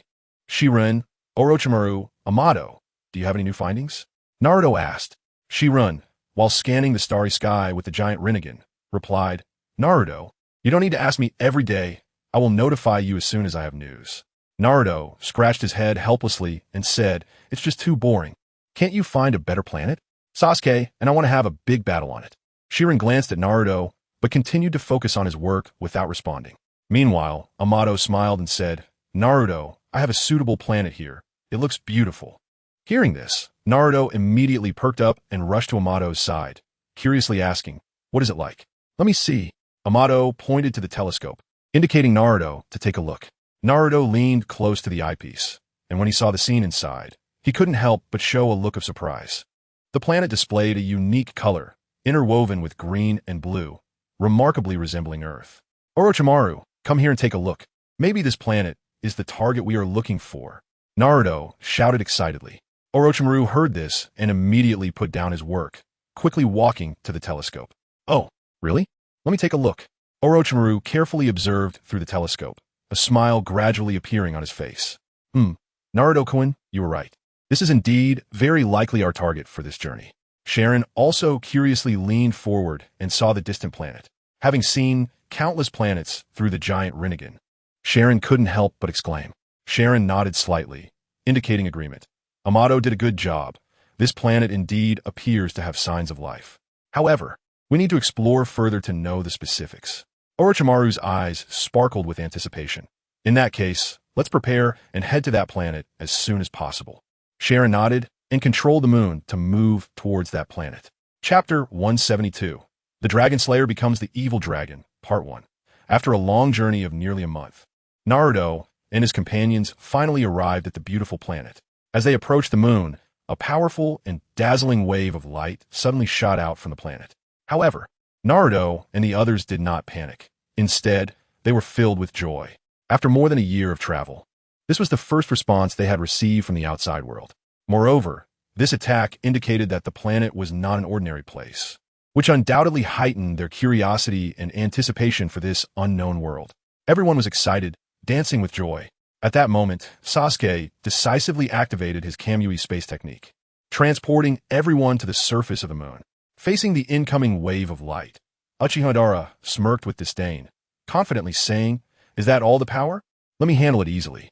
As soon as he finished speaking, he immediately unleashed his complete body Susanoo, simultaneously gathering powerful chakra to unleash a devastating Indra's arrow. The two immense energies collided instantly, causing a cataclysmic explosion in space. A massive shockwave spread outwards, shaking the entire space. Shin used repulsion to withstand the residual effects of the explosion, looking solemnly at everything happening before him. He furrowed his brows tightly and said, "This power is unexpectedly strong. That attack, if not countered, could have destroyed the moon." Sasuke was not to be outdone. He mobilized all his chakra and then abruptly released a tremendous repulsion, neutralizing all the residual force from the explosion. Under the combined powerful repulsion of Shin and Sasuke, the moon remained unaffected, continuing its steadfast approach towards the mysterious planet. At that moment, Naruto and the others were astonished to see several technologically advanced spaceships suddenly flying out from the planet. The ships quickly headed toward Naruto's direction. It seemed these spaceships were from the civilization of that planet. Naruto keenly sensed the situation. Orochimaru, meanwhile, stared intently at the ships, excitedly licking his lips and exclaiming, "What advanced technology!" Soon after, Naruto and his companions finally encountered the few ships. Through their sensory abilities, they discovered that the group of pilots were a bunch of hairy ape-like beings who were not very powerful. "Should we communicate with them?" Tobirama suggested. Uchiha, however, scoffed dismissively, coldly huffing and saying to Tobirama, "Do you still need to ask? Tobirama, have you forgotten our purpose for coming here?" Hearing this, Naruto fell into deep thought, turning to look at Jiku, asking for his opinion. "Jiku, what do you think?" After a moment of contemplation, Jiku replied, "In my opinion, we should first try to understand their true intentions and background. Let me handle it," Yamano Ida said. After speaking, he used the ninja technique, mind communication technique, allowing Naruto and the others to converse directly with the other party without any devices, transmitting their words directly into the other party's minds. However, soon Naruto and the others frowned, as the other side's counter-surveillance awareness was very strong, and they were unwilling to reveal any information about the planet. After a difficult conversation, Naruto and the others found that they had not obtained much useful information. Uchiha Madara coldly snorted. "What are we wasting time talking to them for? Let's just eliminate them. Indra also expressed a strong desire for battle. Indeed, continuing like this is a waste of time. Let's capture them and use mind-reading techniques to obtain intelligence. Sasuke nodded in agreement. All right, I'll be back soon. After saying that, Sasuke used Kyuubi to open a space-time tunnel, and shortly after, he returned with several ape-like beings in front of Naruto and the others. Sasuke wore a faint smile, softly saying, the technology level of this planet is quite impressive, but their strength is very weak. However, their vitality is incredibly strong. It seems this place is very suitable for planting the God Tree. Kagaya's eyes flickered, and she nodded slightly, saying, in that case, let's go check out this planet. If it is indeed suitable, then we will immediately start planting the God Tree. Then, Naruto piloted the moon to a location near the planet, stopping at a distance that was neither too close nor too far. Shin and Amato remained on the moon to guard and protect. Following that, Naruto and his group used the space-time ninjutsu that Sasuke had cast to land directly on the planet. They appeared in a vast grassland under a blue sky with white clouds, filled with vibrant life. Through Naruto's sensory perception, they found a modern city not far ahead, inhabited by many intelligent ape-like beings. Kagaya scanned the surroundings, nodding in satisfaction, saying, Naruto, this planet is indeed very suitable for planting the God Tree. We should start acting quickly. Naruto immediately agreed without hesitation. But just as Kagaya was about to perform the summoning technique to call forth the young Ten Tails, a massive missile with a long tail flame soared toward them from the distance. Is that a nuclear bomb? Naruto gazed at the incoming object, shocked. Sasuke, do you recognize this thing? Sasuke asked, puzzled. This is an extremely powerful weapon that can cause devastating damage, Naruto replied with a serious expression. Sasuke frowned. He had just learned about nuclear bombs from those ape-like beings. He felt somewhat confused, wondering if Naruto had also learned some illusion techniques. Just then, Uchiha disdainfully said, what nuclear bomb, or whatever, watch me cut it down. After saying that, he activated his complete body Susanoo, picked up the Susanoo sword, and charged at the missile, swinging down at it. Don't! Naruto and Sasuke shouted in unison to stop him. But Naruto and Sasuke could not stop Uchiha Madara. They could only watch helplessly as Madara's Susanoo sword struck the missile. Boom! A massive explosion erupted, and a terrifying mushroom cloud rose up, instantly engulfing the entire battlefield. Naruto had prepared. He quickly used the Nine Tails chakra to form a giant Kurama head, protecting everyone around him. After the explosion, the area within a 10-mile radius was scorched earth. Naruto immediately brought Uchiha Madara back to his side, and upon seeing him, Naruto and the others gasped. At this moment, Uchiha Madara was in tatters, barely hanging on to life. Without Susanoo to withstand the damage, he would likely have been killed. Shin! Naruto shouted immediately. Shin did not hesitate and quickly placed her arm near Madara's mouth. After Madara bit down, he was fully revived. Damn it! Uchiha Madara, now revived, was filled with anger and killing intent. At this moment, Kagaya sensed the nuclear radiation released after the explosion and frowned, saying, we cannot allow the enemy to continue using such weapons. It will diminish the life energy of this planet, which is detrimental to our planting of the God Tree. Indra calmly stated, I'll go and exterminate all life on this planet. Take me with you, Uchiha Madara said. Hearing that they wanted to kill all intelligent life on this planet, Hinata and Shin, despite having prepared mentally for this, felt a bit reluctant. At that moment, Jika suggested, it would be better to assassinate or control the rulers of this planet. We still don't know how many of these weapons they have. Provoking them would not benefit us. Naruto nodded and said, Kuju is right. This weapon is extremely powerful and poses a great threat to this planet. We cannot let it interfere with our plan to cultivate the divine tree. Sasuke, can you use your Kamui to take them in? Maybe we can use them against the Otsutsuki clan, he continued. You're right. The technology and weapons on this planet are worth studying, Orochimaru said with interest. After witnessing the power of the nuclear bomb, Orochimaru wanted to understand how it was created. Understood. Then let's go, Sasuke replied. For now, let's look for the influential people on this planet, Kuju suggested. Sure, I know where to find them, Sasuke said. Sasuke used space-time ninjutsu to bring Naruto and the others to a city. The city was filled with modern vibes, surrounded by towering skyscrapers, with wide and clean streets bustling with pedestrians. Suddenly, a group of fully armed ape men appeared before them, wielding various modern weapons such as automatic rifles and handguns, their eyes warily fixed on Naruto and the others. One of the ape men shouted, "What do you want?" Upon hearing this, Uchiha Madara's face displayed a hint of anger. After all, he had just suffered an attack from a nuclear bomb, and his anger had not yet subsided. He gritted his teeth and replied, "What do you think I want?" Seeing this, the group of 8 men quickly raised their guns, nervously aiming at Uchiha and the others, shouting loudly, "Don't come close or stop. Otherwise, we will open fire." Uchiha scoffed, his figure flickering as he instantly appeared in front of the shouting 8-man, grabbing his neck and lifting him up. Then, he activated his Sharingan, casting a Jin Jutsu to extract all the information from the 8-man's mind. With a snap, Uchiha crushed the 8-man's neck and casually tossed him aside. Meanwhile, the other 8 men began to pull the triggers, firing at Naruto and the others. Naruto immediately used ninjutsu to summon a giant Kurama head to protect Sakura, Orochimaru, and the others. Naruto noticed that these bullets were somewhat similar to shurikens used by ninjas, possessing a certain degree of penetration power. Uchiha activated his Susanoo, forming a solid skeletal structure. The bullets hit the structure, making a clanging sound as they fell to the ground. Seeing that the handguns were ineffective against Naruto and the others, the surrounding 8 men became anxious, stopped their attack, and many began to flee. Try to run after getting enough? Uchiha laughed heartily. After that, he began the hunting moment, recklessly slaughtering the 8 men. At that moment, several missiles came flying in, but for Naruto and the others, they were no more than explosive tags. They easily defended against them and continued to eliminate the 8 men. Soon, the 8 men were wiped out, and Naruto and the others found the ruler of this planet in a luxurious building. In Naruto's eyes, the 8 men all looked alike, making it hard to distinguish one from another. However, the figure wearing a crown before them should be the ruler of this planet. It seemed this planet was under an autocratic monarchy.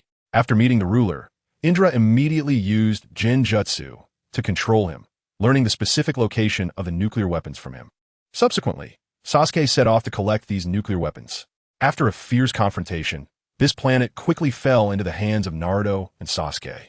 After all, in a world where the weak are preyed upon by the strong, these 8 men could not compete with powerful ninjas like them. Want to resist? Let Uchiha casually summon a few meteors, and these 8 men would completely submit. After eliminating the threat from this planet, Naruto and the others finally breathed a sigh of relief and began to implement their plan to cultivate the divine tree. On a vast and boundless prairie, Kagaya stood there, forming hand seals and performing a summoning technique. With a puff of smoke, a young Ten Tails appeared before everyone. Then, Kagaya placed the body of Ishiki in front of the Ten Tails, signaling it to devour it. The Ten Tails opened its mouth and swallowed Ishiki's body, beginning to absorb the powerful energy contained within. After the Ten Tails finished eating Ishiki, it seemed to unlock some mysterious key. It suddenly became quiet, curled up, and slowly sank into the ground. At that moment, a miracle occurred. A giant tree sprouted from the ground, growing larger and larger. The trunk thickened at an astonishing speed, and the leaves flourished, shading the sky. Kagaya looked at the scene before her, nodding in satisfaction and saying, "The seed of the divine tree has been successfully planted. Now we just need to patiently wait for the fruit to mature." Hearing Kagaya's words, Naruto, Sasuke, and the others showed expressions of joy. They knew that the fruit of the divine tree would bring endless energy and power, vital for their future development. Days passed, and Naruto and his team quietly awaited the divine tree to bear chakra fruits on this planet. They chose not to kill all the inhabitants of this planet, but instead confiscated all their large destructive weapons. Additionally, they set up barriers around the divine tree to prevent the native residents from intruding. During this waiting period, Orochimaru, Amato, and Tobirama continually studied the science and technology of this planet. They were curious about the technology here and attempted to gain more knowledge and experience from it. This technology could hold significant importance for them, helping them better understand the world and even promote the development of the ninja realm. At the same time, Naruto and Sasuke also used this time to train and enhance their strength. They were well aware that the challenges ahead might become increasingly daunting, and only by continuously improving themselves could they face various crises. Chapter 173. The Dragon Slayer Becomes the Evil Dragon, Part 2, after a long wait of several months. The divine tree finally began to bear fruit. Seeing the fruits on the divine tree, everyone couldn't help but glance at each other, filled with anticipation and desire. Especially Naruto, Sasuke, Uchiha, and Indra, all of whom had a strong desire to consume the chakra fruit. "Grandma, does the chakra fruit only produce one fruit each time?" Naruto curiously asked Kagaya. Kagaya nodded slightly in agreement. She explained, that's right. Even under the best conditions, the divine tree can only bear fruit once. But the quality of the fruit may vary. Compared to the ninja world, this planet is slightly inferior. So the quality of this chakra fruit is far less than the one I consumed back in the ninja world. Upon hearing this, a hint of disappointment flashed in Naruto's eyes, but he quickly let it go. He smiled at Kagaya and said, I see, in that case I won't fight for it. Seeing this, Sasuke immediately stated, if Naruto doesn't want it, then I won't take it either. At this moment, only Indra and Uchiha Madara remained on the field. They exchanged glances, their eyes revealing a strong sense of competition, as if both wanted to seize this precious chakra fruit. Indra frowned slightly and said, my reincarnation. Let me have this chakra fruit first. Uchiha Madara's expression darkened at these words, and he snorted coldly. Humph, why should I let you have it? Who knows when the next one will bear fruit? Just because you are my reincarnation, so what? If you have the ability, let's fight. Whoever wins gets this chakra fruit. Indra's eyes flashed with anger at this, but he quickly regained his composure, a slight smirk appearing on his lips as he coldly replied, all right, Madara, you've grown bolder. Bring it on. Who is afraid of whom? Indra was unafraid, even showing a hint of excitement in his tone. Just as the two were on the verge of confrontation, a figure suddenly appeared between Uchiha Madara and Indra, blocking them. It was Kagaya, and her appearance made both of them stop in their tracks. Grandma, what are you doing here? Indra looked at Kagaya in surprise. Stop fighting, Kagaya said expressionlessly. Grandma, do you also want this chakra fruit? Indra asked tentatively. Kagaya shook her head and said lightly, the chakra fruit can be refined into chakra pills, so everyone can obtain it. Her words stunned both Uchiha Madara and Indra, as they hadn't expected Kagaya to propose such a suggestion. Kagaya had never used the chakra fruit for pill refining, as it was very precious and only the true rulers of the Otsutsuki clan would do so. However, Kagaya often refined the Eight Tails tentacles into chakra pills, so she had some confidence in refining the chakra fruit into pills as well. Ultimately, the chakra fruit was handed over to Kagaya to be refined into pills. After Kagaya took the chakra fruit in her hands, she didn't leave immediately but said, let us use the divine tree to transform all the ape-like beings on this planet into white Zetsu. Orochimaru appeared very excited upon hearing this. White Zetsu? That's a great idea. My research lab has a high demand for white Zetsu, and there are very few left now. However, Hinata showed a reluctance. Grandma, Naruto-kun, isn't this too cruel?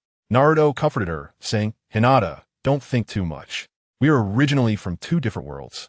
Although they possess some wisdom, we are the invaders, and we have long become mortal enemies. Naruto bitterly thought to himself that he and his group had become no different from the Otsutsuki clan, having killed many upon arrival, taken control of their rulers, and oppressed them with force to prevent any resistance. Moreover, this planet was different from the ninja world. After planting the divine tree, the ecological environment here had gradually deteriorated severely, with extreme weather patterns appearing everywhere, such as typhoons and hail. This planet had become uninhabitable for humans, now completely covered in ice and snow. Compared to when Naruto and the others first arrived, more than half of the ape-like beings on this planet had already died, and the remaining ones might also struggle to survive. Naruto couldn't believe that these ape-like beings didn't harbor hatred for him and his group. That's right, we can't be soft-hearted, Sasuke said. Uchiha Madara laughed heartily. All the ape-like beings on this planet should have gone to hell long ago. I have to deal with a bunch of them wanting to resist every day. Hinata, you're just too kind. Kagaya sighed, knowing Hinata's kind heart, but that kindness could sometimes become a weakness. Hinata lowered her head and softly said, Grandma. She understood Kagaya's concerns, but she couldn't change her nature. Naruto walked over to Hinata, gently patting her shoulder, and comforted her. Hinata, being kind and merciful is not your fault, but we fear that you might suffer because of it. Mercy towards enemies is cruelty to ourselves. This is a world where the weak are preyed upon, and it is inherently brutal. Hinata looked up at Naruto, a hint of determination flashing in her eyes. She understood that Naruto's words made sense. They needed strong power to protect themselves and those they loved. Naruto continued, we don't need to show great mercy towards the weak, especially those who have nothing to do with us. Moreover, we need to acquire their strength to protect those we care about. Hinata nodded, indicating her understanding. She decided to put aside her concerns and act together with everyone. Thus, Naruto and the others began to utilize the resources of this planet. extracting its last drop of blood to completely destroy the civilization on this planet. They showed no mercy, knowing that only by doing so could they gain enough power. During this process, Hinata gradually learned to be strong and decisive, no longer swayed by emotions.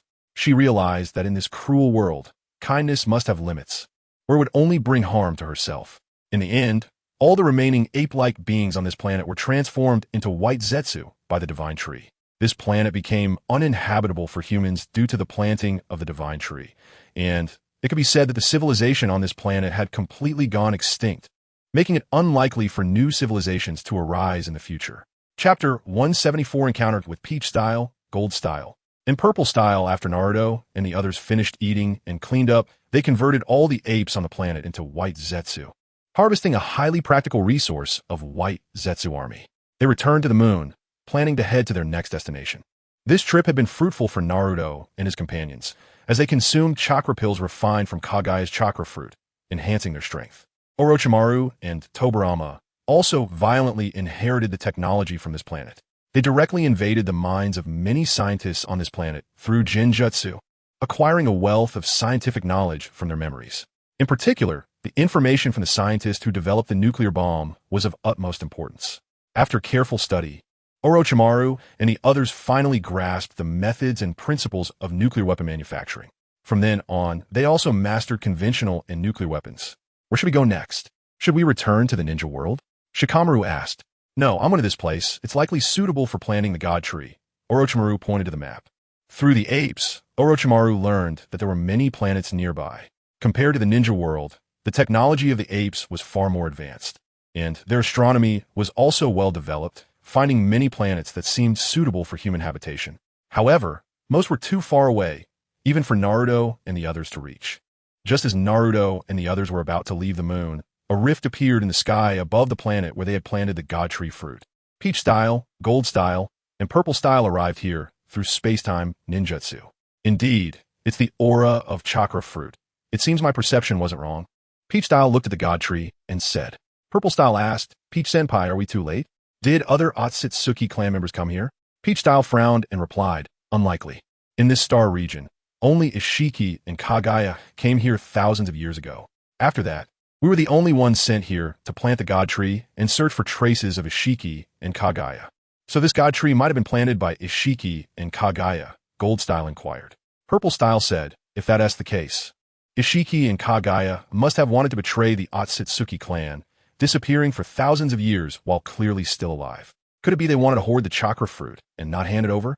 Very likely, Peach Style replied, his voice tinged with uncertainty but mostly anger. Now the chakra fruit was gone. Purple Style looked at the barren branches of the God Tree with disappointment, as finding a planet suitable for planting the God Tree was not easy. What should we do now? Gold Style asked, his tone revealing a hint of anxiety. Peach Style frowned, thought for a moment, and said, regardless, we should pursue them first. This God Tree was just planted not long ago. They can't have gone far. After saying this, the three accelerated and flew towards the distance, their figures gradually disappearing into the horizon. The God Tree stood quietly, as if witnessing everything that had just occurred. After more than 2 months of travel, Naruto and the others finally reached their destination. The moon they were on slowly descended onto a vast plain, the closest to a planet suspected to have life. Once they disembarked, they found this planet to be much larger than they had imagined, at least several times bigger than the ninja world. Naruto took a deep breath, feeling the fresh air, knowing he had found the right place. At that moment, a deafening roar came from afar. Naruto turned to look and saw a massive creature resembling a wild boar charging towards them. This beast was nearly 10 meters tall, with sharp tusks and an aggressive demeanor. Seeing this, Naruto's figure flickered and instantly appeared above the wild boar. Then he swung his fist down hard onto its head. With a dull thud, the wild boar let out a scream and fell to the ground dead. Kagaya observed the surrounding environment carefully and nodded in satisfaction, saying, this planet is indeed good, very suitable for planting the God Tree. Shikamaru suggested, why don't we spread out to explore this planet and understand specifics? If we encounter any issues, we can communicate with each other at any time through the mind link technique. Inuzuka Kiba had already used the mind link technique, allowing Naruto and the other teammates to communicate directly in their minds.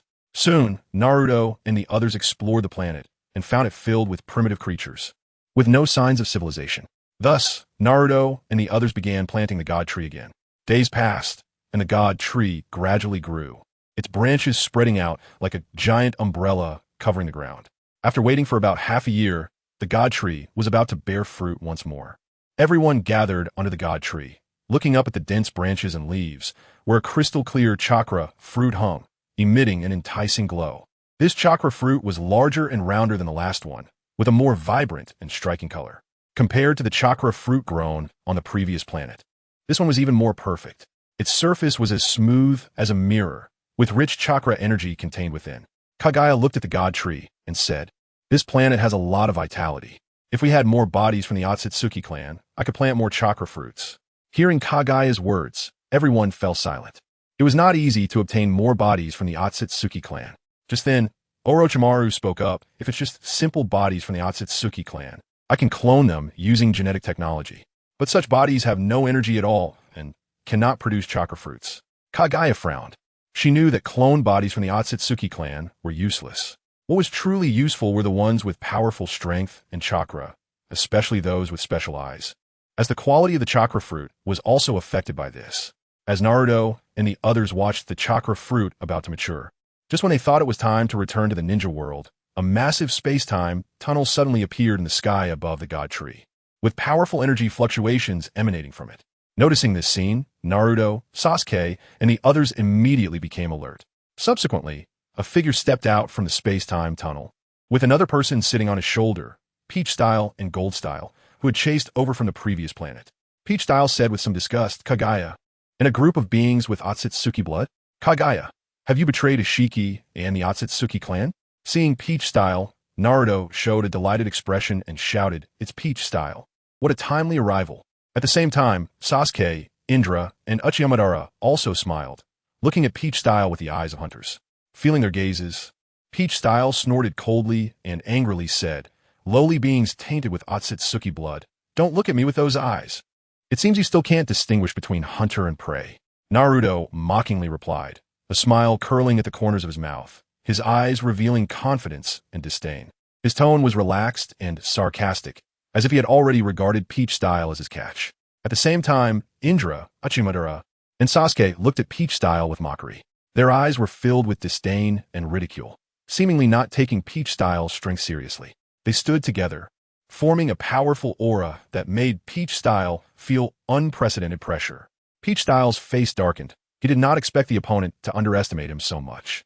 Chapter 175, Battle against Kaguya. Just as Naruto, Sasuke, Indra, and Uchihamadara faced off against Kaguya Otsutsuki and Kinshiki Otsutsuki, the god tree suddenly bloomed and bore fruit.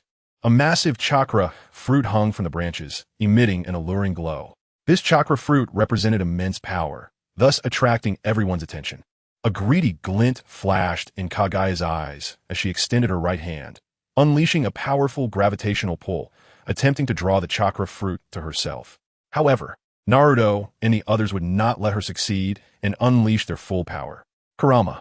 Naruto shouted, connecting with the Nine Tails, and the two exploded with energy. Naruto activated his Six Paths mode, instantly transforming into a bolt of lightning, charging towards Kaguya with astonishing speed. "What?" Kaguya exclaimed in shock, unable to see Naruto's speed as fear filled her heart. In the next moment, Naruto was already in front of her, landing a heavy punch to her face. Simultaneously, the chakra fruit fell from the tree, and Sasuke, quick on the uptake, used his heavenly hand power to catch the chakra fruit in his hands. Seeing his superior Kaguya being knocked into the dirt by Naruto, Kinshiki's anger ignited, and he furiously attacked Naruto with his axe. However, Naruto reacted swiftly, easily dodging the attack. Kinshiki was unwilling to back down and swung his axe again, trying to sweep Naruto away, but Naruto kicked him away effortlessly. How is this possible? How can you all be so strong? Kinshiki's eyes widened in disbelief at the scene before him. He could not accept that he and Kaguya were defeated so easily. Kaguya struggled to crawl out of the pit, looking extremely disheveled, covered in mud, with blood dripping from the corner of her mouth. Her voice became slurred, and her face was swollen, as if Naruto's punch had bruised her. "Kaguya, it's time for me to sacrifice myself," Kinshiki shouted at Kaguya while clutching his stomach. He knew they had no other choice but to make a final desperate attempt for victory. Kaguya, fully aware of the dire situation, had no hesitation and prepared to swallow Kinshiki. Kinshiki was willing to sacrifice himself, turning into chakra fruit for Kaguya to consume. But just as Kaguya was about to absorb the chakra fruit formed by Kinshiki, an unexpected event occurred. Whoosh, again and again. Uchiha Madara, using his shadow clones, emerged from the void like a ghost, intercepting and snatching the chakra fruit for himself. Ultimately, the chakra fruit landed in Madara's hands. Kaguya shouted in fury, "You despicable lowly creatures!" Her eyes widened with murderous intent as she glared at Madara, her anger burning fiercely. Then Kaguya shot a red energy ball at Madara, filled with endless rage and resentment. Uchiha! Madara smirked slightly, revealing a disdainful smile, and effortlessly deflected Kaguya's attack with his Uchiha fan. Kaguya's eyes widened in disbelief as she watched her attack bounce back. However, she did not stop her movements. Instead, she quickly used her Rinnegan in her right hand to absorb the rebounding energy ball. Realizing she was surrounded by Naruto, Sasuke, Indra, and Madara, Kaguya felt a sense of impending doom.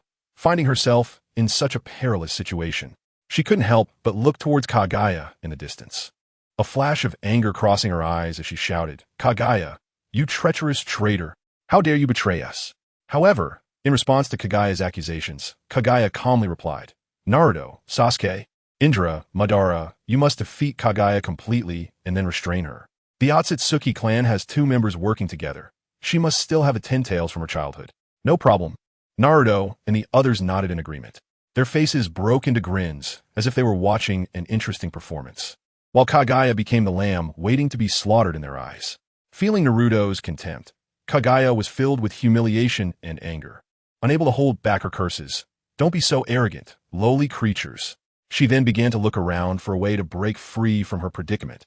Ultimately, she decided to attack Indra, who had yet to make a move, hoping to break through the encirclement. "Oh, looks like I underestimated you," Indra said with a slight smile as he saw Kaguya charging toward him, a hint of excitement in his expression. He was looking forward to the battle, eager to see who was stronger between him and Kaguya. Indra, filled with excitement, involuntarily released several bolts of lightning at Kaguya. Zzz. The lightning shot out from his hands like snakes, crackling as they struck Kaguya. However, Kaguya merely smirked, extending her palm with the Rinnegan to absorb the lightning into her body. Just as she intended to return the lightning ninjutsu's power, several dozen times stronger. Kaguya was astonished to find Indra had vanished like a bolt of lightning. So fast, Kaguya couldn't see Indra's speed by the time she noticed him. He was already behind her. Indra smirked and kicked Kaguya's back without hesitation. Bang! The strong push sent Kaguya flying. But rather than being frightened, Kaguya was delighted. She wanted to harness this force to escape. After doubling the strength of Indra's previous lightning attack, she intended to use space-time ninjutsu to leave. But Naruto and Sasuke would not allow Kaguya to succeed. They appeared before her in the blink of an eye, blocking her path. "Wanna run?" "No way," Naruto mocked. Sasuke, not to be outdone, gripped his Kusanagi sword tightly, coldly staring at Kaguya. "Today is your end." Kaguya gritted her teeth, then looked back to see Indra activating Susanoo, easily blocking the lightning attack she had returned, while Madara also blocked her escape route. Kaguya felt completely surrounded, with no way to escape. "Let me fight him." "You just watch," Indra said with enthusiasm. His last lightning attack was merely a test of Kaguya's abilities, and now that he saw she could return the power nearly 100-fold, he was even more excited. "All right, Indra, you can take the lead," Sasuke said with a slight smirk, looking at Kaguya with mockery. "Yes, we'll watch," Naruto replied, crossing his arms with a smile. "This time, let you handle it," Madara said casually. Seeing Naruto and the others so dismissive of her, Kaguya felt a surge of intense humiliation. Her pride was severely wounded, and she could no longer suppress her inner rage, cursing once more. "You group of lowly creatures tainted with the blood of the Otsutsuki clan. Don't think I will be easily defeated." After her furious shout, Kaguya quickly pulled out a gourd from her body, preparing to consume a chakra pill to enhance her power.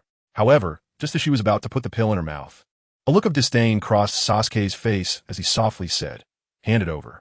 Again and again. In a flash, Sasuke activated his heavenly hand power once more, instantly snatching the chakra pill from Kaguya's hands.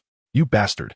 Kaguya fell into a rage, her eyes wide open, her face flushed with anger, as if she were about to ignite. But before she could vent more of her fury, Indra had already charged at her like a ghost, launching an attack. Tao Shi, seeing the situation, had no choice but to temporarily set aside his anger toward Sasuke and engage in an intense taijutsu battle with Indra. Tao Shi's taijutsu techniques were strikingly similar to Ishiki's, equally exquisite and breathtaking, but he was significantly weaker than Ishiki. The two exchanged blows. But soon the scales of victory began to tip in Indra's favor, and Tao Shi grew more and more fatigued. Indra, on the other hand, seemed as if he had taken a stimulant, becoming braver and more reckless with each exchange, his techniques wild and unrestrained, complemented by an excited face and bloodthirsty eyes, truly embodying a battle maniac. In the end, Tao Shi was pinned down by Indra and received a barrage of punches. If it weren't for Naruto and the others intervening in time to restrain Indra's impulsiveness, Tao Shi might have been killed outright by Indra. Chapter 176, Sharon vs. Pushi. After Peach Style was knocked unconscious by Indra, Naruto and the others fell into deep thought and discussion. Grandma, what should we do next? How can we get the 10 tails from Peach Style? Naruto asked, puzzled. Kagaya pondered for a moment before responding. First, let's try to control him. If we can control him, maybe we can summon the 10 tails through summoning techniques. The Otsutsuki clan usually summons the 10 tails this way. At that moment, Yamaichi stepped forward, expressing his willingness to try. He used a mind transfer technique to successfully control Peach Style and utilized his body to perform summoning. As smoke filled the air, a juvenile 10 tails appeared before everyone. Dramatically, the unconscious Peach Style also woke up at that moment. When he saw the juvenile 10 tails, which he had once been very familiar with, he was filled with terror. Damn it, Peach Style finally realized the fate that awaited him. He would become a nourishment for the 10 tails. And this is exactly how the Otsutsuki clan cultivates the divine tree. The Otsutsuki clan will not let you go. Peach Style roared, just wait, Kagaya, and you guys, none of you will escape. After we die, the Otsutsuki clan will definitely send someone over. In a few years, you will face annihilation. Ha ha ha ha. However, before he could finish, Uchimadara coldly interrupted him. Enough. Shut your mouth. Then, without hesitation, he tossed Peach Style into the mouth of the juvenile 10 tails. With a scream, Peach Style disappeared into the 10 tails' mouth. And Naruto and the others once again planted the fruit of the divine tree. On the other side, on the moon, Otsutsuki Pushi did not go to the planet where Naruto and the others were, but instead arrived on the moon. However, as soon as Pushi approached the moon, he encountered Sharon. Having the bloodline of the Otsutsuki clan makes things complicated. Our clan has rules against casually killing our own kind, Pushi said, looking at Sharon with a mocking tone. After speaking, he noticed that Sharon's eyes seemed somewhat familiar. Seeing this, Sharon scoffed, "Are you joking? Planting the divine tree requires sacrificing members of the Otsutsuki clan, and right now, you should worry about yourself. Don't think that just because you have our clan's bloodline, you're something special. There are differences even among the Otsutsuki," Pushi retorted, throwing a fishing rod at Sharon. "You're right. There are differences among the Otsutsuki," Sharon replied, his eyes turning blue as he activated the rebirth eye. Pushi instantly felt a powerful sense of oppression coming at him. Sharon was enveloped in a green chakra, and a strong magnetic force erupted forth. Sharon's power erupted like a volcanic explosion, the immense magnetic force tearing apart the air around them. Pushi's fishing rod was like a fragile twig in the face of this power, instantly knocked away. Even Pushi found it hard to breathe, continuously retreating. How is this possible? Pushi exclaimed in shock, unable to believe the terrifying pressure emanating from Sharon. Nothing is impossible. There are differences even among the Otsutsuki, as you said, Sharon taunted, responding to Pushi's words once again. Damn it. Pushi grew furious and, unable to contain himself, transformed the fishing rod into a red stick to attack Sharon. Sharon shook his head and used the truth-seeking orb to launch a torrential assault against Pushi. Pushi was taken aback and attempted to transform into a red butterfly to evade the damage, but Sharon used the universal pull to bind him in place. Seeing this, Pushi quickly switched to the blue Rinnegan, preparing to use his time reversal ability. However, at the moment he activated his ability, Sharon also swiftly switched to the blue Rinnegan and used the same time reversal ability to counter Pushi. Pushi was astonished to find that he could not move, standing dumbfounded in place. Meanwhile, Sharon had already struck Pushi hard with the truth-seeking orb, severely injuring him. Why? How could you have the same ability as me? Pushi shouted in terror. This was originally your eye. I should thank you. Sharon replied with a slight smirk, revealing a hint of pride. What? Pushi's eyes widened in disbelief as he looked at Sharon. He suddenly realized that this pair of eyes indeed looked very familiar.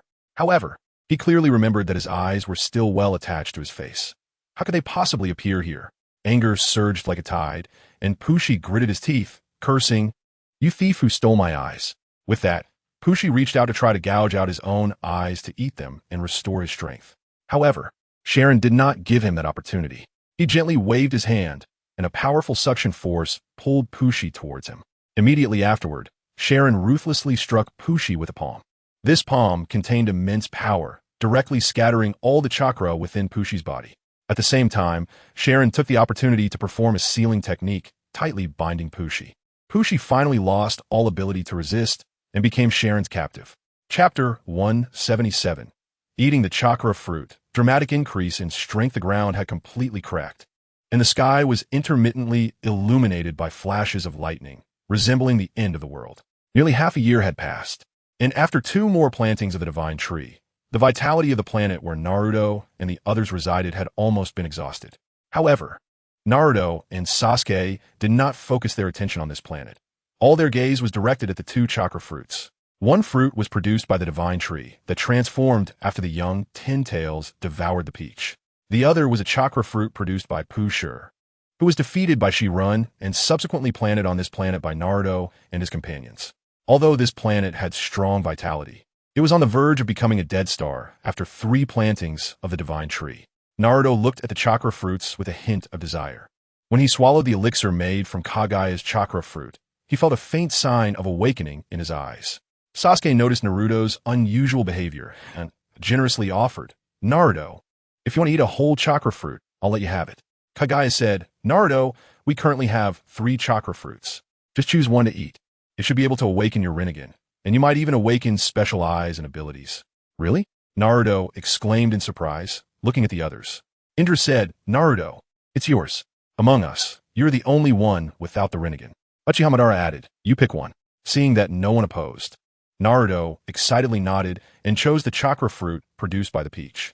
Without hesitation, he swallowed it, and in an instant, a powerful and fiery energy surged into his body. This force was so immense that Naruto felt as though his body was about to be torn apart, but he did not stop. He clenched his fists tightly, exerting all his strength to absorb the power from the chakra fruit. As time passed, the chakra within Naruto expanded continuously, like a volcano on the verge of eruption. Finally, when he could no longer bear it, a powerful energy erupted from his body, forming a dazzling golden light. Within this light, Naruto slowly opened his eyes, revealing a pair of golden, X-shaped eyes, somewhat resembling the Rinnegan. His gaze was filled with authority and power, leaving those around him in awe. Sasuke asked, "So, Naruto, what ability did you awaken?" Upon hearing Sasuke's words, the others turned their curious eyes toward him, eagerly anticipating Naruto's display of new abilities. After all, as the hope of the ninja world, Naruto had always been the focus of everyone's attention. Feeling the expectations of those around him, Naruto smiled slightly, clenched his fists, and felt the chakra brimming within him. Taking a deep breath, he said solemnly, "I have awakened an ability called creation." Sasuke frowned in confusion. "Creation? What is that?" Naruto's gaze became resolute as he explained, "Just like its name, creation is the power to create life. This ability allows me to rapidly heal injuries in battle. Similar to Tsunade's mitotic regeneration, but even more powerful." Sasuke raised an eyebrow and asked, "Is that all?" Naruto shook his head and continued, "Not only that, when I unleash creation, I could trigger an ultimate yang release power. This power is incredibly strong and vibrant, even surpassing ordinary ninjutsu and taijutsu. Moreover, this skill has no cooldown time. I can use it whenever I want." Sasuke's eyes widened in surprise. "So powerful?" Naruto nodded and confidently said, "Yes, with this ability, I believe we can definitely defeat our enemies." After saying this, Naruto activated creation, entered the 6 paths of Sage Fox mode, and his speed surged to its peak, transforming his body into a streak of golden lightning, instantly disappearing from a spot. In the blink of an eye, Naruto appeared behind everyone. They were left dumbfounded by Naruto's speed, their eyes almost popping out. They had never seen such terrifying speed, which was beyond human limits. "That's so fast," Sasuke muttered, his eyes filled with astonishment and disbelief. He knew Naruto was strong, but he never expected him to reach such a level. Taking a deep breath to calm his astonishment, he said, Naruto, it seems your strength has increased at least threefold compared to before. Naruto smiled slightly and confidently replied, yes. And I feel my physique is continuously strengthening, seemingly without end. Kagaya looked at Naruto with a serious expression, a complex look flashing in her eyes, saying, Naruto, you may have awakened a divine technique. Divine technique? Naruto asked in confusion. Kagaya explained, yes, divine technique, like our Otsutsuki clan's god, Otsutsuki Yui. He is nearly omniscient and omnipotent because he mastered many powerful divine techniques, such as the all-knowing eye, killing intent rebound, and the omniscient, foreseeing the future, among others. These divine techniques can be passively triggered or actively used, possessing unparalleled power. She paused and continued. The abilities you exhibit are very similar to divine techniques. Perhaps you have awakened your own divine technique, but have not fully realized it yet. A surge of excitement welled up in Naruto's heart as he finally understood why he had undergone such an astonishing change. It turned out that all of this was because he had awakened a divine technique. He was eager to explore more secrets about divine techniques and to tap into the limits of his potential. A divine technique? How exciting! Naruto clenched his fists, his gaze resolutely fixed on the distance. He knew this would be a crucial step towards a higher level. Seeing Naruto swallow the divine tree fruit and awaken a divine technique with such significant progress, everyone was greatly surprised. Sasuke, Indra, and Uchiha Madara looked at the remaining 2 chakra fruits. One was a fruit produced by the new vessel created by the Ten Tails after devouring the Rinnegan, and the other was a chakra fruit produced by the Ten Tails after devouring Pushur. Additionally, there was a chakra fruit transformed from Kinshiki, which Orochimaru and Tobirama took for experimental research. Sasuke, Indra, and Uchiha Madara began to compete for the chakra fruits. However, this competition quickly ended as Sasuke gained the priority to choose. The reason was simple. Indra and Uchiha Madara had neither obtained the power of 6 paths nor the enhancement of tailed beast chakra, resulting in a significant disparity in strength compared to Sasuke and Naruto. Sasuke unhesitatingly chose the chakra fruit produced by Pushur. This decision puzzled Indra and Uchiha Madara, as in their impression, Pushur was too weak. In reality, when Pushur battled Shirun on the moon, Naruto and the others had already sent something. However, they did not take it to heart, believing that Shirun could easily handle it. And indeed, that was the case. Uchiha Madara asked in confusion, Sasuke, why don't you choose the Rinnegan fruit? Sasuke replied, the chakra fruit has a chance to grant the consumer the abilities of the devoured. Sasuke knew that although the Rinnegan's power was formidable, Pushur possessed the ability of time reversal. If he could enhance Sasuke's existing time reversal ability or awaken a similar ability, it would be of immense help. Naruto slightly nodded in agreement. The reason he chose to consume the fruit produced by the peach was precisely to inherit the peach's power. However, even though he ultimately did not fully inherit its abilities, he unexpectedly awakened the more powerful creation power. As for why eye transplantation is not chosen, the reason lies in the fact that even if the transplant surgery is perfect, it ultimately comes from another person and the body will produce rejection reactions, making it impossible to use freely like one's own organs. Otherwise, Naruto might have already chosen to transplant those powerful Rinnegan eyes. On the other hand, after Sasuke swallowed the chakra fruit, he immediately felt a sharp pain in his eyes, and a unique chakra surged from his mind, quickly injecting into his eyes, dramatically enhancing their power. Sasuke slowly opened his eyes, and at that moment, his eyes had transformed into the 6th Tomo Rinnegan. Sasuke, what kind of ability have you awakened? Naruto asked curiously with a smile. Sasuke smiled slightly and replied softly, I have awakened space-time jump, a space-time ninjutsu that allows me to shorten distances. At the same time, I can also briefly slow down or speed up the flow of time within a small range. With my technique and your Flying Thunder God technique, we might be able to quickly reach other planets. Naruto, overjoyed, asked, really? Does that mean we can quickly return to the ninja world? Sasuke nodded slightly and answered firmly, yes, we should be able to, but we still need to try to figure out how to operate it. Chapter 178. Indra versus Uchiha Madara after witnessing the astonishing transformation of Naruto and Sasuke after consuming the chakra fruits. Indra and Uchiha Madara couldn't help but cast their gazes toward the remaining chakra fruits, their eyes glinting with greed. They exchanged a glance, each recognizing the other's thirst for power. Indra and Uchiha Madara began to confront each other, a tense atmosphere enveloping them. Indra excitedly said, come on, let's have a thrilling battle for this chakra fruit. His eyes were filled with fighting spirit and excitement. Uchiha Madara laughed heartily, saying, "It seems that the match we couldn't have is ultimately unavoidable." His laughter revealed a sense of confidence and authority. Indra sneered, "Come on. Otherwise, you might not even have a chance to strike." His tone carried a hint of disdain and provocation. As their dialogue continued, the atmosphere grew increasingly tense, as if a monumental battle was about to erupt. Meanwhile, Naruto, Sasuke, and Kagaya Otsutsuki quietly watched this confrontation. Soon, Uchiha Madara launched the first attack. He took a deep breath and then unleashed a roaring inferno.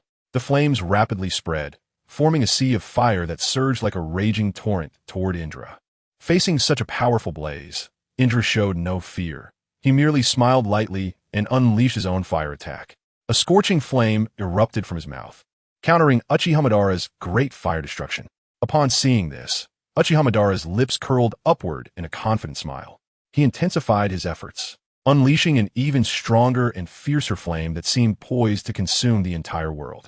Instantly, the flames roared toward Indra with astonishing speed. Indra looked at the scene before him and couldn't help but praise. Not bad. He had no intention of retreating, fully aware that this battle had just begun.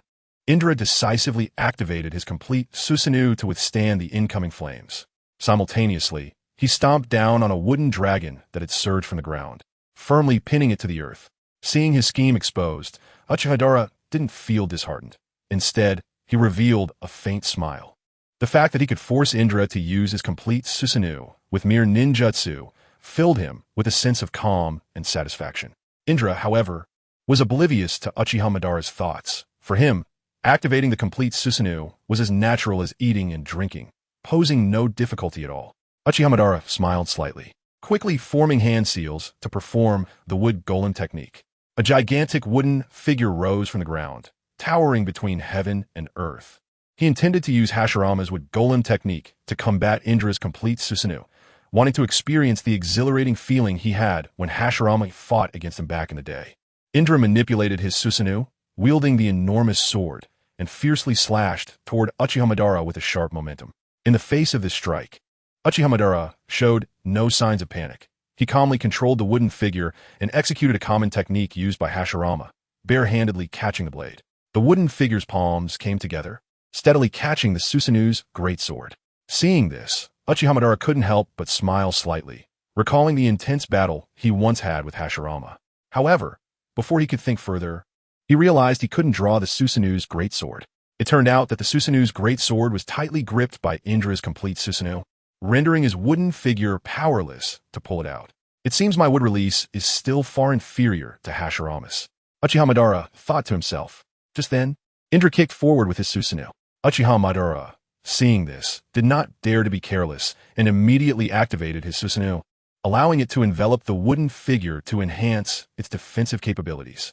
Although he was pushed back a few steps from the kick, the sturdy armor of the Susanoo protected the wooden figure from any damage. At this moment, Indra launched another attack. He used the other hand of his Susanoo to pull out another Susanoo's great sword from behind. Wielding two swords, he charged toward Uchiha Madara with fierce momentum. Uchiha Madara smiled slightly, showing no fear, and engaged in combat with Indra's Susanoo using his wooden figure. After the wooden figure enveloped the Susanoo, its defensive power greatly increased. And with the brute force of the wooden figure, Uchiha Madara gradually gained the upper hand. However, just as Uchiha Madara felt victory was within reach, Indra's gaze suddenly became resolute. He shouted, "Amaterasu!" Immediately, black flames erupted from his eyes, quickly engulfing the entire battlefield. Following this, he concentrated the power of his Susanoo into the bow and arrow in his hands, preparing to unleash the powerful Indra's arrow, infused with Amaterasu. Uchiha Madara calmly watched Indra's movements, fully aware of the power of this technique, but he showed no signs of retreat. He understood that if he could block this strike, victory would likely belong to him. Thus, he clapped his hands together, executing the flower tree whirl technique. Countless massive trees erupted from the ground, surrounding him and forming an impenetrable shield. The trunks of these trees were extraordinarily thick, with lush branches and leaves resembling a natural barrier. Boom! The explosive sound rang out, accompanied by dazzling light, illuminating the entire battlefield. The aftermath of the explosion swept through the surroundings, leaving chaos in its wake. As the smoke gradually cleared, the situation on the battlefield was revealed. Indra Sasanu had vanished, and he himself had suffered considerable injuries, blood trickling from the corner of his mouth. Although Uchiha Madara had not sustained significant damage, his chakra was severely depleted, and the wooden figure and Susanoo slowly dissipated in the next moment. "Surrender, Indra," Uchiha Madara said with a slight smile. "No, I haven't lost yet," Indra stubbornly replied, his eyes revealing an indomitable will. Indra then activated Sage Mode and charged forward. Seeing this, Uchiha Madara shook his head and also used Sage Mode, and the two engaged in a fierce taijutsu duel. After a prolonged battle that was evenly matched, Indra suddenly launched a lightning attack, catching Uchiha Madara off guard and delivering a surprise shock. "Damn it, using dirty tricks, huh?" Uchiha Madara said darkly. Uchiha Madara then used the shadow clone technique, creating 3 shadow clones. With a command from Uchiha Madara, the 3 clones began to attack Indra. Uchiha Madara knew that Indra could see these shadow clones, but he was still full of confidence. After all, each shadow clone possessed the power of Uchiha Madara himself, and they could swap positions with him at any time. However, when the 3 shadow clones appeared before Indra, he actually smiled. Indra quickly activated his abilities, and several black rods shot from his hand, instantly striking the 3 shadow clones. The clones dissipated upon being hit, transforming into energy that returned to Uchiha Madara's body. Uchiha Madara's eyes widened in shock as he looked at what was happening. "This is the power of the 6 paths? How is this possible?" Indra smiled and explained, "Madara, there's nothing impossible. I discovered the techniques and seals when I was just 10 years old, and after years of honing, it's only natural for me to have learned a bit of the power of the 6 paths. I'm just trying to keep up with that old man's pace. Although I still can't accept him, there's no denying that his strength is indeed very formidable." "The Sage of 6 Paths, huh? Sai, I lost this duel," Uchiha Madara said somewhat unwillingly. Chapter 179. Return to the ninja world. After Indra defeated Uchiha Madara, he took the chakra fruit into his hands and stared intently at it, his eyes shimmering with complex emotions. He seemed to be contemplating something, remaining silent. "What's wrong? Not going to eat it?" Uchiha Madara asked, puzzled. After all, he knew that Indra, like himself, was a person who revered power. For a chakra fruit that contained such immense power, one would expect him to swallow it without hesitation. However, Indra merely replied calmly, "This chakra fruit should be refined by Kaguya into a chakra pill. No matter how much power one possesses, it is better to be refined." His voice was calm and firm, revealing a confidence in his own strength and a determination to pursue a higher level of power. After saying this, Indra paused briefly before continuing, "Moreover, I am confident in these eyes of mine." He raised his head and gazed into the distance, his eyes filled with pride. It turned out that since Indra injected the cells of Kaguya Tsutsuki, he had awakened the Rinnegan, granting him the same abilities as the Sage of 6 Paths, allowing him to control the power of life and death. This tremendous power made his desire for other forms of power less urgent. He believed that with his Rinnegan, he was already capable of facing various challenges. Furthermore, since Indra and Ashura had taken on the roles of the sect leader and deputy leader of the ninja sect, although Indra still adhered to his principle, power is paramount, his understanding of power had changed. This change was not a superficial compromise, but a deeper realization. After becoming the leader, Indra began to understand his father, the Sage of 6 Paths, and Ashura's thoughts and actions. He started to realize that true power lies not only in individual strength, but also in unity and protection. Although Indra always believed that possessing ultimate power was sufficient to overcome thousands of troops, he also understood that this was merely personal strength. If this continued, when he stood at the pinnacle, he would be lonely and isolated. This sense of loneliness was unbearable for him because, on the long journey of life, being alone was truly intolerable. Indra did not want to create a rift with his brother again, nor did he want to distance himself from the ninja sect he had established. Therefore, after careful consideration, Indra decided to hand over the precious chakra fruit to his grandmother Kaguya, allowing her to refine it into a higher-grade chakra pill, which he would distribute fairly among everyone in the ninja sect. This way, not only could the overall strength of the clan be improved, but they would also be well prepared for potential battles in the future. This belief in unity and collective progress would also lead the ninja sect toward a more glorious future. Uchiha Madara did not think so much. Seeing that Indra planned to have Kaguya turn the chakra fruit into a chakra pill to distribute to everyone like the first chakra fruit, he felt a sense of disdain, yet also a sense of self-satisfaction at gaining some benefits, as the chakra pill made from the chakra fruit could greatly enhance chakra and eye power limits. Just then, Jiku spoke up. We no longer have the bodies of the Tsutsuki clan to use for planting the divine tree, so we should return to the ninja world first. His tone sounded somewhat helpless. Hearing this, Sasuke smiled slightly and responded, yeah, it is indeed time to go back. There was a hint of expectation in his eyes. After listening, Naruto nodded in agreement and replied, got it, Sasuke. Then, Naruto transmitted the Nine Tails chakra to each person and checked for any omissions. After confirming there were none, Naruto exchanged a glance with Sasuke, and they nodded to each other. Seeing that everything was ready, Sasuke carefully reviewed the cosmic map provided by Orochimaru and Tobirama once more. This map was drawn during their interstellar travels, clearly marking the locations and distances of various star systems and the position of the ninja world. After repeatedly confirming the location of the ninja world, Sasuke began to use the newly awakened ocular technique, space-time jump. As he activated it, a wormhole the size of a person was successfully opened. Through the wormhole, one could see that the other end was the ninja world. A look of surprise appeared on Naruto's face, but he showed no hesitation. He quickly took out a kunai with the Flying Thunder God technique and passed through the wormhole, instantly arriving on the other side. Immediately afterward, he used the Flying Thunder God technique to bring everyone back to the outer space of the ninja world. When they finally returned to the familiar ninja world, everyone displayed expressions of ecstatic joy. They gazed at the planet before them, their eyes filled with surprise and emotion. After 2.5 years of interstellar travel, they had finally returned to their homeland. Chapter 180 Reunion, Part 1. After Naruto and Sasuke returned to the shinobi world, they did not deliberately hide their presence. They wanted to reunite with their family and friends as soon as possible, so they intentionally released their aura, allowing those who cared about them to sense their return. Sure enough, it didn't take long for Indra, Hashirama, Minato, Shursui, Itachi, and other powerful figures to notice their presence.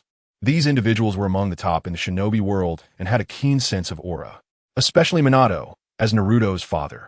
He was the first to sense his son's presence. Naruto, you finally came back.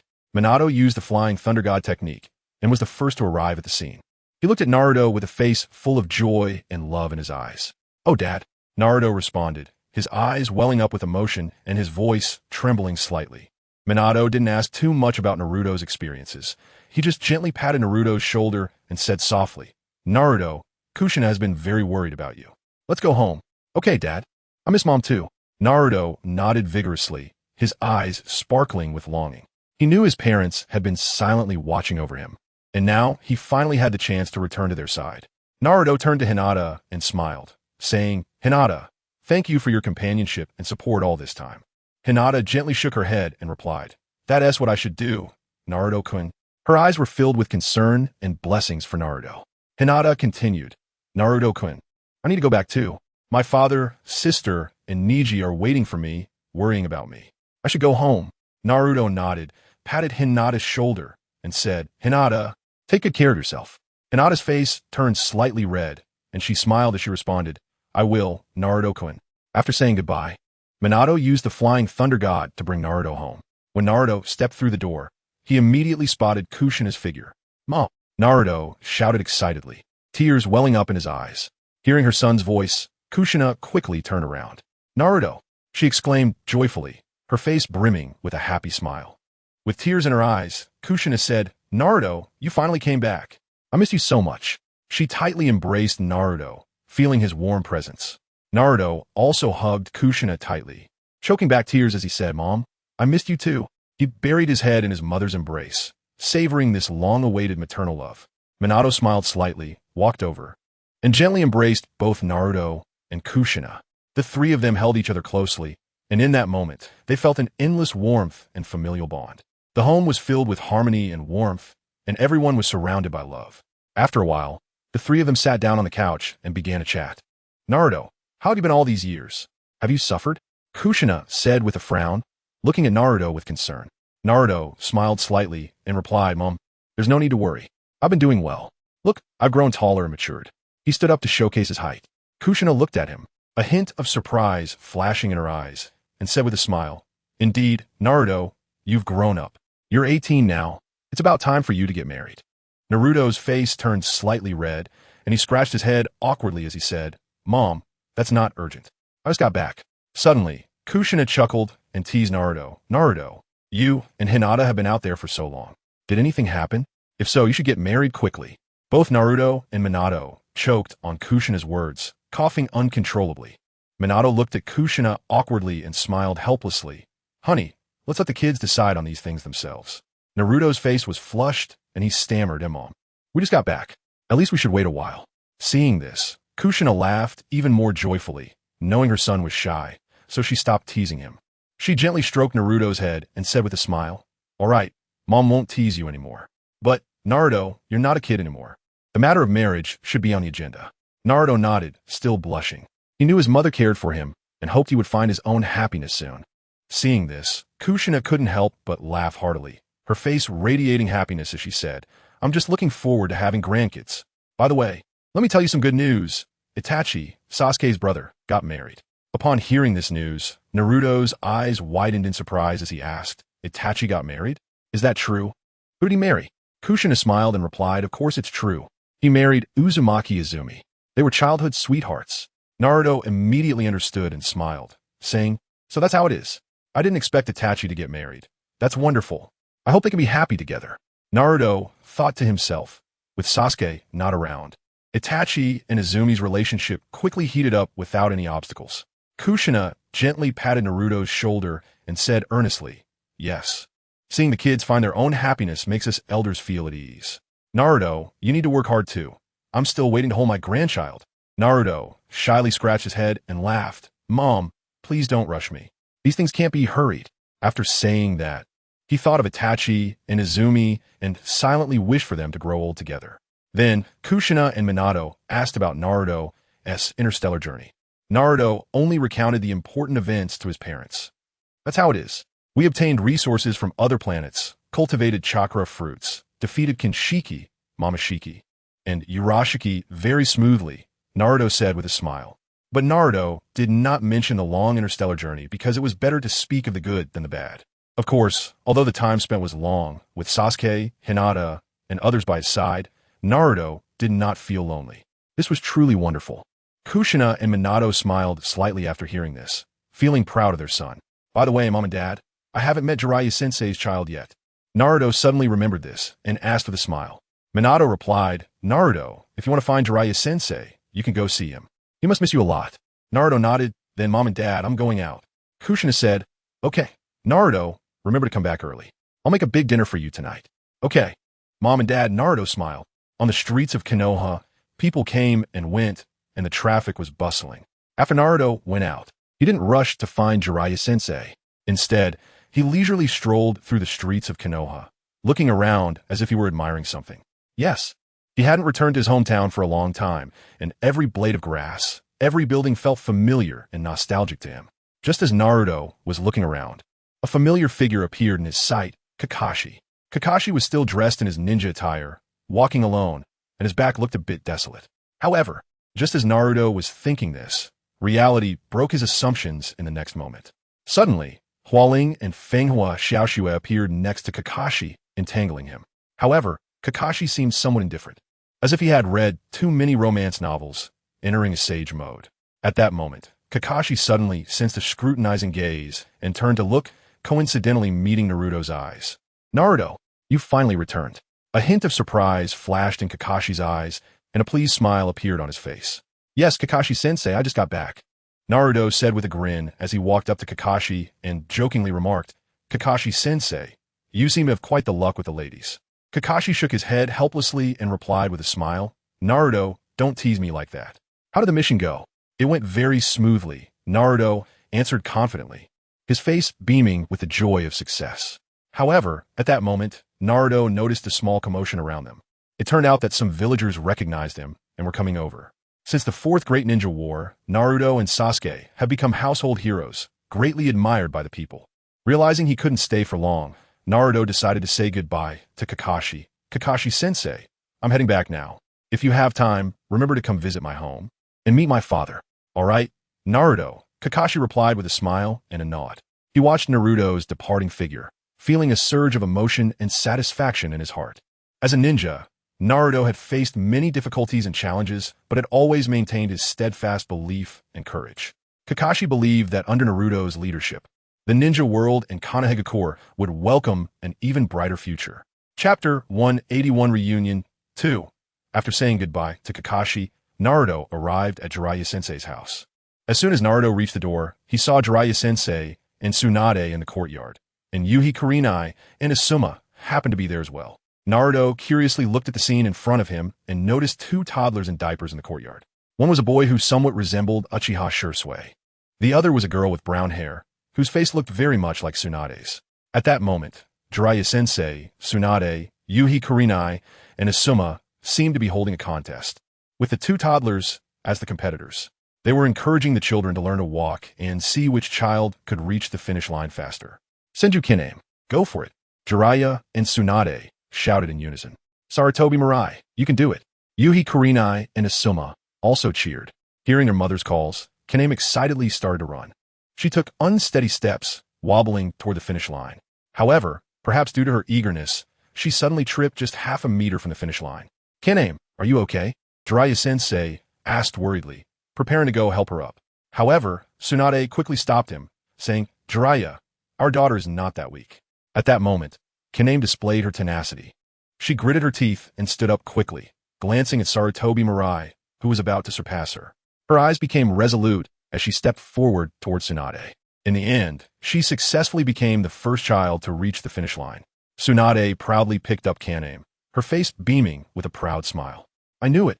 My sweet baby is the best. Jiraiya and Tsunade both showed relieved smiles, and the entire scene was filled with warmth and happiness of family. Meanwhile, Sarutobi Mirai was slightly behind, arriving at the finish line just a step behind Kiname. Unlike Kiname, Sarutobi Mirai's eyes seemed to lack a strong desire to win. In fact, when Kiname fell, he had even considered going to help her. Mirai, you did great.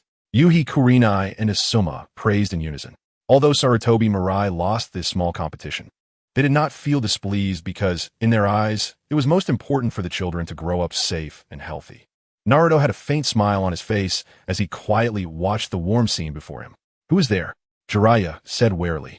Tsunade, Yuhi Kurenai, and Asuma also became tense, protecting the children and keeping an eye on Naruto's position. Naruto smiled slightly and no longer concealed his presence. It's me, Naruto. Naruto smiled back. Just now, he had hidden himself to avoid disturbing Jiraiya and Tsunade. When Jiraiya and the others saw Naruto's figure appear, surprise appeared on their faces. Naruto, you finally came back. Jiraiya's voice was filled with excitement and joy, his eyes sparkling as if he had seen the most precious treasure. Naruto smiled slightly, opening his arms, and embraced Jiraiya tightly. At that moment, time seemed to freeze, and the bond between the two was perfectly expressed in that instant. I'm back, Jiraiya-sensei, Naruto said softly, his voice filled with deep gratitude and respect for his teacher. Jiraiya patted Naruto's back forcefully, his eyes full of satisfaction and pride. Jiraiya-sensei, Tsunade Nichin. I just returned to the village and specifically came to see you, to keep my promise of farewell. Is this your child? She is really adorable. Naruto's gaze fell on Kiname in Tsunade's arms, and a gentle smile appeared on his face. Kiname quickly called Naruto big brother. Tsunade gently patted Kaname's little face and said softly, Big brother Naruto. Kiname blinked her bright eyes and called out in a baby voice. Naruto smiled slightly, reached out, and gently stroked Kaname's head, then activated his eye technique creation. A surge of vibrant yang energy burst forth from his eyes, wrapping around Kiname like a warm spring breeze. Kiname felt a warm power coming from above her head, as if sunlight was breaking through the clouds and bathing her, making her feel incredibly comfortable. Naruto, what is this? Jiraiya asked in confusion, having never seen such a peculiar ninjutsu.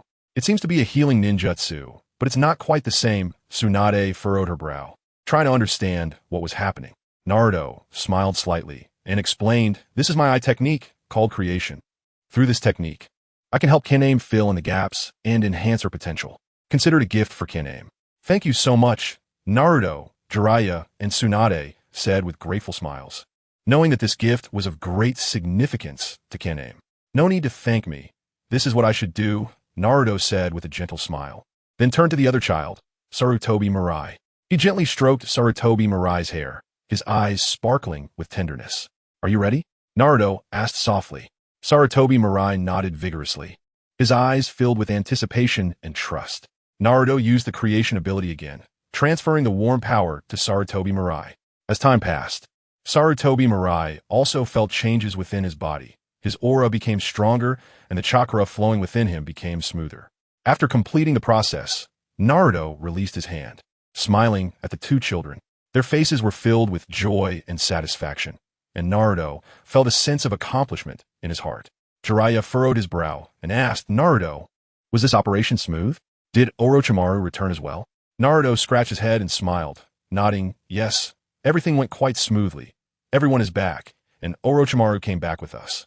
However, as soon as he returned to the shinobi world, he dragged Yamato to his experimental base.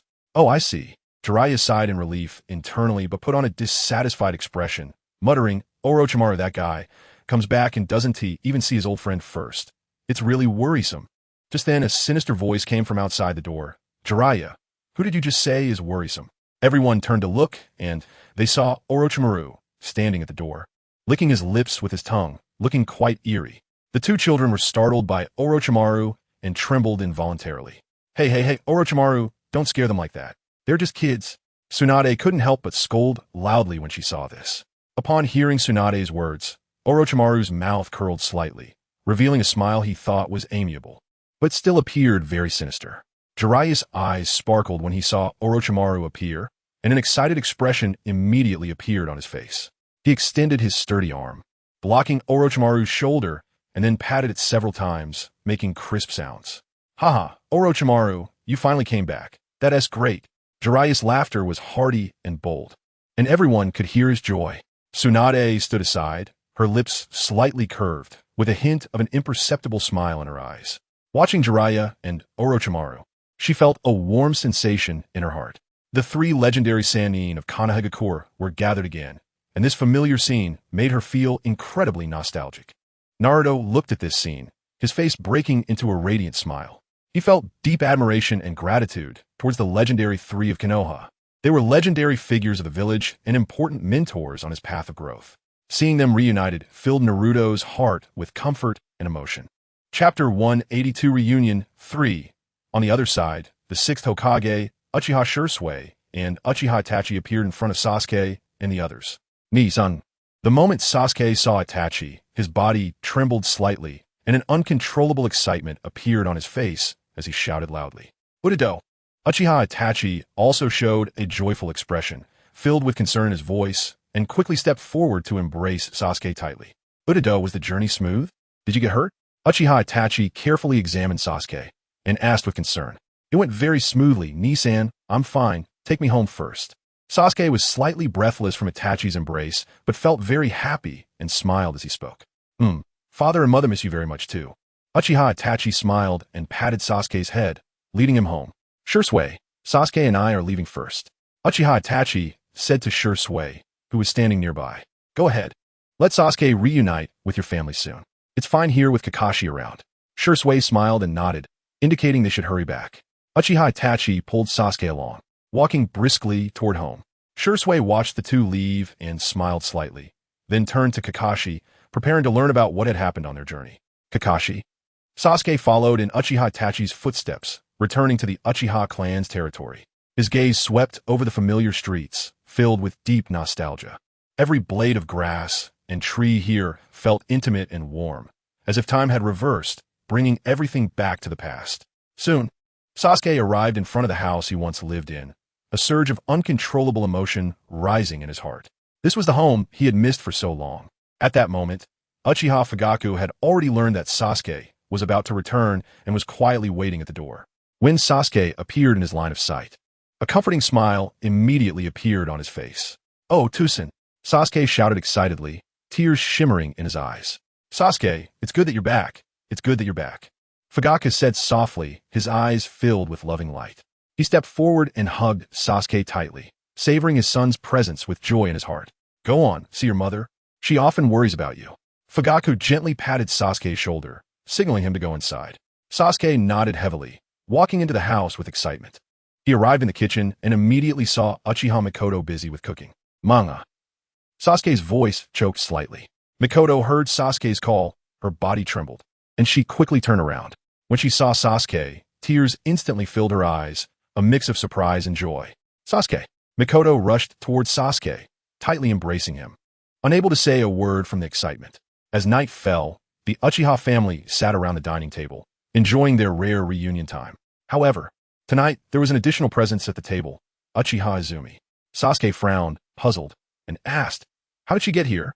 For this woman who often appeared at home, stealing his brother away, Sasuke couldn't help but feel a bit displeased. Mikoto smiled gently and explained, "Sasuke, from now on you should call her sister-in-law. Izumi has married your brother Uchiha Itachi." Upon hearing this news, Sasuke's eyes widened in shock and disbelief. He stood up excitedly, his voice trembling as he asked, "What? Married? Even if Nisan is getting married, he should wait until I come back to hold the wedding?" Mikoto lightly patted Sasuke's shoulder, comforting him. "Sasuke, don't be too agitated.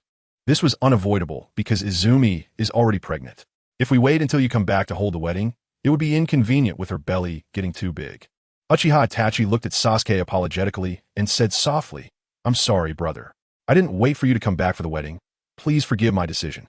Both Uchiha Itachi and Uchiha Izumi's faces turned slightly red, looking a bit shy and embarrassed. "It's okay, brother."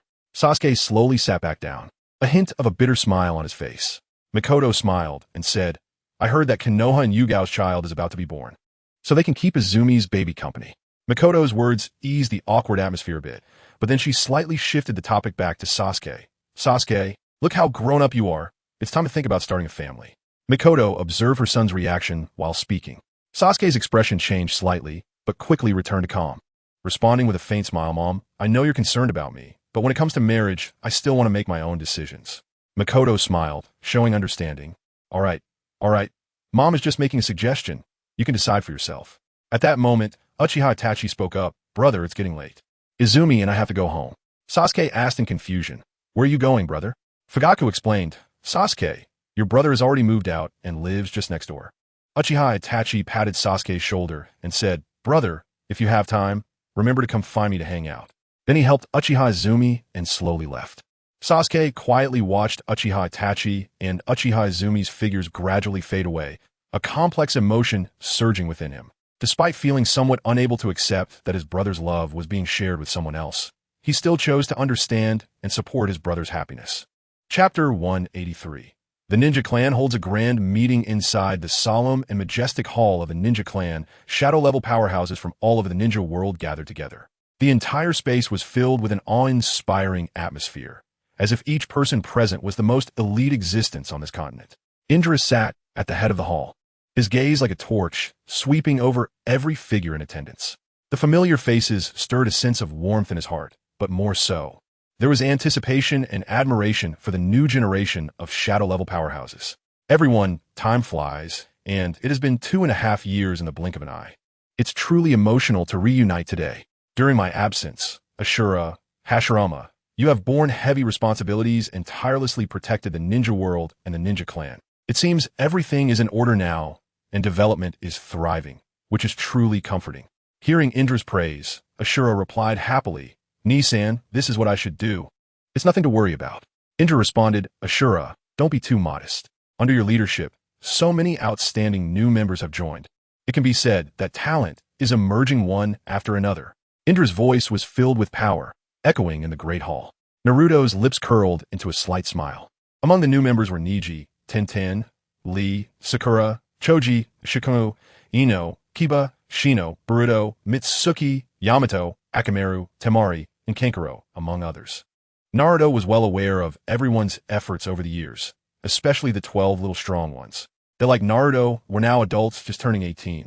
With the aid of gene-enhancing potions and chakra pills made from the Eight Tails tentacles, this group of young ninjas made rapid progress. Their strength greatly increased, and they had completely reached shadow-level power.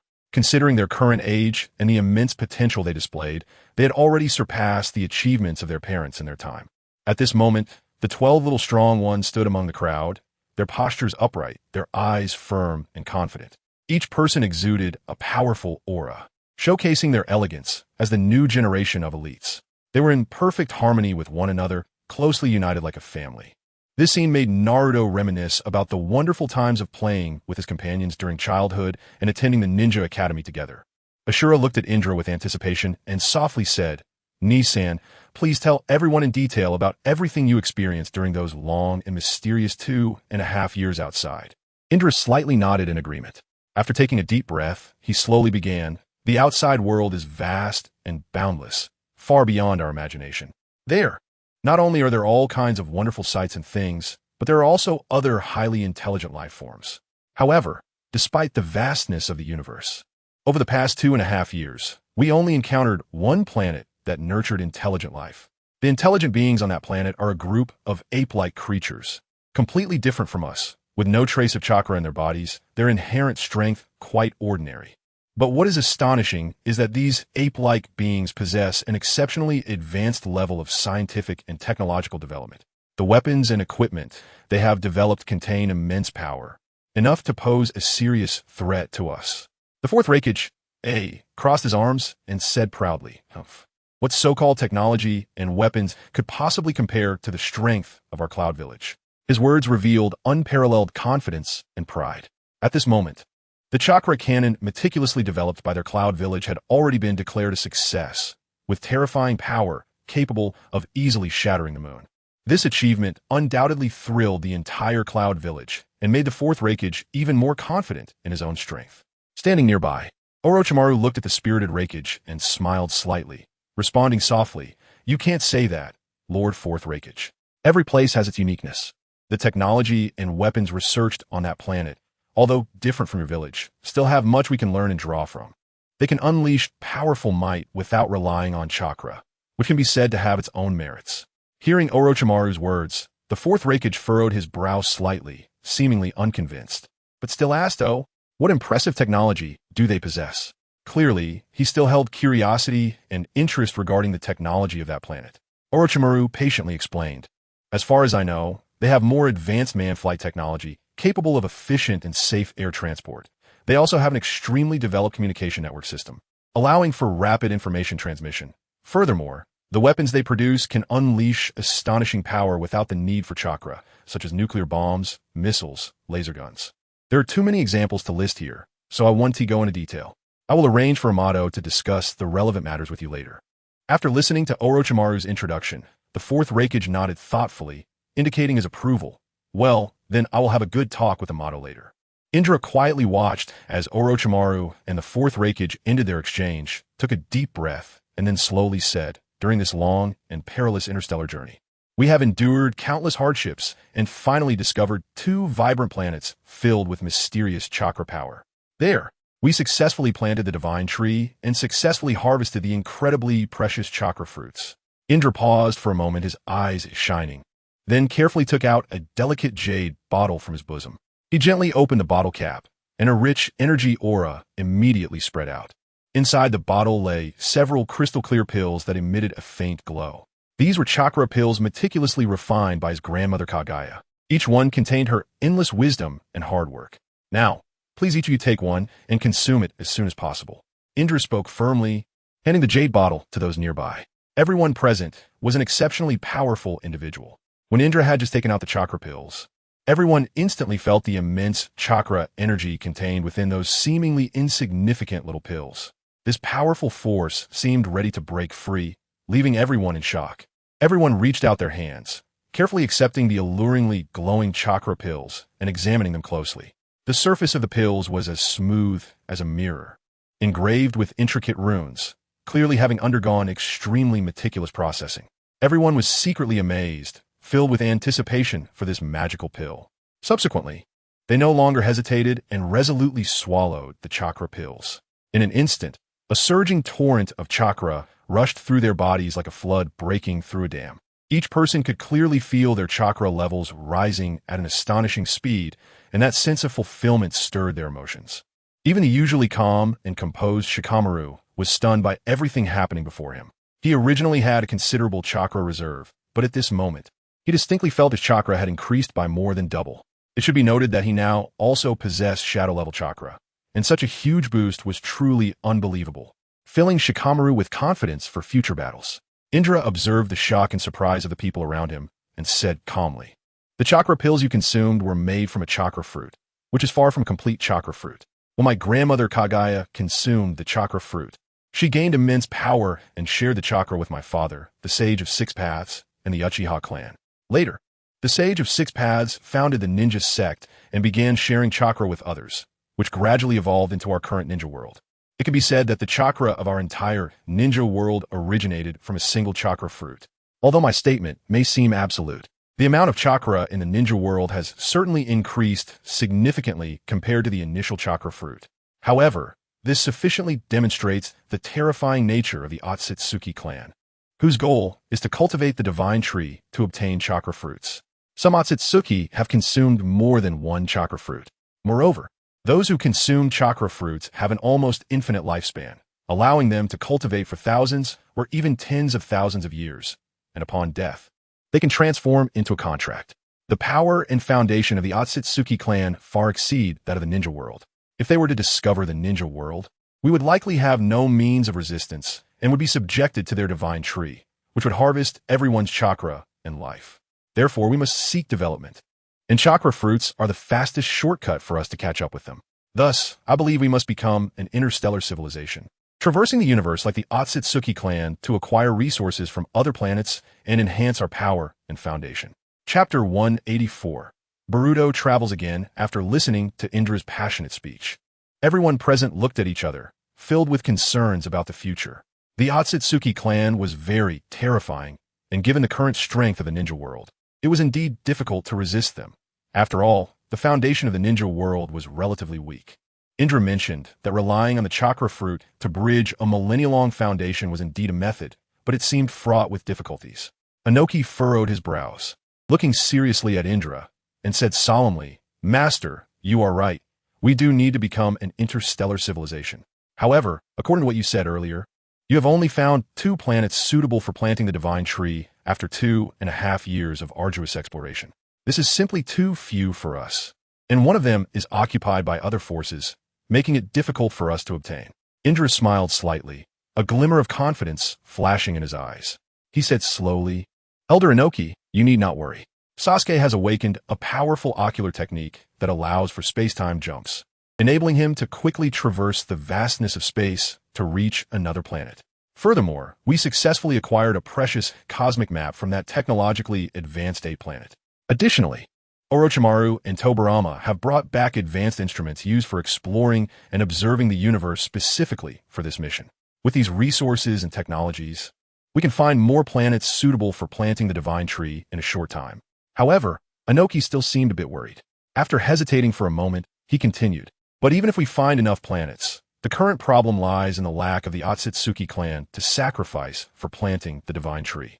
Without the Otsutsuki clan as offerings, how can we solve this dilemma?" Indra frowned slightly, falling into deep thought. He knew very well that Inoki's words were not unfounded. Without the support of the Otsutsuki clan's power, successfully planting the divine tree would not be an easy task. At this moment, he couldn't help but start thinking about countermeasures. After a while, he finally spoke, "Elder Inoki, I understand your concerns. However, I will find a way to address the issue of the Otsutsuki clan sacrifices. After all, we cannot abandon our goal of becoming an interstellar civilization due to this difficulty. Please believe me, I will find a suitable method to overcome this predicament." Just as everyone was silent, Orochimaru suddenly spoke excitedly, "Give me some time, I might have a solution. By studying the chakra fruit transformed from Kinshiki, I have come up with a shocking hypothesis. If this hypothesis holds true, we might be able to plant the divine tree." Upon hearing this, everyone couldn't help but turn their gaze toward Orochimaru, eagerly anticipating his next words. Indra was even more eager to ask, "What hypothesis?" Orochimaru's eyes sparkled with excitement as he said, "I suspect that the origin of the Otsutsuki clan may be related to the divine tree. This would explain why Kinshiki could transform into the chakra fruit, and why planting the divine tree requires feeding the 10 tails with Otsutsuki." Everyone showed expressions of shock after hearing Orochimaru's words. They hadn't expected him to come up with such a hypothesis. It was truly beyond their expectations.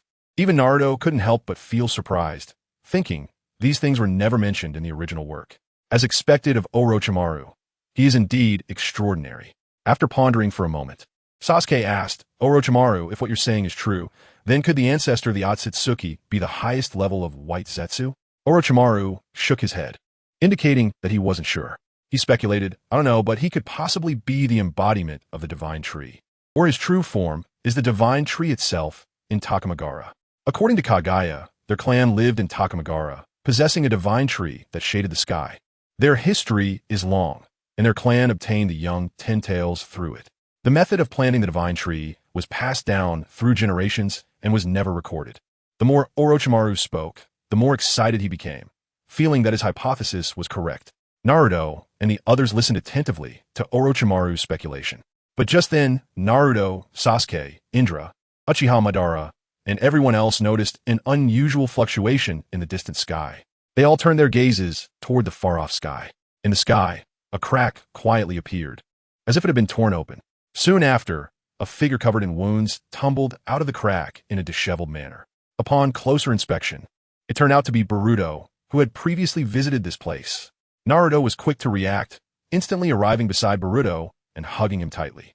He anxiously asked Boruto, "What happened? Why are you hurt like this?" Naruto was filled with worry and unease. As the world Boruto was in had not been in contact with them for a long time for unknown reasons. He had no idea what changes had occurred in that world and could only wait anxiously for an answer. "Father!" Boruto exclaimed, his emotions overwhelming him, tears welling up in his eyes as he trembled while calling out. Naruto hugged Boruto and gently comforted him. "Boruto, don't cry. Your dad is here. It's okay." However, just as Naruto was about to ask Boruto for more details, another crack appeared in the sky, revealing a strange Otsutsuki. Boruto, filled with hatred and anger, exclaimed, "Dad, be careful. He is Otsutsuki Kinshiki. I didn't expect him to follow me here. He is extremely powerful." Chapter 185, Battle Against Otsutsuki Kinshiki, Part 1. Naruto's expression turned serious. He knew that Otsutsuki Kinshiki was definitely not simple, but he still firmly said, "Don't worry, Boruto, I will protect you."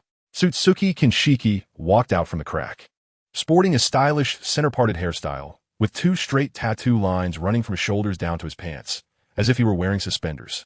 His demeanor was flamboyant and elegant, exuding a powerful aura. Kinshiki looked coldly at everything below, a hint of disdainful smile tugging at the corners of his mouth. "Is this the shinobi world of the past? Boruto, you little ant, you've really made me put in some effort. But this will all come to an end, and I must thank you for allowing me to gather more chakra." Kinshiki's voice was cold and ruthless, laced with mockery, as he looked at Naruto and the others. Feeling that their defeat was already a foregone conclusion, Naruto clenched his fists tightly, his eyes revealing determination and resolve. He stood tall and unyielding, shouting at Kinshiki, "No matter who you are, if you want to harm my family, you must first get past me." Sasuke quickly arrived by Naruto's side, a cold light flashing his eyes as he said, "Where did this Otsutsuki come from?" "Just in time. We are in need of an Otsutsuki to feed the Ten Tails and plant the divine tree." Following this, Indra, Azura, Uchiha Madara, and Hashirama appeared one after another, standing together to form a solid line of defense. The members of the shinobi sect also rushed in to cheer for Naruto. Uchiha Madara fixed a sharp gaze on Otsutsuki Kinshiki, a slight smirk on his lips as he disdainfully remarked, "Otsutsuki Kinshiki, huh? I hope you're not too weak, otherwise it won't even be worth my effort." Everyone, Boruto looked at the crowd, a surge of emotion filling his heart. However, he did not forget to remind everyone, "Kinshiki is very powerful. He can easily defeat my father, the 7th Hokage Naruto, and Master Sasuke." Just then, Otsutsuki Kinshiki displayed a confident posture. He spread his arms wide, a proud smile on his face, and chuckled softly, "Boruto, are you stupid? The future 7th Hokage Naruto and Sasuke were easily defeated by me. And you actually place your hopes on the past Naruto and Sasuke? That's truly ridiculous." After saying this, Kinshiki casually scanned Indra, Azura, and the other ninjas, who he had never seen in the future shinobi world. He also keenly sensed that the Naruto in front of him seemed somewhat different from the future Naruto. Not only that, but Sasuke gave him the same feeling. Although this difference puzzled him slightly, he did not consider it a significant issue. In Kinshiki's eyes, he possessed immense power that was enough to handle any situation. Kinshiki smiled slightly, suddenly spreading his hands, and a large number of black rods shot out from his body, raining down densely towards Naruto, Sasuke, and the others. These black rods carried a menacing aura that sent chills down one's spine. In the face of this sudden attack, Indra and Uchiha Madara immediately activated Susanoo. Their bodies were enveloped in massive armor, weapons in hand, ready to meet the onslaught of the black rods. Meanwhile, Azura and Hashirama swiftly summoned the Great Buddha of 1,000 Hands, the enormous statue appearing to block the black rods. However, Naruto and Sasuke did not choose to defend. Instead, they activated the Six Paths mode, transforming into two streaks of light that darted between the black rods, rushing at Tsutsuki Kinshiki with incredible speed. Their movements were as swift as lightning, dazzling to behold. Tsutsuki Kinshiki looked at the scene before him, slightly startled. He did not expect the opponents to possess such formidable strength, especially the four towering figures, which made him feel a bit challenged. However, he was not afraid. Instead, he revealed a hint of a disdainful smile. At that moment, Kinshiki suddenly made his move, his figure flickering as he instantly appeared in front of Naruto, throwing a punch at him. Seeing this, Naruto was unwilling to back down, and he also swung his fist to meet the attack. The two fists collided with a tremendous sound.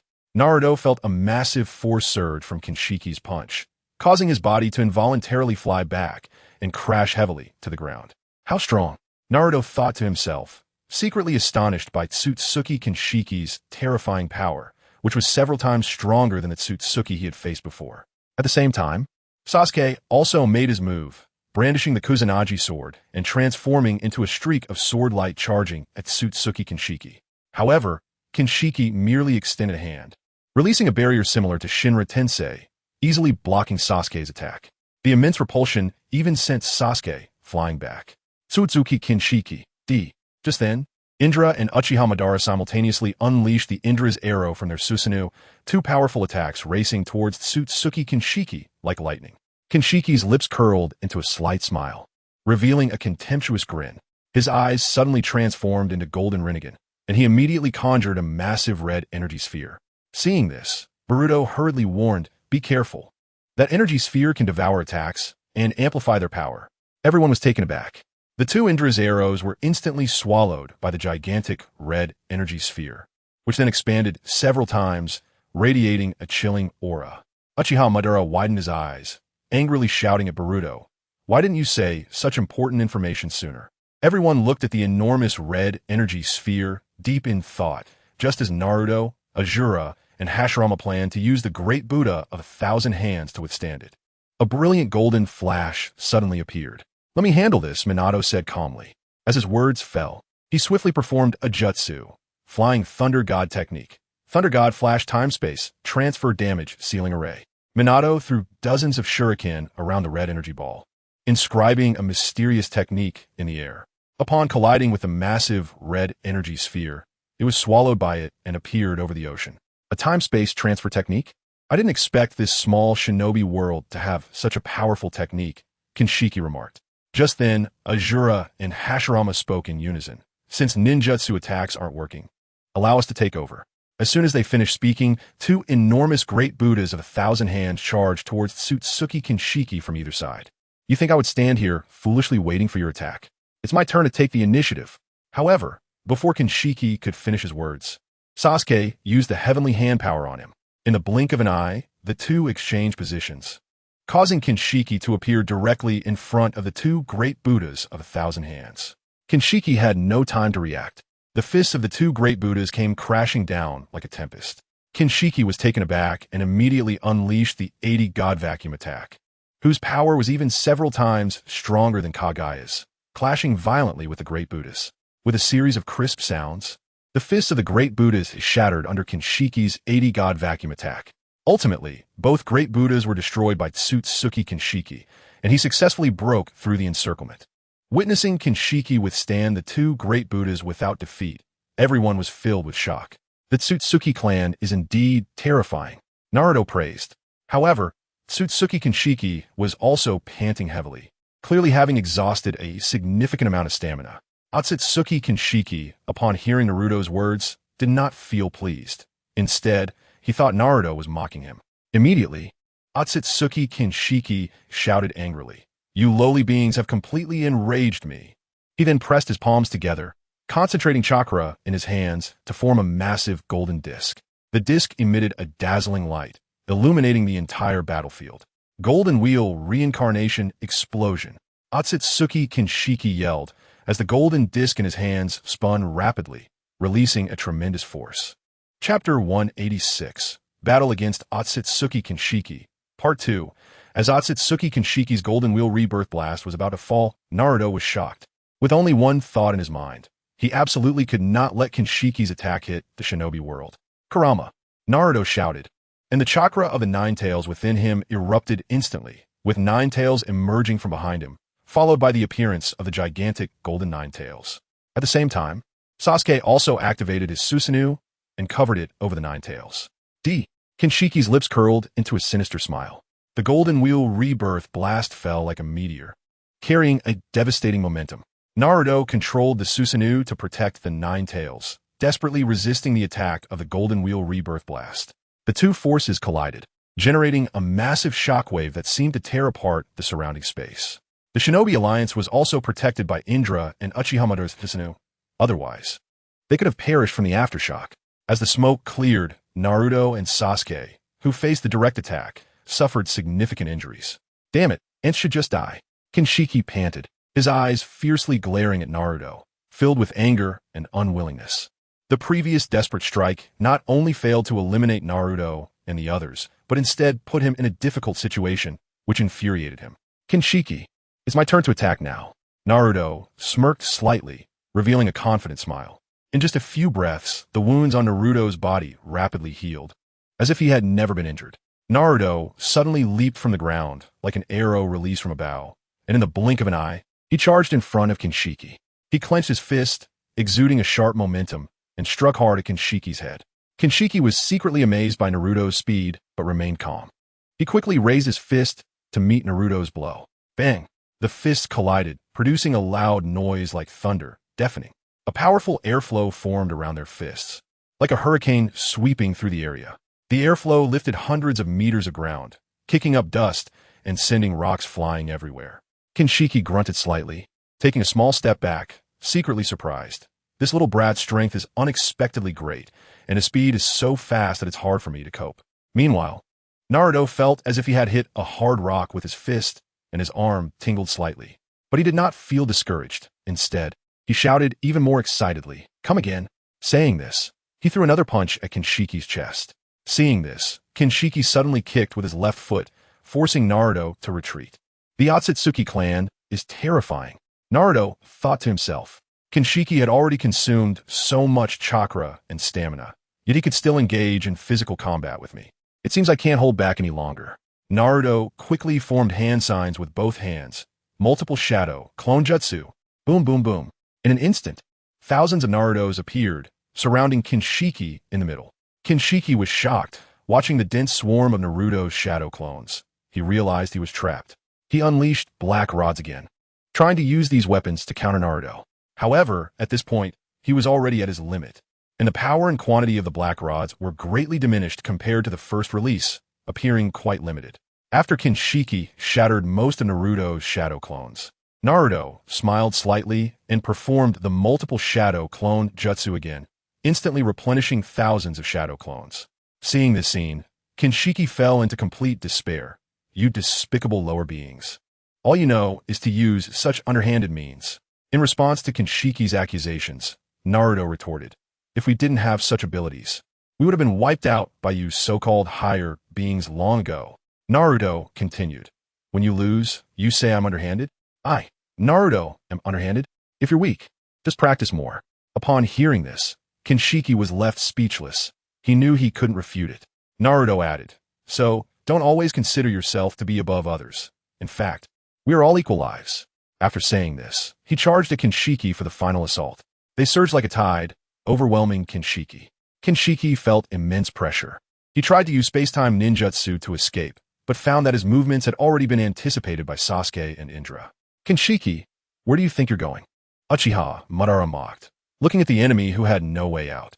Indra, Ashura, Hashirama, and Uchiha Madara combined to unleash a powerful barrier technique, completely sealing off the space around them, leaving Kinshiki with nowhere to escape.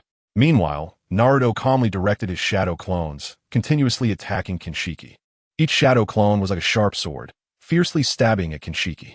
Kinshiki could only exhaust himself, desperately trying to fend off the oncoming waves of attacks. Each strike felt like a heavy hammer, brutally smashing into Kinshiki's body. His body began to show numerous wounds, blood staining his clothes. As time passed, his stamina rapidly declined, and his chakra was nearly depleted. "I'll fight you to the end." Kinshiki, seeing no hope of escape and realizing he was being drained of stamina and chakra by Naruto, grew increasingly anxious. He knew that if this continued, he would likely be finished. With this thought, Kinshiki lost the calmness he had at the beginning. Finally unable to hold back, he screamed hysterically, "No! It can't be! How could I lose to you ants?" However, his resistance now seemed so pale and powerless. His attacks were like a mantis trying to stop a chariot, unable to pose any threat at all. Naruto, Sasuke, and the others easily dodged his attacks and continued their fierce onslaught. Ultimately, Naruto sent Kinshiki flying with a single punch, like a kite with a broken string, crashing straight into the ground. With a loud bang, dust flew up, and Kinshiki's body sank deep into the earth, kicking up a cloud of dust. He lay there, eyes tightly closed, his face filled with pain and despair. Naruto slowly retracted his fist, coldly gazing at the enemy before him. Kinshiki struggled to crawl out of the pit, but his body had been so badly battered by Naruto's punch that he could no longer support himself to stand.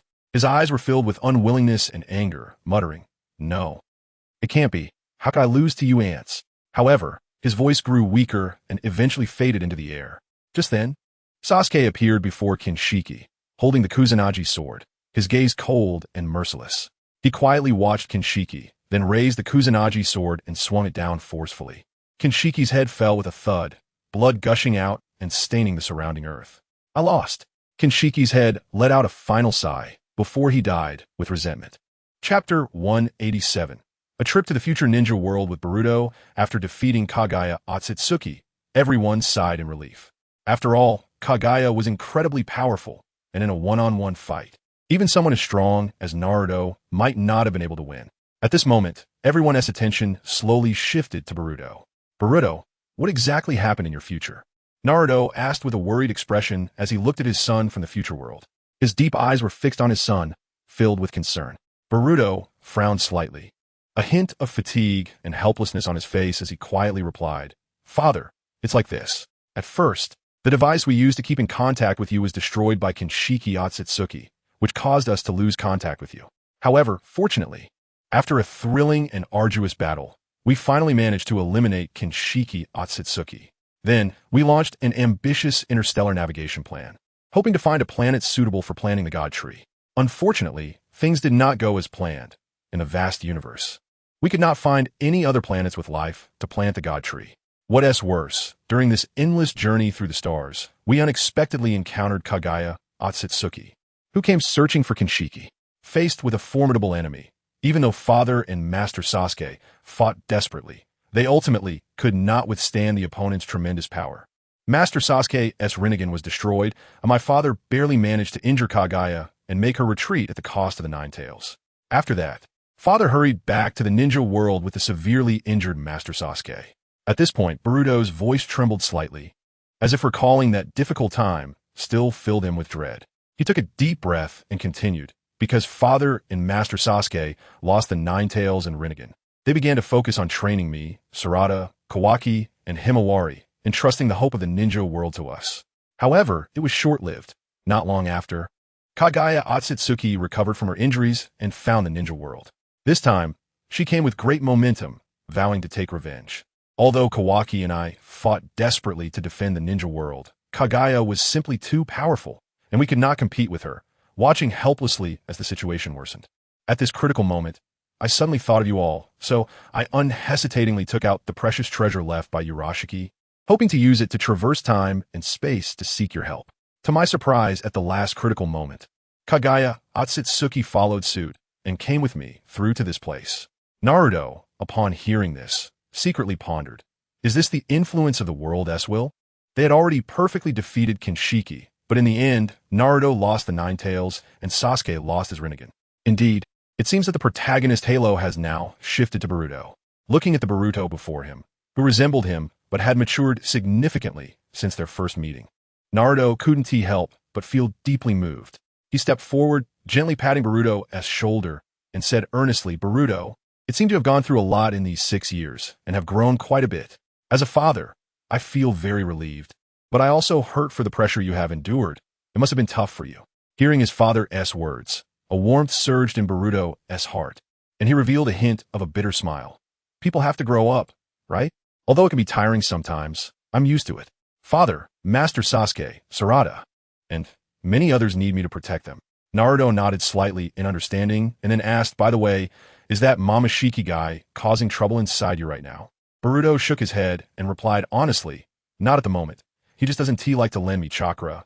As he spoke, Boruto suddenly seemed to remember something and quickly added, by the way, Dad, I have to hurry back. If I disappear here for too long, my father and Sarada in my world will definitely worry about me.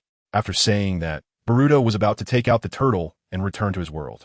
Naruto, seeing this, hurriedly stopped Boruto. Boruto, don't rush to leave.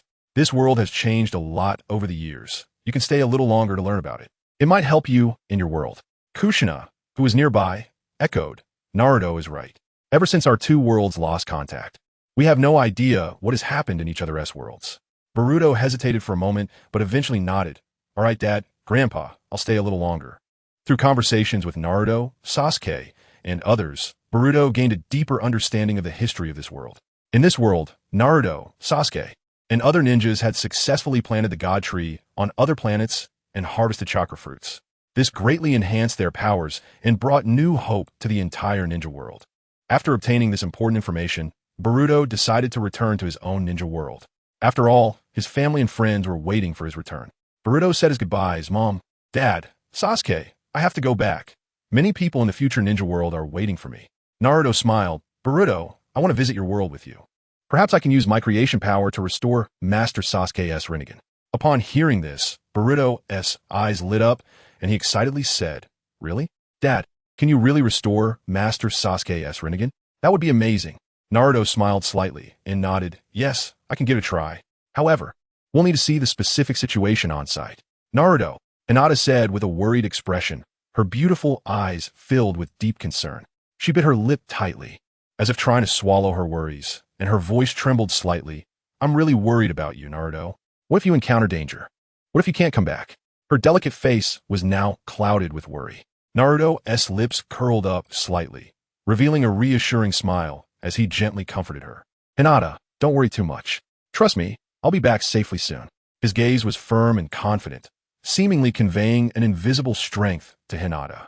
Hinata nodded gently but still felt some fear as she said, Can I go with you?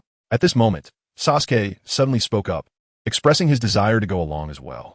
His gaze was cold, and his tone was resolute as he said, Then, if you want to go, I'll go too. That Sasuke actually let Kagaya Otsutsuki poke out his Rinnegan. That's really pathetic. I need to teach him a lesson. All right, let us go together, Naruto said with a smile. Upon hearing this, Orochimaru, who had been silent, suddenly interjected, Take me with you as well. I'm also very curious about what kind of Orochimaru exists in that world. Maybe I can gain some unexpected insights from her. A mysterious smile appeared on his face, making people look forward to the upcoming adventure. Boruto appeared exceptionally excited at this moment. He waved his hands enthusiastically and shouted, Great! Dad, Mom, Master Sasuke, and Uncle Orochimaru. Let us hurry up and set off. When the dads from another world and Sasuke-sensei see you, they will definitely be very happy. After Boruto finished speaking, he activated the turtle and took Naruto, Sasuke, Hinata, and Orochimaru back to the future ninja world together. Chapter 188. The Future Ninja World, Part 1, accompanied by a strong spatial fluctuation. Naruto and his companions abruptly appeared high in the sky, as if they had traversed through time and space. They looked down at the vast land below, where a modernized city, Konoha Village, came into view.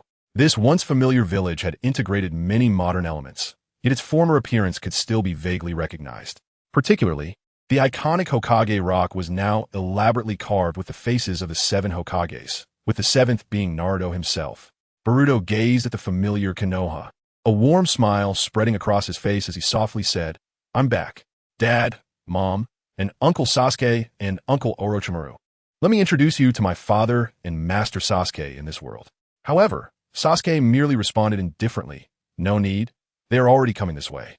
Upon hearing this, Naruto nodded slightly in agreement. Moreover, Naruto sensed the Nine-Tails chakra within the 7th Hokage. Kurama must have been reborn and returned to Naruto's body. Thus, the group decided to stay in place and wait quietly. Before long, the 7th Hokage Naruto hurriedly arrived with Sasuke, Sarada, and a group of companions. Upon meeting, the 7th Hokage Naruto eagerly inquired, Boruto, you finally made it back. Your mother, Sarada, and I have been worried about your safety all this time. By the way, are these the versions of me, Sasuke, Hinata, and Orochimaru from another world? Where's Kagaya Otsutsuki? Boruto excitedly exclaimed, "Ah, Dad, I'm so sorry for worrying you. That despicable Kagaya Otsutsuki has already been defeated by them, and they actually came to help Master Sasuke restore his damaged Rinnegan." Upon hearing this news, the 7th Hokage Naruto's face lit up with ecstatic joy, exclaiming, "You can actually restore Sasuke's Rinnegan? Wow, that's amazing." Sasuke, standing nearby, also struggled to contain his inner excitement. "Let me give it a try. It might just work." Naruto smiled. He quickly approached Sasuke and carefully placed his hands over Sasuke's tightly closed Rinnegan. Immediately, Naruto's eyes transformed into stunning golden cross-shaped eyes, radiating a mysterious and powerful light. Naruto performed the eye technique creation as a continuous flow of vibrant energy surged from his palms into Sasuke's Rinnegan. Sasuke felt a creative power flowing through Naruto's hands, nourishing his Rinnegan and beginning to repair the damage.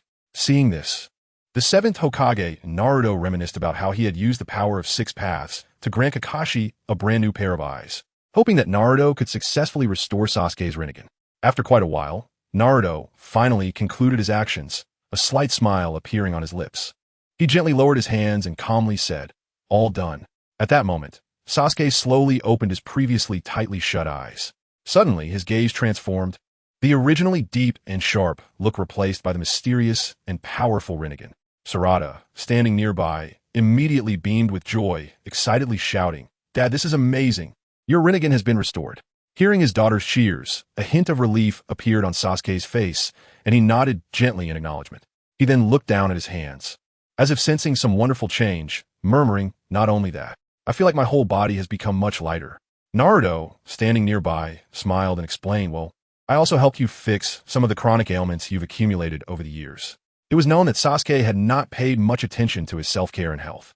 Due to long periods of fighting in harsh conditions, sleeping uncomfortably had become routine. Despite his extraordinary strength, even reckless behavior would not easily lead to illness. However, this lifestyle had inevitably inflicted considerable damage on his body, making him increasingly weak. At that moment, the 7th Hokage Naruto expressed his gratitude, saying, "Thank you so much. If it weren't for your help, we would have found it difficult to defeat the incredibly powerful Kagaya Otsutsuki. It is because of you that we successfully resolved this significant crisis troubling our entire ninja world. Moreover, you also assisted Sasuke in restoring his critically important Rinnegan. I truly don't know how to repay this kindness." Upon hearing this, Naruto simply smiled and humbly replied, "No need to thank us. These are merely things we can do. We feel very honored to be able to help you." The 7th Hokage Naruto cheerfully said, "Everyone is a guest. Let us go into Konoha and sit down." After saying this, he led everyone into the Hokage building. Inside, they exchanged detailed information and discussed the current status and developments of their respective ninja worlds. The ninja world where Naruto resided once again collaborated with Boruto's ninja world, sharing intelligence, ninjutsu, technology, and more. Chapter 189. The Future Ninja World, Part 2. After an afternoon of discussions, night quietly fell. 7th Hokage Naruto warmly invited Naruto and Hinata to his home as guests, and both were extremely happy to accept. Naruto and Hinata closely followed the footsteps of 7th Hokage Naruto and Boruto, heading towards their cozy home. The moment they stepped through the door, their eyes simultaneously fell upon the graceful woman at the entrance, who exuded the charm of a devoted wife and mother, none other than Hinata Hyuga. Beside her stood a little girl, delicate and charming like a sprite, who was the innocent Himawari. "Welcome, young Naruto and young me," Hinata Hyuga said softly, her voice revealing the gentleness and composure that comes with the passage of time. Himawari's face was filled with joy as she exclaimed, "Wow, is this what my dad and mom looked like when they were young? They're so cool and beautiful." Her bright eyes sparkled with curiosity and excitement, as if she had discovered some fascinating treasure. Faced with such innocent and adorable Himawari, both Naruto and Hinata couldn't help but feel a wave of warmth in their hearts. They were deeply touched by Himawari's cute demeanor, and their initially tense nerves relaxed instantly, with affectionate smiles unconsciously appearing on their faces.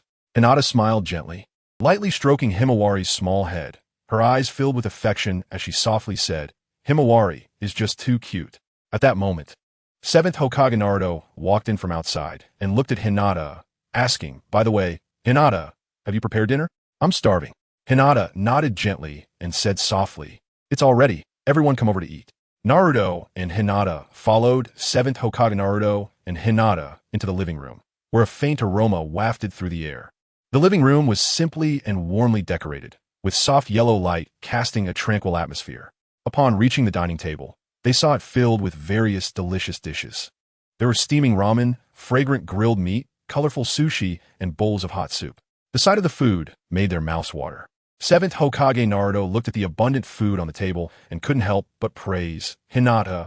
Amazing. Your cooking is always so delicious. His eyes sparkled with satisfaction, and a happy smile spread across his face. Boruto, standing by, also smiled and said, "Yeah, Mom, your food is so tasty." At that moment, Himawari said expectantly, "Dad, big brother, I helped too." Her little face was full of pride, as if she was looking forward to everyone's praise. Hinata smiled and patted her daughter's head, gently saying, "Yes, Himawari helped me a lot today. These dishes were made by me and Himawari together." Hearing this, Boruto smiled at his sister and said, "You're amazing, sis." His gaze revealed his fondness and admiration for her. 7th Hokage Naruto also laughed and said, "Our Himawari has grown up." His tone carried a hint of contentment and pride. Naruto and Hinata exchanged glances, both filled with smiles. "It looks so delicious. Thank you for your efforts." They looked gratefully at Hinata and Himawari, their hearts warm with appreciation. Of course, the only downside was that the portion was a bit small, not enough to eat. But they didn't show it and maintained their smiles. 7th Hokage Naruto warmly said to Naruto and Hinata, "Please sit down and eat, don't be shy." His words conveyed concern and friendliness towards them. "Okay." Naruto and Hinata replied in unison, then sat down to enjoy the delicious dinner. Hinata smiled gently and said, "I'll serve everyone rice." Her tone and actions reflected the image of an ideal wife and mother. "Mom, I'll help you," Boruto said with a smile, stepping forward to assist, showing his understanding and caring side. Naruto and Hinata quietly watched the warm family atmosphere before them, feeling a surge of warmth in their hearts. They seemed to sense the love and care radiating from this home, an indescribable beauty. Hinata slightly tilted her head, her eyes sparkling with anticipation for the future. "Will we have a family like this in the future?" Her voice was soft, tinged with longing. Naruto gently nodded, a warm smile on his face. "Yes, we definitely will." Naruto's gaze fell on Hinata, his eyes filled with love. As time passed, they began to imagine their future days, yearning for more beautiful moments. They envisioned their children growing up in this warm environment, feeling the love and support of their family. The family would gather around the dining table, sharing delicious food and exchanging snippets of their lives. The children would laugh and play, while the parents would listen attentively, offering care and guidance. This warmth and happiness of family would make everyone feel incredibly comfortable and secure. Naruto and Hinata exchanged glances, both understanding each other's thoughts. They had deeply fallen in love with this beautiful family atmosphere and longed to have their own little family. The thought of marriage grew stronger in their hearts, becoming a shared goal they pursued together. Chapter 190, The Future Ninja World, Part 3, On the Other Side. Sasuke also received an invitation from the great Sasuke and Sarada to visit their home. "Sakura, I'm back." The great Sasuke knocked on the door and said, "Sasuke." Sakura exclaimed in surprise as she opened the door and glanced at the great Sasuke, then turned to look at Sasuke. Sakura thought to herself, "Two Sasukes? And the other one seems even more handsome and younger."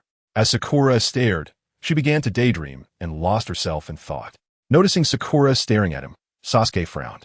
He had already been displeased with the great Sasuke marrying this broad-forehead, flat-chested woman, and Sakura's impression in his mind dropped even lower. Sarada reminded Mom, "This is Dad from another world, don't keep staring at him."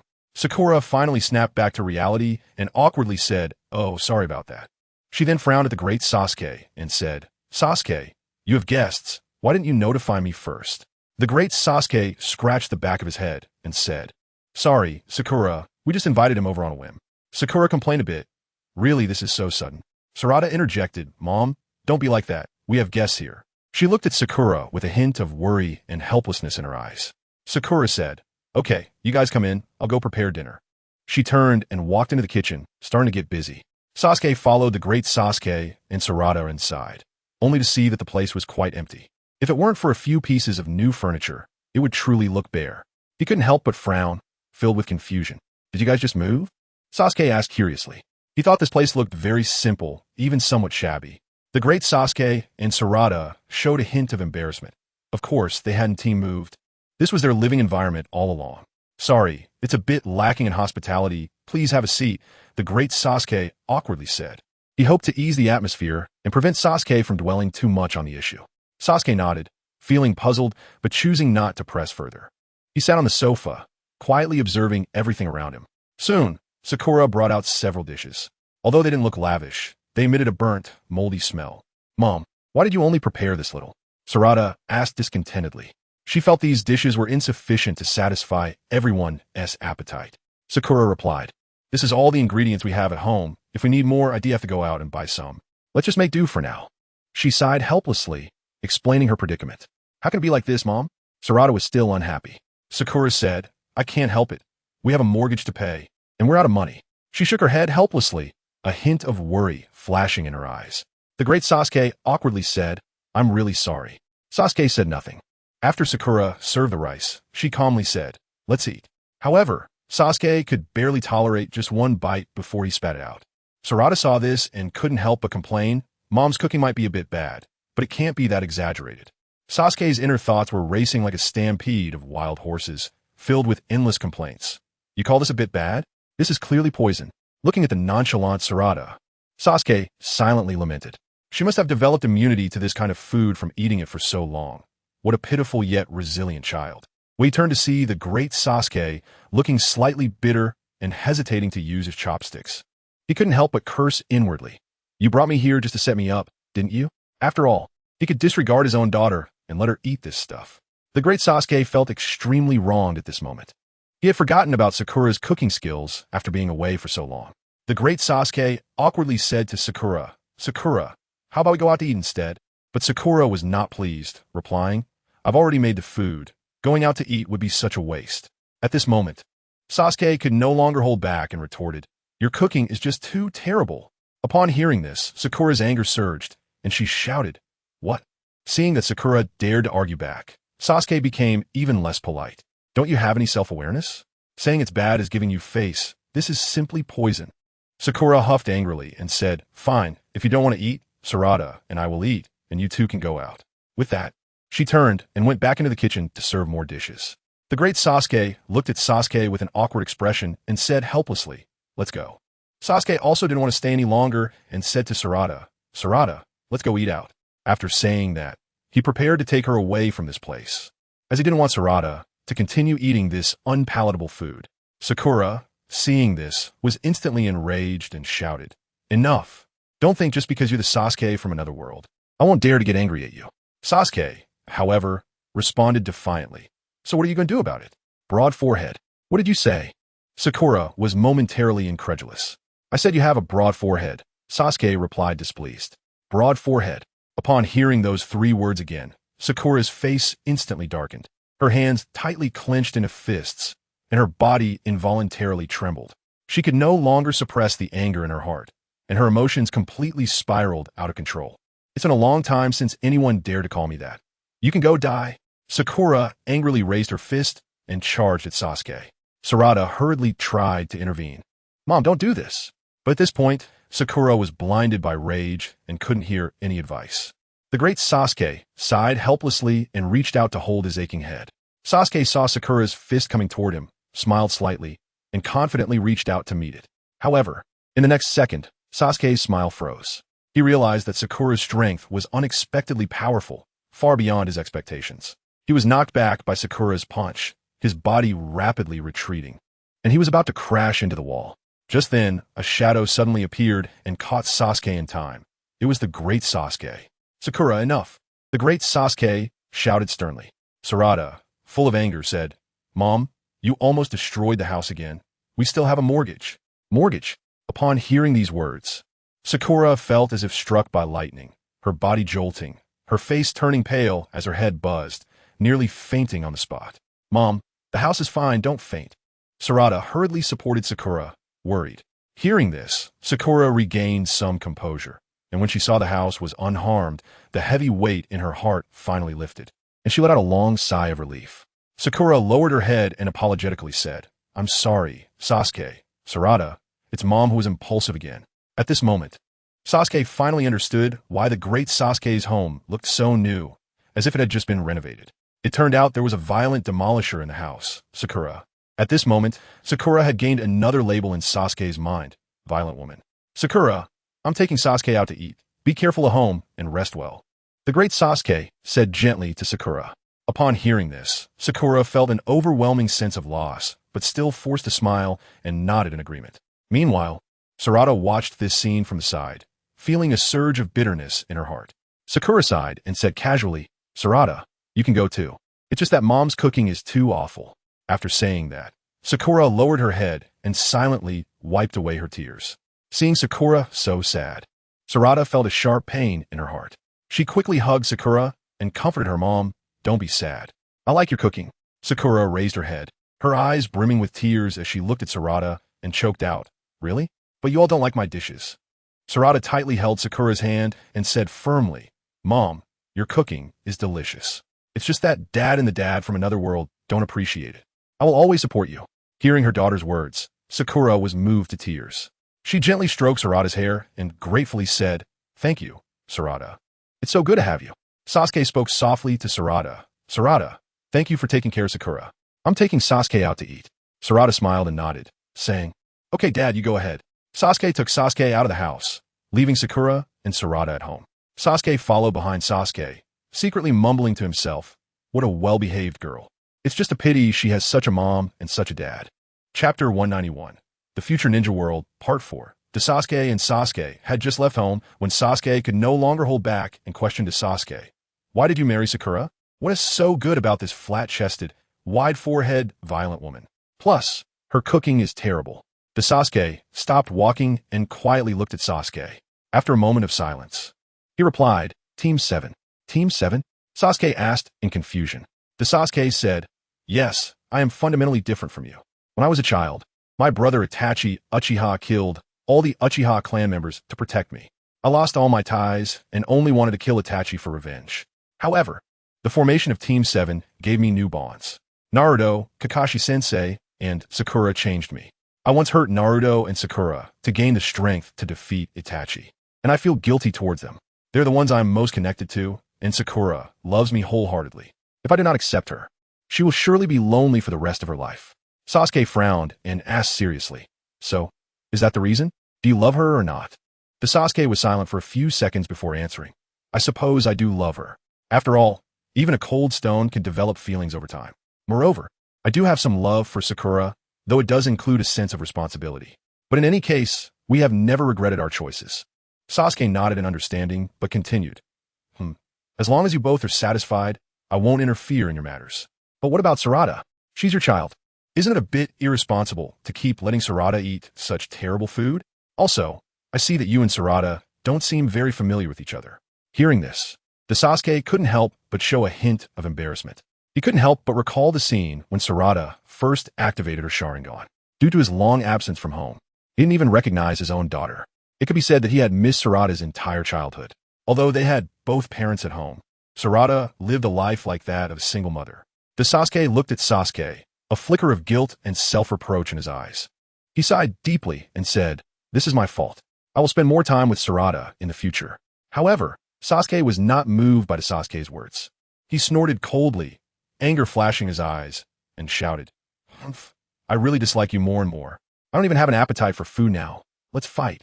Saying this, Sasuke assumed a fighting stance. Sasuke was silent for a moment, then took a deep breath and said, All right, since that's the case, let us do it. He also took on a fighting stance, ready to face Sasuke's challenge. The next day, the sun was shining and a gentle breeze was blowing across an open lawn. Naruto, Hinata, Sasuke, and Orochimaru gathered together. They had completed the tasks of this journey and were now preparing to head back. Naruto smiled and thanked 7th Hokage Naruto and Boruto. Thank you for taking care of us during this time. We should head back now. Hinata nodded slightly in agreement. Then, Orochimaru looked at Snake Ant beside him and said softly, Goodbye, another Orochimaru. It turned out that yesterday, Orochimaru had sneaked into Snake Ant's secret base, and no one knew what these two snakes had been up to. However, Naruto noticed that Orochimaru looked radiant today, as if he had gained quite a bit from the experience. Just then, 7th Hokage Naruto suddenly noticed that Sasuke was missing and asked Sarada in confusion, Where's Sasuke? Why haven't I seen him today? Sarada shrugged and replied helplessly, Don't ask me. I don't know either. That Sasuke probably knows, after all. Dad went out with him last night. I'm here. Just when everyone thought Sasuke wouldn't come, a familiar voice rang out. Everyone turned to look and saw Sasuke finally appearing at the last moment. Sasuke, what happened to your face? 7th Hokage Naruto asked in surprise. The Sasuke appeared before everyone with a face swollen like a pig's head. Naruto, don't ask. The Sasuke showed a hint of bitterness. Yesterday, he had been beaten up by Sasuke, enduring the entire beating without realizing that Sasuke was so much stronger than him. Sasuke snorted and said, Humph. Remember to take care of Sarada, and next time, don't let the enemy poke your Rinnegan out. Don't embarrass me. 7th Hokage Naruto looked at Sasuke's expression and couldn't help but chuckle, already guessing the situation. It seemed this Sasuke had been taught a lesson by the Sasuke from another world. The Sasuke felt a surge of anger upon seeing Naruto's laughter, but he still restrained himself and said to Sasuke, Understood, goodbye, another me from the ninja world. Goodbye, Dad from another world, Sarada said softly, tears glistening in her eyes. Goodbye, Dad and Mom from another world. Boruto waved his hand to bid them farewell. Goodbye. Naruto and Hinata waved their hand again to say goodbye, then activated the turtle and began their return to the original ninja world. Chapter 192, Marriage, Part 1, with a twist of space. Naruto and the others returned to the original ninja world. This time, Naruto and Hinata planned to get married. In Boruto's story, Naruto and Hinata felt the warmth of family through Boruto, Himawari, and the 7th Hokage Naruto, and they were filled with anticipation for their life after marriage. Naruto, Hinata, are you really planning to get married? Sasuke asked with a surprised expression. However, he secretly thought to himself, What about me if you get married? Yes, Sasuke. Naruto replied with a smile, his eyes filled with happiness. Hinata stood shyly beside Naruto, her face slightly red, equally filled with joy and anticipation. Then I wish you both the best, Sasuke said with a complex gaze, feeling a tinge of disappointment in his heart. Yeah, Sasuke, make sure to come to our wedding, Naruto said happily. Then Naruto took Hinata's hand and went to meet both their parents to discuss the wedding plans. Sasuke quietly watched Naruto and Hinata's departing figures, filled with emotion. He recalled his past, remembering the companion who once fought alongside him. Now, Naruto had found his own happiness, but what about him? Sasuke shook his head helplessly, thinking about his own family with Sakura, which felt so cold and lonely. How could he possibly marry Sakura? That would be like signing his own death warrant. In his family with Sakura, Sasuke did not feel the warmth of home. In fact, he disliked Sakura very much, and even somewhat resented his family life, but he truly loved his dutiful daughter Sarada. Moreover, Sasuke remembered what his older self had said. Being together as a couple is never regretted. This meant that living together with someone is much better than living alone. Sasuke thought of Karen, the person he was closest to besides Naruto and his family. He was very satisfied with her in every way, except for her cooking skills, which he was unsure about. However, he often ate her food, and compared to his desires, Karen's physique and body were even more appealing to him. Sasuke knew that Karen had always held deep feelings for him, and if he didn't marry her, she would likely end up lonely. Just like the world of his older self, Karen remained single, with only him in her heart. Sasuke silently pondered that if Karen could become his wife, it might be a rather good choice. Thinking of this, Sasuke suddenly smiled slightly. Naruto, you're getting married, I'll marry too. Sasuke decided to find Karen. Orochimaru, seeing that Naruto, Hinata, and Sasuke had all left, sighed and planned to report the situation to the Shinobi Alliance. On the other side, Naruto used the Flying Thunder God technique to instantly return home with Hinata. Naruto gently knocked on the door, filled with anticipation. Soon, they heard Kushina's voice from inside. Who is it? Minato, go open the door. The door slowly opened, and Minato looked surprised at the scene before him. Naruto was holding Hinata's hand at the doorstep. His face lit up with a surprised smile. Naruto, Hinata, what is this? Naruto took a deep breath and gathered his courage to say, Dad, Hinata and I plan to get married. Really? Minato's expression showed surprise. Hearing this, Kushina was overjoyed and nearly jumped up. She rushed over, tears shimmering in her eyes, and hugged Naruto tightly. That's wonderful. My son is finally starting a family. She turned to Hinata, looking at her with great affection. Hinata, you'll be part of our family from now on. Hinata shyly nodded, her face beaming with happiness. At this moment, Naruto and Hinata felt the warmth and blessings of their family, knowing that their future days would be filled with love and hope. A few days later, at a barbecue restaurant in Konoha, Kiba was eating barbecue while looking at Naruto, smiling as he said, "Naruto, I actually thought before that you and Hinata might end up together, but I didn't expect you to decide to get married so soon." Naruto smiled slightly and replied, "That's because Hinata and I love each other, so we decided to enter the marriage hall as soon as possible." Hinata, listening from his side, felt her face turn slightly red and shyly lowered her head. At this moment, Ino suddenly asked, "Sasuke, I heard you and Karen are also planning to get married. Is that true?" Sasuke nodded and replied, "Yes." Sakura, sitting next to Ino, trembled slightly upon hearing this news, but she quickly regained her composure, showing no expression on her face. Meanwhile, Karen, sitting beside Sasuke, wore a blissful smile, snuggling close to him. "Sasuke, Karen, you're also getting married? When do you plan to hold the wedding?" Naruto asked excitedly. Sasuke's lips curved slightly as he glanced at Karen, then turned to Naruto and replied, "On the same day, you get married." Naruto laughed happily, walking over to Sasuke and patting his shoulder. "Getting married together? That's amazing. This way, we can celebrate this wonderful moment together." Ino excitedly ran over to Sasuke and Karen. "Wow, congratulations to you both. Since that's the case, let us plan this grand wedding together." Naruto added, "By the way, Ino, I'll need you to design the wedding venue." Ino confidently nodded, smiling, "Leave it to me. I'll make sure the wedding venue looks beautiful." Naruto nodded, then smiled and said, "And Niji, Tenten, come help me and Hinata as the best man and maid of honor." Tenten looked at Naruto in surprise, feeling a bit at a loss. But when she saw Niji, she suddenly thought it might be a good choice. So she shyly lowered her head in agreement. Niji glanced at Hinata and Tenten, nodding in agreement. Ino smiled and asked, "By the way, Sasuke, do you have a best man and maid of honor? I and Sai can also be your best man and maid of honor." Sasuke smiled. "Thank you, and Sai then." "No need to thank us," Ino smiled. At this moment, Ino noticed Choji and Shikamaru. "By the way, Shikamaru, what are you thinking? Why have you been so quiet?" Ino asked curiously.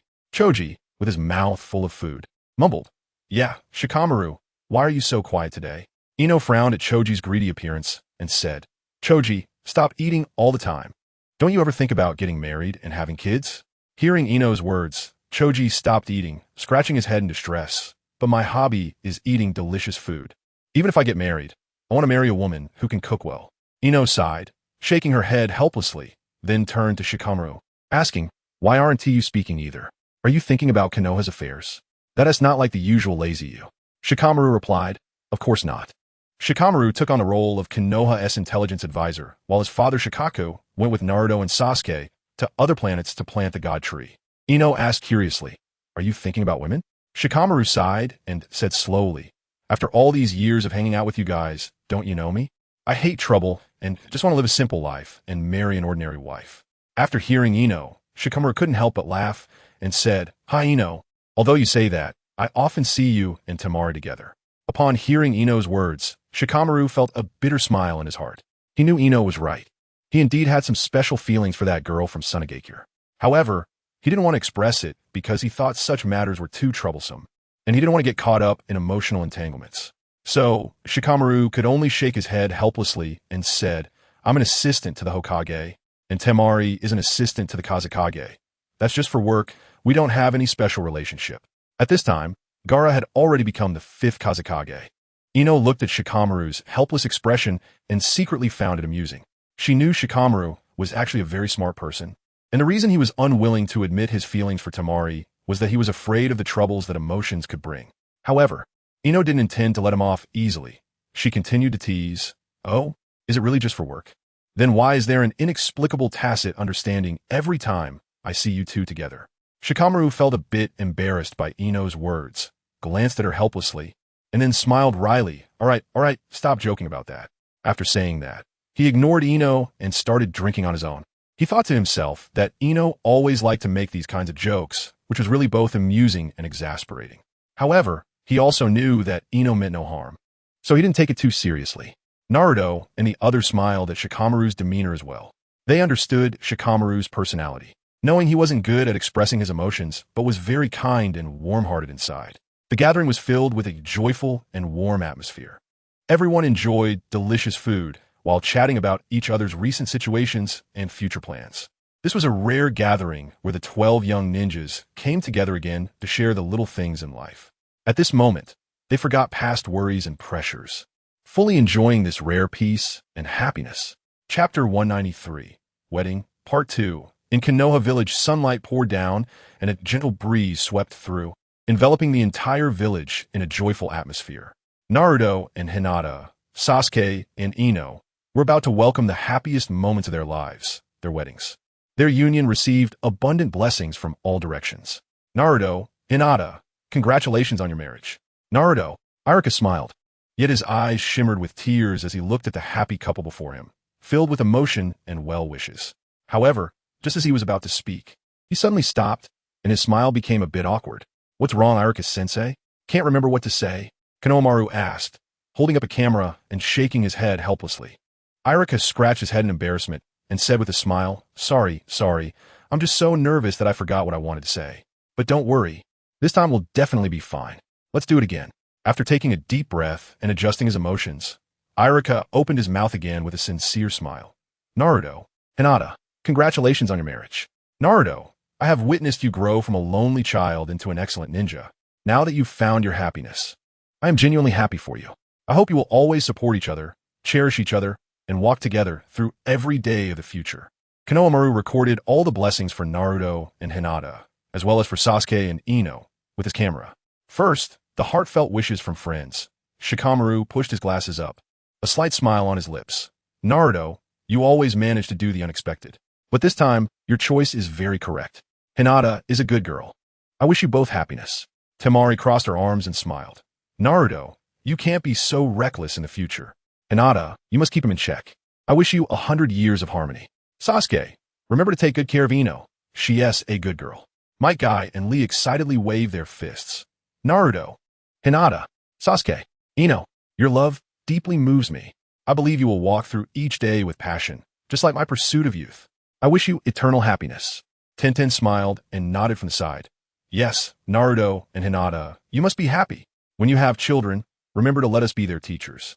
Niji stood beside Tenten and said, Naruto, you must take good care of Hinata and make her happy. Next, from Sai and Ino. Sai had a faint smile. Naruto, Hinata, your union is so beautiful. May your life be as colorful as a painting. Ino fiddled with her hair and said, Naruto and Hinata, Sasuke and Ino, may your unions be as beautiful as flowers. Next, the loving blessings from elders. 1. Minato and Kushina Minato looked at his son Naruto, who was dressed handsomely in a suit, and at Hinata, who was stunning in a white wedding dress, filled with pride and joy. He smiled and said, Naruto, my son, seeing you find your happiness today makes me truly happy.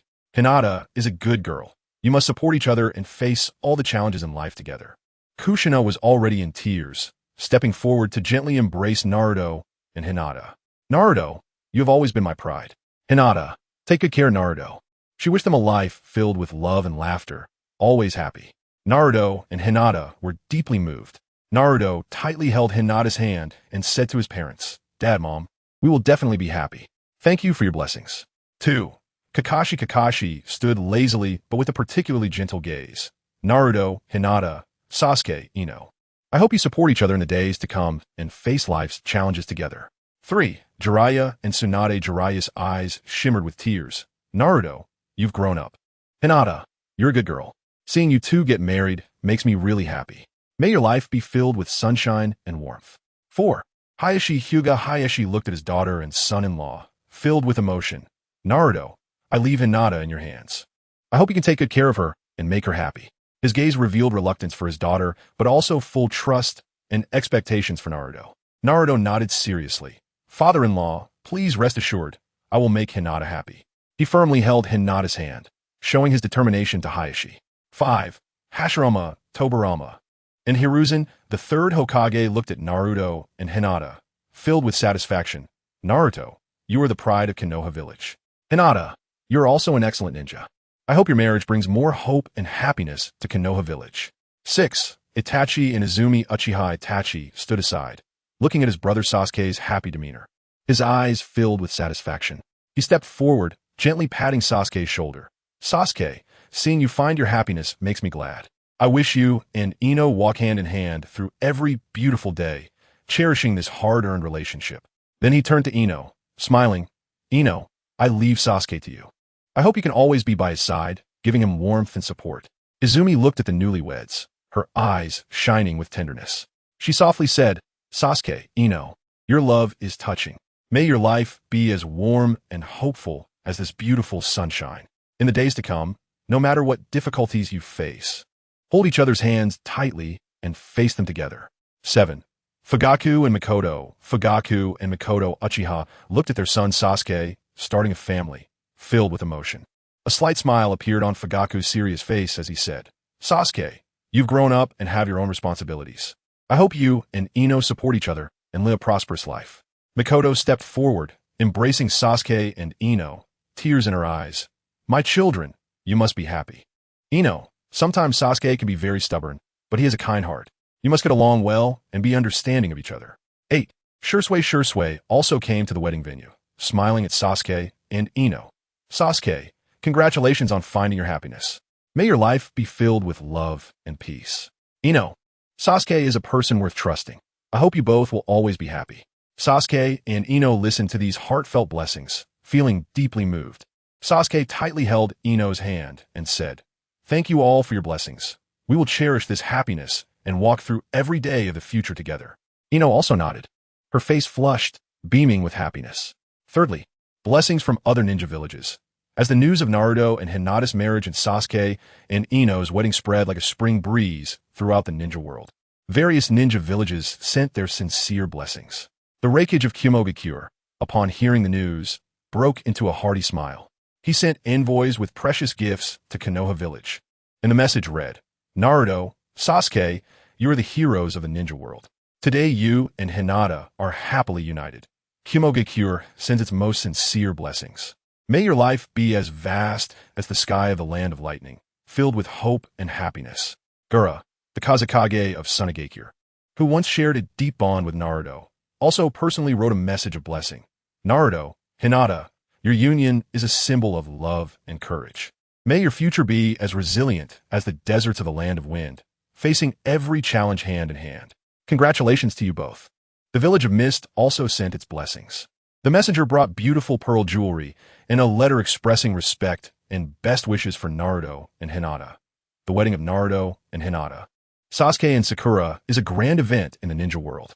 May your love be as deep as the sea of mist, and may your life be filled with warmth and sweetness.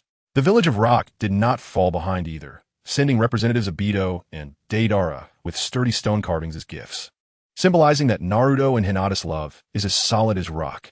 Congratulations to Naruto and Hinata, Sasuke and Sakura. May your marriages be as stable as the mountains of the village of Rock, and may your happiness last forever. The blessings from various ninja villages made the weddings of Naruto and Hinata, Sasuke and Sakura even more meaningful. This is not only a union of two people, but also a symbol of peace and unity in the ninja world, foretelling a future filled with hope and beauty. The villagers' enthusiastic blessings poured in as well. The villagers of Konoha waved colorful flags along the streets, cheering for Naruto and Hinata, Sasuke and Sakura. "Naruto, Hinata, wishing you happiness and fulfillment. Sasuke, Sakura, wishing you happiness and fulfillment. You are the heroes of Konoha. May your love be eternal. Congratulations on your marriage. May your life be filled with sweetness." Children ran through the crowd, scattering flower petals, adding more joy to the newlyweds. The elders sat nearby, smiling as they watched this beautiful scene, their hearts filled with hope for the future. Holding hands, Naruto and Hinata listened to the blessings from all sides, feeling deeply moved. Naruto looked at everyone and said loudly, "Thank you all. I will definitely protect Konoha and our happiness with Hinata." Hinata, blushing, added, "Thank you all for your blessings. We will cherish this happiness and continue on together." On this day, filled with blessings, the love stories of Naruto and Hinata, Sasuke and Sakura became the most beautiful legends of Konoha. Their marriages are not only a union of two people, but also a source of hope and strength, inspiring everyone to bravely pursue their own happiness. Chapter 194, Marriage, Part 3. On a sunny day in Konoha village, the entire village was immersed in a festive atmosphere. Today, two special weddings would take place: Naruto and Hinata, Sasuke and Sakura. The two couples would step into the hall of marriage together on this beautiful day. The morning sunlight filtered through the gaps in the leaves, casting a golden veil over the streets of Konoha village. Naruto and Sasuke got up early to prepare for this important day. Their hearts were filled with both nervousness and excitement, as today they would join hands with their beloveds for a lifetime. Naruto wore a black suit, his hair neatly combed back, looking exceptionally handsome. His eyes were filled with anticipation and happiness as he paced around the room. Naruto, don't be nervous. Today is your big day, Kushina said from the side. Naruto took a deep breath. I know, but I'm still very nervous. Meanwhile, Sasuke was also dressed in a black suit, a faint smile on his face, revealing a hint of tenderness in his eyes. He stood quietly by the window, gazing at the scenery outside, his heart filled with emotion. He knew today marked an important turning point in his life, as he would start a new chapter with Sakura. On the other side, Hinata and Sakura were also nervously preparing. Hinata wore a white wedding dress, her hair elegantly styled into a beautiful updo, adorned with a white flower, looking exceptionally fresh and refined. A shy smile graced her face, her eyes filled with anticipation for the future. Sakura wore a pink wedding dress, her hair casually falling over her shoulders, appearing lively and cute. A radiant smile lit up her face, her eyes full of happiness. Hinata's room was filled with flowers, and the air was fragrant with their scent. Her sister Hanabi was helping her arrange her wedding dress, her eyes filled with joy and emotion. Sister Hinata, you look really beautiful today, Hanabi said softly. Hinata smiled shyly. Thank you, Hanabi. Sakura's room was also adorned with flowers, and Mikoto was helping her with makeup, her eyes filled with envy and blessings. Sakura, you look really pretty today. My Sasuke is lucky to marry you, Mikoto said. Sakura smiled, Mom. I feel very lucky and happy. Marrying Sasuke is my fortune. As the music began to play, the wedding officially started. First to appear were the groomsmen and bridesmaids, dressed neatly and holding bouquets, walking slowly towards the stage. The groomsmen included Sai, Niji, and others, while the bridesmaids included Ino, Tintin, and others. Their appearance drew cheers from the audience. Next, Hinata, accompanied by her father Hayashi Hyuga, slowly walked towards the stage. A happy smile adorned Hinata's face, her eyes filled with anticipation for the future. Hayashi looked at his daughter, filled with emotion. He knew Hinata had found her happiness, and he felt proud and honored. Simultaneously, Sakura, accompanied by Mikoto and her biological mother, also slowly walked towards the stage. A radiant smile lit up Sakura's face, her eyes filled with happiness. When Hinata and Sakura reached the center of the stage, Naruto stepped forward. He looked at the beautiful Hinata, his heart brimming with emotion. He reached out and gently held Hinata's hand. Hinata, you look beautiful today. Hinata smiled shyly. You look handsome too, Naruto. At the same time, Sasuke stepped forward, looking at Sakura with tenderness in his eyes. He extended his hand, gently holding Sakura's hand. Sakura, you look beautiful today. Sakura smiled. You look handsome too, Sasuke. Under the host's guidance, Naruto and Hinata, Sasuke and Sakura began their wedding vows. Naruto looked deeply into Hinata's eyes. Hinata, since the first time we met, you have always been by my side, supporting and encouraging me. Your gentleness and kindness, your bravery and strength have deeply touched me. I am willing to spend my life protecting you, caring for you, and making you happy. Tears sparkled in Hinata's eyes. Naruto, you are my hero, my long-held dream. Your persistence and effort, your courage and responsibility, I deeply admire. I am willing to accompany you for a lifetime, facing any difficulties together. Sasuke looked at Sakura. Sakura, your passion and kindness, your bravery and strength have deeply moved me. I am willing to spend my life protecting you, caring for you, and making you happy. Sakura's eyes were filled with happiness. Sasuke, you are my hero, my long-held dream. Your coolness and handsomeness, your tenderness and thoughtfulness, I am deeply fascinated. I am willing to accompany you for a lifetime, facing any difficulties together. Afterward, Naruto and Hinata, Sasuke and Sakura exchanged rings. The rings sparkled in the sunlight, symbolizing their eternal love. The audience erupted into applause, sending their heartfelt blessings. Next was the climax of the wedding, the kiss. The two couples gazed affectionately at each other, slowly leaning in and then gently kissed. This kiss was filled with love and warmth, moving the audience. After the wedding, Naruto and Hinata, Sasuke and Sakura began their newlywed life. They strolled through the streets of Konoha village, enjoying this beautiful time. Their faces radiated with happy smiles, and their hearts were full of anticipation for the future. The wedding of Naruto and Hinata. Sasuke and Sakura was not only a moment of happiness for the two couples, but also an important moment for the entire ninja world. Their love stories would inspire more people to bravely pursue their own happiness. Chapter 195: Naruto and Hinata's warm married life under the sunlight of Konoha village. Naruto and Hinata began their happy married life. Their home was nestled in a quiet corner of Konoha, surrounded by lush trees. It was a cozy Japanese-style house, with a sign at the entrance bearing the Uzumaki emblem. The yard was filled with various beautiful flowers, which Hinata tended to with care, just as she lovingly took care of their home. In the early morning, sunlight streamed through the window onto the bed, and Naruto slowly opened his eyes.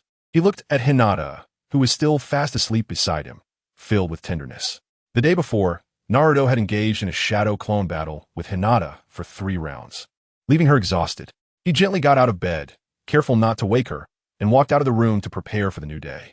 Naruto went to the kitchen to make a hearty breakfast for Hinata. Although his cooking skills weren't exceptional, he put his heart into every dish he prepared. He reminisced about the delicious food he had eaten as a child, trying hard to replicate those flavors. In no time, delicious aromas wafted through the kitchen. The enticing scent roused Hinata from her slumber, and she smiled as she got up, putting on her comfortable loungewear and walking to the kitchen door. Seeing Naruto busy at work filled her heart with happiness. "Naruto-kun, thank you for your hard work," Hinata said gently. Naruto turned around, and upon seeing Hinata, a radiant smile spread across his face. "Hinata, you're awake. Come and try the breakfast I made." They sat together at the dining table, enjoying this warm moment. Naruto gazed at Hinata, his eyes filled with love. "Hinata, it's so nice to have you by my side." Hinata shyly lowered her head and softly replied, "Naruto-kun, I'm very happy too." After breakfast, Naruto had to go train with the ninja clan. Hinata helped him organize his clothes and saw him off at the door. "Naruto-kun, don't overdo it with your training. Take care of your health." Naruto nodded. "Don't worry, Hinata. I'll take good care of myself." After Naruto left, Hinata began tidying up the house and doing laundry. She organized everything neatly, filling every corner with warmth.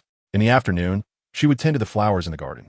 She carefully watered and fertilized them, watching them grow strong, filled with joy. Sometimes, she would sit in the garden, quietly looking at the sky and reminiscing about the wonderful time spent with Naruto. In the evening, Naruto returned home. Hinata had already prepared dinner, waiting for his return. They sat together at the dining table, sharing their experiences from the day. After dinner, they would take a walk in the yard hand in hand, feeling the gentle breeze and admiring the beautiful sunset. Sometimes they would invite friends over. Sasuke, Shikamaru, and others would come bearing gifts, and everyone would chat and play together, filled with laughter. Hinata would prepare delicious food for everyone, while Naruto would reminisce about their past battles with his friends and discuss future plans. Soon, 6 months passed, and a new life was about to be born into their married life. Hinata was pregnant, and this news excited Naruto immensely. At the same time, he dedicated more time to accompany Hinata and take care of her daily needs. Hinata was immersed in the joy of becoming a mother, eagerly preparing various small clothes and toys for the baby. As her pregnancy progressed, Hinata's body became heavier, but her face was always filled with a happy smile. Naruto took meticulous care of her, cooking for her, giving massages, and accompanying her on walks. On a warm summer day, Hinata successfully gave birth to Boruto. Naruto looked at the adorable child, tears of excitement filling his eyes. "Boruto, I will raise you well." Naruto tightly held Hinata's hand. "Hinata, thank you. We have a complete family now." The arrival of their children brought even more joy and challenges to their lives. Naruto began learning how to change diapers, feed the baby, and soothe him to sleep. Although he sometimes felt overwhelmed, he found joy in it. Hinata, with her gentleness and patience, took care of the children's growth. She taught them to talk, walk, read, and as she watched them grow day by day, her heart swelled with a sense of accomplishment. As the children grew, they began to show their individual personalities. Their son inherited Naruto's bravery and strength, while their daughter was gentle and kind like Hinata. Naruto would take his son to practice ninja techniques, nurturing his courage and perseverance. Hinata would do crafts and painting with their daughter, fostering her creativity and imagination. Throughout the children's growth, Naruto and Hinata faced various challenges. Sometimes the kids would be mischievous, making them feel exasperated. However, they always patiently taught their children the difference between right and wrong. They understood that as parents, their responsibility was not just to provide material support, but also to give their children a warm home and a loving environment to grow up in. In addition to taking care of their family, Naruto and Hinata did not forget their missions. Naruto continued to strive for peace and prosperity in the ninja world. They knew that only with peace and stability in Konoha could they provide a beautiful future for their children. Chapter 196. Sparring time passed like a fleeting moment. In the blink of an eye, 6 years had gone by. During this long period, many significant events took place. Among them, the most noteworthy was Orochimaru's experimental results. He successfully deciphered the chakra fruit left behind by Kagaya Otsutsuki, and through this technology, he achieved the cloning of Otsutsuki, thereby solving the issue of nurturing the god tree. Meanwhile, Sasuke's ocular technique of space-time manipulation also played a huge role, allowing Naruto, Uchiha Madara, and others to quickly reach other planets and explore a broader world. It is worth mentioning that Indra, Ashura, Uchiha Madara, and Hashirama Senju, during this time, like Naruto and Sasuke, each consumed a chakra fruit, gaining an astonishing boost in power. At this moment, on a vast wilderness planet, a gentle breeze brushed through, bringing a hint of coolness.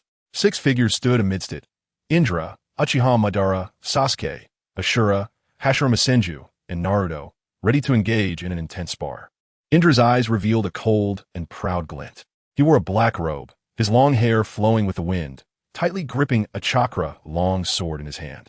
Uchiha Madara exuded an overwhelming presence, his eyes burning with the fire of battle. Having experienced countless fights and hardships, his heart was filled with ambition. Now, having consumed the chakra fruit, he felt very confident in his strength. Sasuke, with a stern expression and piercing gaze, carried the weight of a heavy past. But at this moment, he cast aside all distractions and focused on his battle. He yearned to continuously break through himself in combat against strong opponents, while also hoping to better understand his power and mission through this fight. Ashura wore a gentle smile, his eyes filled with determination and kindness. He was confident that they would surely grow together in this battle. Hashirama laughed heartily, his cheerful laughter echoing across the wilderness. He was passionate about this spar, eager to fight alongside these powerful companions and explore higher realms together. He felt no fear, only a love for battle and trust in his companions. Naruto wore a sunny smile, his eyes filled with fighting spirit. Naruto smiled and said, "Now that we have all consumed a chakra fruit, our strengths are pretty balanced. Let's divide into 2 teams. Indra, Uchiha Madara, Sasuke, and Ashura against Hashirama and me. Let's call it the Battle of Indra and Ashura for 300 rounds. That sound good? Today's battle will definitely show you my strength." Indra spoke first, a hint of provocation in his tone. Ashura smiled slightly and replied, "Nisan, today we are not enemies, but partners. Let us grow together in battle." Uchiha Madara smirked slightly and said, "Well said, but today we fight for the sake of fighting." Sasuke remained silent, but his gaze was fixed tightly on Naruto, chakra gradually surging around him. Hashirama laughed and said, Then let us get started. Let this battle be our new starting point." The battle was about to begin, and Indra was the first to launch an attack. He flickered and appeared in front of Ashura, his chakra long sword thrusting towards him with sharp momentum. Ashura remained calm, clasping his hands together to perform the wood release technique, causing huge trees to rise from the ground to block Indra's attack. At the same time, Uchiha Madara and Hashirama also engaged in a fierce confrontation. Uchiha Madara summoned Susanoo, a massive purple giant standing in the wilderness, swinging its sword towards Hashirama. Hashirama used the wood golem technique, clashing fiercely with Madara Susanoo. Sasuke and Naruto were not idle either. They exchanged attacks with each other. Sasuke unleashed Chidori, while Naruto used Rasengan, their attacks moving like lightning as their figures flickered. In the blink of an eye, Naruto and Sasuke had exchanged over 100 blows, neither gaining the upper hand. They created some distance, and, at the same time, Indra and Ashura, Uchiha Madara, and Hashirama also distanced themselves. Warm-up finished. The real battle was about to begin, Uchiha Madara said excitedly. Indra acted first. He formed hand seals, his eyes flashing with light, summoning his complete Susanoo. It was a colossal purple giant, hundreds of feet tall, radiating a mysterious and powerful aura. Susanoo held a long sword, its blade glimmering coldly, as if it could cut through anything in the world. Almost simultaneously, Uchiha Madara also summoned his complete Susanoo. This Susanoo was equally large, displaying a deep purple hue, emanating a chilling pressure. Madara's Susanoo wielded 2 enormous scythes, resembling a grim reaper from hell, ready to reap the lives of its enemies. Sasuke was not to be outdone either. He closed his eyes, concentrated, and chakra surged forth like a tide. Moments later, his complete Susanoo rose from the ground. Sasuke's Susanoo was dark purple, slender and agile, holding a long bow, an arrow drawn and poised to fire. Faced with the immense pressure of the three Susanoo, Ashura, Hashirama, and Naruto quickly responded. Ashura, Hashirama, and Naruto clapped their hands together, immense chakra flowing from their bodies, summoning the thousand-handed Buddha. 3,000-handed Buddhas towered nearly 1,000 feet high, their imposing presence stretching countless massive arms into the air, resembling an immovable mountain. The three Susanoo faced off against the 3,000-handed Buddhas, a tense atmosphere enveloping the air. Both sides awaited the perfect moment, preparing to launch a fatal strike. Finally, Indra's Susanoo moved first. It swung its long sword at Ashura's thousand-handed Buddha. The sword traced a beautiful arc through the air, striking towards the Buddha's arm with fierce momentum. The thousand-handed Buddha was unafraid, extending one of its massive arms to meet the sword. The two collided with a thunderous sound, a powerful shockwave radiating outward, kicking up clouds of dust. Uchihamura's Susanoo followed suit, wielding its sides and charging at Hashirama's thousand-handed Buddha. The sides gleamed coldly in the air, as if capable of cutting through anything. The thousand-handed Buddha formed a defensive formation with its countless massive arms to withstand the sides' assault. The sides clashed with the arms, producing a series of metallic clanging sounds, sparks flying. Sasuke's Susanoo drew back its long bow, aiming at Naruto's thousand-handed Buddha. He released the bowstring, and a massive arrow shot forth like lightning, carrying powerful chakra towards the Buddha. The thousand-handed Buddha quickly reacted, extending an arm to block the arrow's path.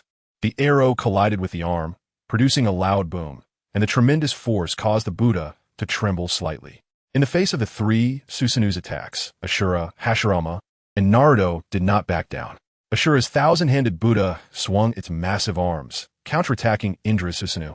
The arm, filled with immense power, crashed down onto Susanoo, which quickly raised its long sword to defend, but was still forced back a few steps by the overwhelming force. Hashirama's thousand-handed Buddha grasped Uchihamura's Susanoo with numerous massive arms, attempting to subdue it. Madara's Susanoo struggled fiercely, swinging its sides to sever some arms. But more arms reached out, gripping it tightly. Naruto utilized the super-tailed Beast Bomb Rasengan, clashing against Sasuke's arrow. The battle has entered a fever pitch, with the three Susanoo and the three great Buddha statues clashing back and forth, neither side yielding.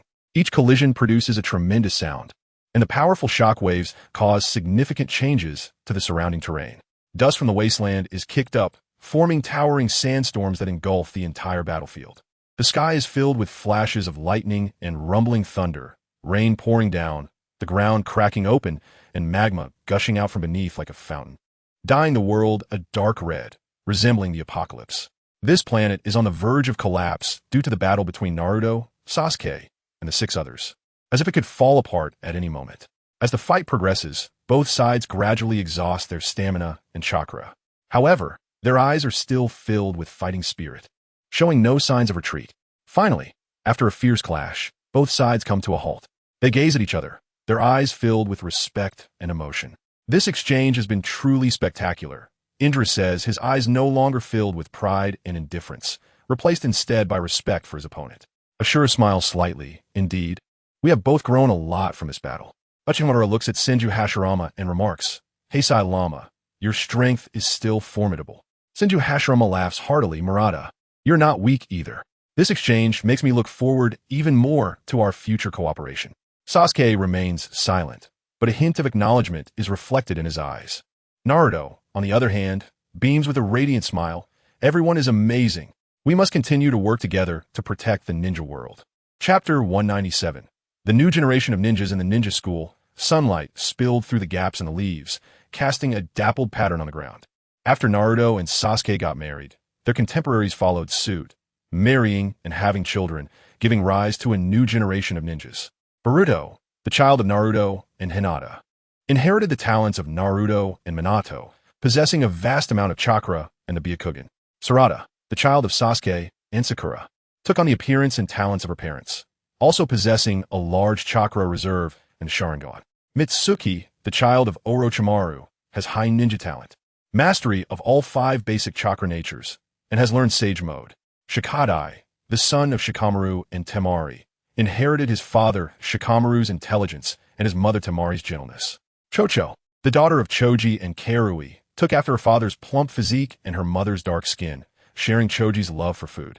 Metal Lee, the son of Rock Lee and Sakura, inherited his father's personality and combat skills, as well as Sakura's incredible strength. Inujin, a member of the Yamanaka clan, is the son of Sai and Ino, inheriting the traits of both parents and excelling in artistic techniques. At this moment, Boruto, Sarada, and Mitsuki quietly slipped out through the back door of the classroom, their faces filled with excitement and nervousness. Boruto, if we skip class like this, Teacher Shino will punish us, right? Sarada whispered, a hint of worry in her eyes. Boruto waved his hand dismissively. Who cares? With a little knowledge from ninja school, we could graduate easily just by playing around. He laughed confidently. Mitsuki nodded in agreement. Boruto is right. Just then, a cool voice came from nearby. Sarada, you're skipping class too? Uchiha Suki stood nearby, looking at them with a serious expression. Uchiha Suki, the child of Itachi and Izumi, inherited the talents of both parents. In this peaceful era, she was able to awaken her Mangekyo Sharingan at a young age, inheriting Itachi's wisdom. Sarada frowned slightly and replied somewhat unhappily, Sister, why are you here? She muttered to herself, feeling that this sister, who was only a year older and had graduated early, always liked to lecture her. Ninja school is just too boring. Boruto shrugged and said helplessly. Uchiha Suki frowned slightly. She knew these kids weren't interested in the courses at ninja school, but skipping class wasn't a good behavior. At this moment, Uchiha Hikari, who stood beside Suki, said firmly, you should respect your teachers and study hard. That's how you become excellent ninjas. Uchiha Hikari, the child of Shursui, inherited Shursui's talents. Boruto and Sarada exchanged glances but didn't say anything. They knew Hikari was right, but deep down, they still craved freedom and exciting adventures. Uchiha Suki sighed. She understood that changing these kids' minds would take time and patience. All right, since you've already skipped, let's go practice ninjutsu together, Suki suggested. Boruto and Sarada's eyes lit up, and they immediately agreed.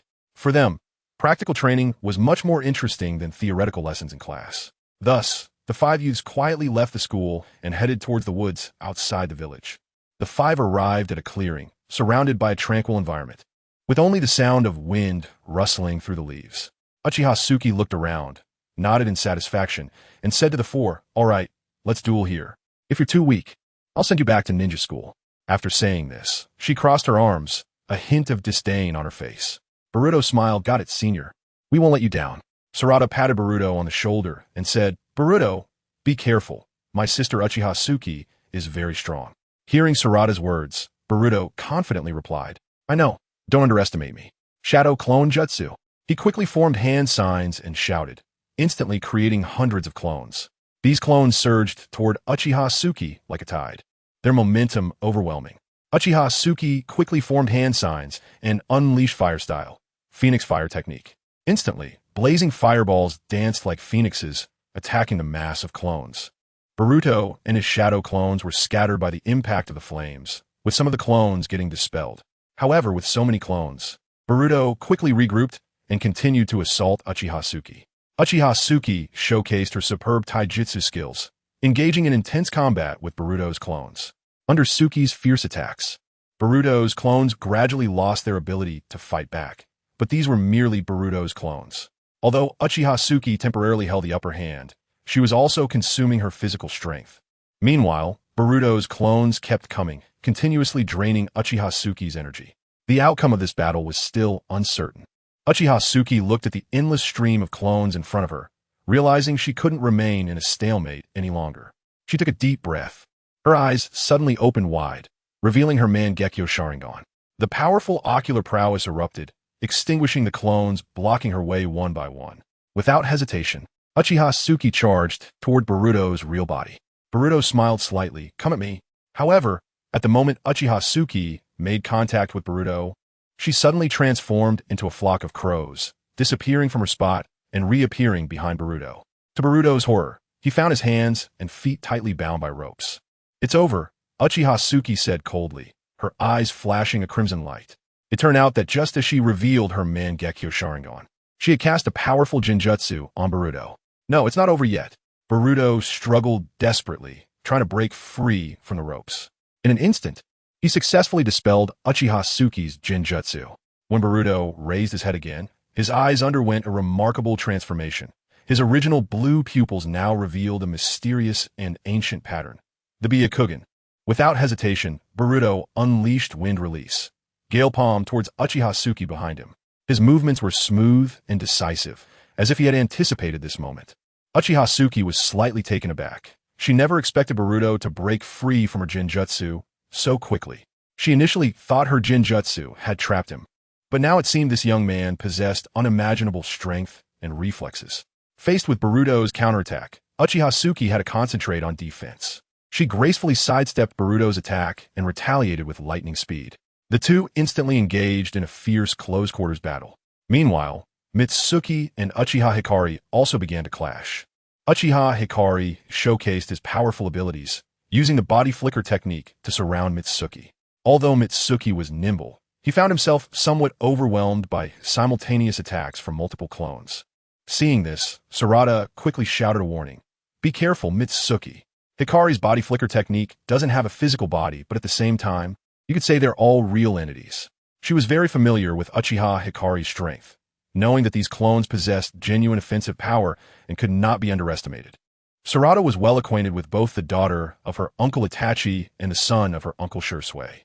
They had sparred multiple times, fully aware of each other's strengths and characteristics.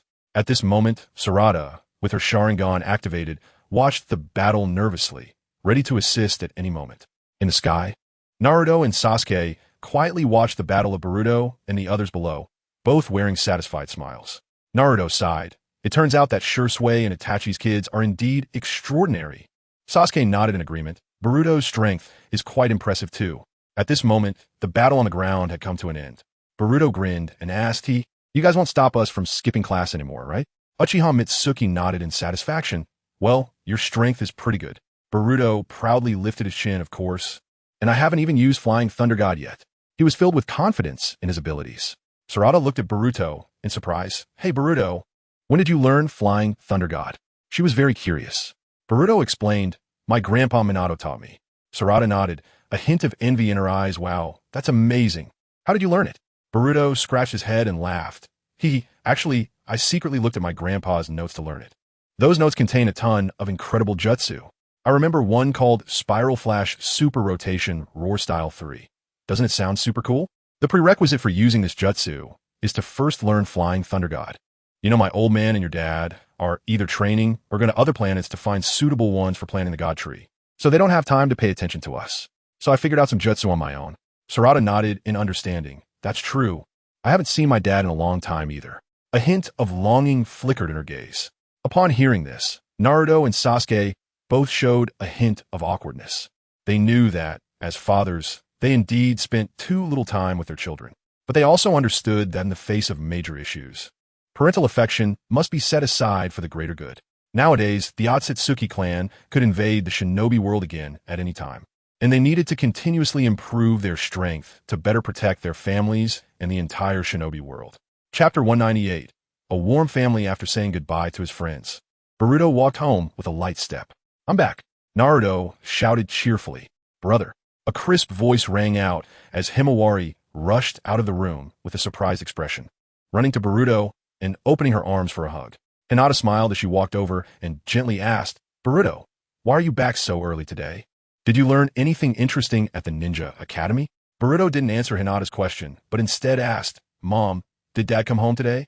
Hinata gently shook her head and said, No, not yet. Boruto stomped his foot in frustration and muttered, I knew it. Hinata comforted him, saying, Boruto, don't be angry. Your dad is very busy. He needs to protect the entire ninja world. Boruto nodded helplessly. Okay, Mom. Just then, a familiar voice came from the door. I'm back. This voice brought surprised expressions to Hinata, Himawari, and Boruto. Naruto! Hinata exclaimed excitedly. Daddy! Himawari cheered joyfully. Naruto walked into the house with a big smile, picking up Himawari and looking at her lovingly, then turning to Hinata and Boruto with warmth and affection in his eyes. However, Naruto noticed that Boruto didn't call out to him as usual. A twinge of doubt arose in his heart. Is Boruto Still angry with me? Or has something happened? Suddenly, Naruto remembered the events from Boruto's story and couldn't help but sigh. Have I really become the seventh Hokage? He recalled when Boruto was just born. He had made a firm resolution to raise him well. However, due to the pressure from the Otsutsuki clan, he couldn't always be by Boruto's side. Naruto understood that if he kept isolating himself in the ninja world, it would be difficult for him to improve his strength. Therefore, he usually chose to train on other planets while searching for suitable planets to plant the God Tree, hoping to enhance his power to better protect his family and village. Hinata, sensitive to Naruto's unusual demeanor, softly said, "Boruto, come over and call your dad." After hearing his mother's words, Boruto obediently walked over to Naruto and gently called out, "Dad." Naruto smiled and replied, "I'm sorry, Boruto. I've been busy training lately and neglected to take care of you and your sister. But I'm back today, and I brought you gifts." After saying that, Naruto took out a Ninetales plush toy and a new gaming console from behind his back, handing them to Boruto and Himawari, respectively. "Wow, so cute. It's a Ninetales plush toy," Himawari exclaimed, her face beaming with a bright smile. Boruto, however, turned his gaze toward the gaming console, his eyes sparkling with surprise and anticipation. "Boruto, you can't get too carried away with playing, okay?" Hinata gently reminded him, her eyes revealing concern and hope for her son. "Got it, Mom." "Thank you, Dad." Boruto nodded obediently, holding the gaming console and looking gratefully at his father, Naruto. "Hinata, I have a gift for you too." Naruto smiled as he took out a beautiful necklace from his pocket and handed it to Hinata.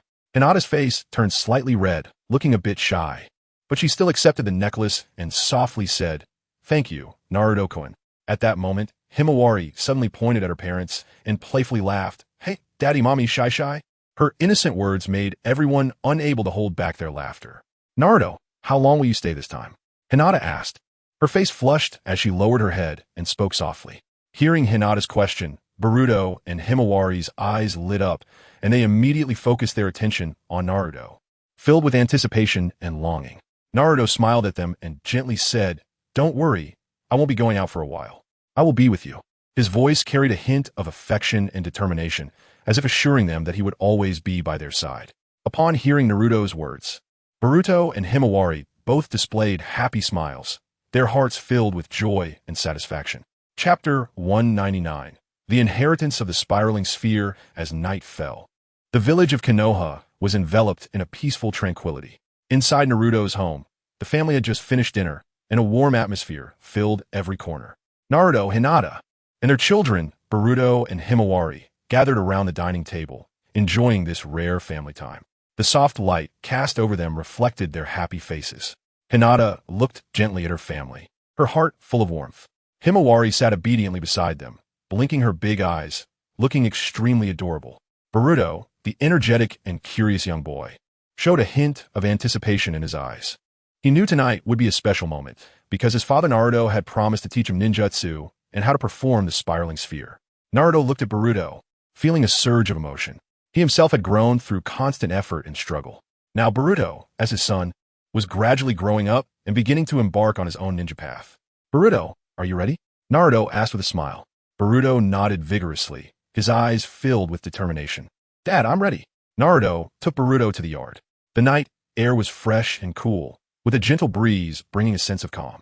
Naruto stood in front of Boruto, his expression serious and earnest. "Boruto, the spiraling sphere is a very powerful ninjutsu. It requires you to concentrate, mobilize the chakra within you, and then condense it in your palm." Naruto began to explain the principles and techniques of the spiraling sphere. Boruto listened intently, his gaze fixed on Naruto.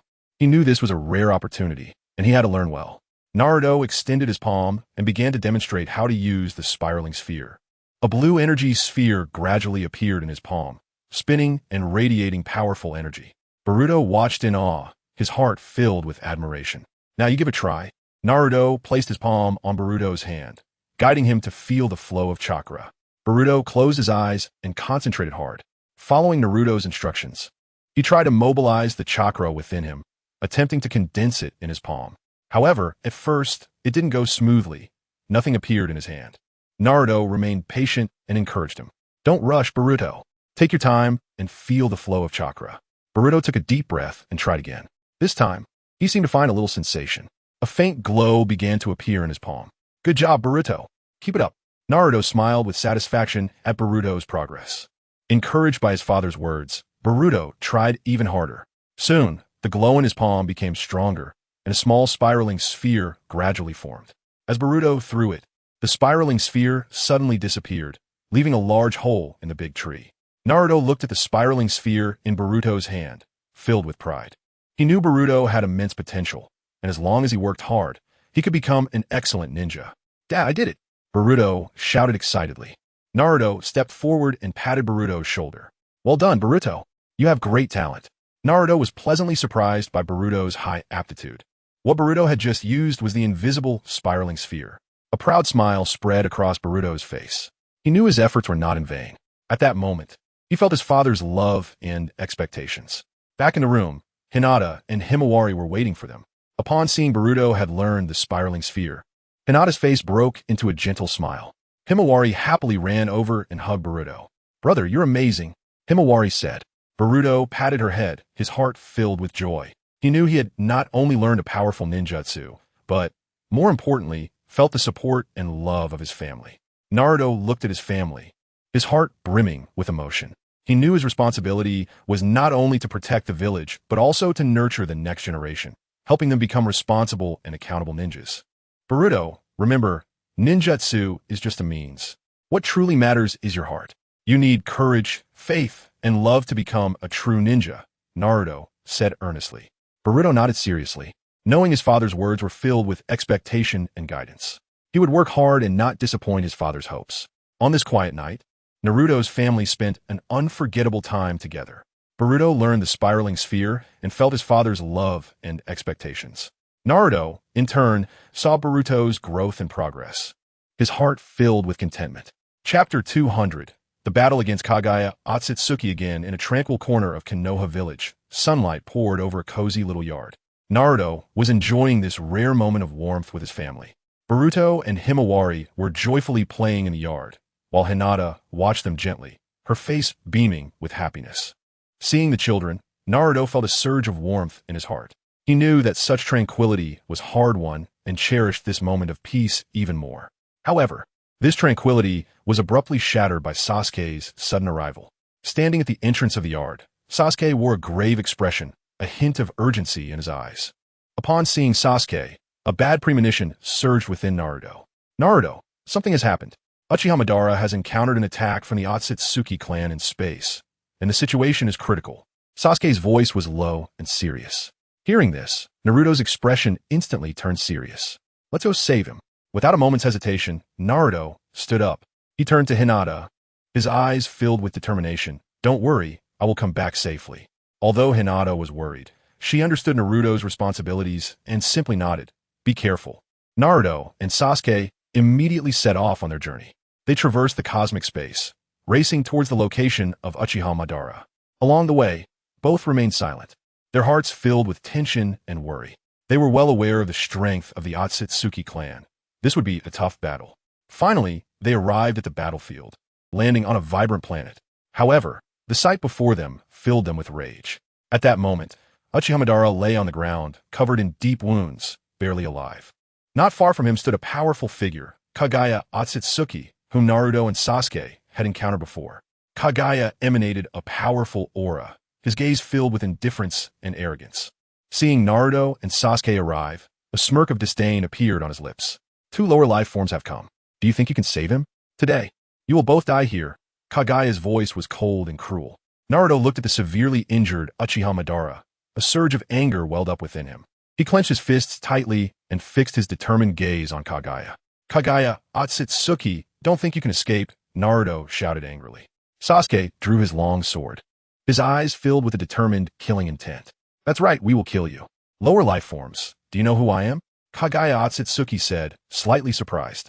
At that moment, Sasuke seized the opportunity and used his ocular technique, Heaven's Hand Power, to swap Uchiha Madara with the air in front of him. Naruto immediately used his ocular technique, Creation, to heal Uchiha Madara's injuries. Is it the power of the Rinnegan again? Kagaya frowned slightly. However, what concerned him more was Naruto. Uchiha Madara was stabilizing his injuries and escaping the brink of death under Naruto's treatment. Naruto let out a sigh of relief after saving Uchiha Madara's life and said to Sasuke, First, Put Uchiha Madara into your Kamui space. No, I want to fight. That damn Kagaya Otsutsuki ambushed me. Otherwise, how could I have lost? Uchiha Madara replied. Sasuke frowned and said, don't push yourself. Your injuries don't allow you to continue fighting. After saying that, Sasuke pulled Uchiha Madara into the Kamui space. Earlier, Uchiha Madara had been pleasantly surprised to discover this vibrant planet, only to be ambushed by Kagaya Otsutsuki. It turned out that Kagaya Otsutsuki had already preemptively planted the God Tree on this planet, waiting for it to bear chakra fruits. Upon noticing Uchiha Madara's arrival, Kagaya took the opportunity to launch a surprise attack, putting Uchiha Madara at a disadvantage. The battle was about to erupt. Kagaya Otsutsuki initiated the attack first. Waving his hands, a powerful dark red energy wave instantly surged towards Naruto and Sasuke. Naruto knew that this energy blast could devour the Rasengan, amplifying its power. Naruto immediately performed the shadow clone technique, creating countless clones of himself that charged towards the energy wave, attempting to block its attack. Sasuke, on the other hand, used the power of his Sharingan to dodge the attack quickly while searching for an opportunity to counterattack. The energy wave collided with the shadow clones, producing a deafening roar. The clones were destroyed one after another, but Naruto did not back down. He shot forward, bypassing the energy ball, and charged at Kagaya Otsutsuki, shouting Rasengan. A massive blue Rasengan appeared in his hand. He pushed it forward forcefully, slamming it towards Kagaya Otsutsuki. Seeing this, Kagaya calmly raised his hand, and a barrier instantly materialized before him. The Rasengan collided with the barrier, emitting a bright light. The two sides remained locked in a stalemate, neither willing to yield. The fierce battle resumed. Naruto and Sasuke continuously unleashed various ninja techniques, trying to break Kagaya Otsutsuki's defenses. Kagaya retaliated fiercely, using his black rods to counterattack, putting Naruto and Sasuke in a difficult position. Sasuke, we need to find a way to discover his weakness, Naruto shouted. Naruto, his weakness is when he initiates an attack. Sasuke replied. Sasuke had discovered 6 years ago that Kagaya Otsutsuki would pause briefly every time he launched an attack. Naruto immediately understood Sasuke's meaning. The two began to coordinate, waiting for the moment Kagaya Otsutsuki would attack. Kagaya Otsutsuki launched another attack, waving his hands. A massive flame surged towards Naruto and Sasuke. Naruto immediately used the shadow clone technique to distract Kagaya's attention. Sasuke seized the opportunity to dash towards Kagaya Otsutsuki, finding his weakness at the moment of attack. Sasuke raised his long sword and swung it forcefully. A sharp sword aura instantly slashed towards Kagaya Otsutsuki. Kagaya was unable to evade in time and was struck by the sword aura, leaving a deep wound on his body. Damn it! Kagaya Otsutsuki shouted angrily. He did not expect Naruto and Sasuke to find his weakness. He decided to stop holding back and unleashed his most powerful attack. Kagaya Otsutsuki pressed his hands together, chanting incantations. A powerful light suddenly radiated from him, causing the surrounding space to tremble. Naruto and Sasuke exchanged glances, their thoughts aligned. They decided to team up again and unleash their strongest ninjutsu. Naruto entered his Nine Tails mode, radiating a powerful chakra aura. Sasuke activated his Susanoo, enveloping Naruto in its protection. The combined power of the two formed an immense energy. Kagaya Otsutsuki felt a tinge of fear at the sight of Naruto and Sasuke's power. However, he knew there was no turning back now. He had to give it his all. The collision of their powers produced a deafening roar, shaking the entire universe at that moment. Lowly lower life forms, do you think you can defeat me? Kagaya Otsutsuki roared. I'm a powerful member of the Otsutsuki clan. You can never defeat me. Naruto wiped the blood from the corner of his mouth and said, we will not give up.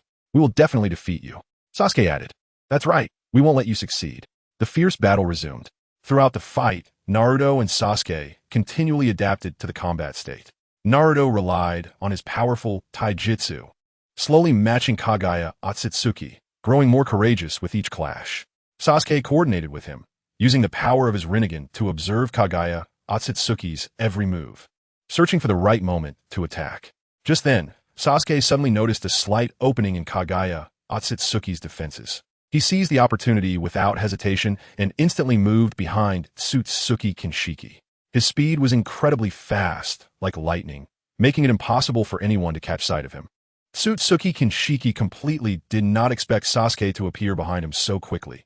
He turned around in terror, but it was already too late. Sasuke swung the Kusanagi sword in his hand, and a massive sword aura was instantly released from the tip of the sword. Like a fierce giant beast, it opened its blood-stained mouth and struck down at Sutsuki Kinshiki. Kinshiki tried to evade, but the speed of the sword aura was too fast, and he simply couldn't react in time. The sword aura ruthlessly slashed into Kinshiki's back, splattering blood everywhere. Naruto, witnessing this scene, felt a surge of joy in his heart. He knew this was a rare opportunity. He immediately activated the truth-seeking orb, transforming it into a sharp Ama no Murakumo spear. Holding the spear, he charged at Sutsuki Kinshiki, ready to deliver a fatal blow. Although Kinshiki was severely injured, he still possessed a tenacious vitality. He struggled to stand up, with madness and despair flickering in his eyes. He used all his strength to fend off Naruto's attack, but his power was far inferior to what it once was, unable to withstand Naruto's onslaught. No! Sutsuki Kinshiki cried out in despair. He couldn't believe he would be defeated by Naruto and Sasuke. He had always thought of himself as an invincible existence. But reality cruelly laid before him, and he had to face the outcome of failure. Naruto and Sasuke looked at the fallen Sutsuki Kinshiki, feeling a sigh of relief in their hearts. After this battle, Naruto and Sasuke had a deeper understanding of the terror of the Sutsuki clan. Although Naruto and Sasuke had undergone 6 years of training to fight against Sutsuki Kinshiki at his peak, they would have to give it their all. They knew that this peace was hard-won, and they must remain vigilant at all times, ready to face future challenges. Chapter 201. The Artificial Human After Defeating Otsutsuki Kinshiki. Naruto and the others obtained a nearly ripe chakra fruit, along with a vibrant and chakra-filled planet in the corpse of Otsutsuki Kinshiki. Naruto, Sasuke, can you let me have this chakra fruit first? Uchiha Madara asked. Sure, you found it first anyway, Naruto replied. I have no objections, Sasuke said, somewhat reluctantly, but he still agreed. Hearing this, Uchiha Madara smiled. He knew that although he was powerful now, he still needed the chakra fruit to enhance his strength. Moreover, he had some subtle relations with Naruto and Sasuke, so he didn't forcefully demand the chakra fruit. Naruto said lightly, this planet should be able to grow 1 or 2 more divine trees, but after that, I can't give it to you, Madara. Uchiha Madara nodded. That is of course. Naruto continued, since there is nothing else, Madara, you can stay on this planet and wait for the chakra fruit to mature. We're heading back to Konoha. Okay, Uchiha Madara replied. After parting ways with Uchiha Madara, Naruto and Sasuke returned to the ninja world together. As Naruto looked around at the familiar surroundings, he felt a surge of emotions. They had just experienced an intense battle, and now they were finally back in their own world. Naruto curiously asked, Sasuke, your ocular technique space jump has become more proficient. You can pinpoint your location accurately now. Sasuke replied indifferently, practice makes perfect. By the way, Naruto, what are your plans now? Sasuke's mood wasn't high because he realized that although both he and Naruto had significantly improved their strength over the past 6 years, the rate of improvement was much slower than before. This was evident from their recent battle with Otsutsuki Kinshiki. Compared to 6 years ago, they had only dealt with Kinshiki more easily, not overwhelmingly. 6 years of training for them, compared to the Otsutsuki clan who had lived for thousands of years, might just be a blink of an eye. Let's go see Orochimaru, Naruto said, sensing Sasuke's worries, which mirrored his own, struggling to find a breakthrough and slow growth. Thus, Naruto and Sasuke planned to visit Orochimaru's base. Their battle with Otsutsuki Kinshiki had sounded an alarm for both of them. They realized that even as strong as they were, there was still significant risk when facing the Otsutsuki clan. Therefore, they decided to go to Orochimaru's base, hoping to find more strength and methods to deal with potential threats in the future. Naruto and Sasuke arrived at Orochimaru's base. As soon as they walked in, they were shocked by the futuristic and technological atmosphere of the entire base. Following a puppet, they quickly arrived at a laboratory, where they found Orochimaru and Amato in white lab coats. Orochimaru excitedly said, Naruto-kun, Sasuke-kun, you're here. Just in time. Amato and I have important things to tell you. Naruto asked in confusion, what is it? Orochimaru looked at Amato, signaling him to start the introduction. Amato nodded and gently pressed 2 buttons to open the capsules. With a slight mechanical sound, the hatches slowly rose, gradually revealing figures inside. One of the figures was a woman with flowing purple hair, deep and mysterious eyes that exuded enchanting charm. Her delicate features and elegant, mysterious aura set her apart, dressed in unique clothing. The other figure, Diamond, was short and had neat short hair.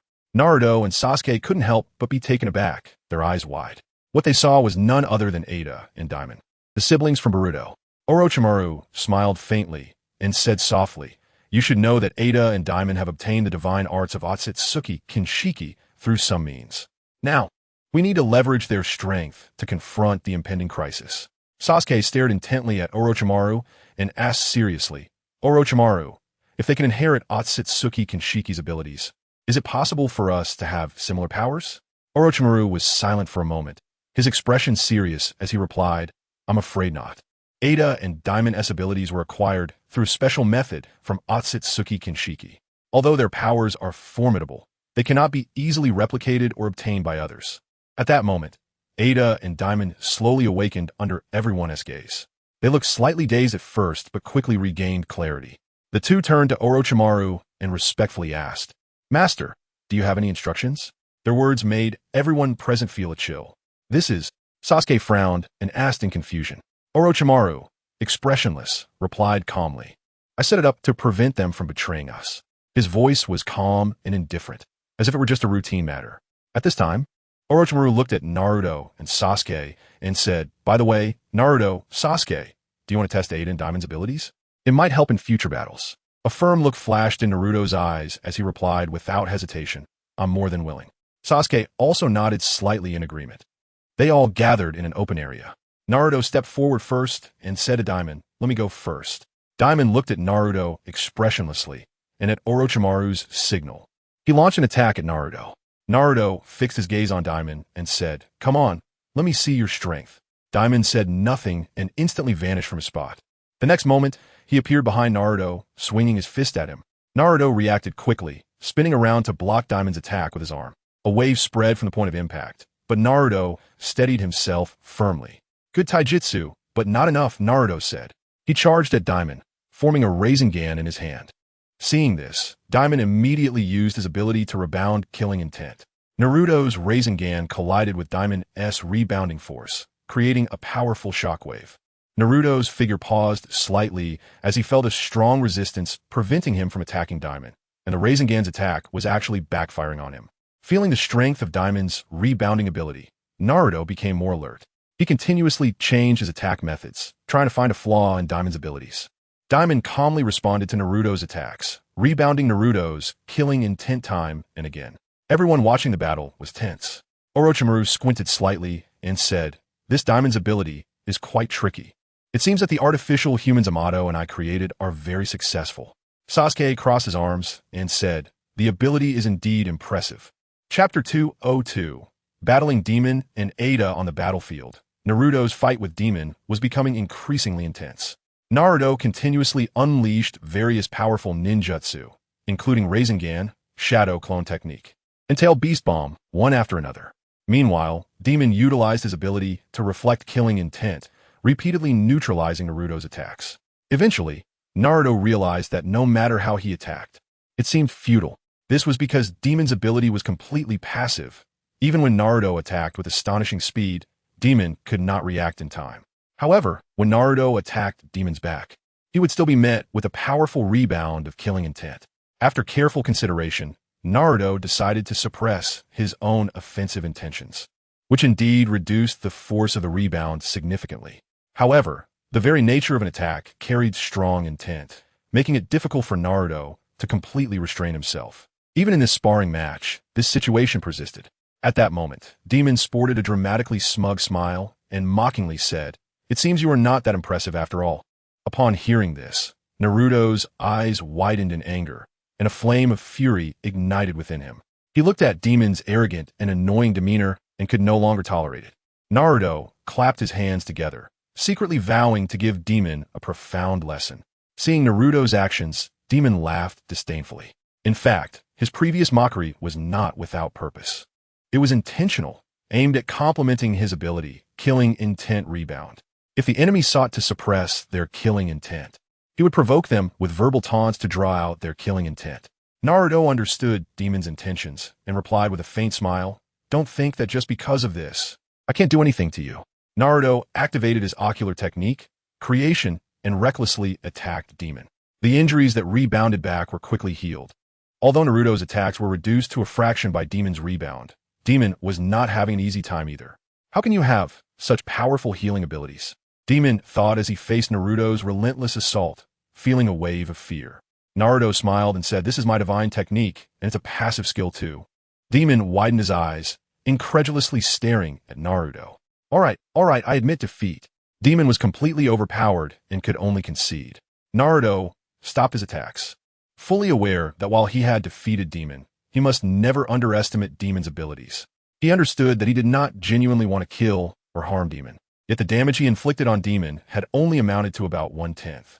His victory over Demon was largely due to Demon's inherent weakness. Naruto realized that he must strive to train harder in the future and learn how to control his own intent to attack. Just then, Ada turned to Orochimaru and asked, "Master, can I step in and help Demon?" "Sister, let's attack him together." Demon, upon hearing this, made a face at Naruto, feeling that with his sister's assistance, they could surely defeat him. Naruto glanced at Demon, feeling that he had not yet taught him a lesson, and replied with a faint smile, "Sure, let's give it a try." Orochimaru nodded and told Ada, "Go assist Demon in attacking Naruto." Ada and Demon immediately entered combat mode. Ada activated her long-range eye technique to observe Naruto's every move, while Demon focused intently, ready to respond to Naruto's attacks at any moment. Naruto launched the first strike, using the shadow clone technique to create numerous clones that surrounded Ada and Demon. Ada's eyes narrowed as she employed her charming technique in an attempt to control Naruto's clones. Some of the clones, influenced by the charming technique, began to attack their own companions. However, Naruto, with his strong willpower, maintained control over the unaffected clones to continue attacking Ada and Demon. Naruto was now somewhat like a half Otsutsuki, and he was not greatly affected by Ada's charm. Demon activated his ability to reflect killing intent, sending Naruto's attacks back at him. The clones were hit by the rebound force and began to disappear. Naruto was undeterred. He once again unleashed his spiral shuriken towards Ada and Demon. The spiral shuriken spun with immense destructive power. Ada and Demon quickly dodged, leaving a massive crater in the ground. The battle entered a heated phase, with Naruto, Ada, and Demon exchanging blows, refusing to give an inch. Naruto and Demon clashed once more, while Ada skillfully directed Demon with her long-range eye, and the sibling duo worked in perfect harmony to hold off Naruto's attacks. Of course, Naruto was deliberately holding back, not directly attacking Ada, primarily to observe her abilities. However, at this moment, Demon taunted again, "It seems we siblings are invincible. You can't possibly defeat us." "Demon, it's us who can't defeat him," Ada replied, having predicted many future battle outcomes through her long-range eye, all of which ended in defeat for them. Naruto smiled slightly and cast an illusion technique on Demon. Although Naruto's illusion skills were not advanced, Demon still fell for it. "Demon, snap out of it!" Ada shouted anxiously. Not knowing what to do, Demon suddenly regained his senses. "Damn it!" Demon exclaimed angrily at Naruto. "All right, I haven't used wood release yet," Naruto said with a smirk. "Demon, be careful," Ada warned before swiftly taking to the air. At that moment, Naruto quickly formed hand seals and shouted, "Wood release, birth of the trees." Thick trunks erupted from the ground like giant tentacles, binding Demon's hands and feet tightly. Meanwhile, Ada used her long-range eye ability to predict the incoming attack. She soared high into the air, easily evading the strike. However, Demon was unwilling to remain restrained. He struggled desperately, attempting to break free from the tree trunk's hold. Yet, the vines continued to surge forth like a tide, wrapping around him layer by layer. Every time he broke free from one batch of vines, another would ensnare him, preventing his escape. Demon looked in terror as Naruto approached. His eyes filled with fear and pleading. He trembled as he spoke. What do you want? Please don't hit me. If you hit me, you get hurt too." Naruto nodded in agreement with Demon's words. Then, he calmly replied, "You're right." Upon hearing this, Demon sighed in relief, thinking Naruto had given up on attacking him. However, what Naruto said next left him utterly stunned. With a mischievous smile, Naruto said slowly, "But I really want to hit you." With that, Naruto began to unleash a flurry of techniques to attack Demon. He used shadow clones to assault Demon, employed wood release to mercilessly whip him with trunks and vines, and unleashed powerful ninjutsu like the Rasengan Shuriken, attacking Demon time and again. As time passed, Naruto gradually discovered a characteristic of Demon. Although he could still reflect attacks, those attacks could no longer rebound back to himself. Moreover, due to the frequent activation of the killing intent rebound, Demon's body was becoming increasingly weak, which was his vulnerability. At this moment, seeing Demon suffering under Naruto's relentless assault, Ada approached Orochimaru with a pained expression and asked, "Master, can I use all-powerful?" Chapter 203. Ada's abilities. Hearing Ada's words, everyone's gaze focused on her, filled with anticipation and curiosity. The power of the divine technique, omnipotence, is astonishing. It can materialize anything, turning thoughts and desires into reality. Even though Ada, as a modified human, cannot fully unleash its power, it is enough to swap the identities of Kawaki and Boruto Uzumaki, and even influence the memories of people across the entire planet. This is simply a divine skill that leaves people in awe. As Amato said, this is a power that only true gods can possess. However, Ada cannot use this ability at will. When she proposed to use omnipotence, she was immediately stopped by Orochimaru. Ada helplessly helped the injured Daemon up, feeling anger in her heart, but she dared not defy Orochimaru's orders. Naruto watched Ada and Daemon, secretly comparing them. In contrast, Ada's abilities are much more powerful. The all-seeing eye and omnipotence are both extremely formidable divine techniques.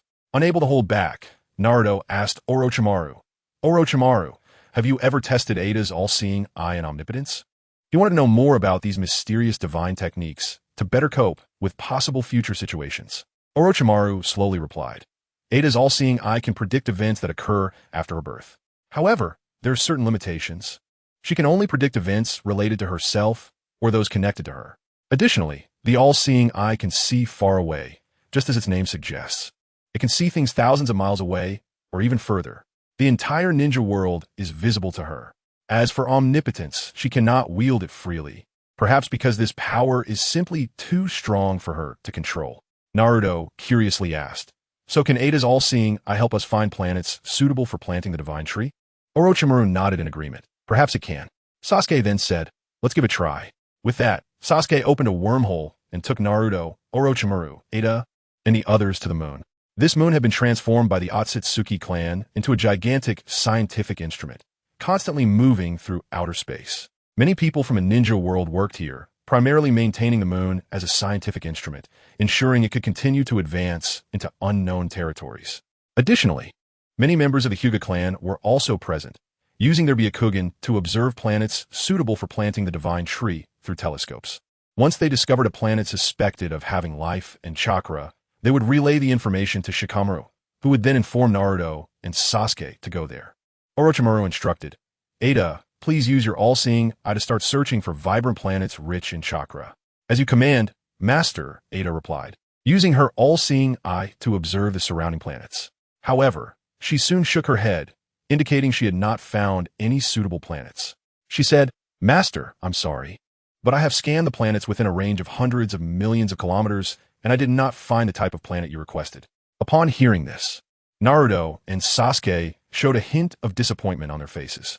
Although hundreds of millions of kilometers sounds vast, it is insignificant compared to the boundless universe.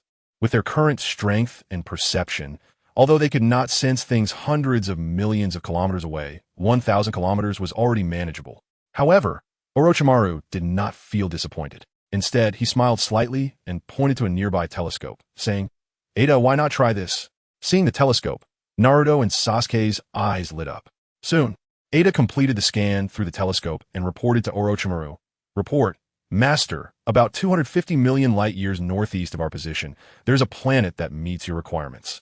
And about 5 million light-years southwest, there's also a planet that meets the criteria. Additionally, within the range of 300 million to 5 billion light-years, I have discovered many planets that may meet the conditions.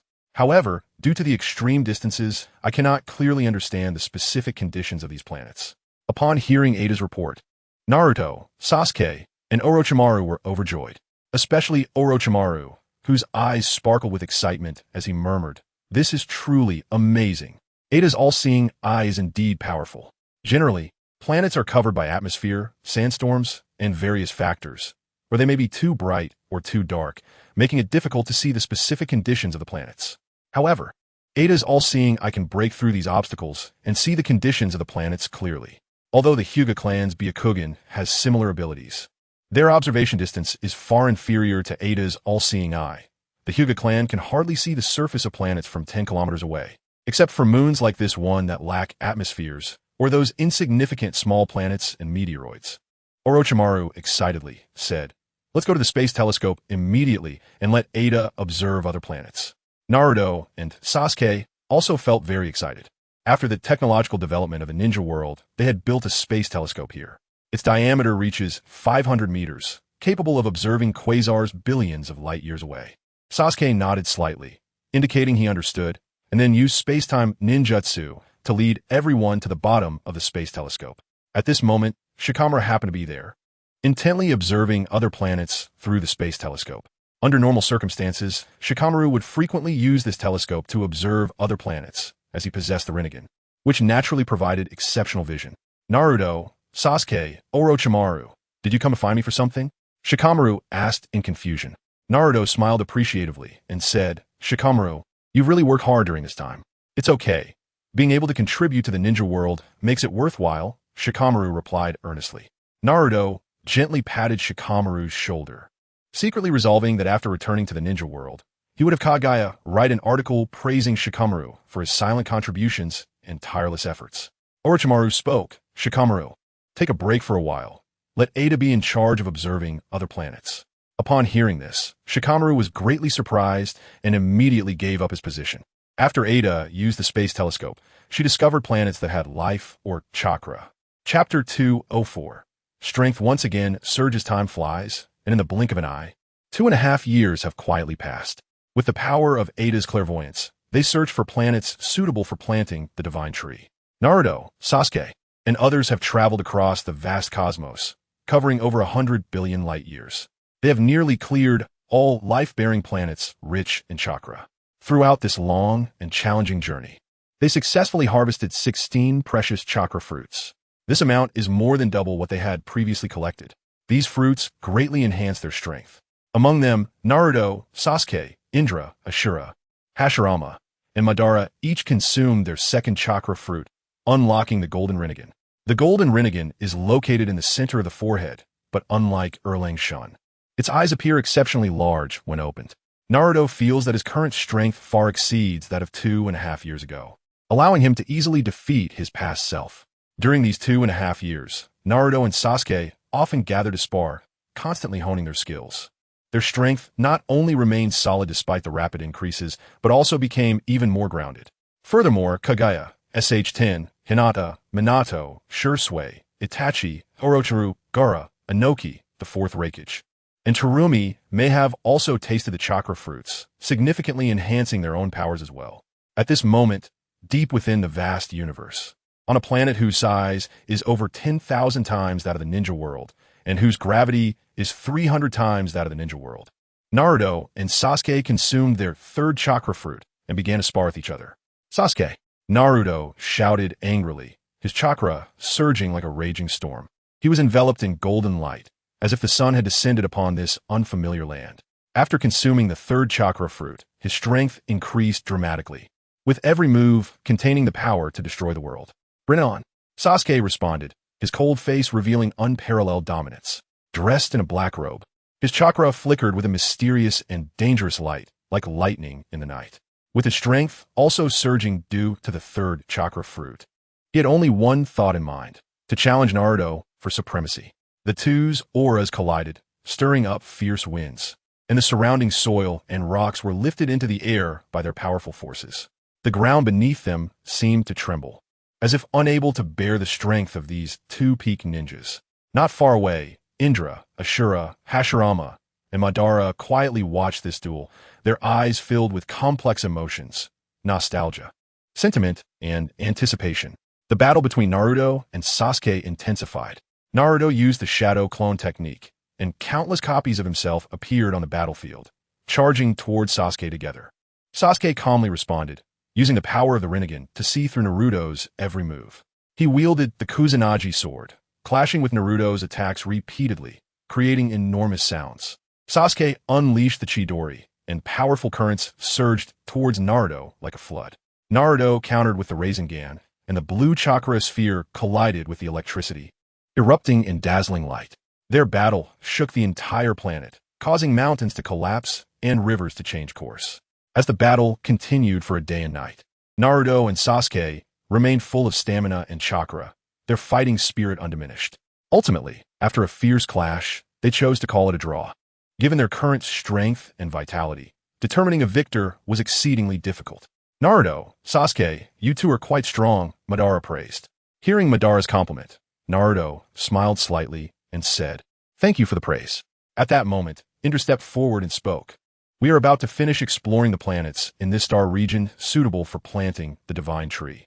Next, we should expand into the broader universe." His voice revealed a sense of determination and expectation, as if he could already see the possibilities of the future. Madara nodded slightly in agreement. However, Orochimaru frowned and said with concern, "Are we being too aggressive? After all, we haven't fully digested the technology we've harvested from other planets. If we rush to expand now, we might encounter unforeseen problems." He believed they should first consolidate their existing achievements before considering further expansion. Madara dismissively replied, "Technology is just a minor path. Only powerful strength is the real hard truth." He firmly believed that as long as they had enough power, they could conquer everything. Ashura then raised a question. "If we continue to expand outward, will it attract the attention of the Otsutsuki clan?" This question plunged everyone into silence, as the Otsutsuki clan had always been a significant threat. Sasuke shook his head, stating they could not sit idly by. He said, "We can't always be on the defensive. Several Otsutsuki have fallen at our hands.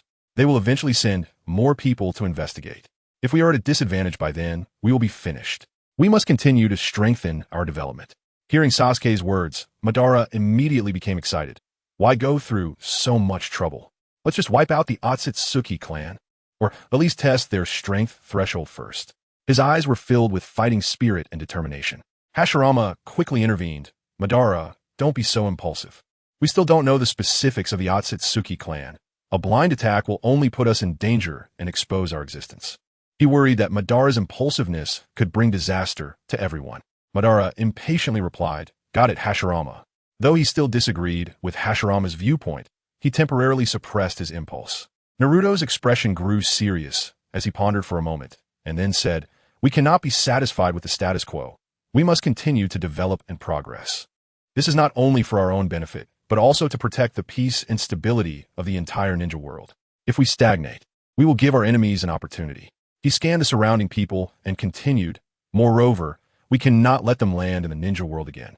If we detect any signs of trouble, we must take immediate action to eliminate the danger in its infancy." Naruto's voice was filled with determination, stirring people's hearts. His gaze revealed an indomitable spirit, as if he would not back down no matter how great the difficulties. Finally, after intense discussions, everyone reached a consensus to continue developing and expanding while actively exploring outer space. At the same time, they must remain vigilant and prepare for all possible situations. Only in this way can they ensure the future and safety of a ninja world. Chapter 205, Development of Interstellar Civilization. Naruto, Sasuke, and others continue to expand their territory, occupying planets in the universe to obtain resources and chakra. Their communication is achieved through the use of the H-ton technique once employed by the Akatsuki organization. This technique can transform the thought waves of Naruto, Sasuke, and others into images, which are then transmitted to each member's brain, enabling remote communication. The advantage of this ninjutsu is that members can communicate from different locations without needing to be physically present. At this moment, the Tiangong 1 space station is quiet and peaceful, as if time has frozen at this moment. This space station is located billions of light years away from the ninja world, like a lonely star hanging in a vast universe. It was relocated here because the moon was unreachable, and to facilitate Ada's use of a space telescope to observe other planets, Orochimaru, Amato, and others established this space station. Although it is smaller in scale, it possesses all the necessary facilities and functions. This space station is not only their habitat, but also the starting point for their exploration of unknown worlds and pursuit of peak power. Sasuke's space jumping ability has become the key to maintaining contact with the ninja world. Through this skill, they can return to the ninja world anytime and anywhere to reunite with their loved ones and friends back home. This convenience allows them to avoid concerns about being disconnected from the ninja world, keeping their attention and attachment to their homeland. After consuming 3 chakra fruits, Sasuke's strength has greatly improved. He is now able to handle the consumption of his ocular power without being burdened by his physical limitations. His gaze has become sharper, exuding a powerful aura, as if he has surpassed the limits of mortals. Naruto's father, Minato, is even more astonishing. After eating a chakra fruit, he awakened the Rinnegan and mastered space-time ninjutsu. With this remarkable skill, he can freely traverse through various time and space, even using the Flying Thunder God technique to teleport people from the ninja world to the space station. This enables them to travel freely between different worlds, constantly exploring new realms and seeking higher levels of power. In this distant Tiangong, one space station, Naruto, Sasuke, and others continuously challenge themselves and break through their limits to protect the ninja world. Moreover, after 2.5 years of development, the ninja world has made tremendous progress in terms of economy, technology, culture, and more. The most significant change is that the ninja world has officially entered the interstellar civilization development stage. Some have even proposed a plan for interstellar migration, but this goal is still quite distant. Although the population of the ninja world has doubled during this period of peaceful development without war, it will still take about 50 years to reach population saturation. Moreover, no one is willing to suddenly leave their home planet forever. Although many would be interested in interstellar tourism, although interstellar migration has not yet been implemented, the ninja world has already started to shift its development focus towards extraterrestrial worlds. By communicating and collaborating with alien civilizations, absorbing foreign technological achievements, acquiring resources from other planets, and utilizing inexpensive alien labor to promote their own development, the ninja world is advancing towards interstellar civilization, providing a new platform for its ninjas. The cultivation of divine tree fruits has further empowered the top experts of the ninja world, greatly enhancing their strength and injecting powerful momentum into the future development of the ninja world. Ah, Dad, is this the world outside the ninja world? Boruto exclaimed, leaning against the glass, his eyes wide with wonder as he gazed out at the scenery. Yes, Boruto, this is the world beyond the ninja world. Naruto's voice came from behind Boruto, smiling at his son, filled with pride and satisfaction. Boruto had graduated early because he was always curious about the outside world, constantly pestering Naruto to take him to see it. Naruto eventually agreed to Boruto's request and brought the whole family to the world outside the ninja world. At this moment, they stood before the spaceship's observation window, witnessing the mysterious and magnificent cosmic space through the transparent glass. Boruto jumped excitedly, his eyes sparkling with excitement. He had never imagined that the outside world could be so vast and beautiful. Seeing his family smiles, Naruto felt immense satisfaction. He knew that this trip would become an unforgettable memory for their family, allowing them to cherish their bond even more. After their spaceship departed from the brilliant planet, they entered a dark vacuum. The world before them was an endless void, deep and dark, resembling the abyss of the universe, evoking a sense of awe. At this moment, Himawari innocently asked, Dad, do you feel lonely staying in outer space every day? Her bright eyes showed concern and curiosity for her father. Boruto also turned his gaze outside, and as he looked, he saw an endless expanse of darkness, with only a sun shining in the distance. The endless blackness stirred a feeling of loneliness within Boruto. Thinking of his father, Naruto, in this vast and silent universe, surrounded by desolation, devoid of life and sound, he pondered how easy it is to feel lonely and helpless in such an isolated environment. As these thoughts crossed his mind, Boruto looked at Naruto with a concerned expression. Hinata cared for Naruto in the same way. These years, she had stayed with Boruto and Himawari, nurturing their growth, and had not accompanied Naruto in outer space. Seeing Hinata, Naruto smiled faintly and said, I won't feel lonely. I have Uncle Sasuke and the others with me. Moreover, when I feel lonely, I just need to think of you all, and a surge of strength will erupt from within me, helping me dispel confusion and solitude. Boruto nodded at his father's words, but he felt a bit touched. He knew that his father had always been strong and brave, but he also understood that facing such solitude could be stressful. Hinata walked over to Naruto, gently holding his hand, and softly said, Naruto, we are all here supporting you, no matter when and where. If you need to talk, we are always willing to listen. Feeling the warmth from his wife, Naruto gratefully nodded. He knew he was not alone. His family would always be his solid support. Even though he was in space, far away from his family, this bond of love was an unbreakable tie. In this vast and boundless universe, Naruto, Sasuke, and others bear the heavy responsibility of protecting the ninja world. He will continue to forge ahead, overcoming difficulties, fighting for his family and the peace of the world. The care and support of his family will become the strongest motivation on his path forward. Chapter 206, Star Wars. Just as Naruto was enjoying a warm moment with his family, Sasuke brought Sarada to Naruto's side. "Sasuke, what's up?" Naruto asked.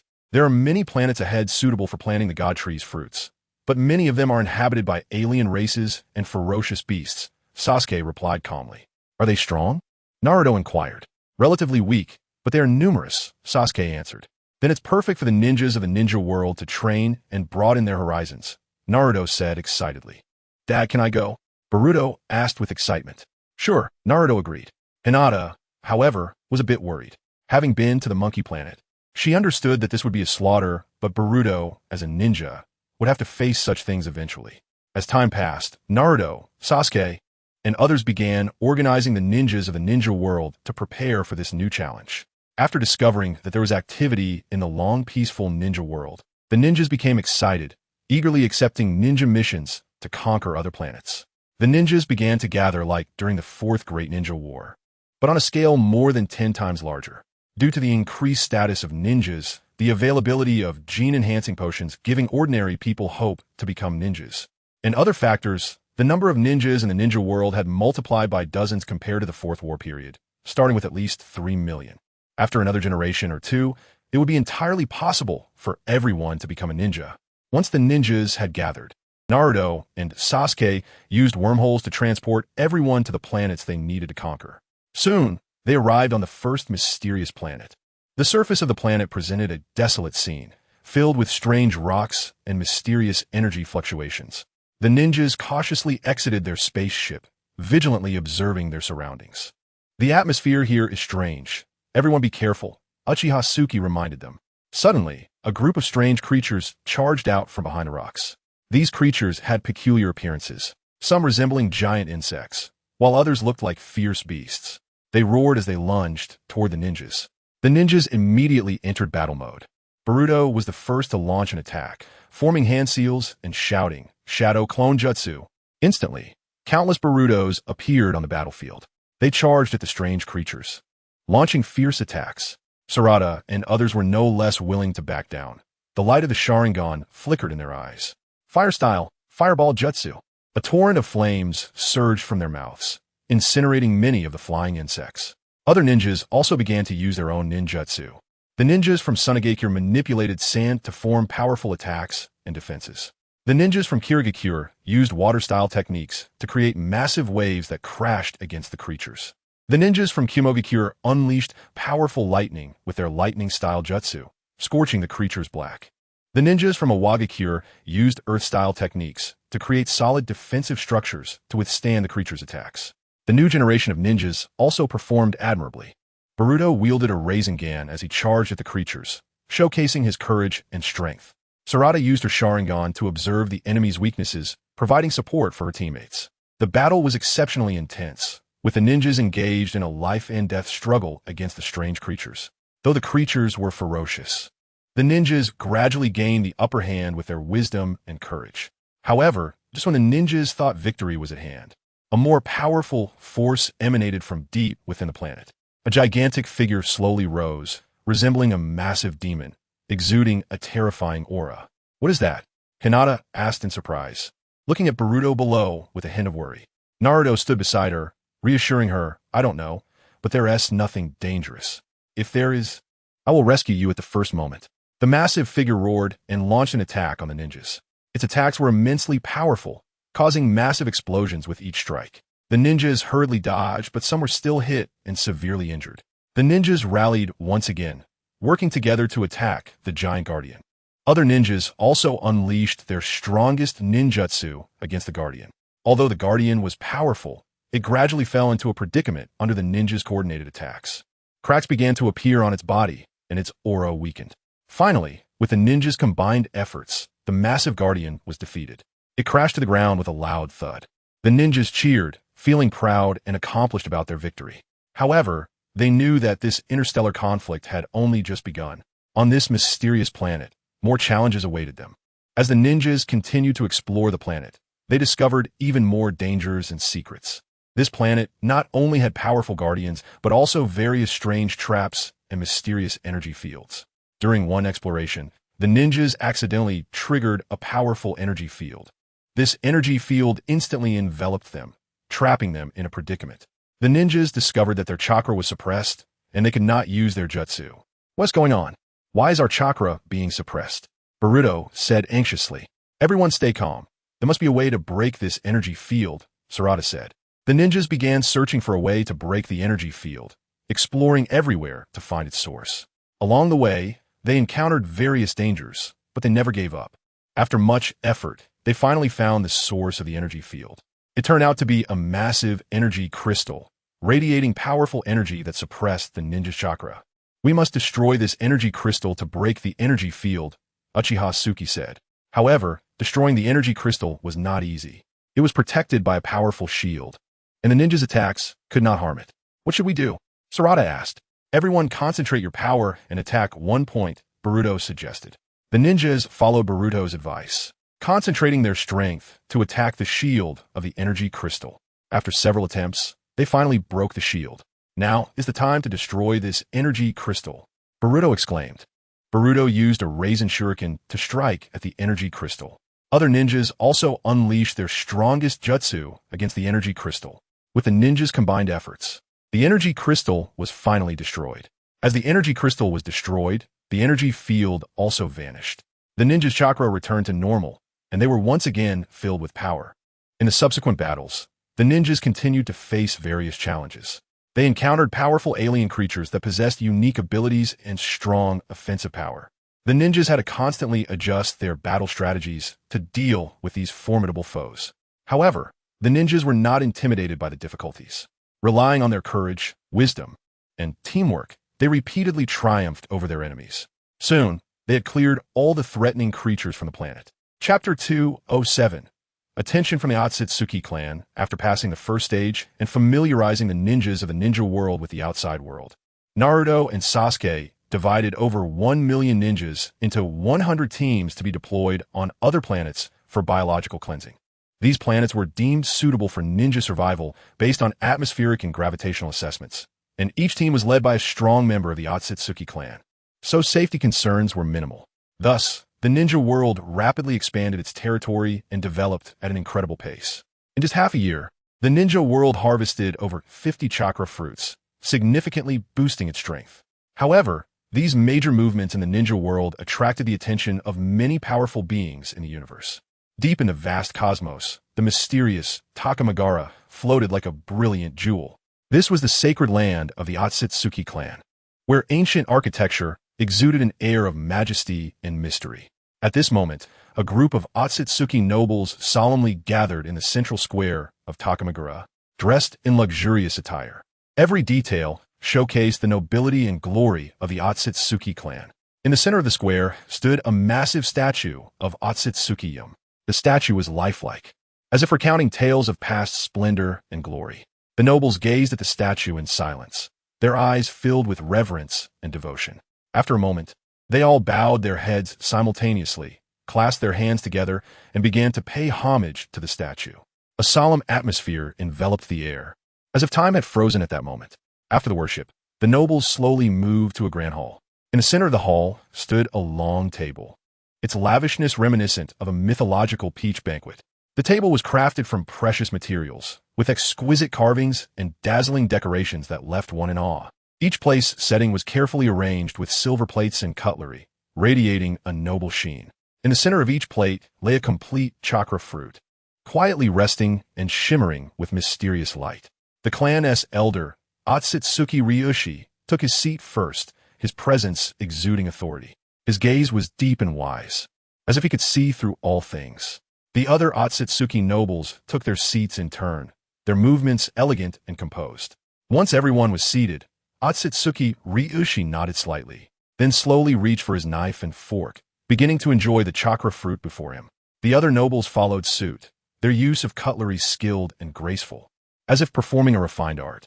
The delicious flavor of the chakra fruit spread in their mouths, bringing immense power and satisfaction. After finishing the fruit, The nobles picked up white cloths to gently wipe their mouths.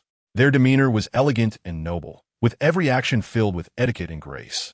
At this moment, the hall was quiet. Only the soft sounds of breathing echoed in the air. Breaking the silence was the voice of Otsutsuki Ryushi. Has anything happened recently? His voice was deep and powerful, filled with authority. A noble slightly bowed and respectfully replied, Elder, a new force has recently emerged in the universe.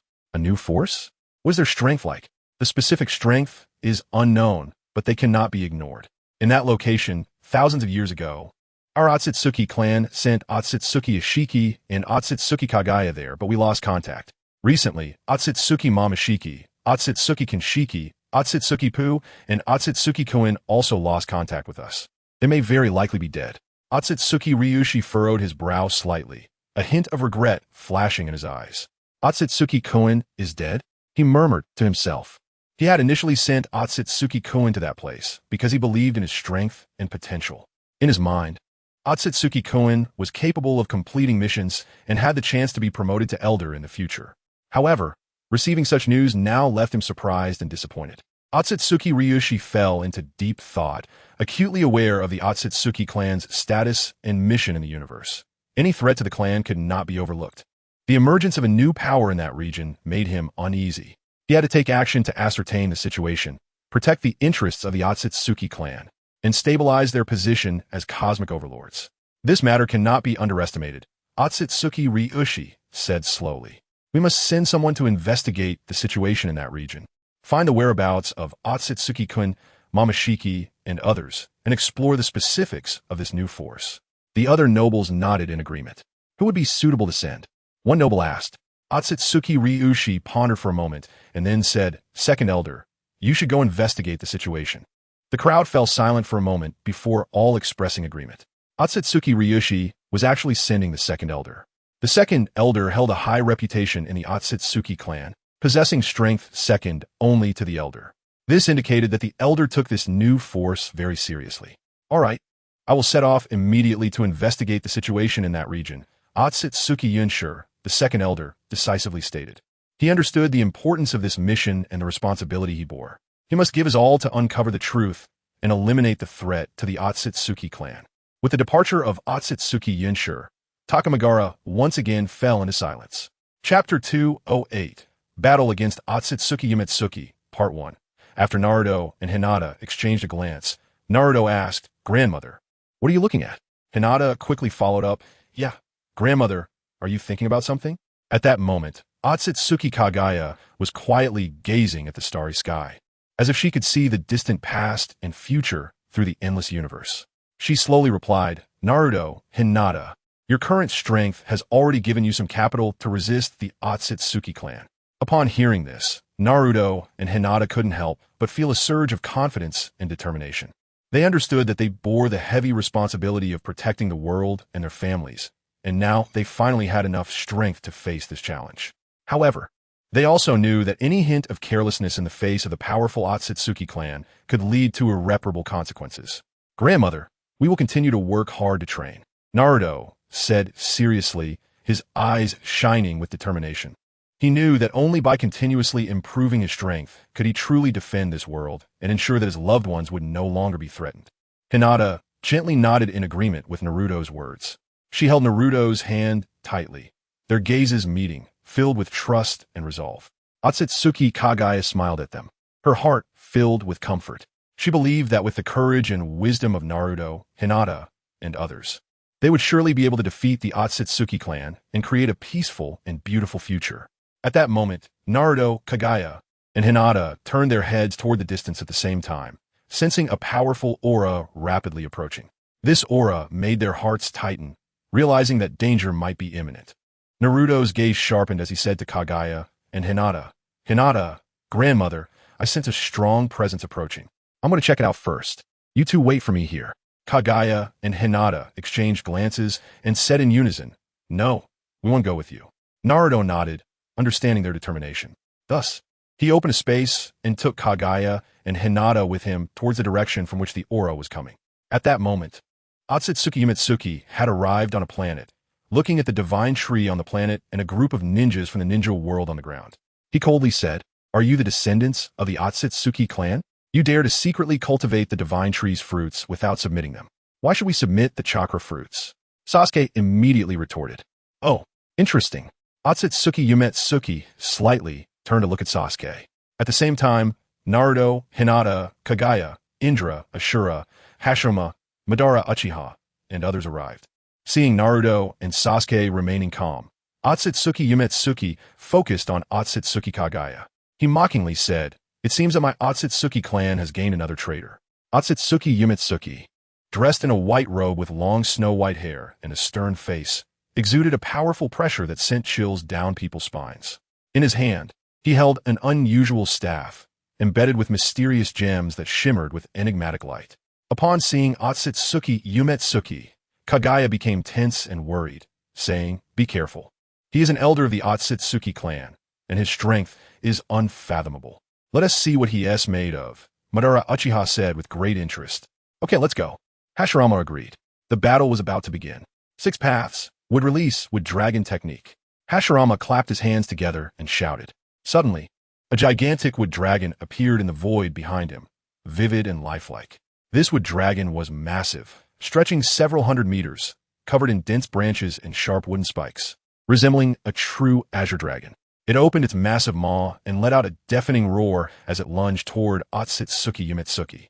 However, in the face of such a powerful attack, Otsutsuki Yumetsuki showed no fear. He gently waved his staff, and a powerful beam of light shot out.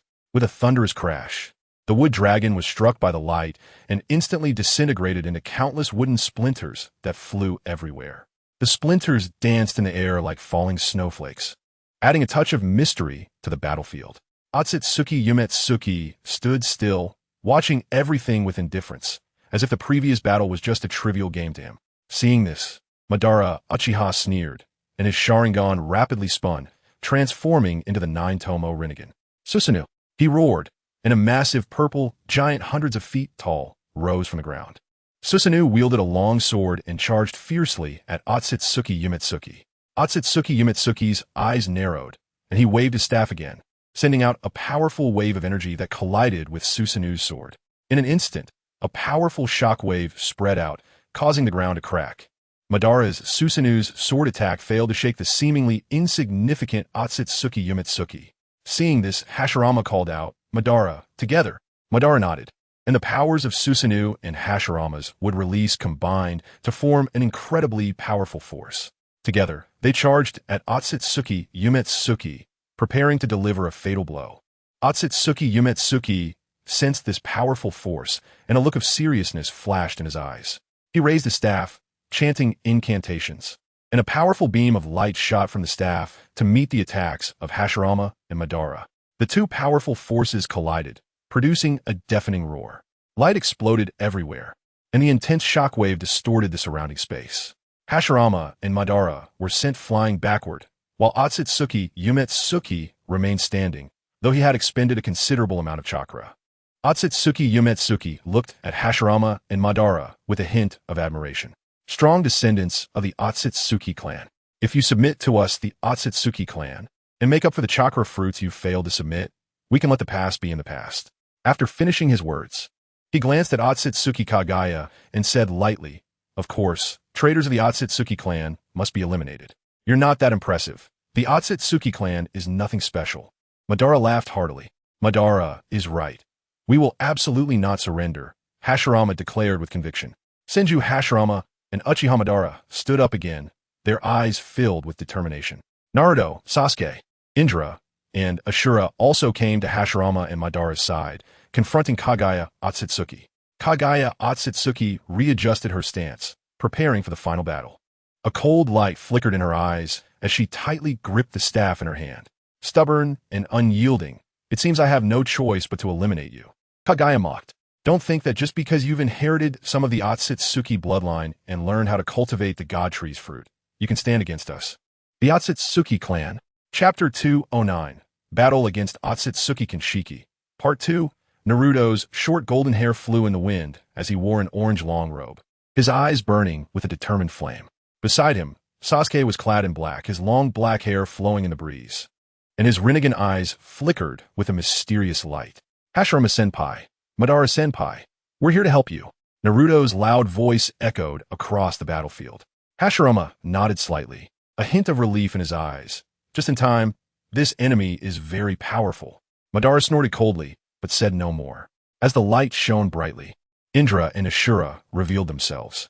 Indra wore a white robe, his long hair tied back, his gaze stern, exuding an innate kingly aura. Ashura, on the other hand, was robust, dressed in coarse clothing, with a simple smile on his face, but also emanating a formidable power. The enemy is strong. It looks like we're going to unite to fight against him. Indra's voice was cold and proud. Ashura scratched his head. It seems like a great battle is about to begin. Otsutsuki Kinshiki looked at Naruto, Sasuke, Indra, and Ashura, his gaze slightly tightening, gripping his staff tightly. Humph. Do you think adding a few more people will change the situation? Naruto stepped forward, fists clenched. No matter how strong you are, we won't let you succeed. Sasuke coldly stared at Otsutsuki Kinshiki. Today is your end. The battle instantly erupted again. Naruto was the first to attack, rapidly forming hand seals. Shadow Clone Jutsu. In an instant, countless Narutos appeared on the battlefield, surging towards Otsutsuki Kinshiki like a tide. Otsutsuki Kinshiki swung his staff, releasing a powerful energy wave that scattered the shadow clones in front. However, the sheer number of clones continued to close in on him. Seeing this, Sasuke activated his Rinnegan, Tensha Shins. He instantly swapped places with one of the shadow clones, appearing behind Otsutsuki Kinshiki, and thrust his Kusanagi sword towards him. Otsutsuki Kinshiki reacted swiftly, spinning around and blocking Sasuke's attack with his staff. The clash of their powers created a tremendous sound. At this moment, Indra also made his move. He formed hand seals. Susanoo, a massive purple giant, rose from the ground, wielding a long sword and slashing towards Otsutsuki Kinshiki.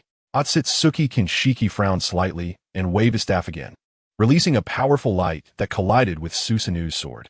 The tremendous impact cracked the ground once more. Ashura shouted loudly, bursting forth with powerful chakra, and slammed his hands to the ground. Would release true Thousand's hands. Countless gigantic arms emerged from the ground, pressing down on Otsutsuki Kinshiki like mountains.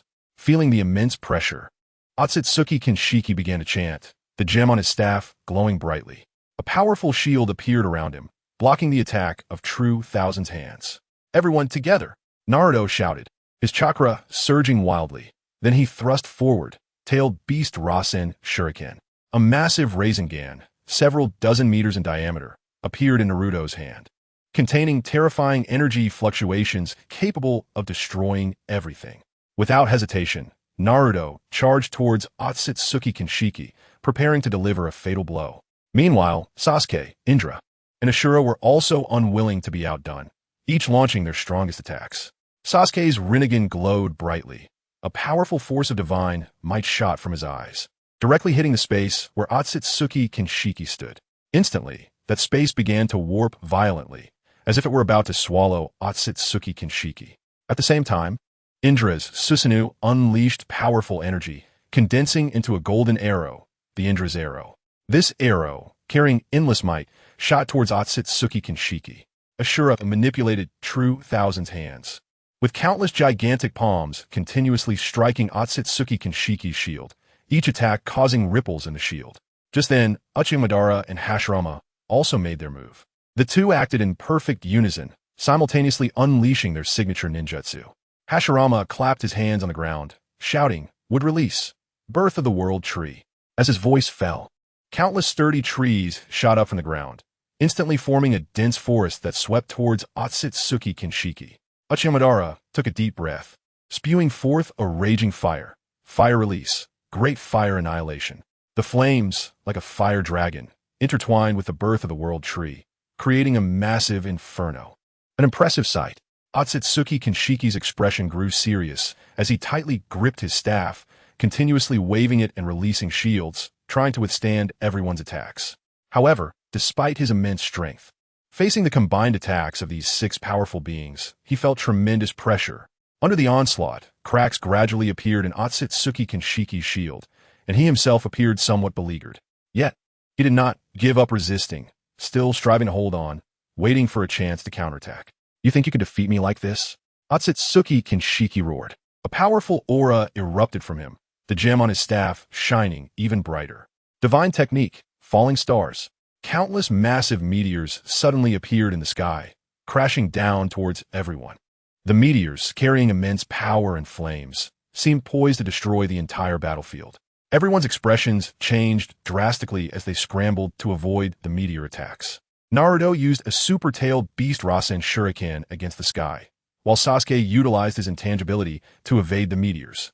Indra's Susanoo raised its sword, attempting to block the meteor attacks, while Ashura used True Thousand's hands to shatter some meteors. Hashirama looked at the meteors in the sky and shouted, "Everyone, be careful.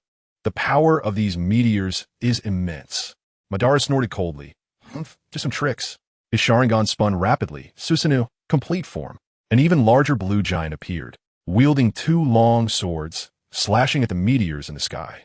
With everyone's efforts, they finally shattered most of the meteors. However, the battlefield was left in ruins, with numerous large craters created by the falling meteors. "You are indeed tenacious," Otsutsuki Kinshiki sneered, "but this is just the beginning." Naruto wiped the sweat from his face, staring resolutely at Otsutsuki Kinshiki. "No matter what tricks you have, we will not back down." Sasuke coldly added, "Today, you will undoubtedly be defeated." Indra and Ashura exchanged glances and nodded. They launched their attacks once more, with Indra's Susanoo shooting out countless purple beams, while Ashura's True Thousand Hands continued to assault Otsutsuki Kinshiki. Hashirama and Madara also joined the fray, working seamlessly with Naruto and Sasuke, continuously launching their attacks. The combined power of the 6 strong warriors formed an incredibly powerful force. Otsutsuki Kinshiki felt immense pressure. He kept swinging his staff, releasing powerful energy waves, but gradually found it difficult to withstand the onslaught. "You think this can win you the battle?" Otsutsuki Kinshiki suddenly burst into laughter. "I still have my final trump card." He raised his staff, chanting incantations, the gem on his staff reaching its peak brightness. Divine technique, cataclysmic explosion. A powerful dark red energy ball surged from the staff, rushing towards everyone. This power was filled with a sense of destruction, instilling despair in those who felt it. Everyone's expressions changed drastically as they sensed the overwhelming power. But they did not back down. Instead, they united tightly, ready to face this final challenge. Naruto shouted, "Everyone together, we can definitely defeat him." The Rasen Shuriken was in his hand. Sasuke, Indra, Ashura, Hashirama, and Madara all nodded, pushing their powers to the limit, preparing for the final confrontation with Kagaya Otsutsuki. At this critical moment, the powers of the 6 strong warriors converged, forming a powerful torrent of energy that violently collided with the dark red energy ball emitted by Kagaya Otsutsuki. In an instant, light shone brightly, dazzling and blinding, and the immense shock wave swept through like a raging tide, causing the entire battlefield to tremble violently. The surrounding space seemed unable to withstand this immense pressure, starting to show cracks, as if it would be torn apart at any moment.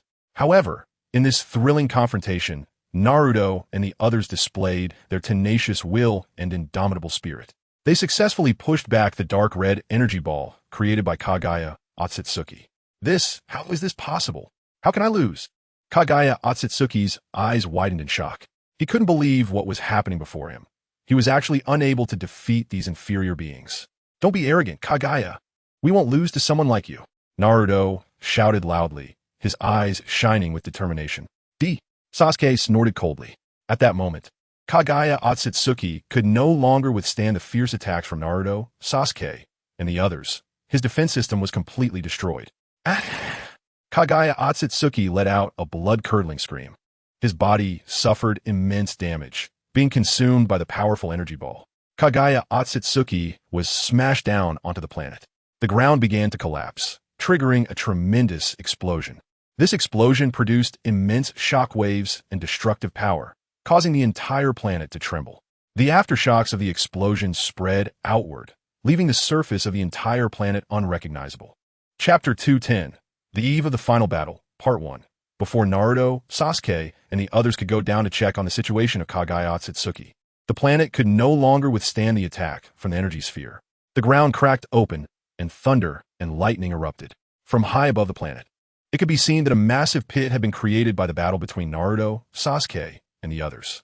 Molten lava overflowed from the pit, flames reaching the sky, resembling the end of the world. Naruto, this planet is about to explode. We must leave here quickly, Sasuke said seriously, his eyes filled with worry and anxiety. Naruto's eyes, however, were filled with determination and resolve. He gritted his teeth and continued to sense the situation of the planet. He needed to confirm whether Kagaya Otsutsuki was dead. Otherwise, their efforts would be in vain. Just then, Minato, Itachi Uchiha, and Shursui Uchiha arrived beside Naruto. Minato anxiously said, "Naruto, the people on this planet have already been evacuated. We should leave now." Naruto glanced at the scene before him. Though he felt some reluctance in his heart, he understood that this was not the time to hesitate. He nodded and said, "All right, then let's leave here." After saying that, the group used space-time ninjutsu to escape from the soon-to-be-destroyed planet. Just as they had barely left, the entire planet suddenly let out a deafening roar, as if it were about to tear apart the universe. The planet shattered in the explosion, with endless dust and debris flying everywhere. Following that was a world-shaking explosion, a massive wave of energy sweeping across the entire planet. The invisible energy waves shaking the entire star system. The planet was completely destroyed, turning into countless meteors, and the space at the center of the planet began to distort.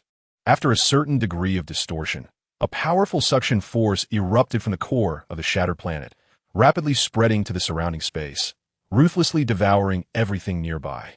On a distant planet, a figure fell out of a space rift. It was Kagaya Otsutsuki.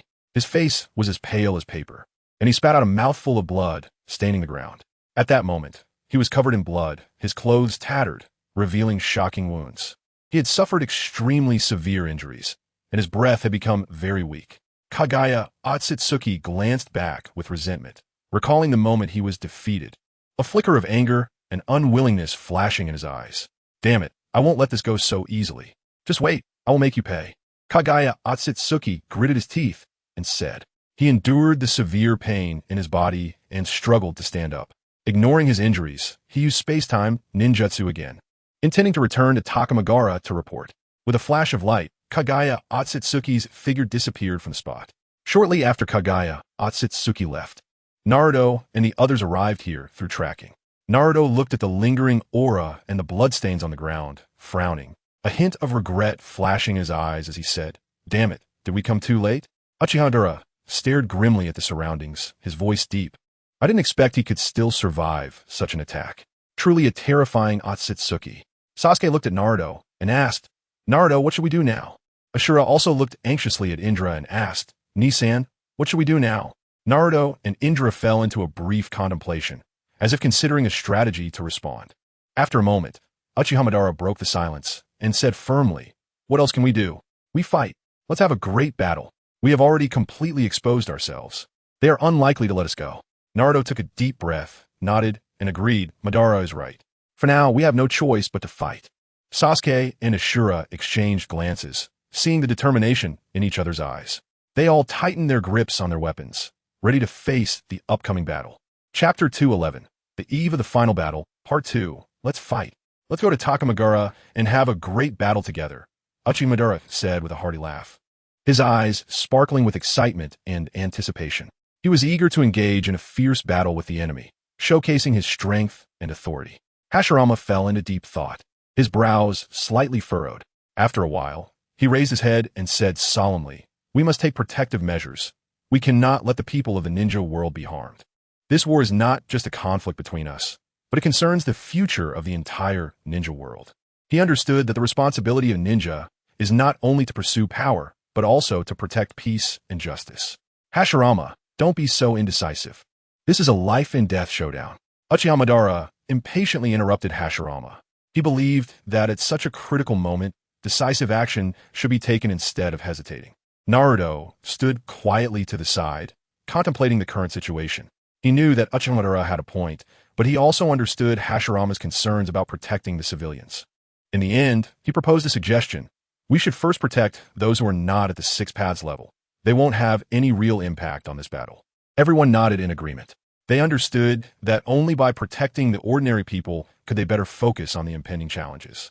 Thus, they began to devise a detailed plan to ensure the effective protection of the ninja world's citizens when the war broke out. To address the crisis posed by the Otsutsuki clan, Naruto, Sasuke, and others decided to send all ninjas back to the ninja world and inscribe the Flying Thunder God seal on them. Is war about to happen again? A heavy atmosphere spread among the people, especially among the ordinary citizens who were anxious and uneasy. However, for those ninjas who had experienced countless battles, a sense of familiarity surged in their hearts. They knew this battle was different from the usual small skirmishes. It was a true, unprecedented war, a battle for survival. Naruto, take me to fight against the Otsutsuki clan. I will always be by your side, Gaara said excitedly.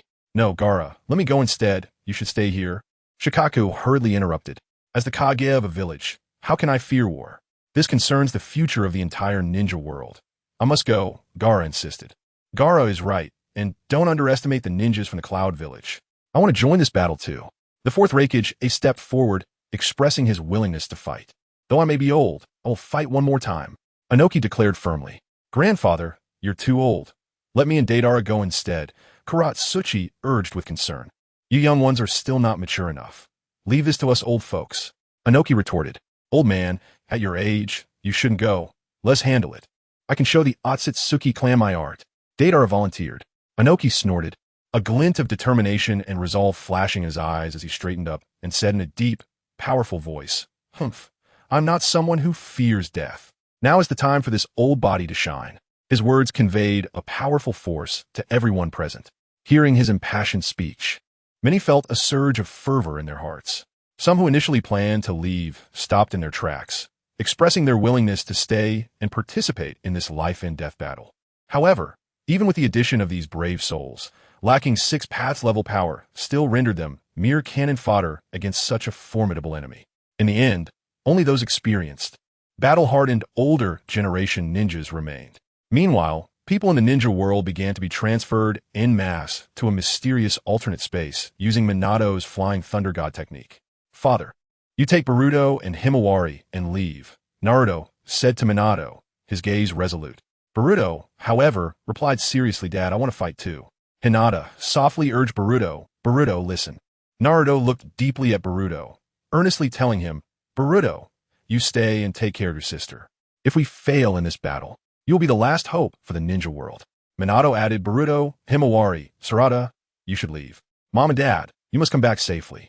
Boruto and Himawari said, We will. Boruto, Himawari. Boruto and the others showed reluctant expressions as they slowly walked into the alternate space. Mom and Dad, aren't you coming? Naruto asked. Naruto, we can't bear to leave you, Kushina and Minato said. Hearing this, warmth filled Naruto's heart, and tears flowed uncontrollably. Dad, Mom. Naruto and we. Naruto turned to see Jiraiya, Tsunade, Orochimaru, Sarutobi Hiruzen, Might Guy Kakashi, Uchiha Shursui, Uchiha Itachi, the other 12 ninja guardians, and their parents, as well as shadow-level powers from other villages like Gaara and Inoki. Everyone, Naruto felt an infinite power surging from within, a sense of belief. All right, the personnel transfer is complete. We need to assemble the combat personnel and formulate a detailed battle plan, Indra said with a serious expression. The divine trees we planted on other planets and the white Zetsu we converted can also be transformed into our combat power, Uchimadara continued, his eyes glinting with confidence. There's no time to waste. Let's move quickly, Sasuke urged, his tone firm and resolute. Okay, let's distribute all the chakra pills. Naruto nodded, his expression serious. Otsutsuki Kagaya stood before everyone, holding a delicate box filled with all the chakra pills remaining in the ninja world. She distributed these precious pills one by one to each person about to enter the battle.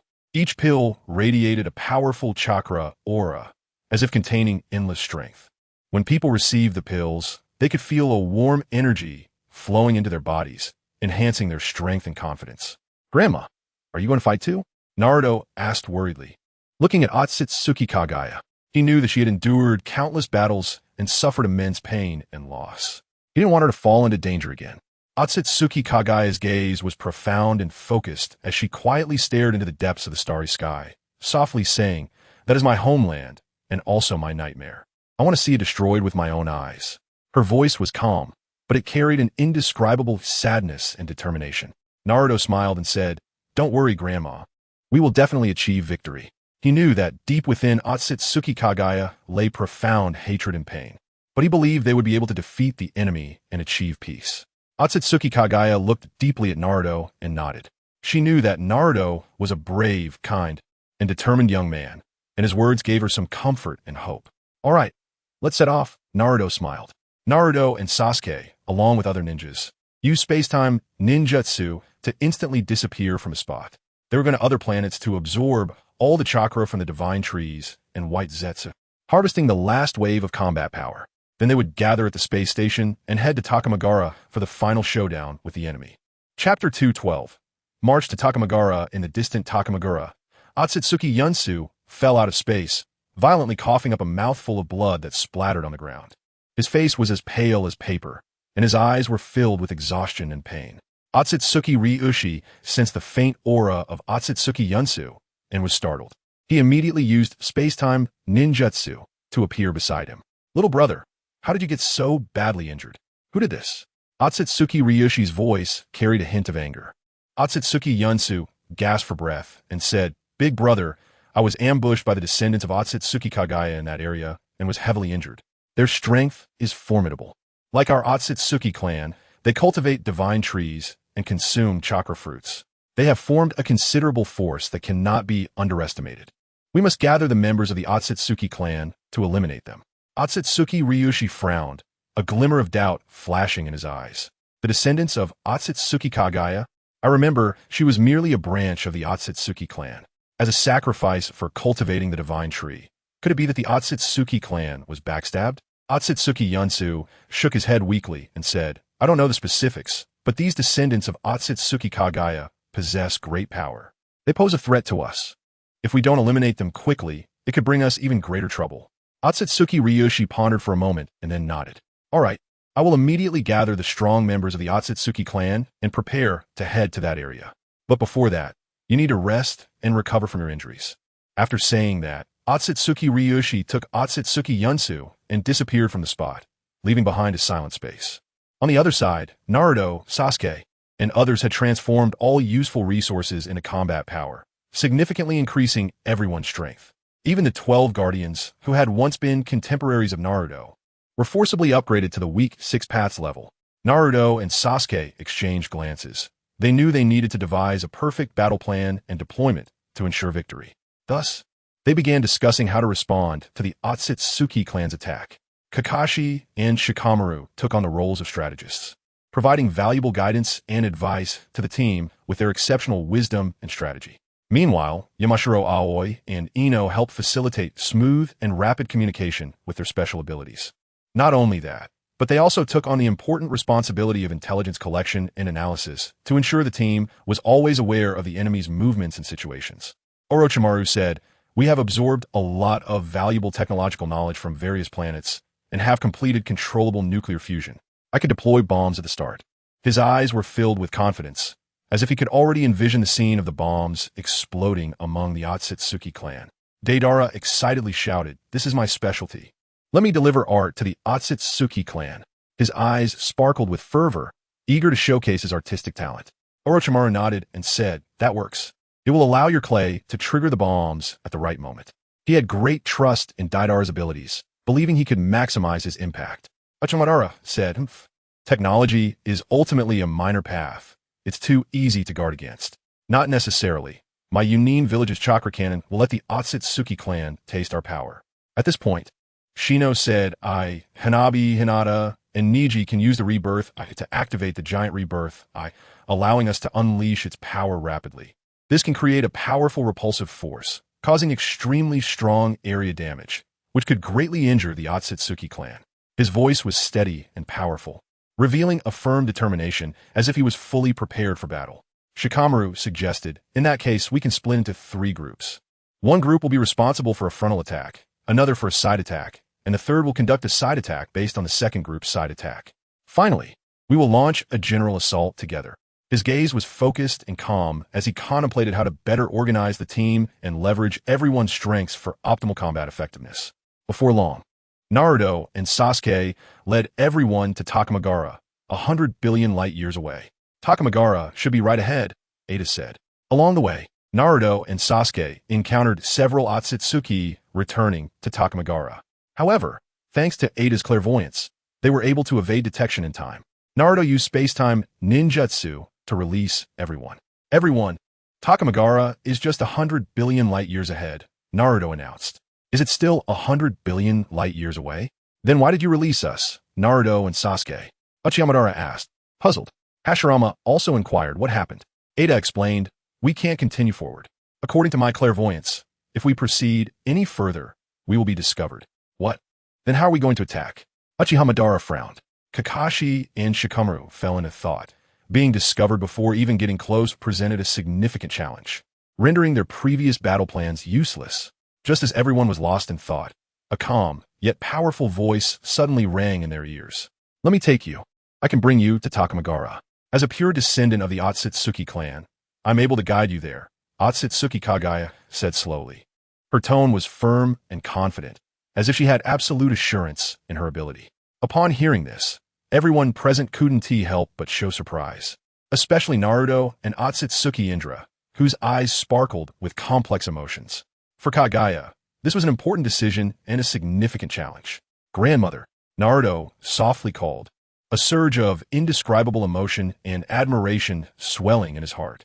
He knew well the power of Kagaya, but this task was undoubtedly daunting. Kagaya smiled gently, her gaze soft as she looked at Naruto and the others. No more nonsense. All of you enter my dimensional space.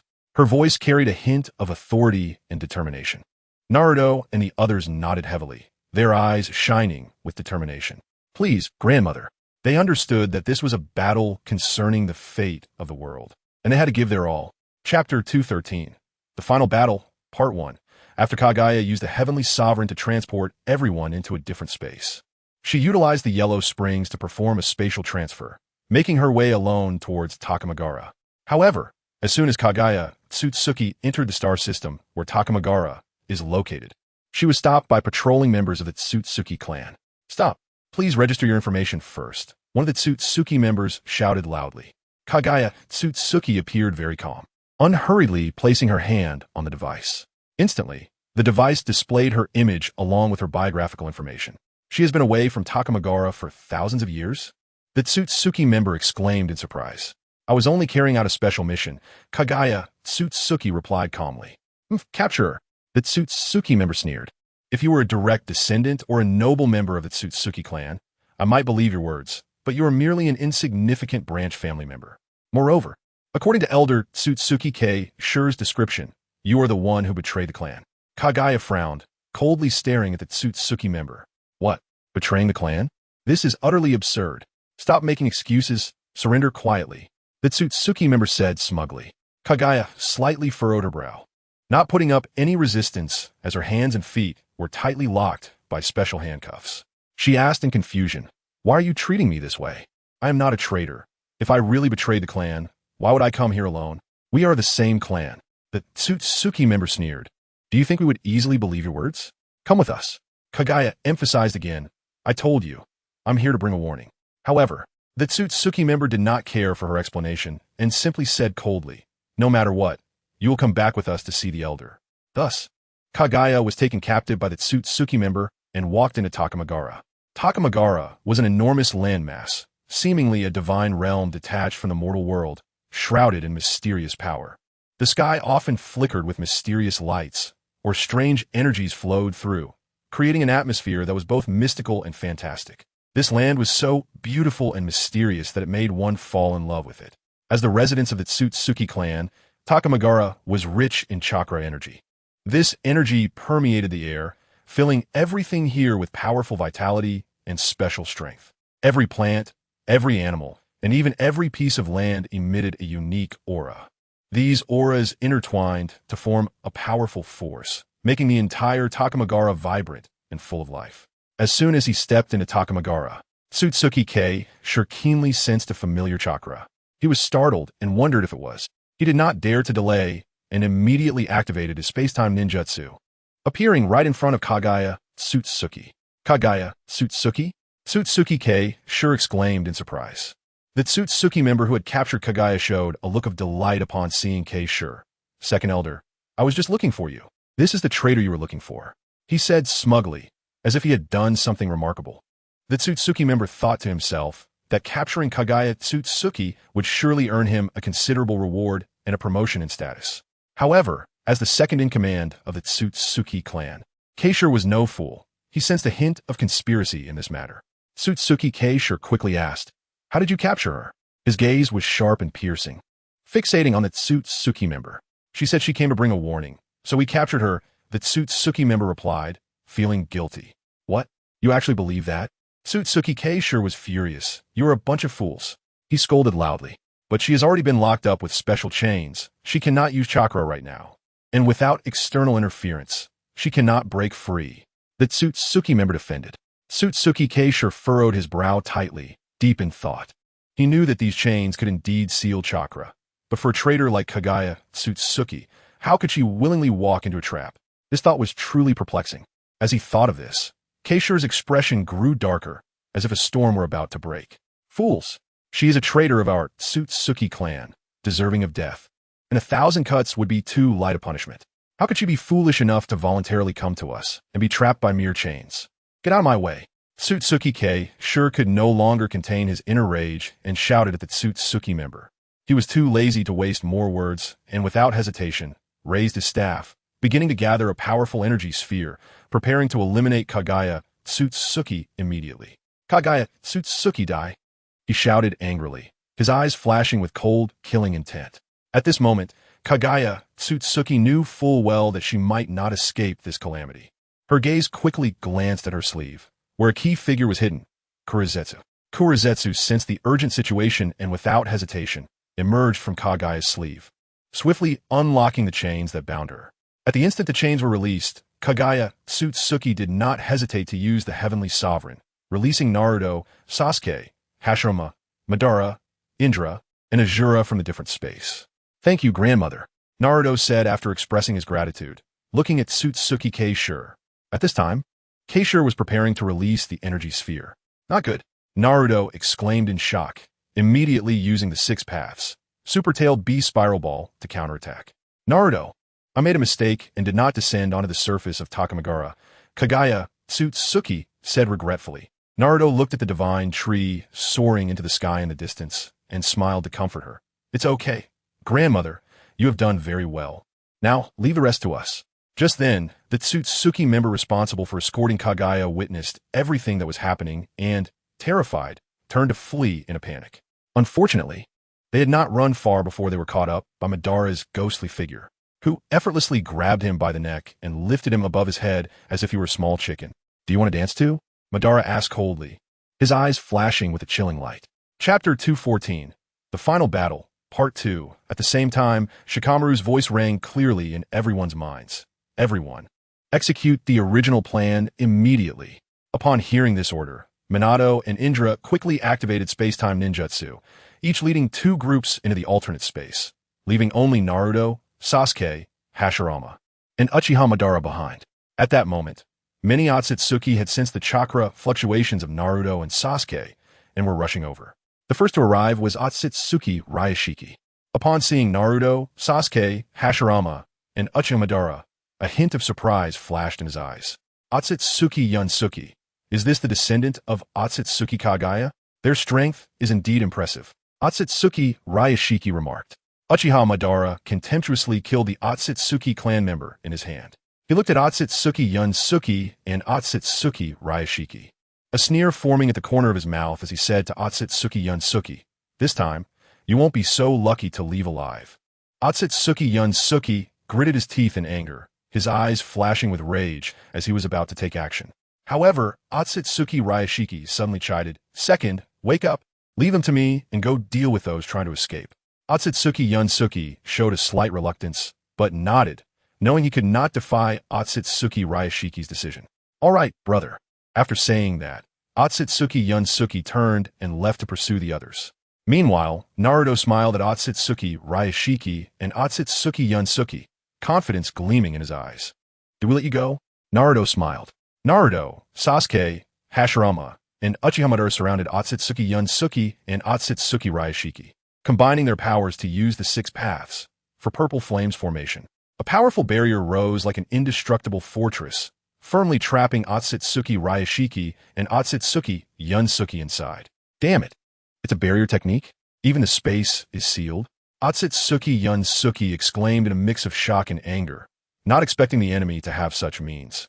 However, Otsutsuki Ryashiki remained particularly calm, saying nonchalantly, "Are they trying to stall us? But don't forget, this is the sacred ground of our Otsutsuki clan. My clansmen will arrive shortly to assist. By then, can you still trap us?" As soon as he finished speaking, several Otsutsuki clan members quickly arrived. "Attack them," Otsutsuki Ryashiki ordered without hesitation. "Yes, Grand Elder," several Otsutsuki responded, as Naruto, Sasuke, and the others were fully maintaining the barrier technique. They were about to be attacked by the Otsutsuki clan members. Naruto and Sasuke immediately used shadow clones to defend. Meanwhile, a dazzling yellow light flashed as a pile of nuclear bombs, marked with danger signs, was thrown by Minato to various corners of the high heavenly plane. Just as those Otsutsuki clan members were surprised and cautious about the suddenly appearing nuclear weapons, Deidara's voice echoed in the air. "Explosive release, nuclear fission." Huh! With a shout, a large number of mushroom clouds suddenly rose above the high heavenly plane, and the earth-shattering explosion instantly engulfed the entire high heavenly plane. Otsutsuki Ryashiki, Otsutsuki Yunsuke, and a few Otsutsuki clan members were filled with rage upon seeing the rising mushroom clouds. Even the usually calm Otsutsuki Ryashiki's expression darkened. "This is your trick? If you think this can defeat our Otsutsuki clan, that's simply wishful thinking," Otsutsuki Ryashiki shouted angrily. "Of course, but our tricks aren't over yet," Naruto smiled. Otsutsuki Ryashiki and Otsutsuki Yunsuke began attacking the barrier, with Otsutsuki Ryashiki being a level stronger than Otsutsuki Yunsuke. Naruto, Sasuke, Hashirama, and Uchiha Madara gritted their teeth to maintain the 6 paths for Purple Flame's formation while fending off the attacks of the Otsutsuki clan members. On the other side, Deidara looked at the rising mushroom clouds with a fervent gleam in his eyes and excitedly shouted, "This is art." He felt immense pride in his masterpiece. However, the explosion did not kill as many Otsutsuki clan members as expected, but instead incited the fury of almost all Otsutsuki clan members, including those in the high heavenly plane. These enraged Otsutsuki clan members surged toward Deidara's location like a tide. Faced with the overwhelming enemy, Orochimaru, standing beside Deidara, smiled slightly and calmly activated space-time ninjutsu. Instantly, groups of white Zetsu emerged from the void, seemingly endless. "Hello!" With shouts, the white Zetsu army mixed into the Otsutsuki clan members. Soon after, each white Zetsu soldier glowed with dazzling light before exploding. This was a thrilling human bacterial bomb attack. The white Zetsu cells attempted to assimilate with the Otsutsuki clan members after the explosion. However, despite the massive destructive power of the nuclear bombs and white Zetsu bombs, they did not kill many Otsutsuki clan members. Nevertheless, these attacks successfully caused extreme discomfort and nausea among the Otsutsuki clan members. The furious Otsutsuki clan members charged forward, but their advance was intercepted by Indra and Ashura's complete body Susanoo and the true thousand-handed Buddha, 2 colossal beings that showcased unmatched power, completely blocking the Otsutsuki clan's assault. Meanwhile, Shino, Hanabi, Hinata, and Niji also joined the battle. They utilized the power of the reincarnation eye to unleash a powerful repulsive force, further halting the advance of the Otsutsuki clan members. At this moment, the area had already been marked with Minato and Kushina's Flying Thunder God space formation, preventing the enemy from using space-time ninjutsu to reach this place. However, it was just a matter of time before they attacked, as the enemy had an advantage in numbers and strength. Just then, Deidara shouted, "Fourth Raikage, where the hell is your chakra cannon? Hurry up and bring it over. Give them a shot." Fourth Raikage replied, it's coming, it's already ready." As soon as he finished speaking, he aimed the chakra cannon at the Otsutsuki in front, and a terrifying energy sphere rapidly gathered. As the energy bars on the side of the chakra cannon lit up and disappeared one by one, the chakra continued to gather and condense, creating a state of pressure in the space itself. When everything was ready, it erupted instantly, and a terrifying laser shot out from the chakra cannon, aimed directly at the Otsutsuki clan. What? The Otsutsuki clan members were shocked, for this strike possessed the power to destroy stars. Chapter 215, The Final Battle, Part 3. At this moment, the elders of the Otsutsuki clan stood in front, unleashing a terrifying chakra. "Don't be afraid, we will fight back." Seeing the Otsutsuki elders take action, the Otsutsuki clan members were filled with confidence and began to counterattack with powerful energy balls. However, They still underestimated the power of the chakra cannon. The strong laser collided with the Otsutsuki's attacks, instantly erupting into a dazzling light, as if the entire world had been illuminated. Following that, a deafening explosion resonated across the heavens and the earth, shaking the hearts of all. An earth-shattering explosion occurred, and massive energy waves spread outward at an astonishing speed. Not good, retreat quickly. The faces of the Otsutsuki elders changed drastically, filled with fear. They realized that the power of the explosion far exceeded their expectations and hurriedly ordered their clan members to retreat swiftly. But it was already too late. The shockwave from the explosion rapidly spread, sweeping in like a surging tidal wave. Many Otsutsuki members could not react in time and were caught in the shockwave. Some were blasted away, crashing heavily to the ground. Others were directly engulfed by the shockwave, their fates unknown. In an instant, cries of anguish filled the air, and blood stained the ground. Damn it! The Otsutsuki elders' expressions darkened, their hearts filled with anger and unwillingness. They could never have imagined suffering such heavy losses. Watching their clan members suffer countless casualties, they were consumed by rage and decided to give the enemy a painful lesson. Thus, they led the remaining Otsutsuki clan members angrily toward the fourth Raikage Ai and Deidara. However, at that moment, a powerful repulsive force suddenly erupted from the giant Rinnegan. This repulsive force was like an invisible giant wall, rapidly spreading outward. Wherever it went, both air and objects were ruthlessly pushed away. This was the true world-ending move of Naruto and the others, powerful enough to destroy everything on the surface of the high heavenly plane. The Otsutsuki elders sensed the dangerous aura and immediately shouted, "All Otsutsuki on high heavenly plane, come here to resist." Hearing the elders' command, a group of powerful Otsutsuki emerged from the high heavenly plane. Most of them were nobles of the Otsutsuki clan, living in luxury and comfort. At this moment, facing the sudden crisis, these Otsutsuki dared not be negligent and unleash their abilities to collectively resist the giant Rinnegan's attack. However, despite the Otsutsuki clan working together, the attack range of the giant Rinnegan was simply too vast, and its power was too overwhelming. The energy waves it released surged like a tsunami, sweeping across the entire high heavenly plane. Although the Otsutsuki managed to withstand part of the attack, a large number of both main family and branch family members were severely injured or even lost their lives. In an instant, the sounds of wailing echoed endlessly across the high heavenly plane. Blood stained this once peaceful land, as if a nightmare had descended. The surface, already pockmarked by nuclear explosions, now appeared even more horrific, with Otsutsuki buildings reduced to ruins, as if ravaged by a world-class typhoon. This is art. Deidara looked at the tragic state of the Otsutsuki clan, a smile on his face as he loudly praised it. Shikamu, Hinata, Orochimaru, and others showed expressions of surprise. They did not expect this strategic plan to be so successful, dealing a heavy blow to the Otsutsuki clan. After this strike, the giant Rinnegan transformed into countless fading Byakugan, ultimately dissipating completely, resembling a beautiful yet deadly fireworks display. The Otsutsuki in the sky also suffered heavy blows, falling one by one. Only a few Otsutsuki elders, clan nobles, and some relatively powerful main family members remained standing in the sky under the powerful repulsive force.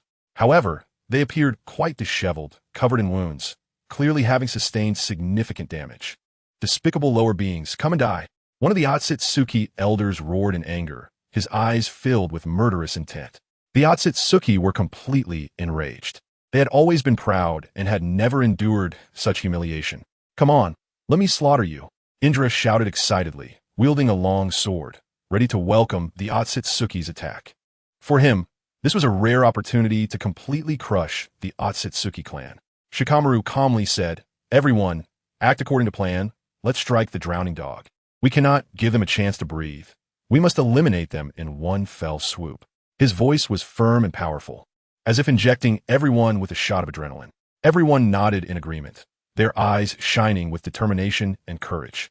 Thus, they quickly divided into two teams, each with clear tasks and objectives. One team consisted of powerful members like Indra, Ashura, Minato, Kushina, Hinata, Shursui, Itachi, Sho, Niji, and Hanabi. They charged into the sky without hesitation, engaging the Otsutsuki clan above in battle. The other team was made up of Orochimaru, Jiraiya, Tsunade, Tobirama, the 12 ninja guardians, their parents, the Kage of the other 5 great villages, as well as Nagato, Konin, Yahiko, Kisame, and Scorpion. Their goal was to rush toward the high heavenly plane to deal with the severely injured Otsutsuki members. They knew that if they did not take this opportunity to eliminate these enemies, the Otsutsuki clan's powerful vitality would lead to significant changes in the battle situation once they recovered. Therefore, they launched their attacks mercilessly, pushing their strength to the limit to deal with the severely injured Otsutsuki clan members. Who repairs the water release dam? Kisame quickly formed hand seals with both hands and unleashed the Great Waterfall technique. Water flooded the high heavenly plane, forming a vast sea. Well done, Kisame, excellent water release. Tobirama remarked.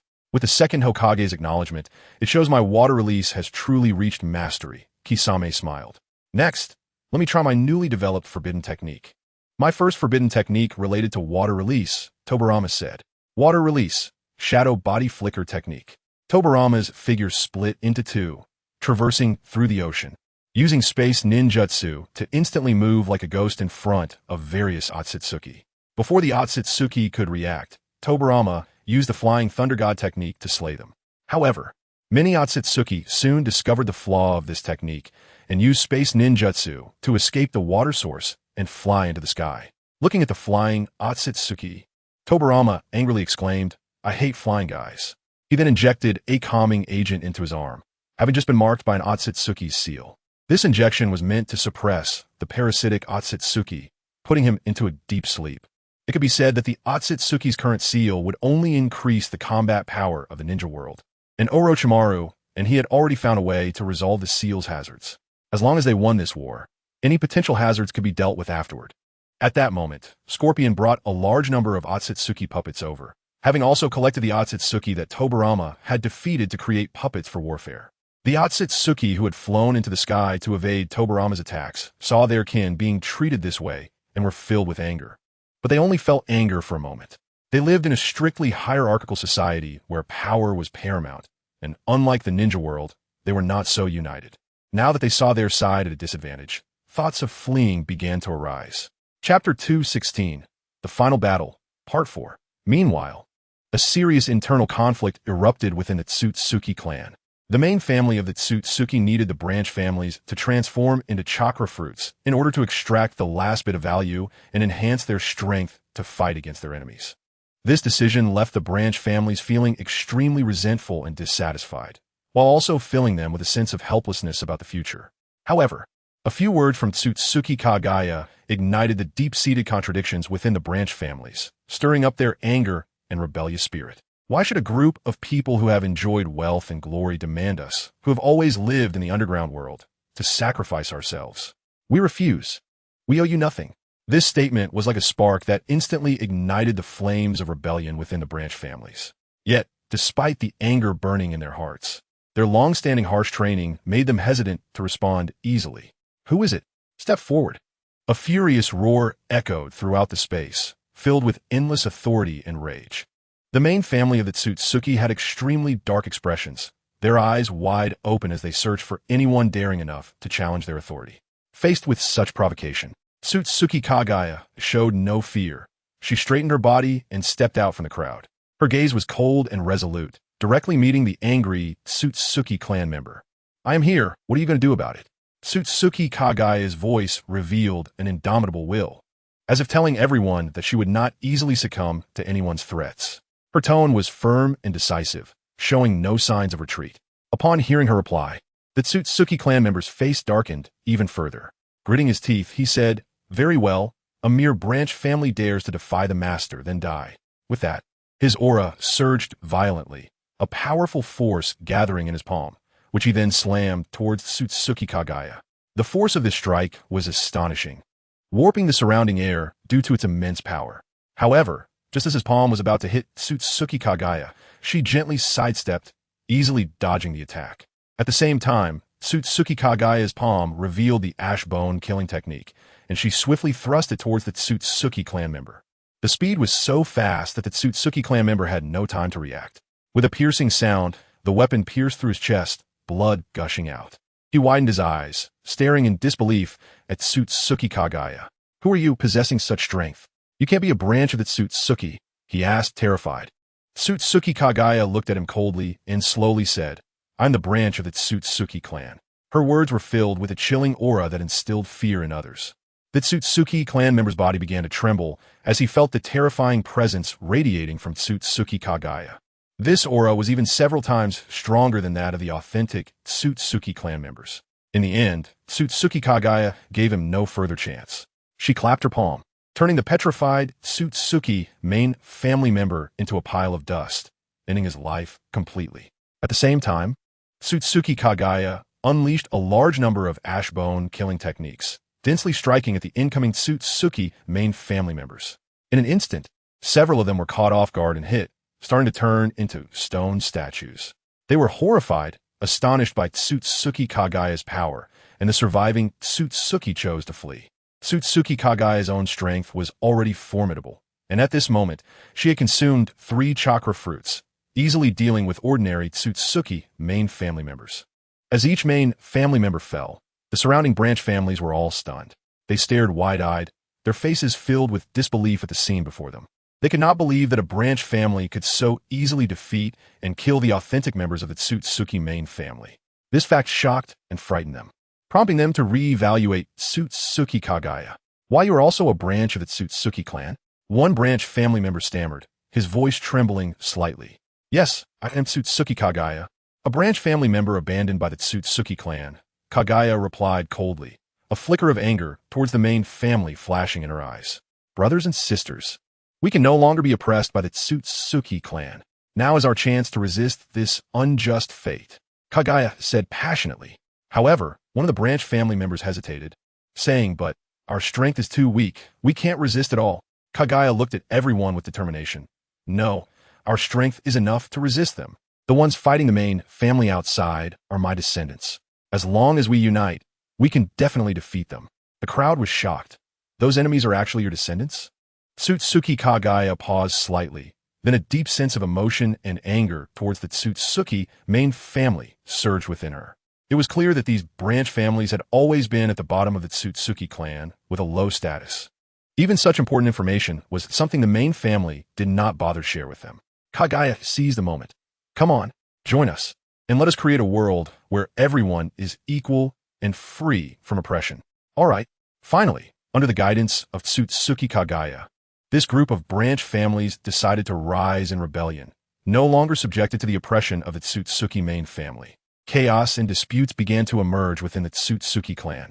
The contradictions between them intensified, breaking the previously united front against outsiders. Wars are often like this.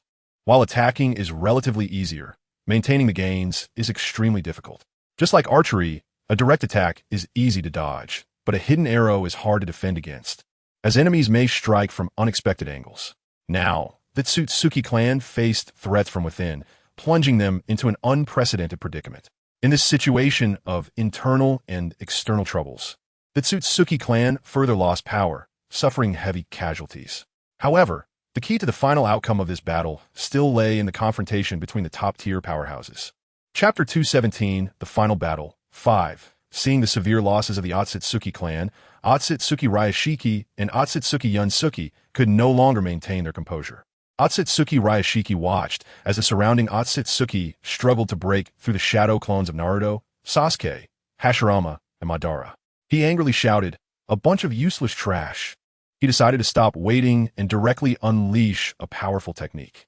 Chakra surged wildly around him, causing the space nearby to tremble violently. A massive black sphere appeared in his palm, emanating an aura of destruction. The black sphere radiated a chilling presence, as if it could obliterate everything, and it continued to expand. Otsutsuki Ryashiki intended to use this terrifying black sphere to forcibly break through the 6 paths for Purple Flame's formation that Naruto and the others had jointly cast. However, at that moment, Otsutsuki Yunsuki shouted in panic, "Big brother, I'm still here." He was worried about being caught in his brother's attack. "Second brother, we can't keep delaying like this. Otherwise, the Otsutsuki clan will really be finished." Otsutsuki Ryashiki roared. "I understand, big brother." Otsutsuki Yunsuki nodded. He took out his staff and waved it to create an invisible protective barrier around himself. "A group of unruly kids. Today, you will all stay with me," Otsutsuki Ryashiki said fiercely, his voice filled with murderous intent. At that moment, an even more terrifying chakra suddenly erupted from Otsutsuki Ryashiki, surging like a volcanic eruption. The already huge energy sphere instantly doubled in size, becoming even larger, resembling a doomsday sphere that was about to destroy the world. The enormous black sphere was close to touching the barrier, as if it were about to break through and swallow everyone inside. "This is the finality-seeking ball," Naruto said with a serious expression. He and Sasuke had witnessed this powerful force during Kagaya's techniques and knew its destructive power could not be underestimated. "That's right. It's evident we've pushed him to his limits, forcing him to use such a chakra-consuming yin-yang release ninjutsu," Sasuke said with a slight smile, a hint of mockery in his eyes. However, Madara Uchiha beside him scoffed disdainfully, "Humph, truly foolish. Although this man is powerful, he clearly lacks experience and combat intelligence." Hearing this, Otsutsuki Ryashiki became furious, glaring at Madara Uchiha, gritting his teeth and roaring, "Lowly creature, don't be so arrogant." As his words fell, the black seeking ball shot through Naruto and the other's barrier like a cannonball, racing toward them at high speed. Naruto and Sasuke frowned simultaneously, feeling a sense of alertness. Although the seeking ball spread rapidly, they had enough time to evade it. However, just then, Naruto and Sasuke realized that things might not be that simple. "Be careful," they immediately warned. "What danger could there be?" Madara Uchiha smiled. He was confident in his abilities, believing he could easily handle the attack of the seeking ball. Otsutsuki Ryashiki's lips curled up slightly, and suddenly a powerful gravitational field spread from him. This gravitational field was extremely strong, making the surrounding air feel heavy. Just as Naruto and the others were about to dodge the expanding seeking ball, they instantly felt the pressure increase. However, they had all trained in Kagaya's gravity space, and their bodies had adapted to this extreme gravitational environment. Therefore, they quickly reacted, stabilizing their footing to withstand the powerful gravitational field. Especially Naruto and Hashirama, who found it easier. They used their immense physical strength to lift Sasuke and Madara Uchiha, and quickly moved away from the expanding seeking ball. "Phew, that was close, Murata. You almost died just now," Hashirama said. Hey Saimama, hurry up and put me down. Even if you hadn't saved me, I would have found a way to survive." Madara Uchiha replied. His tone revealed a hint of disdain, as if he didn't appreciate Hashirama's help. Seeing his attack fail, Otsutsuki Ryashiki's expression darkened, and he gritted his teeth. Shouting die. The giant seeking ball stopped expanding, but began to split into countless smaller seeking balls, shooting toward Naruto and the others in a chaotic manner like rain. Naruto and the others were taken aback and immediately transformed their own seeking ball into a solid barrier to resist the dense attacks. "What a reckless guy," Naruto couldn't help but comment. Sasuke, Hashirama, and Madara Uchiha all nodded in agreement. Meanwhile, Otsutsuki Yunsuke let out a terrified scream. Big brother, help. He was also doing his best to fend off and dodge Otsutsuki Ryashiki's fierce assault, just like Naruto and the others. The previously surviving Otsutsuki clan members perished in this indiscriminate attack. Otsutsuki Ryashiki continuously launched attacks for a full 10 minutes. Only after the expanding seeking ball had visibly shrunk several sizes did he finally stop. Just as Naruto and the others let out a sigh of relief, Otsutsuki Ryashiki suddenly forcefully pushed the massive seeking ball, hurling it toward them. This sudden action surprised everyone, but they did not panic. Instead, they quickly reacted. Faced with this situation, Naruto and the others unhesitatingly unleashed the Six Paths, Heavenly Spear, to counter it with great power. In an instant, the forces collided in mid-air, creating a strong shockwave as if the entire space were being torn apart. "Big brother, I'm coming." Otsutsuki Yunsuke, dragging his injured body, was about to pick up his staff to gather an energy ball to attack Naruto and the others. However, his plan was interrupted as Naruto and the others' reinforcements arrived. Two figures stood in front of Otsutsuki Yunsuke. It was Indra and Ashura. Their appearance darkened the expressions of Otsutsuki Yunsuke and Otsutsuki Ryashiki. "Indra ancestor, Ashura ancestor. Why are you here? How is it over there?" Naruto asked anxiously. "Naruto, don't worry. Victory is in our grasp over there. Grandma, Shurin, Uchiha Shursui, and Uchiha Itachi are watching. I believe this battle will soon come to an end," Ashura replied with a smile. Hearing this news, Naruto and the others felt much of their worry lift. They knew that as long as they could hold off Otsutsuki Ryashiki and Otsutsuki Yunsuke here, victory would belong to them. And now, with the addition of Indra and Ashura, their strength was even greater, allowing them to better cope with the crisis at hand. How is this possible? How could our Otsutsuki clan lose? Otsutsuki Yunsuke roared incredulously, his voice deafening. At the same time, Otsutsuki Ryushiki's expression darkened instantly, his eyes burning with fierce rage as if he wanted to set the whole world ablaze. There's nothing impossible, except your death. Naruto roared, his eyes flashing with determination. The victory in the battle on the other side greatly inspired Naruto and the others, their fighting spirits soaring, and their faith growing stronger. The four of them worked together, pushing the heavenly spear to reverse the giant seeking ball back toward Otsutsuki Ryushiki. Seeing this, Otsutsuki Ryushiki was astonished, unable to close his mouth. He struggled desperately, trying to resist this powerful force. But the giant seeking ball surged forward with unstoppable momentum, ultimately backfiring on him with his own attack. However, just as Otsutsuki Ryushiki was about to be engulfed by the giant seeking ball, a miracle occurred. He suddenly appeared next to them unscathed, as if everything that had just happened was merely an illusion. "What's going on?" Naruto exclaimed in surprise. Naruto widened his eyes, unable to believe what was happening before him. This should be a technique similar to Izanami, capable of automatically eliminating unfavorable factors. He should be able to use it repeatedly. "Let us work together to deal with him," Sasuke said solemnly. He fixed his gaze on Otsutsuki Kinshiki, his eyes gleaming with sharpness. Naruto, Uchiha Madara, and Hashirama nodded in agreement with Sasuke's viewpoint. Otsutsuki Kinshiki was astonished. He didn't expect that his life-saving technique, which he relied on for survival, could be seen through so easily. The longer the Otsutsuki clan lived, the stronger they became. And Otsutsuki Kinshiki relied on this life-saving skill to become the current leader of the Otsutsuki clan. Chapter 218, The Final Battle, Part 6, at this moment. The severely injured Otsutsuki Kinshiki was being held back by Indra and Ashura, unable to protect himself. Meanwhile, Naruto, Sasuke, Hashirama, and Uchiha Madara had tightly encircled Otsutsuki Kinshiki, forming a siege. Faced with the four's onslaught, Otsutsuki Kinshiki appeared particularly serious. He no longer had the calm demeanor he had at the beginning and dared not underestimate Naruto and the others any longer. "Otsutsuki Kinshiki, today marks the end of your clan," Naruto shouted, his voice filled with determination and resolve. His gaze was sharp as an eagle's, seemingly piercing through Otsutsuki Kinshiki's soul. As Naruto's declaration echoed, the entire space felt as if it had frozen, and a tense atmosphere enveloped the air. An intense battle was about to erupt, resembling the suffocating calm before storm. Naruto instantly entered sage mode, his body shining with golden light like a dazzling sun. A powerful aura emanated from him, akin to surging ocean waves, leaving everyone in awe. This power seemed to surpass the limits of mortals, making all eyes turn towards him. Like a brilliant flash of light, Naruto broke through Otsutsuki Kinshiki's gravitational field in an instant.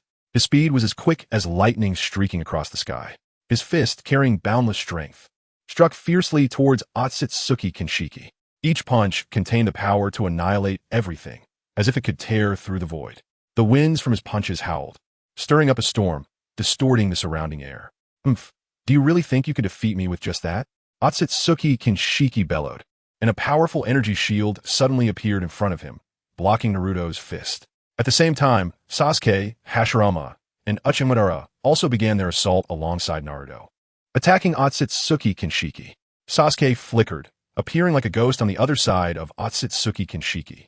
The Kusanagi sword in his hand emitted a chilling light as he swung the long sword, launching a fierce attack towards Kinshiki. The sword shadows intertwined, each strike carrying a deadly threat, as if intent on cleaving Kinshiki in two. "Otsutsuki Kinshiki, your era has come to an end," Sasuke said coldly. Hashirama formed hand seals and chanted, "Would release, all bag technique."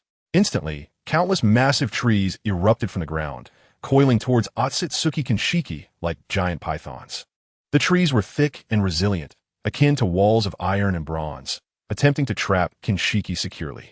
Uchiha Madara crossed his arms, exuding an overwhelming aura. He narrowed his eyes slightly, observing the battlefield situation. Suddenly, he shouted, "Uchiha Rebound."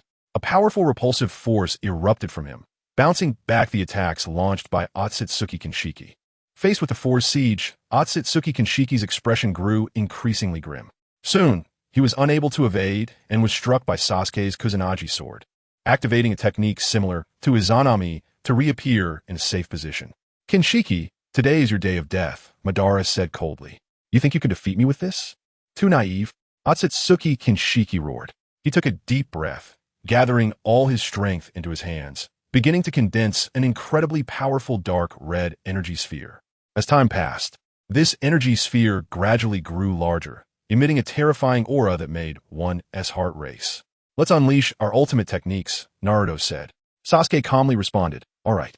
Hashirama nodded. That's right, let's unleash our strongest attack together. Hachimadara also agreed with their plan. Good, let's end this together. The four decided to attack in unison, gathering chakra and launching their assault.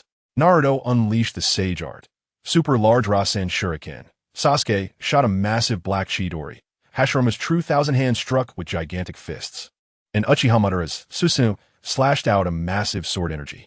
The four attacks collided with the enormous dark red energy sphere. At that moment, time seemed to stand still. The powerful forces clashed, producing a deafening roar. The entire battlefield was enveloped in this overwhelming strength, the brilliance blinding to the eye. Even Takamagara trembled under this power. The air was filled with smoke and dust, making it feel as if one were in an apocalyptic scenario. Otsutsuki Kinshiki felt this immense power, and a hint of fear flickered in his eyes as he began to falter.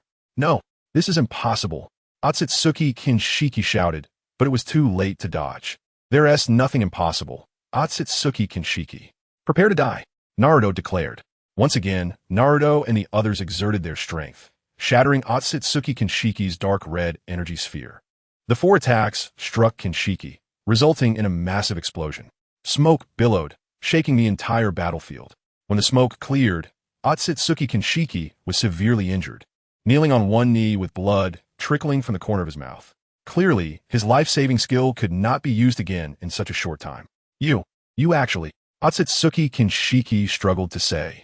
Otsutsuki Kinshiki, your ambition ends here, Naruto proclaimed loudly. However, Otsutsuki Kinshiki did not give up. He suddenly looked up to the sky and shouted, God, please grant me power. Otsutsuki clan's deity, please save your people. Chapter 219. The Final Battle, 7. Hearing Otsutsuki Ryushiki's prayer, Naruto and the others frowned, a sense of doubt and vigilance rising in their hearts. You actually covet your own life to give it to others. Are you crazy? Otsutsuki Yame has already died. Uchiha Madara couldn't help but speak up, his tone filled with confusion and skepticism. However, Otsutsuki Ryushiki firmly replied, No, our Otsutsuki clan's god is not dead. He has always been alive. This is also why I, as the elder, have never dared to take on the role of clan leader. Upon hearing this, Naruto and the others felt a shock in their hearts, exchanging glances and seeing shock and disbelief reflected in each other's eyes. If Otsutsuki Yame was truly still alive, it would be a tremendous threat. Impossible, Sasuke murmured, a wave of unease rising within him. He couldn't imagine what it would mean if Otsutsuki Yame was still in this world. Uchiha Madara was even more furious, shouting, Nonsense to confuse the masses. Naruto realized the seriousness of the situation, not daring to hesitate for a moment, and shouted, Let's attack together and quickly eliminate him. All right, Sasuke, Hashirama, and Uchiha Madara responded in unison, fully aware that they couldn't give Otsutsuki Ryushiki a chance to escape or cause more trouble. Thus, the four decided to join forces to completely eliminate Otsutsuki Ryushiki. However, just as they were about to launch their attack, Otsutsuki Ryushiki seemed to have completely given up resistance, still kneeling and praying devoutly. God, please save us. Otsutsuki Ryushiki's voice carried a sense of despair and helplessness, as if all hopes were placed on that mysterious god of the Otsutsuki clan. Just as Naruto's truth-seeking ball, Rasen Shuriken, Sasuke's Chidori, Hashirama's Wood Dragon Jutsu, and Uchiha Madara's Heavenly Obstacle Star were about to strike Otsutsuki Ryushiki, an indescribable terror suddenly descended. Naruto and the others' bodies stiffened, as if bound by some invisible force. Time and space seemed to freeze in that instant, with Naruto's Rasen Shuriken, Sasuke's Chidori, Hashirama's Wood Dragon Jutsu, and Uchiha Madara's Heavenly Obstacle Star suspended in midair, motionless. Naruto and the others found themselves unable to move, their eyes wide open in terror, watching everything unfold before them. Then, a transcendent voice slowly echoed. Who allowed you to come and trample on our Otsutsuki clan? The voice was filled with authority and an air of inviolability. A figure gradually emerged, resembling the Sage of Six Paths, in a special spiritual state, but with an even more powerful aura. He was Otsutsuki, the god of the Otsutsuki clan. Naruto tried with all his might to break free from the restraints, only to find himself utterly powerless. Despair appeared on Naruto's face as he thought to himself, "Is today the day I die here? No, I absolutely cannot die here. Hinata, Boruto, Himawari, my father and mother, Jiraiya-sensei, Kakashi-sensei, and so many others are waiting for me. I cannot fall here. The ninja world needs me. Yeah. It's not over yet." Naruto's eyes revealed an unwavering determination. With a roar, Naruto swung out a punch, the wind from his punch howling, striking towards the frozen space before him with immense force. This punch was like a bolt of lightning, instantly tearing through the previously calm void, producing a crisp, cracking sound. Huh? Otsutsuki slightly furrowed his brows, showing a hint of surprise. He did not expect Naruto to break the stasis he created with sheer willpower and brute strength. This power surprised him, but also ignited a battle desire deep within him. At this moment, Sasuke also showcased astonishing strength. He utilized his time reversal ability to successfully break the stasis, quickly arriving beside Naruto. The two stood side by side, their momentum soaring, their gazes firmly locked onto Otsutsuki. Hashirama and Uchiha Madara were not to be outdone, breaking through the stasis in succession to stand next to Naruto and Sasuke. The four faced the formidable enemy together, a heavy atmosphere permeating the air. "You are quite impressive. No wonder you dare to provoke our Otsutsuki clan." Otsutsuki lips curled into a faint smile, a glimmer of admiration flashing in his eyes. However, his tone remained icy, conveying a hidden authority. "Otsutsuki god, please eliminate them quickly. They have harmed many of our kin, bringing us immense suffering," Otsutsuki Ryushiki urgently shouted, his voice filled with anger towards Naruto and the others. "Do I need you to teach me what to do?" Otsutsuki gaze turned cold, his sharp eyes sweeping over Otsutsuki Ryushiki, causing him to tremble and turn pale. I dare not. I dare not." Otsutsuki Ryushiki quaked in fear, lowering his head and not daring to utter another word. "You are quite impressive. If you surrender now and submit to me, I can let the past go," Otsutsuki said to Naruto and the others, his voice filled with confidence and authority. However, Naruto fearlessly responded, "Otsutsuki, you must not have the confidence to defeat us." His gaze was firm and resolute, as if he was fully prepared for battle. Sasuke chimed in, "That's right, you Otsutsuki clan have elevated you to such a godlike status. If that were true, how could you value us enough to seek our submission?" His tone carried a hint of mockery, seemingly questioning Otsutsuki strength. Following that, Uchiha Madara also expressed his views. "Otsutsuki, I see you cannot even be called God. You clearly have your limits. Otherwise, we wouldn't have been able to break free from the stasis. And I, Uchiha Madara, have decided that I will never surrender." Uchiha Madara's voice was cold and resolute, declaring his stance. "Madara is right. We will never surrender." Hashirama said, "That's right. We absolutely cannot surrender." At that moment, Indra Ashura and other powerful figures quickly arrived beside Naruto. They expressed their willingness to fight alongside Naruto, resisting Otsutsuki. On the other hand, the remaining Otsutsuki clan members knelt, worshipping Otsutsuki, for he was their god. Faced with Naruto and the others' firm resistance, Otsutsuki merely let out a cold laugh, saying, "I have already spurned the flesh and transformed into a god, and you mere ants dare to think you can defeat me? It's simply a dream." Otsutsuki tone was filled with disdain and mockery. He continued, Come, I will stand still and let you hit me. Let's see if you can even scratch me." This statement fully expressed his confidence, as if he regarded Naruto and the others as insignificant. As Otsutsuki words fell, the scene fell into dead silence, with only his arrogant laughter echoing through the air. Otsutsuki spread his arms, exuding a terrifying aura. In that moment, he truly seemed to become an invincible god. Meanwhile, Naruto and the others appeared as insignificant ants before him, so small in comparison. Chapter 220, The Final Battle, 8. Otsutsuki Kinshiki, for the sake of the ninja world, we will definitely defeat you, Naruto declared with conviction. Looking at his comrades fighting alongside him, Naruto felt an endless surge of energy. Otsutsuki Kinshiki looked at the ninjas before him disdainfully and said, "You ants think you can stand against me? First, let us see if you can even touch me. Bastard, don't underestimate the bonds between us ninjas," Naruto shouted. The battle was about to begin, and Naruto charged forward first. He used the shadow clone technique, instantly creating countless Narutos who all attacked Kinshiki together. Kinshiki waved his hand lightly and dispersed all of Naruto's shadow clones. Naruto was not discouraged. He again used the Rasen Shuriken and rushed towards Kinshiki. Kinshiki scoffed and easily blocked Naruto's Rasen Shuriken with one hand. Seeing this, Sasuke immediately used Chidori and charged at Kinshiki. Kinshiki dodged Sasuke's attack with a swift sidestep. At that moment, Indri used Amaterasu, and black flames surged towards Kinshiki. Kinshiki chuckled and used a mysterious power to absorb the flames of Amaterasu.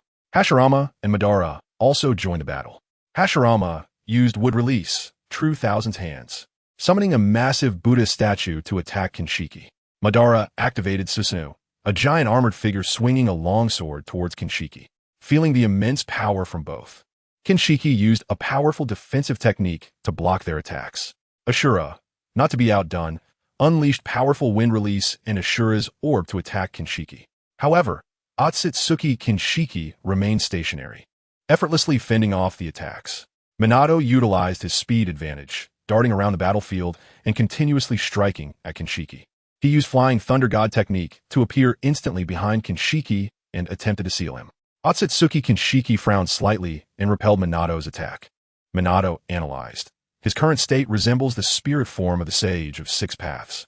We might not be able to land direct physical attacks on him, but we can use special sealing techniques or Jinjutsu to strike. Jinjutsu? Let Itachi and I handle that. Shursui said. Shursui and Itachi immediately cast Kodoeme Tsukumi and Tsukuyami on Otsutsuki Kinshiki. Shursui attempted to control Kinshiki's mind using his Kodoeme Tsukumi, but Kinshiki's mental strength was very powerful, rendering Shursui's technique ineffective. Itachi cast Tsukuyami, trapping Otsutsuki Kinshiki in a surreal world. In this world, Itachi continuously attacked Kinshiki's weaknesses, trying to defeat him. Yet, despite it being Itachi's Tsukuyami world, he found himself helpless against Kinshiki. The battle was intense, with Naruto and others using all their might. But Otsutsuki Kinshiki's power was simply too overwhelming. Despite Naruto's prolonged efforts, he could not shake Kinshiki. Kinshiki sneered. It seems you can no longer pique my interest. I enjoy seeing the despair on your faces. What should we do, Sasuke? Sasuke asked with a frown. Just as everyone felt despair, Naruto suddenly thought of a plan. At the same time, Minato, Orochimaru, and Tobirama also had the same thought. They all thought of the forbidden technique, Shiki F-Gene. Through intercommunication, they quickly decided that Orochimaru would be the one to perform the technique. Even so, our success rate is not high, as Otsutsuki Kinshiki can easily stop us from casting our ninjutsu. Orochimaru said, we need to rely on sealing techniques and Jinjutsu to restrain Otsutsuki Kinshiki. Minato pondered.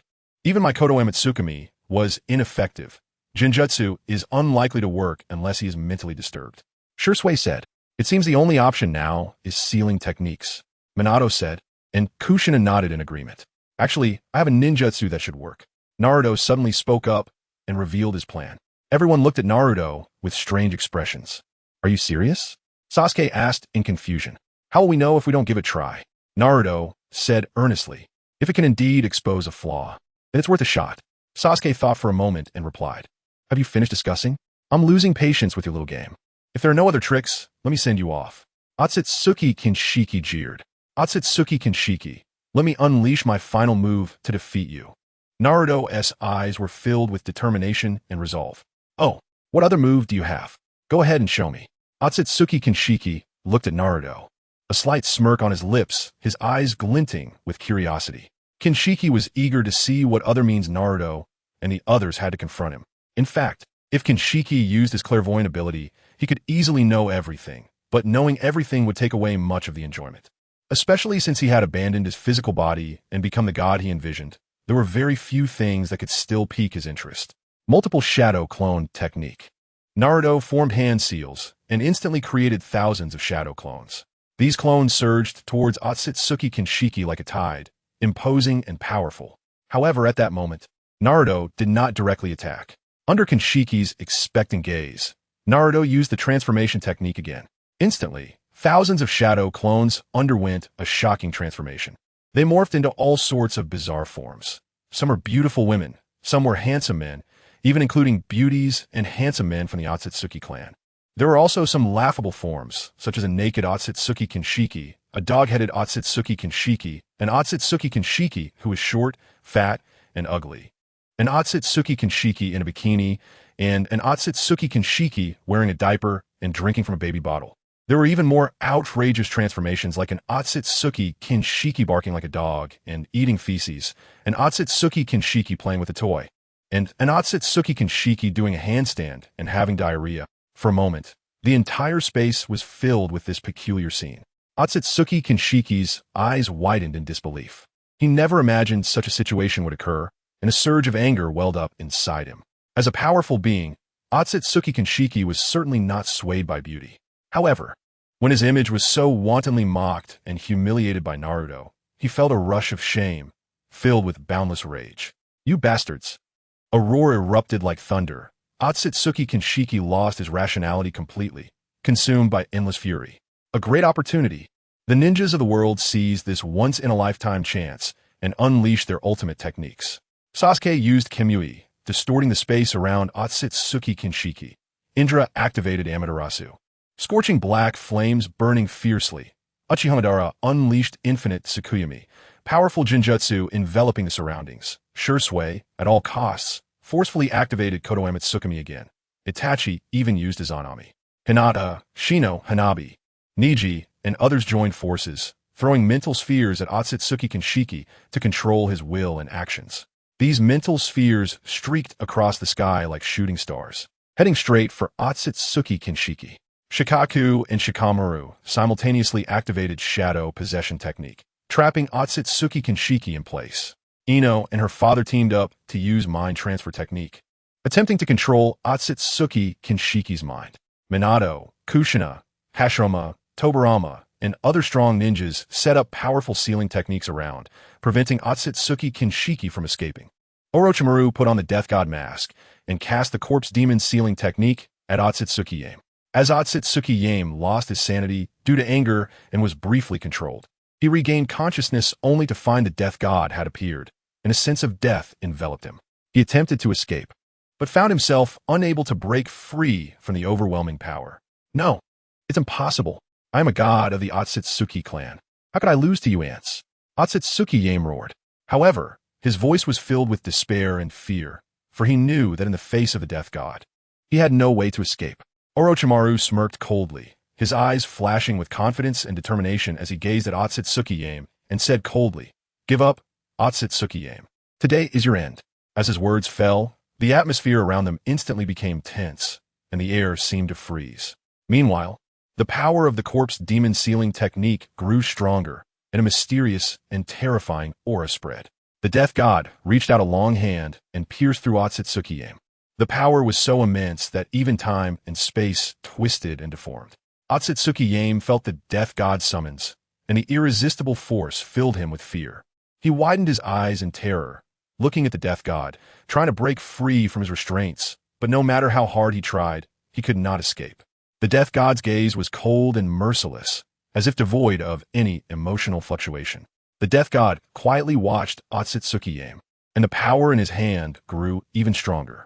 Otsutsuki Yame was already in a special spiritual state, and the Death God did not need to extract his soul from a physical body. Otsutsuki Yame was easily held in the Death God's hand and devoured. Meanwhile, Orochimaru used the Impure World Reincarnation Technique to transfer his soul into a white Zetsu body, achieving rebirth in a new form. The Death God. Seeing that the caster had become an empty shell without a soul, the Death God only took Otsutsuki Yame's soul and turned to leave.